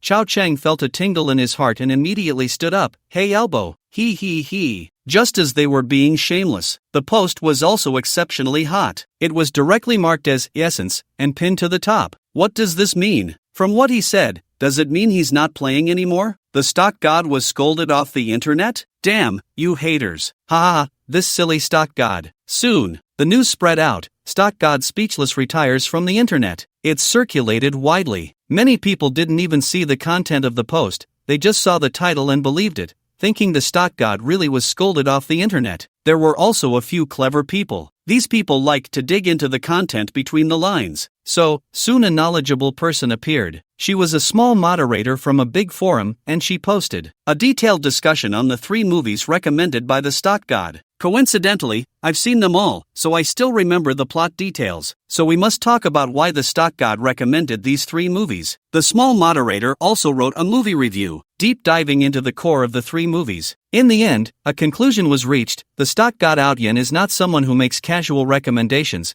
but rather speaks in riddles, using movies to convey a message: escape the peak. If you can't escape, then no one survives. It's quite bleak, but with a single phrase that wakes the dreamer, many suddenly realize that this is what the stock god meant. It's truly sinister. Can't you just say it directly? Damn. But looking back, the number of people genuinely interested in this film review post is very small. Less than 1% of the stock god Auntie post. And there are even more skeptics. Only in the future will this post be dug up, making people once again marvel at the stock god's foresight, solidifying his legendary status. February 1st, young Master Chow and Tang Xin spent a month playing around in Hong Kong. Working for a month. Basically, everything has been taken care of, just waiting for America to fully erupt and go out of control. A portion of cash still remains in hand. It's meant for acquisitions and investments. Back to Shanghai, they reluctantly bid farewell for an entire night. After all, they are newlyweds. The next day, Chao Chang returned home with the gifts Tang Xin bought and the things he brought back. He wasn't concerned about matters online. After his post came out, the market indeed underwent a dramatic change, dropping from over 5,000 to a low of just over 4,100. Continuous cries of despair. The emotional turmoil was explosive every day, with only a few positive emotions mixed in. It seems those posts ultimately saved some people, but not many. The new year is just around the corner. This year, many people are destined to have a bad time. Yo, our young master is back. You really had a wild time. We thought you were going to spend the new year in Hong Kong. This sarcastic tone. Young Master Chow's temper couldn't take it. He instantly transformed into a Super Saiyan, going berserk,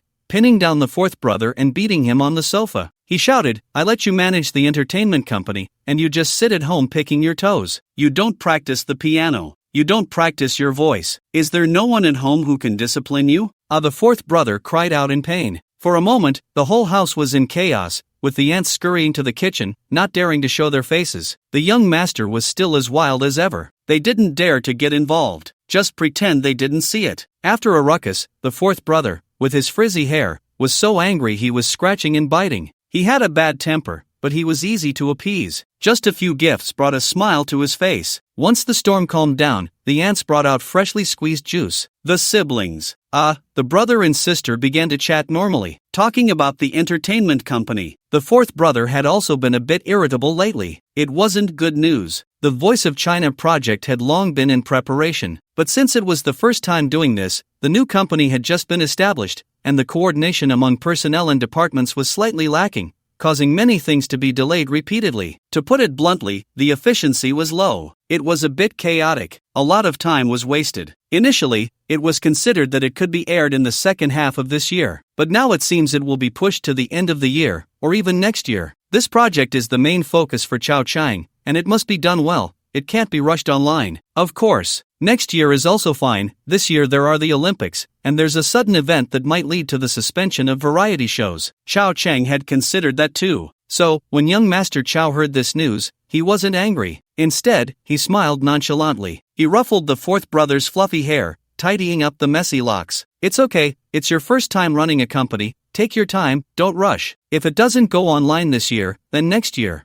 I'm not in a hurry for a year or two, we have plenty of time, what are we afraid of? At worst, we just waste a bit of time and some personnel salaries, it's not a big deal. Don't forget, your brother Xiang has been earning quite a bit lately. Money isn't a problem. This made the fourth sister feel deeply moved. Yet, she pouted a bit, feeling somewhat wronged. She sensed that it was her own issue that caused the company's operations not to develop as originally envisioned. Her abilities were holding things back. Very good, very self-aware. Here, have a candy, stop crying, be good. Chao Chang casually conjured a piece of milk candy and handed it to her. This magic trick made the fourth sister's eyes light up. Where did you pull that from? Just learned this magic trick. How about it, surprised or not? The fourth sister nodded repeatedly. Do another chocolate. Chao Cheng smiled and flicked his wrist. Whoosh! A piece of chocolate appeared in his hand, and in the blink of an eye, the fourth sister still couldn't see how it happened. Do another fruit. Whoosh, another orange. This fruit represented a father's love. While the fourth sister exclaimed in delight, do a sports car next. I'm not your car. Chao Cheng's expression darkened. Do you think I'm a magic cat?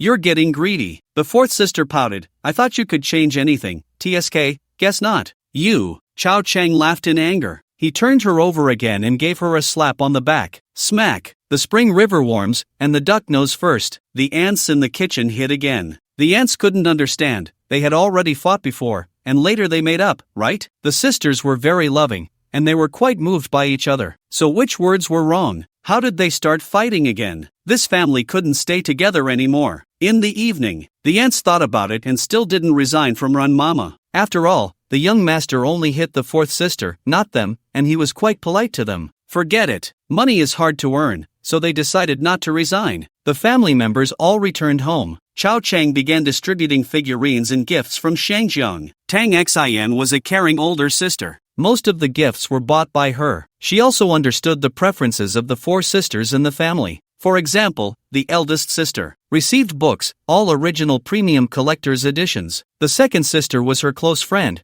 so she naturally understood and bought some luxury items, like limited edition dresses. The third sister received a jade bracelet, as she was the most intellectual and gentle. The fourth sister, not important. Don't underestimate the fourth sister, she was actually doing quite well, at least she received gifts, while old Chao didn't even get any. Originally, Tang Xin bought them, but Chao Cheng took them and left them in storage, refusing to give him a watch worth 200,000. In this chaotic world, wearing such expensive things outside could get your wrist chopped off. For old Chao's good. After the family had dinner, Chao Cheng pulled Ren Mama into the study. He handed her a card. Paying back? Ren Mama looked at Chao Cheng, smiled gently, and pushed the bank card back. Mom, there's no rush, you take it and use it first. This is 200 million. Chao Cheng got straight to the point. Run Mama's expression changed slightly. Although she had previously said it was a loan, not an investment, theoretically, Chao Cheng only needed to pay back 100 million, with a bit of interest at most. But young Master Chao was all about empathy. They said it was a loan, but they lent it without hesitation. It would be embarrassing not to double it for them. They truly regarded him as family,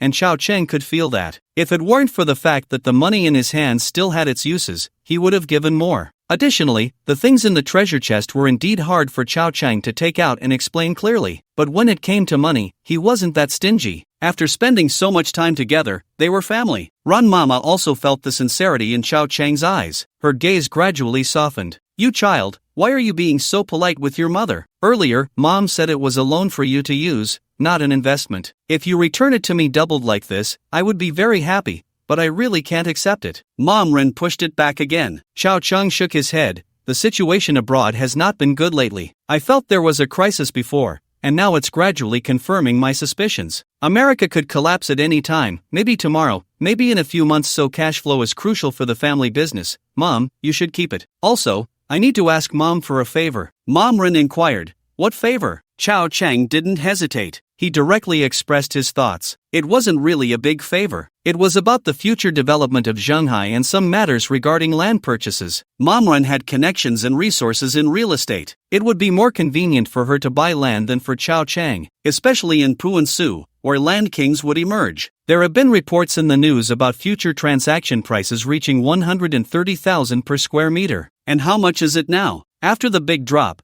the average residential price is over 3,000. The most expensive is just a little over 10,000. Even if there's a collapse in the future, this price can still yield huge profits. There's gold everywhere. The mother and son chatted in the study for half an hour. Old Chow brought in tea midway, but was soon chased out by Momren, leaving him anxious outside. This feeling of being excluded was very unpleasant. When they finished chatting, Old Chow pulled Chow Chang. "What were you two talking about just now? If I told you, you wouldn't understand." "Damn, do you think I'm stupid? It's just buying land, right? I heard something. By the way, how much have you made recently? You sound so confident, wanting to buy half of Zhonghai?" Old Chow was puzzled, having overheard a bit, and was shocked. "Not much, just a few 100 billion. Then aren't you the richest? You're just bragging." Mom. Old Chow directly covered his mouth. This little brat was trying to complain again. Momren turned to look at the father and son, her expression stern. "You're bullying Qingzi again." "I didn't," Old Chow said awkwardly. After Old Chow and Momren left, at midnight, there was a series of sneaky knocks on the door. Fortunately, it was far away, and no one else heard it. The second sister opened the door and saw Chow Chang in front of her. He was holding a large cardboard box. Move. Don't let anyone see, hurry up." Chow Chang squeezed into the second sister's room. The second sister didn't have any immediate reaction. Instead, she stepped aside to let him in, puzzled. "What is this? Didn't you want the limited edition dress? This whole box is for you, according to your request. Guaranteed to be something no one else has, you can't even buy it on the market, and the material is excellent." Chow Chang raised his eyebrows as if presenting a treasure. He had already given a gift to the second sister earlier, but those were bought by Tang Xin. This box was personally selected by Chow Chang. "I promised you I would take care of it, and I definitely did. You said you wanted as many as you wanted, so I bought them all back. It was just that there were too many people earlier, and I couldn't give it to you, for fear they would say I was being unfair. How about it? I treat you well, right, second?" Chow Chang raised his eyebrows. Upon hearing this last term of endearment, the second sister's brows instantly furrowed. "Remember to reimburse me, this box cost me several tens of thousands. No need to thank me. Good night, see you tomorrow." Chow Chang slipped away directly. He was afraid of getting hit if he stayed. Calling her second wouldn't be too bad, but this box of things would definitely get him in trouble. Watching this little rascal sneak away, the second sister snorted with a smile. She wasn't even angry. After a year of getting along, who didn't know each other? This annoying guy only had a mouthful of tricks. Considering this box of limited edition dresses, she let him off the hook. She closed the door securely. Sister 2 curiously opened the cardboard box. Immediately, her expression changed. Red, orange, yellow, green, cyan, blue, purple. It was like a damn neon light, shimmering and glowing. Chow Chang had run too fast, otherwise, he could have witnessed this spectacle. "Is this a skirt? This is just a few threads. It is indeed a limited edition, but isn't it too limited?" Sister 2 grimaced, reaching out to pinch a thread, lifting it up, a pink thread, a few pieces of fabric. "The material is indeed good, but it's too thin. It looks like it weighs only a few grams." Bastard! Sister 2's face turned blood red. She wished she could stuff Chow Chang into the box and throw him out with it. This brother, better off without him. But, after fuming for a while, Sister 2 slowly closed the box and placed it in the huge dressing room's compartment, to prevent anyone from seeing it. If someone found out, she would be completely socially dead. "Tomorrow, I'll deal with him tomorrow." That night, Sister 2 couldn't sleep, tossing and turning like a pancake. At 3:30 in the morning, she woke up suddenly, not knowing what dream she had, but after getting up, she went to the dressing room. This dressing room was very large, bigger than an average apartment, filled with various shoes, accessories, and dresses. Although she usually couldn't wear these things, she would try them on and admire herself when she was alone. In other words, the things inside were completely invisible to outsiders. Even her sisters couldn't see them. It was as if she had made a certain decision. She dragged the cardboard box out. Chow Chang had a good dream all night. At 10 in the morning, it was another new day in the life of a rich second generation. Comfortable. The new year was approaching, and everyone seemed very busy. Sister 1 didn't say anything. She never had a day off. She was sick, not in a derogatory way. The more one understood her, the more familiar one became, the more one felt she was unwell. Whether it was depression or not was uncertain. It needed a pulse check to know. But one thing was certain, children from single-parent families were not very normal. Including Chow Chang, he was just too handsome, wealthy, and lively. Sigh. This era is like this. Who can truly be healthy in body, mind, and spirit? In a few years, it would be worse. The entire live streaming industry would be sick. Forget it. As long as it's not fatal, that's fine. Chao Chang also didn't bother with the entertainment company's matters. He left it to the fourth brother to handle.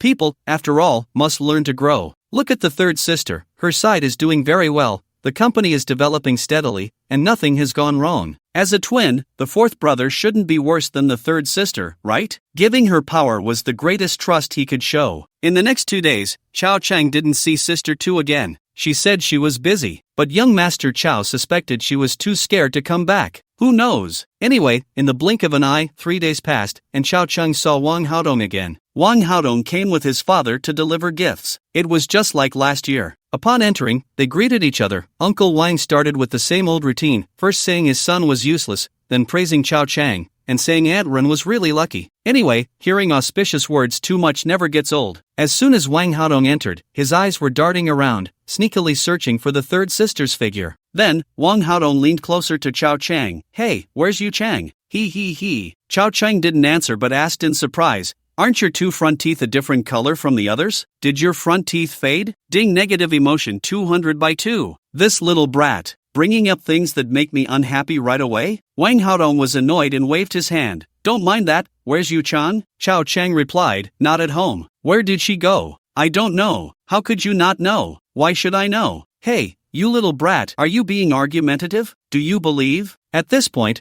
Wang Haodong suddenly remembered that the butler had reminded him when he entered. Right. The little brother-in-law can't hold a grudge. Mad. Although just looking at this kid is infuriating, if I endure it, it will pass. Wang Haodong took a deep breath and grinned. Kid, no, brother, can you do me a favor? No. Wang Haodong was dumbfounded. I haven't even said what I need help with. I'm not helping with anything. Hey, damn. Kid, don't blame me for not warning you. If you keep being ungrateful, I won't hold back anymore. Do you even know where this is? This is Shanghai, my territory, got it? Wang Haodong bared his teeth, showing a fierce side, seemingly trying to scare Chao Chang. Chao Chang replied, your teeth really need whitening. Haven't you thought about getting them fixed? Wang Haodong was so angry his heart ached, clenching his fists and waving them aimlessly in the air. He didn't dare hit Chao Chang, but having nowhere to vent his anger was quite uncomfortable, until a voice came from the side. Wang Haodong, what are you doing? Wang Haodong's eyes instantly cleared. Nothing, Dad, I'm just showing my brother some martial arts. Uncle Wang glared and scolded, be honest. Okay, got it. Wang Haodong nodded obediently. Then he pulled Chao Chang over, looking bitter. Brother, help me out, I'm begging you. No, wait for me to finish. Alright, go ahead. Chao Chang was still kind-hearted. You know, I'm sincere about Yu Chang. Just pity me a little and say a few good words for me. I want to invite her to dinner, okay? Wang Haodong smiled, trying to show his utmost goodwill. Can't you just talk to her yourself? She won't answer my calls, and the security downstairs at her company won't let me in. I really have no way out. Chao Chang shook his head. This isn't a solution either. Who says it isn't? Wang Haodong said with a bitter face. Chao Chang was puzzled. Then haven't you thought about pursuing another girl? You aren't short on money, and you look decent. No, brother, there's no need to insult someone while complimenting them. Wang Haodong quickly interrupted. Then how about dress like a beast? Still decent looking. Fine. Chao Chang nodded in agreement. Look at you, decent looking is still okay. Why do you have to pursue one girl? I don't believe there aren't girls in this world prettier than my third sister. My fourth sister is about the same as her, right? Wang Haodong sighed deeply. You don't understand. In matters of the heart, how can you say you like this one today and that one tomorrow? It's about being faithful. To be honest, I'm not lacking in women, but there's only one I love. Chao Chang was speechless. Wait a minute, you call that being faithful? Is that what your language teacher taught you? Wang Haodong pondered for a moment and confidently said, spiritually, it's being faithful. Chao Chang chuckled. So the current problem is, my third sister doesn't like you, she likes me. What? She likes someone like me, a bit more handsome, a bit taller, a bit more talented. It's just how it is, born that way. Chao Chang shrugged. Wang Haodong bit his discolored front teeth in anger. No, brother, I just want to ask you to help me set up a dinner. Can't you just say yes or no? No. Damn, then why have you been messing with me here for so long? I know you're anxious, but don't rush. Chao Chang waved his hand, interrupting him. Actually, I have some insights on pursuing girls. The first point is, you need to figure out why the girl likes you, or why she doesn't like you. What do you think? Wang Haodong raised an eyebrow. That makes sense. So tell me, why doesn't your third sister like me? So you know my third sister doesn't like you? I've known for a long time. Wang Haodong said with a proud look. What the hell do you have to be proud of? Wang Haodong's expression darkened, and he sighed, but I don't know the reason, and I don't know how to change. I can only grind away little by little. My butler said, a good woman fears a clingy man, and I think there's some truth to that. Your butler must have a lot of experience. Chao Cheng chuckled, there is some truth to it, but not much. This tactic works on ordinary girls, but is my third sister an ordinary girl? Wang Haodong shook his head firmly, not ordinary.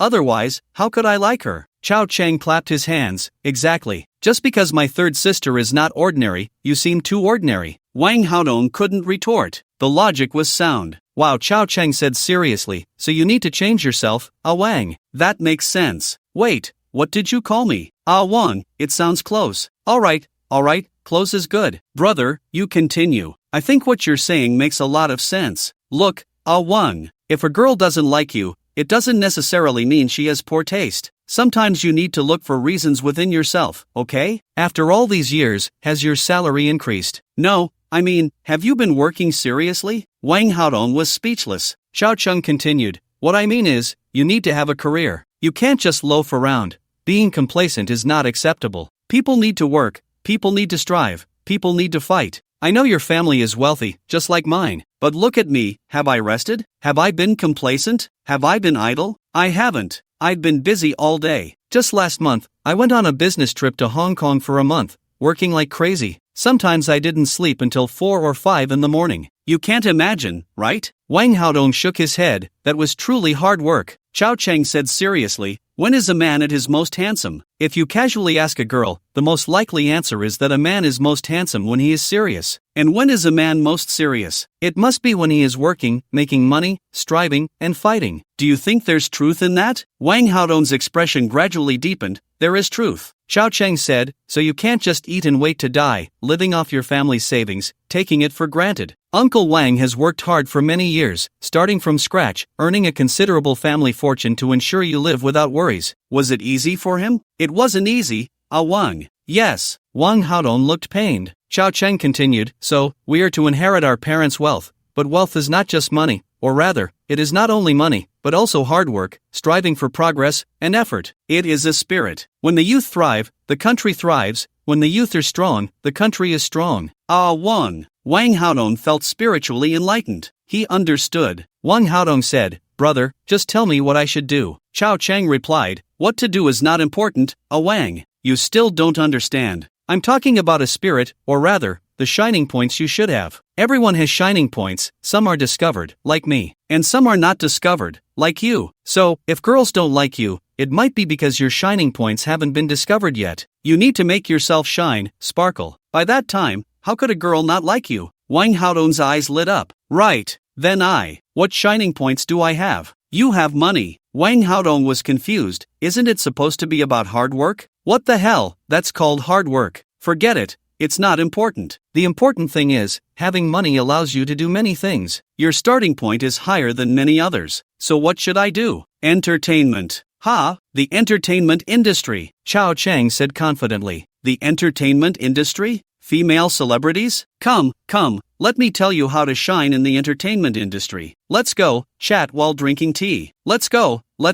Wang Haodong hurriedly followed him to the side. Next, the two brothers discussed how to be disciplinary inspectors in the entertainment circle. What the hell is tearing up scallions? It's gone. Only my big Haodong. Being a disciplinary inspector is a matter of offending people, and Chao Cheng wouldn't dare to act recklessly. But Wang Haodong dares. What is he afraid of? Moreover, if Chao Cheng lets him be a disciplinary inspector, he can indirectly gain emotional value. Plus, with the hacker skills and some memories from his dreams, there will be plenty of people collapsing when the time comes. If Wang Haodong cooperates with Yuhua, it will be hard for the entertainment circle not to be chaotic. As a key player in stirring up the chaos, Chao Cheng will surely gain more emotional value. Perfect. Half an hour later, the Wang father and son took their leave. Back in the car, Wang Haodong's face was flushed, and the butler looked on in astonishment. The previous young master had never gained any advantage at the Rin family. When did he ever come over with a smile and leave with a smile? Today, he actually looks rosy? Wow, young master, has Miss Rin-san accepted you? The butler raised an eyebrow, speaking in a teasing tone. Wang Haodong haughtily snorted and shook his head. I didn't see her. The butler looked incredulous. Young master, then why are you so happy? What's the reason? You wouldn't understand. If you tell me, wouldn't I understand? Actually, I didn't quite understand either. Wang Haodong scratched his head, mainly because he talked too much. By the end, he forgot what he said at the beginning, but he could remember the general meaning. It was that one must rely on oneself. One must have shining points. Can't just lie flat doing nothing. Must work. Must strive. In the entertainment circle. First, become famous. Make Wang Haodong's name known to everyone. Let everyone know that this rich second generation is not just living off his family's wealth, but is a positive energy. Then, it seems to be like this, just like this, and then we'll talk later. Anyway, it makes a lot of sense. What nonsense are you talking about? The things the young masters discuss can't be known by a butler like you. Go drive. Yes, young master, you're getting more and more manly. In the blink of an eye, it's New Year's Eve. This is Chao Chang's second spring festival in Shanghai. The atmosphere is obviously much better than last year. It also marks that young Master Chao has been in Shanghai for a whole year. Everything seems to have changed, but it also seems unchanged. Old Chao is still the template for villains, and he confronts young Master Chao without restraint. If it weren't for Mama Ren protecting him, young Master Chao wouldn't know how to get through these days. The eldest sister is still the same. After completing 10 betting agreements, her mindset has been somewhat broken, but since they don't interact much, there hasn't been any deeper development. Her illness is hard to treat. Young Master Chao is also busy. He plans to help her treat it well after this busy period. Traditional Chinese medicine has ways to deal with stubborn illnesses like depression, which can be easily managed. No rush. The second sister returned this year, and there aren't any major cases, but she has stopped ignoring Chao Chang. Chao Chang is also baffled, not knowing why she would ignore him for no reason. Sigh, a woman's heart is like a needle in the ocean. Did he do anything? No, right? So she's just being pretentious. The third and fourth siblings. Carefree. The family is all unmarried, so during the new year, everyone receives red envelopes. The fifth sibling's red envelope is the biggest. Mom even got her a car. This year, Chao Chang received quite a few gifts. Of course, he also gave out a lot. It's all about reciprocity. For the four sisters' birthdays, although no birthday parties were held, the family would have a family dinner. And then there's Mother's Day, which is a major holiday for the family, even on par with the importance of the Mid-Autumn Festival and Spring Festival. In short, this new year is very lively. With the previous social engagements, Chao Chang followed Aunt Ren around everywhere, and traditional culture seemed very cumbersome at this moment. There were dragon and lion dances on the streets, and firecrackers were ringing. The riverside on New Year's Eve was crowded with people. The family went out wearing masks, and the rate of people turning to look was still off the charts. If anyone was unhappy this spring festival, it must be the investors. The New Year's Eve dinner was like chewing wax. Stock god Aotion had not appeared again, which left everyone feeling desperate. Chao Chang no longer paid attention to the stock market. He didn't even keep an eye on foreign markets, as there were professionals managing it, and Tang Xian would also be watching. After the new year, young Master Chao finally remembered that he had an entertainment company under his name. A group of dreamers in the East believed that under the leadership of young Master Chao and his fourth sister, they would create a miracle in cultural media, hereinafter referred to as Miracle Media. The company was developing well. Last time, the fourth sister mentioned that due to some minor issues, many projects were progressing slowly, especially the Voice of China that Chao Chang had initially mentioned. But it didn't matter. If it was slow, then let it be slow. It wasn't something to rush. After all, this year itself wasn't a year worth celebrating. Aside from the Olympics bringing some joy, everything else felt so sad. Especially for the entertainment industry. Slow and steady was fine. The company was managed by the well-known veteran agent, Sister Ali. Plus, there was a professional manager responsible for management. Currently, there were no official artists under the company. Boss, the veteran agent, Sister Ali, handed Chao Chang information about good business opportunities. Currently, according to the project's requirements,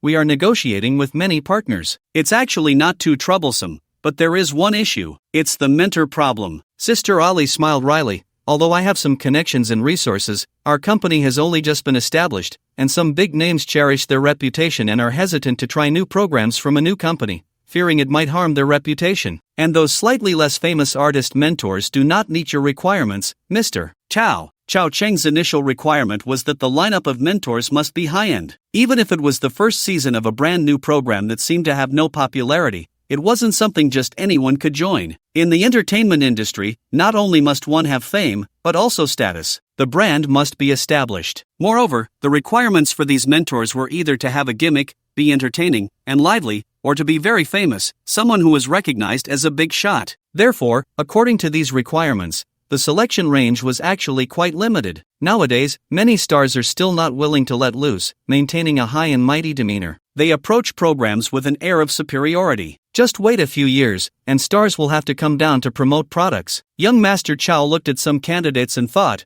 what are these people? Write down the names of these few and reject them. In the future, the company will not cooperate with these people on any projects, no matter how indirect the relationship is. As long as these people are involved, we will refuse outright. Chow Chung began to jot down names in a small notebook. Sister Ali felt a headache coming on. No, boss. You haven't even made a name for yourself yet, and you're already preparing to blacklist people? This isn't how things are done. This circle is about interests. Who holds a grudge just because someone refused once? However, he was the boss, and Sister Ali was an old hand, so she naturally wouldn't argue with him face to face. She would find an opportunity to talk privately later. After all, the boss was young, passionate, handsome, wealthy, and powerful. Sigh, if only the boss could become a star. With his looks, he would surely charm countless young girls. Sister Ali was confident she could make the boss famous, and very famous at that. Chow Cheng said, as for the candidates, let's take our time, no rush. We have plenty of time now, and we shouldn't be reckless in filling positions. I'll suggest a few, and you can look into inviting them, make initial contact, and arrange the schedule in advance, so as not to put the other party in a difficult position. We need to show our sincerity,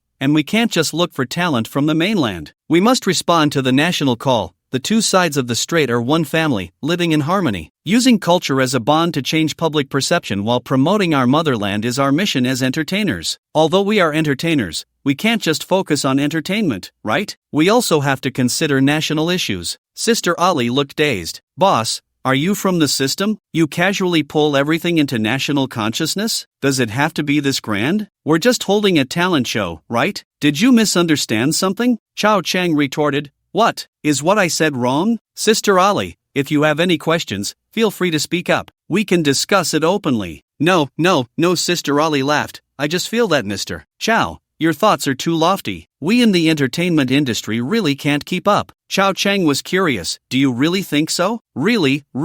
That's good. I thought you didn't agree. I wouldn't dare to disagree. Sister Ali quickly shook her head. If she didn't agree with this, she might as well not stay in the industry. Later, Chow Chang wrote down a few names. One was the singing god from Shangjiang. Nothing else mattered. At least he wouldn't collapse in the future and would still be lively in his 60s. His Mandarin was good, and he could take a joke. Plus he had some catchphrases. Even those born in the 2000s or 2010s would know him. At the very least, they would have tasted his success. If he didn't work out, then there was another one of the four heavenly kings, Brother Hua. Anyway, they had to bring in a superstar. Then there was Harlem from the Frog side. Harlem had a strong position there. Plus, he was friends with the Shangjiang kings, and together they could create a great chemistry. He was easygoing, and the atmosphere was fantastic. There was also old and charming Lu Milk Tea, who was also easygoing, the only female mentor. Adding Brother Huan, who once was a household name and would be a godfather-level figure in the future. That would be perfect. If they were looking, they just needed to match the level of these people. If that didn't work,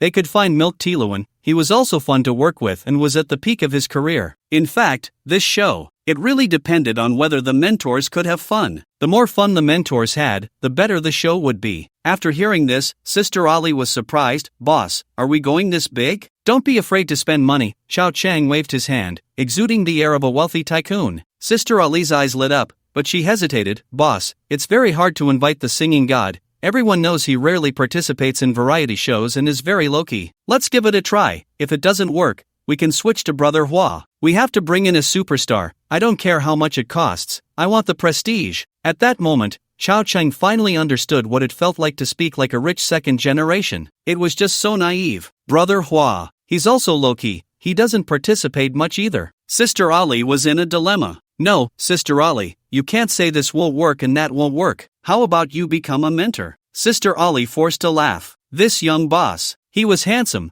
but his temper seemed a bit big. But that was normal. If she were in his position and had his wealth, she'd probably have an even bigger temper. And he was really handsome. If it weren't for how good-looking he was, she would have resigned long ago. Running a startup is exhausting, you know. In fact, hiring people isn't troublesome. What low-key or not low-key? To put it bluntly, it's just a matter of price. If it really doesn't work, they could go through Shangjiang Capital's channels to invite someone. Some things really have nothing to do with money. It's a matter of face, and it can be resolved with just a word. Just in January, Xiao Cheng met quite a few wealthy people during his social engagements in Xiangzheng. These people could help, just a phone call away. At worst, he would owe someone a favor. This matter was settled. He would let Sister Ollie go through the channels to invite them. After all, there was still time for the show, no need to rush. Old Four had no objections to this. The company had more than just this one project. Next came other matters regarding investment in film and television, and Xiao Cheng also provided ample advice. They spent the entire morning dealing with this issue. In the afternoon, there was a meeting. It took a full day to wrap everything up. Finally, Xiao Cheng waved his hand and announced a dinner gathering tonight,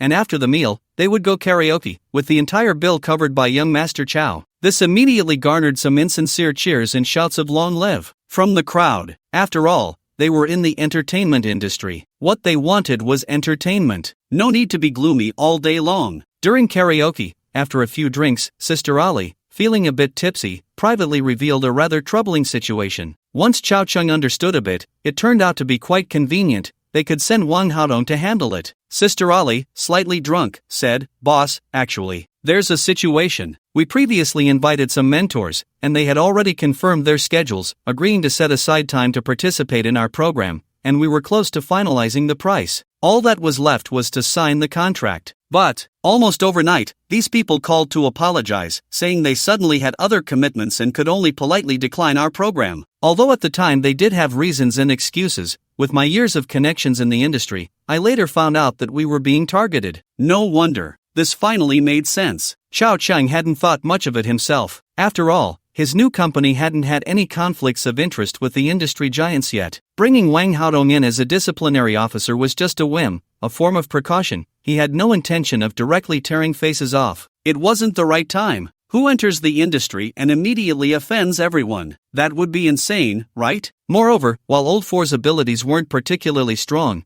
they weren't weak either. He was somewhat connected in the music circles of Beijing and Shanghai. Inviting mentors and organizing programs were inherently matters of the music industry. Theoretically, who would offend someone like Old Four for no reason? But now it seemed there was something going on. The music in the private room stopped. Xiao Cheng waved his hand, directly asking the others to leave the room. Only Old Four and Sister Ollie remained. "Sister Ollie, please elaborate." Xiao Cheng smiled, looking neither angry nor upset, just genuinely curious. Sister Ollie nodded, her tipsiness showing. Now that she had started, it flowed naturally, with nothing left to hide. She hadn't planned to speak before, as she didn't want to provoke too strong an enemy. It was a new company, after all. Being low-key had its benefits. Plus, not everything needed to be reported to the boss. Otherwise, what was the point of her being there? She wanted to try handling it herself first. So, Old Four was unaware of this matter. 10 minutes later, Sister Ollie finished speaking. Both Xiao Cheng and Old Four listened attentively and understood. Old Four's expression changed, a bit of anger showing. They really went too far. Sister Ollie smiled bitterly. "Mr. Run, this is how the industry works. It's normal for newcomers to be ostracized. After all, the pie is only so big. If we take a bigger slice, they get a smaller one. If we suck up all the traffic, they will have none. Especially since President Chow isn't here to make money. He's doing the program at any cost, more like a dragon crossing the river, coming to smash others' rice bowls, so others have to be on guard." It made sense, but it was indeed infuriating, especially for Old Four, who was nearly cursing. In contrast, Xiao Cheng smiled calmly. He even seemed a bit pleased. Good, good. Having a villain is great. Otherwise, what fun would it be? If others didn't take action, he wouldn't want to go too far himself. Since someone had taken action, the situation became delicate. It was also interesting. Look,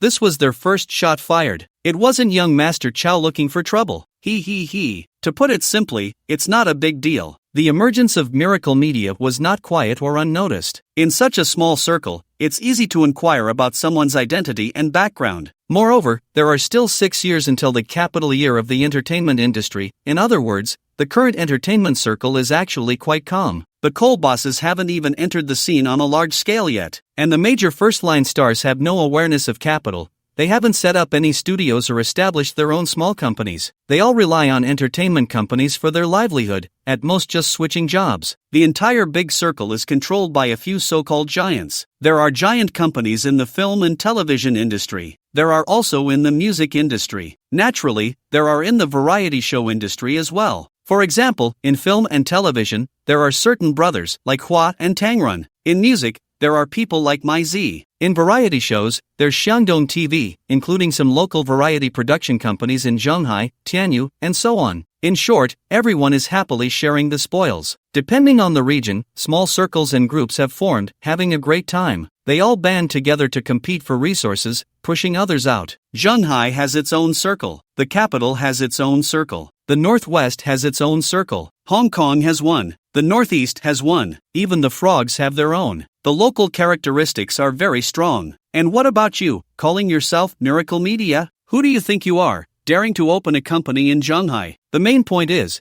with so many circles and docks, which dock do you not pay respect to? What do you think everyone is? Do you think having a bit of money and background allows you to run wild in this circle? You're thinking too much. Even if you're a rich second generation, you still have to follow the rules when you come in, understand? So, they just made a few calls, letting certain people like Yang and Sun refuse to participate in The Voice. Consider it a warning. As for the invited mentors, Chao Cheng himself didn't think much of them, but since the company was handed over to the fourth, he couldn't mention every detail. At most, he would give a general direction. Most of the time, it was about delegating power. That's why the company invited these people. It's fine if they refuse, otherwise, Chao Gongzi would have to find a way to get rid of them later. Speaking of which, these entertainment industry people making small moves actually helped Chao Gongzi. He was quite grateful. Chao Chang was also a person who valued reciprocity, treating others as one would like to be treated. He naturally had to respond. Boss, Sister Ali said. Also, when I talked to Zhonghai TV about broadcasting before, it started off quite well. The program was about production and broadcasting separation.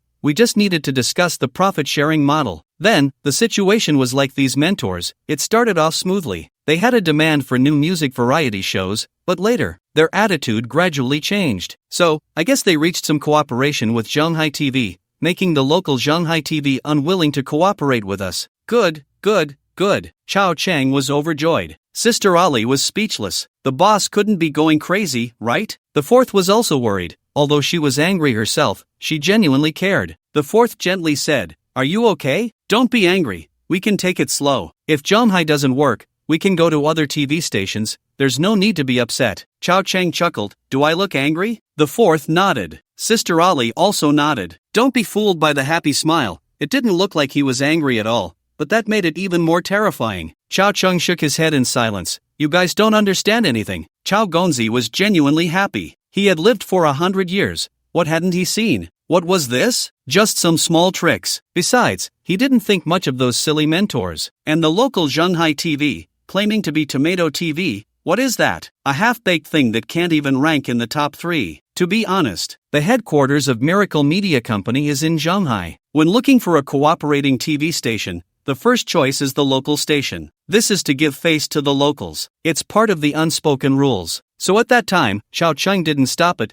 thinking it didn't matter. Although Zhonghai TV was a bit lacking, it was still among the top 5. And his program could be a hit anywhere. Even if the local station's ranking wasn't high, the quality of the program was undeniable, right? Who would have thought? They didn't want it. Truly, they were giving face but not taking it. This is just wonderful. Can you feel it? I feel like a favored child of destiny right now. The new company is being targeted from the start? Then just wait for me to slap them in the face. It seems that the way of heaven is finally favoring me. Once the program becomes a hit, the leaders negotiating business at Zhonghai TV will probably have to roll up their mats and leave, or even wash their behinds and go work on a sewing machine. No need for too much negative emotion. This trick, our young Master Chow is quite familiar with. You say, in such a situation, can young Master Chow be angry? Can he be unhappy? They just don't understand. Alas, life is as lonely as snow. How many people in this world understand young Master Chow? Don't worry, I'm really not angry. I just think petty squabbles are meaningless. These entertainment giants seem to have tricks that aren't worth mentioning. Is that it? Chao Cheng smiled and shook his head. These methods are indeed not high level. They are enough to deal with an ordinary new company, quite impactful. But for a wealthy company, they are nothing. It's not a complete blockade. The circle isn't big, but can't we find a few mentors? At worst, we can invite them from abroad. What's there to fear with money? And as for the TV station, if that doesn't work,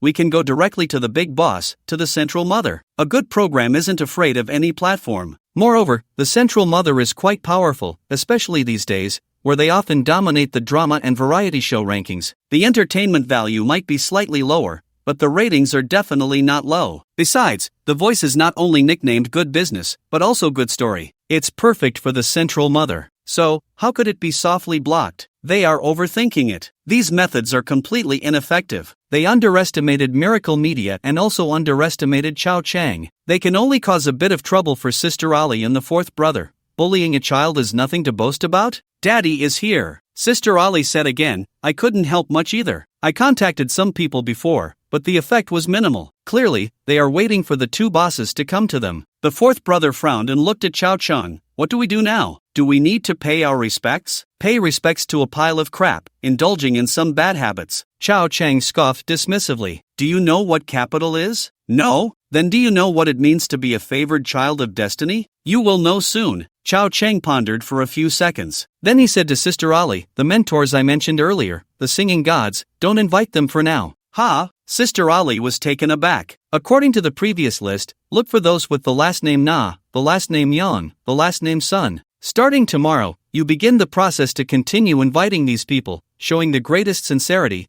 and make a big deal out of it. At the same time, publicly announce that our new program aims to become the #1 music talent show in the country, with each mentor receiving a 50 million appearance fee. Ha! Sister Ali was stunned. What? The fourth brother was also confused. Chao Chang said, not only do we want to make it #1, but we also want it to accidentally leak out. Remember, it must be an accidental leak. Don't let anyone catch us. Just say that the productions from other variety companies are all garbage. Before the voice makes its appearance, they are all fighting among themselves, but once the voice appears, it will unify the scene, and all the dogs will be wiped out. Sister Ali felt an impulse to resign. The fourth brother knew that this annoying little brother was about to stir up trouble. Sister Ali, in a daze, took several big gulps of wine. If it weren't for Chao Chang later assuring her that this was just a smokescreen, she would have probably been completely numb tonight. Chao Chang was contemplating the next plan, his fingers tapping on the table, producing a rhythmic sound, tap tap, tap tap, signifying that these industry giants would be moved and struck once in the future.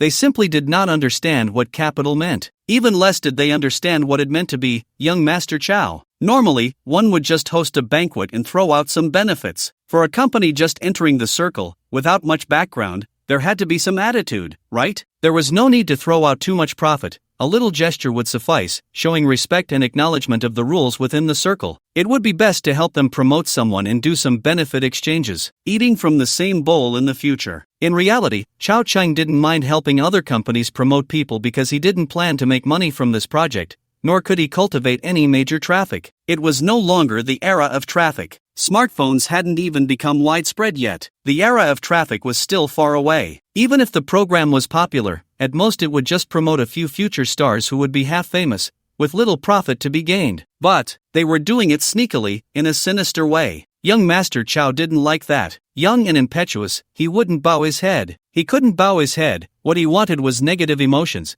and he was fighting an entertainment war. Even if young Master Chow lost in the end, it would only be a loss of some money, but he would gain a lot of negative or positive emotions, so it wouldn't be a loss overall. Therefore, there was no reason to shake hands and make peace. Not only could they not make peace, but since the war had finally started, they had to fight to the end. Otherwise, wouldn't they have acted in vain? Moreover, it was still that saying, they were the ones who fired the first shot. We are in the right, so what are we afraid of? Really not angry? On the way back, the fourth sister cautiously looked at Chao Chang. This girl still spoiled him. Don't be fooled by her always calling him stinky little brother. Her words were also merciless, either sarcastic or mocking. But you have to understand what her family values are. It's that I can bully you, but outsiders cannot. If bullied by outsiders, they would band together in a minute. What's there to be angry about? Chao Chang smiled speechlessly. How could anyone think he would be angry tonight? When have you ever seen young Master Chow angry? Having lived for over 100 years,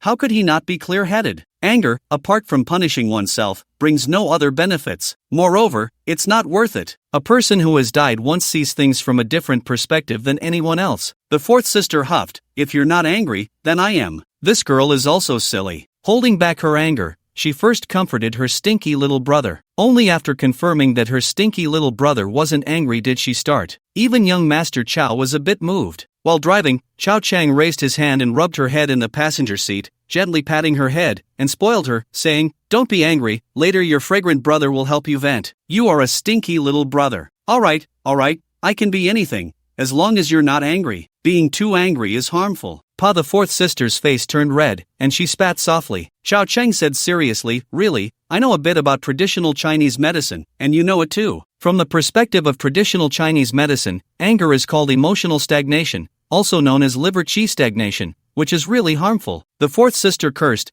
Do you believe I'll tell Mom that you're talking nonsense? Do you think Mom will believe you or believe me? Just be angry with me. The fourth sister angrily gave Xiao Cheng a punch. Alright, it's not a big deal. Just watch how your fragrant brother helps you take revenge. The fourth sister quickly stopped being angry. She was easy to coax. Curiously, she asked, the news you just had Sister Ali spread, is it aimed at these people? This is just the first step. Just wait, I still have dogs in my hands. What dogs? With your IQ, it's hard for me to explain in 1 or 2 sentences, Xiao Cheng said awkwardly. Then make it 3 sentences. They chatted and laughed, driving home. The fourth brother's mood also stabilized, but there was indeed a slight discomfort in his heart. He was really upset. Young Master Chow could understand why she was so angry. One reason was youthful exuberance. From a traditional Chinese medicine perspective, this was a sign of abundant qi in blood. The younger one was, the more abundant the qi in blood. Of course, the main reason for her anger was that she initially didn't know about these matters. She thought it was her mismanagement of the company, her lack of ability leading to problems in cooperation among many departments, or some other reason causing project delays. In short, she felt she hadn't managed the company well and had let down her annoying younger brother's trust. She was sad. She was also self-doubting. Only now did she realize that someone had been secretly sabotaging her behind her back. Sister Ali too, surprisingly didn't tell her about these things. Although she could understand that Sister Ali wanted to handle it privately, after all, she was the visible manager of the company, methodical and organized, and it wasn't yet time to tear faces and make enemies with others, so she didn't say much. But she just felt it was unfair, as if she couldn't handle it. Still angry? Oof, shall I help you adjust? How to adjust? Of course, with my magical hands that can turn decay into wonder, I'll give you a massage. Dream on. The fourth brother snorted lightly, turned, and walked away, leaving behind a beautiful silhouette. Young Master Chow shook his head and sighed. What a pity. My hands have nowhere to go. Sister is at home. Turning around, he saw his sister making coffee on the first floor. Drinking coffee late at night clearly meant she was either working overtime or reading. He didn't know how she managed to stay up so late and wake up so early. She had persisted for so many years. Anyway, young Master Chow couldn't keep up. He looked at his sister, who was wearing a silk nightgown, and it was still warm in the house, otherwise, it would be quite cold. His sister was also about 1.7 meters tall. Those legs, how to say it? They should be the best among the 4 in terms of skin quality. Her skin glowed, as if coated with a layer of honey pomelo. You could tell it should be sweet without even tasting it. As for the second sister, her legs didn't have the same skin quality as the eldest, but they were strong and powerful, giving off a feeling that one kick could kill. Each had its own characteristics, right? Just a glance was enough. It was also because they didn't meet often, otherwise, he wouldn't even bother to look. Seeing too much would be tiresome. Sister, are you working overtime later? The eldest sister was very intellectual, gentle, and didn't really want to engage with young Master Chow. Why? Perhaps it was a bit awkward because of the last gambling agreement. Young Master Chow said, Sister, you still owe me a bet, right? 10 times, and you're 1 short. The eldest sister's intellectual and beautiful eyes suddenly flashed with a hint of anger, breaking her calm. Ding negative emotion 200/2. In order to maintain her gentle and considerate demeanor, she gritted her teeth and squeezed out 5 words, 10 times or over. Is that so? Why do I feel like there's still 1 left? Could it be that I remembered wrong? That can't be, but it wouldn't be like my sister to play tricks. You're not that kind of person. Young Master Chow looked at her innocently. The eldest sister rolled her eyes. No need to flatter me. I know you well enough. Anyway, 10 times are over. If you want your sister to continue giving you massages, find another opportunity to win against me next time. Not falling for it. Isn't she the one who cares about her face the most? I've said it to this extent. She has to give me a massage at least once, right? She's learned badly. Young Master Chow's eyes turned, and he leaned closer, smelling the bath fragrance, and softly said, Sister, I have a project in hand. How much do you think I can earn? How about a bet? The eldest sister had finished making the coffee, holding it with a half smile, not betting. After saying that, she turned and walked away. Her back was also extremely beautiful, and she didn't fall for it. No, you just said you'd win next time, but now you won't give me a chance? I'm the child of fortune. If you don't bet with me, how can I show off? Damn, there are no good people in this house. Nu Xia has been around for 59 years, When will good people finally get their due? Sigh. Forget it. Time to sleep. I wonder if second sister is asleep. What about third sister? Sister Chao Chang went to third sister's room and knocked on the door. Third sister is truly a beauty of intellect, her tone soft. You're back? Have you been drinking? There's a hint of alcohol on him. Chao Chang rubbed his head. I have a headache, sister. Third sister's expression changed slightly. Come in. She let Chao Chang sit on the couch, then moved behind him, her delicate fingers pressing on his temples. Is it here? Thank you, sister. Third sister said gently. Don't drink so much in the future, it's bad for your health. Even if it's socializing, drink less, and it's best to eat something beforehand. Fourth brother too, he should know to hold back a bit. Chao Chang replied, it has nothing to do with drinking, it's mainly about eldest sister. Eldest sister? Third sister was taken aback. Yes, I was trying to trick eldest sister into betting with me, wanting to fool her into losing my massage sessions, but she didn't fall for it. My head started hurting all of a sudden. What should I do? She's learned to be cunning. Third sister caught on, her jade-like hand paused slightly in its motion, then she laughed and lightly patted him. You scared me, I thought it was from drinking. Next time, be clear. Hee hee, I just wanted to tease you, sister. Chao Chang smiled. In fact, that's how it is now. When facing third sister, Chao Chang is particularly well behaved. He doesn't try to trick her anymore. He speaks plainly about everything, good or bad, without hiding anything. Because no matter what, third sister dotes on him. Third sister said softly, don't provoke eldest sister, she's really tired. It's clear that third sister is genuinely kind, good to everyone in the family, but she is just a little better to Chao Chang. Chao Chang shook his head. Actually, I'm not provoking her, I'm helping her with her illness. What illness does eldest sister have? What have you noticed? Third sister knew Chao Chang practiced traditional Chinese medicine, and he was quite skilled. Emotional distress, I'm trying to figure it out,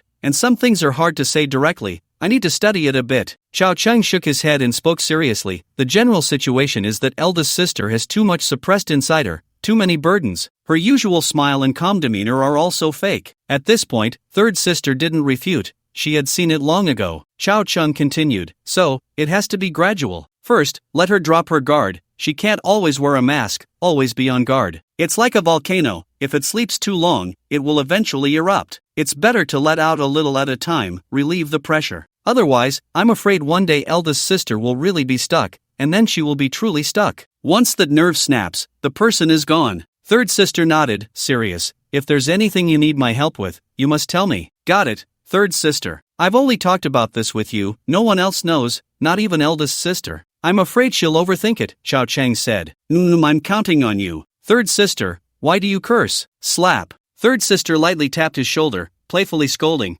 Go lie down, if eldest sister won't press for you, I'll press your back a bit. Third sister is the best. After chatting with third sister for a while, they also discussed investment issues. Everything was going well on third sister's side. There was no need for young Master Chao to worry. Returning to his own room, he bathed and changed. He washed away the smell of alcohol. He opened his computer, glanced at the recent posts. Ever since the stock god said, we'll meet again, the atmosphere of despair in the forum has grown even stronger. Now there are some posts begging for the stock god to return. People only realize what it means to cherish something after losing it. Those who once criticized the stock god have mostly kept quiet now. During conversations, the term stock god occasionally comes up. Whether out of grudges or hatred, those are all things of the past. Looking at it now, the stock god still has something to offer. They say, did we miss out? It seems not. Compared to those foolish experts, the stock god is definitely a breath of fresh air. Although the insults can be harsh, thinking back, he was just cursing those who spoke with arrogance or other experts. For general doubts and insults, the stock god rarely retaliates. Various emotions are piling up more and more. The longer the time apart, the more everyone misses him. But Chao Chang still paid no mind, just took a stroll around the forum to see how everyone was doing. Seeing that everyone was not doing well,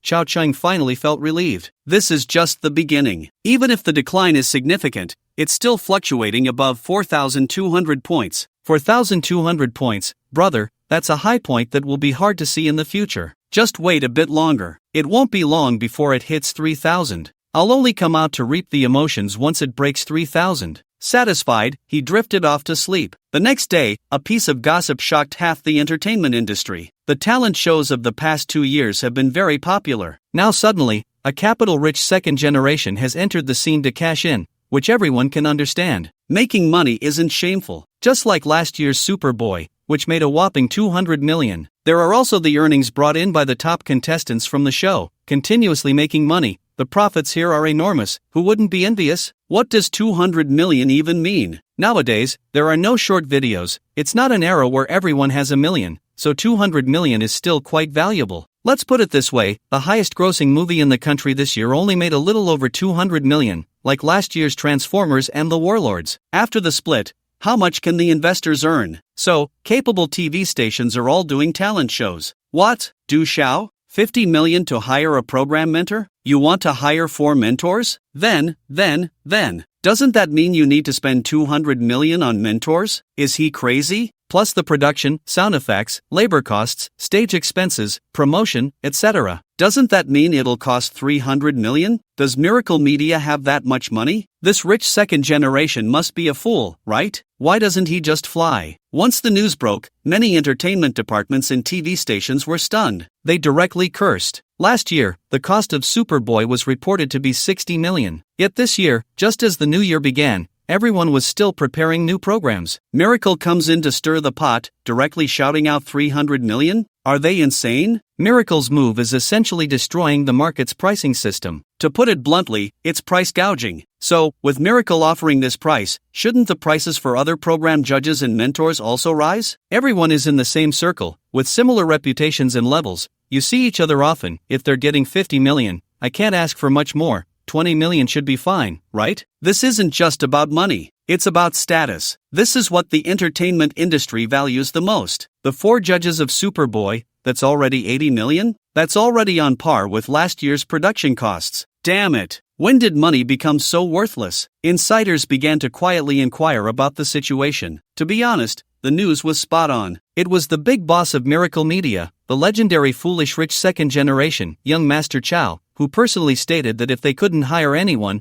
it was because the money wasn't enough. Look at how domineering that statement is. Immediately, he raised the mentor fees to 50 million. Is he treating money like toilet paper? Doesn't he know that 50 million can create a program? Furthermore, there are reports that Miracle Media aims to create the most outstanding talent show in the country. Other programs are just trash. The following words have no exact source, but as they were passed around, they transformed into this. Can this be tolerated? Several talent show production companies and television stations directly joined forces to spread the word within the industry, effectively implementing a soft ban. They urged everyone not to collaborate with Miracle Media, claiming that this program was doomed to fail. Old Yang, I know 50 million is a lot, not just you, I'm tempted too, but this is a one-time deal. If we agree to this demand, we'll offend half the industry, and it will be hard to survive in the future. The manager of the singer named Yang was trying to persuade him, calming him down. Yang gritted his teeth. The work for talent shows is easy, and the earnings are high. It's more profitable than holding concerts. I know, but old Yang, we need to think long-term. Just think, Miracle Media has money, but no matter how rich they are, they can't withstand several losses. The manager analyzed, the money the rich second generation spends is probably from their family.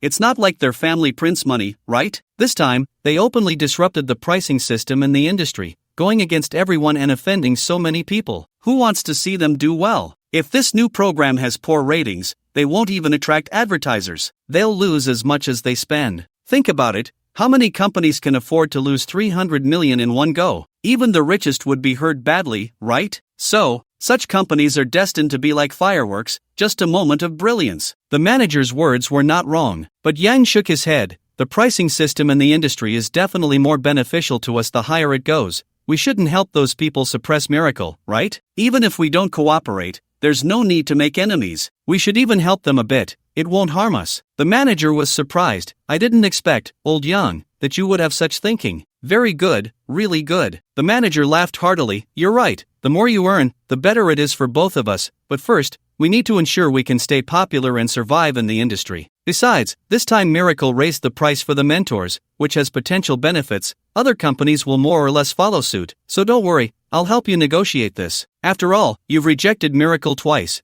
and they've said they'll give you a judge mentor position for this year's Fast Girls. Aren't those little girls from Fast Girls appealing to you? He. Yang also grinned. He. Every circle is about interests. Not to mention the entertainment industry, which is a place of fame and fortune. If you don't get fame, you must get benefits. That's a must. Therefore, the several mentors who previously rejected Miracle must have gained something. otherwise, only a fool would refuse. This time was no different. Although they offered 50 million again to invite Yang, that singer, and son, the three seemed to hesitate for a moment, but just 2 days later, they rejected it again. It was expected. Miracle. Sister Ali called Chao Chang and recounted the situation. Chao Chang laughed. I guessed it. Continue with the next step of the plan, then come find me openly, and we'll continue to stir things up in the entertainment industry. Okay, boss. Sister Ali hung up the phone. Soon, a rumor spread within the circle. Sister Ali personally called various friends to spread the news. This was equivalent to an official announcement from Miracle. 50 million for mentor fees, first come, first served, only 4 positions available, waiting for interested parties to contact Miracle Media privately. Additionally, television stations collaborating on variety shows can also receive corresponding shares, sign a betting agreement, and if the ratings do not reach 2,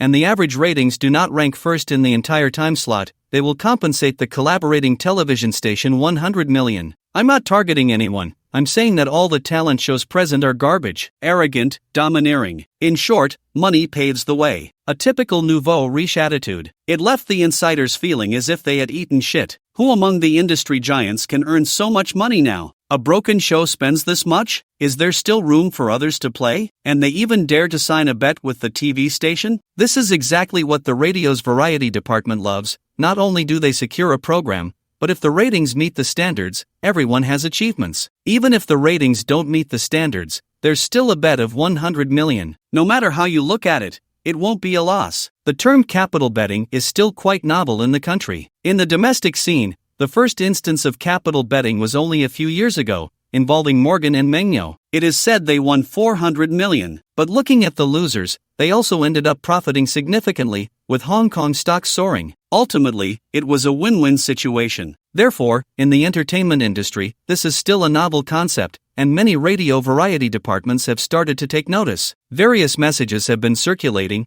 and TV stations across the country are contacting Sister Ali to inquire about the betting situation. This has left other entertainment companies feeling a bit uneasy, but it seems they can't suppress it anymore. After all, it's not a hard ban. Everyone is in a cooperative relationship, or they are just watching from the sidelines. If there are benefits to be gained, who wouldn't rush in first? A brief piece of news directly led to the near dissolution of these villain alliances. Money really can make one do whatever they want. But the matter isn't over. Several giants raised questions. Does Miracle really have that much money? 300 million at a time, and 100 million for a bet. I wouldn't dare to burn that much paper. Is Miracle just bragging? In response to everyone's doubts, Miracle quickly provided an answer. Sister Ali personally went to Rich Bay to find the wealthy second-generation boss of Miracle. The news that spread was that the wealthy second generation was very arrogant, directly pulling out a bank card with 300 million in cash lying inside. Although this is a private account and cannot be mixed with the company's public account, it still indicates that the wealthy second generation is indeed rich. Who would leave 300 million in cash lying idle in a bank card? Don't they know how much they would lose every day? Those with connections did a little digging and indeed found out from a certain commercial bank that the wealthy second generation is genuinely rich, and that 300 million is real. Now, not to mention the radio's variety department, even the giants swallowed hard. All companies in the entertainment industry fell into silence. It was eerily quiet. They were stunned. It seemed they were feeling the pressure from capital for the first time. Is investment without seeking returns? What are you after? 300 million, how will you earn that back? If you lose in ratings, you'll also lose 100 million. In total, that's 400 million. What the hell do you want to do? The entertainment giants of this era haven't been knocked out by coal bosses, nor have they been baptized by the subsequent entry of internet giants. They are still quite poor. After all, no entertainment company has gone public yet. Brother Hua has been pursuing an IPO, but the company's valuation is only 500 million. A single bank card from the wealthy second generation is worth half of that. This is clearly capital entering shallow waters and striking down from a lower dimension. Therefore, the shock brought by this 300 million is immense. It's not just because of the 300 million, it's also because that 300 million is only to create a garbage music variety show. That's right. In the eyes of the film industry, which looks down on variety shows, is 300 million really needed? How many blockbuster films could be made with 300 million? Moreover, 200 million of that is actually for the mentor's fees. How much are Jack Lawn's fees in Hollywood these days? Money isn't spent like this. Young Master Chow's casual 3 moves directly crushed the villain alliance. Everyone could no longer carry out a soft ban. The hearts of the people are no longer united. Now what can be compared is the quality of the program. Damn, can we really lose to a new company, a rich second generation from outside the industry? I refuse to believe it. Many entertainment companies producing programs held overnight meetings to discuss the upcoming production. They also contacted all the radio variety departments they had good relationships with for joint production. It was no longer possible to not collaborate. This time, they had to raise the stakes. Whether it was the mentor fees, production team costs, or audition expenses, they needed to spend more money. This included upgrading stage effects and sound equipment to a higher level. Otherwise, how could they compete? Miracle Media really spent $300 million. Even if they threw money at it, they could still create a visual feast. At this moment, no one could back down. No one could afford to retreat. Taking a step back would mean handing over the talent show market. They could only fight. They had to bring out their best strength, as long as they didn't fall too short visually, and with some effort on content, plus the reputation of their old fans, they could crush the competition. Moreover, everyone had been in the industry for so many years. Their connections were not something Miracle could compare to. First, they had to secure slots on major satellite TV stations, then pull in advertisements. If everyone worked together to attract a few big advertisers, Miracle would have no advertising partners left. This was a way to trip them up, to slow them down. In fact, many companies were like this. If you let them do the work, they might not do it well. But if you let them drag their feet, they were definitely professionals at that. At the headquarters of Miracle Company, Sister Ali looked at the middle-aged, slightly plump man in front of her. Director Gong, it's not that I don't want to agree with you. We had a good discussion before, but you all stopped talking later. I've already reported this matter to our general manager Chow. He also said that the local station is a good TV station, but unfortunately, there's no chance for cooperation. He also feels it's a pity. Now he can only look for other local stations, and he has found some. We can't just stand them up, right? That would be too offensive. Sister Ali shrugged helplessly. So, I'm at a loss. You know, even though I'm the general manager, I'm just a worker. Whatever our general manager Chow says, I can only do. Director Gong was the head of the variety department at the local station. At this moment, he was sweating, smiling awkwardly. Ali, we are familiar with each other. We've cooperated so many times. Can you help me contact your general manager Chow? I'd like to talk to him personally. What do you think? Alright, Director Gong, please wait a moment. I'll call our general manager Chow. He's usually busy. The entertainment industry is just something he plays with. Most of his energy isn't focused here, Sister Ali said. I know, the young master of the Rin family, right? I've heard about it. Director Gong nodded quickly. He had an administrative level, but it also depended on what level it was, right? The local station was just a hall. He was just a department head, that was the extent of it. He couldn't afford to act high and mighty. He regretted in his heart, if there had been a bet, he should have brought it up earlier. Now I'm sweating over this. The leaders at the station have personally inquired about this matter, and I've been scolded thoroughly. What's the problem with a local entertainment company collaborating with a local station? Can the local station still hold him down? Isn't that just pushing people away? Hello, General Manager Chow, this is Ali. Sorry to interrupt your tea. Well, Director Gong is here, huh? Director Gong is the head of the variety department at the local station. Okay. Sister Ali handed the phone to Director Gong. Director Gong's heart tightened as he picked up the phone. Hello, General Manager Chow. I am Gong Changzhang. Hello, Director Zhang. No, my surname is Gong. Isn't it Gong Changzhang? No. Oh, sorry, Director Gong. You see, I just woke up, a bit confused. I haven't even had a sip of tea yet. My mind isn't clear. I misunderstood. Please forgive me. Young Master Chow on the phone chuckled. Director Gong didn't know whether it was true or false, but as a small department, what kind of people hadn't he seen? He was skilled at talking to people like people and to ghosts like ghosts. Ha ha ha. Director Gong laughed. It's fine. President Chow is busy, just waking up at this hour. You must take care of your health. After a few pleasantries, Director Gong got straight to the point. It's like this, President Chow. There were some misunderstandings before. Yes, misunderstandings. We have seen the program, although we don't know the specific content yet, but I have collaborated with Sister Ali many times. I know her character, and I believe her. Yes. President Chow, please don't refuse just yet. The conditions offered by other satellite TV stations, our local station supports local enterprises, and we can definitely offer more conditions, I can guarantee that. I will also try to secure the maximum benefits for local enterprises. So, President Chow. Chow Cheng smiled. Director Gong, it's not that I'm refusing you, it's that you came too late. I know, but we haven't signed a contract yet, Director Gong argued. Chow Cheng said, we haven't signed a contract, but we have already verbally agreed, and I can't refuse. The other party's strength is not something our local station can compare to. Of course, I'm not belittling, just stating a fact. Director Gong was unconvinced. Although the local satellite TV station wasn't the first or second, it wasn't bad either. Who doesn't know their Tomato TV? Their satellite station has always been in the realm of fighting for third place and maintaining fifth, and sometimes they could even rise a bit higher. And this is just the satellite station. If we count the top, that's Shanghai Broadcasting Station, which is a leader among local stations. Can't compare? Who can't compare? President Chow. Who was the other party? Central Mother. This is a disturbance. Director Gong left. What was there to talk about? Not only could they not talk,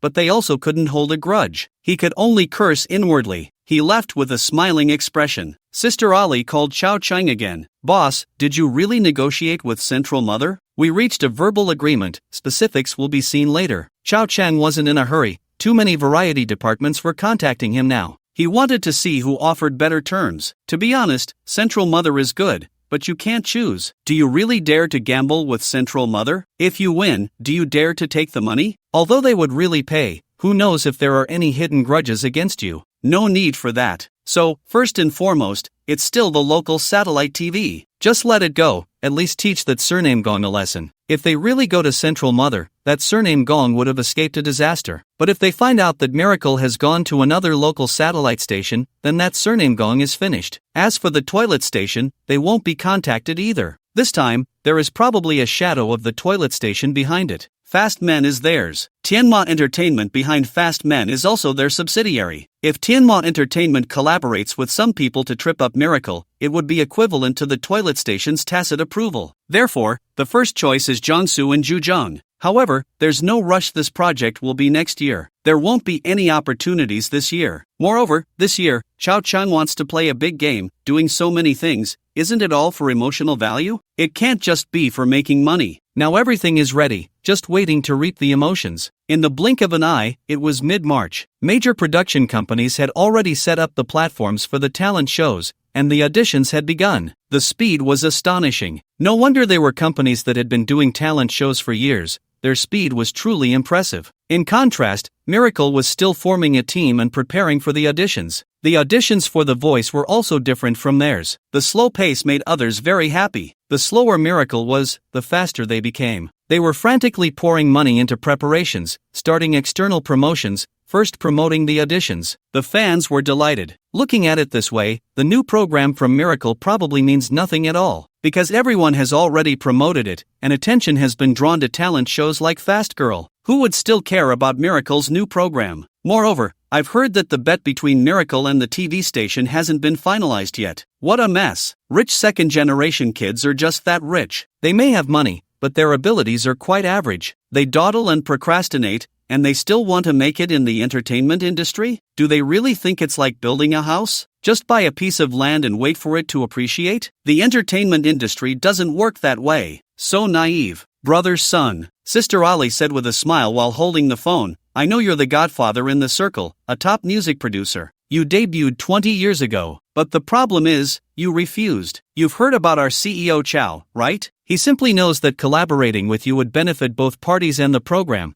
so he didn't mind raising the price to 50 million, but you still refused. Twice. In our country, we believe in 3 strikes and you're out. So now, CEO Chow has one idea: to regain the face he lost, he can't go back on his word. Not just you, but even old Yang and old Na, CEO Chow won't invite them either. He's planning to invite big international stars. 50 million is enough to attract any singer. A month later, at the end of April, the auditions for various music programs are almost over. In previous years, this was when everyone just started preparing for auditions. But now, there's a new player in the industry, creating a catfish effect, and everyone is getting anxious. Day by day, various negative emotions are rising. Mainly, it has disrupted many people's plans, causing chaos from the start. After 2 months of hard work, when they looked back, What the hell? Does your miracle media have a problem? It's been 2 months, and the project hasn't even started, the auditions haven't begun? What kind of talent show are you running? Upon further inquiry, not only have the auditions not happened, but even the bet with the satellite TV station hasn't been finalized. What have you been doing these 2 months? Just created a new folder and played around with some American-style PPT, right? If I had known you were this useless, would we have needed to work so hard? Some people suddenly came to their senses. They realized that the rich second generation was indeed arrogant, but only because they had money. However, this rich second generation knows nothing about the entertainment industry. It is precisely because of this ignorance that they have the fearless attitude of ignorance is bliss, daring to confront everyone. Until now, everyone suddenly understood. Turns out, they are just a little nobody. No matter how rich, it seems they pose no threat. Ha ha. Maybe Sister Ali is still eating absolute cuts, scamming the rich, tricking the big spenders. Just look at how Ali, who was doing fine, suddenly started working for someone else. Now it seems she has her eyes on the rich second generation's money. Every day she slacks off, yet her salary remains unchanged. She can even deduct money from various projects. They are all in the same circle, so they know exactly how to fool investors and how to manage accounts within a project. For outsiders, even if big capital comes in, they would probably be completely confused. Everyone suddenly felt that Ali was quite impressive, with foresight. And because of this realization, Ali's prestige rose significantly, and she opened everyone's eyes. When the coal bosses come in later, they will be scammed so badly. Everyone says they are learning from Ali. However, that's a story for another time. At this moment, young Master Chow has no time to care about the entertainment industry. The market is plummeting. Today it just fell below 3,000, hitting a low of 2,990. Once it broke that level, all the small investors' mentalities collapsed. From 6,000 to 3,000. Is there still a chance to go back? Run. It can't be stopped. Return, stock god. Pain, anxiety, worry, disappointment, pressure, all belong to the realm of major negative emotions. Even if this decline has nothing to do with Chow Chung directly. But who can blame him when his green posts and movie posts are still prominently displayed? It's been months. Although the posts have been unpinned, once someone replies, they get pushed back to the top. Back and forth, round and round, leading these two posts to continue bouncing around on the first page. As long as the market keeps falling, the posts can't sink. This stock discussion forum is currently the largest in the country, with a huge daily traffic and new members registering every day. Many people are learning for the first time about the figure of stock god Auntie. Flipping through the life of this character, negative emotions surge, and they curse themselves for not getting online sooner. If they had known about the existence of such a stock god, they could have followed his lead and wouldn't be stuck in their current predicament. Not only would they not be trapped, but they might have made a decent profit. I just joined the forum yesterday and learned about stock god Auntie for the first time. I regretted I spent all night browsing and researching, and I found out that stock god Auntie is really impressive. If I had just followed him, I would have made it big, but now I'm stuck at 5,008. With individual stocks averaging a drop of over 40%. Will I ever get out of this in my lifetime? Whoa whoa whoa, a newcomer posted. Give me my money back, I'm done playing.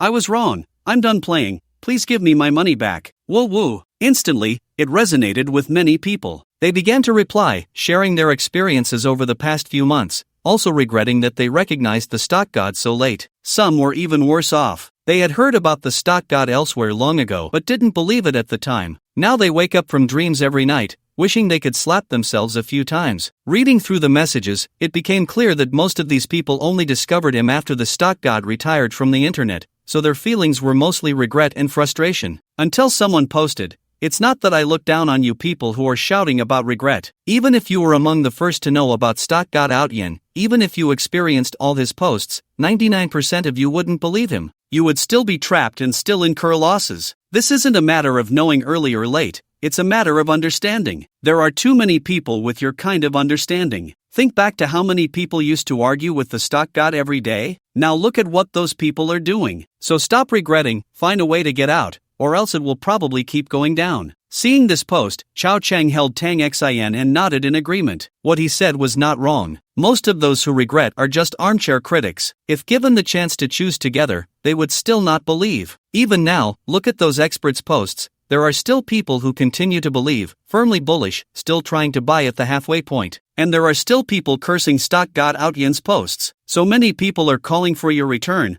aren't you going to post something? Tang Xin leaned beside him, curiously scrolling through the forum posts. She has been very busy lately, shuttling between the mainland and Hong Kong, spending little time with young Master Chow. Every time they meet, it feels like a reunion after a long separation. They are all over each other when they see each other. She just returned yesterday, leaving various traces in this small 3-bedroom apartment. She is someone who leaves a lasting impression. Young Master Chow, on the other hand, is rowing against the current. By the end of the day, he had gained 4 diamond treasure chests. Tang Xin is truly a treasure girl. What's there to return to? We're doing public fundraising now, and some things can't be said carelessly online. Chao Chang shook his head, not intending to post anything to show off. His previous posts hadn't even sunk yet, and there was constant feedback. Posting again now wouldn't have much meaning or effect. It was better to let these people regret, feel anxious, and perhaps have even more negative emotions. The understanding little sister chuckled lightly, not asking further, snuggling in his arms as they watched the various debates and posts on the forum, finding it quite interesting. It wasn't until they were both hungry from lounging around that they got up to find something to eat. Young Master Chow simply made her a bowl of noodles, adding a few eggs and some greens. It looked like a plain dish, but the taste was anything but. A little culinary skill could turn the mundane into the extraordinary. The little sister ate happily, but after finishing the meal, she started to pick on the cook. Ha! Women! The little sister seemed to think of something, put down her chopsticks, and said in a soft tone, "Why did you suddenly want to enter the entertainment industry? Did you fall for some female star? Do you need me to help you keep an eye on things?" Just as she put down her chopsticks, she started trouble. Could Chao Chang indulge her? He directly grabbed her, gave her a heavy pat on the back, and said irritably, "Am I that kind of person?"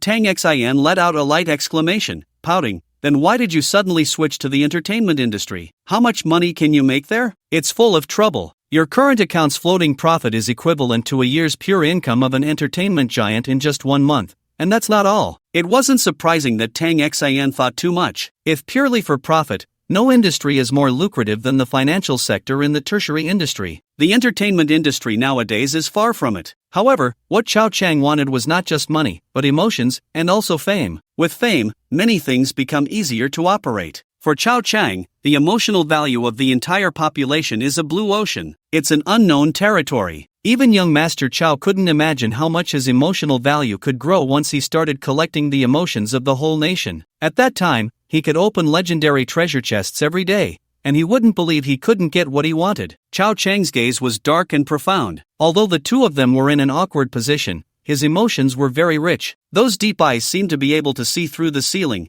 directly penetrating the entire universe. His voice was low, resonating with a slightly hoarse, magnetic quality. "You don't understand. If you don't say it, how would I understand?" Tang Xin liked to see this little man show off, eagerly asking him another question. Chao Chang sighed. "The reason I'm getting into entertainment isn't just for money. Money is just a dull number to me. You know I don't spend money. I hardly ever handle cash. My real purpose is because the industry is lagging behind. Opening the computer.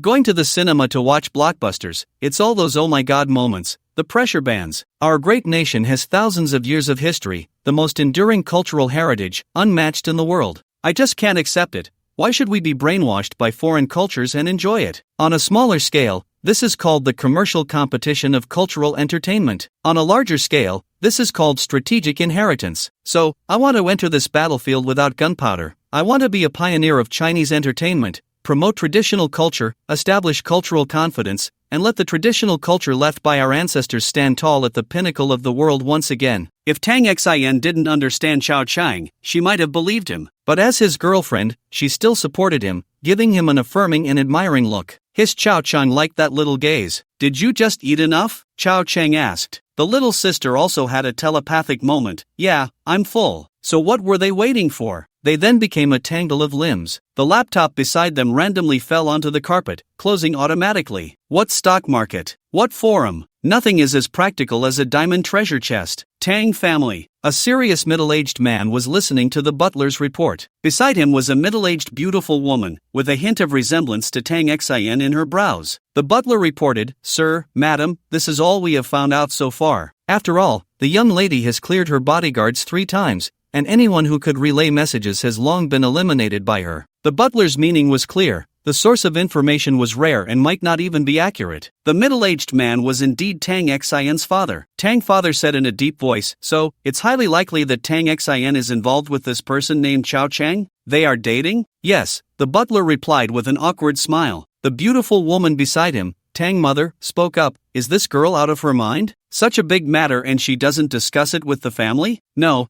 I have to go bring her back." Tang father did not stop her but said, "The information is not 100% certain, so you should first test the waters. If it's true, then we'll talk. Also, take a look at this Chao Chang's character. Even if he and Tang Xian are just business partners, he must have decent character." Tang father muttered to himself, "I want to see what kind of person this kid is, to make Tang Xian resign from a leading company and start a small company with him." In his heart, Tang father had basically confirmed the news. Otherwise, it wouldn't explain why Tang Xian would leave such a good company, such a good promotion channel, and learning environment to start her own business. Although starting a business isn't a bad thing, it clearly didn't align with Tang Xian's previous plans. The old Tang Xian had no intention of going solo this early. At least she would wait until the family arranged her marriage, set up a couples company, and leverage both families' resources to build the new company. Now, it was evident that she had strayed from her original path and plans. If there weren't some emotional factors involved, Tang father wouldn't believe it. Moreover, Tang father knew his daughter was a very rational woman. But looking at the situation now, either she was blinded by love,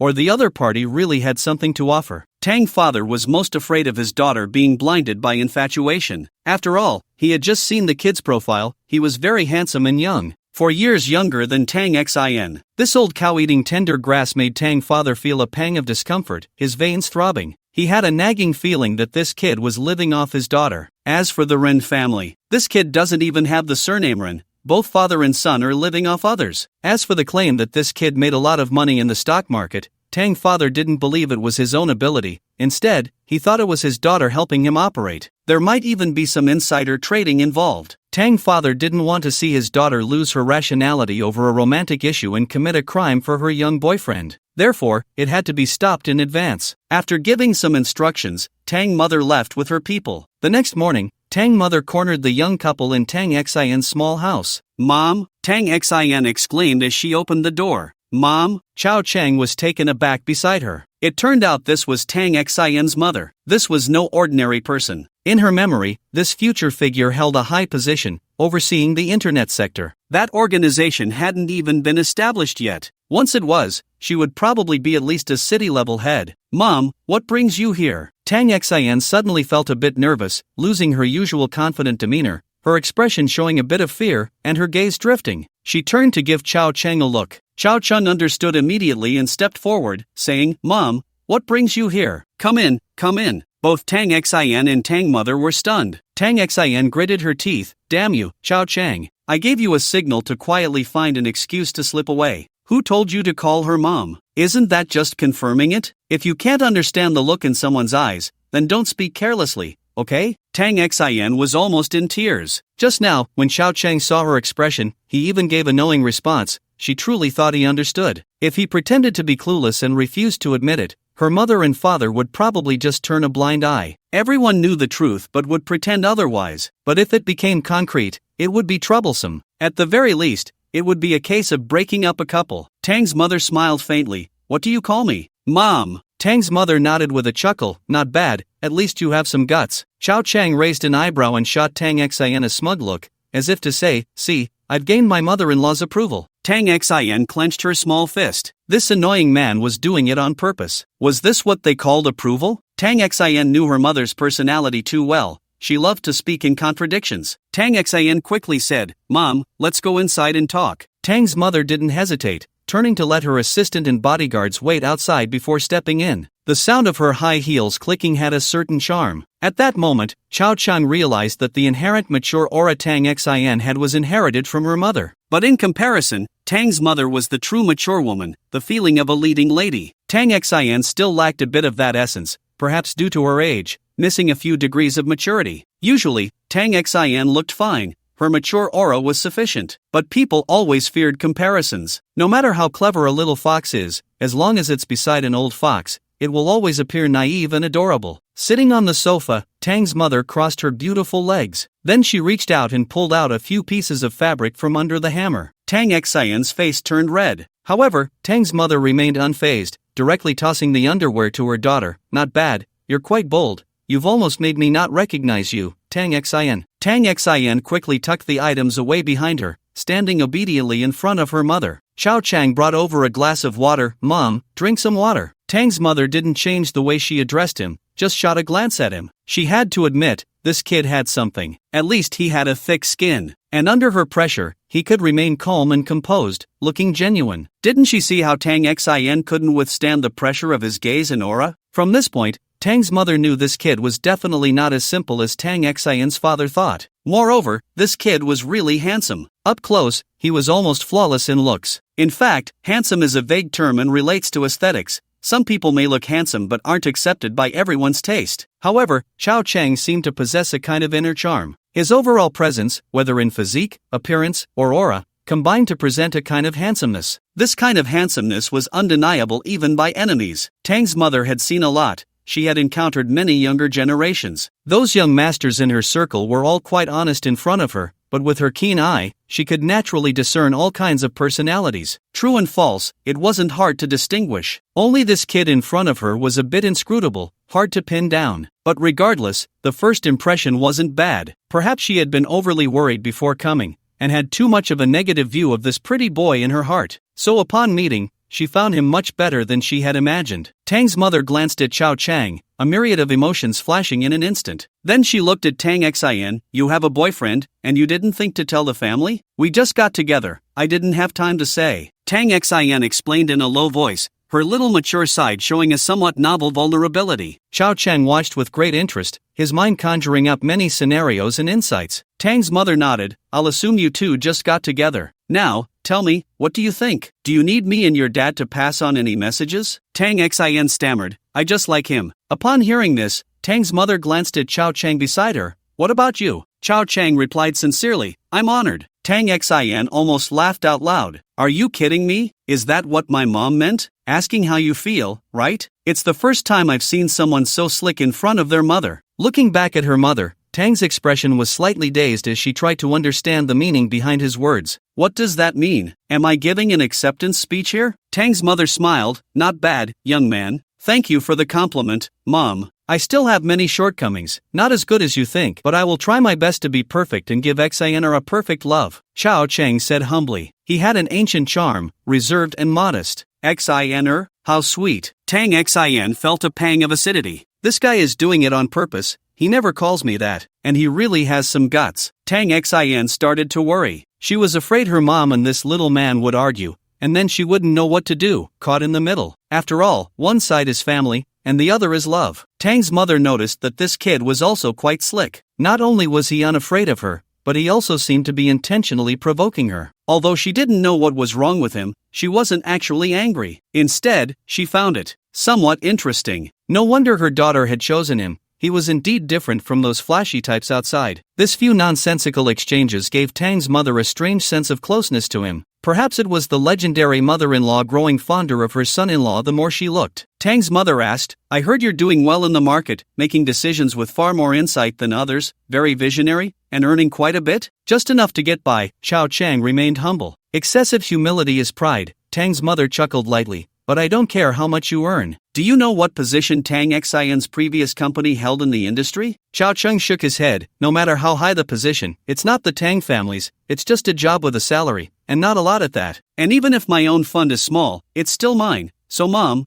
what are you trying to express? Tang's mother paused in her breath. You just shot that back at me and are asking what I want to express? This kid is quite scheming. How do you know it's not the Tang family's? Maybe the Tang family has shares? Tang's mother countered. But that would still belong to the male heirs of the Tang family. It can't be that even the girls have inheritance rights, right? In the end, it's still just a job, and even working for your own family, the salary is even less. Chao Chang retorted. Ding negative emotion 100/2. Oh, I thought it wouldn't explode. Tang's mother snorted lightly. Are you very resentful? What could I be resentful about? Chao Chang chuckled and shook his head. I don't have inheritance rights either. I'm just speaking a few words for my girlfriend. If Mom thinks it's wrong for me to say a few words for my girlfriend, then I have nothing to say. Sharp-tongued. Tang's mother's tone carried a hint of hostility. Since you consider everything for your girlfriend, Then what does it mean that you and the third son of the Rin family established Miracle Capital together? It doesn't mean anything. Xaner's Outyen Fund is a public fund,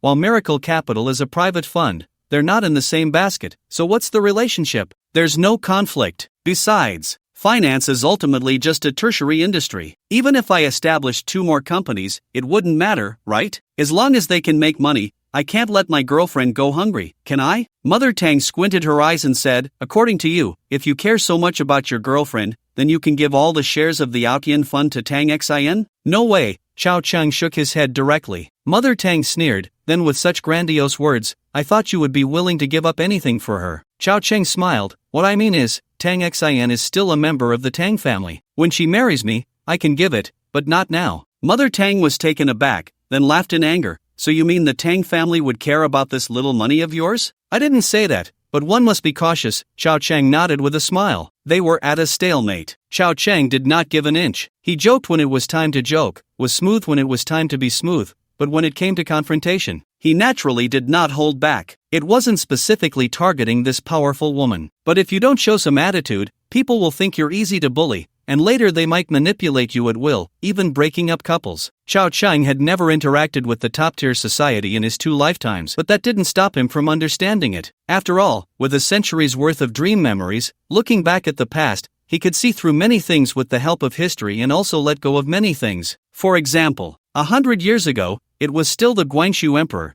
and who dared to openly speak ill of the emperor back then? Common people had to kneel and shout long live when they saw him. And 100 years later, the Qing dynasty had fallen. Modern people have no fundamental respect for imperial rule or emperors, and they can understand many private matters of royal families through history. Thus, when young Master Chao met Madame Tang, it was the same. Standing a century later, young Master Chao looked at the so-called celebrities and elites of today and felt they were nothing special, with nothing to fear or overly please. Can they really do anything to me? After a century of ups and downs, no family power can remain at the top forever. There will always be rises and falls, and the Tang family is no exception. Young man. Mother Tang smiled, a smile that carried a hint of disdain. Among your peers, those who can earn this much without relying on their family are indeed rare. I admit I haven't seen many. But, you seem to overestimate the power of money. Sometimes, money can be harmful. Money does not represent everything, and we cannot simply agree to Tang Xian's relationship with you based on that. That's not enough. Since you call me mom, I'll teach you something. If you really want to be with Tang Xian, just having money isn't enough. You need money, power, and status. At the very least, your words should make a certain industry tremble. Otherwise, the money in your hands will be mere floating wealth, even a dangerous temptation. What Mother Tang said could be considered heartfelt advice. It didn't sound pleasant, but it pointed Chao Cheng in a direction, gathering power. However, young Master Chao was somewhat surprised.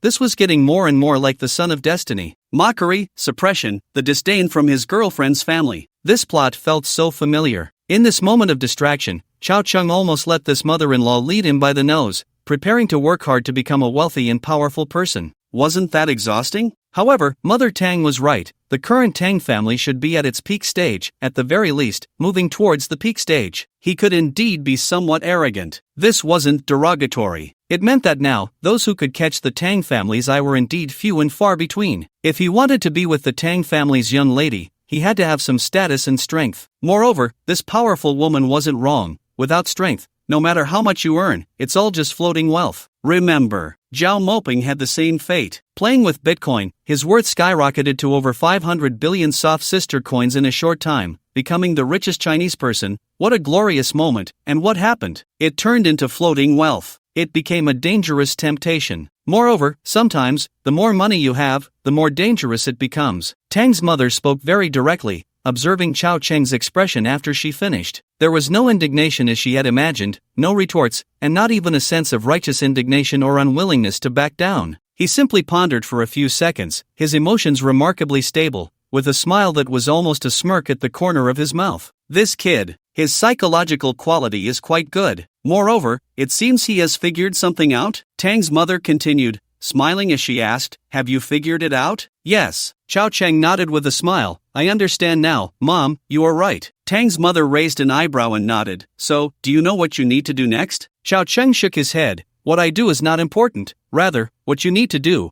or what the Tang family needs to do. Tang's mother was taken aback. Xiao Cheng smiled. Just as you said, I currently have only money, but no foundation. However, once I have money, power, and status, and it's all achieved by my own efforts, then, do I need to have any ties with your Tang family? Tang's mother's beautiful eyes narrowed. Ding, negative emotions. Tang Xin gasped beside them. Honey, don't talk nonsense. Mom, you just opened your heart to me, so I naturally won't hide anything. Xiao Cheng smiled. What I'm saying is the truth. The Tang family can't just demand what I should do, right? If I really reach that point, then my choices will increase. Why should I choose a family that once looked down on me? So, it's not about what I should do now, but what you all should do. Indeed, in your eyes, and in the eyes of the Tang family, I am so insignificant, a gap that money cannot bridge. But, you can't possibly overlook such a good investment opportunity, right? I happen to need investment right now, so the smartest thing for the Tang family to do is to unconditionally help me, providing resources if you have them, connections if you have them. Supporting me is certainly better than suppressing me, right? Tang's mother smiled. This kid really has a different perspective. Or rather, he dares to say it. There's a bit of twisted logic in there. The two looked at each other, the relationship between mother-in-law and son-in-law. Tang's mother chuckled. Kid, you don't need to be slick with me. I can't make this decision alone. It mainly depends on what Tang Xian's father thinks. Xiao Cheng shook his head with a smile. Mom, you're being modest. Tang Xian has told me privately that you are in charge at home. You say east, and I, old Taishan, wouldn't dare say west.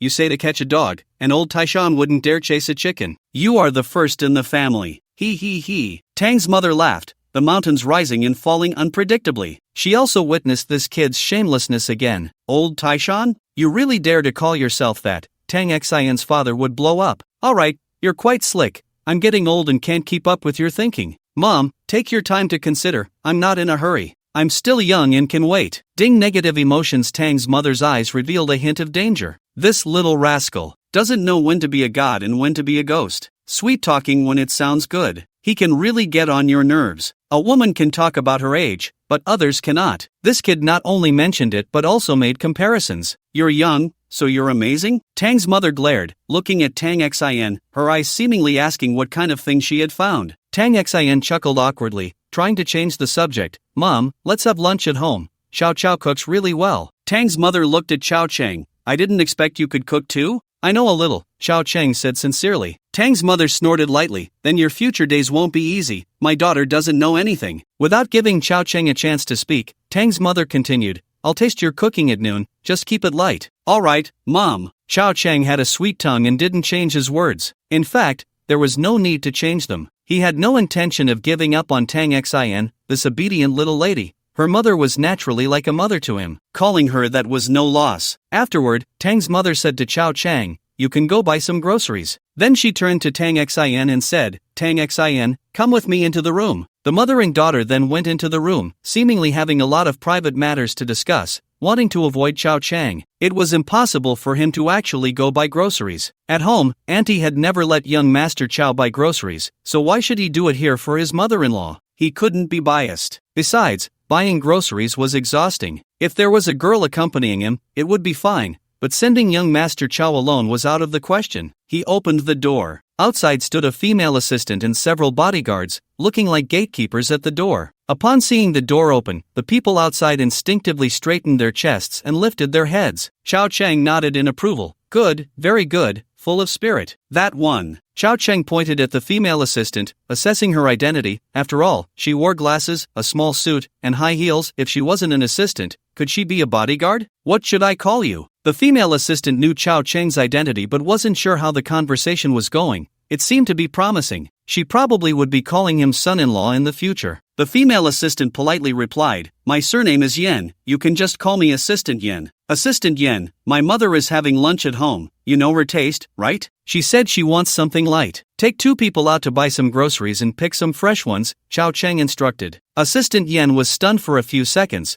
then hurriedly nodded. Okay, go on, the earlier you go, the earlier you come back. Xiao Cheng casually closed the door again. Done. Inside the room, Tang's mother maintained her sitting posture. Her beautiful legs crossed, elegant and dignified, but her gaze was particularly sharp. Let's talk. Do I need to ask you? Tang's mother said, her voice filled with pressure. Tang Xin whispered, what should I say? I really like him, and he treats me well. Tang's mother replied, you know I don't want to hear that. Do I not understand you? If you wanted to find someone casually, you would have done it long ago, but I'm curious why it's this kid. Tang Xin said, it's just that I feel a connection. I think he's very special. Special? Tang's mother scoffed, specially annoying? Annoying is one aspect. He's also handsome, and his figure is good, Tang Xin said. The private conversation between mother and daughter had nothing that couldn't be said. Tang's mother pointed at her, look at what you're saying. Do you only care about appearances? Tang Xin quickly shook her head, of course not, that's just one aspect. What I want to express is that I like everything about him. Tang's mother said irritably, how old are you, still going on about liking this and that? Aren't you ashamed? Do you want me to ask directly? Tang Xin certainly knew what her mother wanted to ask. It was nothing more than all the details of their relationship. Some things couldn't be investigated, they could only be asked and said directly. Tang Xin helplessly began to speak, recounting the time and process of their acquaintance, of course, omitting the part where she initially had a crush on his figure. She wouldn't admit to only looking at appearances. In her view, appearance was just a stepping stone. Once the door was opened, what lay inside was the key to liking someone. As Tang Xin spoke, Tang's mother gradually learned more, including some of Chao Cheng's abilities. He was almost all-capable. Even a little bit of information leaked out was not simple. Especially in the secondary market, his foresight was long-term, and his analytical ability for information data was nearly at a godly level. He could find those key and linked data from a vast amount of information, ultimately arriving at the desired answer. There was indeed a memory boost involved, but there were also results from Chao Cheng secretly studying on his own. Those slightly understood skills were not given for free. That is to say, you haven't provided any insider information, nor have you engaged in insider trading? Tang Xin shook her head, affirming, of course we can't engage in insider trading. Besides, my husband, he just analyzes the big picture. I handle the individual stocks. Tang's mother shot a glance at her daughter, not delving into the earlier slip of the tongue. Tang's mother asked, how much capital does he have now? Tang Xin hesitated to answer. Tang's mother, annoyed, said, they say girls look outward, but you're already hiding things before you're even married? Tang Xin shook her head. It's not that I'm hiding anything, the daily fluctuations are different. I haven't checked in the past couple of days. Besides, it's hard to calculate. The Outyen fund has its own returns, plus he has borrowed through a dozen accounts. I would have to calculate each one individually. But I estimate it's around 2 billion now? Tang's mother frowned. Then how did I find out earlier that his funds were 40 billion? Has he lost 20 billion now? Tang Xin shook her head. There were indeed over 40 billion before, but that was in soft sister currency. Now it's in dollars. Tang's mother couldn't help but exclaim, that's a lot. Tang Xin rarely saw her mother surprised and moved, smiling with pride. It really is a lot. That's nonsense. Why haven't I seen you earn this much before? You've been working for 5 years, and it's just a little money? Why does he make so much in a year? Tang's mother scoffed. Tang Xin wasn't angry, smiling, that just shows I have good judgment. Seeing her daughter so smug, Tang's mother wanted to retort. But, when the words were on the tip of her tongue, she didn't know how to argue back. It was indeed a bit frightening. Last year, over 40 billion. It's only been a little over 4 months since the new year, and the assets have doubled again? $2 billion.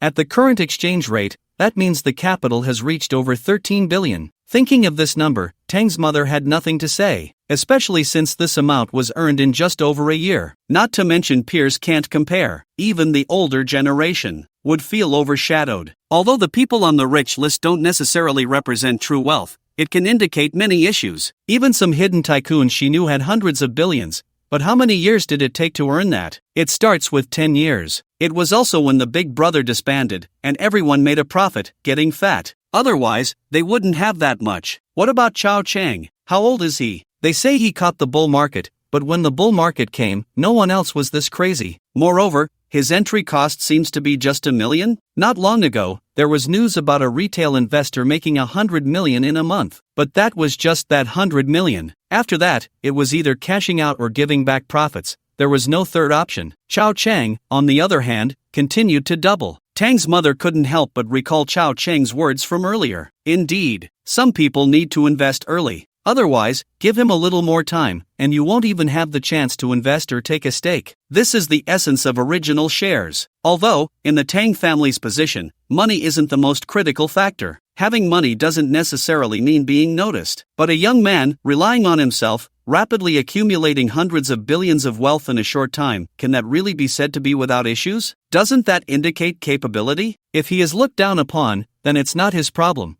but rather a problem with the Tang family. Tang's mother finally understood the logical support behind Chao Cheng's earlier statements. At this moment, it's not about what Chao Cheng wants to do, but rather what the Tang family wants to do. The mother and daughter chatted for a while longer, mostly about Chao Cheng. Tang Xin spoke while her mother listened, until a delicious aroma of food wafted in. "Mom, let's eat first." "Okay." The mother and daughter left the room. Just in time, they saw Assistant Yen washing her hands. Mother Tang looked puzzled. Assistant Yen quickly explained that she bought the vegetables, washed them, prepared them, and even scrubbed the pot. The son-in-law only stir-fried a few dishes. Tang Xin knew Chao Cheng's habits and quickly explained, "That's how chefs are." Mother Tang rolled her eyes, thinking, "I haven't even said anything, and you're already defending him?" Moreover, it was indeed very light. Stir-fried cauliflower, stir-fried greens, stir-fried red vegetable stems, stir-fried water spinach. Not a piece of meat in sight. Was this kid doing it on purpose? Mother Tang had her thoughts, but after tasting a bite, she immediately felt a surge of positive emotions. It seemed to suit her taste. She even showed a hint of surprise. She thought her daughter was just flattering him, but it turned out to be quite exceptional. Mother Tang had tasted good food before. She had eaten all sorts of fresh, fragrant, and spicy dishes, but this entire vegetarian feast was among the best she had ever had. Not to say it was the best, but definitely top 2. Tang Xin looked at her with a treasure-like gaze. "Mom, is it delicious? Does it suit your taste?" It's okay." Mother Tang nodded. "Then you should eat more. If you want to eat it again in the future, just let Xiao Xiao cook for you," Tang Xin said repeatedly. The meal was devoured in a whirlwind, reflecting a cultural habit eating without talking. They hardly said a few words, and the whole table of food was gone. Mother Tang looked as if she hadn't had enough and felt a bit embarrassed. She usually couldn't eat this much at home and even had an extra bowl of rice. She surprisingly felt a twinge of envy. Her daughter was truly a blessed person. She had been a bit of an older leftover woman. The family was also worried about her marriage. In the end, she found someone herself, good-looking and capable. And indeed capable. Not only did he have the ability to earn money, but he also cooked so well. Comparing people is a killer. Thinking back to when Tang Xion's father was young, he was also quite impressive, but at Chao Cheng's age, it seemed he didn't have any remarkable achievements to speak of. He still couldn't cook to this day. In comparison, Mother Tang found Chao Cheng much more pleasing to the eye. This kid had quite a few strengths and was indeed suitable. Most importantly, Tang Xian liked him. Mother Tang didn't say much more and left after the meal. Father Tang was still waiting for news. After she left with a group of people, the two began their shameless daily routine again. Moreover, Tang Xian was particularly excited. She had been afraid to speak up before, worried about her family pressuring Chao Cheng. But now it seemed the situation was much better than she had imagined. It felt promising. So she let herself go. After eating and drinking to her heart's content, she got all riled up, and the excitement lasted into the night. Until ding, negative emotion plus 9,999. This was the first time Chao Cheng had ever seen such a critical hit. The other party's identity was quite impressive, so impressive it couldn't be mentioned. Otherwise, how could it suddenly be a diamond treasure chest? You should know, although Tang Xian could provide a diamond treasure chest each time, that was over a period, taking a couple of hours to reach 10,000 points of emotion. This kind of one-time event had never been seen before. But, thinking about it, he could probably guess it was likely related to Father Tang. Calculating the time, Mother Tang had probably gone back, right? He just didn't know what she said when she got back that directly broke Father Tang's defenses. The resentment was so strong. She wouldn't want to get rid of me, would she? After a moment of rest, Chao Cheng gently patted her back, lit a cigarette, and exhaled smoke casually, saying, "What's your dad like?" Tang Xian replied, "Are you scared?" "What am I scared of?" Chao Cheng chuckled and shook his head. "I just want to know his personality so I can prepare.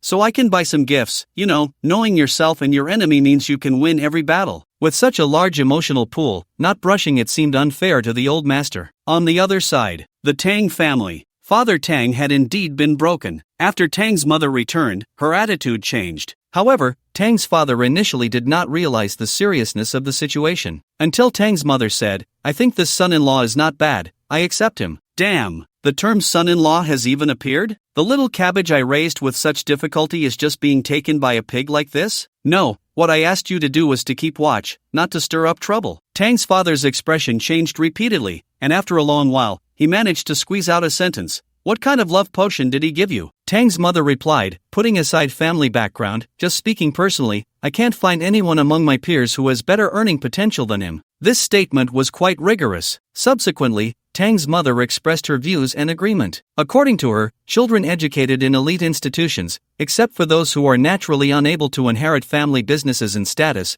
are all somewhat capable. Whether in temperament, social interactions, or understanding and participation in society, the country, and international perspectives, they possess deep insights. Each of them is a dragon among men. This point is not up for debate. These abilities are not something that ordinary children can match just because they are smart or study well. It is a kind of foundation. Of course, there are indeed many wastrels who cannot inherit family businesses. Because they are born without much pressure, they act recklessly, and some are even lawless. Executing them would not be considered excessive. But let's not discuss that. Regardless of whether they can inherit family businesses or not, when it comes to earning ability, no one among their peers can compare to Chao Chang, especially in situations without background, insider information, or sudden major events. Chao Chang invested millions and achieved 100 billion in assets within a year. Just ask, who else? A dragon has emerged from the common folk. What could be more suitable for Tang Xin than this? Just as Chao Chang himself said, at this time, it's not about what Chao Chang should do, but what the Tang family can offer. Otherwise, people like him are in high demand among families. He's not even famous yet. Once he becomes truly famous, the dynamics will surely change. Tang's father's lips trembled, and after pondering for a long time, he said, "Is it really as good as you say? It's just about making money. A family like ours doesn't value money at all." Tang's mother smiled, "But we value ability. Put yourself in his shoes. How long do you think it would take you to earn that much money?" Tang's father was speechless. Not to mention him, it seemed no one else dared to claim they could do better than Chao Chang. "But my little cabbage," Tang's father said solemnly, "find an opportunity. I want to meet him." "Sure, you really should see for yourself, lest you say I was bewitched," Tang's mother huffed lightly. Tang's father helplessly began to appease his wife, saying he didn't mean it earlier, it was just a casual remark. This wife holds grudges the most. However, he did not see the sly smile in his wife's eyes. She wanted old Tang to go personally and see what kind of chemistry would develop between the father-in-law and son-in-law. Old Tang would probably be quite annoyed, right? She was already upset today. It seems this kid has some ability. In May, a major event broke out. P.S. Can't write about the details, just a brief mention. The Ren Group donated 20 million plus 10 million in supplies, which is not much, just double that of the oil. Outyen Public Fund donated 10 million in supplies. Miracle Media, 10 million in supplies. Miracle Capital, 10 million in supplies. Chao Chang personally, 1 billion. Money is very valuable these days, but some things cannot be measured by money, especially for young Master Chao. Whether it was because of what Tang's mother said before gathering momentum or for future investments, he felt there was no problem with this amount of money. Publicly, it is taken from the people and used for the people. Privately, it is to create a golden self. Once the donation was made, it seemed that all the leaders who received the news were momentarily stunned. In this day and age, many provinces couldn't match the contributions of young Master Chao alone. Afterwards, the elders even issued a statement: a new youth with morals, culture, conscience, and soul is a conscientious entrepreneur and financier who cares for the nation. This was a significant statement. His status was solidified. At least in the financial and business circles, Chao Chang was now a prominent figure. The most obvious benefit was the recognition. Various organizations sought out Chao Chang, whether it was a conference for outstanding youth, nominations for the top 10 entrepreneurs, or city-level and provincial-level events,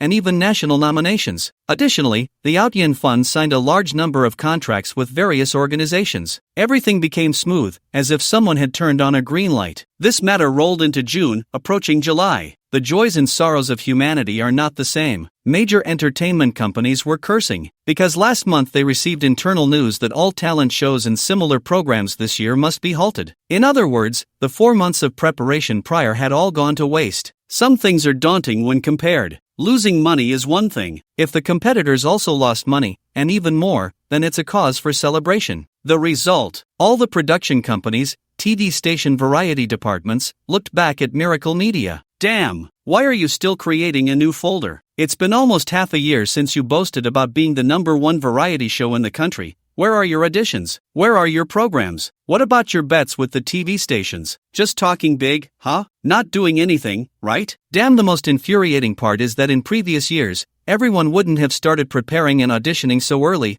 Theoretically, they shouldn't have lost so much money, time, and energy. Everyone was gearing up to teach this foolish rich second generation a lesson, wanting to push him out of the market. The result: they hit the brakes directly. Everyone was holding their breath, nearly suffocating. If it weren't for Miracle being the troublemaker, it wouldn't have been like this. And now, Miracle has suffered no losses at all. Where can one even argue about this? The outburst of negative emotions led to Chao Chang gaining a legendary treasure chest overnight, and it was still growing. Young Master Chao had a good sleep. These past 2 months had been busy. Chao Chang was indeed busy, with too many social engagements, so he simply handed this matter over to old Chao and Ma Ran to handle. Meanwhile, he took a newly formed team, along with a massive amount of supplies, to provide support. He was contributing manpower, money, and effort. He avoided some unnecessary socializing. He had just returned. His skin had darkened a bit. Looking at himself in the mirror, Chao Chang pointed at himself. Guzai, you still look so ordinary. With your skin this dark, I estimate you'll need a year to recover. He grumbled, but inside he felt very fulfilled. The joy of saving people is something no one can understand. If it weren't for the system, Chao Chang would truly be a great hero. Reflecting on himself. Damn the system. It was July. The secondary market was chattering incessantly. It had completely fallen below the 3,000 mark and was continuing to oscillate downward, not knowing when it would end. The small investors had fed their fathers peppercorns. Dad is numb. The forum posts were still hanging on the first page. No matter how they called out, the stock god showed no signs of movement. The stock god was very busy now. He had just returned home. He wanted to catch up with his sisters. It had been a while since they last met, and he missed them dearly. At the same time, Ma Ren had organized a family banquet to welcome home our little fifth and reward our family's heroes. The billion-dollar philanthropic family brought great benefits to Ma Ren, including the eldest and the second. They all felt the advantages. The whole family is in this together. The most important thing is that Chao Chang is still concerned about the elders and folks back in his hometown. After the family banquet, Chao Chang relaxed. He immediately called his hometown.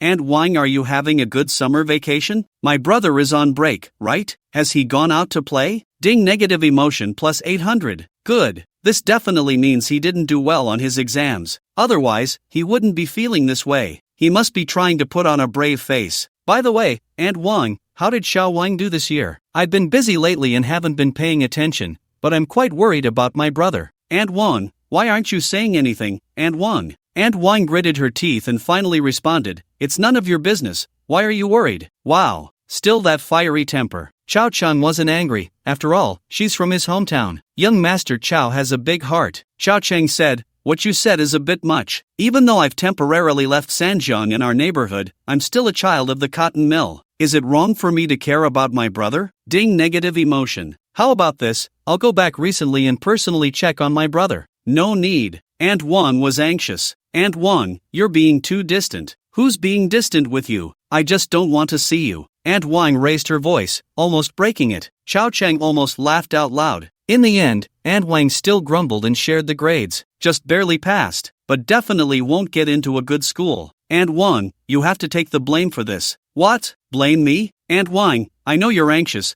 but don't be. Let me analyze it for you. Go ahead. Aunt Wang was fuming, and he could hear it even over the phone. Chao Chang asked, do you often hit the kid? Of course. Didn't you tell me to hit him? Aunt Wang retorted angrily, I hit him and he still acts like this. If I didn't hit him, who knows what he'd turn into? Chao Chang said, your thinking is too traditional. What era are we in? This is a new society, a new millennium, a new century. How can you still use old traditions to educate children? The old saying that a filial son comes from a beating is wrong. Think about it. My brother isn't stupid, right? Even if he goes to school, dates a bit, occasionally hangs out with bad friends, goes to internet cafes, game halls, or even bars. Of course, these actions are wrong and deserve punishment. But, that said, putting facts aside, do you have no faults at all? Aunt Wang's breath became erratic. What faults do I have? Chao Chang said, do you usually care about him? Besides hitting, what else is your education? There's no education without love, just like Dad. Aunt Wang, you need to learn to understand. What child doesn't make mistakes? Besides, is he deliberately not studying? Does he not want to learn? Definitely not, right? Otherwise, why would he keep repeating the year? He clearly wants to improve. Have you ever thought that maybe he's just not cut out for studying? Maybe he just doesn't have the intelligence. Have you ever tested his IQ? And you occasionally hit him on the head.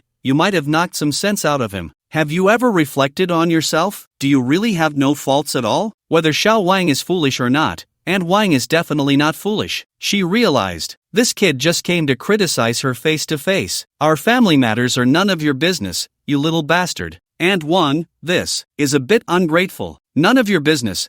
And Wang hung up the phone directly. Chao Chang couldn't help but smile widely. The pent-up frustration in his heart was suddenly released. Aunt Wang is a good person. In the future, when I have the chance to return home, I'll buy more gifts to see her. Take care of yourself, Aunt. Given our relationship, I'll save you a portion of the longevity tea. This is a good thing. I usually wouldn't give it to just anyone. My mood has brightened. It's time for a draw. During this period, Chao Chang has not only drawn from ordinary treasure chests but has also accumulated quite a bit of emotional value. Now he can draw from the divine treasure chest 6 times in total. It's been a long time coming. I said I wouldn't draw anymore, but so much time has passed. Surely my luck has changed, right? Chao Gongzi just doesn't believe it. A divine treasure chest can't possibly not yield something satisfactory. Previously, I drew 4 times. 1 resurrection card, 1 teleportation, 1 movement technique, and 1 whole. Adding these 6 draws makes 10. Surely one of them will yield a quality item, right? If 10 draws don't yield a quality item, then this system can go to hell. Incense burning in bathing. Dressed in a bathrobe, I sat in the study. I lit 3 sticks of incense. That's right.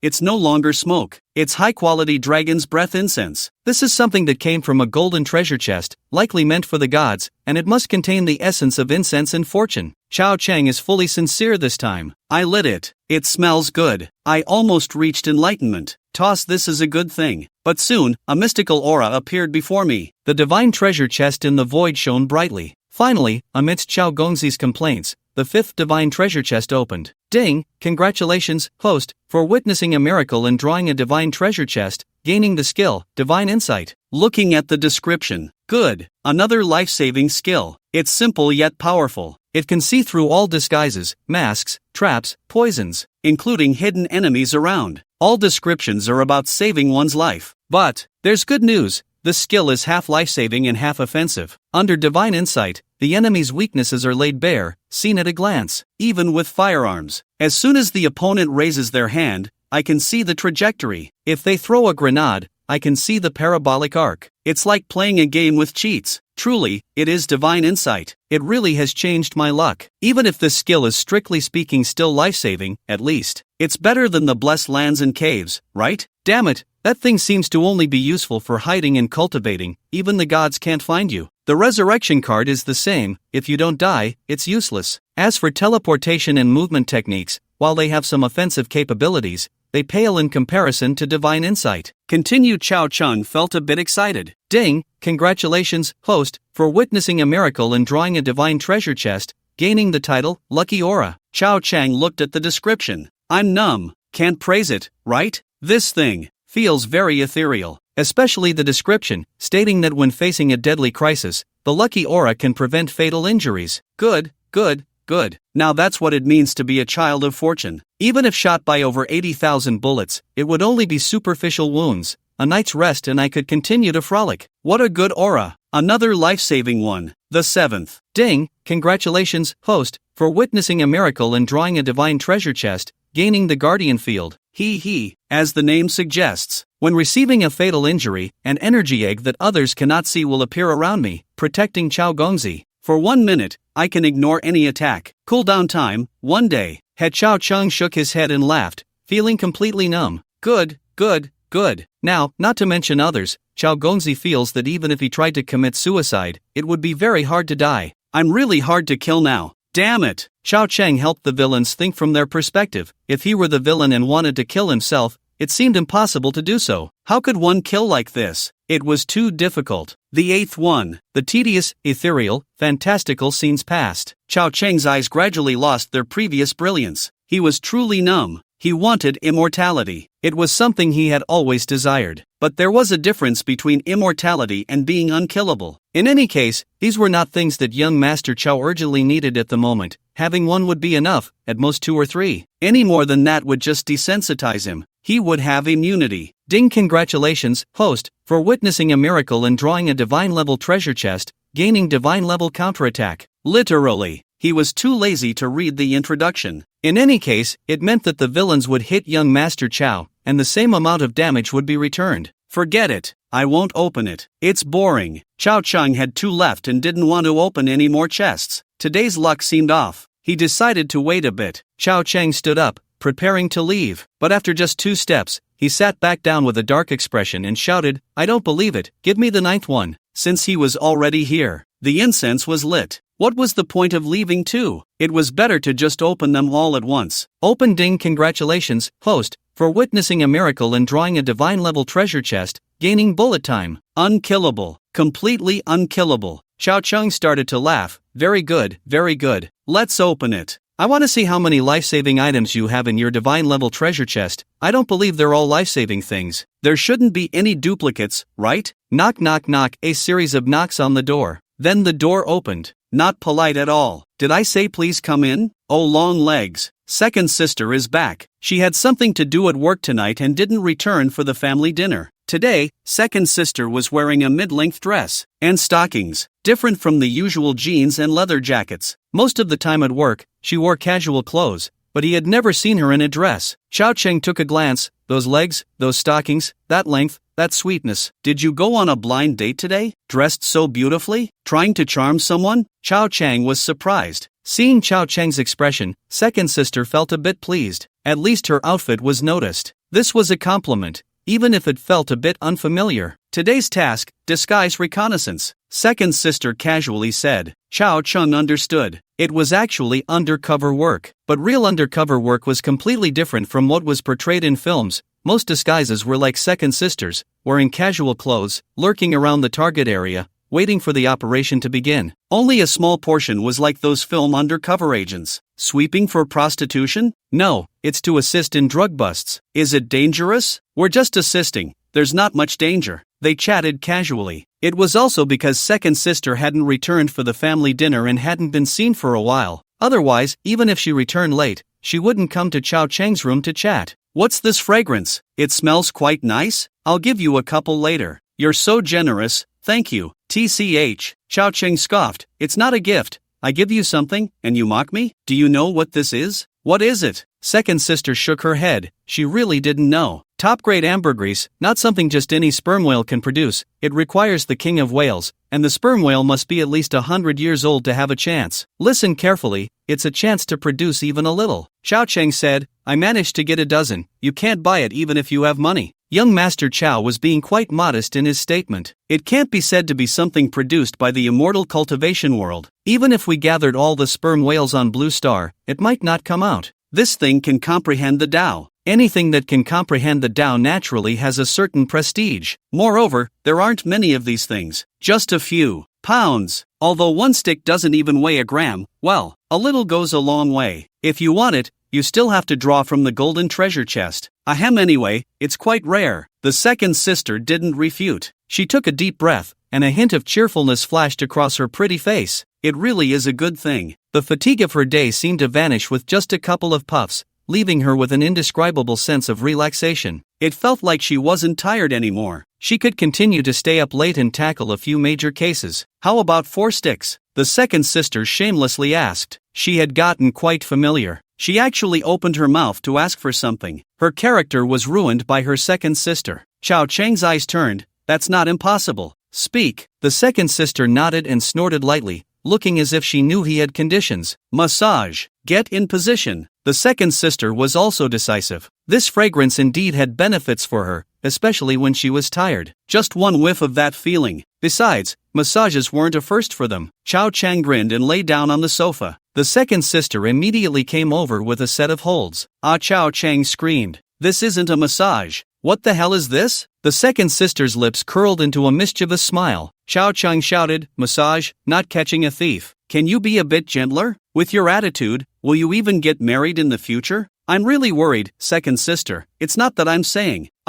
Actually, it wasn't that painful. It was just that she was pressing exactly on the acupoints. This girl was professional. She could make people hurt and relax at the same time. Good skills. But, Xiao Cheng had to shout, if he expressed a comfortable feeling, she probably wouldn't find it fun anymore, right? To deal with girls, you have to understand their thoughts. Only then will they be willing to continue playing with you. Just like some lively ones who prank you, you have to be pranked for them to feel a sense of achievement, otherwise, they will naturally go prank other boys. I surrender. I admit everything. I'm a liaison for the Communist International, my superior. I admit everything, Chao Chang cried out. The second sister snorted and hit him once. Don't joke about that. Okay, no more jokes. Just be gentle, alright? My bones are about to break. You're a criminal investigation expert, and I'm just an ordinary weak scholar who can't lift a hand or shoulder a burden. Besides my looks that attract countless girls, I'm useless. Can you be a bit gentler? Chao Chang rambled on.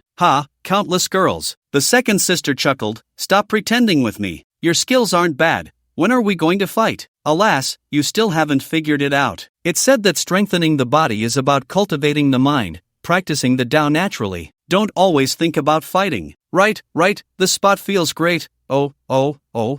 The second sister's face turned red, and she hit him again. Stop making those weird noises, keep it down. She might be afraid others would hear. Playing is one thing, causing a ruckus is another. Amidst the playful banter, the second sister also began to seriously help him with the massage, not just for the top-grade dragon's saliva. It was also about their relationship. After all, they had known each other for so long, from the initial misunderstanding to gradually discovering differences, and then helping her solve a case. Although they had only solved one case, the difficulty and coincidence of that case were indeed very peculiar. It also allowed her to see Chao Chang's differences, including later, Chao Chang's ability to make money. Even though the second sister wasn't sensitive to money, she knew it was difficult. This was Chao Chang's strength and capability, especially this time with the donation. The attitude and righteousness displayed by young Master Chao even made her glance sideways, completely beyond her imagination. A person who could donate $1 billion just like that, she didn't know whether to describe him as foolish or righteous. Moreover, that amount of money was too large. The entire Rain family, young and old, couldn't possibly come up with it, unless they sold the company's assets. Therefore, second sister's view of young Master Chao had completely changed. Otherwise, she wouldn't have rushed over to see this annoying old fifth right after work just because she didn't attend the family dinner. She came with a sense of apology. In fact, during her time at work, the first thought of taking leave that crossed her mind was to return home for old fifth's welcoming dinner. But others were unaware of her change in mindset. Perhaps she hadn't even realized it herself. Second sister pressed seriously. Chao Chang could feel it too, so he stopped making a fuss. Relaxing, he began to enjoy second sister's massage. It feels so good to be home. No kidding. Professionals are professionals. After second sister's treatment, the frustration from Chao Chang's earlier lottery draw dissipated. It didn't matter anymore. It was just a few divine-level treasure chests. He could draw again later. He didn't believe he wouldn't be able to draw something related to longevity in the future. For now, he could drink the longevity tea to hold on.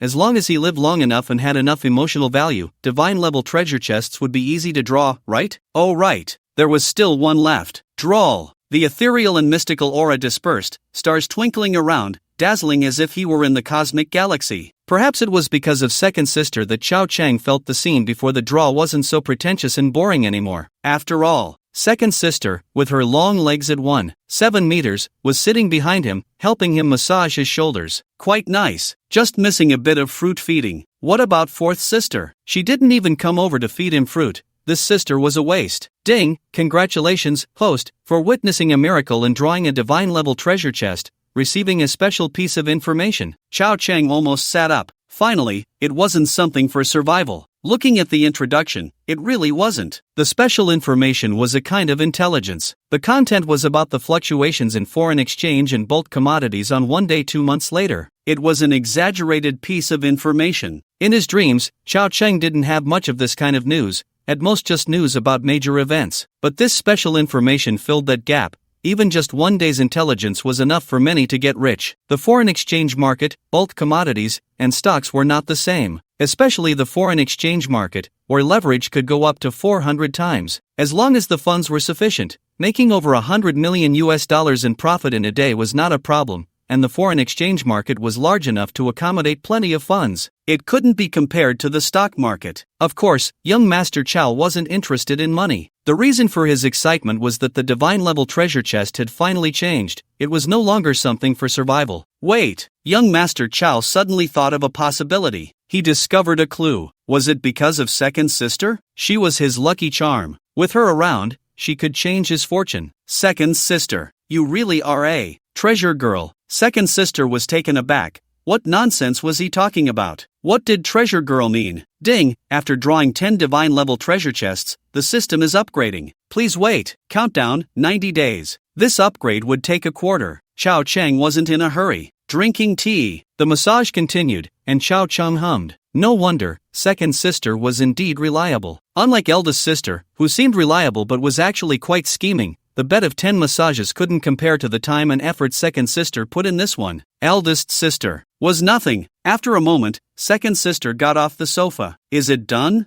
Chao Cheng said contentedly, so superficial. Second sister, with your skills, you won't starve anywhere. How about we collaborate on a massage parlor? I'll cover the costs, and you provide the labor. You can be the boss and the masseuse, while I act as the customer, no hiring anyone else. The second sister shot him a sidelong glance. His calculations were utterly flawed. 4. The second sister was very clear about her intentions. Chao Cheng didn't put on airs. Mainly, he was in a good mood, and he suspected that the second sister was a treasure girl who could change fortunes. In the future, when opening treasure chests, he would have to beg the second sister for a massage. He could also try with the third sister. She would probably be fine too. As for the eldest sister, forget it. By the time the unboxing video was finished, she would have already completed her massage. The fourth sister was also out. Her luck was too volatile. Who knew what would come out of that? What if it triggered a spiritual revival or a demon awakening? Then it would have to be offered to the country. So, he would have to find a way with the second and third sisters. While speaking, Chao Cheng took out a box of ambergris. A whole box. Hundreds of pieces. This was a full pound. The second sister's eyes turned dangerous. Chao Cheng also realized. His expression changed drastically. Oh no, he had exposed himself. The second sister gritted her teeth and coldly huffed. Didn't you say there were only a dozen? Yeah, strange. How did it multiply? Chao Cheng was baffled and speculated. Could it be that this ambergris belongs to the category of heavenly materials and earthly treasures, and it reproduces on its own? Did it grow this many in just a few days? Ha! The second sister laughed in anger. This excuse was really a bit insulting to one's intelligence. But it didn't matter. The second sister snatched it away. This is the price for deceiving me. Hey, that's not fair. I only have this little bit. I really wasn't trying to deceive you, second sister. I still need some for myself. I can give you at most half. Chao Cheng panicked. The two began to tussle. They used various fighting techniques, but they were also careful not to damage the incense box, so their methods were relatively gentle. Rather than a struggle, it was more like a dance of dodging. Chao Cheng reached out frantically. The second sister finally got angry and slapped his hand away. If you reach out again, I'll chop it off. No, I wasn't doing it on purpose, and this incense really is just this little bit. Leave me some, okay? Chao Cheng pleaded anxiously. Dream on. You deceived me and still want to take advantage. It's all mine anyway. Second sister, you can't break the law. This is robbery. Do you know that? The lightest sentence for robbery is 3 years, and the maximum is 7. Cut the crap. Go report it. I'll call the police. Isn't this just being unreasonable? Chao Cheng conceded. The second sister huffed, her feminine expressions becoming increasingly rich. She turned to leave. Chao Cheng shouted, if you take it all, I won't buy you any more dresses in the future. The second sister stumbled slightly, almost falling, and quickened her pace, not knowing if it was out of anger or embarrassment. Perhaps she had something urgent to attend to. After the second sister left in a hurry, Chao Cheng shook his head with a smile. He didn't care about the incense at all. It was just a pound. In fact, he had intentionally brought it out to tease her emotions, or rather, to help her heal. The eldest sister was sick, and so was the second sister. Just look at the second sister now. Isn't she much better? She would probably be fully recovered soon. Back in her room, the second sister's face was flushed red. If outsiders saw her, they would definitely be astonished. When had the second sister ever blushed? She could drink a pound of white liquor without batting an eye. After closing the door, the second sister rubbed her chest and cursed, such strength to pinch? I'll get my revenge sooner or later, She found a step down for herself and didn't dare to think too much about it afterward. She felt a bit strange. Glancing at the door of the cloakroom, she hesitated for a few seconds, then finally walked in without looking back, as if she had made a certain decision. In this day and age, everyone's life is tough.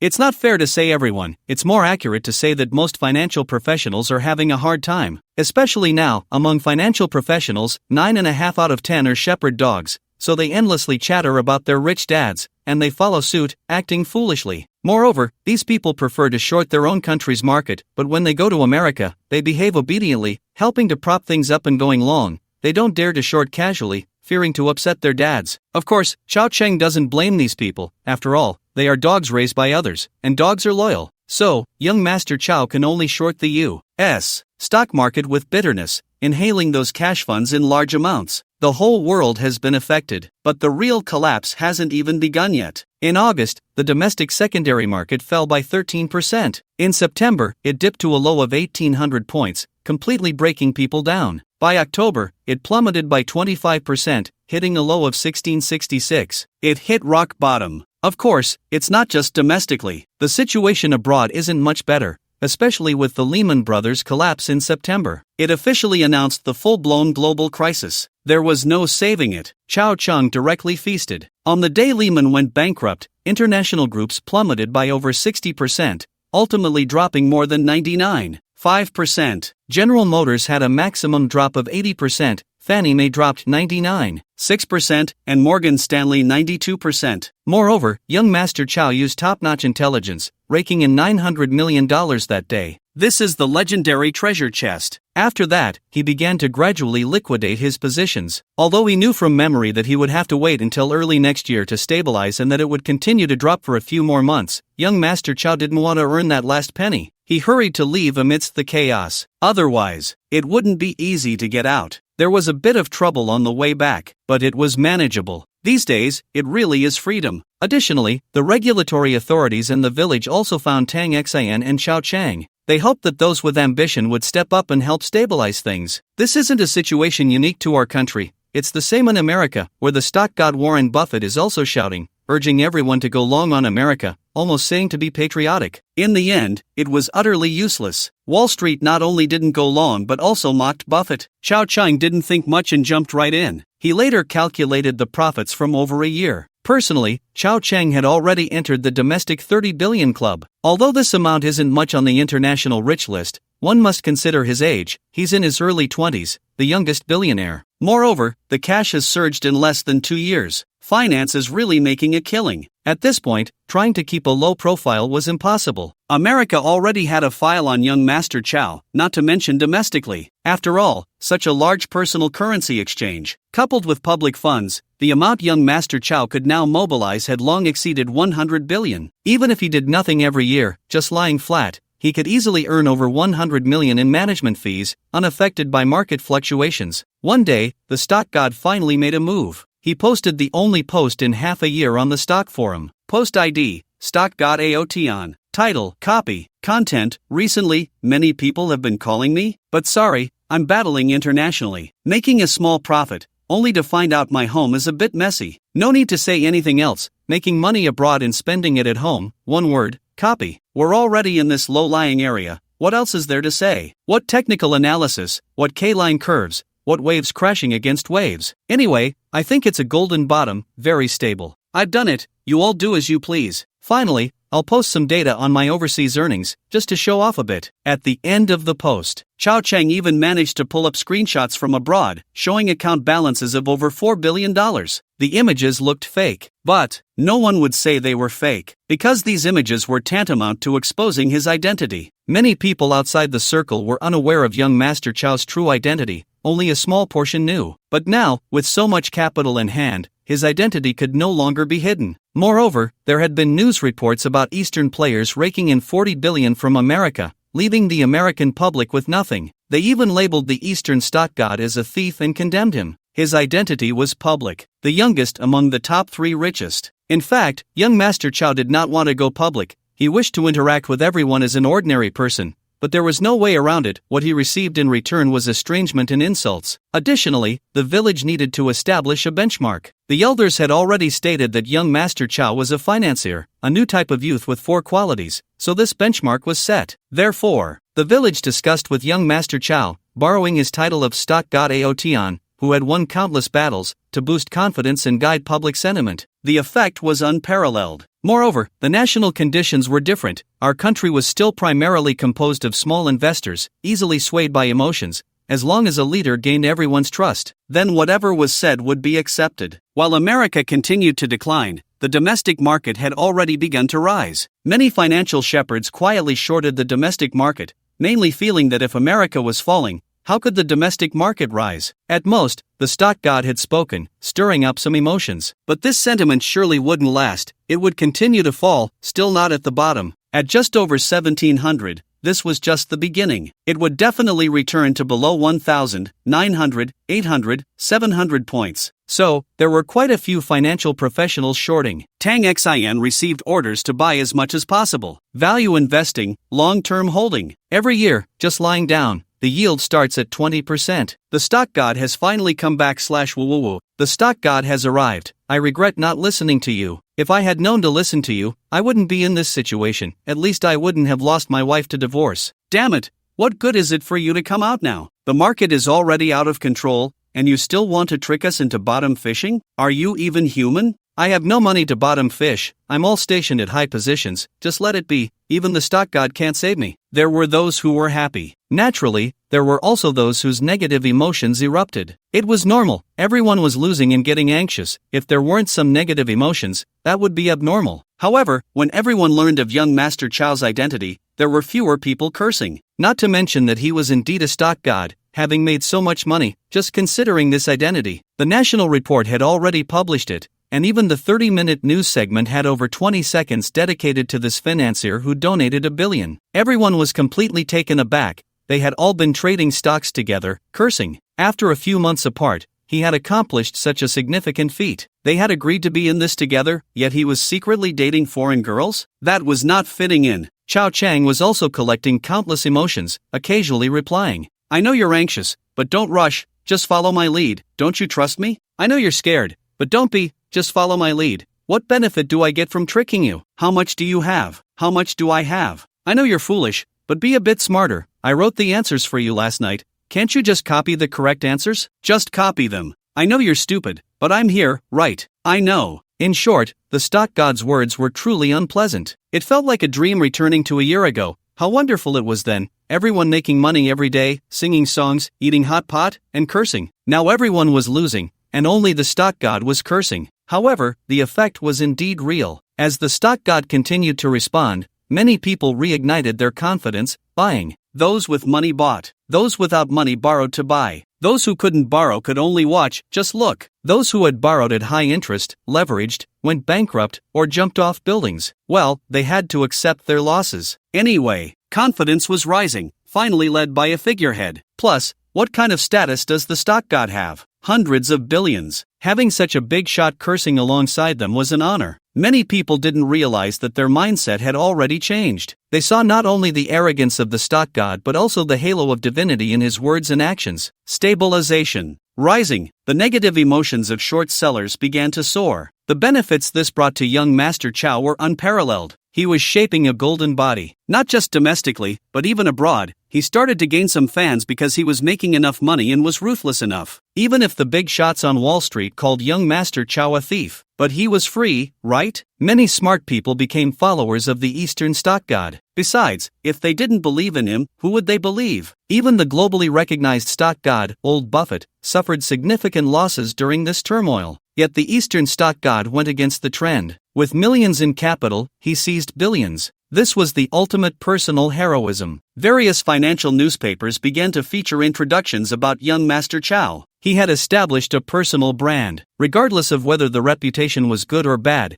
being famous early was the key. In the future, as long as he was in this industry, whatever young Master Chow said would surely attract the attention of the public, some institutions, and even some countries. It was like what Mother Tang said, a single word could shake an industry. Unexpectedly, it was realized so quickly, at least it had taken shape. After young Master Chow had some free time, he began to remotely control things. Following the initial idea, he started making games. Acquiring various game studios, forming his own team, he remained a hands-off manager. Currently, he had acquired a significant amount of shares in Penguin. Plus, many of the previous shareholders needed cash flow, which gave Chow Chang the opportunity to enter the board of directors. Although he didn't get much in hand, he still collected nearly 18% of the shares from various institutional investors and public shareholders. Then he reclaimed a significant amount of shares from other large companies, becoming one of the major shareholders. Of course, this included help from the Tang family. The Tang family had thought it through. Otherwise, even with money, it wouldn't have gone so smoothly for Chow Chang alone. This is the benefit of having power. Not just with Penguin, but also with some large enterprises that understood the future, like automotive and drones. Now many small and micro enterprises had just been established for a few years. Chao Chang waved his cash, buying up everything. The money was endless. It simply couldn't be spent. The biggest change in this family was not how much money Chao Chang made. In fact, his family's attitude towards him hadn't changed much at all. Mother Rin still spoiled him as usual. So, the biggest change was actually with the third sister, Ren Yuchang. She managed Miracle Capital, and in the past 6 months, she had invested over hundreds of billions. As the saying goes, one's environment influences one's energy and body. The maternal aura around the third sister was becoming increasingly strong, even more so than the eldest sister. This resemblance wasn't pretended, it was real. Now, the fourth one was just a little nobody. The fourth was also anxious. But Chao Chang told her not to rush. After the new year, the entertainment industry would take off. He also wanted to acquire some cinema chains, some music platforms, and some entertainment industries, especially various copyrights, music copyrights, film and novel copyrights, including game copyrights, which also belong to the entertainment industry. Many of these copyrights were currently very cheap. Buying them was a profit. Other entertainment companies are still stuck in the old-fashioned model, completely unaware of the importance of copyrights in music, film, and novels. By the time they realize it, Chao Chang will probably have unified everything. The system upgrade consumed a quarter, but it was finally completed. It turned out to be much more powerful than expected. It can collect emotions from abroad. The global population is included. To Chao Gongzi's surprise, he initially thought the upgrade would be done state by state. Who would have thought the system would pull off such a feat? So, what will the next upgrade be? It can't be the solar system, right? In these 3 months, he has accumulated 3 divine treasure chests. These 3 divine treasure chests do not contain all emotions. Some are used to draw golden and diamond chests for the so-called longevity tea. Unfortunately, the production of this item is too low. Up to now, there are only about 150 packs. He continues to save them. Third sister, you finally came back. I've been waiting so hard. Chao Chang was overjoyed to see his sister and directly pulled her over. That night, as soon as third sister returned home, still in her clothes and just taking off her shoes, she was dragged away by Chao Chang. Third sister smiled indulgently and teased, "Slow down, can't you just say what you need? Why be so mysterious?" Chao Chang pulled third sister into the room, grinning as he said, "I know you've been working hard, so as your brother, I want to give you a little relaxation." Third sister's gaze was scrutinizing, glancing, vigilant, and surveying. She felt that this little brother must have something to ask of her. With a hint of indulgence, she raised her delicate finger to play with Chao Chang's messy hair, chuckling, "What could be so important that you need to curry favor? It seems like it's a big deal." "It's nothing, really. I just think it's tough for you to run the company alone. I, as your brother, don't understand business matters and can't help much, so I can only provide you with a warm harbor, so you feel cozy every time you come home." He spoke shamelessly, as if it cost him nothing. Third sister could see through him but chose not to expose him. With a playful huff, she said, "If you know I'm working hard, then my salary should be raised." "What salary?" "Just increase my shares directly," Chao Chang said grandly. "Alright, tell me what you need me to do." Third sister chuckled, then crossed her arms and sat on the chaise lounge in the room, her beautiful legs crossed. She was still in her professional attire, with gray sheer stockings on her legs. This pose added to her charm. Chao Chang came up behind her and began to massage her shoulders. "It's really nothing. I just want to get closer to you, help you relax your shoulders. After all, you're carrying such a big company, the pressure must be immense. If I were to crush your shoulders, that would be a sin, and no amount of death could atone for it." He showered her with sweet words. Third sister enjoyed it all. She liked her brother's affection. "Really nothing? Really nothing, just pure relaxation. Alright, then I'll enjoy it." Third sister didn't press further, leaning to the side and starting to enjoy herself. The siblings were not strangers. After all these years, who doesn't know each other? If there were something, Chao Gongzi wouldn't beat around the bush. This time, it seemed there was truly nothing. Third sister felt justified in enjoying herself. However, while being massaged, third sister closed her eyes and enjoyed it while discussing some investment issues of the company. It wasn't a report, it was just a casual chat to let Chao Chang understand more about the company's recent situation. But Chao Chang's mind was not on that at all. Mainly, he was taking advantage. Mainly opening treasure chests. He wanted to borrow a bit of third sister's luck. Open 3 treasure chests. Ding! Congratulations to the host for witnessing a miracle, drawing a divine treasure chest, and obtaining 100 golden songs from home and abroad for the next 20 years. Wow, as expected. Third sister's luck changed the outcome. Although this thing isn't as valuable as life-saving items, having 1 or 2 life-saving items is enough. Young Master Chow never intended to fight anyone to the death. Moreover, the value of this thing is immense, even greater than the previous intelligence. Intelligence is a one-time deal, with a maximum profit that can only reach a certain limit. But these 100 classic songs are both domestic and international. It's a complete high-dimensional suppression of the music industry. Chow Chang remembers some songs, but not in such detail, and he doesn't have any sheet music. If needed, he would have to slowly dig them out one by one. This makes things much easier. 100 classic songs, enough to elevate a music company to the level of a top-tier music production company in the industry. Ding! Congratulations to the host for witnessing a miracle, drawing a divine treasure chest, and obtaining the top 100 TV dramas from the next 20 years, both domestic and international. Ding! Congratulations to the host for witnessing a miracle, drawing a divine treasure chest, and obtaining the top 100 movies from the next 20 years, both domestic and international. It seems it's time to give the entertainment industry a little shock. Chow Chang instantly felt invigorated. Not to mention anything else. Just these 3 treasure chests are enough to push any entertainment company to go public with a valuation of tens of billions, hundreds of billions, or even a trillion. Even that damn Hua brother once reached a market value of 900. Not to mention Miracle Entertainment. Great Chow Chang was overjoyed. Although he didn't care about money, he did care about how much emotional value he could gain while making money. Nothing captures emotions better than music, TV dramas, and movies. It's probably only second to games. Sister San seemed to sense the joy emanating from Chow Chang. She thought it was because she talked about the company, which made the 5th brother very satisfied. It made sense. Recently, the company had invested in dozens of industries, hundreds of companies, and hundreds of billions in funds. Don't mention young Master Chow. Even Sister San was tired but happy, especially since the company's value was rising rapidly,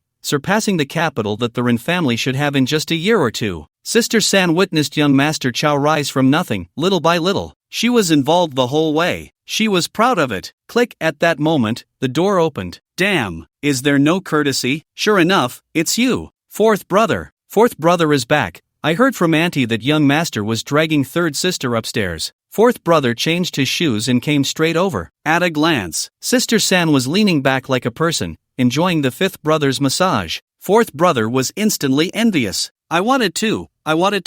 You want a shovel? Chow Chang was speechless but also relieved. Fortunately, he had already opened the treasure chests. If 4th brother had come a little earlier, who knows what might have come out. However, 4th brother arrived just in time. Chow Chang still had many things to assign to her. He couldn't personally step into the field, could he? To put it bluntly, young Master Chow is no longer nor is he the young master from the day before yesterday. He is capital. In just half a year, young Master Chow has undergone a transformation. Some forces are useful as long as they exist. Even if they don't move, others can't avoid them. Just like the Tang family and the Rin family behind him. Just like the elders' words, entrepreneurs, financiers. Just like the top 10 young business leaders, the top 10 outstanding youths, at the city, provincial, and capital levels. These things are unavoidable. Even if young Master Chow doesn't move these forces, just by lying there, he's surrounded by banners, looking impressive at first glance. Moreover, it's not just these forces, there's also plenty of money. In business struggles, having money really allows one to do as one pleases, at any time. Otherwise, in a few years, various coal bosses wouldn't have turned the entertainment industry dark. In the end, major capitals entered the scene and pushed the entertainment industry to such a high level. Don't think that 20 years later, there will still be many small critics looking down on the entertainment industry. But think about the current state of Chinese entertainment compared to American entertainment. What is the comparison now? It's simply incomparable. It's even a kind of hopelessness. Any random special effects movie from America comes in and just wreaks havoc,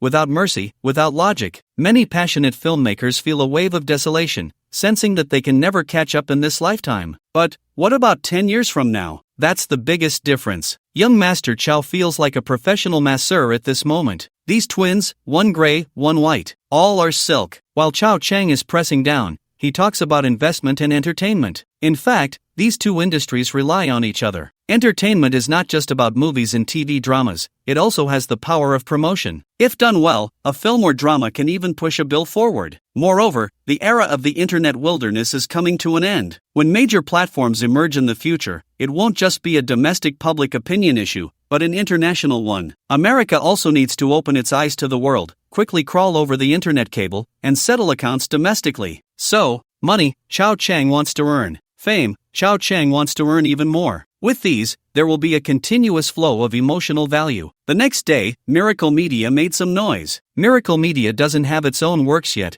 but its scale is already very large, and no one in the industry dares to ignore it. Even though many people have been duped by Miracle Media, they still need to pay attention to their movements. The auditions for The Voice began. Unlike other talent shows, where others set up competition zones and wait for people to sign up, Miracle Media does not. They directly contact major music schools, asking music teachers and professors to recommend those talented students who are famous in their schools but have not yet debuted. At the same time, they send out countless temporary workers to bars, nightclubs, and other entertainment venues in major cities across the country to find resident singers. They even search online for famous street singers, wandering singers, and so on, regardless of gender, regardless of appearance, regardless of height or weight. There is only one requirement: a good voice from China. That's the purpose. The brand must be established. This is even more grand and magnificent than the version in the original dream, because more money is spent, and more people are filtered. There are even some musicians in the industry, whether behind the scenes or not well known, talented but without opportunities. In short, there are many channels for registration. Recommendations from industry insiders are acceptable, self-recommendations are also fine, plus countless talent scouts searching the world for people. As for the mentors, they have passed on all those who were previously invited. What a joke! They also released a message to the outside. We're not looking for these mentors, not because they rejected us before. Miracle Media doesn't hold grudges. It's not that they can't sing well, and it's certainly not that their professional skills are lacking, but it's not good to only look for those from the mainland. Why is that? Of course, it's because Miracle Media is a big enterprise. We're not here just for entertainment. We want to uphold cultural heritage, have social responsibility, and foster national identity. This raised the bar significantly. As the saying goes, people from both sides of the strait in 3 regions are one family. This is a matter of higher-level consideration. As media people and entertainers, we cannot only think of ourselves, we must be magnanimous and tolerant. This won't starve us, won't make us unable to afford clothes, and can't be calculated. It seems I've run into the wrong set. It doesn't matter. That's roughly the idea. Moreover, once Miracle Media's word spread, what else can others say? Applaud. What are you waiting for? Didn't you see that even the leaders in charge of entertainment are applauding? Soon, winter arrived. The program was almost ready. At least the auditions were over. What remained was to prepare the core. For example, they purchased tens of millions worth of top-notch sound systems, stage lighting, and so on. They rented a huge venue and invited the 2 most famous bands in the Chinese world. Everything was of high standards. In fact, it didn't cost much. It looked lively, but the sound and photography equipment were expensive, though reusable. As for the other costs, the venue fee was charged by the state and received a discount. The famous bands were also helping out. Who doesn't know that Miracle Media has the future billionaire in charge now? Face must be given. As for the auditions, they cost even less. It was about giving them opportunities. Not only did it not cost money, but it also made money. As for how they made it, don't ask.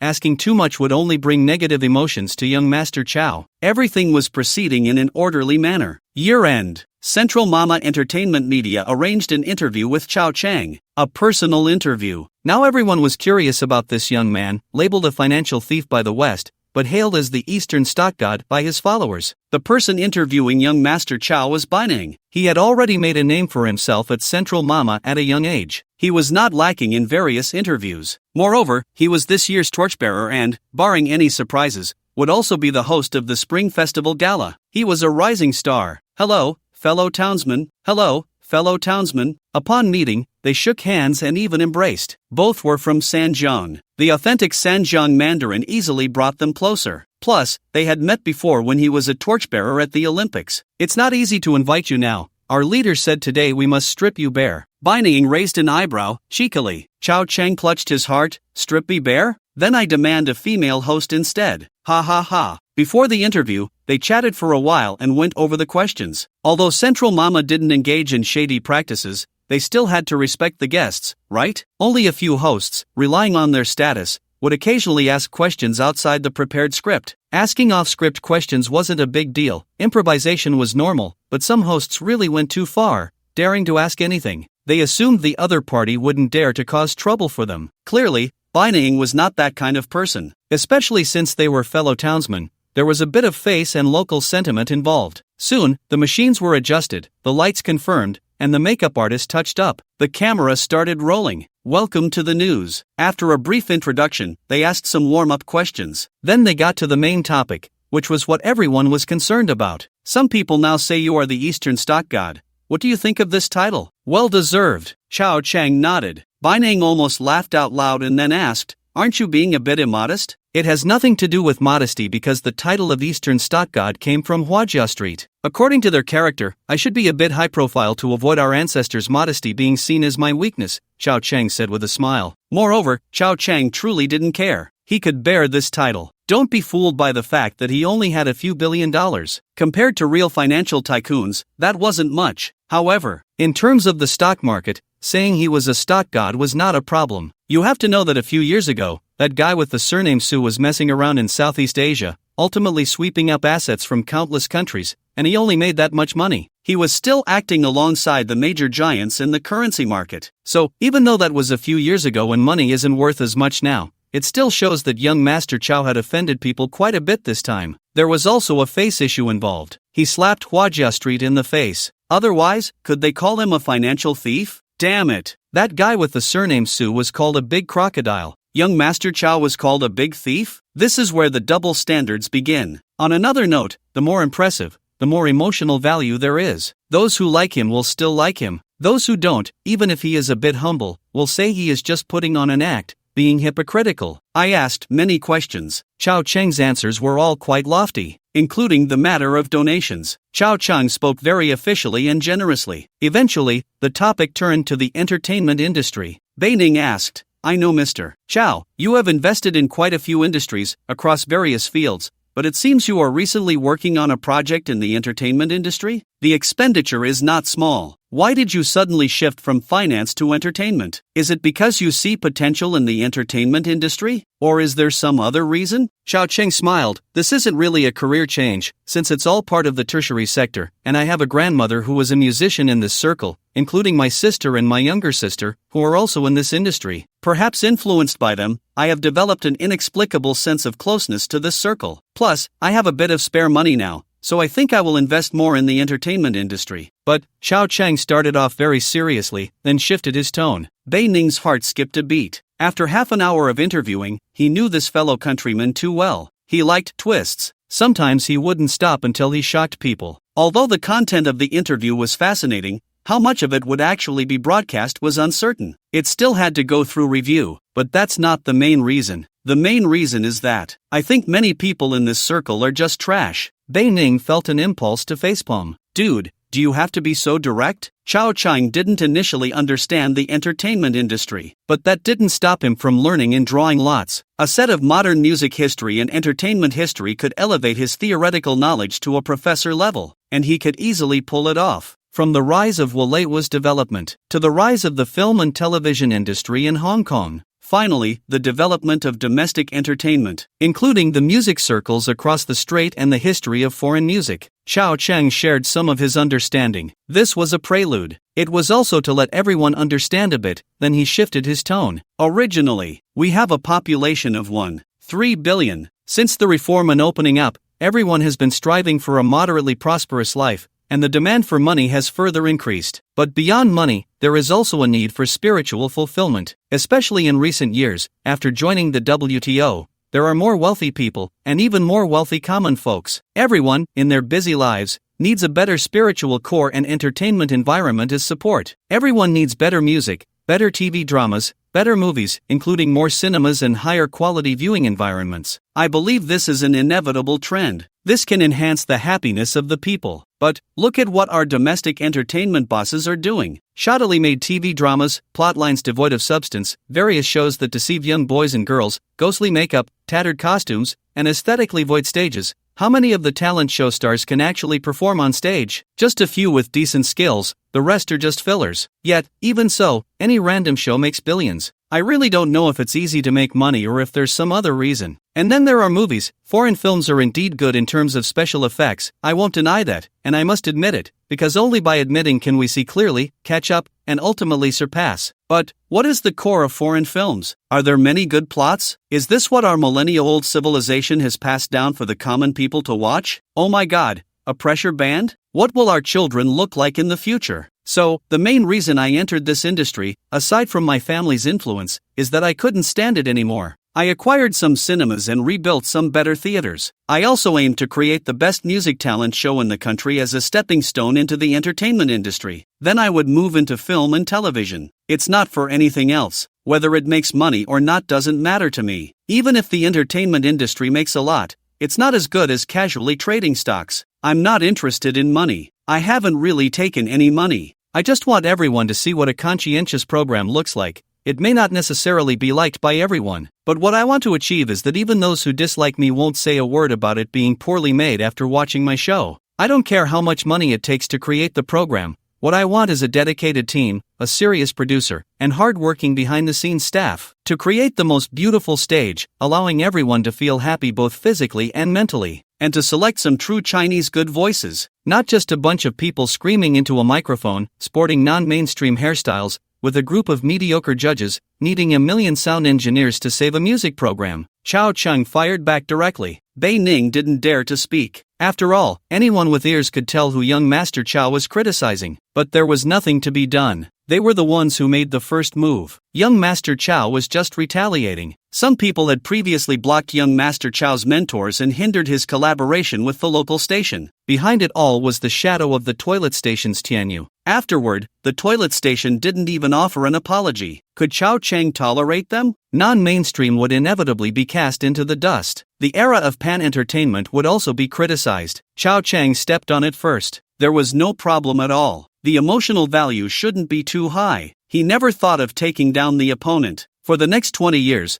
the toilet station would likely still be number one. But this is better. This interview, no matter when it comes out, will have many toilet fans coming to confront Chao Cheng. After all, these young boys and girls are quite impulsive. But in reality, these young boys and girls have no idea what business is. Don't be fooled by Chao Cheng's direct insults now. When it comes to profit cooperation later, the group behind the toilet station will definitely have high-level executives come to curry favor. Who would go against money? As long as young Master Chao remains on the rich list and doesn't collapse, things won't be too serious. So, in the end, it's highly likely to be a handshake and a toast. Then the toilet fans, still completely unaware of what happened, will continue to confront young Master Chao. This is also the emotional value that young Master Chao wants. It seems like he's confronting the toilet station, but in reality, he's preparing for the future. It's still necessary to nurture a group of small critics in the long term. Without them, where would the legendary treasure chests come from? Additionally, this interview criticized quite a few people. It almost lambasted the entire film and television industry. The artillery fire was quite large. But who told young Master Chao to be rich and powerful? What can everyone say? They can only secretly curse. Only some established figures dare to come out and confront Chao Cheng a few times. The interview ended. Chao Cheng and Bei Ning had a meal of hometown dishes. During the meal, Bei Ning realized that young Master Chao was a very low-key person,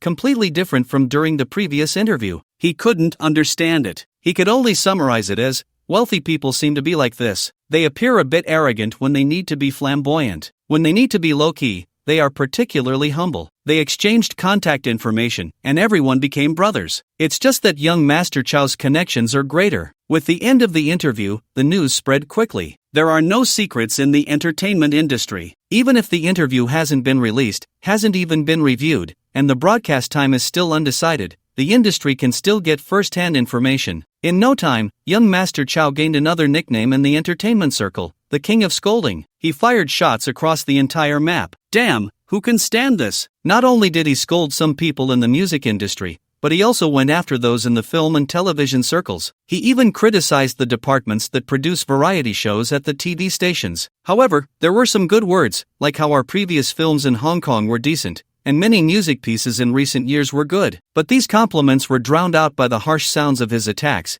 and everyone chose to selectively ignore them. Damn it! That Chao guy is not a decent person, and he wants to trick us into making a talent show? The talent entertainment companies and the variety show departments of the TV stations were cursing. They had suffered heavy losses at the beginning of the year. And now this? He wants to create the best talent show? Just a box of rice, and you want to stir it back and forth? The toilet station wasn't happy either. Who do you want to point at? Who do you want to point at? Damn it, we talked about a bet before, didn't we? And now you're cursing people? Is this how you do business? Chao, young Master Chow instantly sparked public outrage. The music industry was okay, and the TV stations didn't say much, at most just cursing a bit. But the film and television industry couldn't take it. They were already at the top of the disdain chain, especially in the Beijing circle, and they received the news faster since the interview was within their realm. So, the little cannon fired back in the circle. The general meaning was, "Don't talk nonsense, you silly rich second generation. What do you know? If you have the ability,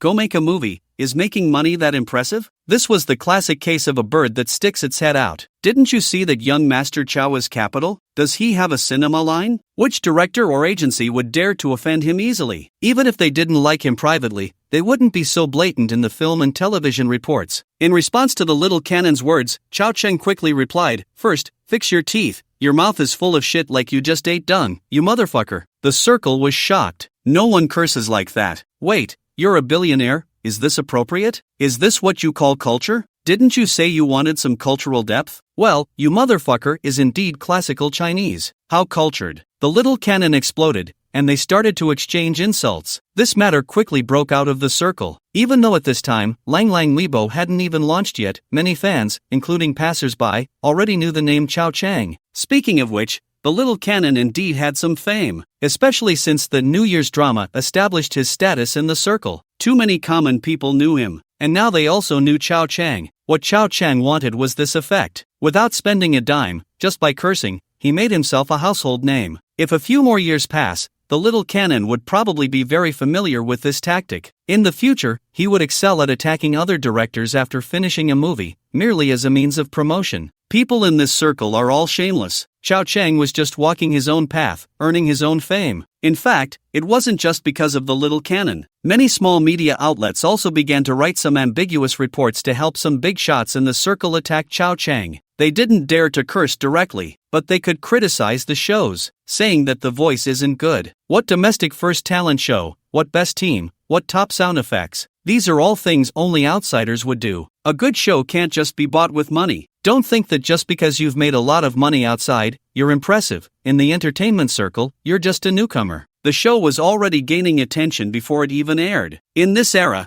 the entertainment war hasn't even begun yet. This is just the first incident. It will also become one of the most classic opening battles in the future. They're all cursing you, and they're cursing our show too. It hasn't even aired yet and is already being boycotted? What are you thinking? Lao Si was a bit anxious. You don't know anything. Chow Cheng shot him a sideways glance, irritated. Lao Si exploded. I was just worried about you out of kindness, and you scolded me. You've become addicted to cursing lately, haven't you? Lao Si directly jumped up and grabbed Chow Cheng's ear. Hey, why are you doing this again? It hurts. Let go, let go, let go, let go. After taking quite a bit of advantage, Lao Si's anger had mostly dissipated. He started talking about online forums and some tabloid news. Chow Cheng shook his head and didn't explain, just said, just wait and see, just wait. I'll show you what a dimensional strike is. In fact, this is a cognitive issue. Many people know the role of advertising and understand that some things need promotion. However, promoting through a massive cursing battle has not been done yet. There have been some instances before,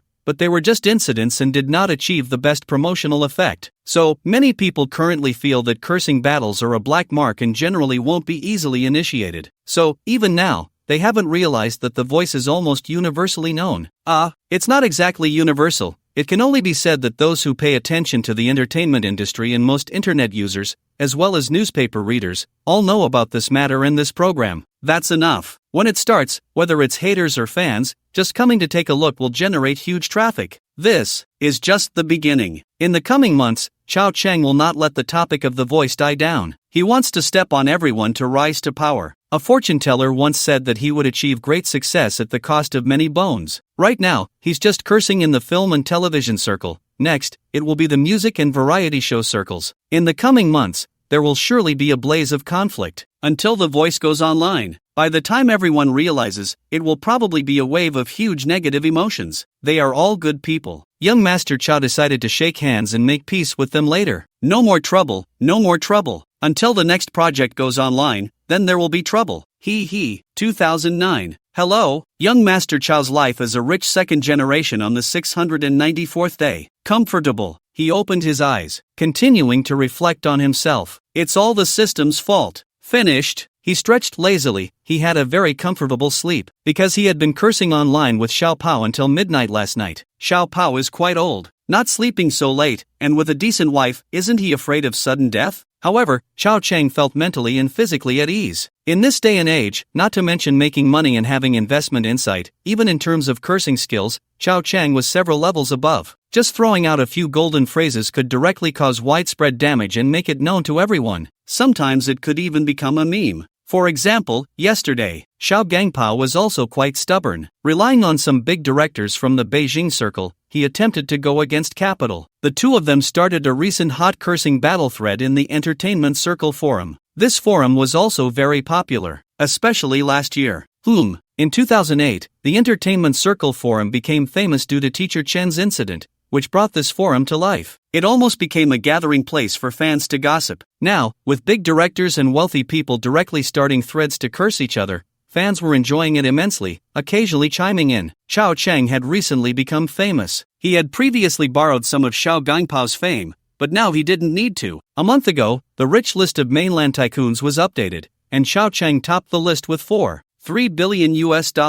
No mistake, he was at the top, the youngest top brother. This actually differs from the calculations of Fu Run and Huruan. On the Huruan side, he was ranked 4th, while on the Fubufu side, he was number 1. But regardless of which one, it shows that young Master Chao is wealthy, and this doesn't even account for family wealth. Otherwise, if the Ren family were included, the Chao family would top both lists. Of course, let's not talk about identity. In short, I'd become famous and no longer need to rely on anyone else's reputation to gain recognition. Xiao Chang almost shouted, "I am the wealthy family." It's no wonder that little steel cannon is so stubborn. A month ago, the updated rich list didn't faze him at all. Just yesterday, little steel cannon was in the bar firing back, declaring, "Don't think being rich is so impressive. In the entertainment industry, in the film industry, you're just a kid who hasn't even grown hair yet. There's so much more you need to learn. As a senior, let me give you some advice. You'd better just stick to music, that way, you can still save face. If you come to the film industry, I could easily crush you with a New Year's film. For example, the currently released If You Are the One is directed by me, and while the final box office isn't out yet, based on current trends, it will be at least 300 million. I admit you have some money, but can you invest 300 million in a film in the entertainment industry? Ha, it's not that I look down on you, but you haven't even grown hair yet, kid. Watch closely, learn well, and stop jumping around here all day. What are you jumping for? At your age, you're about the same as my child, but if you were really my child, I'd break your legs." What he said was reasonable and well supported. He received a lot of support from the bar friends. Many also said the movie was good. The box office was indeed impressive, especially in this era. After watching it, Xiao Chang wasn't angry. Instead, he privately praised, as expected of Little Steel Cannon, although he doesn't quite understand the publicity of a verbal battle, he inherently has the genes for explosive promotion. He even knows to throw in some advertising at this time. Slick kid. However, Xiao Chang wasn't just sitting idly by. Little Steel Cannon attacked him for not having grown hair, clearly aiming for the low blows. Could Xiao Chang endure that? Especially since yesterday was the last day of 2008, it had to end perfectly with a counterattack. Even if he privately thought this kid had some talent, he couldn't admit it online. Xiao Chang quickly made a reply. He said, "Cannon, comparing like this is pointless. Why pretend to be a senior with me? At my age, you were at most a film and television art assistant, earning a few bucks, right? If we're going by your logic, wouldn't it be better to compare ages and see who can live longer? That would be pointless, right? So, let's not talk about being seniors. Cannon, you've lived all these years, and I don't even want to compare anything with you. Just talking about film and television, is a 300 million box office really impressive? Indeed, before I entered the scene, it was quite impressive, but now that I'm in, sorry. Directors like you, who thrive when the tiger is away, will surely be eliminated. It's a new era, a new century. We can't keep picking generals from among the short ones, nor can we have no great generals in Shu, with Liao Hua as the vanguard. I came to the entertainment industry to optimize management companies, optimize film scripts, optimize production teams, and even optimize producers and directors, getting rid of those waste who are nothing but dazed by the benefits of the times. Here's a piece of advice. Think before you speak, or you'll end up with rotten teeth. Stop acting like a self-proclaimed senior, it's not good for you. And don't be so cocky. Got the guts to compare? Can you still use it? Can't use it? You still talk so tough? Where does your toughness come from? Drink more goji berries. Ha ha ha ha. Once the comment was out, it was filled with laughter. Since Little Steel Cannon started with the low blows, Chao Chang naturally had to return the favor. It instantly became a hot meme. Although the term meme didn't exist at that time, it didn't hinder the spread of these words. In no time, both inside and outside the circle, doubts arose. The little cannon can no longer be used. The little cannon exploded with anger again. Who the hell do you think you are, talking so arrogantly, with your mouth full of nonsense? Are you preparing for the graduate entrance exam? Young people these days have no sense of propriety. And you, a billionaire, is it really okay for you to speak like this? No shame at all, huh? That was last night. It was also the last day of 2008, and the argument caused a stir. As a result, when he woke up today, young Master Chow felt refreshed, especially since the little cannon could provide a massive amount of emotional value. Truly, the more famous a person is, the more emotional value they have. The entertainment industry is a great place. Young Master Chow declared that he had no regrets about coming here. After washing up, he went downstairs. Everyone was in the living room. It was New Year's Day, another day at home. Old Chow and Ma Ren had also returned. Before Ma Ren could pamper young Master Chow, Old Chow spoke first. Old Chow pointed at young Master Chow. You brat, what nonsense are you saying online? Not paying attention to your identity at all. Are you still the same as before? You need to change. How can you say such things? The sisters stifled their laughter. Clearly, they all knew about the argument between Chao Chang and the little cannon last night. It was probably spreading even further. They were all quite concerned about Chao Chang's movements. Even Ma Ren chimed in to advise, son, your identity is different now. Some things really can't be said without restraint. Chao Chang chuckled and shook his head. So, identity is a burden? Such thoughts are actually limitations, stemming from the inherent restraint in the emotions of the Chinese people for thousands of years. There's always a belief that a person must act in accordance with their position. If their actions are inappropriate, they will seem frivolous. However, Chao Chang, with all his experience, is very perceptive. Moreover, what he seeks is merely emotional value. How could he possibly hold back, let alone being a billionaire? Even if he becomes the richest person in the world in the future, or holds an even more impressive identity, when it's time for a verbal battle, he will inevitably join in. Of course, that's just a hypothetical. After all, by that time, there might be other means to gain emotional value. It's not certain that anyone would dare to argue with him. Ultimately, young Master Chow hasn't fully grown into a towering tree yet. Otherwise, if he wanted to curse, he wouldn't find anyone to do so with. Furthermore, everything young Master Chow does is primarily for emotional value. Take the billionaire ranking, for example. It could be hidden with money, to keep a low profile, but Chao Chang didn't do that. He even hoped to rank higher. It's not just to show off. The bigger the fame, the easier it is to collect emotions. Didn't you see how, after the billionaire ranking appeared, various emotions continuously flowed in from around the world, even from abroad? This included hatred for the thief and admiration for the Eastern god, the stock god of the East. Naturally, there was also the envy of the rich sentiment brought by billionaires. Therefore, Chao Chang needs the list. He needs various impressive identity notes. Ma Ren still spoiled him. After she said a word to Chao Chang from Old Chow's perspective, she then looked to see what Old Chow was going to say next. Ma Ren directly interrupted. All right, he understands. Just saying it once is enough. Old Chow rolled his eyes. You just indulge him. Ma Ren lightly huffed.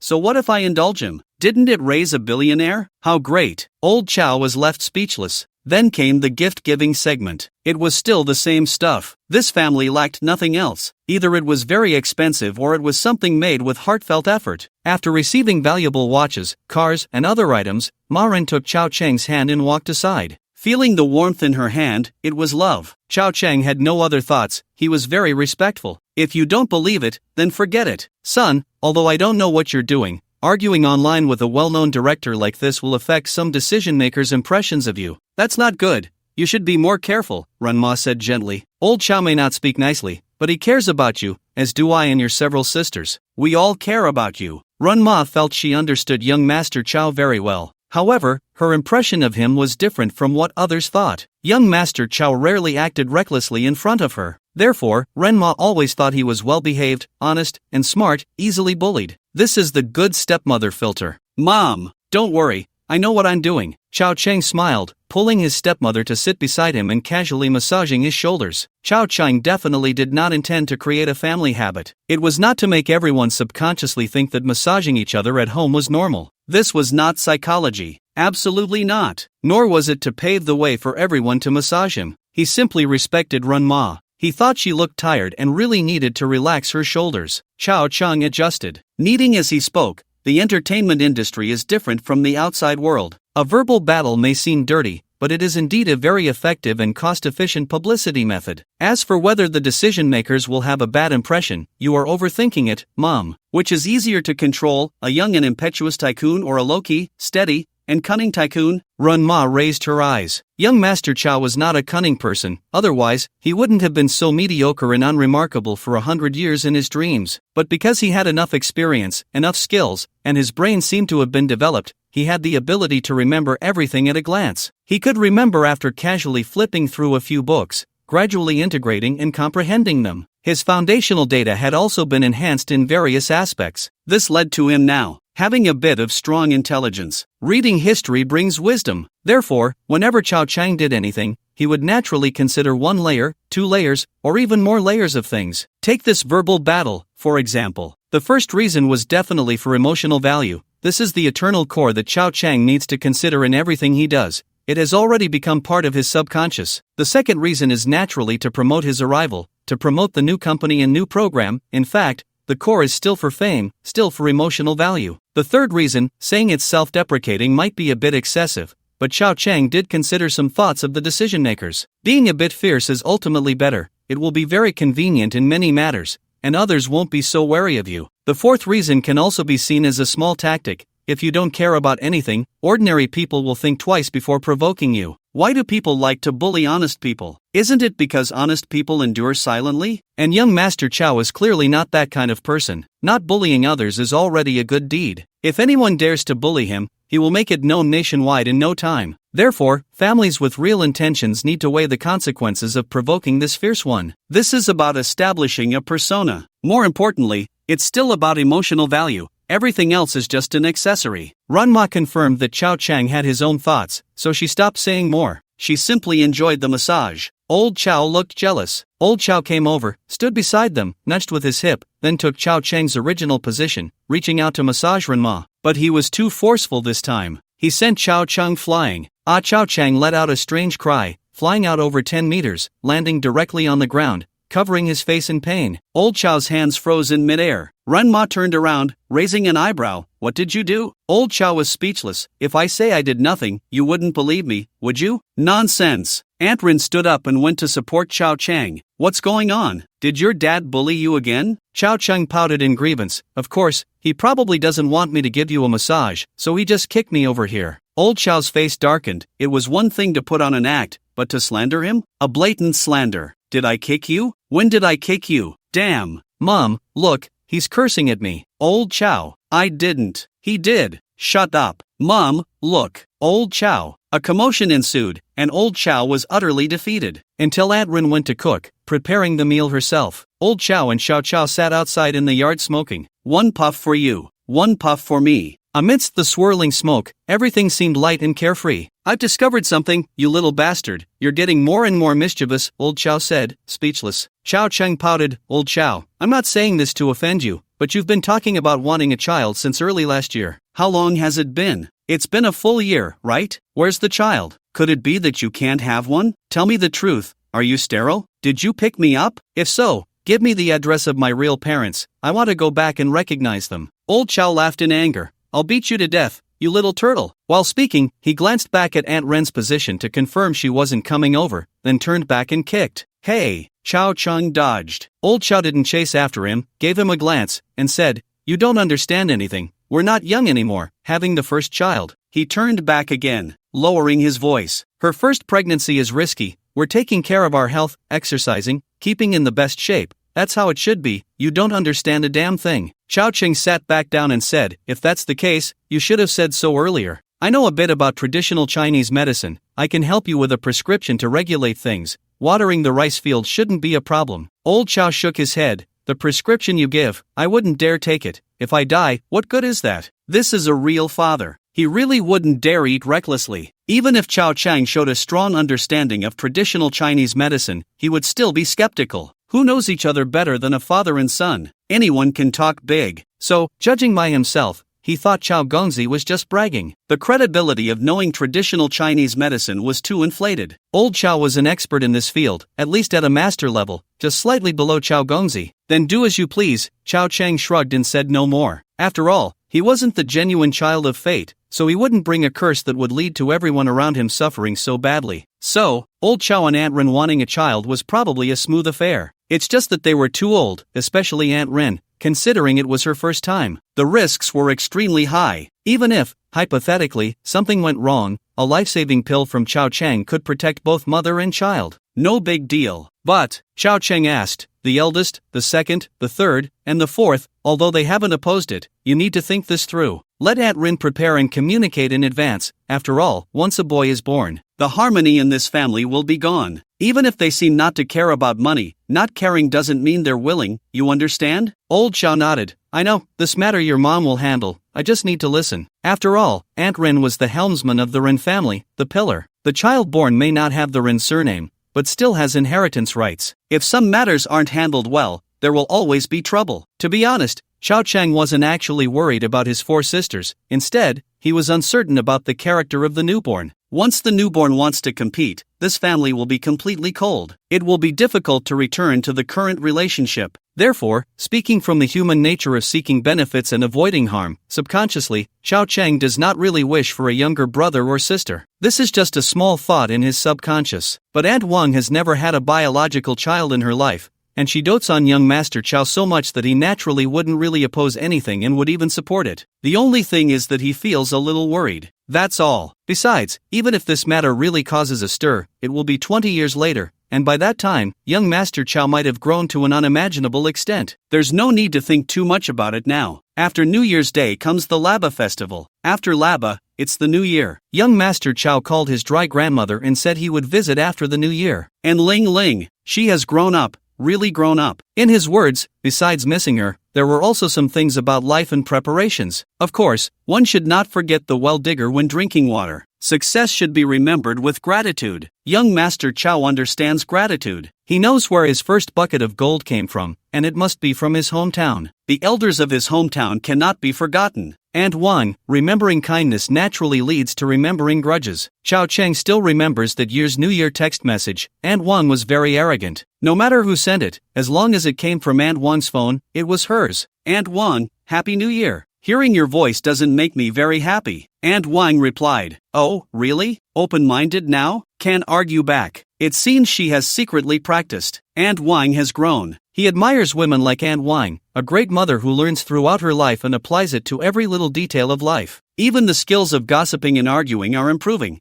What a terrifying old woman. She is a role model. Chao Cheng smiled. It's the New Year, why bother? It's just that Xiao Wang didn't do well on the exam. It's not the first or second time, this is the third time, right? If not, forget it. It doesn't matter if he doesn't go to this school. What I said is, hearing your voice makes me unhappy. Besides, who are you to manage me? It's the New Year. Don't bring this up. I'll tell you, you little bastard, you're just out of town. If you come back, let's see if I won't hit you. Aunt Wang instantly broke down. It seems she still has a soft spot. Chao Cheng found it right away. She still needs to practice. Fortunately, she still has time. She's not too old yet. I'm doing this for your own good. Aunt Wang, what's it to you? Aunt Wang, you're being unreasonable. I really care about you, care about your health. What's it to you? Chao Cheng chuckled. Isn't it that Xiao Wang made you angry again? Why are you taking it out on me? What's it to him? Alright.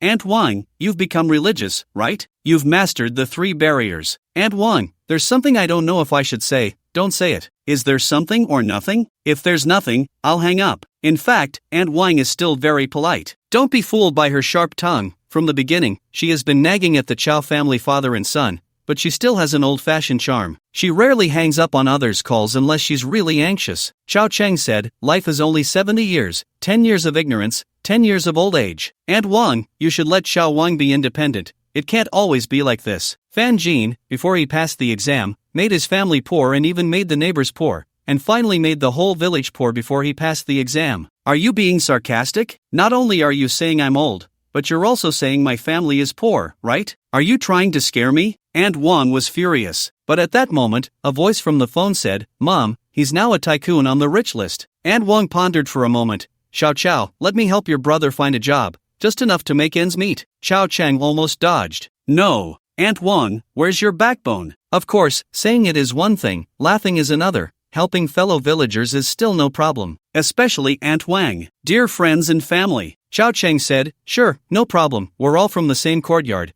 but you need to let Xiao Wang learn a bit about computers. The future belongs to the internet. Computers? Is it too late to change majors now? Aunt Wang was dumbfounded. Junior high and high school are just filters. The real major starts when you enter university, and university is just the beginning. So, it's definitely not too late to choose a major now. Trust me, even if it's a vocational school, it should focus on computers. Later, I can recommend him to leading internet companies, and they're all local in Sanjiang, convenient for you to enjoy your retirement. Okay, good, really good. I'll listen to you. Happy New Year, Aunt Wang. Happy. You see, isn't the festive atmosphere coming out? Young Master Chow received a lot of blessings. I have to say, this Xiaopao person, aside from being ugly, having a poor figure, bad character, and a mouthful of rotten teeth, he's not bad. At least he chatted with Chao Chung for a long time on New Year's Eve. However, a major event also happened that day. It was the 23-minute major story from the toilet station. Last year's national champion of a certain male voice program, Xiao Chen Shang, was supposed to be the grand finale at the toilet station's New Year's Eve gala, but he suddenly disappeared, said to have left without notice. This caused a major incident at the toilet station, with both main hosts stunned, only able to lead a group of people singing "Come Home Often." The scene was quite heartwarming, but this matter didn't end there. After the new year, audiences were gossiping. First, on Xiaopao's side, it was a small talk that people enjoyed, even making Xiaopao a topic of laughter among many in the circle. Then there was the incident at the toilet station, with various exposures. It was even rumored that the boss behind Xiao Chun Sheng at Tianyu exploded in anger, demanding that Xiao Chen Sheng compensate 22.7 billion. This also made the toilet station lose face, even more embarrassing than when Xiao Chang interviewed and indirectly criticized them. Some fans supported Xiao Chun Sheng, feeling that Tianyu was too harmful,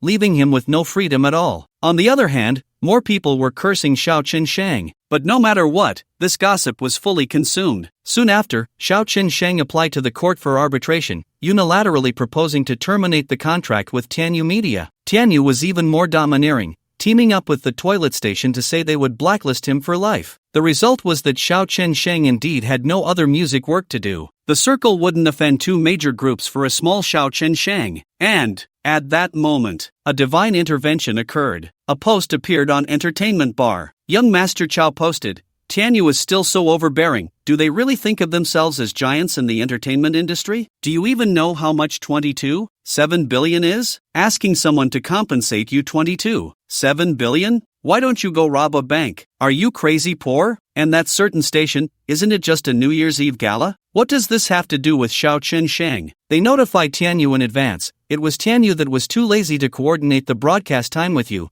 which ultimately led to the 23-minute incident. In the end, it's Tianyu's problem. Besides, Xiao Chen Sheng is also from your station, your own son. If you don't protect your own son and let Tianyu bully him, I really look down on you. And you even lead the narrative, letting fans attack him. What wrong did he do? People just want to sing the songs they want to sing the songs their fans love. But instead, they are forced to collaborate with others, singing some wailing nonsense. Anyway, I support Xiao Chen Sheng. This is the kind of momentum a young and passionate musician should have. What's wrong with that? Other radio stations and companies are afraid to accept Xiao Chen Sheng because of your influence, but I don't care. And you dare to shout about banning him for life? Who are you going to ban? Give me a break. You think you control the entertainment industry? If you have the guts, go ahead and ban Xiao Gangpao. Xiao Pao? I'm saying it here. I invite Xiao Chen Sheng to The Voice, whether it's singing, behind the scenes, or writing and composing. Even just as an audience member, he is welcome. It all depends on what he wants to do. Anyway, The Voice accepts all good voices. As for your petty issues,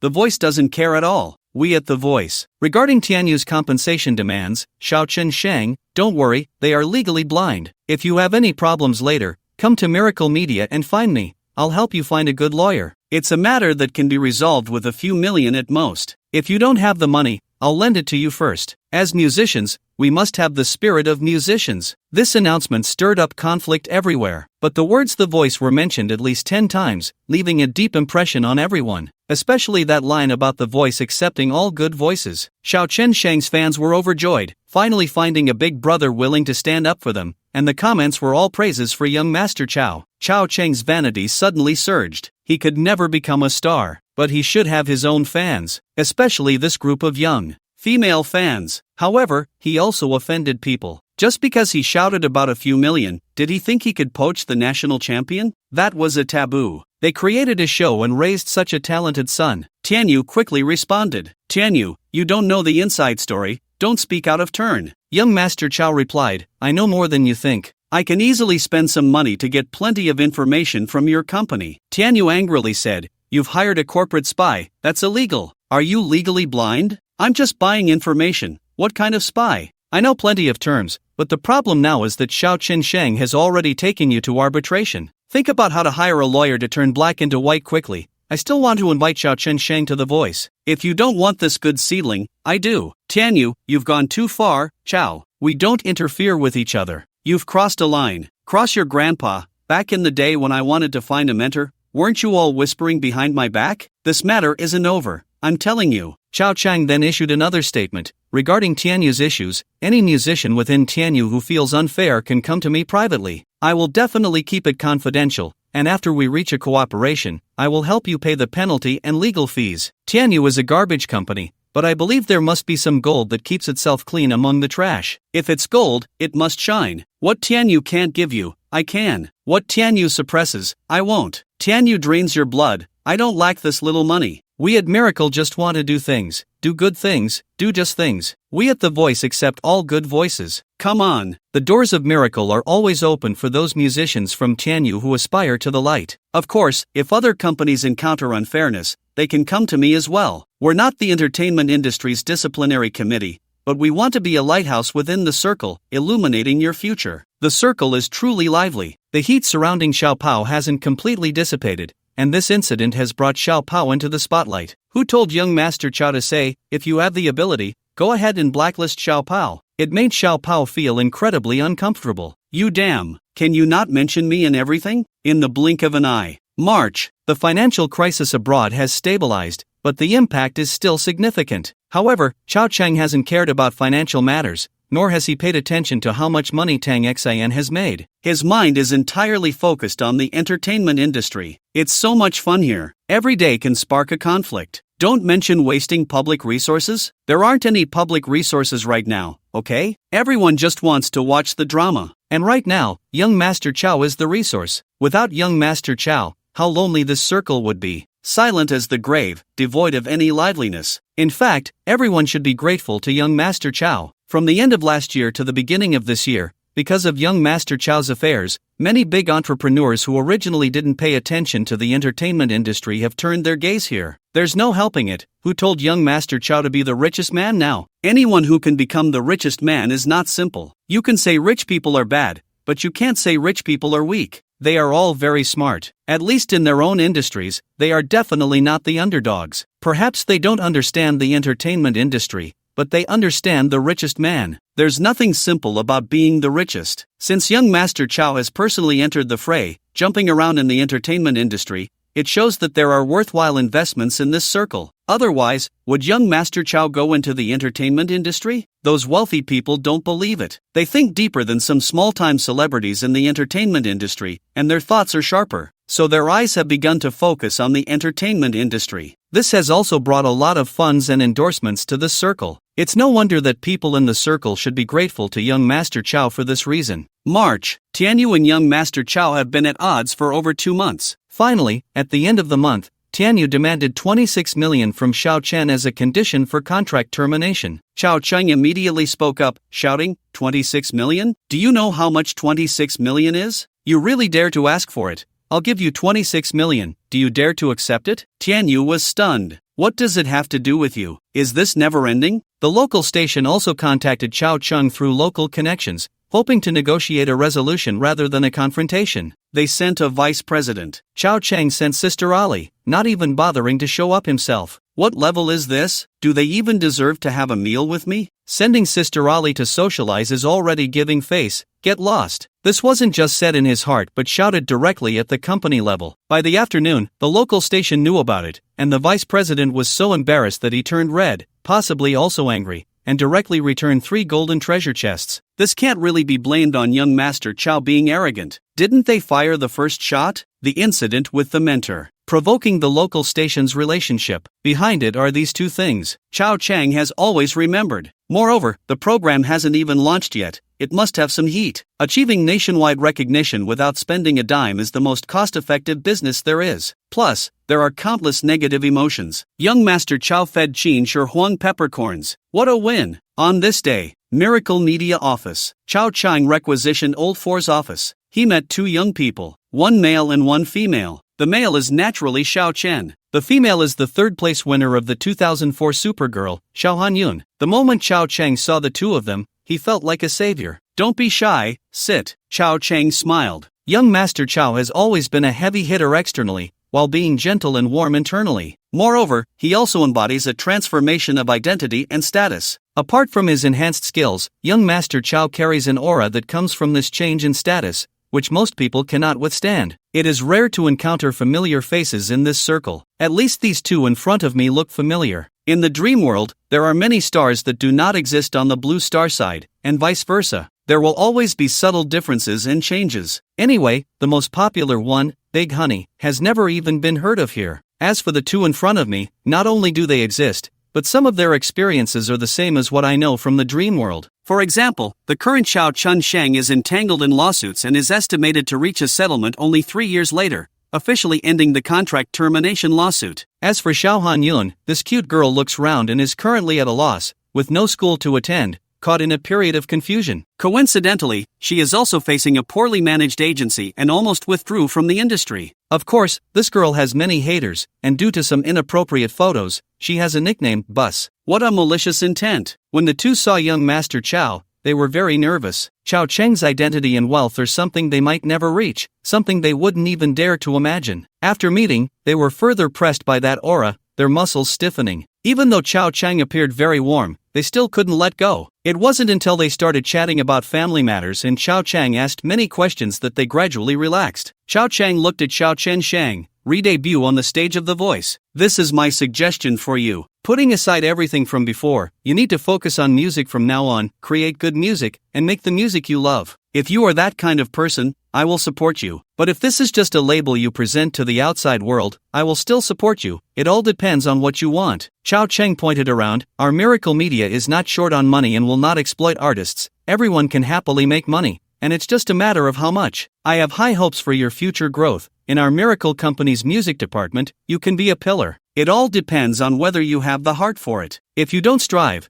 you will still have what you deserve, but you won't be the top. The top is fought for. Even if our company has a good atmosphere, the entertainment industry is like this. If you don't compete, you won't get some gigs because other companies will. So, the top person in our company must be someone with skill and ambition, otherwise, they won't be able to compete with outsiders. Xiao Chang laid it all out, and Xiao Chen Shang was very grateful, opening up and discussing a lot. Finally, Xiao Chang called over Sister Ali and brought a contract. Xiao Chen Shang was somewhat sensitive about the contract and looked at it seriously. In the end, he was surprised and even a bit astonished as he looked at Xiao Chang. Xiao Chang saw disbelief in his eyes and felt countless positive emotions. After all, Xiao Chen Shang has countless fans. The emotional value of a celebrity is indeed high. What? Doubting your eyes? Or doubting the contract? Xiao Chang asked. Xiao Chen Shang shook his head. I just can't quite believe it. After all, I'm just a newcomer. I said, I have high hopes for your future, so I can offer the greatest sincerity. I believe that outside, even in the whole world, there is no contract as sincere as mine, Xiao Cheng boasted. This made the girl beside him, Han Yun, extremely curious, stretching her neck to see the contents of the contract,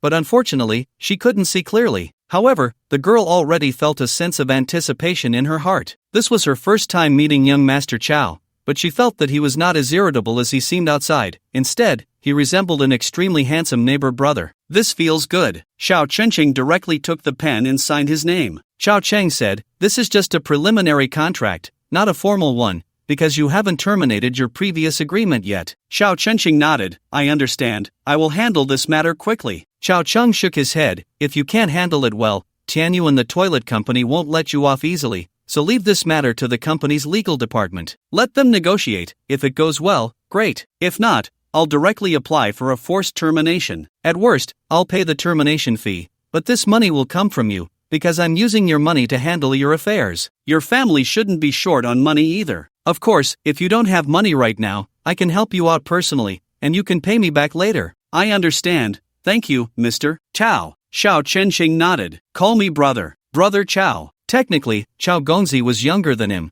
but that didn't hinder this form of address. It was a term of respect. Go ahead, handle the other procedures with Sister Ali, then go to the legal department. Just tell them what you want, and let the legal department follow up. Thank you, brother. Xiao Chenshang stood up and bowed deeply. In fact, this contract had very few restrictions and a large share. What Xiao Gongzi wanted was not just a small amount of money. Rather than getting tangled up over that little bit of money, it was better to gain Xiao Chenshang's emotional value. Moreover, there was another layer of consideration. Once this contract was officially signed and spread, other music agencies would be thrown into chaos. Damn it! If you make the contract like this, how are we supposed to manage our team? Aren't you capital? If someone didn't know better, they might think you were a philanthropist. The one with the surname Chen is your own son, right? You have the surname Chow. What the hell? Soon, the office was left with a poor little girl. Chao Chung smiled slightly. Xiao Hanyun quickly called out, brother. You see, she's also smart. Otherwise, she wouldn't have become popular later. But why is she being so harshly criticized now? Maybe it's because she's young and doesn't understand some things. She needs to be taught well. Chao Cheng chuckled, you haven't signed yet, so don't rush to call me that.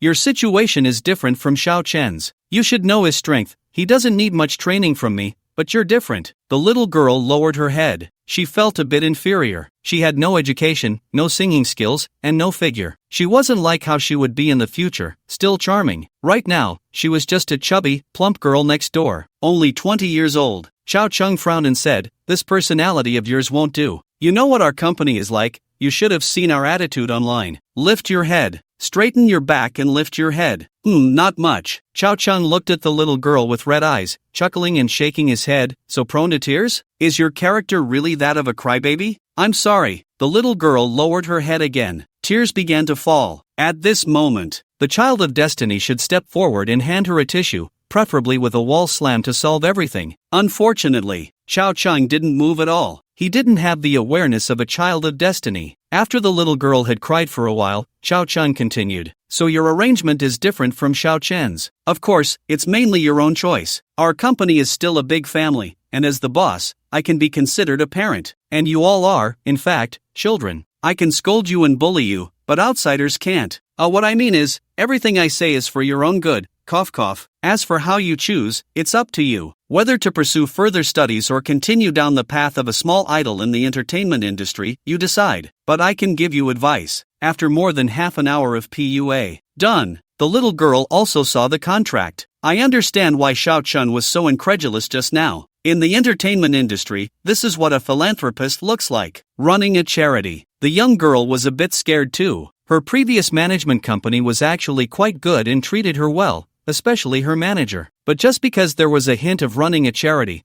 the company ended up unable to continue. Of course, there were some other details involved. They also didn't know how to do business, and the boss was a bit aloof. The young girl held the contract, nervously saying, will the company not lose money like this? The manager team won't be able to pay their salaries, right? There are so many people in the company, all relying on the artists to make money. If the artists take so much, what will the company do? Chao Chang was speechless. This thought process, but then he realized he understood her concerns. This girl still had a good heart. In fact, her worries weren't unfounded. Chao Chang offered such a favorable contract, which was beneficial for the artists, but not for the company. If other companies really did this, they would be finished in no time. But young Master Chao wasn't worried. It wasn't because he had money, but because the projects he invested in would definitely make a profit. Earning a little money from artists was really not as good as casually producing a show, organizing a concert, or making a film. Just one hit a year could make the company soar. Therefore, the contracts for the artists were more lenient, with more profit sharing. The only thing that wasn't much was the advertising and endorsement fees the artists received, which the company would normally split. That was the real money. How much could singing earn? I've said it, the company is a big family, I'm the parent, and you're like my daughter. Xiao Hanyun felt there was something wrong with this statement,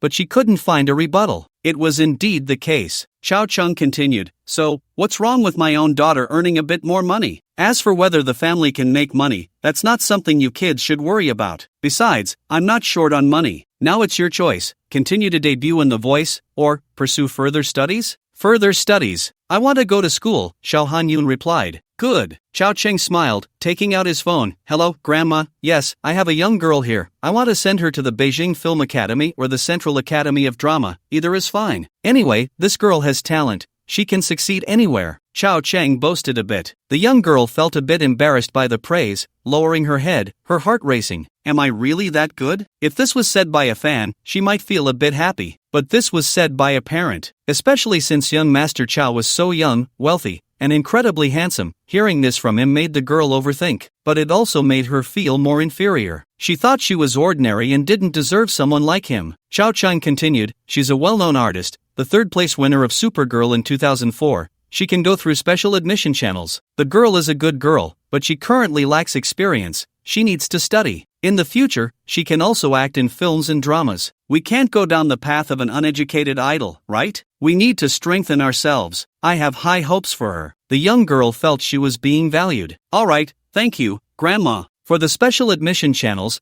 whatever fees are needed, I'll handle it through the company's accounts. Let her study for at least 2 or 3 years and get a proper graduation certificate from the Central Academy of Drama. My company doesn't rely on her to make money for now. Let her learn more. It will benefit her for life. The young girl was deeply moved, her eyes turning red again. A barrage of emotions. With the intervention of Miracle Media, many things were resolved quickly. By May, Xiao Chen officially terminated his contract with Tianyu, and the local arbitration ruled that Xiao Chen would pay a termination fee of 5 million. But Tianyu was not satisfied. They continued to appeal, going to court, trying to drag Xiao Chen along. But at this point, there's really nothing more to say. After all, Xiao Chen Sheng is not a lone wolf. Behind him is a miracle that frequently stirs up trouble for Tianyu. Wielding money like a club, they are poaching talent left and right. There are still some formidable employees at Tianyu. At least when it comes to producing variety shows, many are seasoned professionals. This is something that Miracle Media is currently lacking. Just poach them directly. The mask has been torn off, so what's there to fear? If you don't settle the contract honestly, I'll drain you dry. What rules of the industry? What taboos? Young Master Chow doesn't care at all.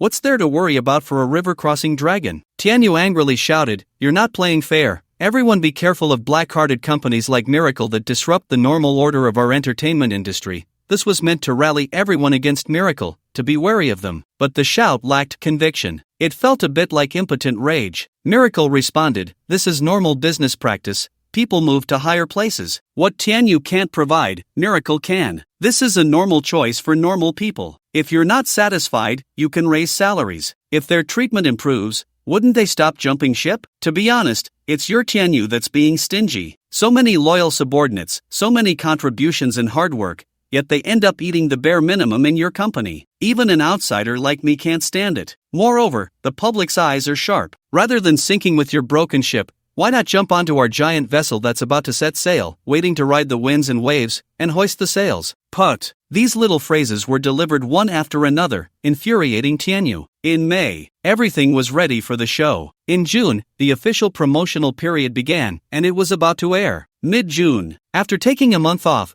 Xiao Cheng returned from a whirlwind tour of the stock market and held a promotional conference. This was the official promotion for The Voice. Although it was already widely known, promotion still had to be done. The process had to be followed. Many media friends were invited. These media people had a natural affection for young Master Chow, because, once young Master Chow entered this circle, no one was ever short of food again. In the past 6 months, which media person has gone hungry? There was no need to go out looking for news, just sitting at home. Following young Master Chow, news was coming in all the time. Work had become much easier. Everyone knew very well who had brought about all these changes. So, at the media conference, everyone was very sincere, arriving early, quietly, willingly, waiting for young Master Chow to make a dazzling entrance. In the venue, a banner for the first season of The Voice was hung, alongside a large pile of flowers and well wishes from friendly companies. There was food and drink available. Groups of 3 or 5 were enthusiastically chatting about young Master Chow, about Tianyu, about Xiao Chen Sheng, about The Voice. Finally, at 3 in the afternoon, young Master Chow made a dazzling entrance. Along with him was a stranger, a man none of them had seen before. But it was clear that this man had a good relationship with young Master Chow, dressed like a wealthy young master, and the watch on his wrist was worth at least several $100,000. This person was naturally Wang Haodong. Chao Chang brought him out today just to let him make an appearance. There were also heads of Jiangsu and Zhejiang radio stations, and the head of a local online video platform. Once everyone had arrived, the venue fell silent, and the professional host began the proceedings, starting with a wave of promotion for The Voice. In fact, there wasn't much to say, everyone was already very familiar with this program. It was an amateur talent show, all for the sake of good voices. Now the public could recite a few segments by heart. However, everyone still doesn't know that this show is in the spinning chair style. This belongs to the realm of imagination. It needs to be kept under wraps for the surprise later. Wait until the promotion ends. The final segment is the media Q&A. Hello, Mr. Chow. I am a reporter from XX Entertainment, and I have a question. Young Master Chow nodded, looking at the rather ordinary-looking female reporter in front of him. Please go ahead. Regarding the matter of Xiao Chen Shang, the public promotion of The Voice claims it is a pure amateur show, but we all know that Xiao Chen Shang was the national champion of last year's music program. Isn't his participation a bit unfair to the other contestants? Very good. You must be sent by Tianyu, right? Xiao Cheng smiled. This reporter's question is very sharp and pointed. I suspect you are from Tianyu? Ha ha ha. Laughter erupted around. The female reporter felt a bit embarrassed and quickly waved her hand to lighten the atmosphere. Xiao Cheng's expression turned serious. Of course, this question is also very good, but there is one point you may have overlooked, which is that there are many experts among the common people. We have many excellent musicians among the public. They may not be famous, they may have always been behind the scenes, but they all possess a God-given voice. I have said that I want to create the most authentic talent show, so from the very beginning of the auditions, our program has been completely different from other talent shows. 99% of the people we invite are amateurs, but these people are indeed masters among the common folk. I can't go into specifics, I can't spoil the content of the show, but I can guarantee that although Xiao Chen Shang is very strong, it will be very difficult for him to win the championship on The Voice, even if he is an artist of my miracle media. Let's wait and see. Leaving us suspense. At this moment, many media personnel realized that this young Master Chow was indeed not simple. Not only did he easily defuse the sharp question, but he also left a foreshadowing. Hello, Mr. Chow, I am. A bespectacled male reporter asked. It is well known that talent shows have always been criticized by the audience for issues like competition format, insider problems, and judge issues. We don't know much about The Voice, but will it encounter similar problems? Mr. Chow, this is a question that fans are very concerned about. After all, you have always said that you want to create the best talent show and the best music in the country,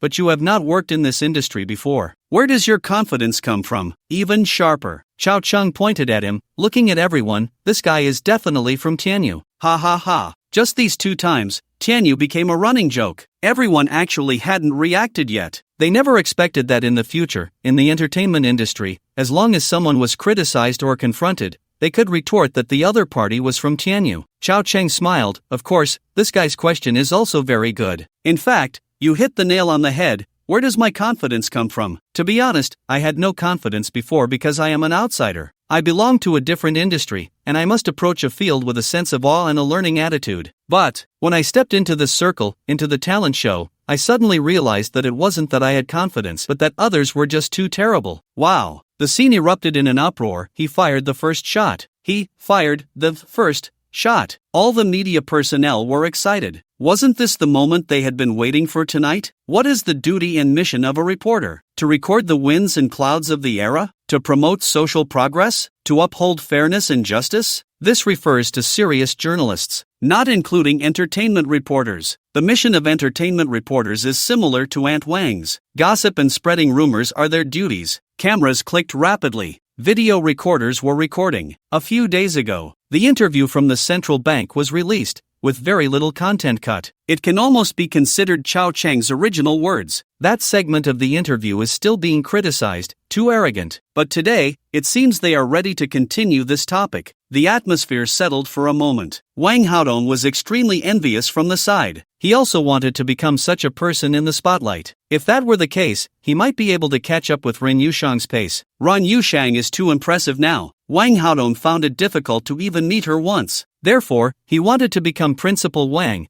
to be the incorruptible disciplinary officer in the circle that Xiao Cheng spoke of. The leaders of the radio station felt a bit awkward. They thought it was too high profile, but today they were just accompanying, having no real say. After the scene quieted down a bit, the bespectacled male reporter spoke again. Mr. Xiao, We all know you are formidable in the financial industry, but in the entertainment circle, you have no previous works, so when you say others are trash, it seems there's nothing to support your confidence. Chao Cheng pointed to the banner behind him. This is my confidence. I know. Chao Cheng smiled at everyone. Some things are just talk, boasting is not good, but the works have already started recording, and they will meet the audience on TV and video platforms at the beginning of next month. Everyone won't have to wait too long. Whether it's a donkey or a horse, let's take it out for a walk. I'll put it here, if this program can't crush all previous talent shows, I will directly withdraw from the circle. The crowd was astonished. Another big news. In this day and age, the term withdrawing from the circle hasn't even become popular yet. This phrase is truly explosive. Just this term alone is enough to make headlines today and in the coming days. The richest man withdraws from the circle. Look at these 4 words, how eye-catching they are. Chao Cheng continued, of course, previous music programs had the advantage. Back then, there was no online replay or live broadcast, so they couldn't share the TV ratings. For example, a certain female voice's finals had ratings exceeding 10, which is terrifying, almost an unbreakable record. But it was merely terrifying. I am very confident that in this last era of ratings, I will surpass this record. Not only will I crush it in ratings, but also in revenue. Everyone, stay tuned. Flash, flash, flash. The camera flashes were going off. Many reporters were bowing their heads, taking notes, preparing to report directly after the press conference. Today's topic is very high and dense. It is estimated that once the video and text interviews are released, many companies will be on the defensive, especially the companies under the toilet station. Another wave of chaos is expected. The toilet station is not to be underestimated. This is a serious big shot in the circle. As expected, before the press conference was even over, various parties had already received the content news. Although everyone had long been immune to young Master Chao's words, after all, it had been a noisy half a year. But this time, the content still caught everyone off guard. He directly targeted a certain female voice. What the hell is he bragging about? First, the toilet station couldn't sit still. 4 years ago, Supergirl, that was the 2nd season. It was the benchmark for talent shows. Chun Chun, Bye Bye, Liang Liang. The 3 strong contenders, the finals had ratings exceeding 11. This program was also one of the ones that built the toilet station's reputation. This rating became a legendary finale. With the arrival of the internet and the rise of video platforms, future ratings will only continue to decline. Just like the past, My Fair Princess, which had ratings over 60. In the future, even a blockbuster drama can't achieve such ratings. But ratings are just one aspect, revenue also matters. In short, Chao Cheng directly dissed this program, and the toilet station certainly couldn't sit still, especially since Fast Girl 2009 was about to air, and now young Master Chow was confronting it. The impact is very negative. We hope there will be more rising stars in the entertainment industry. Good luck to you. Look at how grand they are. Not a single curse word, but the sarcasm in the words is thick. Rising stars, juniors. Chao Cheng didn't rebut anything this time. The effect was achieved. His fame has already skyrocketed. This program will undoubtedly surpass the original show in every aspect. The promotional conference lasted 2 hours. After it ended, Chao Cheng also invited everyone to dinner, directly booking a hotel and giving each person a little fee for their efforts. It's about following the rules, casually gaining some positive emotions. When he got home at night, the 4th brother was a bit anxious. The more the 4th brother understood the entertainment industry, the more he felt that the group behind the toilet station was insurmountable, especially with the terrifying ratings and market share of Supergirl. Chao Cheng's declaration today of beating and withdrawing from the industry scared the 4th brother quite a bit. Even though the 4th brother had already seen the recording of the voice and knew the inside story, he still felt that surpassing the once popular Supergirl was a very difficult task. After all, the environment is different now. If it were a program from the same year, the 4th brother would have absolute confidence. But now, who watches TV anymore? With online streaming and replays, most of the viewership share will inevitably be divided. The 4th brother wasn't worried about not making money. He was worried that Chao Cheng would lose, which would dampen his confidence. The 4th brother sighed. What you said today was too ruthless. If you don't surpass it, are you really going to withdraw from the industry? Sister Ali just had a worried look on her face. Chao Cheng chuckled. You don't have confidence either? Didn't you watch the program? You were so engrossed in it. Do you think this program can't compare to the former Supergirl? The 4th brother shook his head. It's not that it can't compare, but the times are different now. There are video platforms sharing the viewership. It's almost impossible for us to defeat the opponent based on traditional ratings. Chao Cheng smiled slightly, raised his hand to pinch her cheek, and gently said, You don't understand anything. The 4th brother instantly exploded. she jumped up to hit him. In the end, she was suppressed by Chao Chang, pinned down on his lap, and received a slap on her butt. The fourth brother instantly became obedient. Only then did Chao Chang softly say, "Don't you know me? I never fight battles without confidence. Besides, even if I lose, I said I would withdraw, but I didn't say you all would withdraw. And even if we withdraw, we can come back." The fourth brother was speechless. "Are you planning to play dirty? How can that be called playing dirty? How can a cultured person be called a thief? I'm just using the rules." Chao Chang had a sly merchant's face. In business, one must speak with integrity. But the entertainment industry doesn't need that. It only needs to talk about traffic. Moreover, he wouldn't lose. Chao Chang knew very well the money-making and attention-grabbing ability of The Voice. In the future, the top 10 variety shows. The Voice occupies 4 spots, The Voice 1, 2, 3, and 4. And that's not all. The first season that aired earliest, even 3 years later, when the internet became more widespread, still had ratings exceeding 6.1. The fourth season was even more intense, exceeding 6.8. And now, it's a full 3 years ahead of Another Space. Plus, during this time, there has been continuous promotion, including upgrades in mentor levels, stage enhancements, and singer improvements. Every detail has been elevated. If they still can't surpass the previous Supergirl, wouldn't that be a dream in vain? Including this promotional conference, it was full of explosive points. Online, it would at least be hyped for a month,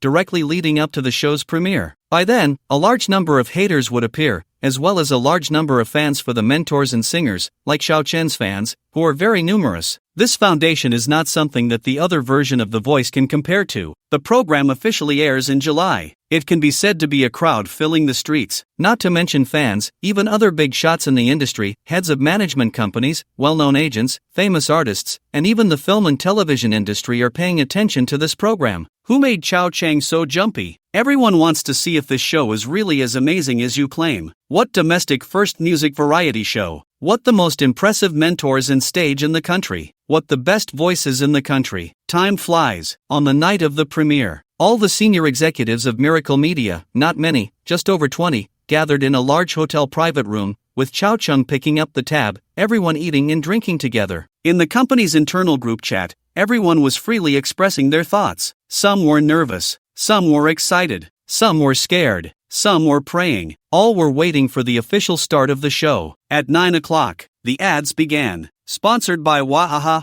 There was no way around it. At this time, JDB hadn't started its battle, and Chao Chang hadn't invested. Instead, it was the Wahaha Group. Chao Chang and San Jie's company had a cooperative investment with Hangzhou, and due to the overseas storm crisis, Chao Chang took the opportunity to acquire the Wahaha shares held by Danone. He became the largest shareholder of Wahaha, but he was just an investment shareholder. He didn't participate in management. He also completely helped the Zone family end the Danone-Wahaha dispute, turning Wahaha into a wholly domestic enterprise. Next year, just relying on this company, Chao Chang could become the richest man. An initial sponsorship fee of 100 million, transferred from Wahaha Group into the pockets of Miracle Media. This was just the initial sponsorship fee. As the show aired and became popular, various inserted advertisements would definitely sell for sky-high prices. In other words, the advertising revenue would be enough for Miracle Media to thrive. An absolute money-making machine. At 9:10, after the ads and the preview, the show officially began. The moment the 4 mentors appeared, the effect was instantly maximized. This was high-end and top-notch. For mentors, 3 men and 1 woman, their professionalism completely overshadowed all other talent shows. Just look at the former Supergirl to know. The most famous judge mentor was actually Zhang Jiang.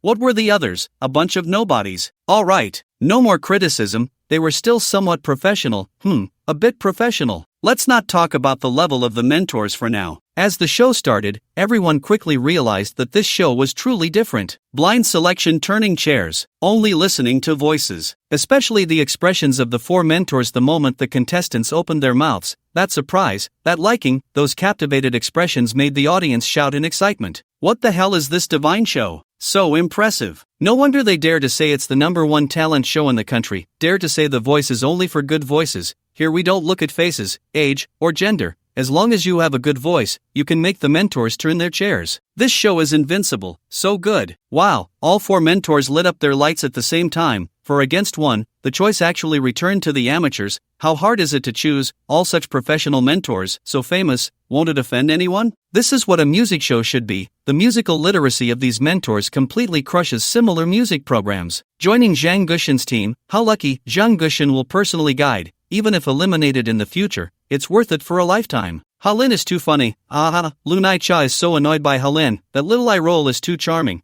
Who knows who will marry Naicha Mei in the future? So much love.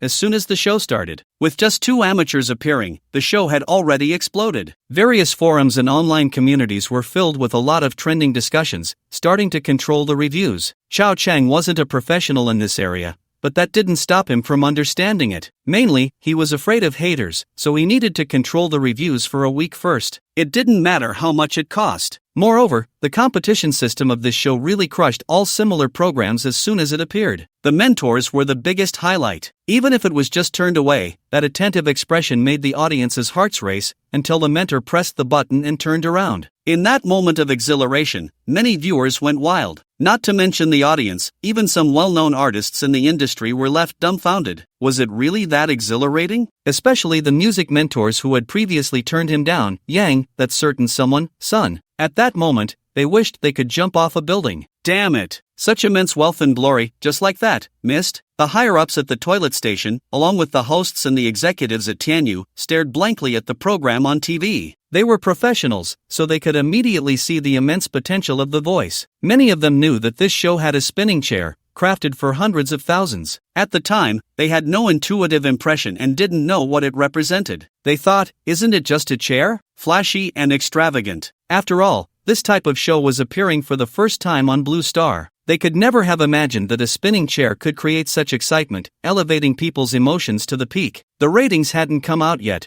but many were already sweating cold. This show was too captivating. The mentor's spinning chair was a major highlight. The mentors competing for contestants was a highlight. The mentors' musical interpretations of the contestants were also a highlight. The contestants choosing mentors in return was yet another highlight. Including the overall stage design of the show, it almost crushed an entire era. Only in comparison did one realize what was Supergirl. The entire The Voice gave off just 2 words, professional. From the lighting to the mentors, to the directors, to the stage, to the sound, everything was so high-end. If before, young Master Chow was everywhere stirring up trouble, making him seem like a nouveau riche, now, after watching the first episode of the first season, everyone in the inner circle had only one thought: the wolf is here. Soon, the ratings were released. The preliminary ratings collected from CSM's 44 cities, although just preliminary, were quite accurate. The most accurate were the weekly statistical reports and monthly comprehensive data. But daily real-time updates were enough. The ratings were 271. The audience share exceeded 10. It ranked first in the same time slot. Are you crazy? When the news broke, everyone in the inner circle was stunned. They understood too well what this represented. Just like in the film industry, professionals could roughly estimate the final box office from the first day's ticket sales. Ratings were the same. Unless something unexpected happened, the final showdown would exceed 10. It should be a done deal. The probability had shifted from 0% to over 60%. The status of Supergirl was no longer secure. The wolf had truly arrived. Only 271 ratings? When the report came out, everyone in the private room of Miracle Media cheered. Only Chao Chung frowned, his expression somewhat displeased. As everyone gradually reacted, the cheers quieted down. After all, the boss frowned, and with his mood low, it was hard for everyone to cheer loudly. Then they heard young Master Chow's words, and Sister Ali almost fell off her chair. Only 271? What do you mean only? Sister Ali held her forehead. My dear young master, do you even understand? You usually shout so loudly, full of confidence, making it seem like the entertainment industry is all trash, and you're the only one amazing. But in the end, what you said was very unprofessional. Young master. Sister Ali was speechless and explained, do you have some misunderstanding about the ratings? Chao Chung frowned and looked at her. Sister Ali, what do you mean? You mean I don't understand? Let me tell you, no one in this world understands ratings better than I do. Sister Ali almost laughed in anger. Do you even believe your own nonsense? Chao Chang sighed, not even 3, this is our failure. Sigh, you all eat, I need to go out for some fresh air. Leaving a group of high-level executives looking at each other in confusion. No, young master. The crowd's spirits were dampened, and for a moment, no one knew what to say. Sister Ollie and the fourth brother both stood up. Sister Ollie said, "Our young master's goals are different from ours. He aims for the stars and the sea, so he sees further. Everyone should eat and drink. I'll go check on the boss." Sister Ollie and the fourth brother left the private room together, but the news here quickly spread out. After all, many high-level executives in the company also like to show off, which is called following the trend. They directly posted on their moments, which is like status updates and blogs. A senior executive from Miracle Media said, after a year of hard work, the ratings for the first episode finally came out today, reaching 271. Everyone was very happy, but Chow said something that woke me up.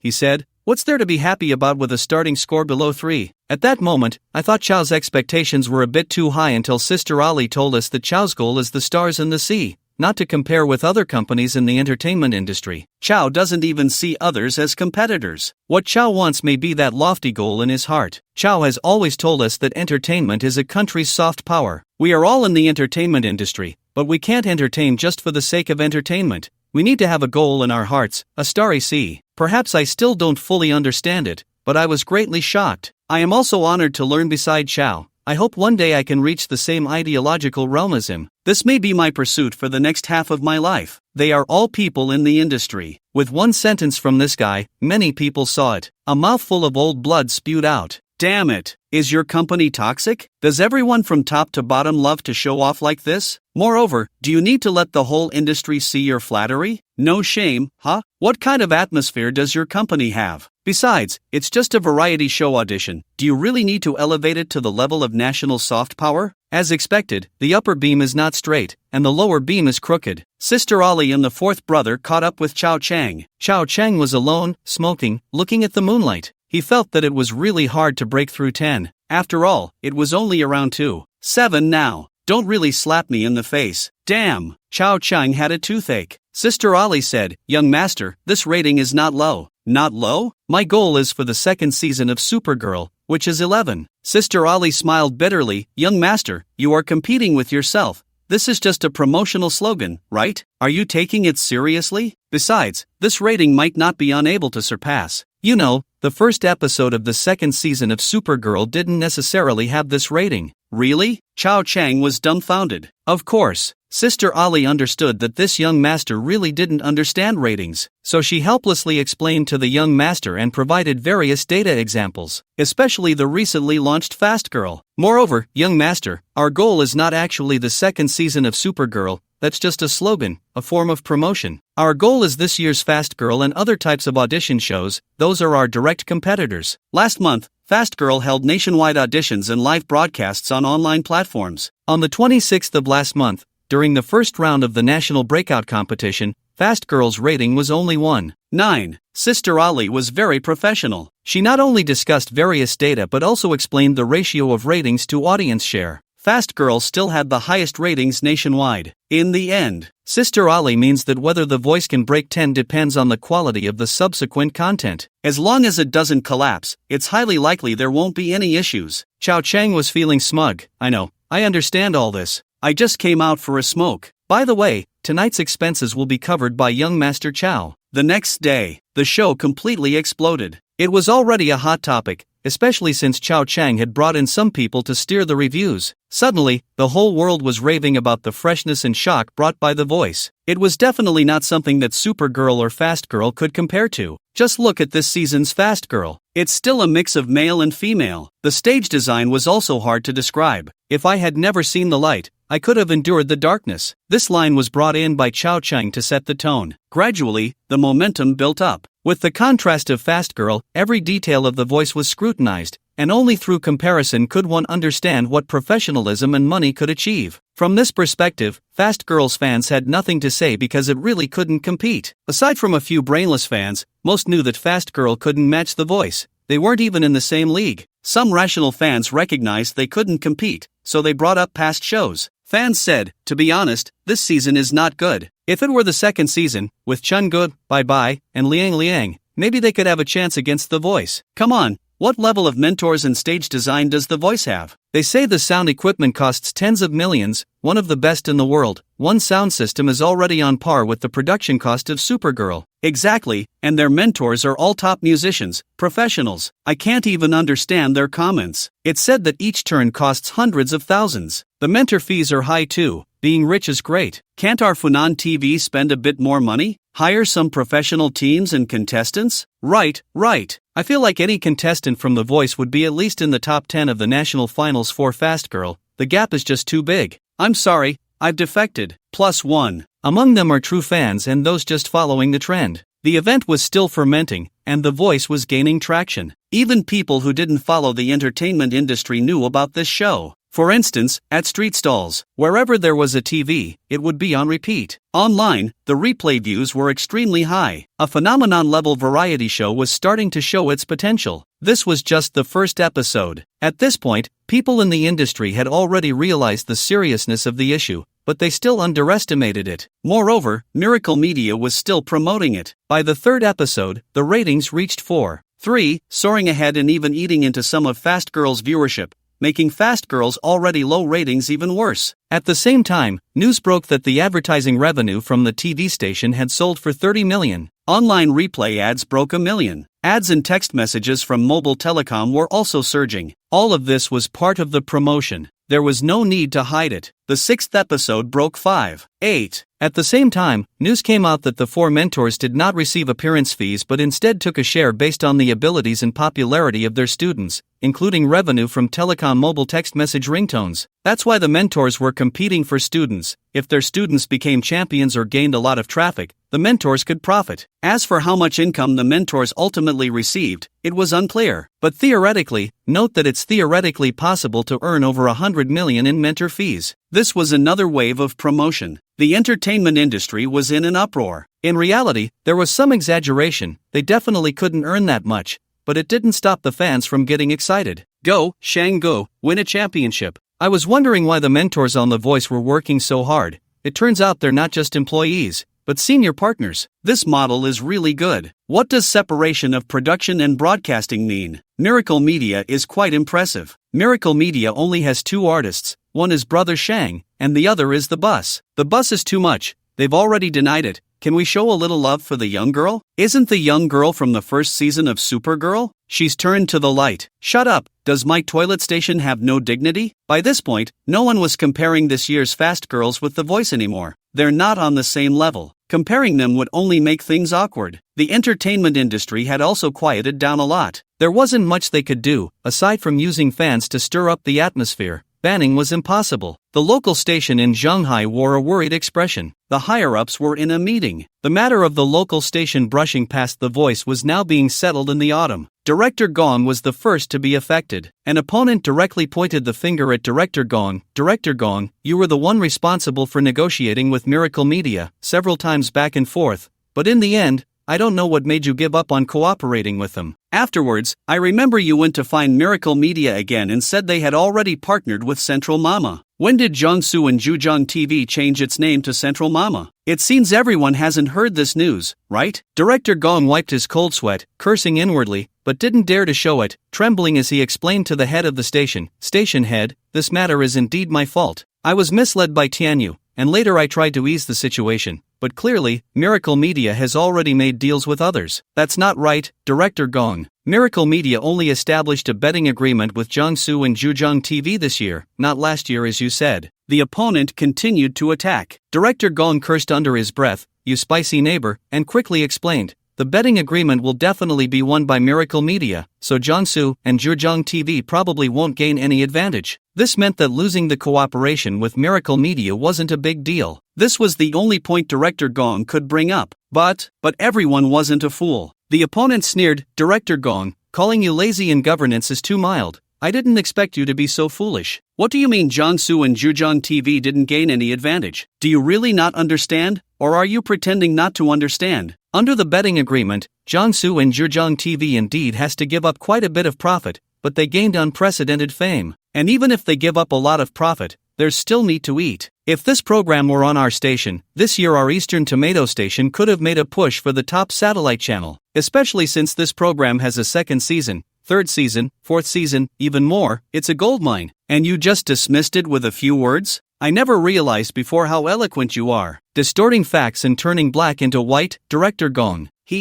Many people also began to criticize Director Gong. The biggest responsibility for this matter lay with Director Gong, who was specifically in charge of this area. He was the one who personally brought the voice to Jiangsu and Zhejiang TV. If it weren't for him, the voice would have belonged to the local station, which could have directly competed with the toilet station. The station would have had a solid program to rely on. This was a political achievement for everyone. In the end, it was handed over by this person named Gong. Damn! The more they thought about it, the angrier they became. Even the old station head's face was grim, silent, chain-smoking one cigarette after another. Ultimately, as expected, Director Gong was suspended and subjected to investigation. This is also normal. Who knows what interests Director Gong in Tianyu, including the issues with the toilet station. Otherwise, why would Director Gong listen to Tianyu's ban on Miracle Media? Later, the old station director waved his hand and sent someone to Miracle Media. Whether to apologize or to make amends, cooperation must be achieved. If they can bring back the voice, then bring it back. If they can't bring it back,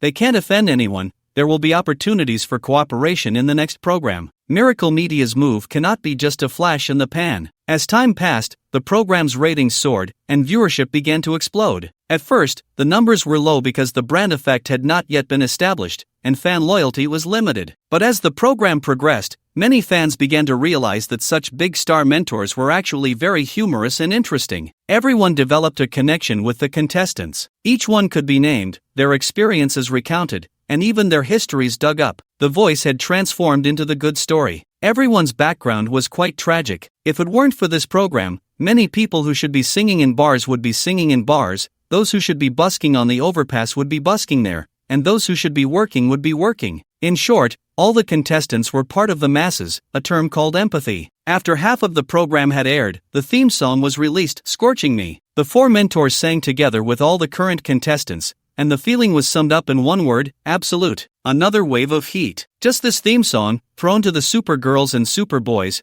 most of them couldn't handle it, with only a few doing alright. But on The Voice, each had their own characteristics. People fear comparison. Once compared, all confidence disappears. Not only was the singing ability of the contestants top-notch, but other data also crushed the competition. Once the mentor assessment phase began, the occasional live stream viewership peaked over 2 million. Each episode's online search volume set new records, including various forums and discussion boards. Topic posts started from millions. The craziness of the heat was evident. Everyone in the entertainment industry was in a frenzy. Such a monster was hard to criticize. Even if some so-called industry insiders came out to attack, there were very few points to criticize. Could they criticize the mentors? The stage design? The band? Which of these wasn't top tier in the industry? The only ones they could criticize were the contestants. But no one paid attention. There was no need for young Master Chow to intervene. These people were already being counterattacked by fans. During this time, young Master Chow was very honest. He was hardly seen firing shots online. For the first time,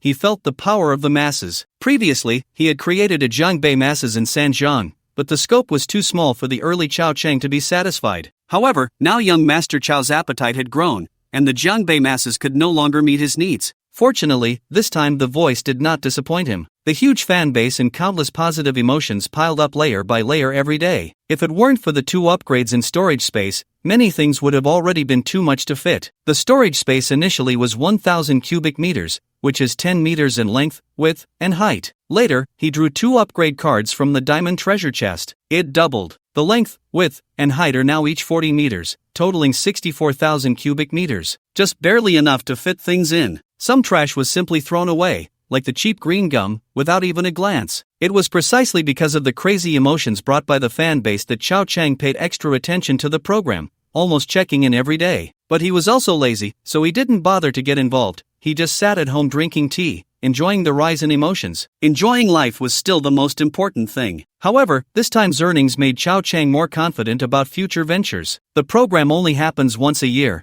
and each time it collects data during the broadcast. Usually, the hype isn't that great. But games are different. They can collect data at any moment. Moreover, during international competitions, the collection is even more substantial. Ding ding ding, the phone rings. Chao Cheng has set his ringtone to the most ordinary sound, no longer using the popular songs from back in the day, This is called returning to simplicity. One word, elegant. Hello. Okay.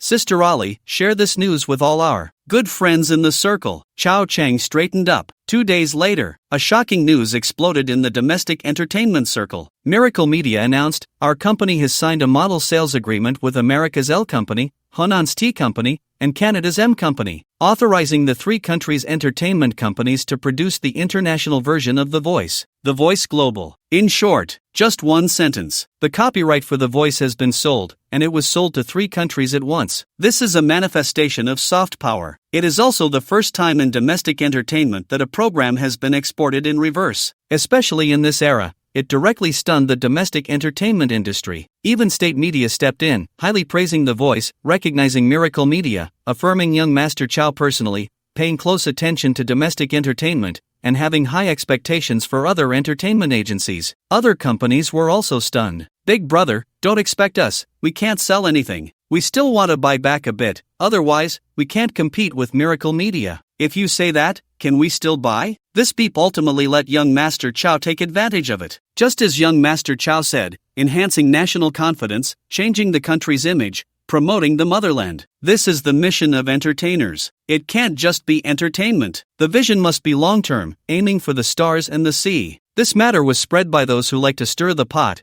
and fans finally realized for the first time that young Master Chow has such a global perspective. Also, it's because my husband Chow Chang has this heart that he can produce such a good program. That's my husband, you mistress. No wonder it's my favorite program. My taste is really good. I knew from the first episode that this program was top-notch. It seems there are quite a few smart people abroad too. In comparison, what is Supergirl? Still beating a dead horse? This can't be compared, okay? Stop comparing, it lowers our standards. We should compare with some national-level variety shows. No problem. This matter went viral. In the 11th episode, the ratings skyrocketed to 10.3. It broke through 10 in one go. Jiangsu and Zhejiang TV popped the champagne. Even though due to the betting reasons, their income was less than 20%, most of it was earned by Miracle Media. But Jiangsu and Zhejiang TV still held a celebration banquet. They would cooperate again in the future. The first bet didn't earn much, but in the future, there wouldn't be any betting. At most, they would just increase the share a bit. There were also copyright issues. In short, the station wouldn't lose out. Riding this wave, everyone's performance record looked exceptionally good. This is worth more than money. From top to bottom, Jiangsu and Zhejiang TV couldn't suppress their excitement. Other stations were filled with worry. Those ranked low didn't care, they weren't affected. But those ranked high, like the local Tomato TV and Funan Toilet TV, were definitely clouded with gloom. Even Supergirl had 2 accidents, everyone was distracted, and no one was in the right state of mind. During the celebration banquet, young Master Chow arrived. He clinked glasses with the senior executives at the station. When inquiring about the upcoming cooperation, young Master Chow said, as for the second season, I already have plans on my side, and of course, we will still cooperate with your station. After all, we've had such a pleasant collaboration, right? With that one sentence, the surrounding executives were all smiles. How to say, this side belongs to our Miracle Media's first cooperative station, so it's like half a family. You're good, I'm good, everyone's good, right? So, barring any accidents, the future of The Voice will be in Jiangsu and Zhejiang. But, the tone shifted. We need to discuss the revenue sharing properly. The executives nodded. The station director smiled. Of course, we can't let General Manager Chow suffer losses. Chow Cheng shook his head with a smile. I'm not really concerned about money. As you all know, I have a bit of wealth. With that, everyone looked at him enviously, smiling and flattering him. Chow Cheng raised his glass and said, our program is a separation of production and broadcasting. Your station can't interfere. I'm just worried that someone might want to meddle in the future, which could potentially disrupt our cooperation. No, the contract is signed. A separation of production and broadcasting means we won't interfere with your company's operations and production. At most, we'll send some photographers and directors to learn a bit, secretly. The station director laughed. Chow Chang laughed heartily. Directorly, you're too humorous. He continued, let's be clear from the start. Many times, once money is made, infighting begins. I don't want that to happen. I hope all the leaders can understand my concerns. This program is a political achievement for you and a reputation for me. It's good for everyone. Therefore, we should be open and work together to maintain this program, rather than harboring any ulterior motives for profit. Chow Cheng's warning was indeed effective. Soon after, there was a meeting within the Jiangsu and Zhejiang station regarding the voice, where the station director issued a strict order not to offend and to put away any ulterior motives. At the same time, a piece of news spread. During a celebration within the station, Chao Chang humbly gave a speech about the program surpassing 10 million views. The entire speech conveyed one message. The popularity of this program is due to the efforts of all Miracle Media employees. We knew the program would be good, but we didn't expect it to be this popular. What does this indicate? It doesn't indicate how great we are, it only shows we owe it all to our peers. This toast is for our peers. This was quite something. Once the news broke, many people were filled with resentment. The summer vacation was coming to an end. This meant that the voice was nearing its conclusion. Some were happy, while others were worried. With the program's explosive success, it became a phenomenon, and some people who once had hopes of becoming mentors, brands hoping for sponsorship, and television stations looking to collaborate were all left in despair as the ratings soared. No one knew how much money the voice could make, as this information was not disclosed to the public. However, those in the industry could roughly calculate that just from advertising fees, including many mid-show ads, the revenue was at least around 400 to 500 million. Various services like ringtone texts and ringtone downloads were expected to generate around 450 to 550 million in value. The online copyright was also signed with a bet, continuously increasing in price, and was expected to bring in over 100 million in revenue. This included various original music copyright downloads. Additionally, the follow-up income from the student singers had not yet been realized,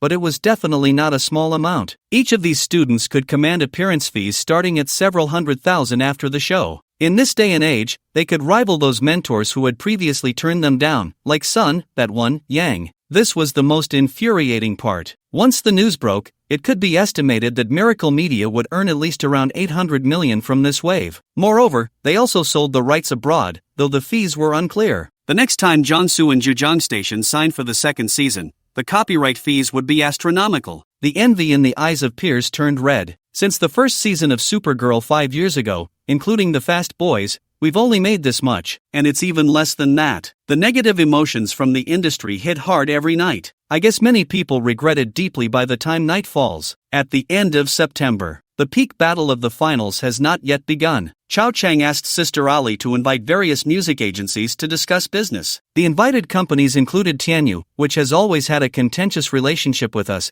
as well as the not-so-friendly Hua brothers, including Warner and Universal. Everyone gathered together. Each major company sent at least a director or deputy director of their artist department. It was quite a show of respect. After all, many of these people had just been arguing with Miracle Media online a moment ago, and the next moment they received an invitation and sent their higher-ups to Miracle Media. In the large conference room of the company, the assistants served tea and water. Sister Ali was also attending to everyone. People couldn't help but inquire, "Sister Ali, did President Chao invite us over for some guidance?" The vice president of Tianyu got straight to the point. Among them, Tianyu and Miracle Media had the worst relationship, so there was no need to beat around the bush. Sister Ali smiled. "How would I know what President Chao is thinking? But as far as I know, President Chao's focus has never been on this small entertainment circle." The vice president of Tianyu chuckled. "Indeed, the stars in the sea. Who in the industry doesn't know that?" The people around also laughed. There was no malice intended, they simply thought President Chao liked to show off. Young people, after all. It was understandable. But who among them wasn't here for the money? Is there really anyone here for some soft power or for the stars in the sea? Sister Ali chatted with everyone for a while. 10 minutes passed. The door to the conference room opened. President Chao arrived. Despite his young age, his presence was commanding. As soon as he entered, his gaze swept across the room,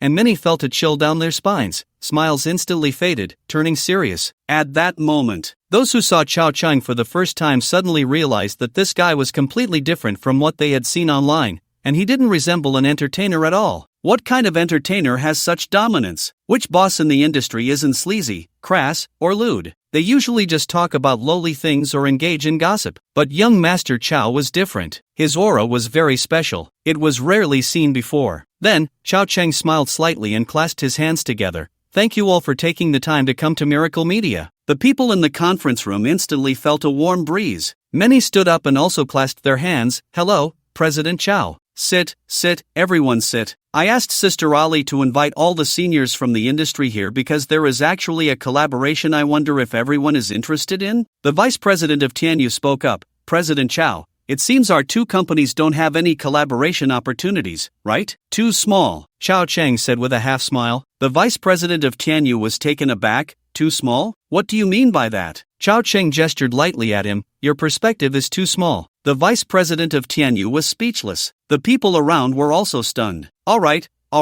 Is this how you open the door to show off? Who here is under 40? Yet they were completely outdone by a 20-something young Master Chao. It was quite absurd. Chao Cheng smiled and said, what grievances do our two companies have? It's merely business competition. What do you call a water fight? Does Tianyu have such a small capacity? Did you not see me cursing at little steel cannon every day? When we meet, aren't we still toasting each other? This is business. Don't you seniors understand? Moreover, can this little bit of business competition in the entertainment industry be considered anything significant? When I was battling in Flower Street, I offended quite a few people, and I was called a financial thief by Flower Street. If nothing unexpected happens, I might even have a separate file in the intelligence department in America. Compared to the entertainment industry, what does that count for? Good. Everyone looked speechless. This beep has been perfectly wrapped up by you. Chao Cheng waved his hand. But, how deep is the resentment from Flower Street towards me? Have I ever cared? Aren't they just farting? Even so, when I go to Flower Street, they still treat me to champagne, red wine, beautiful women, and cigars. And with just one word from me, someone actively helps me contact the American agency, achieving a project for copyright overseas,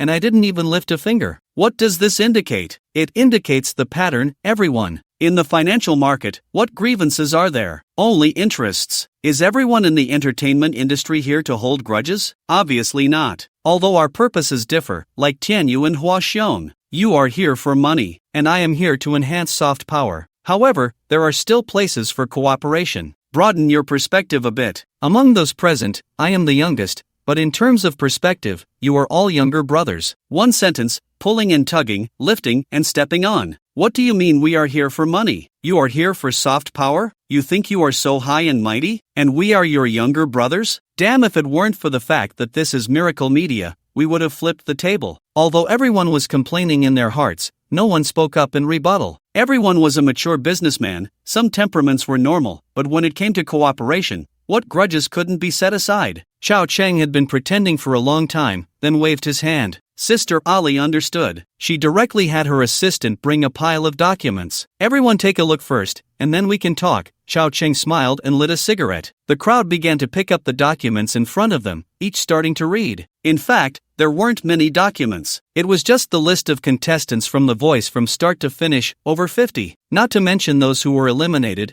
Just looking at the top 20, each had something to offer and had a bit of fame. Especially under Chao Cheng's operation, every person's profile was polished, and even if they were eliminated, many people would still remember them. This is all money. Of course, the main focus is still on the last few, the top 10, top 5, and the final 4. Warner's director, Mr. Chao, I've finished reviewing the materials. So, how do we cooperate? You can't just hand over these good seedlings to all of us, right? He. Everyone smiled, not believing that Chao Cheng would yield. They all put down the materials in their hands. Their eyes turned to Chao Cheng. They had no idea what Chao Cheng was doing. No wonder he is the director of Warner. The perspective is indeed different. Chao Cheng smiled, then shifted the topic. I know everyone has privately interacted with these contestants, but my program has contracts that prohibit joining any other agency during the competition, and after the competition, under the same contract conditions, they will prioritize choosing Miracle Media. The crowd nodded slowly. They had indeed invited many good seedlings. Moreover, many were young and had potential for development. They said it was only for good voices, but this year's contestants were also quite good-looking,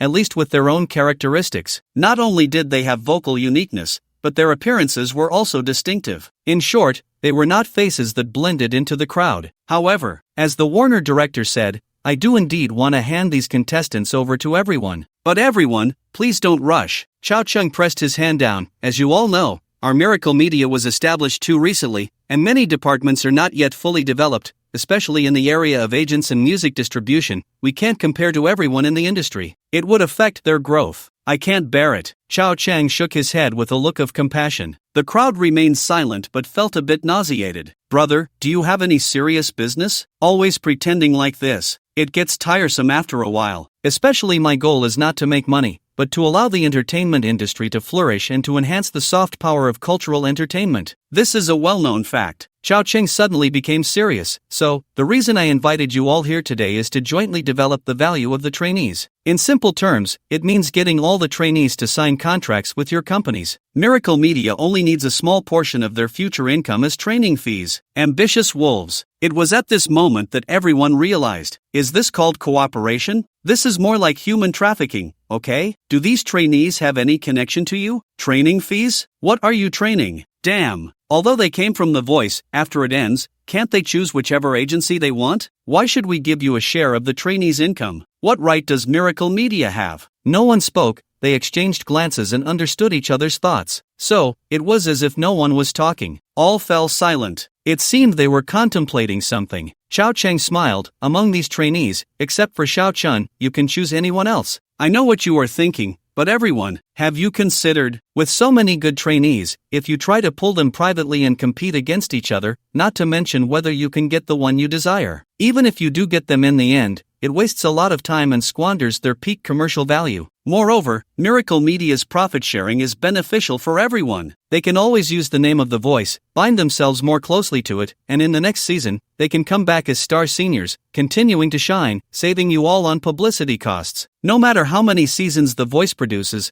they will always be recognized as the seniors from the first season. At the same time, deeper cooperation can occur. For example, in the second season, if any of your subordinates have promising trainees who haven't debuted yet, you can send them over, treating this as a debut stage. As long as they have real talent, I will not refuse anyone, and there will be no extra charges. These words stirred everyone's hearts. Not to mention, The Voice is currently the top platform. Why is Funan TV so impressive? Isn't it because it has produced several top variety shows, like Supergirl and Happy Family, etc.? Because these shows can elevate people, that's why Funan TV is so powerful. Additionally, having the title of senior from the first season of The Voice, champion senior, runner-up senior, these titles can continuously attract the fame of The Voice, coupled with future collaborations, sending people over to let The Voice help them become popular. Although Chao Cheng said there would be no extra charges, everyone knew that there would definitely be some costs involved. But who cares about that little money, including the newly rich Chao from Miracle Media? That's right, Chao Cheng also has the title of a wealthy tycoon,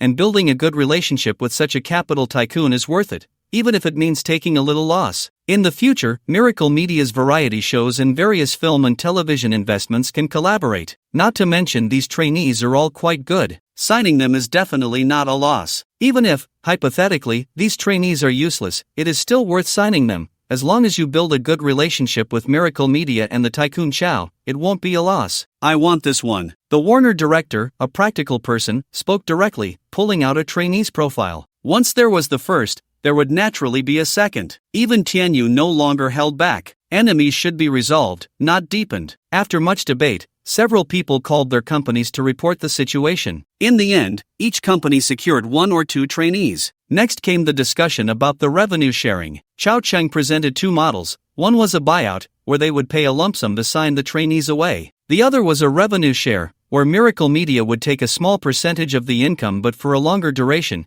benefiting from the earnings over the next 2 years. Moreover, these 2 years would be the best for the trainees. This model would not be uncommon in the future, but at this time in the domestic entertainment industry, it was indeed groundbreaking. The negotiations went smoothly. By dinner time, everyone was toasting each other, and Xiao Cheng soon took his leave. Before he left, the vice president of Tianyu invited him to visit. You see, isn't this a reconciliation? At the end of September, during the peak moment of the finals, the ratings exploded, capturing everyone's attention. In the 13th episode, the ratings reached 10.8. Everyone knew that during the finals, it was highly likely to exceed 11 and set a new record. But no one expected it to exceed by so much. It directly increased by 78%. The ratings reached 16.07. It was completely insane. Everyone thought there must have been a mistake in the statistics. This variety show's ratings, not to mention there being no successors, were also extremely rare in history. The toilet station was stunned. Did we offend some heavenly rule by encountering such a competitor? Even Chao Cheng was amazed. Who would have thought that after 3 years of preparation, the results would be this good? Of course, Chao Cheng felt a bit proud. This matter was closely related to him. If it weren't for his strong promotion, it might not have been so exaggerated. Looking back, From the beginning of the program's online promotion to the final peak moment, Chow Chang was constantly making things happen, almost non-stop. In this day and age, how could promotion be so exaggerated? Such promotion, even 20 years later, could still yield impressive data. It felt a bit like using a cannon to hit a mosquito, but it was worth it. A single shot to fame. Not only did the program become popular, but Miracle Media also became famous. Chow Chang became famous. Various trainees became famous. The mentors also rose to fame. Additionally, the sponsorships became popular, and sales skyrocketed. The commercials were just as hot. Everyone involved in this program was a winner. The audience was also a winner, enjoying a feast for the eyes and ears. Especially during the finals award ceremony, various stars from the industry, handsome men and beautiful women, were invited to present awards to all the trainees. The scene was grand, comparable to some major red carpet events. This program featured mentors from across the strait in 3 regions, with songs in Cantonese and English on stage. The award presenters naturally included some big names in music and film from both domestic and international scenes. These people also benefited, promoting their movies and TV shows. Musicians came to promote their new albums. With such high ratings, everyone was eager to get involved. With the conclusion of The Voice, everyone reaped substantial rewards. The only losses might be those mentors who had previously declined and the local tomato station. The intestines regretted it for the nth time. As the program concluded, young Master Chow completely relaxed. He would no longer interfere with the company's affairs, handing everything over to the 4th brother and sister Ali. The master leads you to the door, but making money relies on the individual. I have set the example, now you can play freely. I spent so much money hiring so many people, isn't it just to be a hands-off manager? A cup of fragrant tea and a pack of cigarettes. Happy as a god. That afternoon, Chow Chang was also settling accounts. During this time, young Master Chow had not been idle, occasionally opening batches of golden treasure chests and diamond treasure chests. But this emotional value was endless. It simply couldn't be spent. It had only been a few days, just 2 weeks, and he had already saved up enough for 10 divine treasure chests. However, with the end of the program, the emotional value was dropping significantly every day,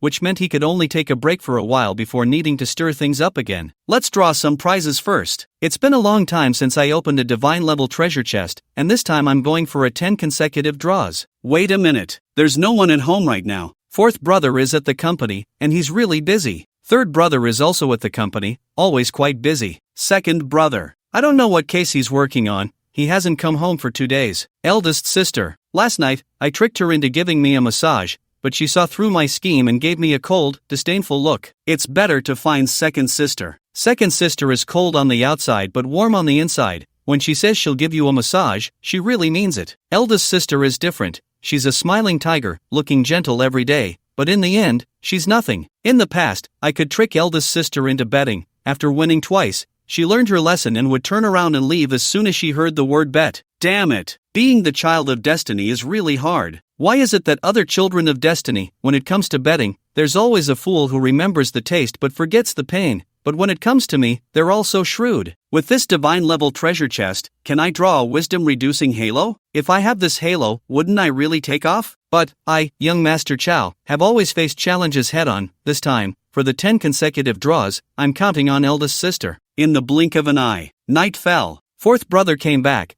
but I definitely can't ask him to draw the divine level treasure chest. Who knows what would come out? 3rd brother hasn't returned, he should still be working overtime. I'll send her some longevity tea and fragrant tea later, so she doesn't hurt her body. 2nd brother hasn't come back either. The case must be very complicated, and he's been staying in the dormitory these days. As for eldest sister, she's taking a shower. She's used to coming back every day to take a bath, relaxing her nerves. Then she pours herself a cup of coffee and works late into the night before getting up early the next day to go to work. This family is full of workaholics. While eldest sister is showering, Chow Chang sneakily starts making coffee. 2nd sister likes to drink alcohol, eldest sister likes coffee. 3rd brother drinks anything. 4th brother drinks nothing, just likes to trick young Master Chow into his tea. Half an hour later, eldest sister finished her shower, wearing a silk nightgown, her honey-colored long legs stepping out of her room. Ah, eldest sister exclaimed, startled. She almost sat down. Right in front of her was Chow Chang holding coffee, grinning mischievously. What the hell? Eldest sister instantly broke her composure. Ding, negative emotion 400 by 2. Clearly, she was genuinely startled. Usually,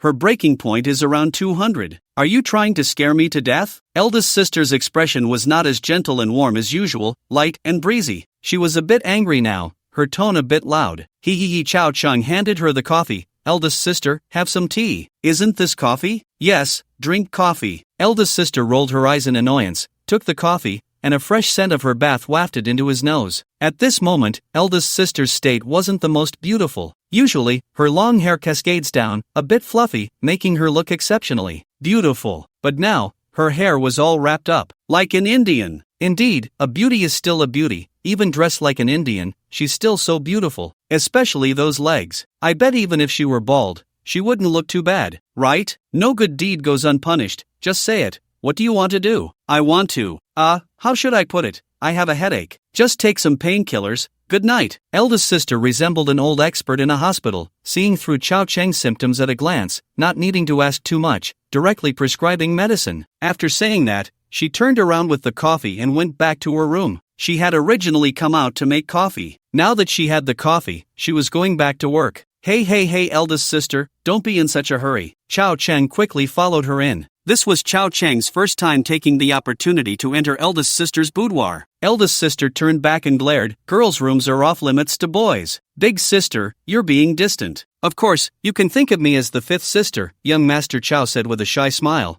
Do you have no shame? The eldest sister laughed, feigning anger. You're the richest man, can't you be a bit more composed? I can be composed outside, but at home, in front of my own sister, I will always be a younger brother, young Master Chao said sincerely. The eldest sister huffed with a smile, stopped in her tracks, and turned to stand at the door, blocking Chao Cheng's entry into the house. Her tone was somewhat helpless. So, what do you really want? I just miss your massage, and I want you to give me a head treatment, he replied. The eldest sister sighed lightly. I really can't do anything with you. After all, several sisters still spoiled him. The family's richest young master had brought countless benefits to the eldest and second sisters, not to mention the help and guidance from the richest young master that helped the family business get through this crisis and even made a profit. Just in land alone, they acquired several plots. The other collaborations were too numerous to count. The investments from the third sister also helped the family business. She truly helped the eldest sister a lot. Putting oneself in another's shoes, the eldest sister, though a smiling tiger, was still very family-oriented and cared about her family's feelings. After such a long time of interaction, the fifth sister had already integrated into the little details of life. Although the relationship between the eldest sister and Chao Cheng was not as close as with the second, third, or fourth sisters, it was still quite good.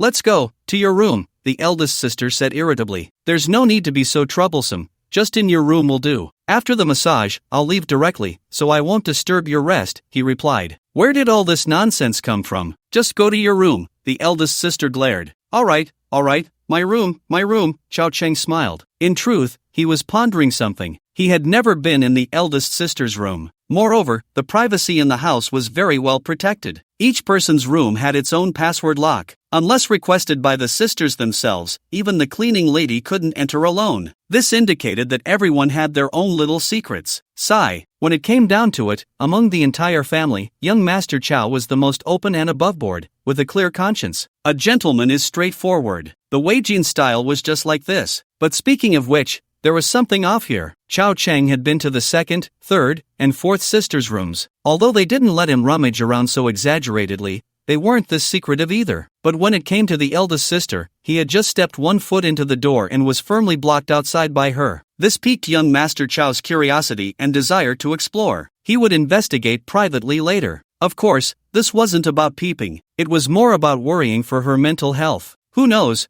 there might be something related to her condition hidden in her room. Moreover, the eldest sister had a very strong psychological defense. After all this time, she still hadn't completely opened her heart. Even the second sister was close to giving in. Yet she remained unmoved, difficult to break through. A strong desire to win arose in young Master Chao's heart. He had to get to the bottom of it. The eldest sister definitely had issues. Previously, when he tricked her into betting, she was exceptionally shrewd. The purpose of the bet was merely to trick her into more massage sessions. But just now, to prevent Chao Cheng from entering the room, the eldest sister didn't hesitate at all and directly agreed to his request for a head treatment. What did this indicate? The more young Master Chao thought about it, the more he felt something was off. He just didn't bring it up, planning to address it later. First, he would draw the prize. Wait, don't rush back in the room. Chao Cheng became serious. He didn't know where he produced 3 sticks of incense. Dragon spit incense. Last time, the second sister snatched a box from him, which weighed a full pound, and he still had over 10 pounds left at that time. But during this period, while opening golden and diamond treasure chests, the dragon spit incense had suddenly increased to about 50 boxes. Even the longevity tea has increased by nearly 150 packets, bringing the total to over 300. Our young Master Chow is now a local tycoon. Incense burning in bathing.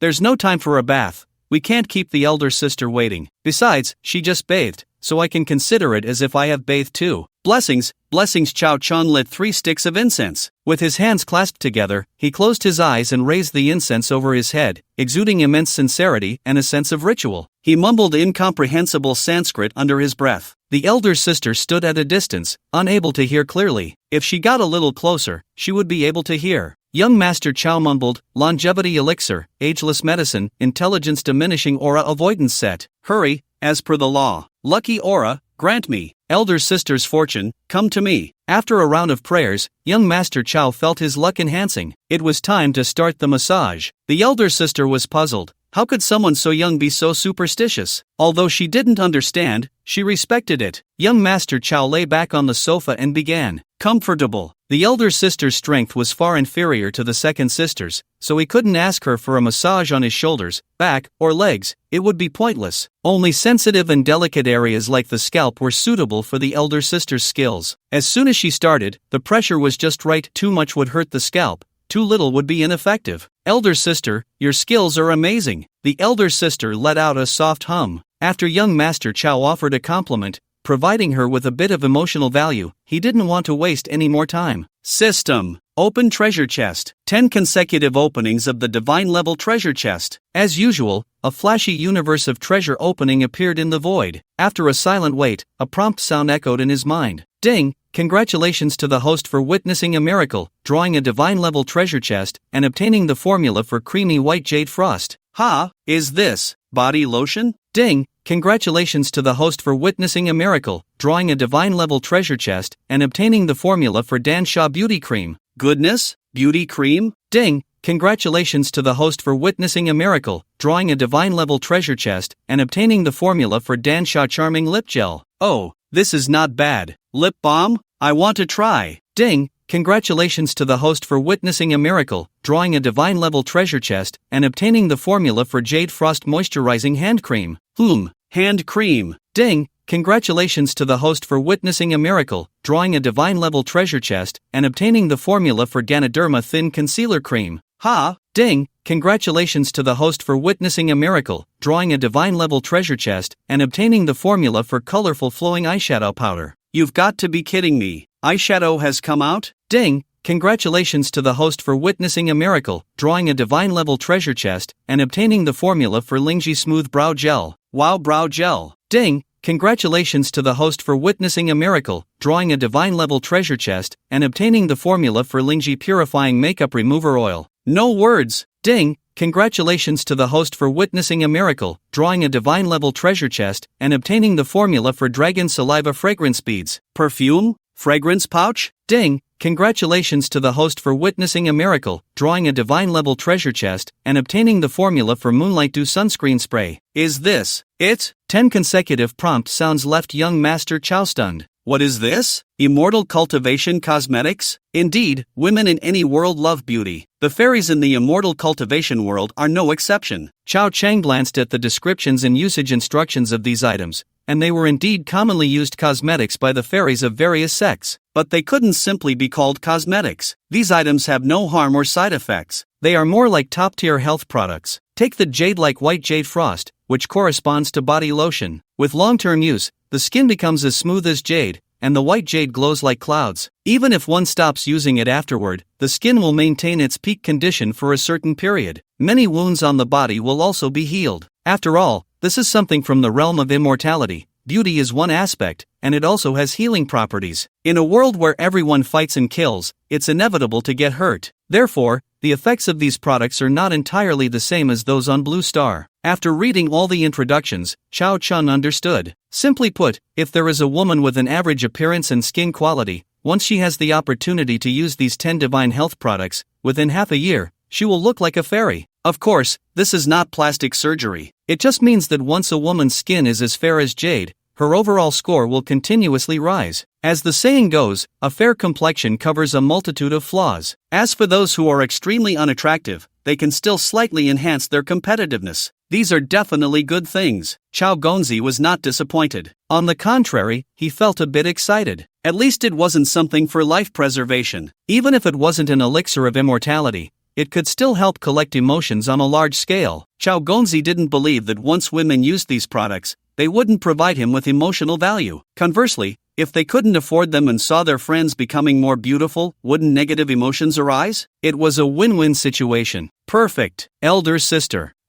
How's our cosmetics company doing lately? It's okay, but we've encountered a global crisis in the past 2 years, and everyone's consumption level has declined. The company's revenue is less than before, with only a few products, like lipsticks, seeing an increase in sales. The elder sister casually replied and then asked, "Why do you ask this? Are you interested in the cosmetics industry?" Xiao Cheng opened his eyes, raised his eyebrows, and looked at his elder sister, who was helping him massage his head. With a slight smile, "I do have a bit of an idea. After all, every time I make a move in the entertainment industry, it's a profit of over $1 billion. The competition is too weak. There's really no challenge." The elder sister rolled her eyes elegantly, too lazy to respond. Xiao Cheng continued, "Moreover, the entertainment industry and the beauty industry are inherently related. Cosmetics are also a cutting-edge fashion, so I feel I can give it a try. I could create an overall fashion ecosystem centered around the entertainment industry, with cosmetics being just one part." The elder sister raised an eyebrow. It sounded like he indeed had some ideas, but she knew how brutal and difficult the cosmetics industry was, especially since the power dynamics were all abroad. As for domestically, it was chaotic as well. There were about 4,000 companies in the country with legitimate production licenses for fragrance and cosmetic products, and this is just production. If we count those who do contract manufacturing and various small companies that can't produce on their own, there are over tens of thousands of cosmetic companies. The future is even more exaggerated, but only 1 or 2 of them become truly famous. Moreover, these 1 or 2 well-known domestic brands are not resilient, can't command high prices, and compared to foreign products, they are just generic brands. There's no dignity at all. Even comprehensive group companies like the Run family have small cosmetic companies under their umbrella, but they are not very famous. More often, they use these products as gifts for clients or in their own hotels. Otherwise, they just sell some generic masks, lipsticks, creams, hand creams, etc. online, which is almost not profitable. That's how the industry works. As long as it's not profitable, it inevitably begins a vicious cycle. If it's not profitable, there's no money to develop good products. Without money to develop products, the products will naturally be subpar. If the products are subpar, not only will fewer people buy them, but they will also harm the skin. The reputation of the skincare products is poor, and they can't fetch a good price. Without money, there's no way to develop new products. It's a vicious cycle. This industry is truly monopolized by foreign capital. Even if, 20 years from now, some domestic brands gain fame, it will still be the same old story. At most, it will be just a little better than now, with a bit more say. Can this work? Of course not. As the big brother concerned about the country's soft power, young Master Chow must do something. "Sister, sell me that cosmetics company at home." "Ha!" The sister was taken aback. Chao Cheng said, "Sell it to me, merge it into my miracle group, and rename it." A group of dreamers at the East believe that under the leadership of young Master Chow and sister, they will create a miracle in life cosmetics company. Ltd. The sister felt goosebumps. It was awkward. She had known that the third and fourth siblings had been taken advantage of by Chao Cheng, who had created a company with a ridiculous name. At that time, she thought it was somewhat interesting. She never expected the boomerang to come back to her. Isn't that name embarrassing? It would be quite shameful to say it out loud. Haven't you seen all the memes online now? That string of names from Miracle Media has been played to death. Although it did become famous, but with a name like that, does it seem like a serious company? No wonder many people didn't think much of Miracle Media before. It always felt like a foolish rich second generation just messing around with a company. Only now that Miracle Media has become popular, and The Voice has become a hit, do people find the name Miracle Media somewhat cute. They certainly didn't feel that way before. It just seemed a bit silly. However, Miracle Media is in the entertainment industry, where works speak for themselves. The cosmetics industry is different. Can it really become popular? Can it truly create a top-tier product that changes its reputation? Very difficult. very difficult. The sister said, the cosmetics industry is hard to do. She sounded quite down. Young Master Chow, however, did not indulge her. That's what you think is hard. To me, there's nothing in this world that's hard to do. If you think it's hard, look for the reasons within yourself. Is it because you aren't capable? Have you put in the effort over the years? Chao Chang held a sharp weapon. The killing intent arose. His next target was to dominate the cosmetics industry. In the words of Zhonghai,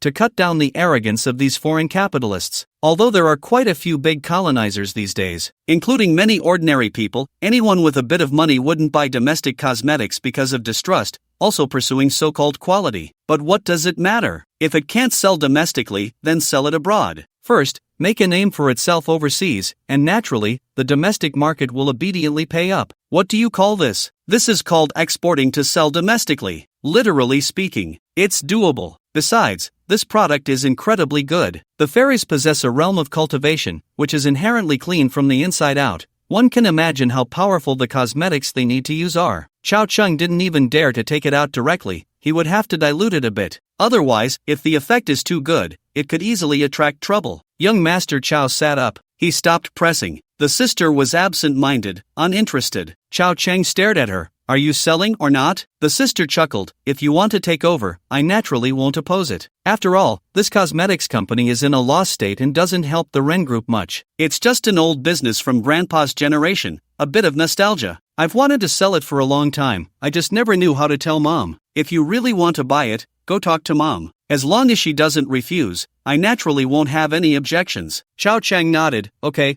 I'll go find Mom tomorrow. So the matter was settled. As a family, there was no need for so much formality. Xiao Chang reached out. Come on, let me help you press a bit, to relax you. Thank you. The older sister stood up and turned to leave. I have work to do, no time to mess around with you. Watching her slender figure walk away, Xiao Chang shook his head. This woman, her thoughts are really heavy. Did she think I was planning to do something? It's one thing to guard against a gentleman, but to guard against my fifth sister? It's simply treating people as if they don't exist. TCH, that night, young Master Chow hardly rested. He was busy studying the formulas from the 10 consecutive draws. 10 different formulas. Many of the basic medicinal materials were repeated, which wasn't difficult. There weren't too many rare treasures, after all, it was just cosmetics. However, they really couldn't be produced on Blue Star. For example, some Ganoderma was needed as a main ingredient, but the Ganoderma here wasn't the same as that. Whether cultivated or wild, neither met the formula's requirements. Ganoderma was something needed from the cultivation world. Although in the cultivation world, that Ganoderma was just ordinary, on Blue Star, it was a rare treasure. Fortunately, these things were not a challenge for Chao Chang. He had drawn quite a few medicinal materials from diamond and gold treasure chests,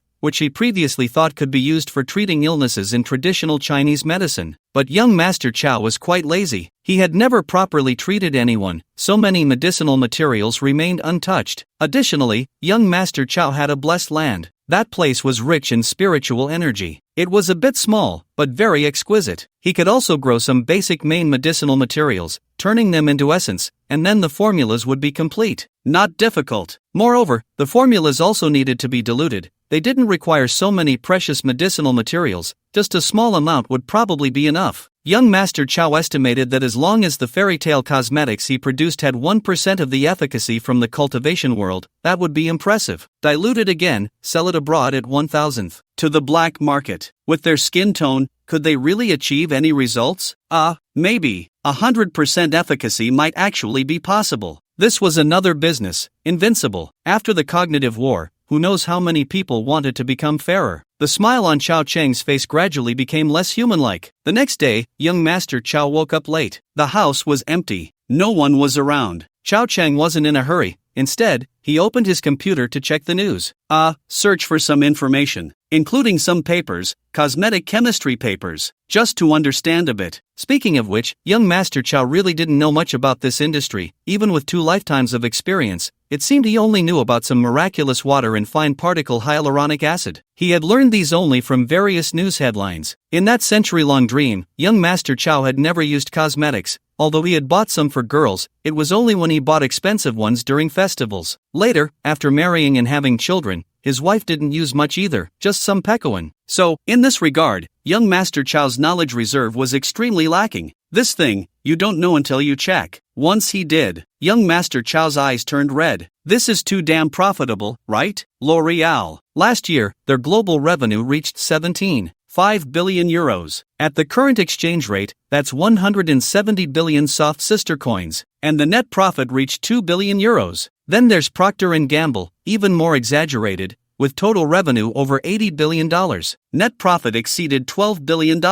As for other well-known brands, like Lancôme, L'Oreal, they also ranged from 15 billion to around 20 billion euros. Let's do it! Chow Chang slammed his computer down, making a difficult decision. He stood up and left, as if he had made a certain resolution. Damn it! All these brands are foreign. It's unbearable to look at. Chow Chang is a young man filled with righteous indignation. He believes this about himself. So it's not really about the money. It absolutely has nothing to do with money. Young Master Chow isn't short on cash. He has never taken any money. Therefore, at this moment, he has decided to venture into cosmetics, not for profit. Even if it means losing money, he still wants to do it. Because he wants to create a luxury brand that belongs to our country. At the very least, he wants to see a red figure among the top 10 cosmetics groups in the world. Young Master Chow's love knows no bounds. Mom! He approached Aunt Run. Chow Chung directly pressed down on her shoulder, starting to manipulate her, with a big smile on his face. Aunt Rin chuckled lightly. You little rascal, you don't come to see me often, but when you do, it's definitely for something. Isn't it said that no one knows a child better than their mother? Mom, you really understand me. Chow Chung grinned. Old Chow, watching from the side, rolled his eyes. It made them seem like a real mother and son, even though they were barely related. Mom, I want our family's Ren's Hall Cosmetics Company. Chow Chang got straight to the point. Aunt Rin was taken aback.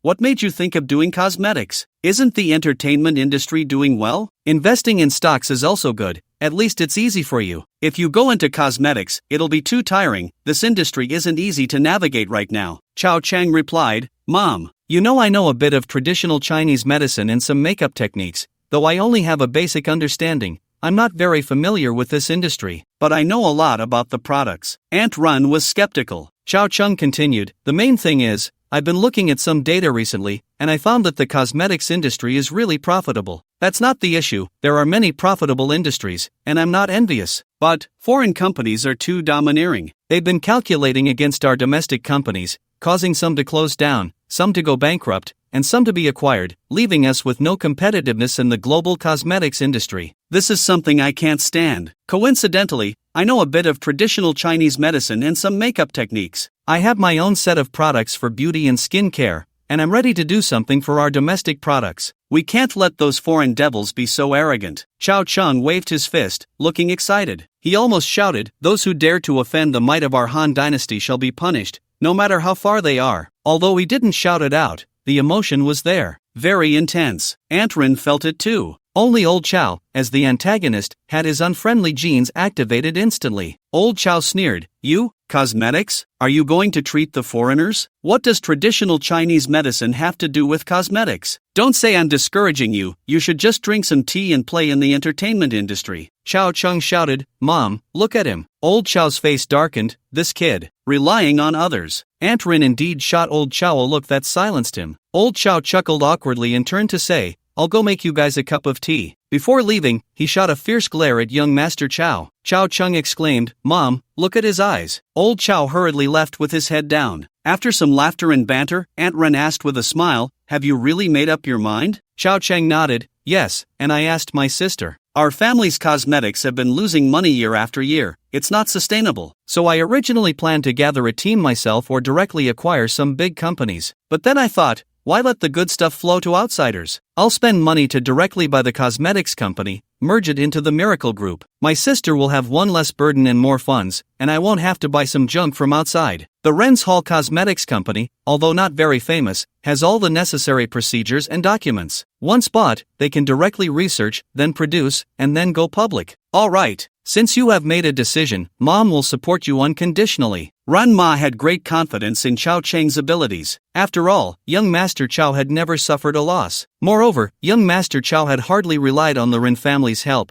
He had built his current status entirely on his own. The richest man. Even though some true wealthy people might see this as nothing special, it certainly falls within the realm of top businessmen. He directly overshadowed the entire Rin family. If Old Chow had this kind of strength back in the day, she and Old Chow would have had a child 20 years ago. How could there be such a large gap between father and son? A dog of a father and a tiger of a son. Next, they discussed the acquisition. Ranma did not give it away for free. She had to consider the harmony of the family. However, the price Ranma offered was very low, almost like half selling and half giving away. She also shared a lot about the internal situation of the cosmetics company with Chao Chang. The only requirement was to take care of the old employees. Many of them had been with the Rin family for years. Of course, it was only a relative consideration. After all, the market still had to speak with ability. The capable would rise, and the mediocre would fall. Ultimately, it was still up to young Master Chao to decide. When Renma made this request, it was actually just to ask for a favor. Young Master Chao still had to give her this face. With this matter settled, Chao Chang had a meal before leaving. After stepping out, young Master Chao's gaze was deep and resentful, and wherever his eyes fell, it was all his territory. He hoped those cosmetics companies were well prepared to welcome the rise of a giant. One could imagine that once the products were launched, how desperate the other companies would be, and how much emotional value would be at stake. For domestic entertainment companies, Chao Chang would not go too hard. But for foreign ones, it would be different. Destroying a few people and bankrupting a few companies would yield even more emotional value, wouldn't it? The next day, Chao Chang went to the Rin Group. He did not argue with the security guards downstairs like the son of fate, which was somewhat regrettable. With a phone call, the administrative secretary of his sister came down. She had an excellent demeanor and a friendly smile. Upon meeting, she respectfully said, "Fifth young master, what is your surname?" "You can just call me Xiao Zhang, fifth young master." "Sister Xiao Zhang, you are too polite, fifth young master." The people around looked at Chao Chang with expressions of curiosity about his identity. Everyone knew what level Secretary Zhang was at. She was the future administrative queen, a favored person in front of Miss Rin and President Run. When had they ever seen Secretary Zhang treat someone like this? Moreover, this handsome young man looked somewhat familiar, as if they had seen him somewhere before. Many people did not recognize him at once, until a girl shouted, "The youngest billionaire on the rich list. Hiss, is it really him? Why is he here at our company? Don't you know? This newly rich man is President Ren's son and also Miss Ren's brother." "Ah, I didn't know. Wow, so handsome." Now looking at him, he seemed even more handsome. He had already been eye-catching before, and now they didn't even dare to look directly at him. A stir quickly arose within the company, with various messages being passed around. Some rather attractive girls subconsciously started to put on makeup, wanting to stage a scene like the domineering CEO falls in love with me, a chubby girl. This was also young Master Chao's first visit to the company. As for the environment, he felt a bit disappointed. The office building was not as grand as he had imagined. It even seemed a bit worn down. Of course, looking at it from a future perspective, it was indeed lacking a bit. One must know that young Master Chao's own company was in the process of establishing an independent ecological park. Without an ecological park, can it be considered a group company? Not to mention, in at most 2 years, all the miracle companies would move into their own territory. However, it is not about how deep the water is, but whether there is a dragon to bring it to life. Upon arriving at his sister's office, he instantly felt that the company environment had become sweet and pleasant. The older sister's business attire looked out of place at home, not fitting in. But in the company, the alignment with the environment made her shine a little, and Xiao Cheng couldn't help but glance at her a few more times. She was truly beautiful. "Xiao Zhang, go brew a cup of poor tea," the older sister said softly. Secretary Zhang nodded, stepped out, and closed the door carefully. The older sister glanced at Chao Chang. "Are you in such a hurry? Mom just agreed yesterday, and you're here to acquire today?" Chao Chang shook his head and smiled. "Does acquiring something really require my personal presence? A matter of tens of millions is just a drop in the bucket. The acquisition is delaying my tea time. I mainly wanted to see the environment of our company, and also to see you." The older sister smiled warmly. In her territory, her maternal aura seemed even more pronounced. For a moment, Chao Cheng felt as if Mother Ren was sitting in the chair. The older sister gently inquired, "How's the environment?" Chao Cheng shook his head. "It's average, too old, lacking vitality." The older sister raised an eyebrow, not angry, her tone still gentle. "It can't compare to your newly built group park, but our family company isn't as wealthy as yours. If the company had some spare money, I'd also want to build a headquarters or a large park." Chao Cheng chuckled. "Why not sell the company to me, and then you can work for me in the future?" "I can't make that decision, you should talk to Mom," the older sister huffed lightly. There was a slight change in her mood, but they didn't delve deeper into that topic. They casually chatted about some real estate issues, as Chao Chang had a few plots of land he was managing for the older sister. He had to ask about the situation. By noon, the siblings had lunch, and then the older sister personally took Chao Cheng to the cosmetics company to handle some transfer procedures. From now on, Ren's Hall would be renamed Miracle Cosmetics Company, Ltd., abbreviated as Miracle Beauty. For the entire afternoon, young Master Chao followed the older sister, touring the cosmetics enterprise and observing the R&D department. Everything was quite ordinary. Even the product packaging didn't meet young Master Chao's aesthetic standards. The only valuable asset was probably the sales channels built over the years. The head of the company was a woman, a middle-aged woman named Su Qing. A very neutral name, with short hair to her ears. She spoke and acted very efficiently. Upon learning that the company was sold to the fifth young master, Su Qing was first taken aback. Then, she couldn't hide her joy. Not to mention anything else, the fifth young master was wealthy, and he had a reputation. Not to mention his status as the richest man, just his influence in the entertainment industry was incredibly attractive for a cosmetics company. Making cosmetics is actually quite simple. It's all about acquisitions, mergers, endorsements, and fame. Take Olay as an example. It's just a series of acquisitions, countless brands under its name, followed by spending on marketing and advertising. In fact, how the product performs isn't that important. Companies in the cosmetics industry know that product profits are very high, with major brands achieving profits of 80 to 90%. This means that for a product sold for 1,000 yuan, the actual cost spent on the product is at most 100 yuan. The rest is used to spend 500 yuan on promotions, hiring endorsements, and advertising, plus sales salaries, transportation costs, storage fees, etc. In the end, there's still a net profit of 20 to 30%. It can be said to be a highly profitable business. Even small domestic brands have frighteningly high pure profits. In this world, the most profitable industry is definitely cosmetics, followed by pharmaceuticals, alcohol, energy, and so on. Speaking of which, Ren's Hall once also had its glory. After all, it has some history, being decades older than many newly established cosmetics companies, but it has never developed well. A few years ago, I followed Debao and well-known brands like Little Nurse, making some money by doing OEM work, earning a bit of pocket change. However, a few years back, Little Nurse was acquired by Olay. All sales channels and product lines were transferred to Olay. Soon after, this domestic brand completely disappeared, and Olay took advantage of Little Nurse's sales network to thrive, quickly establishing its reputation. Meanwhile, Little Nurse vanished entirely from the annals of history, as if it had never existed. As for Ren's Hall and its collaboration with large enterprises, that too came to an end. Olay had no need for partners like Ren's Hall. Coupled with the major crisis of the past 2 years, Ren's Hall naturally faced tough times. But at least with the support of the headquarters, Ren's Hall could still make a profit of a few million. Unlike some other companies that either went bankrupt or closed down during the crisis, unable to sell anything. An entire afternoon passed. Chao Cheng finished understanding the company's structure. Then he waved his hand decisively. The company is starting anew. We won't keep any of the previous products. Ha! Su Qing was taken aback. This was too drastic, wasn't it? She had thought the young master would inject funds and vitality, but instead, he called for a complete halt. I will develop some new products, and confidentiality is of utmost importance, so we need to establish a new R&D center. Additionally, the company will also undergo layoffs. Those who are incapable will be let go immediately. Those who are capable will receive salary increases. Xingjia,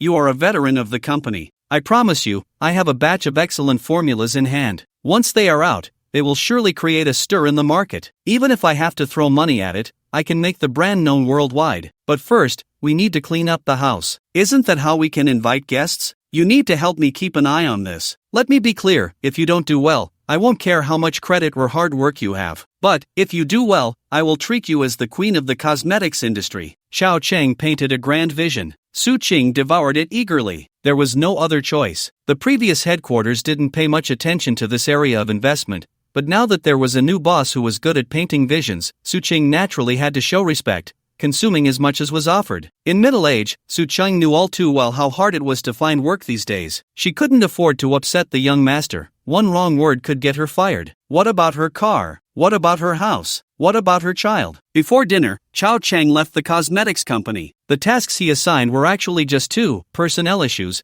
to let go of those who needed to go and streamline where necessary. The other was to create an advanced R&D center. The latter wasn't difficult, it was merely about increasing confidentiality measures and renting a more secure location as the R&D base. In simple terms, it was a matter of money. However, the personnel aspect needed careful consideration to avoid causing internal upheaval. These matters were not for Chao Chang to worry about. He returned home to continue drinking tea. Work was work, but he couldn't work every day, could he? One day of work was enough. Otherwise, what was the difference from being at a job? In the blink of an eye, he had taken a half-month break. The emotional value brought by the voice was dwindling, and after half a month, he had only gathered 3 legendary treasure chests. It was rather pointless. He decided to hold on to them for now. Additionally, Chao Chang discovered a problem. What the hell? Why aren't my attributes changing? Chao Chang opened. Virtual attribute panel, host, Chao Chang. Strength, 100 agility, 100 constitution, 100 spirit, 100 emotional value, 320086 skills, mixed martial arts, some knowledge, hacking skills, some knowledge, piano, some knowledge, dance, some knowledge, ventriloquism, some knowledge, parkour, cooking, blacksmithing, carpentry, makeup, tailoring, traditional Chinese medicine, comprehensive pistol marksmanship, disguise investigation, counter-espionage. Click to check details. Previously, the spirit attribute reached 80 points, and the others were all in the 60s or 70s. The number of times Chao Chang opened the attribute treasure chest began to decrease. Until today, all attributes finally reached 100. Young Master Chao had not yet realized the seriousness of the problem. Until the attributes got stuck at 100, Chao Chang finally understood that something was wrong. Damn, this old 6 system. No manual at all. Stuck at my level, huh? Chao Chang laughed in anger. To be honest, 100 points in attributes is enough to use. He still has so many life-saving trump cards and various skills to rely on. Young Master Chao was satisfied, at least not afraid of death. But now, being stuck here felt uncomfortable. It felt like swallowing a golden bell, unable to go down or come up. This feeling was quite annoying. After some research, he still couldn't figure out what was going on. But it seemed that some specific conditions were needed to break through, to push past this 100-point attribute and reach a new realm. It seemed there were no character upgrade cards in the treasure chest either. Dingling, just as young Master Chao was puzzled, the phone rang. He opened his eyes and casually grabbed the phone beside him. Hello, hubby. What are you doing? Drinking tea? Missing me? If you miss me, come back. Chao Chang smirked. TCH, who misses you? I have something to tell you. Go ahead. Are you busy lately? Not busy. You know, I just drink tea every day. Do you have something? Chao Chang was confused. Well, my dad wants to see you. Your dad wants to see who? You. Who wants to see me? My dad. Who is your dad? You pa. Tang Xian almost got led into a trap, spat secretly, and gritted her teeth. My mom is still here. Ah, big sister, no, I mean, mother-in-law, no, good evening, mom, good afternoon. Now he wasn't in the mood to study any attributes. This stuff really didn't matter. Just daily urban life, drinking more tea, playing with bracelets, sunbathing, and teasing the sisters. As for whether breaking through 100 attributes would turn him into a Superman, it was irrelevant. In this world, who dares to kill me? Who can kill me? Do you think I'm Wei Yin? To be honest, Chao Chang had estimated that with his current strength, even if some countries threw all the little fat boys they could use at him, he could still survive, even unscathed. The premise is to throw them all at once, don't throw them one by one. That would be very dangerous. If they were thrown together, at most, the guardian domain would be broken. After that, just a divine-level counterattack would be quite frightening. So, young Master Chao's mind wasn't on fighting and killing. Everyone could just exchange verbal blows. If you come with words, Chao Chang wouldn't take action. But if someone came with violence, young Master Chao would let the other party know what decisive killing meant. The son of destiny, after all. It should be like this. Mom, good afternoon. Chao Chang sweet-talked. A sultry voice came from the phone. You little brat, smooth-talking. 2 months without seeing you, you're getting worse. The Tang family supported Chao Chang, especially regarding the investment company matters. For some troublesome investments, Chao Chang directly let Tang Xian go to Old Taishan for help. He had also seen many things. Truly, one word could solve it all. This is the investment that the Tang family made for Chao Chang in advance, which is already bound. Last month, when the voice ended, Tang Xian returned home for a visit and then went straight to Hong Kong. It had been a month since they last met. How annoying. Mom, you can't blame me for this, it's all Xianer's fault, Chao Chang said helplessly. The big sister snorted. Can you blame my daughter? Of course, I'm just a young man, alone in an empty house for a whole month. I'm almost going crazy. So, saying something a bit risque, you can understand, right? Pied was unclear who spat that out. Anyway, the more they talked, the more awkward it became. They soon shifted to serious matters. Tang's father was on a business trip to Shanghai and had a little time left. He wanted to meet young Master Chow. They had spoken on the phone once before, and it nearly gave the old man a heart attack. Just the term old man was quite jarring. The old man even threatened to hit him when they met. He treated him like a young fool. Chao Cheng thought to himself, old man isn't coming here to seek revenge, is he? Chao Cheng was speechless. Mom, well, I've been a bit busy lately. How about you tell the old man we can schedule a time to meet next time? The big sister was both angry and amused. Even through the phone, a considerable amount of negative emotion was conveyed. Just now, he said he was busy, but he was just drinking tea every day. So, in the end, even though Chao Cheng was very busy, he couldn't escape the old man's summons. He still had to give this face. After all, without the old man's connections, the investment from the third sister's side wouldn't go so smoothly. Currently, Miracle Capital had passed its initial phase, and future investments in any industry would not face significant obstacles, unless it involved some special industries. In the evening, at a hotel, Tang Xin was waiting at the door, and as soon as they met, she embraced him. A slender waist in his arms, soft jade against his chest, sweet and charming. It had been a while since they last met, and he missed her. After the old man goes back, you shouldn't leave tonight. Tang Xin was also feeling eager and responded. They walked into the restaurant, all lovey-dovey. They arrived at the reserved private room. There were assistants and security personnel at the entrance.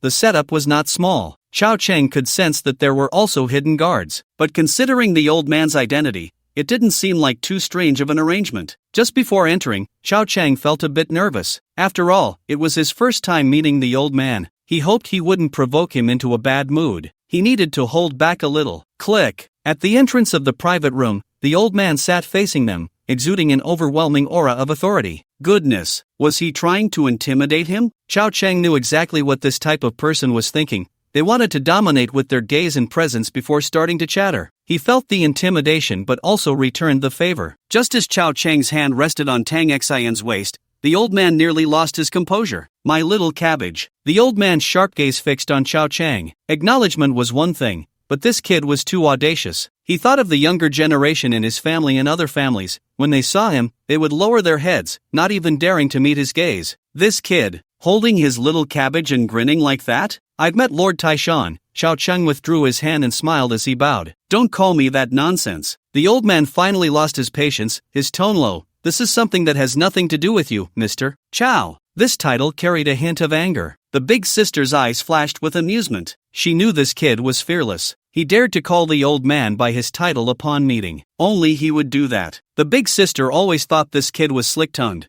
but he truly had guts and a thick skin. This was not a derogatory term. In a big family, this trait leaned more towards being an advantage. Thick and dark, indeed. Chao Cheng smiled and said, there's no need for Lord Taishan to stand on ceremony, just call me Xiao Chao. At this moment, the big sister stood up and pulled Tang Xin aside. The scene was left with this pair of father-in-law and son-in-law to argue it out themselves. The mother and daughter would not get involved. The old man snorted lightly. Xiao Zong, it's not the right time for that title. Xiao Su knows, Lord Taishan. Chao Cheng nodded obediently. Hashtag, the old man bared his teeth. You're the first to dare to act shamelessly in front of me. Chao Cheng smiled. One learns as long as one lives. If a person doesn't experience some things in their lifetime, they will always have some regrets, won't they? Goodness, do I really need you to teach me? The old man had been infuriated by Chao Cheng during their phone call. He had intended to approach their meeting with a calm demeanor. After all, this kid was indeed quite impressive. But after just a few exchanges, the old man couldn't hold back. The temper he had cultivated over half a lifetime seemed to vanish before this kid. A dangerous glint flickered in the old man's eyes. Are you so sure you can marry my daughter? Chao Cheng replied. In 1950, the law on marriage freedom was enacted. This is what the teacher said. Lord Taishan, with your current status, you absolutely cannot turn back the clock on history. He. The old man was taken aback,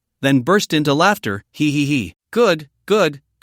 You're quite something, kid. Compliments were indeed given. But he was probably angry, his old face turning red. Chao Cheng poured him a cup of tea, worried he might choke, showing great filial piety. From a distance, one might think this pair of father-in-law and son-in-law were having a delightful conversation. The big and small sisters were puzzled. What were they talking about? How could they laugh so happily after just a couple of sentences? Tang Xin was also confused. Her father, usually very serious, always appeared as a stern father and leader in front of his son. She didn't expect that upon meeting young Master Chow, he could be so easily amused. making Tang Xian want to learn from her husband. The old man also noticed. This kid was shameless, more so than some of his colleagues. Forget it. No need to dwell on that title. Old Taishan said seriously, I know about your matters in the entertainment industry. Chao Cheng humbly replied, it's nothing to mention, just small achievements, done casually. Old Taishan smiled faintly, do you think I'm praising you? Chao Cheng was speechless. What else could it be? Old Taishan snorted heavily. Do you think my Tang family would find a son-in-law from the entertainment industry? Chao Cheng suddenly understood. He grasped old Taishan's meaning. At the same time, he could comprehend. No matter what achievements you have in the entertainment industry, you are merely an actor in that realm. Some words may sound harsh,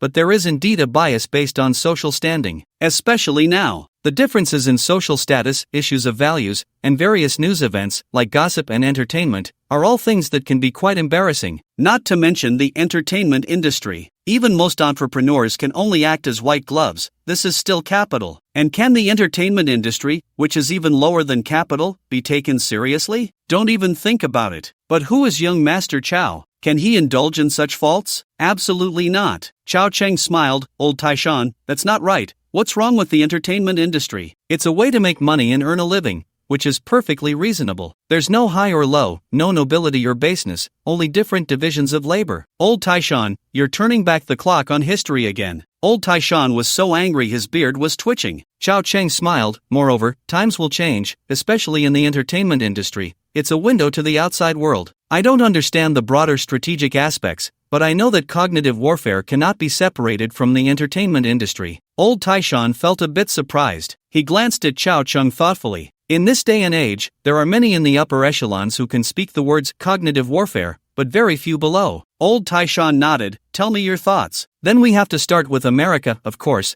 It also involves the Koreans and the Japanese. Chao Cheng began to boast. Using the results of history to infer the current situation, many things are confidential. For example, the 6th generation that will appear 15 years later. I mean the 5th generation. It won't come out for another 2 years, but now everyone is shouting about the 10 modifications. All confidential stuff. And the so-called laser weapons, they weren't just researched in this era. The earliest can be traced back to the 1960s, when even eating and drinking was a problem. That person had already decided on this path. But how many people outside know? Isn't it all shrouded in secrecy, done in a sneaky manner? The entertainment industry is the same. Some things seem to happen by coincidence, but in reality, there are countless people working hard behind the scenes. Chao Cheng integrated his views on the entertainment industry and threw them out, absolutely at the level of a little boy, which directly caused a nuclear explosion in old Taishan's heart. Because there are some things he wasn't too sure about. He could only see some things from subtle details. And this little rascal in front of him, as annoying as he was, his ideas were truly surprising. As Chao Gongzi got more emotional while boasting, his voice rose significantly,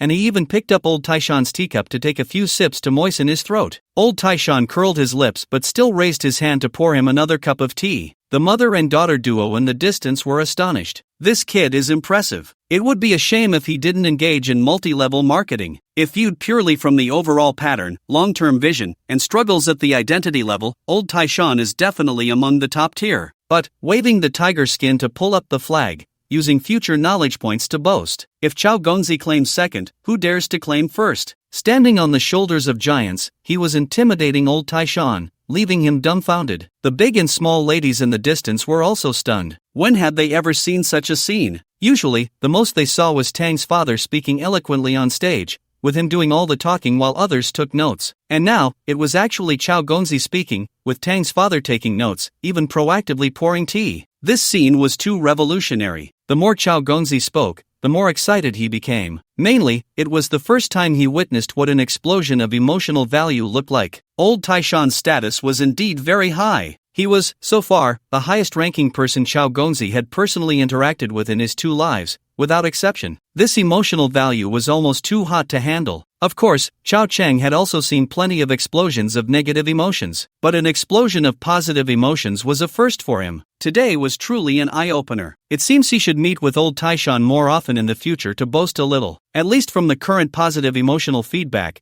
it was clear that old Taishan was being swayed and was feeling pleased. A good thing. In fact, Chao Gongzi didn't say anything too confidential. It was merely some possible future paths based on the current policies and upper-level developments. Chao Gongzi wasn't foolish. He wouldn't dare to speak recklessly about non-existent things. But even so, it left old Taishan bewildered. It seemed to have cleared up many things for old Taishan, who was originally a bit confused. Old Taishan's gaze towards Chao Chang had changed somewhat. After a while, Chao Chang had drunk 2 cups of tea. Almost finished speaking, old Taishan finally spoke in a deep voice, suspiciously, "What you are saying, is it all based on your own observations?" Clearly, in old Taishan's eyes, he was somewhat skeptical. It wasn't that he didn't trust Chao Gongzi. It was just that Chao Gongzi's long-term vision, the meticulous coordination of information from various aspects, and the rigor of his logic couldn't be attributed to mere intelligence. This required experience, especially a thorough understanding of international situations and upper-level policies. Even some things surprised old Auntie. If it weren't for some special secret meetings where he hadn't seen young Master Chao, old Auntie would have thought young Master Chao was also attending those meetings. In any case, old Auntie had seen many excellent young people,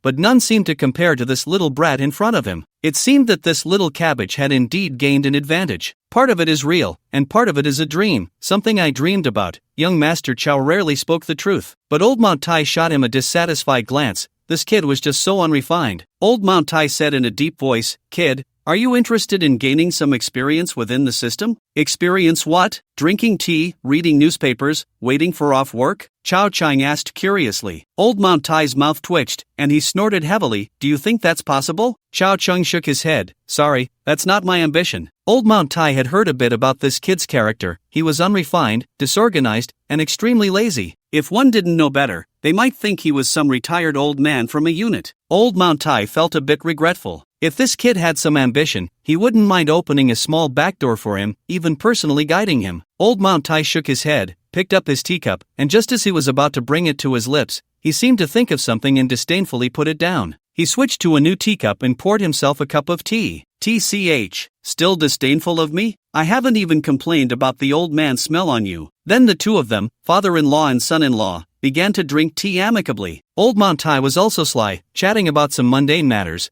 but there were always hints of testing and hidden traps in his words. But our young Master Chao was quite clever. He completely avoided answering certain topics, deftly steering the conversation elsewhere, which only increased old Auntie's negative emotions. This kid was as slippery as an eel. He had none of the innocence, purity, or foolish cuteness typical of young people. I wonder if his little cabbage will be bullied to death by him. Damn! This was the first meal for the family. The atmosphere was quite good. They chatted while eating, having a drink or two of white liquor. Old Auntie couldn't drink too much. He had things to do later. After the meal, before getting into the car, old Auntie heavily patted young Master Chao's shoulder. "Kid, don't bully my daughter, or I won't let you off the hook. Even if I don't personally deal with you, my daughter has several brothers. If before it was the leader's scrutiny of subordinates, or the superior's examination of the inferior, at this moment, old Auntie was simply a father, giving a reminder." "Don't worry, old Auntie," Chao Chang waved his hand, thinking, "Brothers? If they come,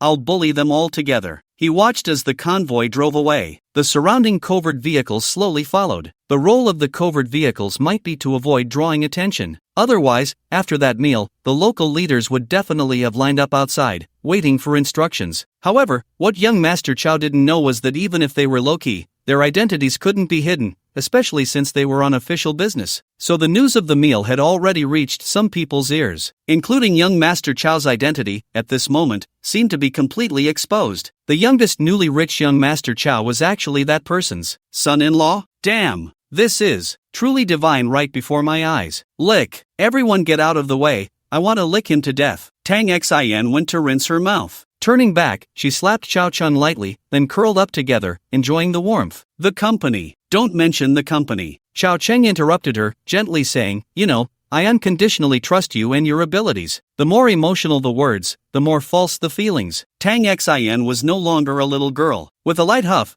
she pinched him and pouted, "You say it so nicely, but aren't you just wanting to be a hands-off manager?" He. Chao Cheng grinned mischievously, not denying it. There was no need to hide bad habits from someone so close, who didn't know whom, right? Besides, What was there to talk about work at this time? It was such a buzzkill. Another round of battle ensued. After a cigarette, they eventually started discussing some work-related matters, mainly because Tang Xin needed Chao Gonzi's opinion. Recently, the secondary market had surged and then retreated, almost reaching 3,500 points, but now it had fallen below 3,000, hitting a low of below 2,700. Tang Xin was a bit uncertain. Even though the company's profits were substantial, she still lacked confidence. And with a certain Eastern gambling god, a stock god by her side, Tang Xin naturally wanted to learn more. Chao Gonzi was also generous with his advice. He talked about his understanding of current affairs and international situations, geopolitical issues, combined with various reports and interest rate hikes and cuts. Ultimately, he reached a conclusion. Tang Xin was speechless. So you mean 3,400 is the peak? Around 3,300. Xiao Cheng said, if it goes back to 3,300, it will start to dip, and I see it going below 2,000, maybe even lower. But for us, it doesn't matter. We hold a lot of blue chip stocks, and value investing doesn't focus on the short term. As long as we manage our cash well, real estate, resources, technology, there shouldn't be any major issues. And abroad, the Apple stocks I told you to buy, and additionally, you need to consider the bond market and the foreign exchange market. Chao Cheng rambled on, and Tang Xin felt she had learned a lot, filled with knowledge. After this lengthy discussion, the two of them spent another 2 days together, until Tang Xin was well-fed and satisfied. Only then did they part ways. When Chao Cheng returned home, he felt no fatigue. His physical condition was excellent. After sending Tang Xin off in the morning, he returned home near noon. The other sisters were not around, only the second sister was in the living room. Next to her were some fruits and a bottle of wine, and she was pouring herself a drink. What a coincidence! In the past 2 days, Tang Xin had asked if the second sister had been busy lately, as she either replied slowly or didn't respond at all. Chao Cheng had explained that the second sister hadn't been home much recently, often staying in the dormitory,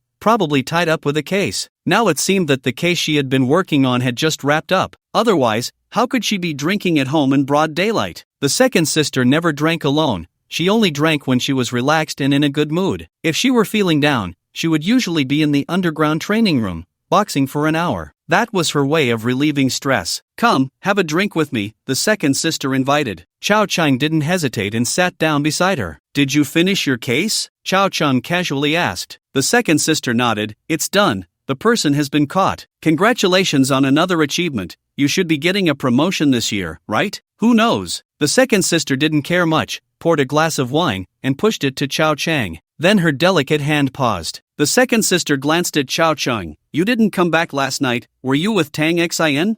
Chao Cheng was speechless. The second sister squinted her eyes. You smell just like her. Really? Chao Cheng was at a loss, raising his arm to sniff. The second sister snorted lightly. Of course, you can't smell it, but as her best friend, I know her scent all too well. What scent? Chao Cheng truly couldn't smell anything. Perhaps they had been together for too long these past few days and had gotten used to it. Fox scent. Chao Cheng chuckled and shook his head, then spoke up. Are you jealous? The second sister's expression changed, panicking for a second, then she lifted her leg and kicked him directly. Chao Cheng dodged and fell onto the sofa. Second sister snorted lightly. If you keep talking nonsense, I'll keep kicking you. The soft soles of her feet. It didn't actually hurt, but young Master Chao was quite the actor. He straightened up and rubbed his waist. Chao Cheng forced a smile. Second sister, can't you be a little gentler? I know your job is tough, but this is home, and I'm not a robber. Second sister scoffed. Want gentleness? Go find your Tang Xin. Chao Cheng pointed at her and shouted, You're just jealous, second sister. Second sister stood up in anger. Chao Cheng took off running. Second sister didn't even bother with her shoes, chasing after him barefoot. The ants had long since hidden away. Truly, the ants were like ducks that sensed the warmth of spring water first,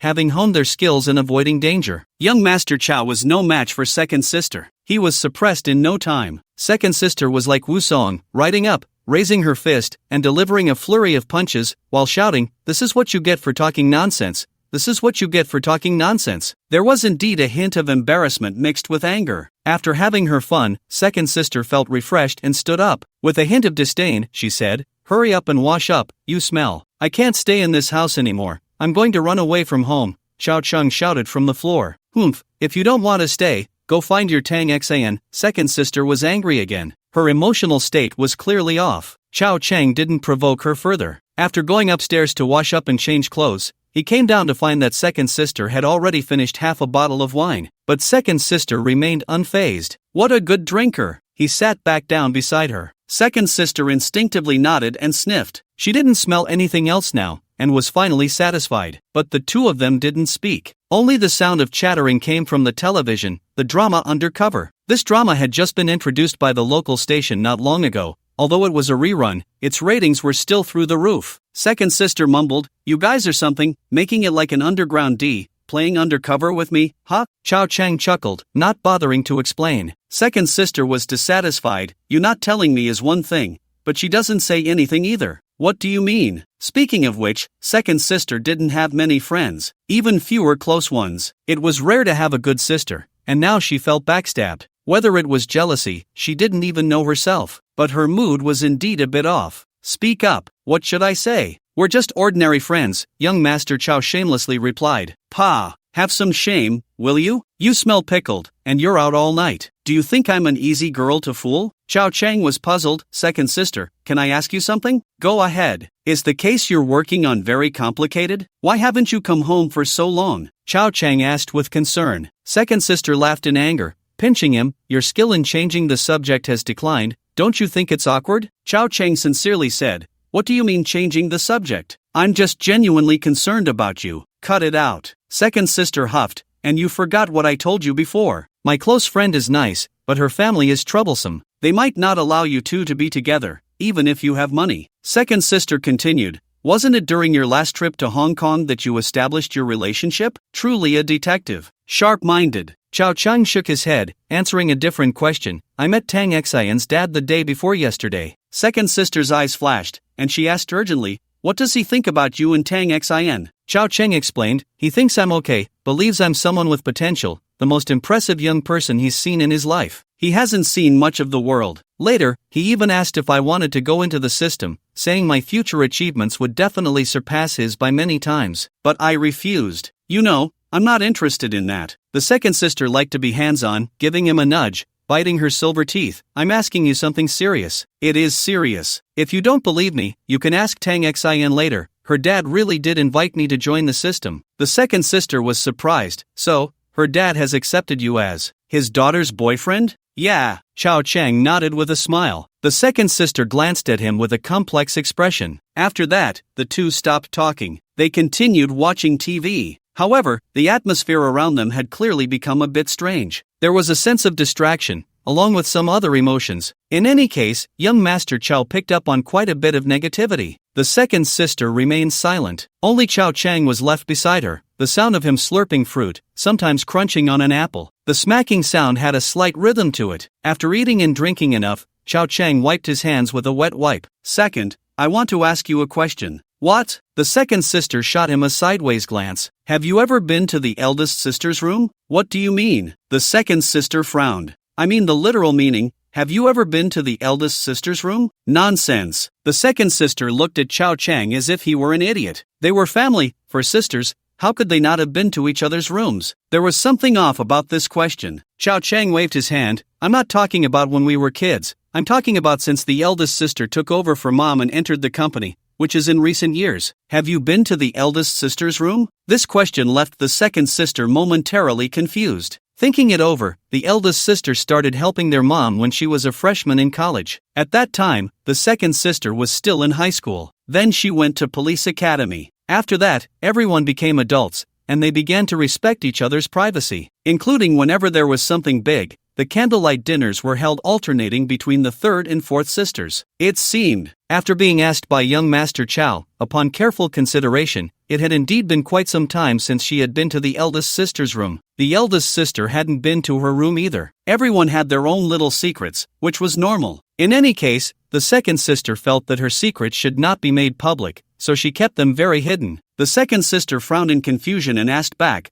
"Why are you suddenly bringing this up?" Chow Chang stroked his chin, looking perplexed. "You're studying criminal investigation. You should understand behavioral logic, including the relationship between criminal logic and criminal behavior. If a person hides a secret in a certain place, then she will pay extra attention to that location and will not allow others to approach casually. Can it be understood this way? The second sister raised an eyebrow. Just say it directly, no need to beat around the bush. Xiao Cheng said, the last time I went to find the eldest sister, I knocked on her door for the first time, and just as I was about to enter, her expression changed, blocking the door, looking very defensive. The second sister snorted lightly. Is that it? You want to say there's something hidden in the eldest sister's room, right? But the problem is, she's a girl. It's not unusual for her to not allow a boy to enter her room, right? Do you think everyone is as shameless as you? Xiao Cheng replied. We're talking about something serious here. Why are you being so difficult? Ha! The second sister chuckled a few times in response. Xiao Cheng continued, besides, at that time, I had already made it clear that I could be treated as the fifth sister, and I wasn't going in to do anything. Guess how the eldest sister reacted? What happened? The second sister's curiosity was piqued. Xiao Cheng mysteriously exclaimed, suddenly startled. At that moment, suddenly, the eldest sister's expression turned exceptionally angry, a bit like that flustered anger you just showed,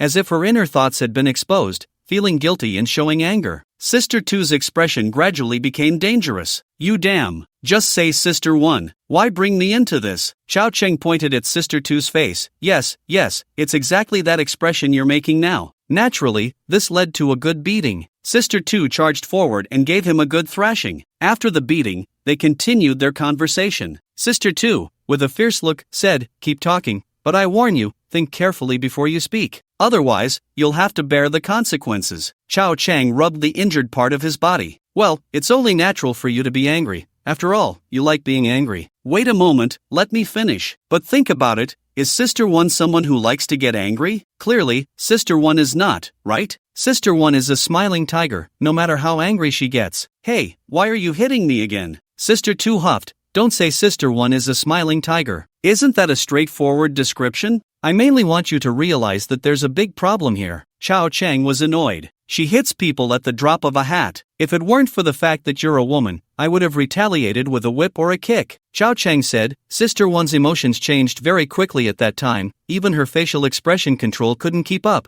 which shows she has a deep resistance, even fear, towards me entering the room. Sister 2 fell silent. She seemed to be pondering something. After a moment, Sister 2 looked at Xiao Cheng. What do you think? I think we need to go in and take a look. A search will tell us everything. No way. Sister 2 directly refused. Xiao Cheng advised, I know this isn't good. It's an invasion of privacy, so I haven't done it. That's also the main reason I told you about this. I won't go in. I'll just let you go in and search. I believe in your professional skills to find the problem and then come out to tell me so I can analyze it. This time, Sister 2 was moved. She didn't refuse outright. In the end, with good intentions, Sister 2 was persuaded by young Master Chow to go in. There was a password lock at the door, but you could also climb in through the window from the outside. Although it was a bit dangerous, it wouldn't affect the agile Sister 2. The act of sneaking in was definitely not good. In any place, for any person, it was a bad thing. Therefore, young Master Chow wouldn't do such a thing. But if Sister 2 insisted on doing it, he couldn't stop her. Sigh. Xiao Cheng lit a cigarette in the courtyard garden, internally condemning Sister 2's actions. Not long after, Sister 2 returned. She walked a bit awkwardly. Xiao Cheng,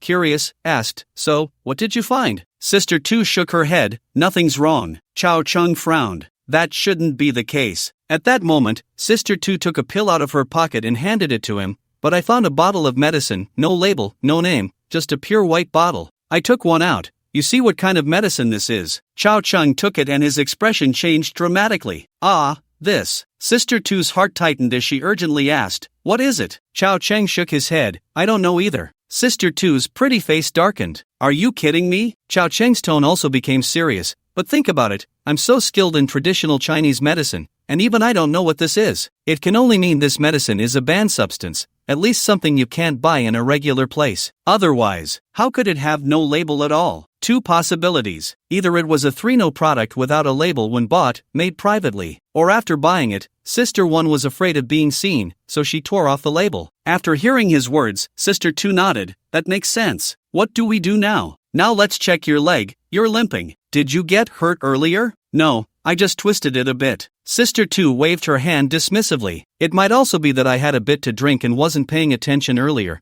so when I jumped out of the window, I slightly twisted my ankle. It's not serious. But Chao Chang was very concerned about my second sister, his face changing dramatically. Don't move, a twisted ankle can be a serious injury. Let me help you. Actually, it's not serious. After all, I'm a martial artist. When I jumped out of the window just now, I stepped on a book that was on the mat. Fortunately, the second sister reacted quickly. Otherwise, it would have been quite a heavy fall. But even so, a twisted ankle can vary in severity. Chao Chang's traditional Chinese medicine skills are quite professional. Crack, crack, crack, a series of kneading. Only then did Chao Chang breathe a sigh of relief. Good thing I'm here. The second sister looked skeptical. Did you injure the ligaments? No, what I mean is, if I weren't here, your ankle would heal quickly on its own. The second sister had no way to deal with him. Chao Chang grinned. Of course, with me here, it will heal even faster. Get up and walk, take a few steps, go on, walk boldly. It's fine, just walk a couple of steps. The second sister sighed lightly and gave him a pat. Stop fooling around, let's talk about the medicine. How should we handle this? That's how the second sister is. Cold on the outside, warm on the inside. She seems indifferent and aloof,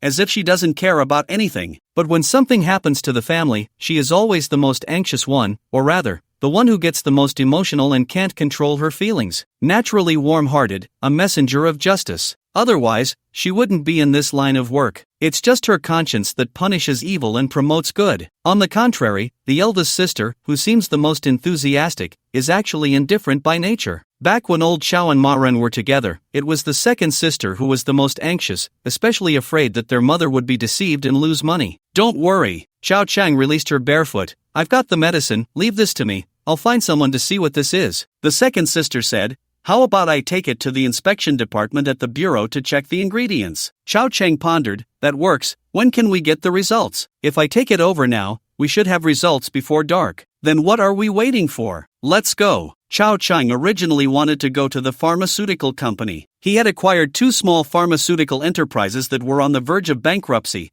practically like picking them up off the street. Checking the content and effects of the medicine is a simple matter. Even if he took it over, there would be professionals who could identify the medicine at a glance. However, since the second sister had spoken, Chao Chang was too lazy to make a special trip. The second sister was driving under the influence with young Master Chao. She was also anxious. She didn't pay attention. Although drunk driving hadn't officially been criminalized yet, it was already being regulated. After driving a short distance, she was both anxious and swerving, scaring young Master Chao. Stop, stop, stop. I'll drive. Chao Chang was convinced. It seemed that the second sister wasn't drunk despite having had some alcohol. Her face didn't change at all, but after all, it was alcohol, and it had some effect. Creak, the car stopped. The second sister was also aware that her current state was off, and said, you drive. They switched places. I don't know what the second sister was thinking. She didn't get out of the car but crawled over from the center console. She probably thought it would save time. No logic in doing things after drinking? Chao Chang got a bit flustered. It was a little exciting. Young Master Chao could only go with the flow and also moved over from the center console, up and down, brushing shoulders past each other. Fortunately, the Jeep was quite spacious. If it had been a small car, it would have probably caused an accident. After that, there was no more conversation. Chao Chang drove extremely steadily, swerving left and right, and soon they arrived at the bureau. The second sister didn't go through any procedures. She directly took young Master Chao and the medicine to the inspection department. She found a department head and handed him the medicine. Is it urgent? He asked. The second sister nodded. Very urgent. All right,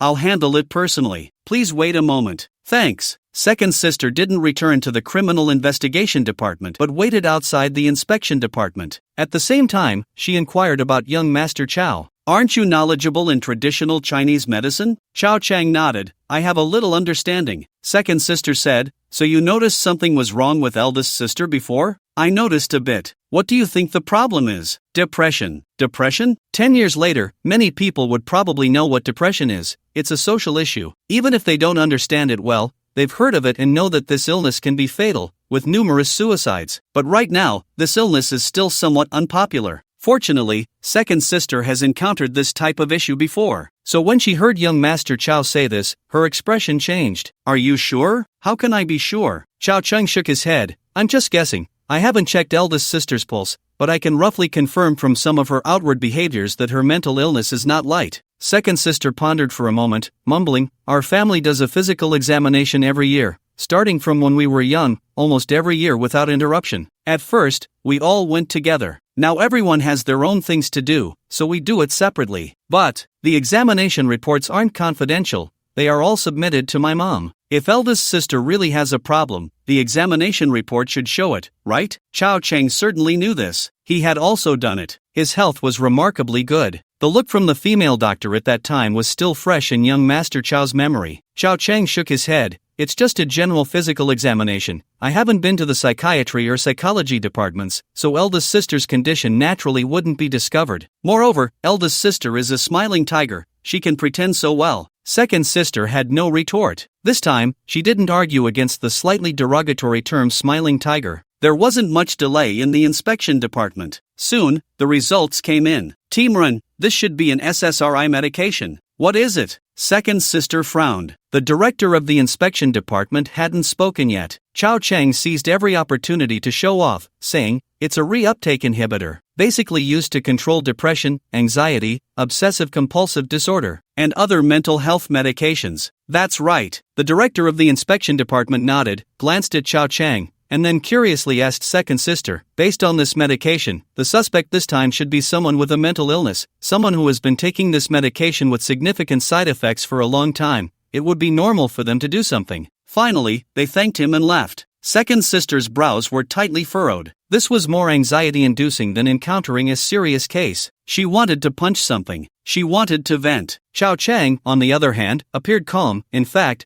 he had sensed some issues before and knew it wasn't as serious as the director of the inspection department said. At least eldest sister could control her emotions. At most, it was just in the early stages. But young Master Chao also understood that the effectiveness and safety of such medications are very poor. Just as the director said, the side effects are particularly significant. Once you start taking such medication, whether it can cure you is uncertain. At most, it can only control it. However, it will definitely make you worse over time. It's something that has more disadvantages than advantages. It's like wearing glasses. When a person is nearsighted and can't see clearly, putting on glasses makes everything clear, but the degree of nearsightedness keeps increasing, and from then on, they can't live without glasses. But mental health issues are not as simple as nearsightedness, so the outcome is often not particularly good. Sitting in the car, they delayed driving for a long time. After a while, second sister said in a deep voice, "Aren't you knowledgeable in traditional Chinese medicine?" "A little understanding." "Stop with the little understanding. Can you treat it?" "It's a piece of cake." Second sister suddenly fixed her gaze on Chao Cheng. Chao Cheng smiled. "What's the big deal? Actually, I've always been able to treat it. Even with the tea I usually drink, and that box of ambergris that was taken from me by some people before, these two things combined can be used for internal and external treatment, and they'll stabilize the boss's emotions in no time." The second sister knew he was teasing her. "I still have half a box of ambergris," she stammered. Chao Cheng was shocked. "You used it up that quickly? Are you burning it or eating it?"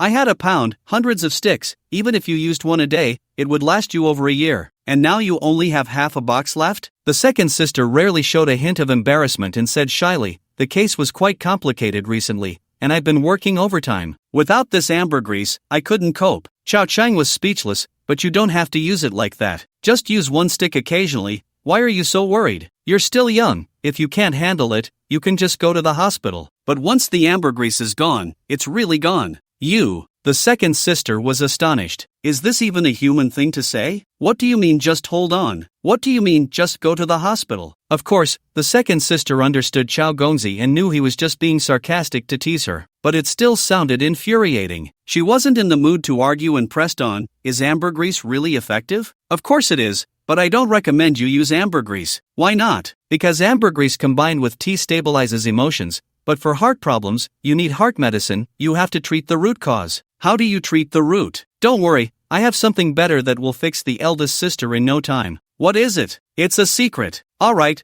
let's drive. Leave this matter to me." "Forget it, I'll drive. You come over here." Chao Cheng pulled her over. Just like when they arrived, neither of them got out of the car. The second sister scooted over to the passenger seat. Chao Gongzi, caught off guard, didn't leave the passenger seat, causing her to sit right on him. Chao Cheng reacted quickly and stood up in surprise. He exclaimed, "How can you be so heavy?" A strange flush appeared on the second sister's face as she slightly lifted herself. Only then did Chao Chang move to the driver's seat. This little incident caused the second sister's negative emotions to spike by nearly 3,000, equivalent to 3 golden treasure chests. No wonder she was the one who could deal critical hits. She could always bring out something at any moment. "You're the heavy one," the second sister muttered softly. The tone and the flickering look in her eyes made her seem somewhat cute, completely different from her usual self. But the second sister really did have some weight. After all, she was the tallest woman in the family, standing at 175 centimeters, and she practiced martial arts, so she had that feminine muscle. There was no way she could be light. Those female artists who weighed around 78 pounds looked like chicks in her eyes. She could easily push one down with a finger. They drove away. Just after leaving the workplace, the second sister couldn't help but ask, "Should we tell Mom about this?" "Not for now," Chao Gongzi shook his head. "Some things are better left unsaid." After all, the eldest sister was hiding it so deeply, clearly not wanting anyone to know. "What would happen if you blurted it out now? Would it make you look capable?" Chao Cheng quickly said,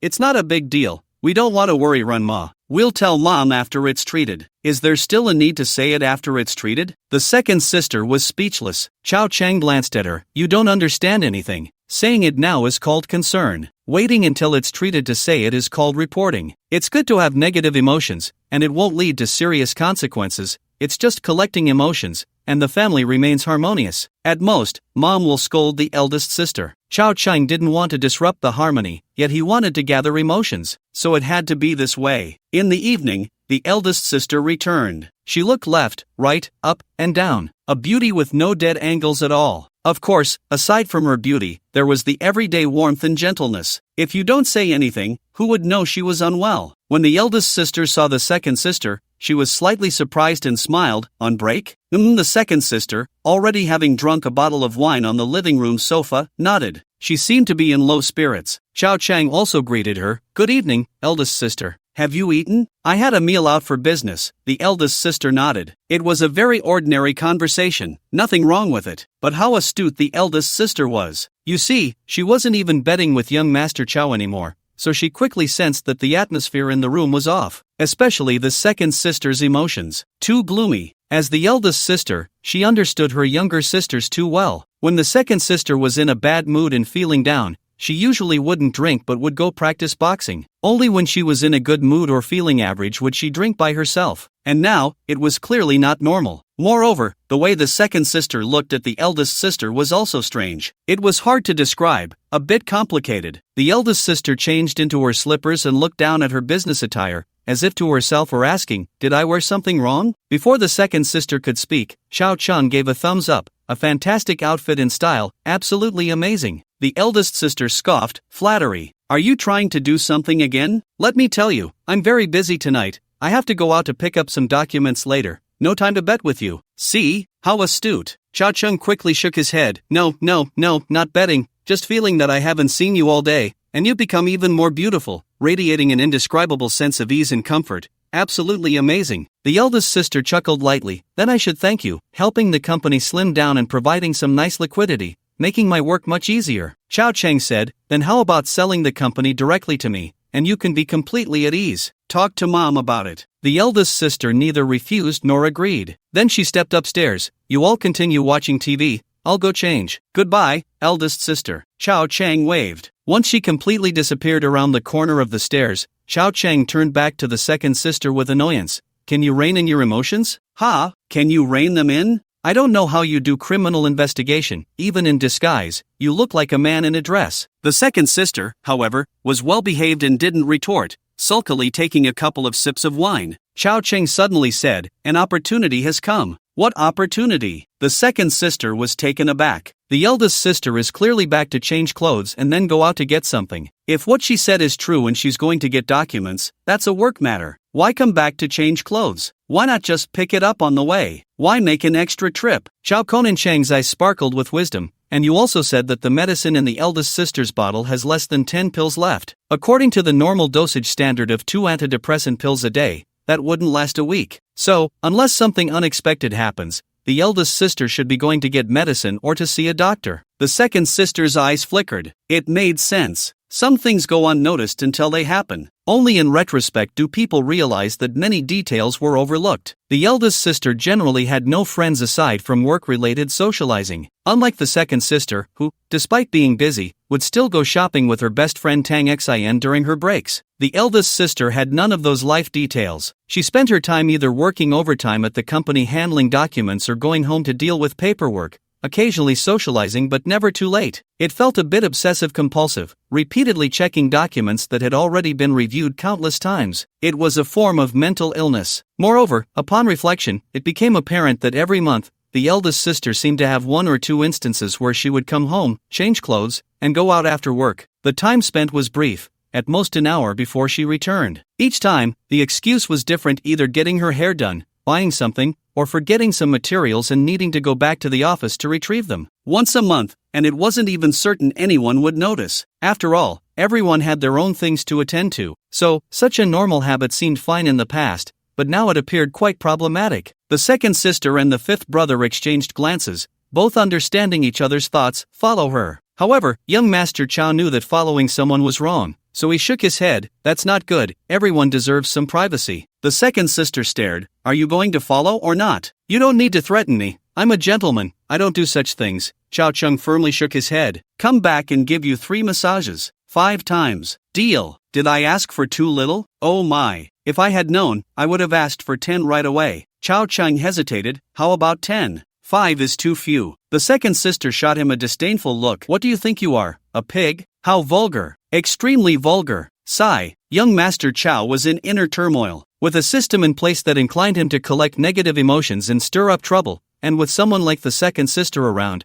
who used both threats and temptations, it was easy for him to go astray. Here was young Master Chow, a paragon of virtue, one of the top 10 outstanding youths, one of the top 10 outstanding entrepreneurs, one of the top 10 young leaders, a new youth with morals, culture, conscience, and soul, completely led astray by the second sister. Was there anyone good in this family besides young Master Chow? The eldest sister quickly changed into casual clothes, her mood normal and natural, nothing seemed off. If it were any other time, no one would think much of it. At most, they would wonder if she was secretly dating. But now, the situation was different. The eldest sister casually said, I'm going out. Once she went to the parking lot and drove away, the two siblings stealthily chose the cheapest car, an alley, and followed her. They hadn't even changed their clothes, still in home attire. After all, if she had changed, given the eldest sister's sharpness, she would likely have guessed something. They followed her closely. The distance between the cars was quite far, and several times they almost lost her. It wasn't that young Master Chow's driving skills were lacking, but the evening rush hour traffic was terrible. However, it turned out to be a blessing in disguise. The slight congestion allowed them to keep her in sight. In the blink of an eye, they followed the eldest sister to a nearby CBD. They got out of the car in an open parking lot and stepped into a high-end office building. But this was clearly not the location of their family business. What to do? The second sister was suddenly at a loss. How could they track her now? At this time, there were people coming and going. Who knew which floor she went to? As for closely following her or going in to ask, it would easily alert her. On the other side, Chao Chang did not respond to her question. Instead, he turned around and reached for a laptop from the back seat. Degree a laptop? The second sister was dumbfounded. Was there a laptop in the back seat? She hadn't noticed it earlier. Chao Chang didn't explain, his expression serious. It was rare for him to be this earnest, leaving the second sister bewildered. Young Master Chow opened the laptop and began typing away at a bunch of code. The state of internet security in this era was truly poor. Even if young Master Chow didn't have a basic understanding of hacking techniques, with his own skills and the weak password of this office building, along with the terrible network connection password, he could still hack in with a little time. At most, he would just use a few publicly available tools online. It wasn't difficult. The network of this office building was practically defenseless against Chao Chang. Network isolation, protection, encryption technology, none of it was up to par. In an instant, while the older sister was still waiting for the elevator, Chao Chang had already accessed the IT department and security backend. He then called up the cameras. He locked onto the figure of the older sister. With a smug expression, Chao Chang handed the laptop to the co-pilot, his younger sister, who had her mouth wide open in surprise. Here, keep an eye on it. The elevator number and floor number are right next to it. You should be able to read these numbers, right? Chao Chang said casually, looking quite pleased with himself. You know hacking techniques? I studied computer science, knowing a bit of hacking techniques is quite reasonable, isn't it? Does university teach you to be a hacker? And you call that knowing a bit? With your speed, clearly, you're not a novice. In the past 2 years, there have been many so-called computer science newcomers at the workplace, and her sister, Ren Fanqing, had encountered them before. But, are they really that impressive? Probably not. Ren Fanqing was very suspicious. This guy spends all day at home. Is he really just drinking tea? He must have some side hustle, and it's definitely a very questionable one. What other websites have you hacked? Ren Fanqing stared at him suspiciously. Who is Chao Chang? A gentleman, of course. He definitely hasn't hacked into home cameras. Chao Chang shook his head. This is my first time using hacking techniques. TCH Ren Fanqing couldn't help but laugh. Nonsense. Chao Chang pointed at the laptop. Don't stare at me. Do I have a camera on my face? Look at the computer. The older sister has already gotten on the elevator. Hurry and switch the screen. Zoom in. Ren Fanqing could only suppress her doubts. Her computer skills were average. It was evident she was a bit clumsy. After several attempts, she finally switched to the elevator where the older sister was. However, in her heart, she had already decided to learn computer skills from this guy. This thing was very helpful for solving cases. Ding, in the blink of an eye, the elevator arrived. On the screen, the older sister walked out of the elevator and headed right with familiarity. Chao Chang reached out and switched to a floor. 16th floor. There was a camera on the right side. After zooming in, the name of the company next door was very clear. Shinran Psychological Consulting Studio. Just from the name, it was clear this was a private psychological consulting company. It must have something going for it. After all, being able to open a private studio in such a prime location is not something just anyone can do. The older sister walked straight in. Ren Fanqing exclaimed, "Is this to see a psychologist? Can the video switch to the inside? But it's private in there. Just say if it can or not." Sure. Chao Chang was speechless. This younger sister was quite assertive. Look at how tough she is. No wonder she ranks second. There must be surveillance inside. And they all use the same network. Crackle. The screen flickered. The internal footage of the Shinran studio appeared. One camera was aimed at the lobby, showing a front desk girl in stockings pouring water. Another camera was in a corner of the office. Inside the office, they saw the older sister and the female doctor sitting across from her. Shinran? The female doctor looked young, but from the footage, she seemed to be quite familiar with the older sister. The two were chatting and laughing, not at all like a treatment session. It looked more like a friendly exchange. Chao Chang imitated Jinji Dan's manner, looking at Ren Fanqing, and pointed at the screen. Do you know this woman? Ren Fanqing frowned. I don't know her. Wait, zoom in a bit. Chao Chang adjusted the view. Zoom in more. More. Wow, do you think I'm your golden hoopstick? It's already the biggest. It can't get any bigger. Chao Chang was speechless. The second sister didn't say anything more, her pair of spirited eyes fixed intently on the screen. After a while, she said, "This face looks a bit familiar. I should have seen it before." Chao Chang didn't ask further. Instead, he fiddled with the computer, shrinking the camera view, and began searching online. Soon, young Master Chao found her information through the registration files of the Shinran Psychological Studio. Shun Shinran, graduated from Qingbei in psychology, Ph.D. There wasn't much information available online, just a few articles published in journals like the Journal of Psychology and Chinese Clinical Psychology Journal. There were also some foreign journals. From these forums, one could analyze her research direction, hypnosis, mindfulness training, depression and anxiety issues. Shun Shinran, the second sister suddenly exclaimed, I remember now, she's the daughter of the Shin family. I recall when the Shin family's uncle and aunt came to our house for New Year's greetings when we were young. I almost forgot, just felt her face looked a bit familiar. Chao Chang raised an eyebrow and remained silent, staring at the video. Shin Shinran had something, at least a D cup, quite big. Ahem. Of course, Chao Chang didn't focus on that, he just caught a glimpse of those two prominent features. His gaze was fixed on Shun Shinran's delicate lips through the video. Young Master Chao had some skills in lip reading. He knew a bit of lip language. Not much, but just enough to get by. So even though there was no sound in the video, Chao Chang could see Shin Shinran's lip movements and hear what she was saying. The second sister, however, asked anxiously, Can you hear any sound? No, Chao Chang shook his head. Aren't you a hacker? The second sister was surprised. Chao Chang was also surprised. What do you think a hacker is? This surveillance doesn't have audio recording capabilities. Should I just change that for you? The second sister shot a glance at young Master Chao. He couldn't help but laugh. What kind of look is that? Looking down on people, huh? Chao Chang scoffed. Just wait, I'll get you some sound. Chao Chang looked at the computer. After a moment, young Master Chow spoke. Shinran said, "Your current state is not bad. I really suggest you stop taking those medications." But the elder sister didn't know what she said because she was facing away from the camera. Shinran shook her head and said, "My advice has always been to put down your work and rest more. The pressure at your current position is too great. It's not good for your condition. Even if you want to work to distract yourself, you can do something easier." Chao Chang read her lips. The second sister was speechless. "You can read lips?" "A little." Chao Chang raised an eyebrow, just asking if he was impressive or not. Chao Chang continued, "This Shinran also said, you need to rest more, ensure at least 8 hours of sleep every day. That's basic, but you clearly haven't reached that sleep level. However, your current state is not bad. It's a sign of improvement." In fact, it was all just nonsense. If the elder sister could really put down her work, wouldn't she have done so long ago? What was she waiting for? Thinking about the situation at home, the second sister was impulsive, insensitive to money and the company. All she saw were bad people.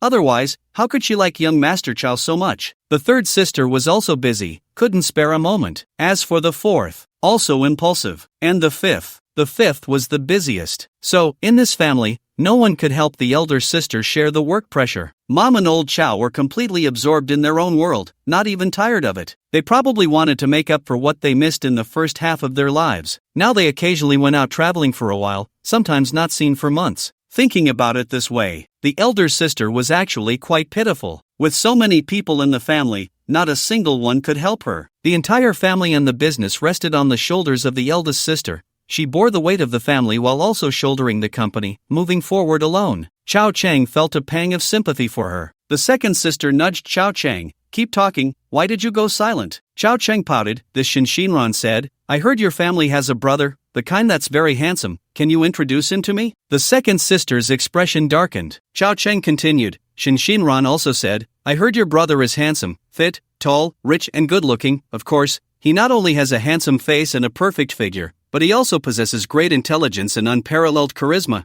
It's just that he's too busy." Hey, the second sister couldn't take it anymore. Her fists clenched tightly. "Can you at least choose the right occasion for your jokes?" Chao Chang shrugged. "Mainly, there's not much to say. She's just rambling about medical jargon, and you wouldn't understand it anyway. It's just advice for the eldest sister to rest more, drink more hot water, and put down her work. I bet she said those things more than once or twice, but does the eldest sister listen?" The second sister fell silent. Indeed, the eldest sister was the busiest in the family. When mom was still around, the eldest sister only helped out a little. As the eldest sister's abilities grew stronger, her responsibilities increased, especially after mom entered a twilight romance. The entire company and family rested on the eldest sister's shoulders. It had been a long time since anyone had seen her take a break, including today, when she came for treatment. She only found time to come after work. I guess when she gets home, after taking her medicine, she'll have to continue working late into the night, waking up early in the morning to leave again. If you add it all up, she's busier than the second sister. Don't be fooled by the second sister's occasional encounters with major cases that might keep her up for several days. But those are usually emergencies and don't last too long. If it were like the eldest sister, day in and day out for years, the second sister's physical condition wouldn't be able to handle it. She really didn't know how the eldest sister managed to bear it. The car fell into silence. No one spoke. Until Chao Chang spoke up. Shinran wants to give the eldest sister hypnotherapy. Is there really hypnotherapy? The second sister was taken aback. Chao Chang nodded, of course, but it's a bit different from what you might think. It's not about controlling someone's body, but rather entering a special state of consciousness that allows a person to relax more. A stronger hypnotist can even change some people's consciousness, provide special suggestions, including helping to enhance inner perception and memory. The second sister glanced at Chao Chang. From what you're saying, you can do it too. I know a little. The second sister was a bit curiously surprised. What else can you do? You should ask what I can't do, Chao Chang said lightly, pretending to sip from a cup. The second sister was left speechless. Indeed, the more she got to know this guy,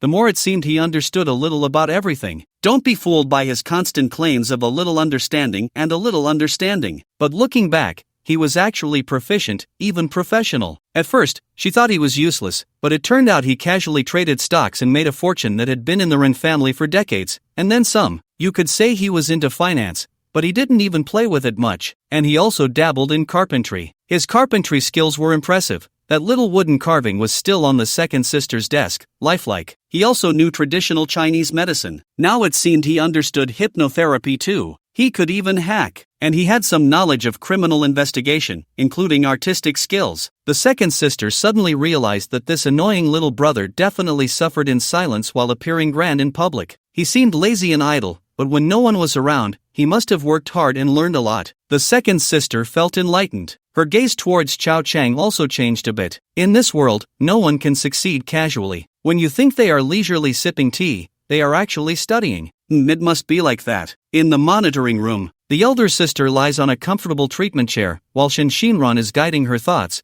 gradually drifting into sleep. The second sister speaks up. I think we should talk to Mom about this. We need someone to share the pressure on the eldest. It would be beneficial for the treatment. No need to make it so complicated. I can handle this illness myself. Chao Chang shakes his head. Of course. Chao Chang continues. We can indeed find a professional manager to help run the company. There's no need to do everything personally. Let's wait until after the treatment is done to tell Mom. At worst, I'll just acquire our company. The second sister asks, can you really cure her? Put away your doubts. Whatever I say, I can definitely achieve. You don't need to get involved in this matter. I'll talk to the elder sister later. Chao Cheng says, this kind of thing shouldn't be known by too many people, to avoid causing the elder sister any resistance, which wouldn't be good for the treatment. The second sister slowly nods. All right, I'll listen to you. Perhaps it was Chao Cheng's calm demeanor that gave the second sister some confidence. She finally breathed a sigh of relief. The reason she was anxious earlier was due to the unknown. She had no idea what had happened to the elder sister. Now that she knows, she feels less urgency. About half an hour later, the elder sister seems to have fallen into a deep sleep. When she wakes up, her face is glowing, looking very relaxed. It's about time. The elder sister prepares to leave. Chao Chang and the second sister leave first to avoid being noticed by the elder sister. Another half an hour passes. When the elder sister returns home, she sees Chao Chang and the second sister still in the living room watching TV,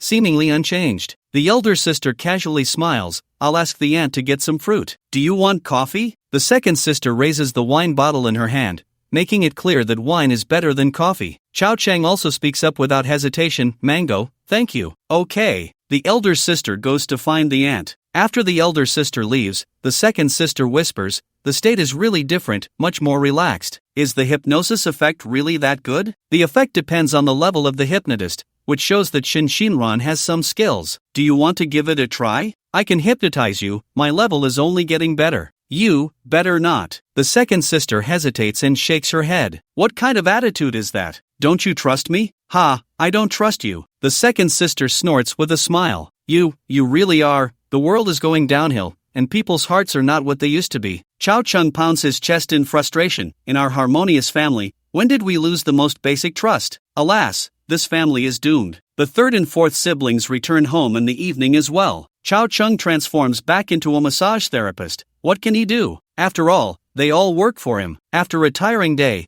both physically and mentally exhausted. When they return home, Chao Chang should do some things within his capability, right? Otherwise, his character would be too poor. He makes them a cup of tea, fragrant tea, lights an incense stick, dragon's blood incense. Plus, there's a pot of ginseng soup he just cooked. One sip, and all problems disappear. This night is destined to be a peaceful sleep, and the next day they will feel refreshed and continue working, charging ahead. Young people, they need to work more. People abroad work 2 jobs, how can we rest? Clearly, it's still not enough hustle. We need to learn from the lighthouse. Let's all get hustling. Fortunately, they aren't really tired. The company is already on the right track. Their responsibility is merely to steer and supervise. There aren't many places that truly require their hard work. Otherwise, wouldn't the manager hired by Chao Chung be a waste of money? Knock, knock, knock. 11 o'clock at night. Everyone had fallen into a deep sleep. The eldest sister was still working. The lights in the room were still on. A sudden knock on the door startled her. She opened the door to find Chao Chung leaning casually against the doorframe, a cigarette in hand that had yet to be lit. He raised an eyebrow, his expression a mix of amusement and mischief. The eldest sister was taken aback. What was he doing at this hour? Ding, negative emotions. What do you want? I went to the Wanxiang building today. One sentence brought her down. The eldest sister was sharp. She didn't need him to say more. She already knew what young Master Chao was implying. The Wanxiang building. Shin Shinran's studio was over there. But then she thought again. That kid was at home watching TV at that time, unless, were you following me? The eldest sister's expression darkened. The warmth and gentleness vanished. It was as if someone had uncovered the secret in her heart, and she was overwhelmed with uncontrollable anger. Chao Chang answered her question with another.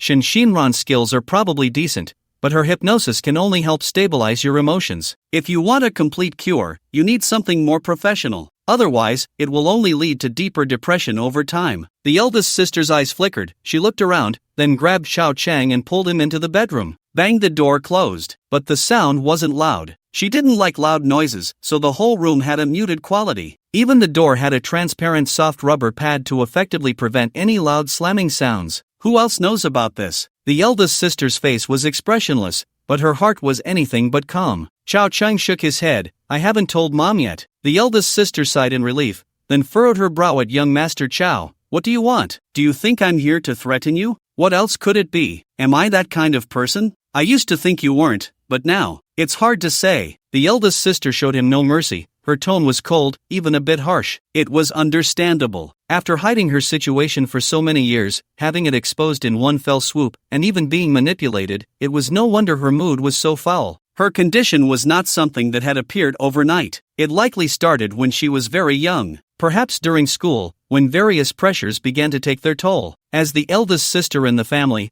her every action had to set an example. But back then, it was still in the early stages. Her own personality hadn't even solidified, let alone imitating Renma. It wasn't until she entered the company that the pressure gradually intensified, and her situation worsened. She probably didn't even dare to go to the hospital back then, nor could she. Later, Shin Shinran's appearance provided her with a small outlet for her emotions. Some things are like that. You can't tell your family, but you can tell outsiders. Therefore, faced with the eldest sister's sudden change in attitude and the outburst of negative emotions, Xiao Chang wouldn't be angry about being misunderstood. After all, he did intend to tease her a bit. It was normal for her to misinterpret it. Xiao Chang took a small medicine bottle out of his pocket. He handed it to the eldest sister. What is this? She frowned. A medication to treat all your problems. Xiao Chang smiled. I'm the kind of person destined for ups and downs, poor at midnight, rich by dawn. So during my ups and downs, I met someone really impressive who gave me this treasure, just this one. Don't say you're only mildly depressed. Even if you're severely depressed, one pill will do the trick. The eldest sister took the porcelain bottle with skepticism. It was no bigger than the palm of her hand, but the bottle felt cool to the touch, the material delicate. It was clearly a good item. As for what was inside, the medication? The eldest sister, Renchensi, pondered.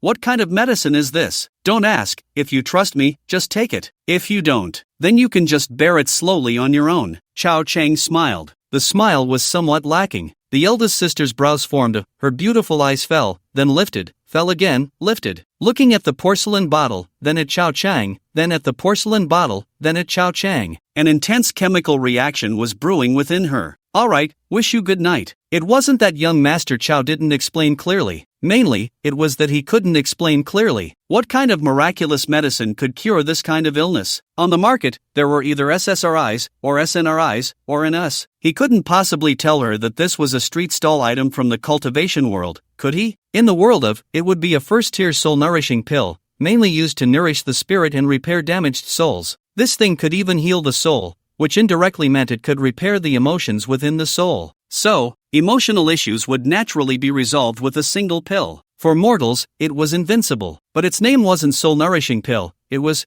Clear Heart and Transform Thought Pill. Efficacy: clears inner distractions, resolves emotions, purifies the heart and soul. Mainly used to resist the karmic demons during promotion. Once this pill was taken, no psychological illness would exist. It was pulled from a golden treasure chest. Young Master Chow had kept it in a corner, as he didn't practice cultivation, so it was of no use to him. Occasionally, he could just eat it like a candy. He still had a whole bunch of them. Young Master Chow left, leaving the eldest sister alone, dazed and lost in thought. Her mood was unsettled, mainly because this matter had been discovered. It couldn't be hidden anymore. And what about this pill in her hand? Although Old Five's mouth was unreliable, he truly had some things in his possession. She couldn't help but believe. Reflecting on the long time they had known each other, the eldest sister leaned more towards trusting him. Her earlier bad attitude was merely a stress response. She wasn't heartless. Old Five had helped the family a lot. If it weren't for him, the family wouldn't have fared well these past 2 years. Therefore, the eldest sister didn't quite believe Old Five would harm her. After calming down, the eldest sister focused her attention on the porcelain bottle. This bottle was exquisite. Upon closer inspection, it wasn't porcelain, it should be a type of jade? A jade bottle. A white jade porcelain bottle. Forget it. No matter what it was, it should be a good thing. The eldest sister was also someone who knew the value of things. With a pop, she opened the bottle cap,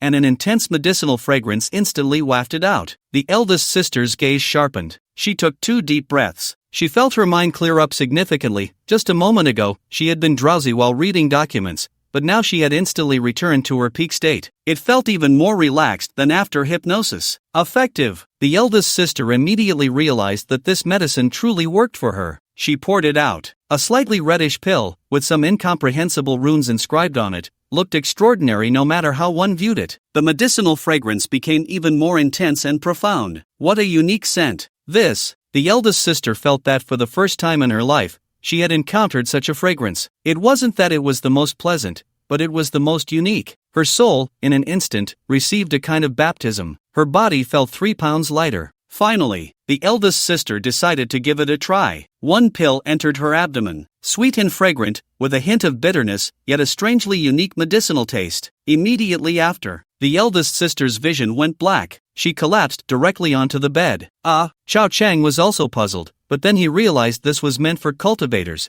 and the eldest sister's body was already depleted. Taking this pill was indeed for healing the soul, but her soul couldn't withstand it. So, it naturally triggered a protective mechanism, plunging her into a deep sleep. In that sleep, it helped her to repair. Xiao Chang hadn't gone far, so he was aware of what had happened. He then slipped in through the window. He took her pulse slightly. Confirming there was no problem, he felt relieved. Looking at the sleeping elder sister, Xiao Chang let out a strange laugh. Of course, he did nothing. His character wasn't that poor, so where was the sneaking around? Moreover, their relationship hadn't reached that level yet. If it were the second sister, or the third or fourth, then Xiao Chang would definitely want to take advantage of it. But the elder sister was different. He didn't even touch her, he just checked her pulse slightly, confirmed there was no problem, and then left. After all, she had a carpet on her side, and the room had central air conditioning. She wasn't cold or hot, and a night's sleep wouldn't give her a cold. A night without conversation. Until the next day. Normally, the elder sister would have woken up late.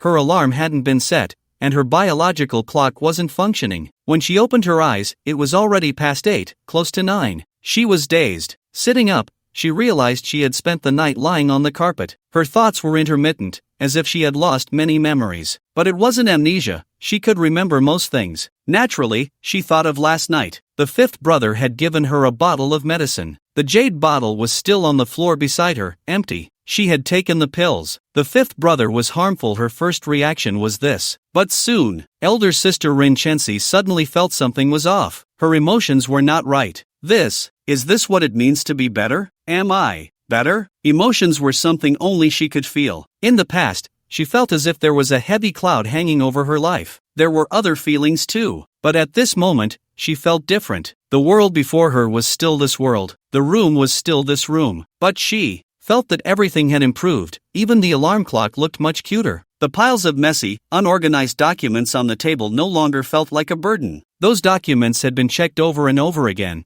at least 5 times. There was no need to keep looking at them. She didn't even know why she always had to check repeatedly, fearing mistakes. What exactly is this medicine given by the 5th brother? When the elder sister was sick, she appeared fine on the outside, but inside, she would occasionally feel sadness. A sudden kind of sadness. A deep-seated feeling of decay that couldn't dissipate. But she would pretend. Yet no matter how much she pretended, when she was alone, this emotion was hard to suppress. At the same time, she had lost all her interests and hobbies. She used to love painting, sports, playing badminton, and jumping rope as a child. But as she grew up, these hobbies no longer sparked any interest in her. She felt like a soulless shell. The elder sister was just a remnant of a shell, awaiting glorious days. This was just in terms of emotions. There were also issues with her cognition. The most direct manifestation was self-denial. She had done many things well, but she often fell into a negative judgment of herself. For example, with some documents, perhaps out of fear of making mistakes, afraid she hadn't handled them well, she would go back and forth, checking and verifying repeatedly. There was also a kind of cognitive negativity. She felt there was no hope left in her life. In the past, when her mother praised her, she could feel a bit of happiness. But as she grew older, her mother's compliments became fewer and fewer. As for now, the elder sister thought to herself that her mother should quickly have a younger brother, so she could be completely liberated, and everything in the future would be returned to her mother. This was an extremely pessimistic expectation. She didn't even feel she could live for long. Additionally, in terms of her body, she often felt fatigued, that kind of leaden fatigue. Sometimes, she hadn't done anything at all, yet she felt tired. It was like a chronic fatigue syndrome. She didn't want to move, but there was no way to avoid moving. She could only drag her remaining shell forward with effort. Including sleep and eating, everything was chaotic and devoid of desire. Living just for the sake of living. Sometimes she thought, it's really meaningless, just die. However, now, she was healed. She keenly felt that this world seemed to have transformed from gray to colorful, from heavy to light. Her thoughts felt lighter. Her body felt lighter. She was well. Everything she saw with her eyes had come alive. She was interested. In an instant, she was overwhelmed with joy and tears. Usually, when she was alone, she would occasionally feel inexplicably sad and cry. But today, these tears were filled with joy. She took a shower. She had always liked taking baths. Well, not exactly liked, but she had heard that water had healing powers. She didn't know if it was a matter of perception. In any case, every time she took a shower or a bath, her emotions would calm down a bit. Over time, she had to take a shower or a bath every day. And today, it felt different. Perhaps it was because there were more things that interested her. She found that bathing was simply comfortable, without any sense of calm or relaxation. Inside, she was always very excited, very joyful, in a way that was uncontrollable. It wasn't until 10 in the morning that she finished her shower and changed her clothes to go downstairs. This should be the first time in many years that she had gotten up so late. Today was destined to be a late start. The aunts were all quite surprised. To see the young lady at home in the morning was truly a rare sight. The house was empty. The second sister, third sister, and fourth brother had all gone out, except for the fifth young master, who was still in bed. Young lady, would you like coffee or soy milk, tofu pudding, and some fried dough sticks?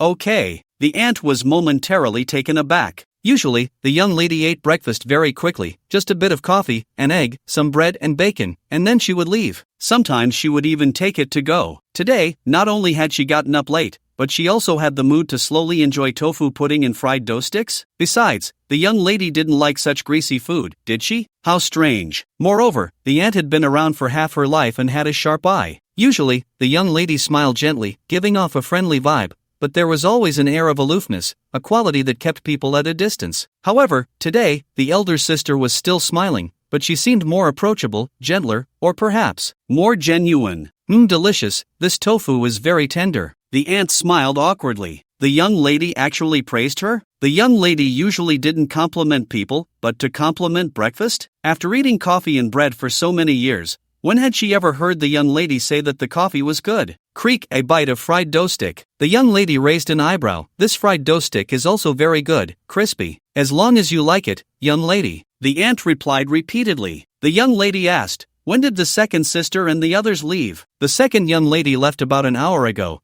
and the third and fourth young ladies just left. The aunt answered. The young lady nodded. What about the fifth? The fifth young master. At this hour, he must still be sleeping. He usually gets up around 10:30, sometimes even 11. The aunt continued. The young lady shook her head and smiled. He's the laziest. The words were a complaint, but there was an unspoken indulgence in the context. Was it indulgence? He. The aunt responded with the most sincere smile. She couldn't follow up on that. The young lady waved her hand. All right, you don't need to worry about me. Just help me get some pan-fried buns. I'm feeling good today. Okay, young lady. The aunt was even more confused. What was going on? Eating so many carbs and fats this early? The young lady had changed. The aunt didn't dare to ask or say anything. At 10:30, the young lady finally finished her breakfast slowly. She felt a bit full. This was the first time she had eaten so much in the morning, and taken so long. In the past, she would almost just casually eat a few bites and leave, always in a hurry. Have you ever seen the young lady sitting at the dining table, slowly eating for half an hour? Don't even mention breakfast. Even during a grand dinner, when Aunt Rin has prepared the meal,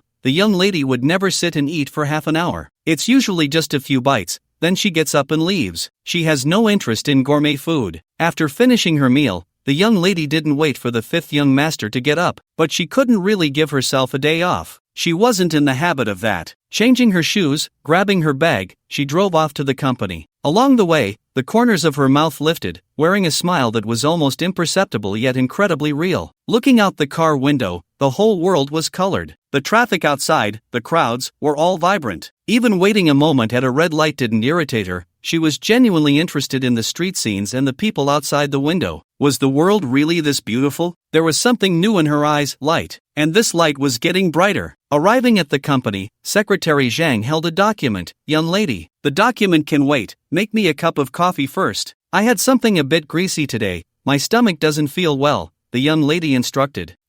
Okay. Secretary Zhang was momentarily taken aback. What was going on with the young lady? Feeling unwell from greasy food? How could that be? Plus, she was coming to the company so late, a rare occurrence. Just a moment ago, Secretary Zhang had thought about calling, but held back, thinking she would call if the young lady didn't show up by noon. With a belly full of questions, she made the young lady a cup of coffee. Soon, Secretary Zhang, being a perceptive woman, noticed the young lady's difference. Compared to usual, the young lady seemed to have a peculiar aura, one that was more approachable than before. The same smile felt completely different. It was like the difference between a silly smile and a smile after falling in love. There was a clear distinction. On the other side, the fifth young master woke up from his several million square kilometers big bed. Another beautiful day. Living here truly makes one forget their hometown. As the saying goes, a gentle place is a hero's grave. It had been years since he returned home, and in the blink of an eye, Aunt Wang's son was already in college. Clearly, he hadn't done well in the exams this year either,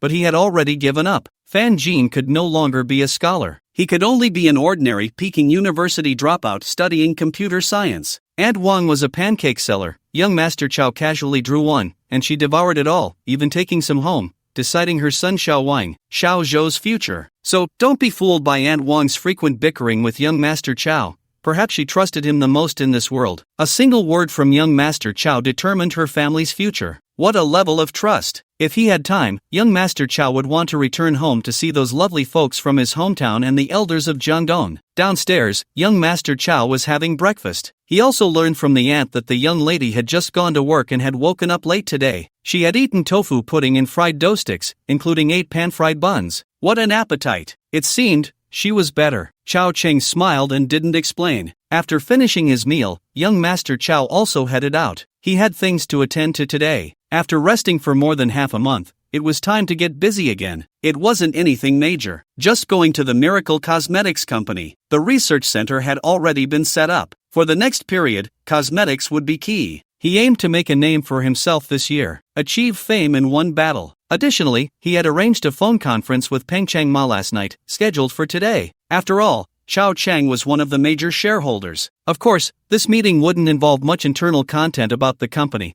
Chao Cheng was just an investor and wouldn't interfere. So this call was mainly about the game. Young Master Chow had recently established a gaming company, acquiring several studios and integrating them together. Through the miraculous capital of his third sister, he acquired various game copyrights, both domestic and international. Some were quite niche but had the potential to be profitable in the future. Others were signed for agency representation, and if that wasn't possible, they resorted to copying, following in others' footsteps and leaving them with no way out. This tactic left Peng Changma bewildered. So, the content of this meeting was actually that the geese discovered that they originally wanted to acquire some games from the sticks. However, everything that could be acquired had already been taken by young Master Chow. Everything that could be represented had also been signed. They were left with only some trash games. After going around in circles, they found young Master Chow. After all, he was one of the major shareholders of the geese, with a natural foundation for cooperation. As for this, young Master Chow didn't hesitate. He agreed to various game collaborations, and the Miracle Game Studio connected with the Goose Game department. A new chapter began. The first game launched by the Miracle Studio was definitely a farm game. Miracle Farm. Using the Goose platform, it could be quickly promoted nationwide. Who would have thought that one could grow vegetables in the ball space? Next, it would be the era of stealing vegetables. The cooperation was achieved quite easily. Miracle Studio offered a lot of benefits, and as a new game merchant collaborating with the geese,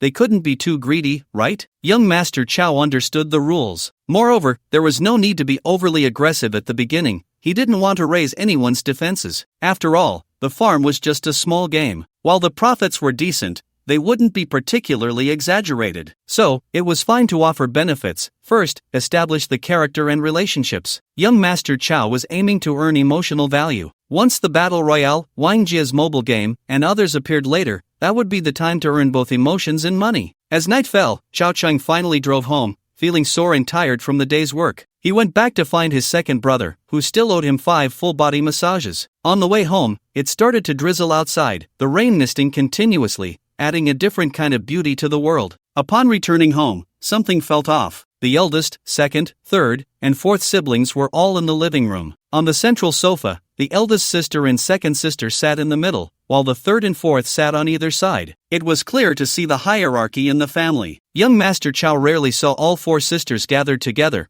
This scene only occurred during holidays in the past. There was something wrong with the atmosphere. The rain kept falling outside, and the mood inside was not harmonious. Under the same roof, young Master Chow gradually felt a change in his heart. It was truly incredible. As soon as Chow Chang entered, the 4 of them, 8 eyes, all turned to look at him in unison. Young Master Chow slapped his forehead, looking frustrated. "Oh no, I forgot to grab something." After saying that, he didn't even have time to change his shoes and turn to leave. The girls inside were stunned, but the fourth sister was quite cunning. As soon as young Master Chow turned around, she quickly stepped forward and grabbed him. Chow Chang was startled. "Let go, don't pull me, you're making me elbow. I forgot something embarrassing. I need to go out to grab something embarrassing, come back." The fourth sister pulled him back in and shut the door behind him. Chow Chang looked at everyone and forced a laugh. "Oh, you're all here, just chat.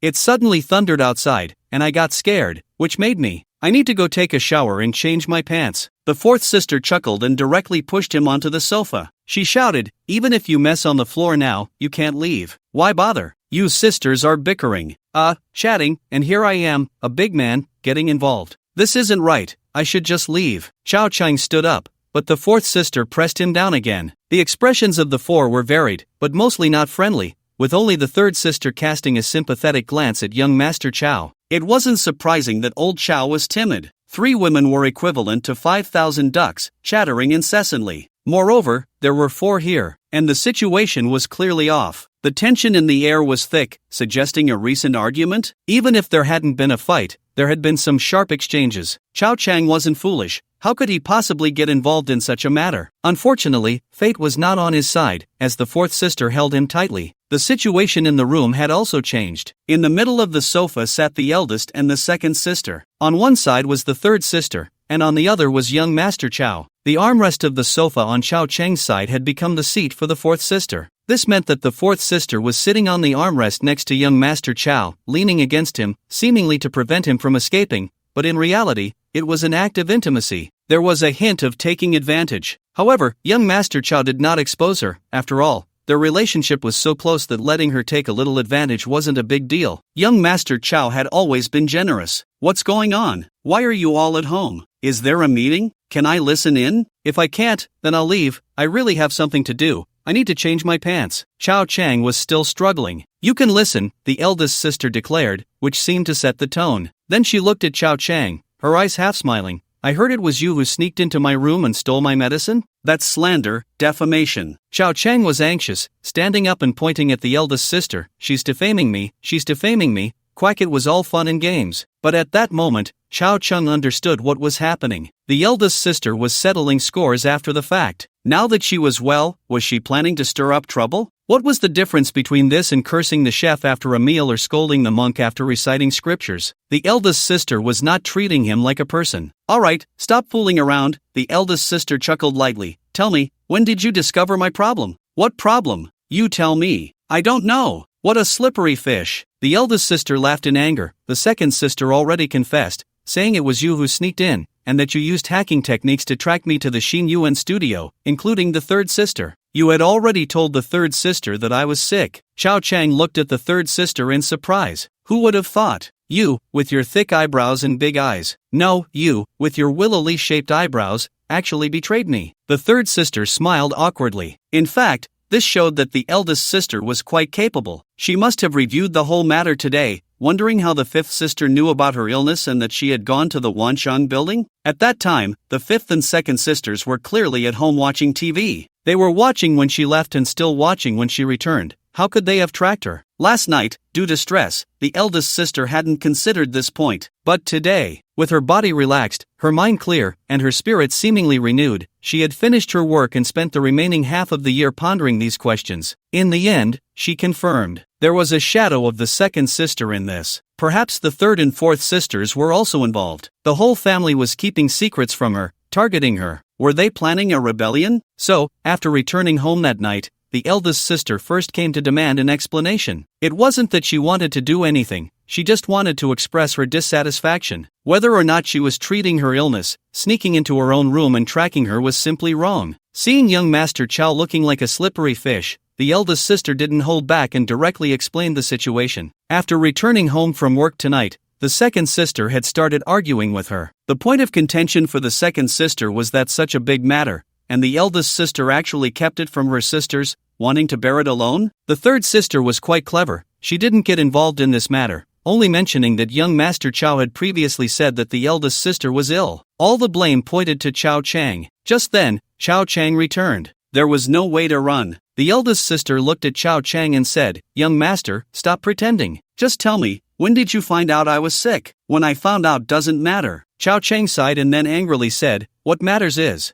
I need to have a serious talk with you about this, eldest." The eldest was speechless. The other sisters, who somewhat understood young Master Chow, knew he was about to stir things up. Sure enough, Chow Chang took the initiative and shouted in frustration, putting the facts aside, "Are you really not at fault? Don't glare at me first. I did mention it to the third sister and the second sister, that's true. The second sister did steal the medicine, but I think she was right to do so, and she spoke the truth. You hiding this from everyone is your problem. Who do you think you are? Can you handle everything in this family? Do you think we're all dead?" The eldest, Chow Chung continued, "So, I can't help but ask, do you consider us family?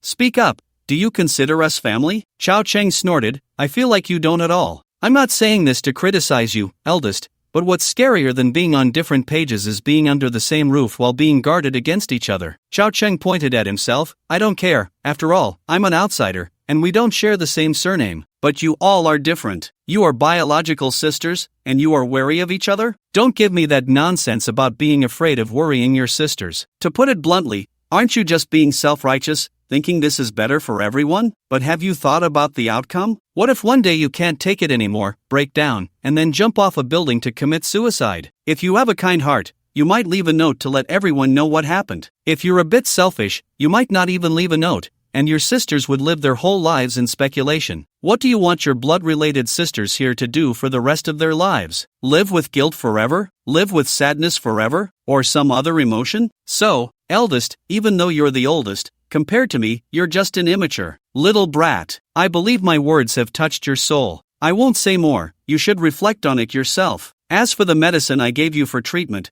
there's no need for thanks. I treated you as family, but unfortunately, you don't see us as family. Sigh. It's disheartening. Chow Chang stood up, leaving behind a dejected figure. He quickly slipped away, disappearing upstairs. In the living room, the four sisters fell silent. Although this guy was quite outrageous, some of what he said made sense. The second sister seized the opportunity and looked at the eldest. "Think it over. I also think this time it's your fault." After saying that, the second sister left. The third and fourth sisters, although they didn't dare directly point out the eldest's mistakes, exchanged glances and then got up to follow the second sister out. In the large living room, only the eldest sister remained. The eldest sister was bewildered by this barrage of criticism. Was there any truth to it? Naturally, there was, but not entirely. First of all, the situation at home didn't allow the eldest sister to be completely open. 1. The pressure on their mother was great. As a dutiful daughter, how could she let her mother worry? 2. The three younger sisters each had their own dreams and careers. Only the third sister was somewhat better, able to help the eldest with some tasks.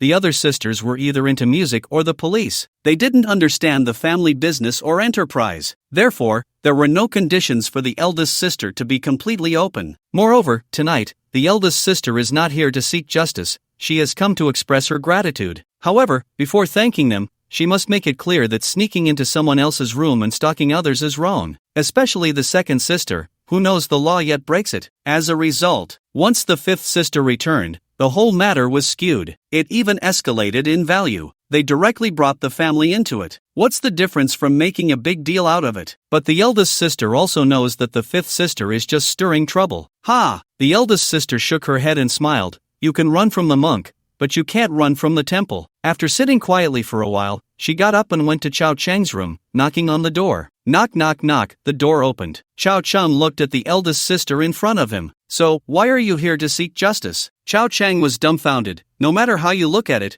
whether the second sister stole your medicine or forced me to follow you, at least the final outcome is good. If you don't want to thank me, that's fine. But there's no need to keep bringing this up, right? The eldest sister was speechless. You think I'm here to seek justice from you? Otherwise? The eldest sister smiled bitterly. Do you think I'm that ungrateful? Can't tell right from wrong? I used to think you weren't, but now, hard to say. Chao Chang nodded. Wait a minute. Why does that sound so familiar? The eldest sister recalled for a moment and instantly remembered last night. This was her conversation with Chao Chang. Only tonight, the roles had reversed. Did he take my lines? That's my line. Whoever says it first owns it. The eldest sister laughed, pointing at Chao Chang. You little rascal. Chao Chang chuckled as well. Speaking of which, they had known each other for several years, living under the same roof. Even if their relationship was somewhat distant, they still understood each other. The eldest sister's tone suddenly became sincere. Anyway, thank you for this matter. This sincerity and gratitude overflowed. There was a light in her eyes at that moment. Just thanking me with words? The eldest sister smiled gently. So what do you want? How about a few massages? I wouldn't mind dozens, of course, the kind that are serious and not just a couple of pats and then you run away. Chao Chang knew the eldest sister was quite crafty and liked to exploit loopholes in conversations. The last 10 bets didn't even compare to the second sister's casual massage. All right. The eldest sister laughed softly and agreed directly. Chao Chang was taken aback. You agreed so quickly? Did I say too little? How about 100 times? That's just asking for more. The eldest sister huffed lightly and gave him a pat. Chao Chang smiled and didn't say more. The eldest sister turned. I'll go change my clothes first, and then I'll come find you later. Actually, this outfit is fine. Chao Chang looked at her still-worn professional attire, which seemed more like a uniform temptation. This outfit is too constricting, just wait. The eldest sister knew what he meant. She rolled her eyes and walked away, swaying her hips. That night, young Master Chao enjoyed himself. Perhaps the eldest sister had recovered, and the time in the evening increased. She wouldn't be going over documents repeatedly anymore. So, this round of massage techniques, though unprofessional, was very vigorous. 45 minutes, a full hour. The eldest sister was drenched in fragrant sweat from her own efforts. Every drop of sweat represented her gratitude towards the fifth sister. Perhaps some words of gratitude were hard to express, saying them would seem pretentious, so she could only work harder. And from that day on, the eldest sister's schedule changed, as if she had been reborn. In the blink of an eye, 2 days passed. This matter could no longer be hidden. Mother Rain also didn't know from which channel she learned about it. After hearing the news, they, who were originally traveling, rushed back overnight. They caught the eldest sister and gave her a good scolding. Just as second sister and young Master Chao said, everyone can have their own little secrets and privacy, which is understandable since we are all adults. But to hide such a big matter from the whole family, that's really unacceptable. What if something happens? How will you let mom and your several younger sisters live the rest of their lives? The eldest sister didn't dare to retort and kept apologizing humbly. In the end, after repeated confirmations from Momren, she accepted the fact that the eldest had already recovered and knew that this was the work of the fifth brother. Traditional Chinese medicine emphasizes observation, listening, inquiry, and pulse-taking. With just a glance, the fifth brother knew there was a problem with the eldest. Fortunately, the fifth brother had this ability. Otherwise, if it had gotten serious, it would have been too late, and a tragedy could have occurred. Naturally, Momren was very affectionate towards the fifth brother, not hiding her fondness and gratitude towards young Master Chao, her eyes sparkling with admiration. Then, Momren pulled young Master Chao to the backyard. She said, "Son, tell me the truth, is your eldest sister really okay?" Chao Chang shook his head with a smile. "Don't worry, Mom, I'm here. Traditional Chinese medicine can help her recover slowly." That's good. Momren sighed in relief. After these years of contact, she trusted the fifth brother's words. Then, Momren felt a bit shy and said softly, "Son, can you take a look at me too?" Chao Chang raised an eyebrow and asked directly, "About having children?" Momren's face flushed, seeming a bit embarrassed, mainly because I'm getting older. Although I've been exercising recently, during my last checkup, the doctor still advised against me and your dad having more children, but I want to. Understanding. Wanting a child of her own. Or rather, wanting a child that belongs to her and her first love. After waiting for 20 years, just one child would make everything complete. Momren continued, if I wait a few more years, there might really be no chance. Chao Chang wanted to tell her that there would be many opportunities in the future. Don't say you're 40. In another 30 years, when you're 70, there will still be chances. Future medical technology will exceed your imagination. Even if you stop menstruating, it can be reversed in no time. Just look at protein folding. Foreign countries handle the PPT. Domestic ones make it happen. Everyone will have a long enough lifespan in the future. But these words couldn't be said.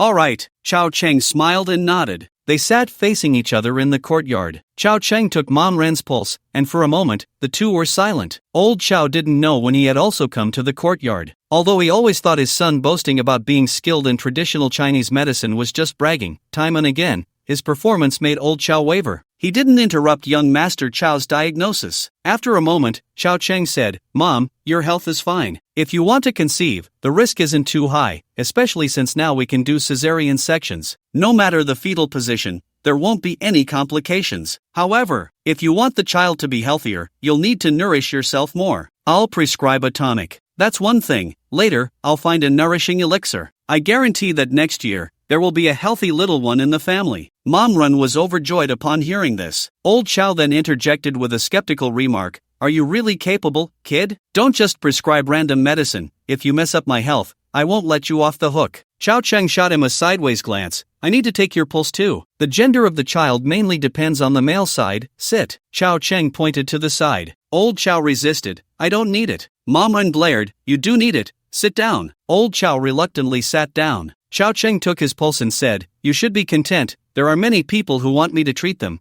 but I only have the time to look at family. For outsiders, even if they pay, it won't matter. It depends on my mood. Old Chao curled his lip. This kid is so arrogant. You're so fat, and you're even out of breath. Aunt Rin was watching from the side, and Old Chao didn't dare to refute anything, obediently allowing young Master Chao to take his pulse. After a long while, Chao Cheng frowned. Tisk? Old Chao's expression changed. What are you tsking about? Tisk tsk tisk. Chao Cheng took a deep breath. Old Chao's face changed. Aunt Rin was anxious. Son, what's going on? How should I put it? Chao Cheng frowned and said solemnly, It might be due to age. The vitality is probably not strong enough. The issue of pregnancy is a problem for both parties. It can't all rely on your mother alone. Old Chao needs to put in some effort too. Aunt Ren asked, Does he need medication? No need for medication. After all, medicine has its side effects. For the child's health, it's best to strengthen things physically. Moreover, Old Chao simply lacks vitality. He just needs to exercise more. How about this? I'll prescribe a fitness plan. Young Master Chao pondered for a moment and came up with a perfect regimen. Young Master Chao said, Starting today, Old Chao should do 1,000 push-ups, 1,000 sit-ups, and 1,000 squats every day. Then do an armed cross-country run, running 21 kilometers with a load, starting with a half marathon. Also, do an armed swim, which means swimming with weights. Can't forget the triathlon either. In the evening, jump rope for an hour and do jumping jacks for half an hour. Eat less oil and salt during meals, and try to only eat chicken breast or beef, along with broccoli. Not to mention Old Chao, even Aunt Rin could tell this kid was getting back at him. Old Chao's face darkened.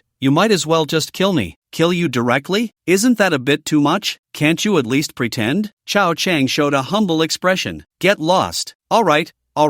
Aunt Rin, being biased, spoke up. This is indeed a bit too much. Let's cut it in half. Old Chao was shocked. Cutting it in half would still kill me. Where are you coming from? After bargaining for a long time, they finally settled on a fitness plan for Old Chao. It was still quite scientific. Train legs once a week, back once, chest twice, 1 day of cardio, and rest for 2 days. Pay attention to the dietary structure. They could hire a dedicated nutritionist to come to the house. Although they reduced young Master Chao's original fitness plan by 99%, he was still satisfied. This family doesn't support idlers. Everyone should get busy. Who has time to let Old Chao go on vacation? Why should he go on vacation? Young Master Chao hasn't even traveled. Thinking too much. Get fit. And so, the matter was settled satisfactorily, and everyone was happy, except for Old Chao. In the blink of an eye, it was early November. November 3rd, the 1000th day of young Master Chao's rich second-generation life. Comfortable. He opened his eyes and looked at the ceiling, reflecting on himself. Unknowingly, he had been in Shanghai for 1,000 days. Ever since he gained the ability to remember everything,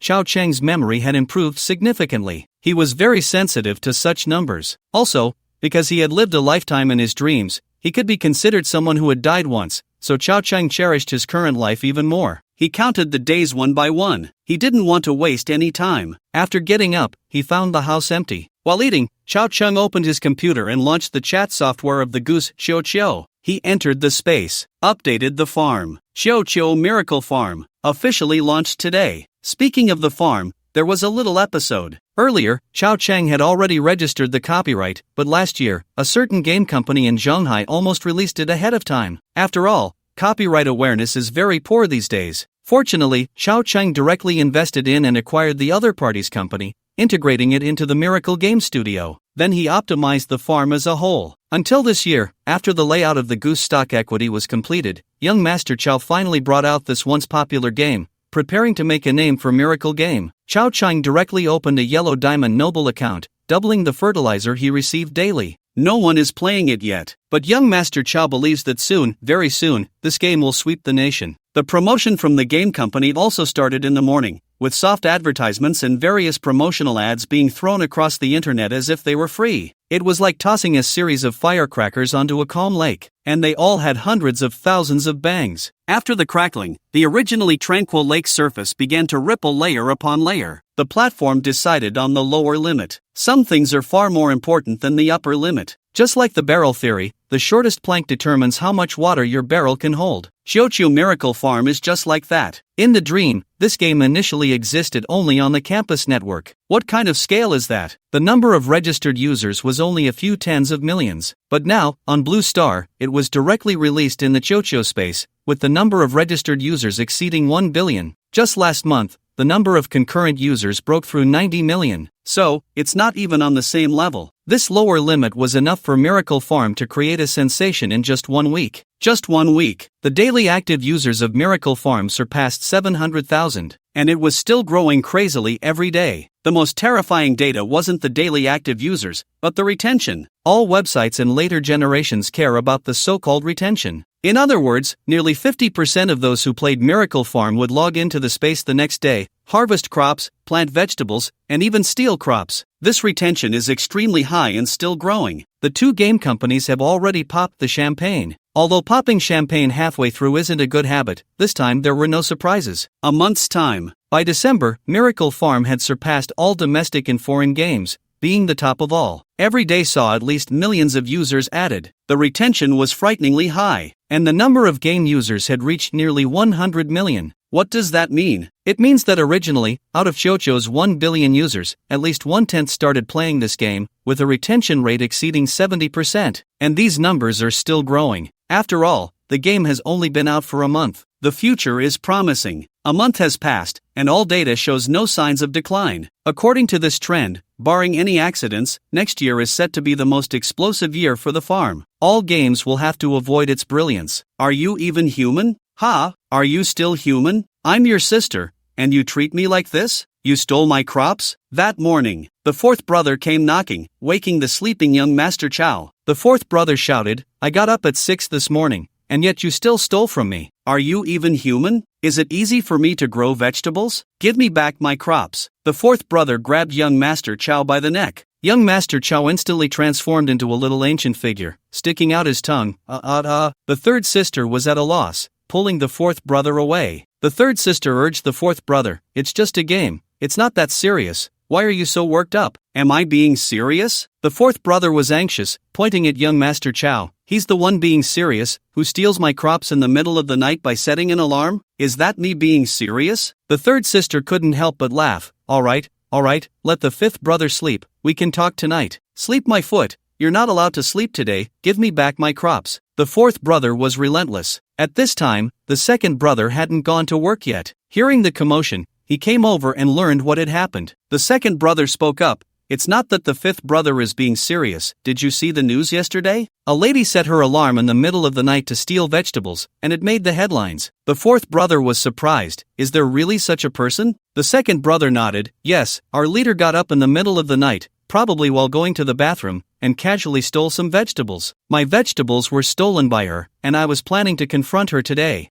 Stealing is against the law, she knows the law but broke it. The second sister's words left the three of them in silence. It turned out the second brother was being serious. Such incidents at home are not isolated, as they happen everywhere. This game has formed a kind of social ideology. A cultural phenomenon has also emerged. Especially the term stealing vegetables became extremely popular. It has seemingly become a common greeting in many people's lives, changing from "have you eaten" to "have you collected" or "have you stolen." Some topics have started to revolve around the farm. The number of yellow diamond nobles is increasing daily. They haven't actually made much money yet, and the dividends haven't even started. But the emotional value of young Master Chow has been skyrocketing daily. Just like earlier, the fourth brother tossed out at least half a golden treasure chest, all because some vegetables were stolen. This thing is likely to keep young Master Chow from lacking emotional value for the next year. It earns much more than the voice and lasts longer. No wonder young Master Chow is into games. Everything is for the emotions. This rural situation has given young Master Chow unparalleled motivation to continue developing the next project,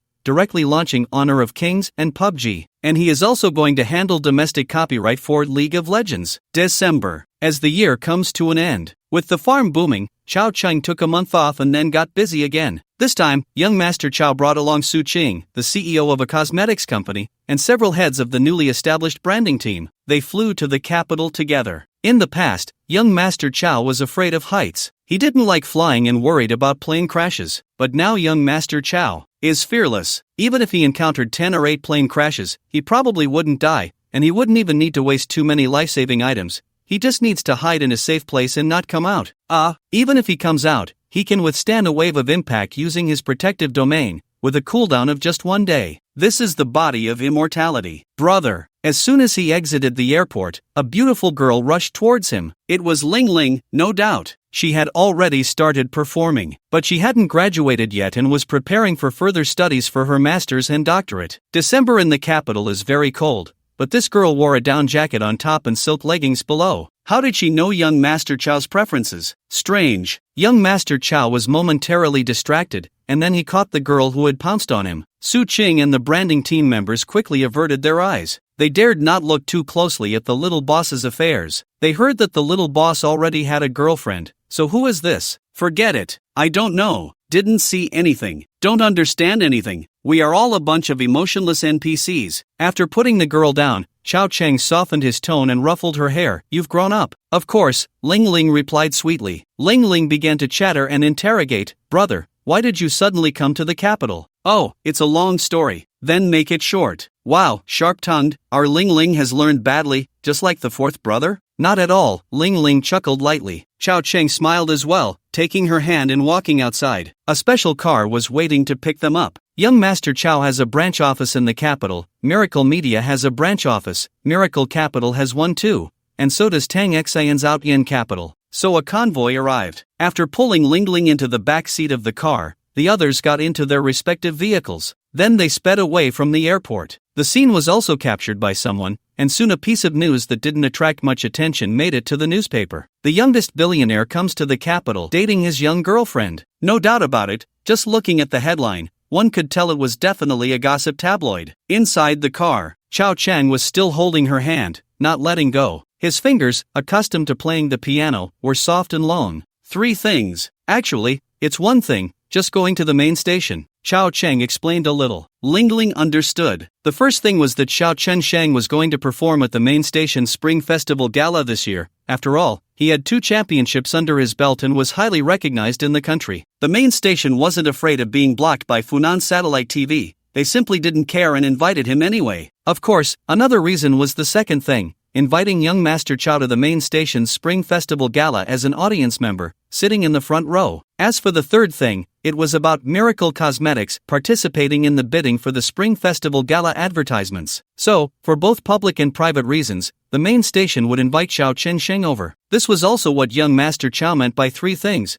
which were actually just one thing, going to the main station. But after hearing this, Ling Ling pouted. People thought you came specifically to see them. Who was Chao Cheng? How could he be swayed by such a spoiled remark? Chao Cheng pinched her soft little face. The 3 things I mentioned are matters, they're troubles, but coming to see you is my true intention. It can't be counted as a matter. So, I came to the capital mainly to see you, and by the way, to do 3 things. A healing statement. Ling Ling's eyes lit up with joy. Brother, you're so nice. Of course. That night, the 4th brother called. His tone was a bit sharp. Not bad, my young master, off to the capital to date your girlfriend? What are you talking about? Chao Chang was surprised. The 4th brother managed an entertainment company, and he couldn't miss such news. Although he knew Ling Ling and young master Chao's relationship wasn't like that, it didn't stop him from teasing Chao Chang a bit. Damn! After hearing the 4th brother's words, Chao Chang understood. In a fit of anger, young master Chao said, sue them, take them to bankruptcy. Now that we've entered the entertainment industry, we have to have a bit of the entertainment industry's flair, suing at the drop of a hat. This is great. Young Master Chao wasn't joking. He was really ready to sue them. Was he serious? Not really. It was more about having money with nowhere to spend it. He specifically sought out a few slick lawyers, spending some money to have them do nothing but keep an eye on those slanderers. Once any rumors about young Master Chao surfaced, he would have the lawyers hound them, suing them to death, not letting them have a single peaceful day. Young Master Chao wasn't afraid of rumors, he had a golden shield. Mere rumors had no negative impact on him at all. At most, some envious netizens would curse him, and that was it. But Chao Chang still wanted to sue those slanderers. Negative emotions? Why not take advantage of them? In the following days, young Master Chao visited many places, even going to Ling Ling's school. Wearing masks, the two walked shoulder to shoulder, hand in hand, looking just like a young couple. Later, they also went to the Forbidden City to see what the Central Axis was all about. As for the Great Wall, they didn't go there. It was just too damn cold. However, the strange thing was, if an old couple braved the freezing weather,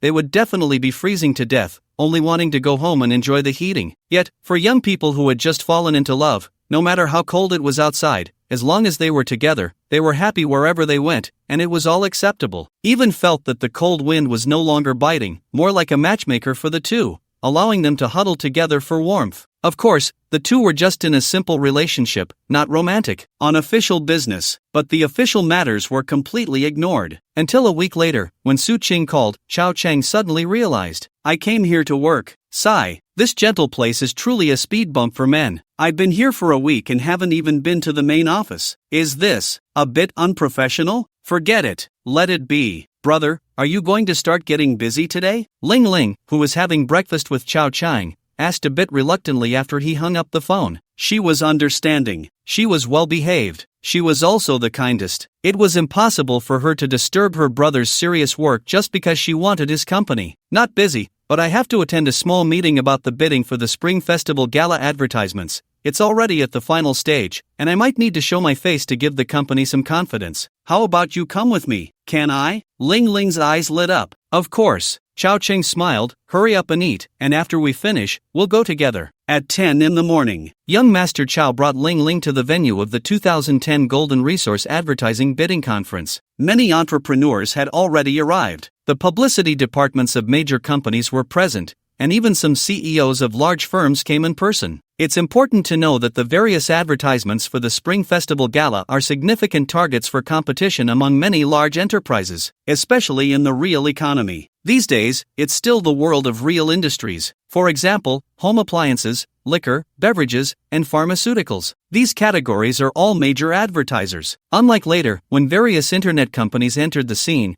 casually taking a big sponsorship and giving out billions in red envelopes to the people nationwide. As Chao Cheng entered the room, many people present turned their gazes towards him, some surprised, some curious, some puzzled. It seemed many did not understand what Chao Cheng was doing here. Everyone knew him, and precisely because they knew him, they all understood that young Master Chao seemed to only have companies in finance and entertainment. Do these two types of companies need promotion? Probably not. You can make a lot of advertising money just by running a The Voice and promote your own business. Do you need to come to the main office? Just idle? Everyone was puzzled, but soon they all reacted, smiling and starting to greet each other, the atmosphere becoming harmonious. After all, everyone had a basis for cooperation. They all wanted to sponsor the next season of The Voice. It wouldn't do to let the Vaha group take all the benefits. So, soon a group of people was chatting happily. Ling Ling, holding on to Chao Chang, also handled it gracefully, resembling the hostess beside a successful man. More and more people arrived on site. It felt like a large gathering. Soon, this vast venue was filled with people. The liquor companies were on the left. The home appliance companies were on the right. The pharmaceutical companies were in the middle. The food and beverage companies were in the back row. Of course, this was not about seniority. It was just that everyone was clustering according to their respective industries. So when it came to Chao Cheng's side, there were not so many formalities, and no cosmetics companies participated. It made young Master Chao's group appear rather isolated. After a while, the main office staff arrived. Another round of mutual greetings and small talk delayed the meeting for 20 minutes before getting to the main topic. Various categories of advertisements appeared on the big screen. New Year greeting ads, sponsorship ads, prize ads, scene placement ads, prop placement ads, dialogue placement ads, background board ads, etc. Many programs had already been rehearsed and confirmed. So, if a company secures product placement for this advertisement,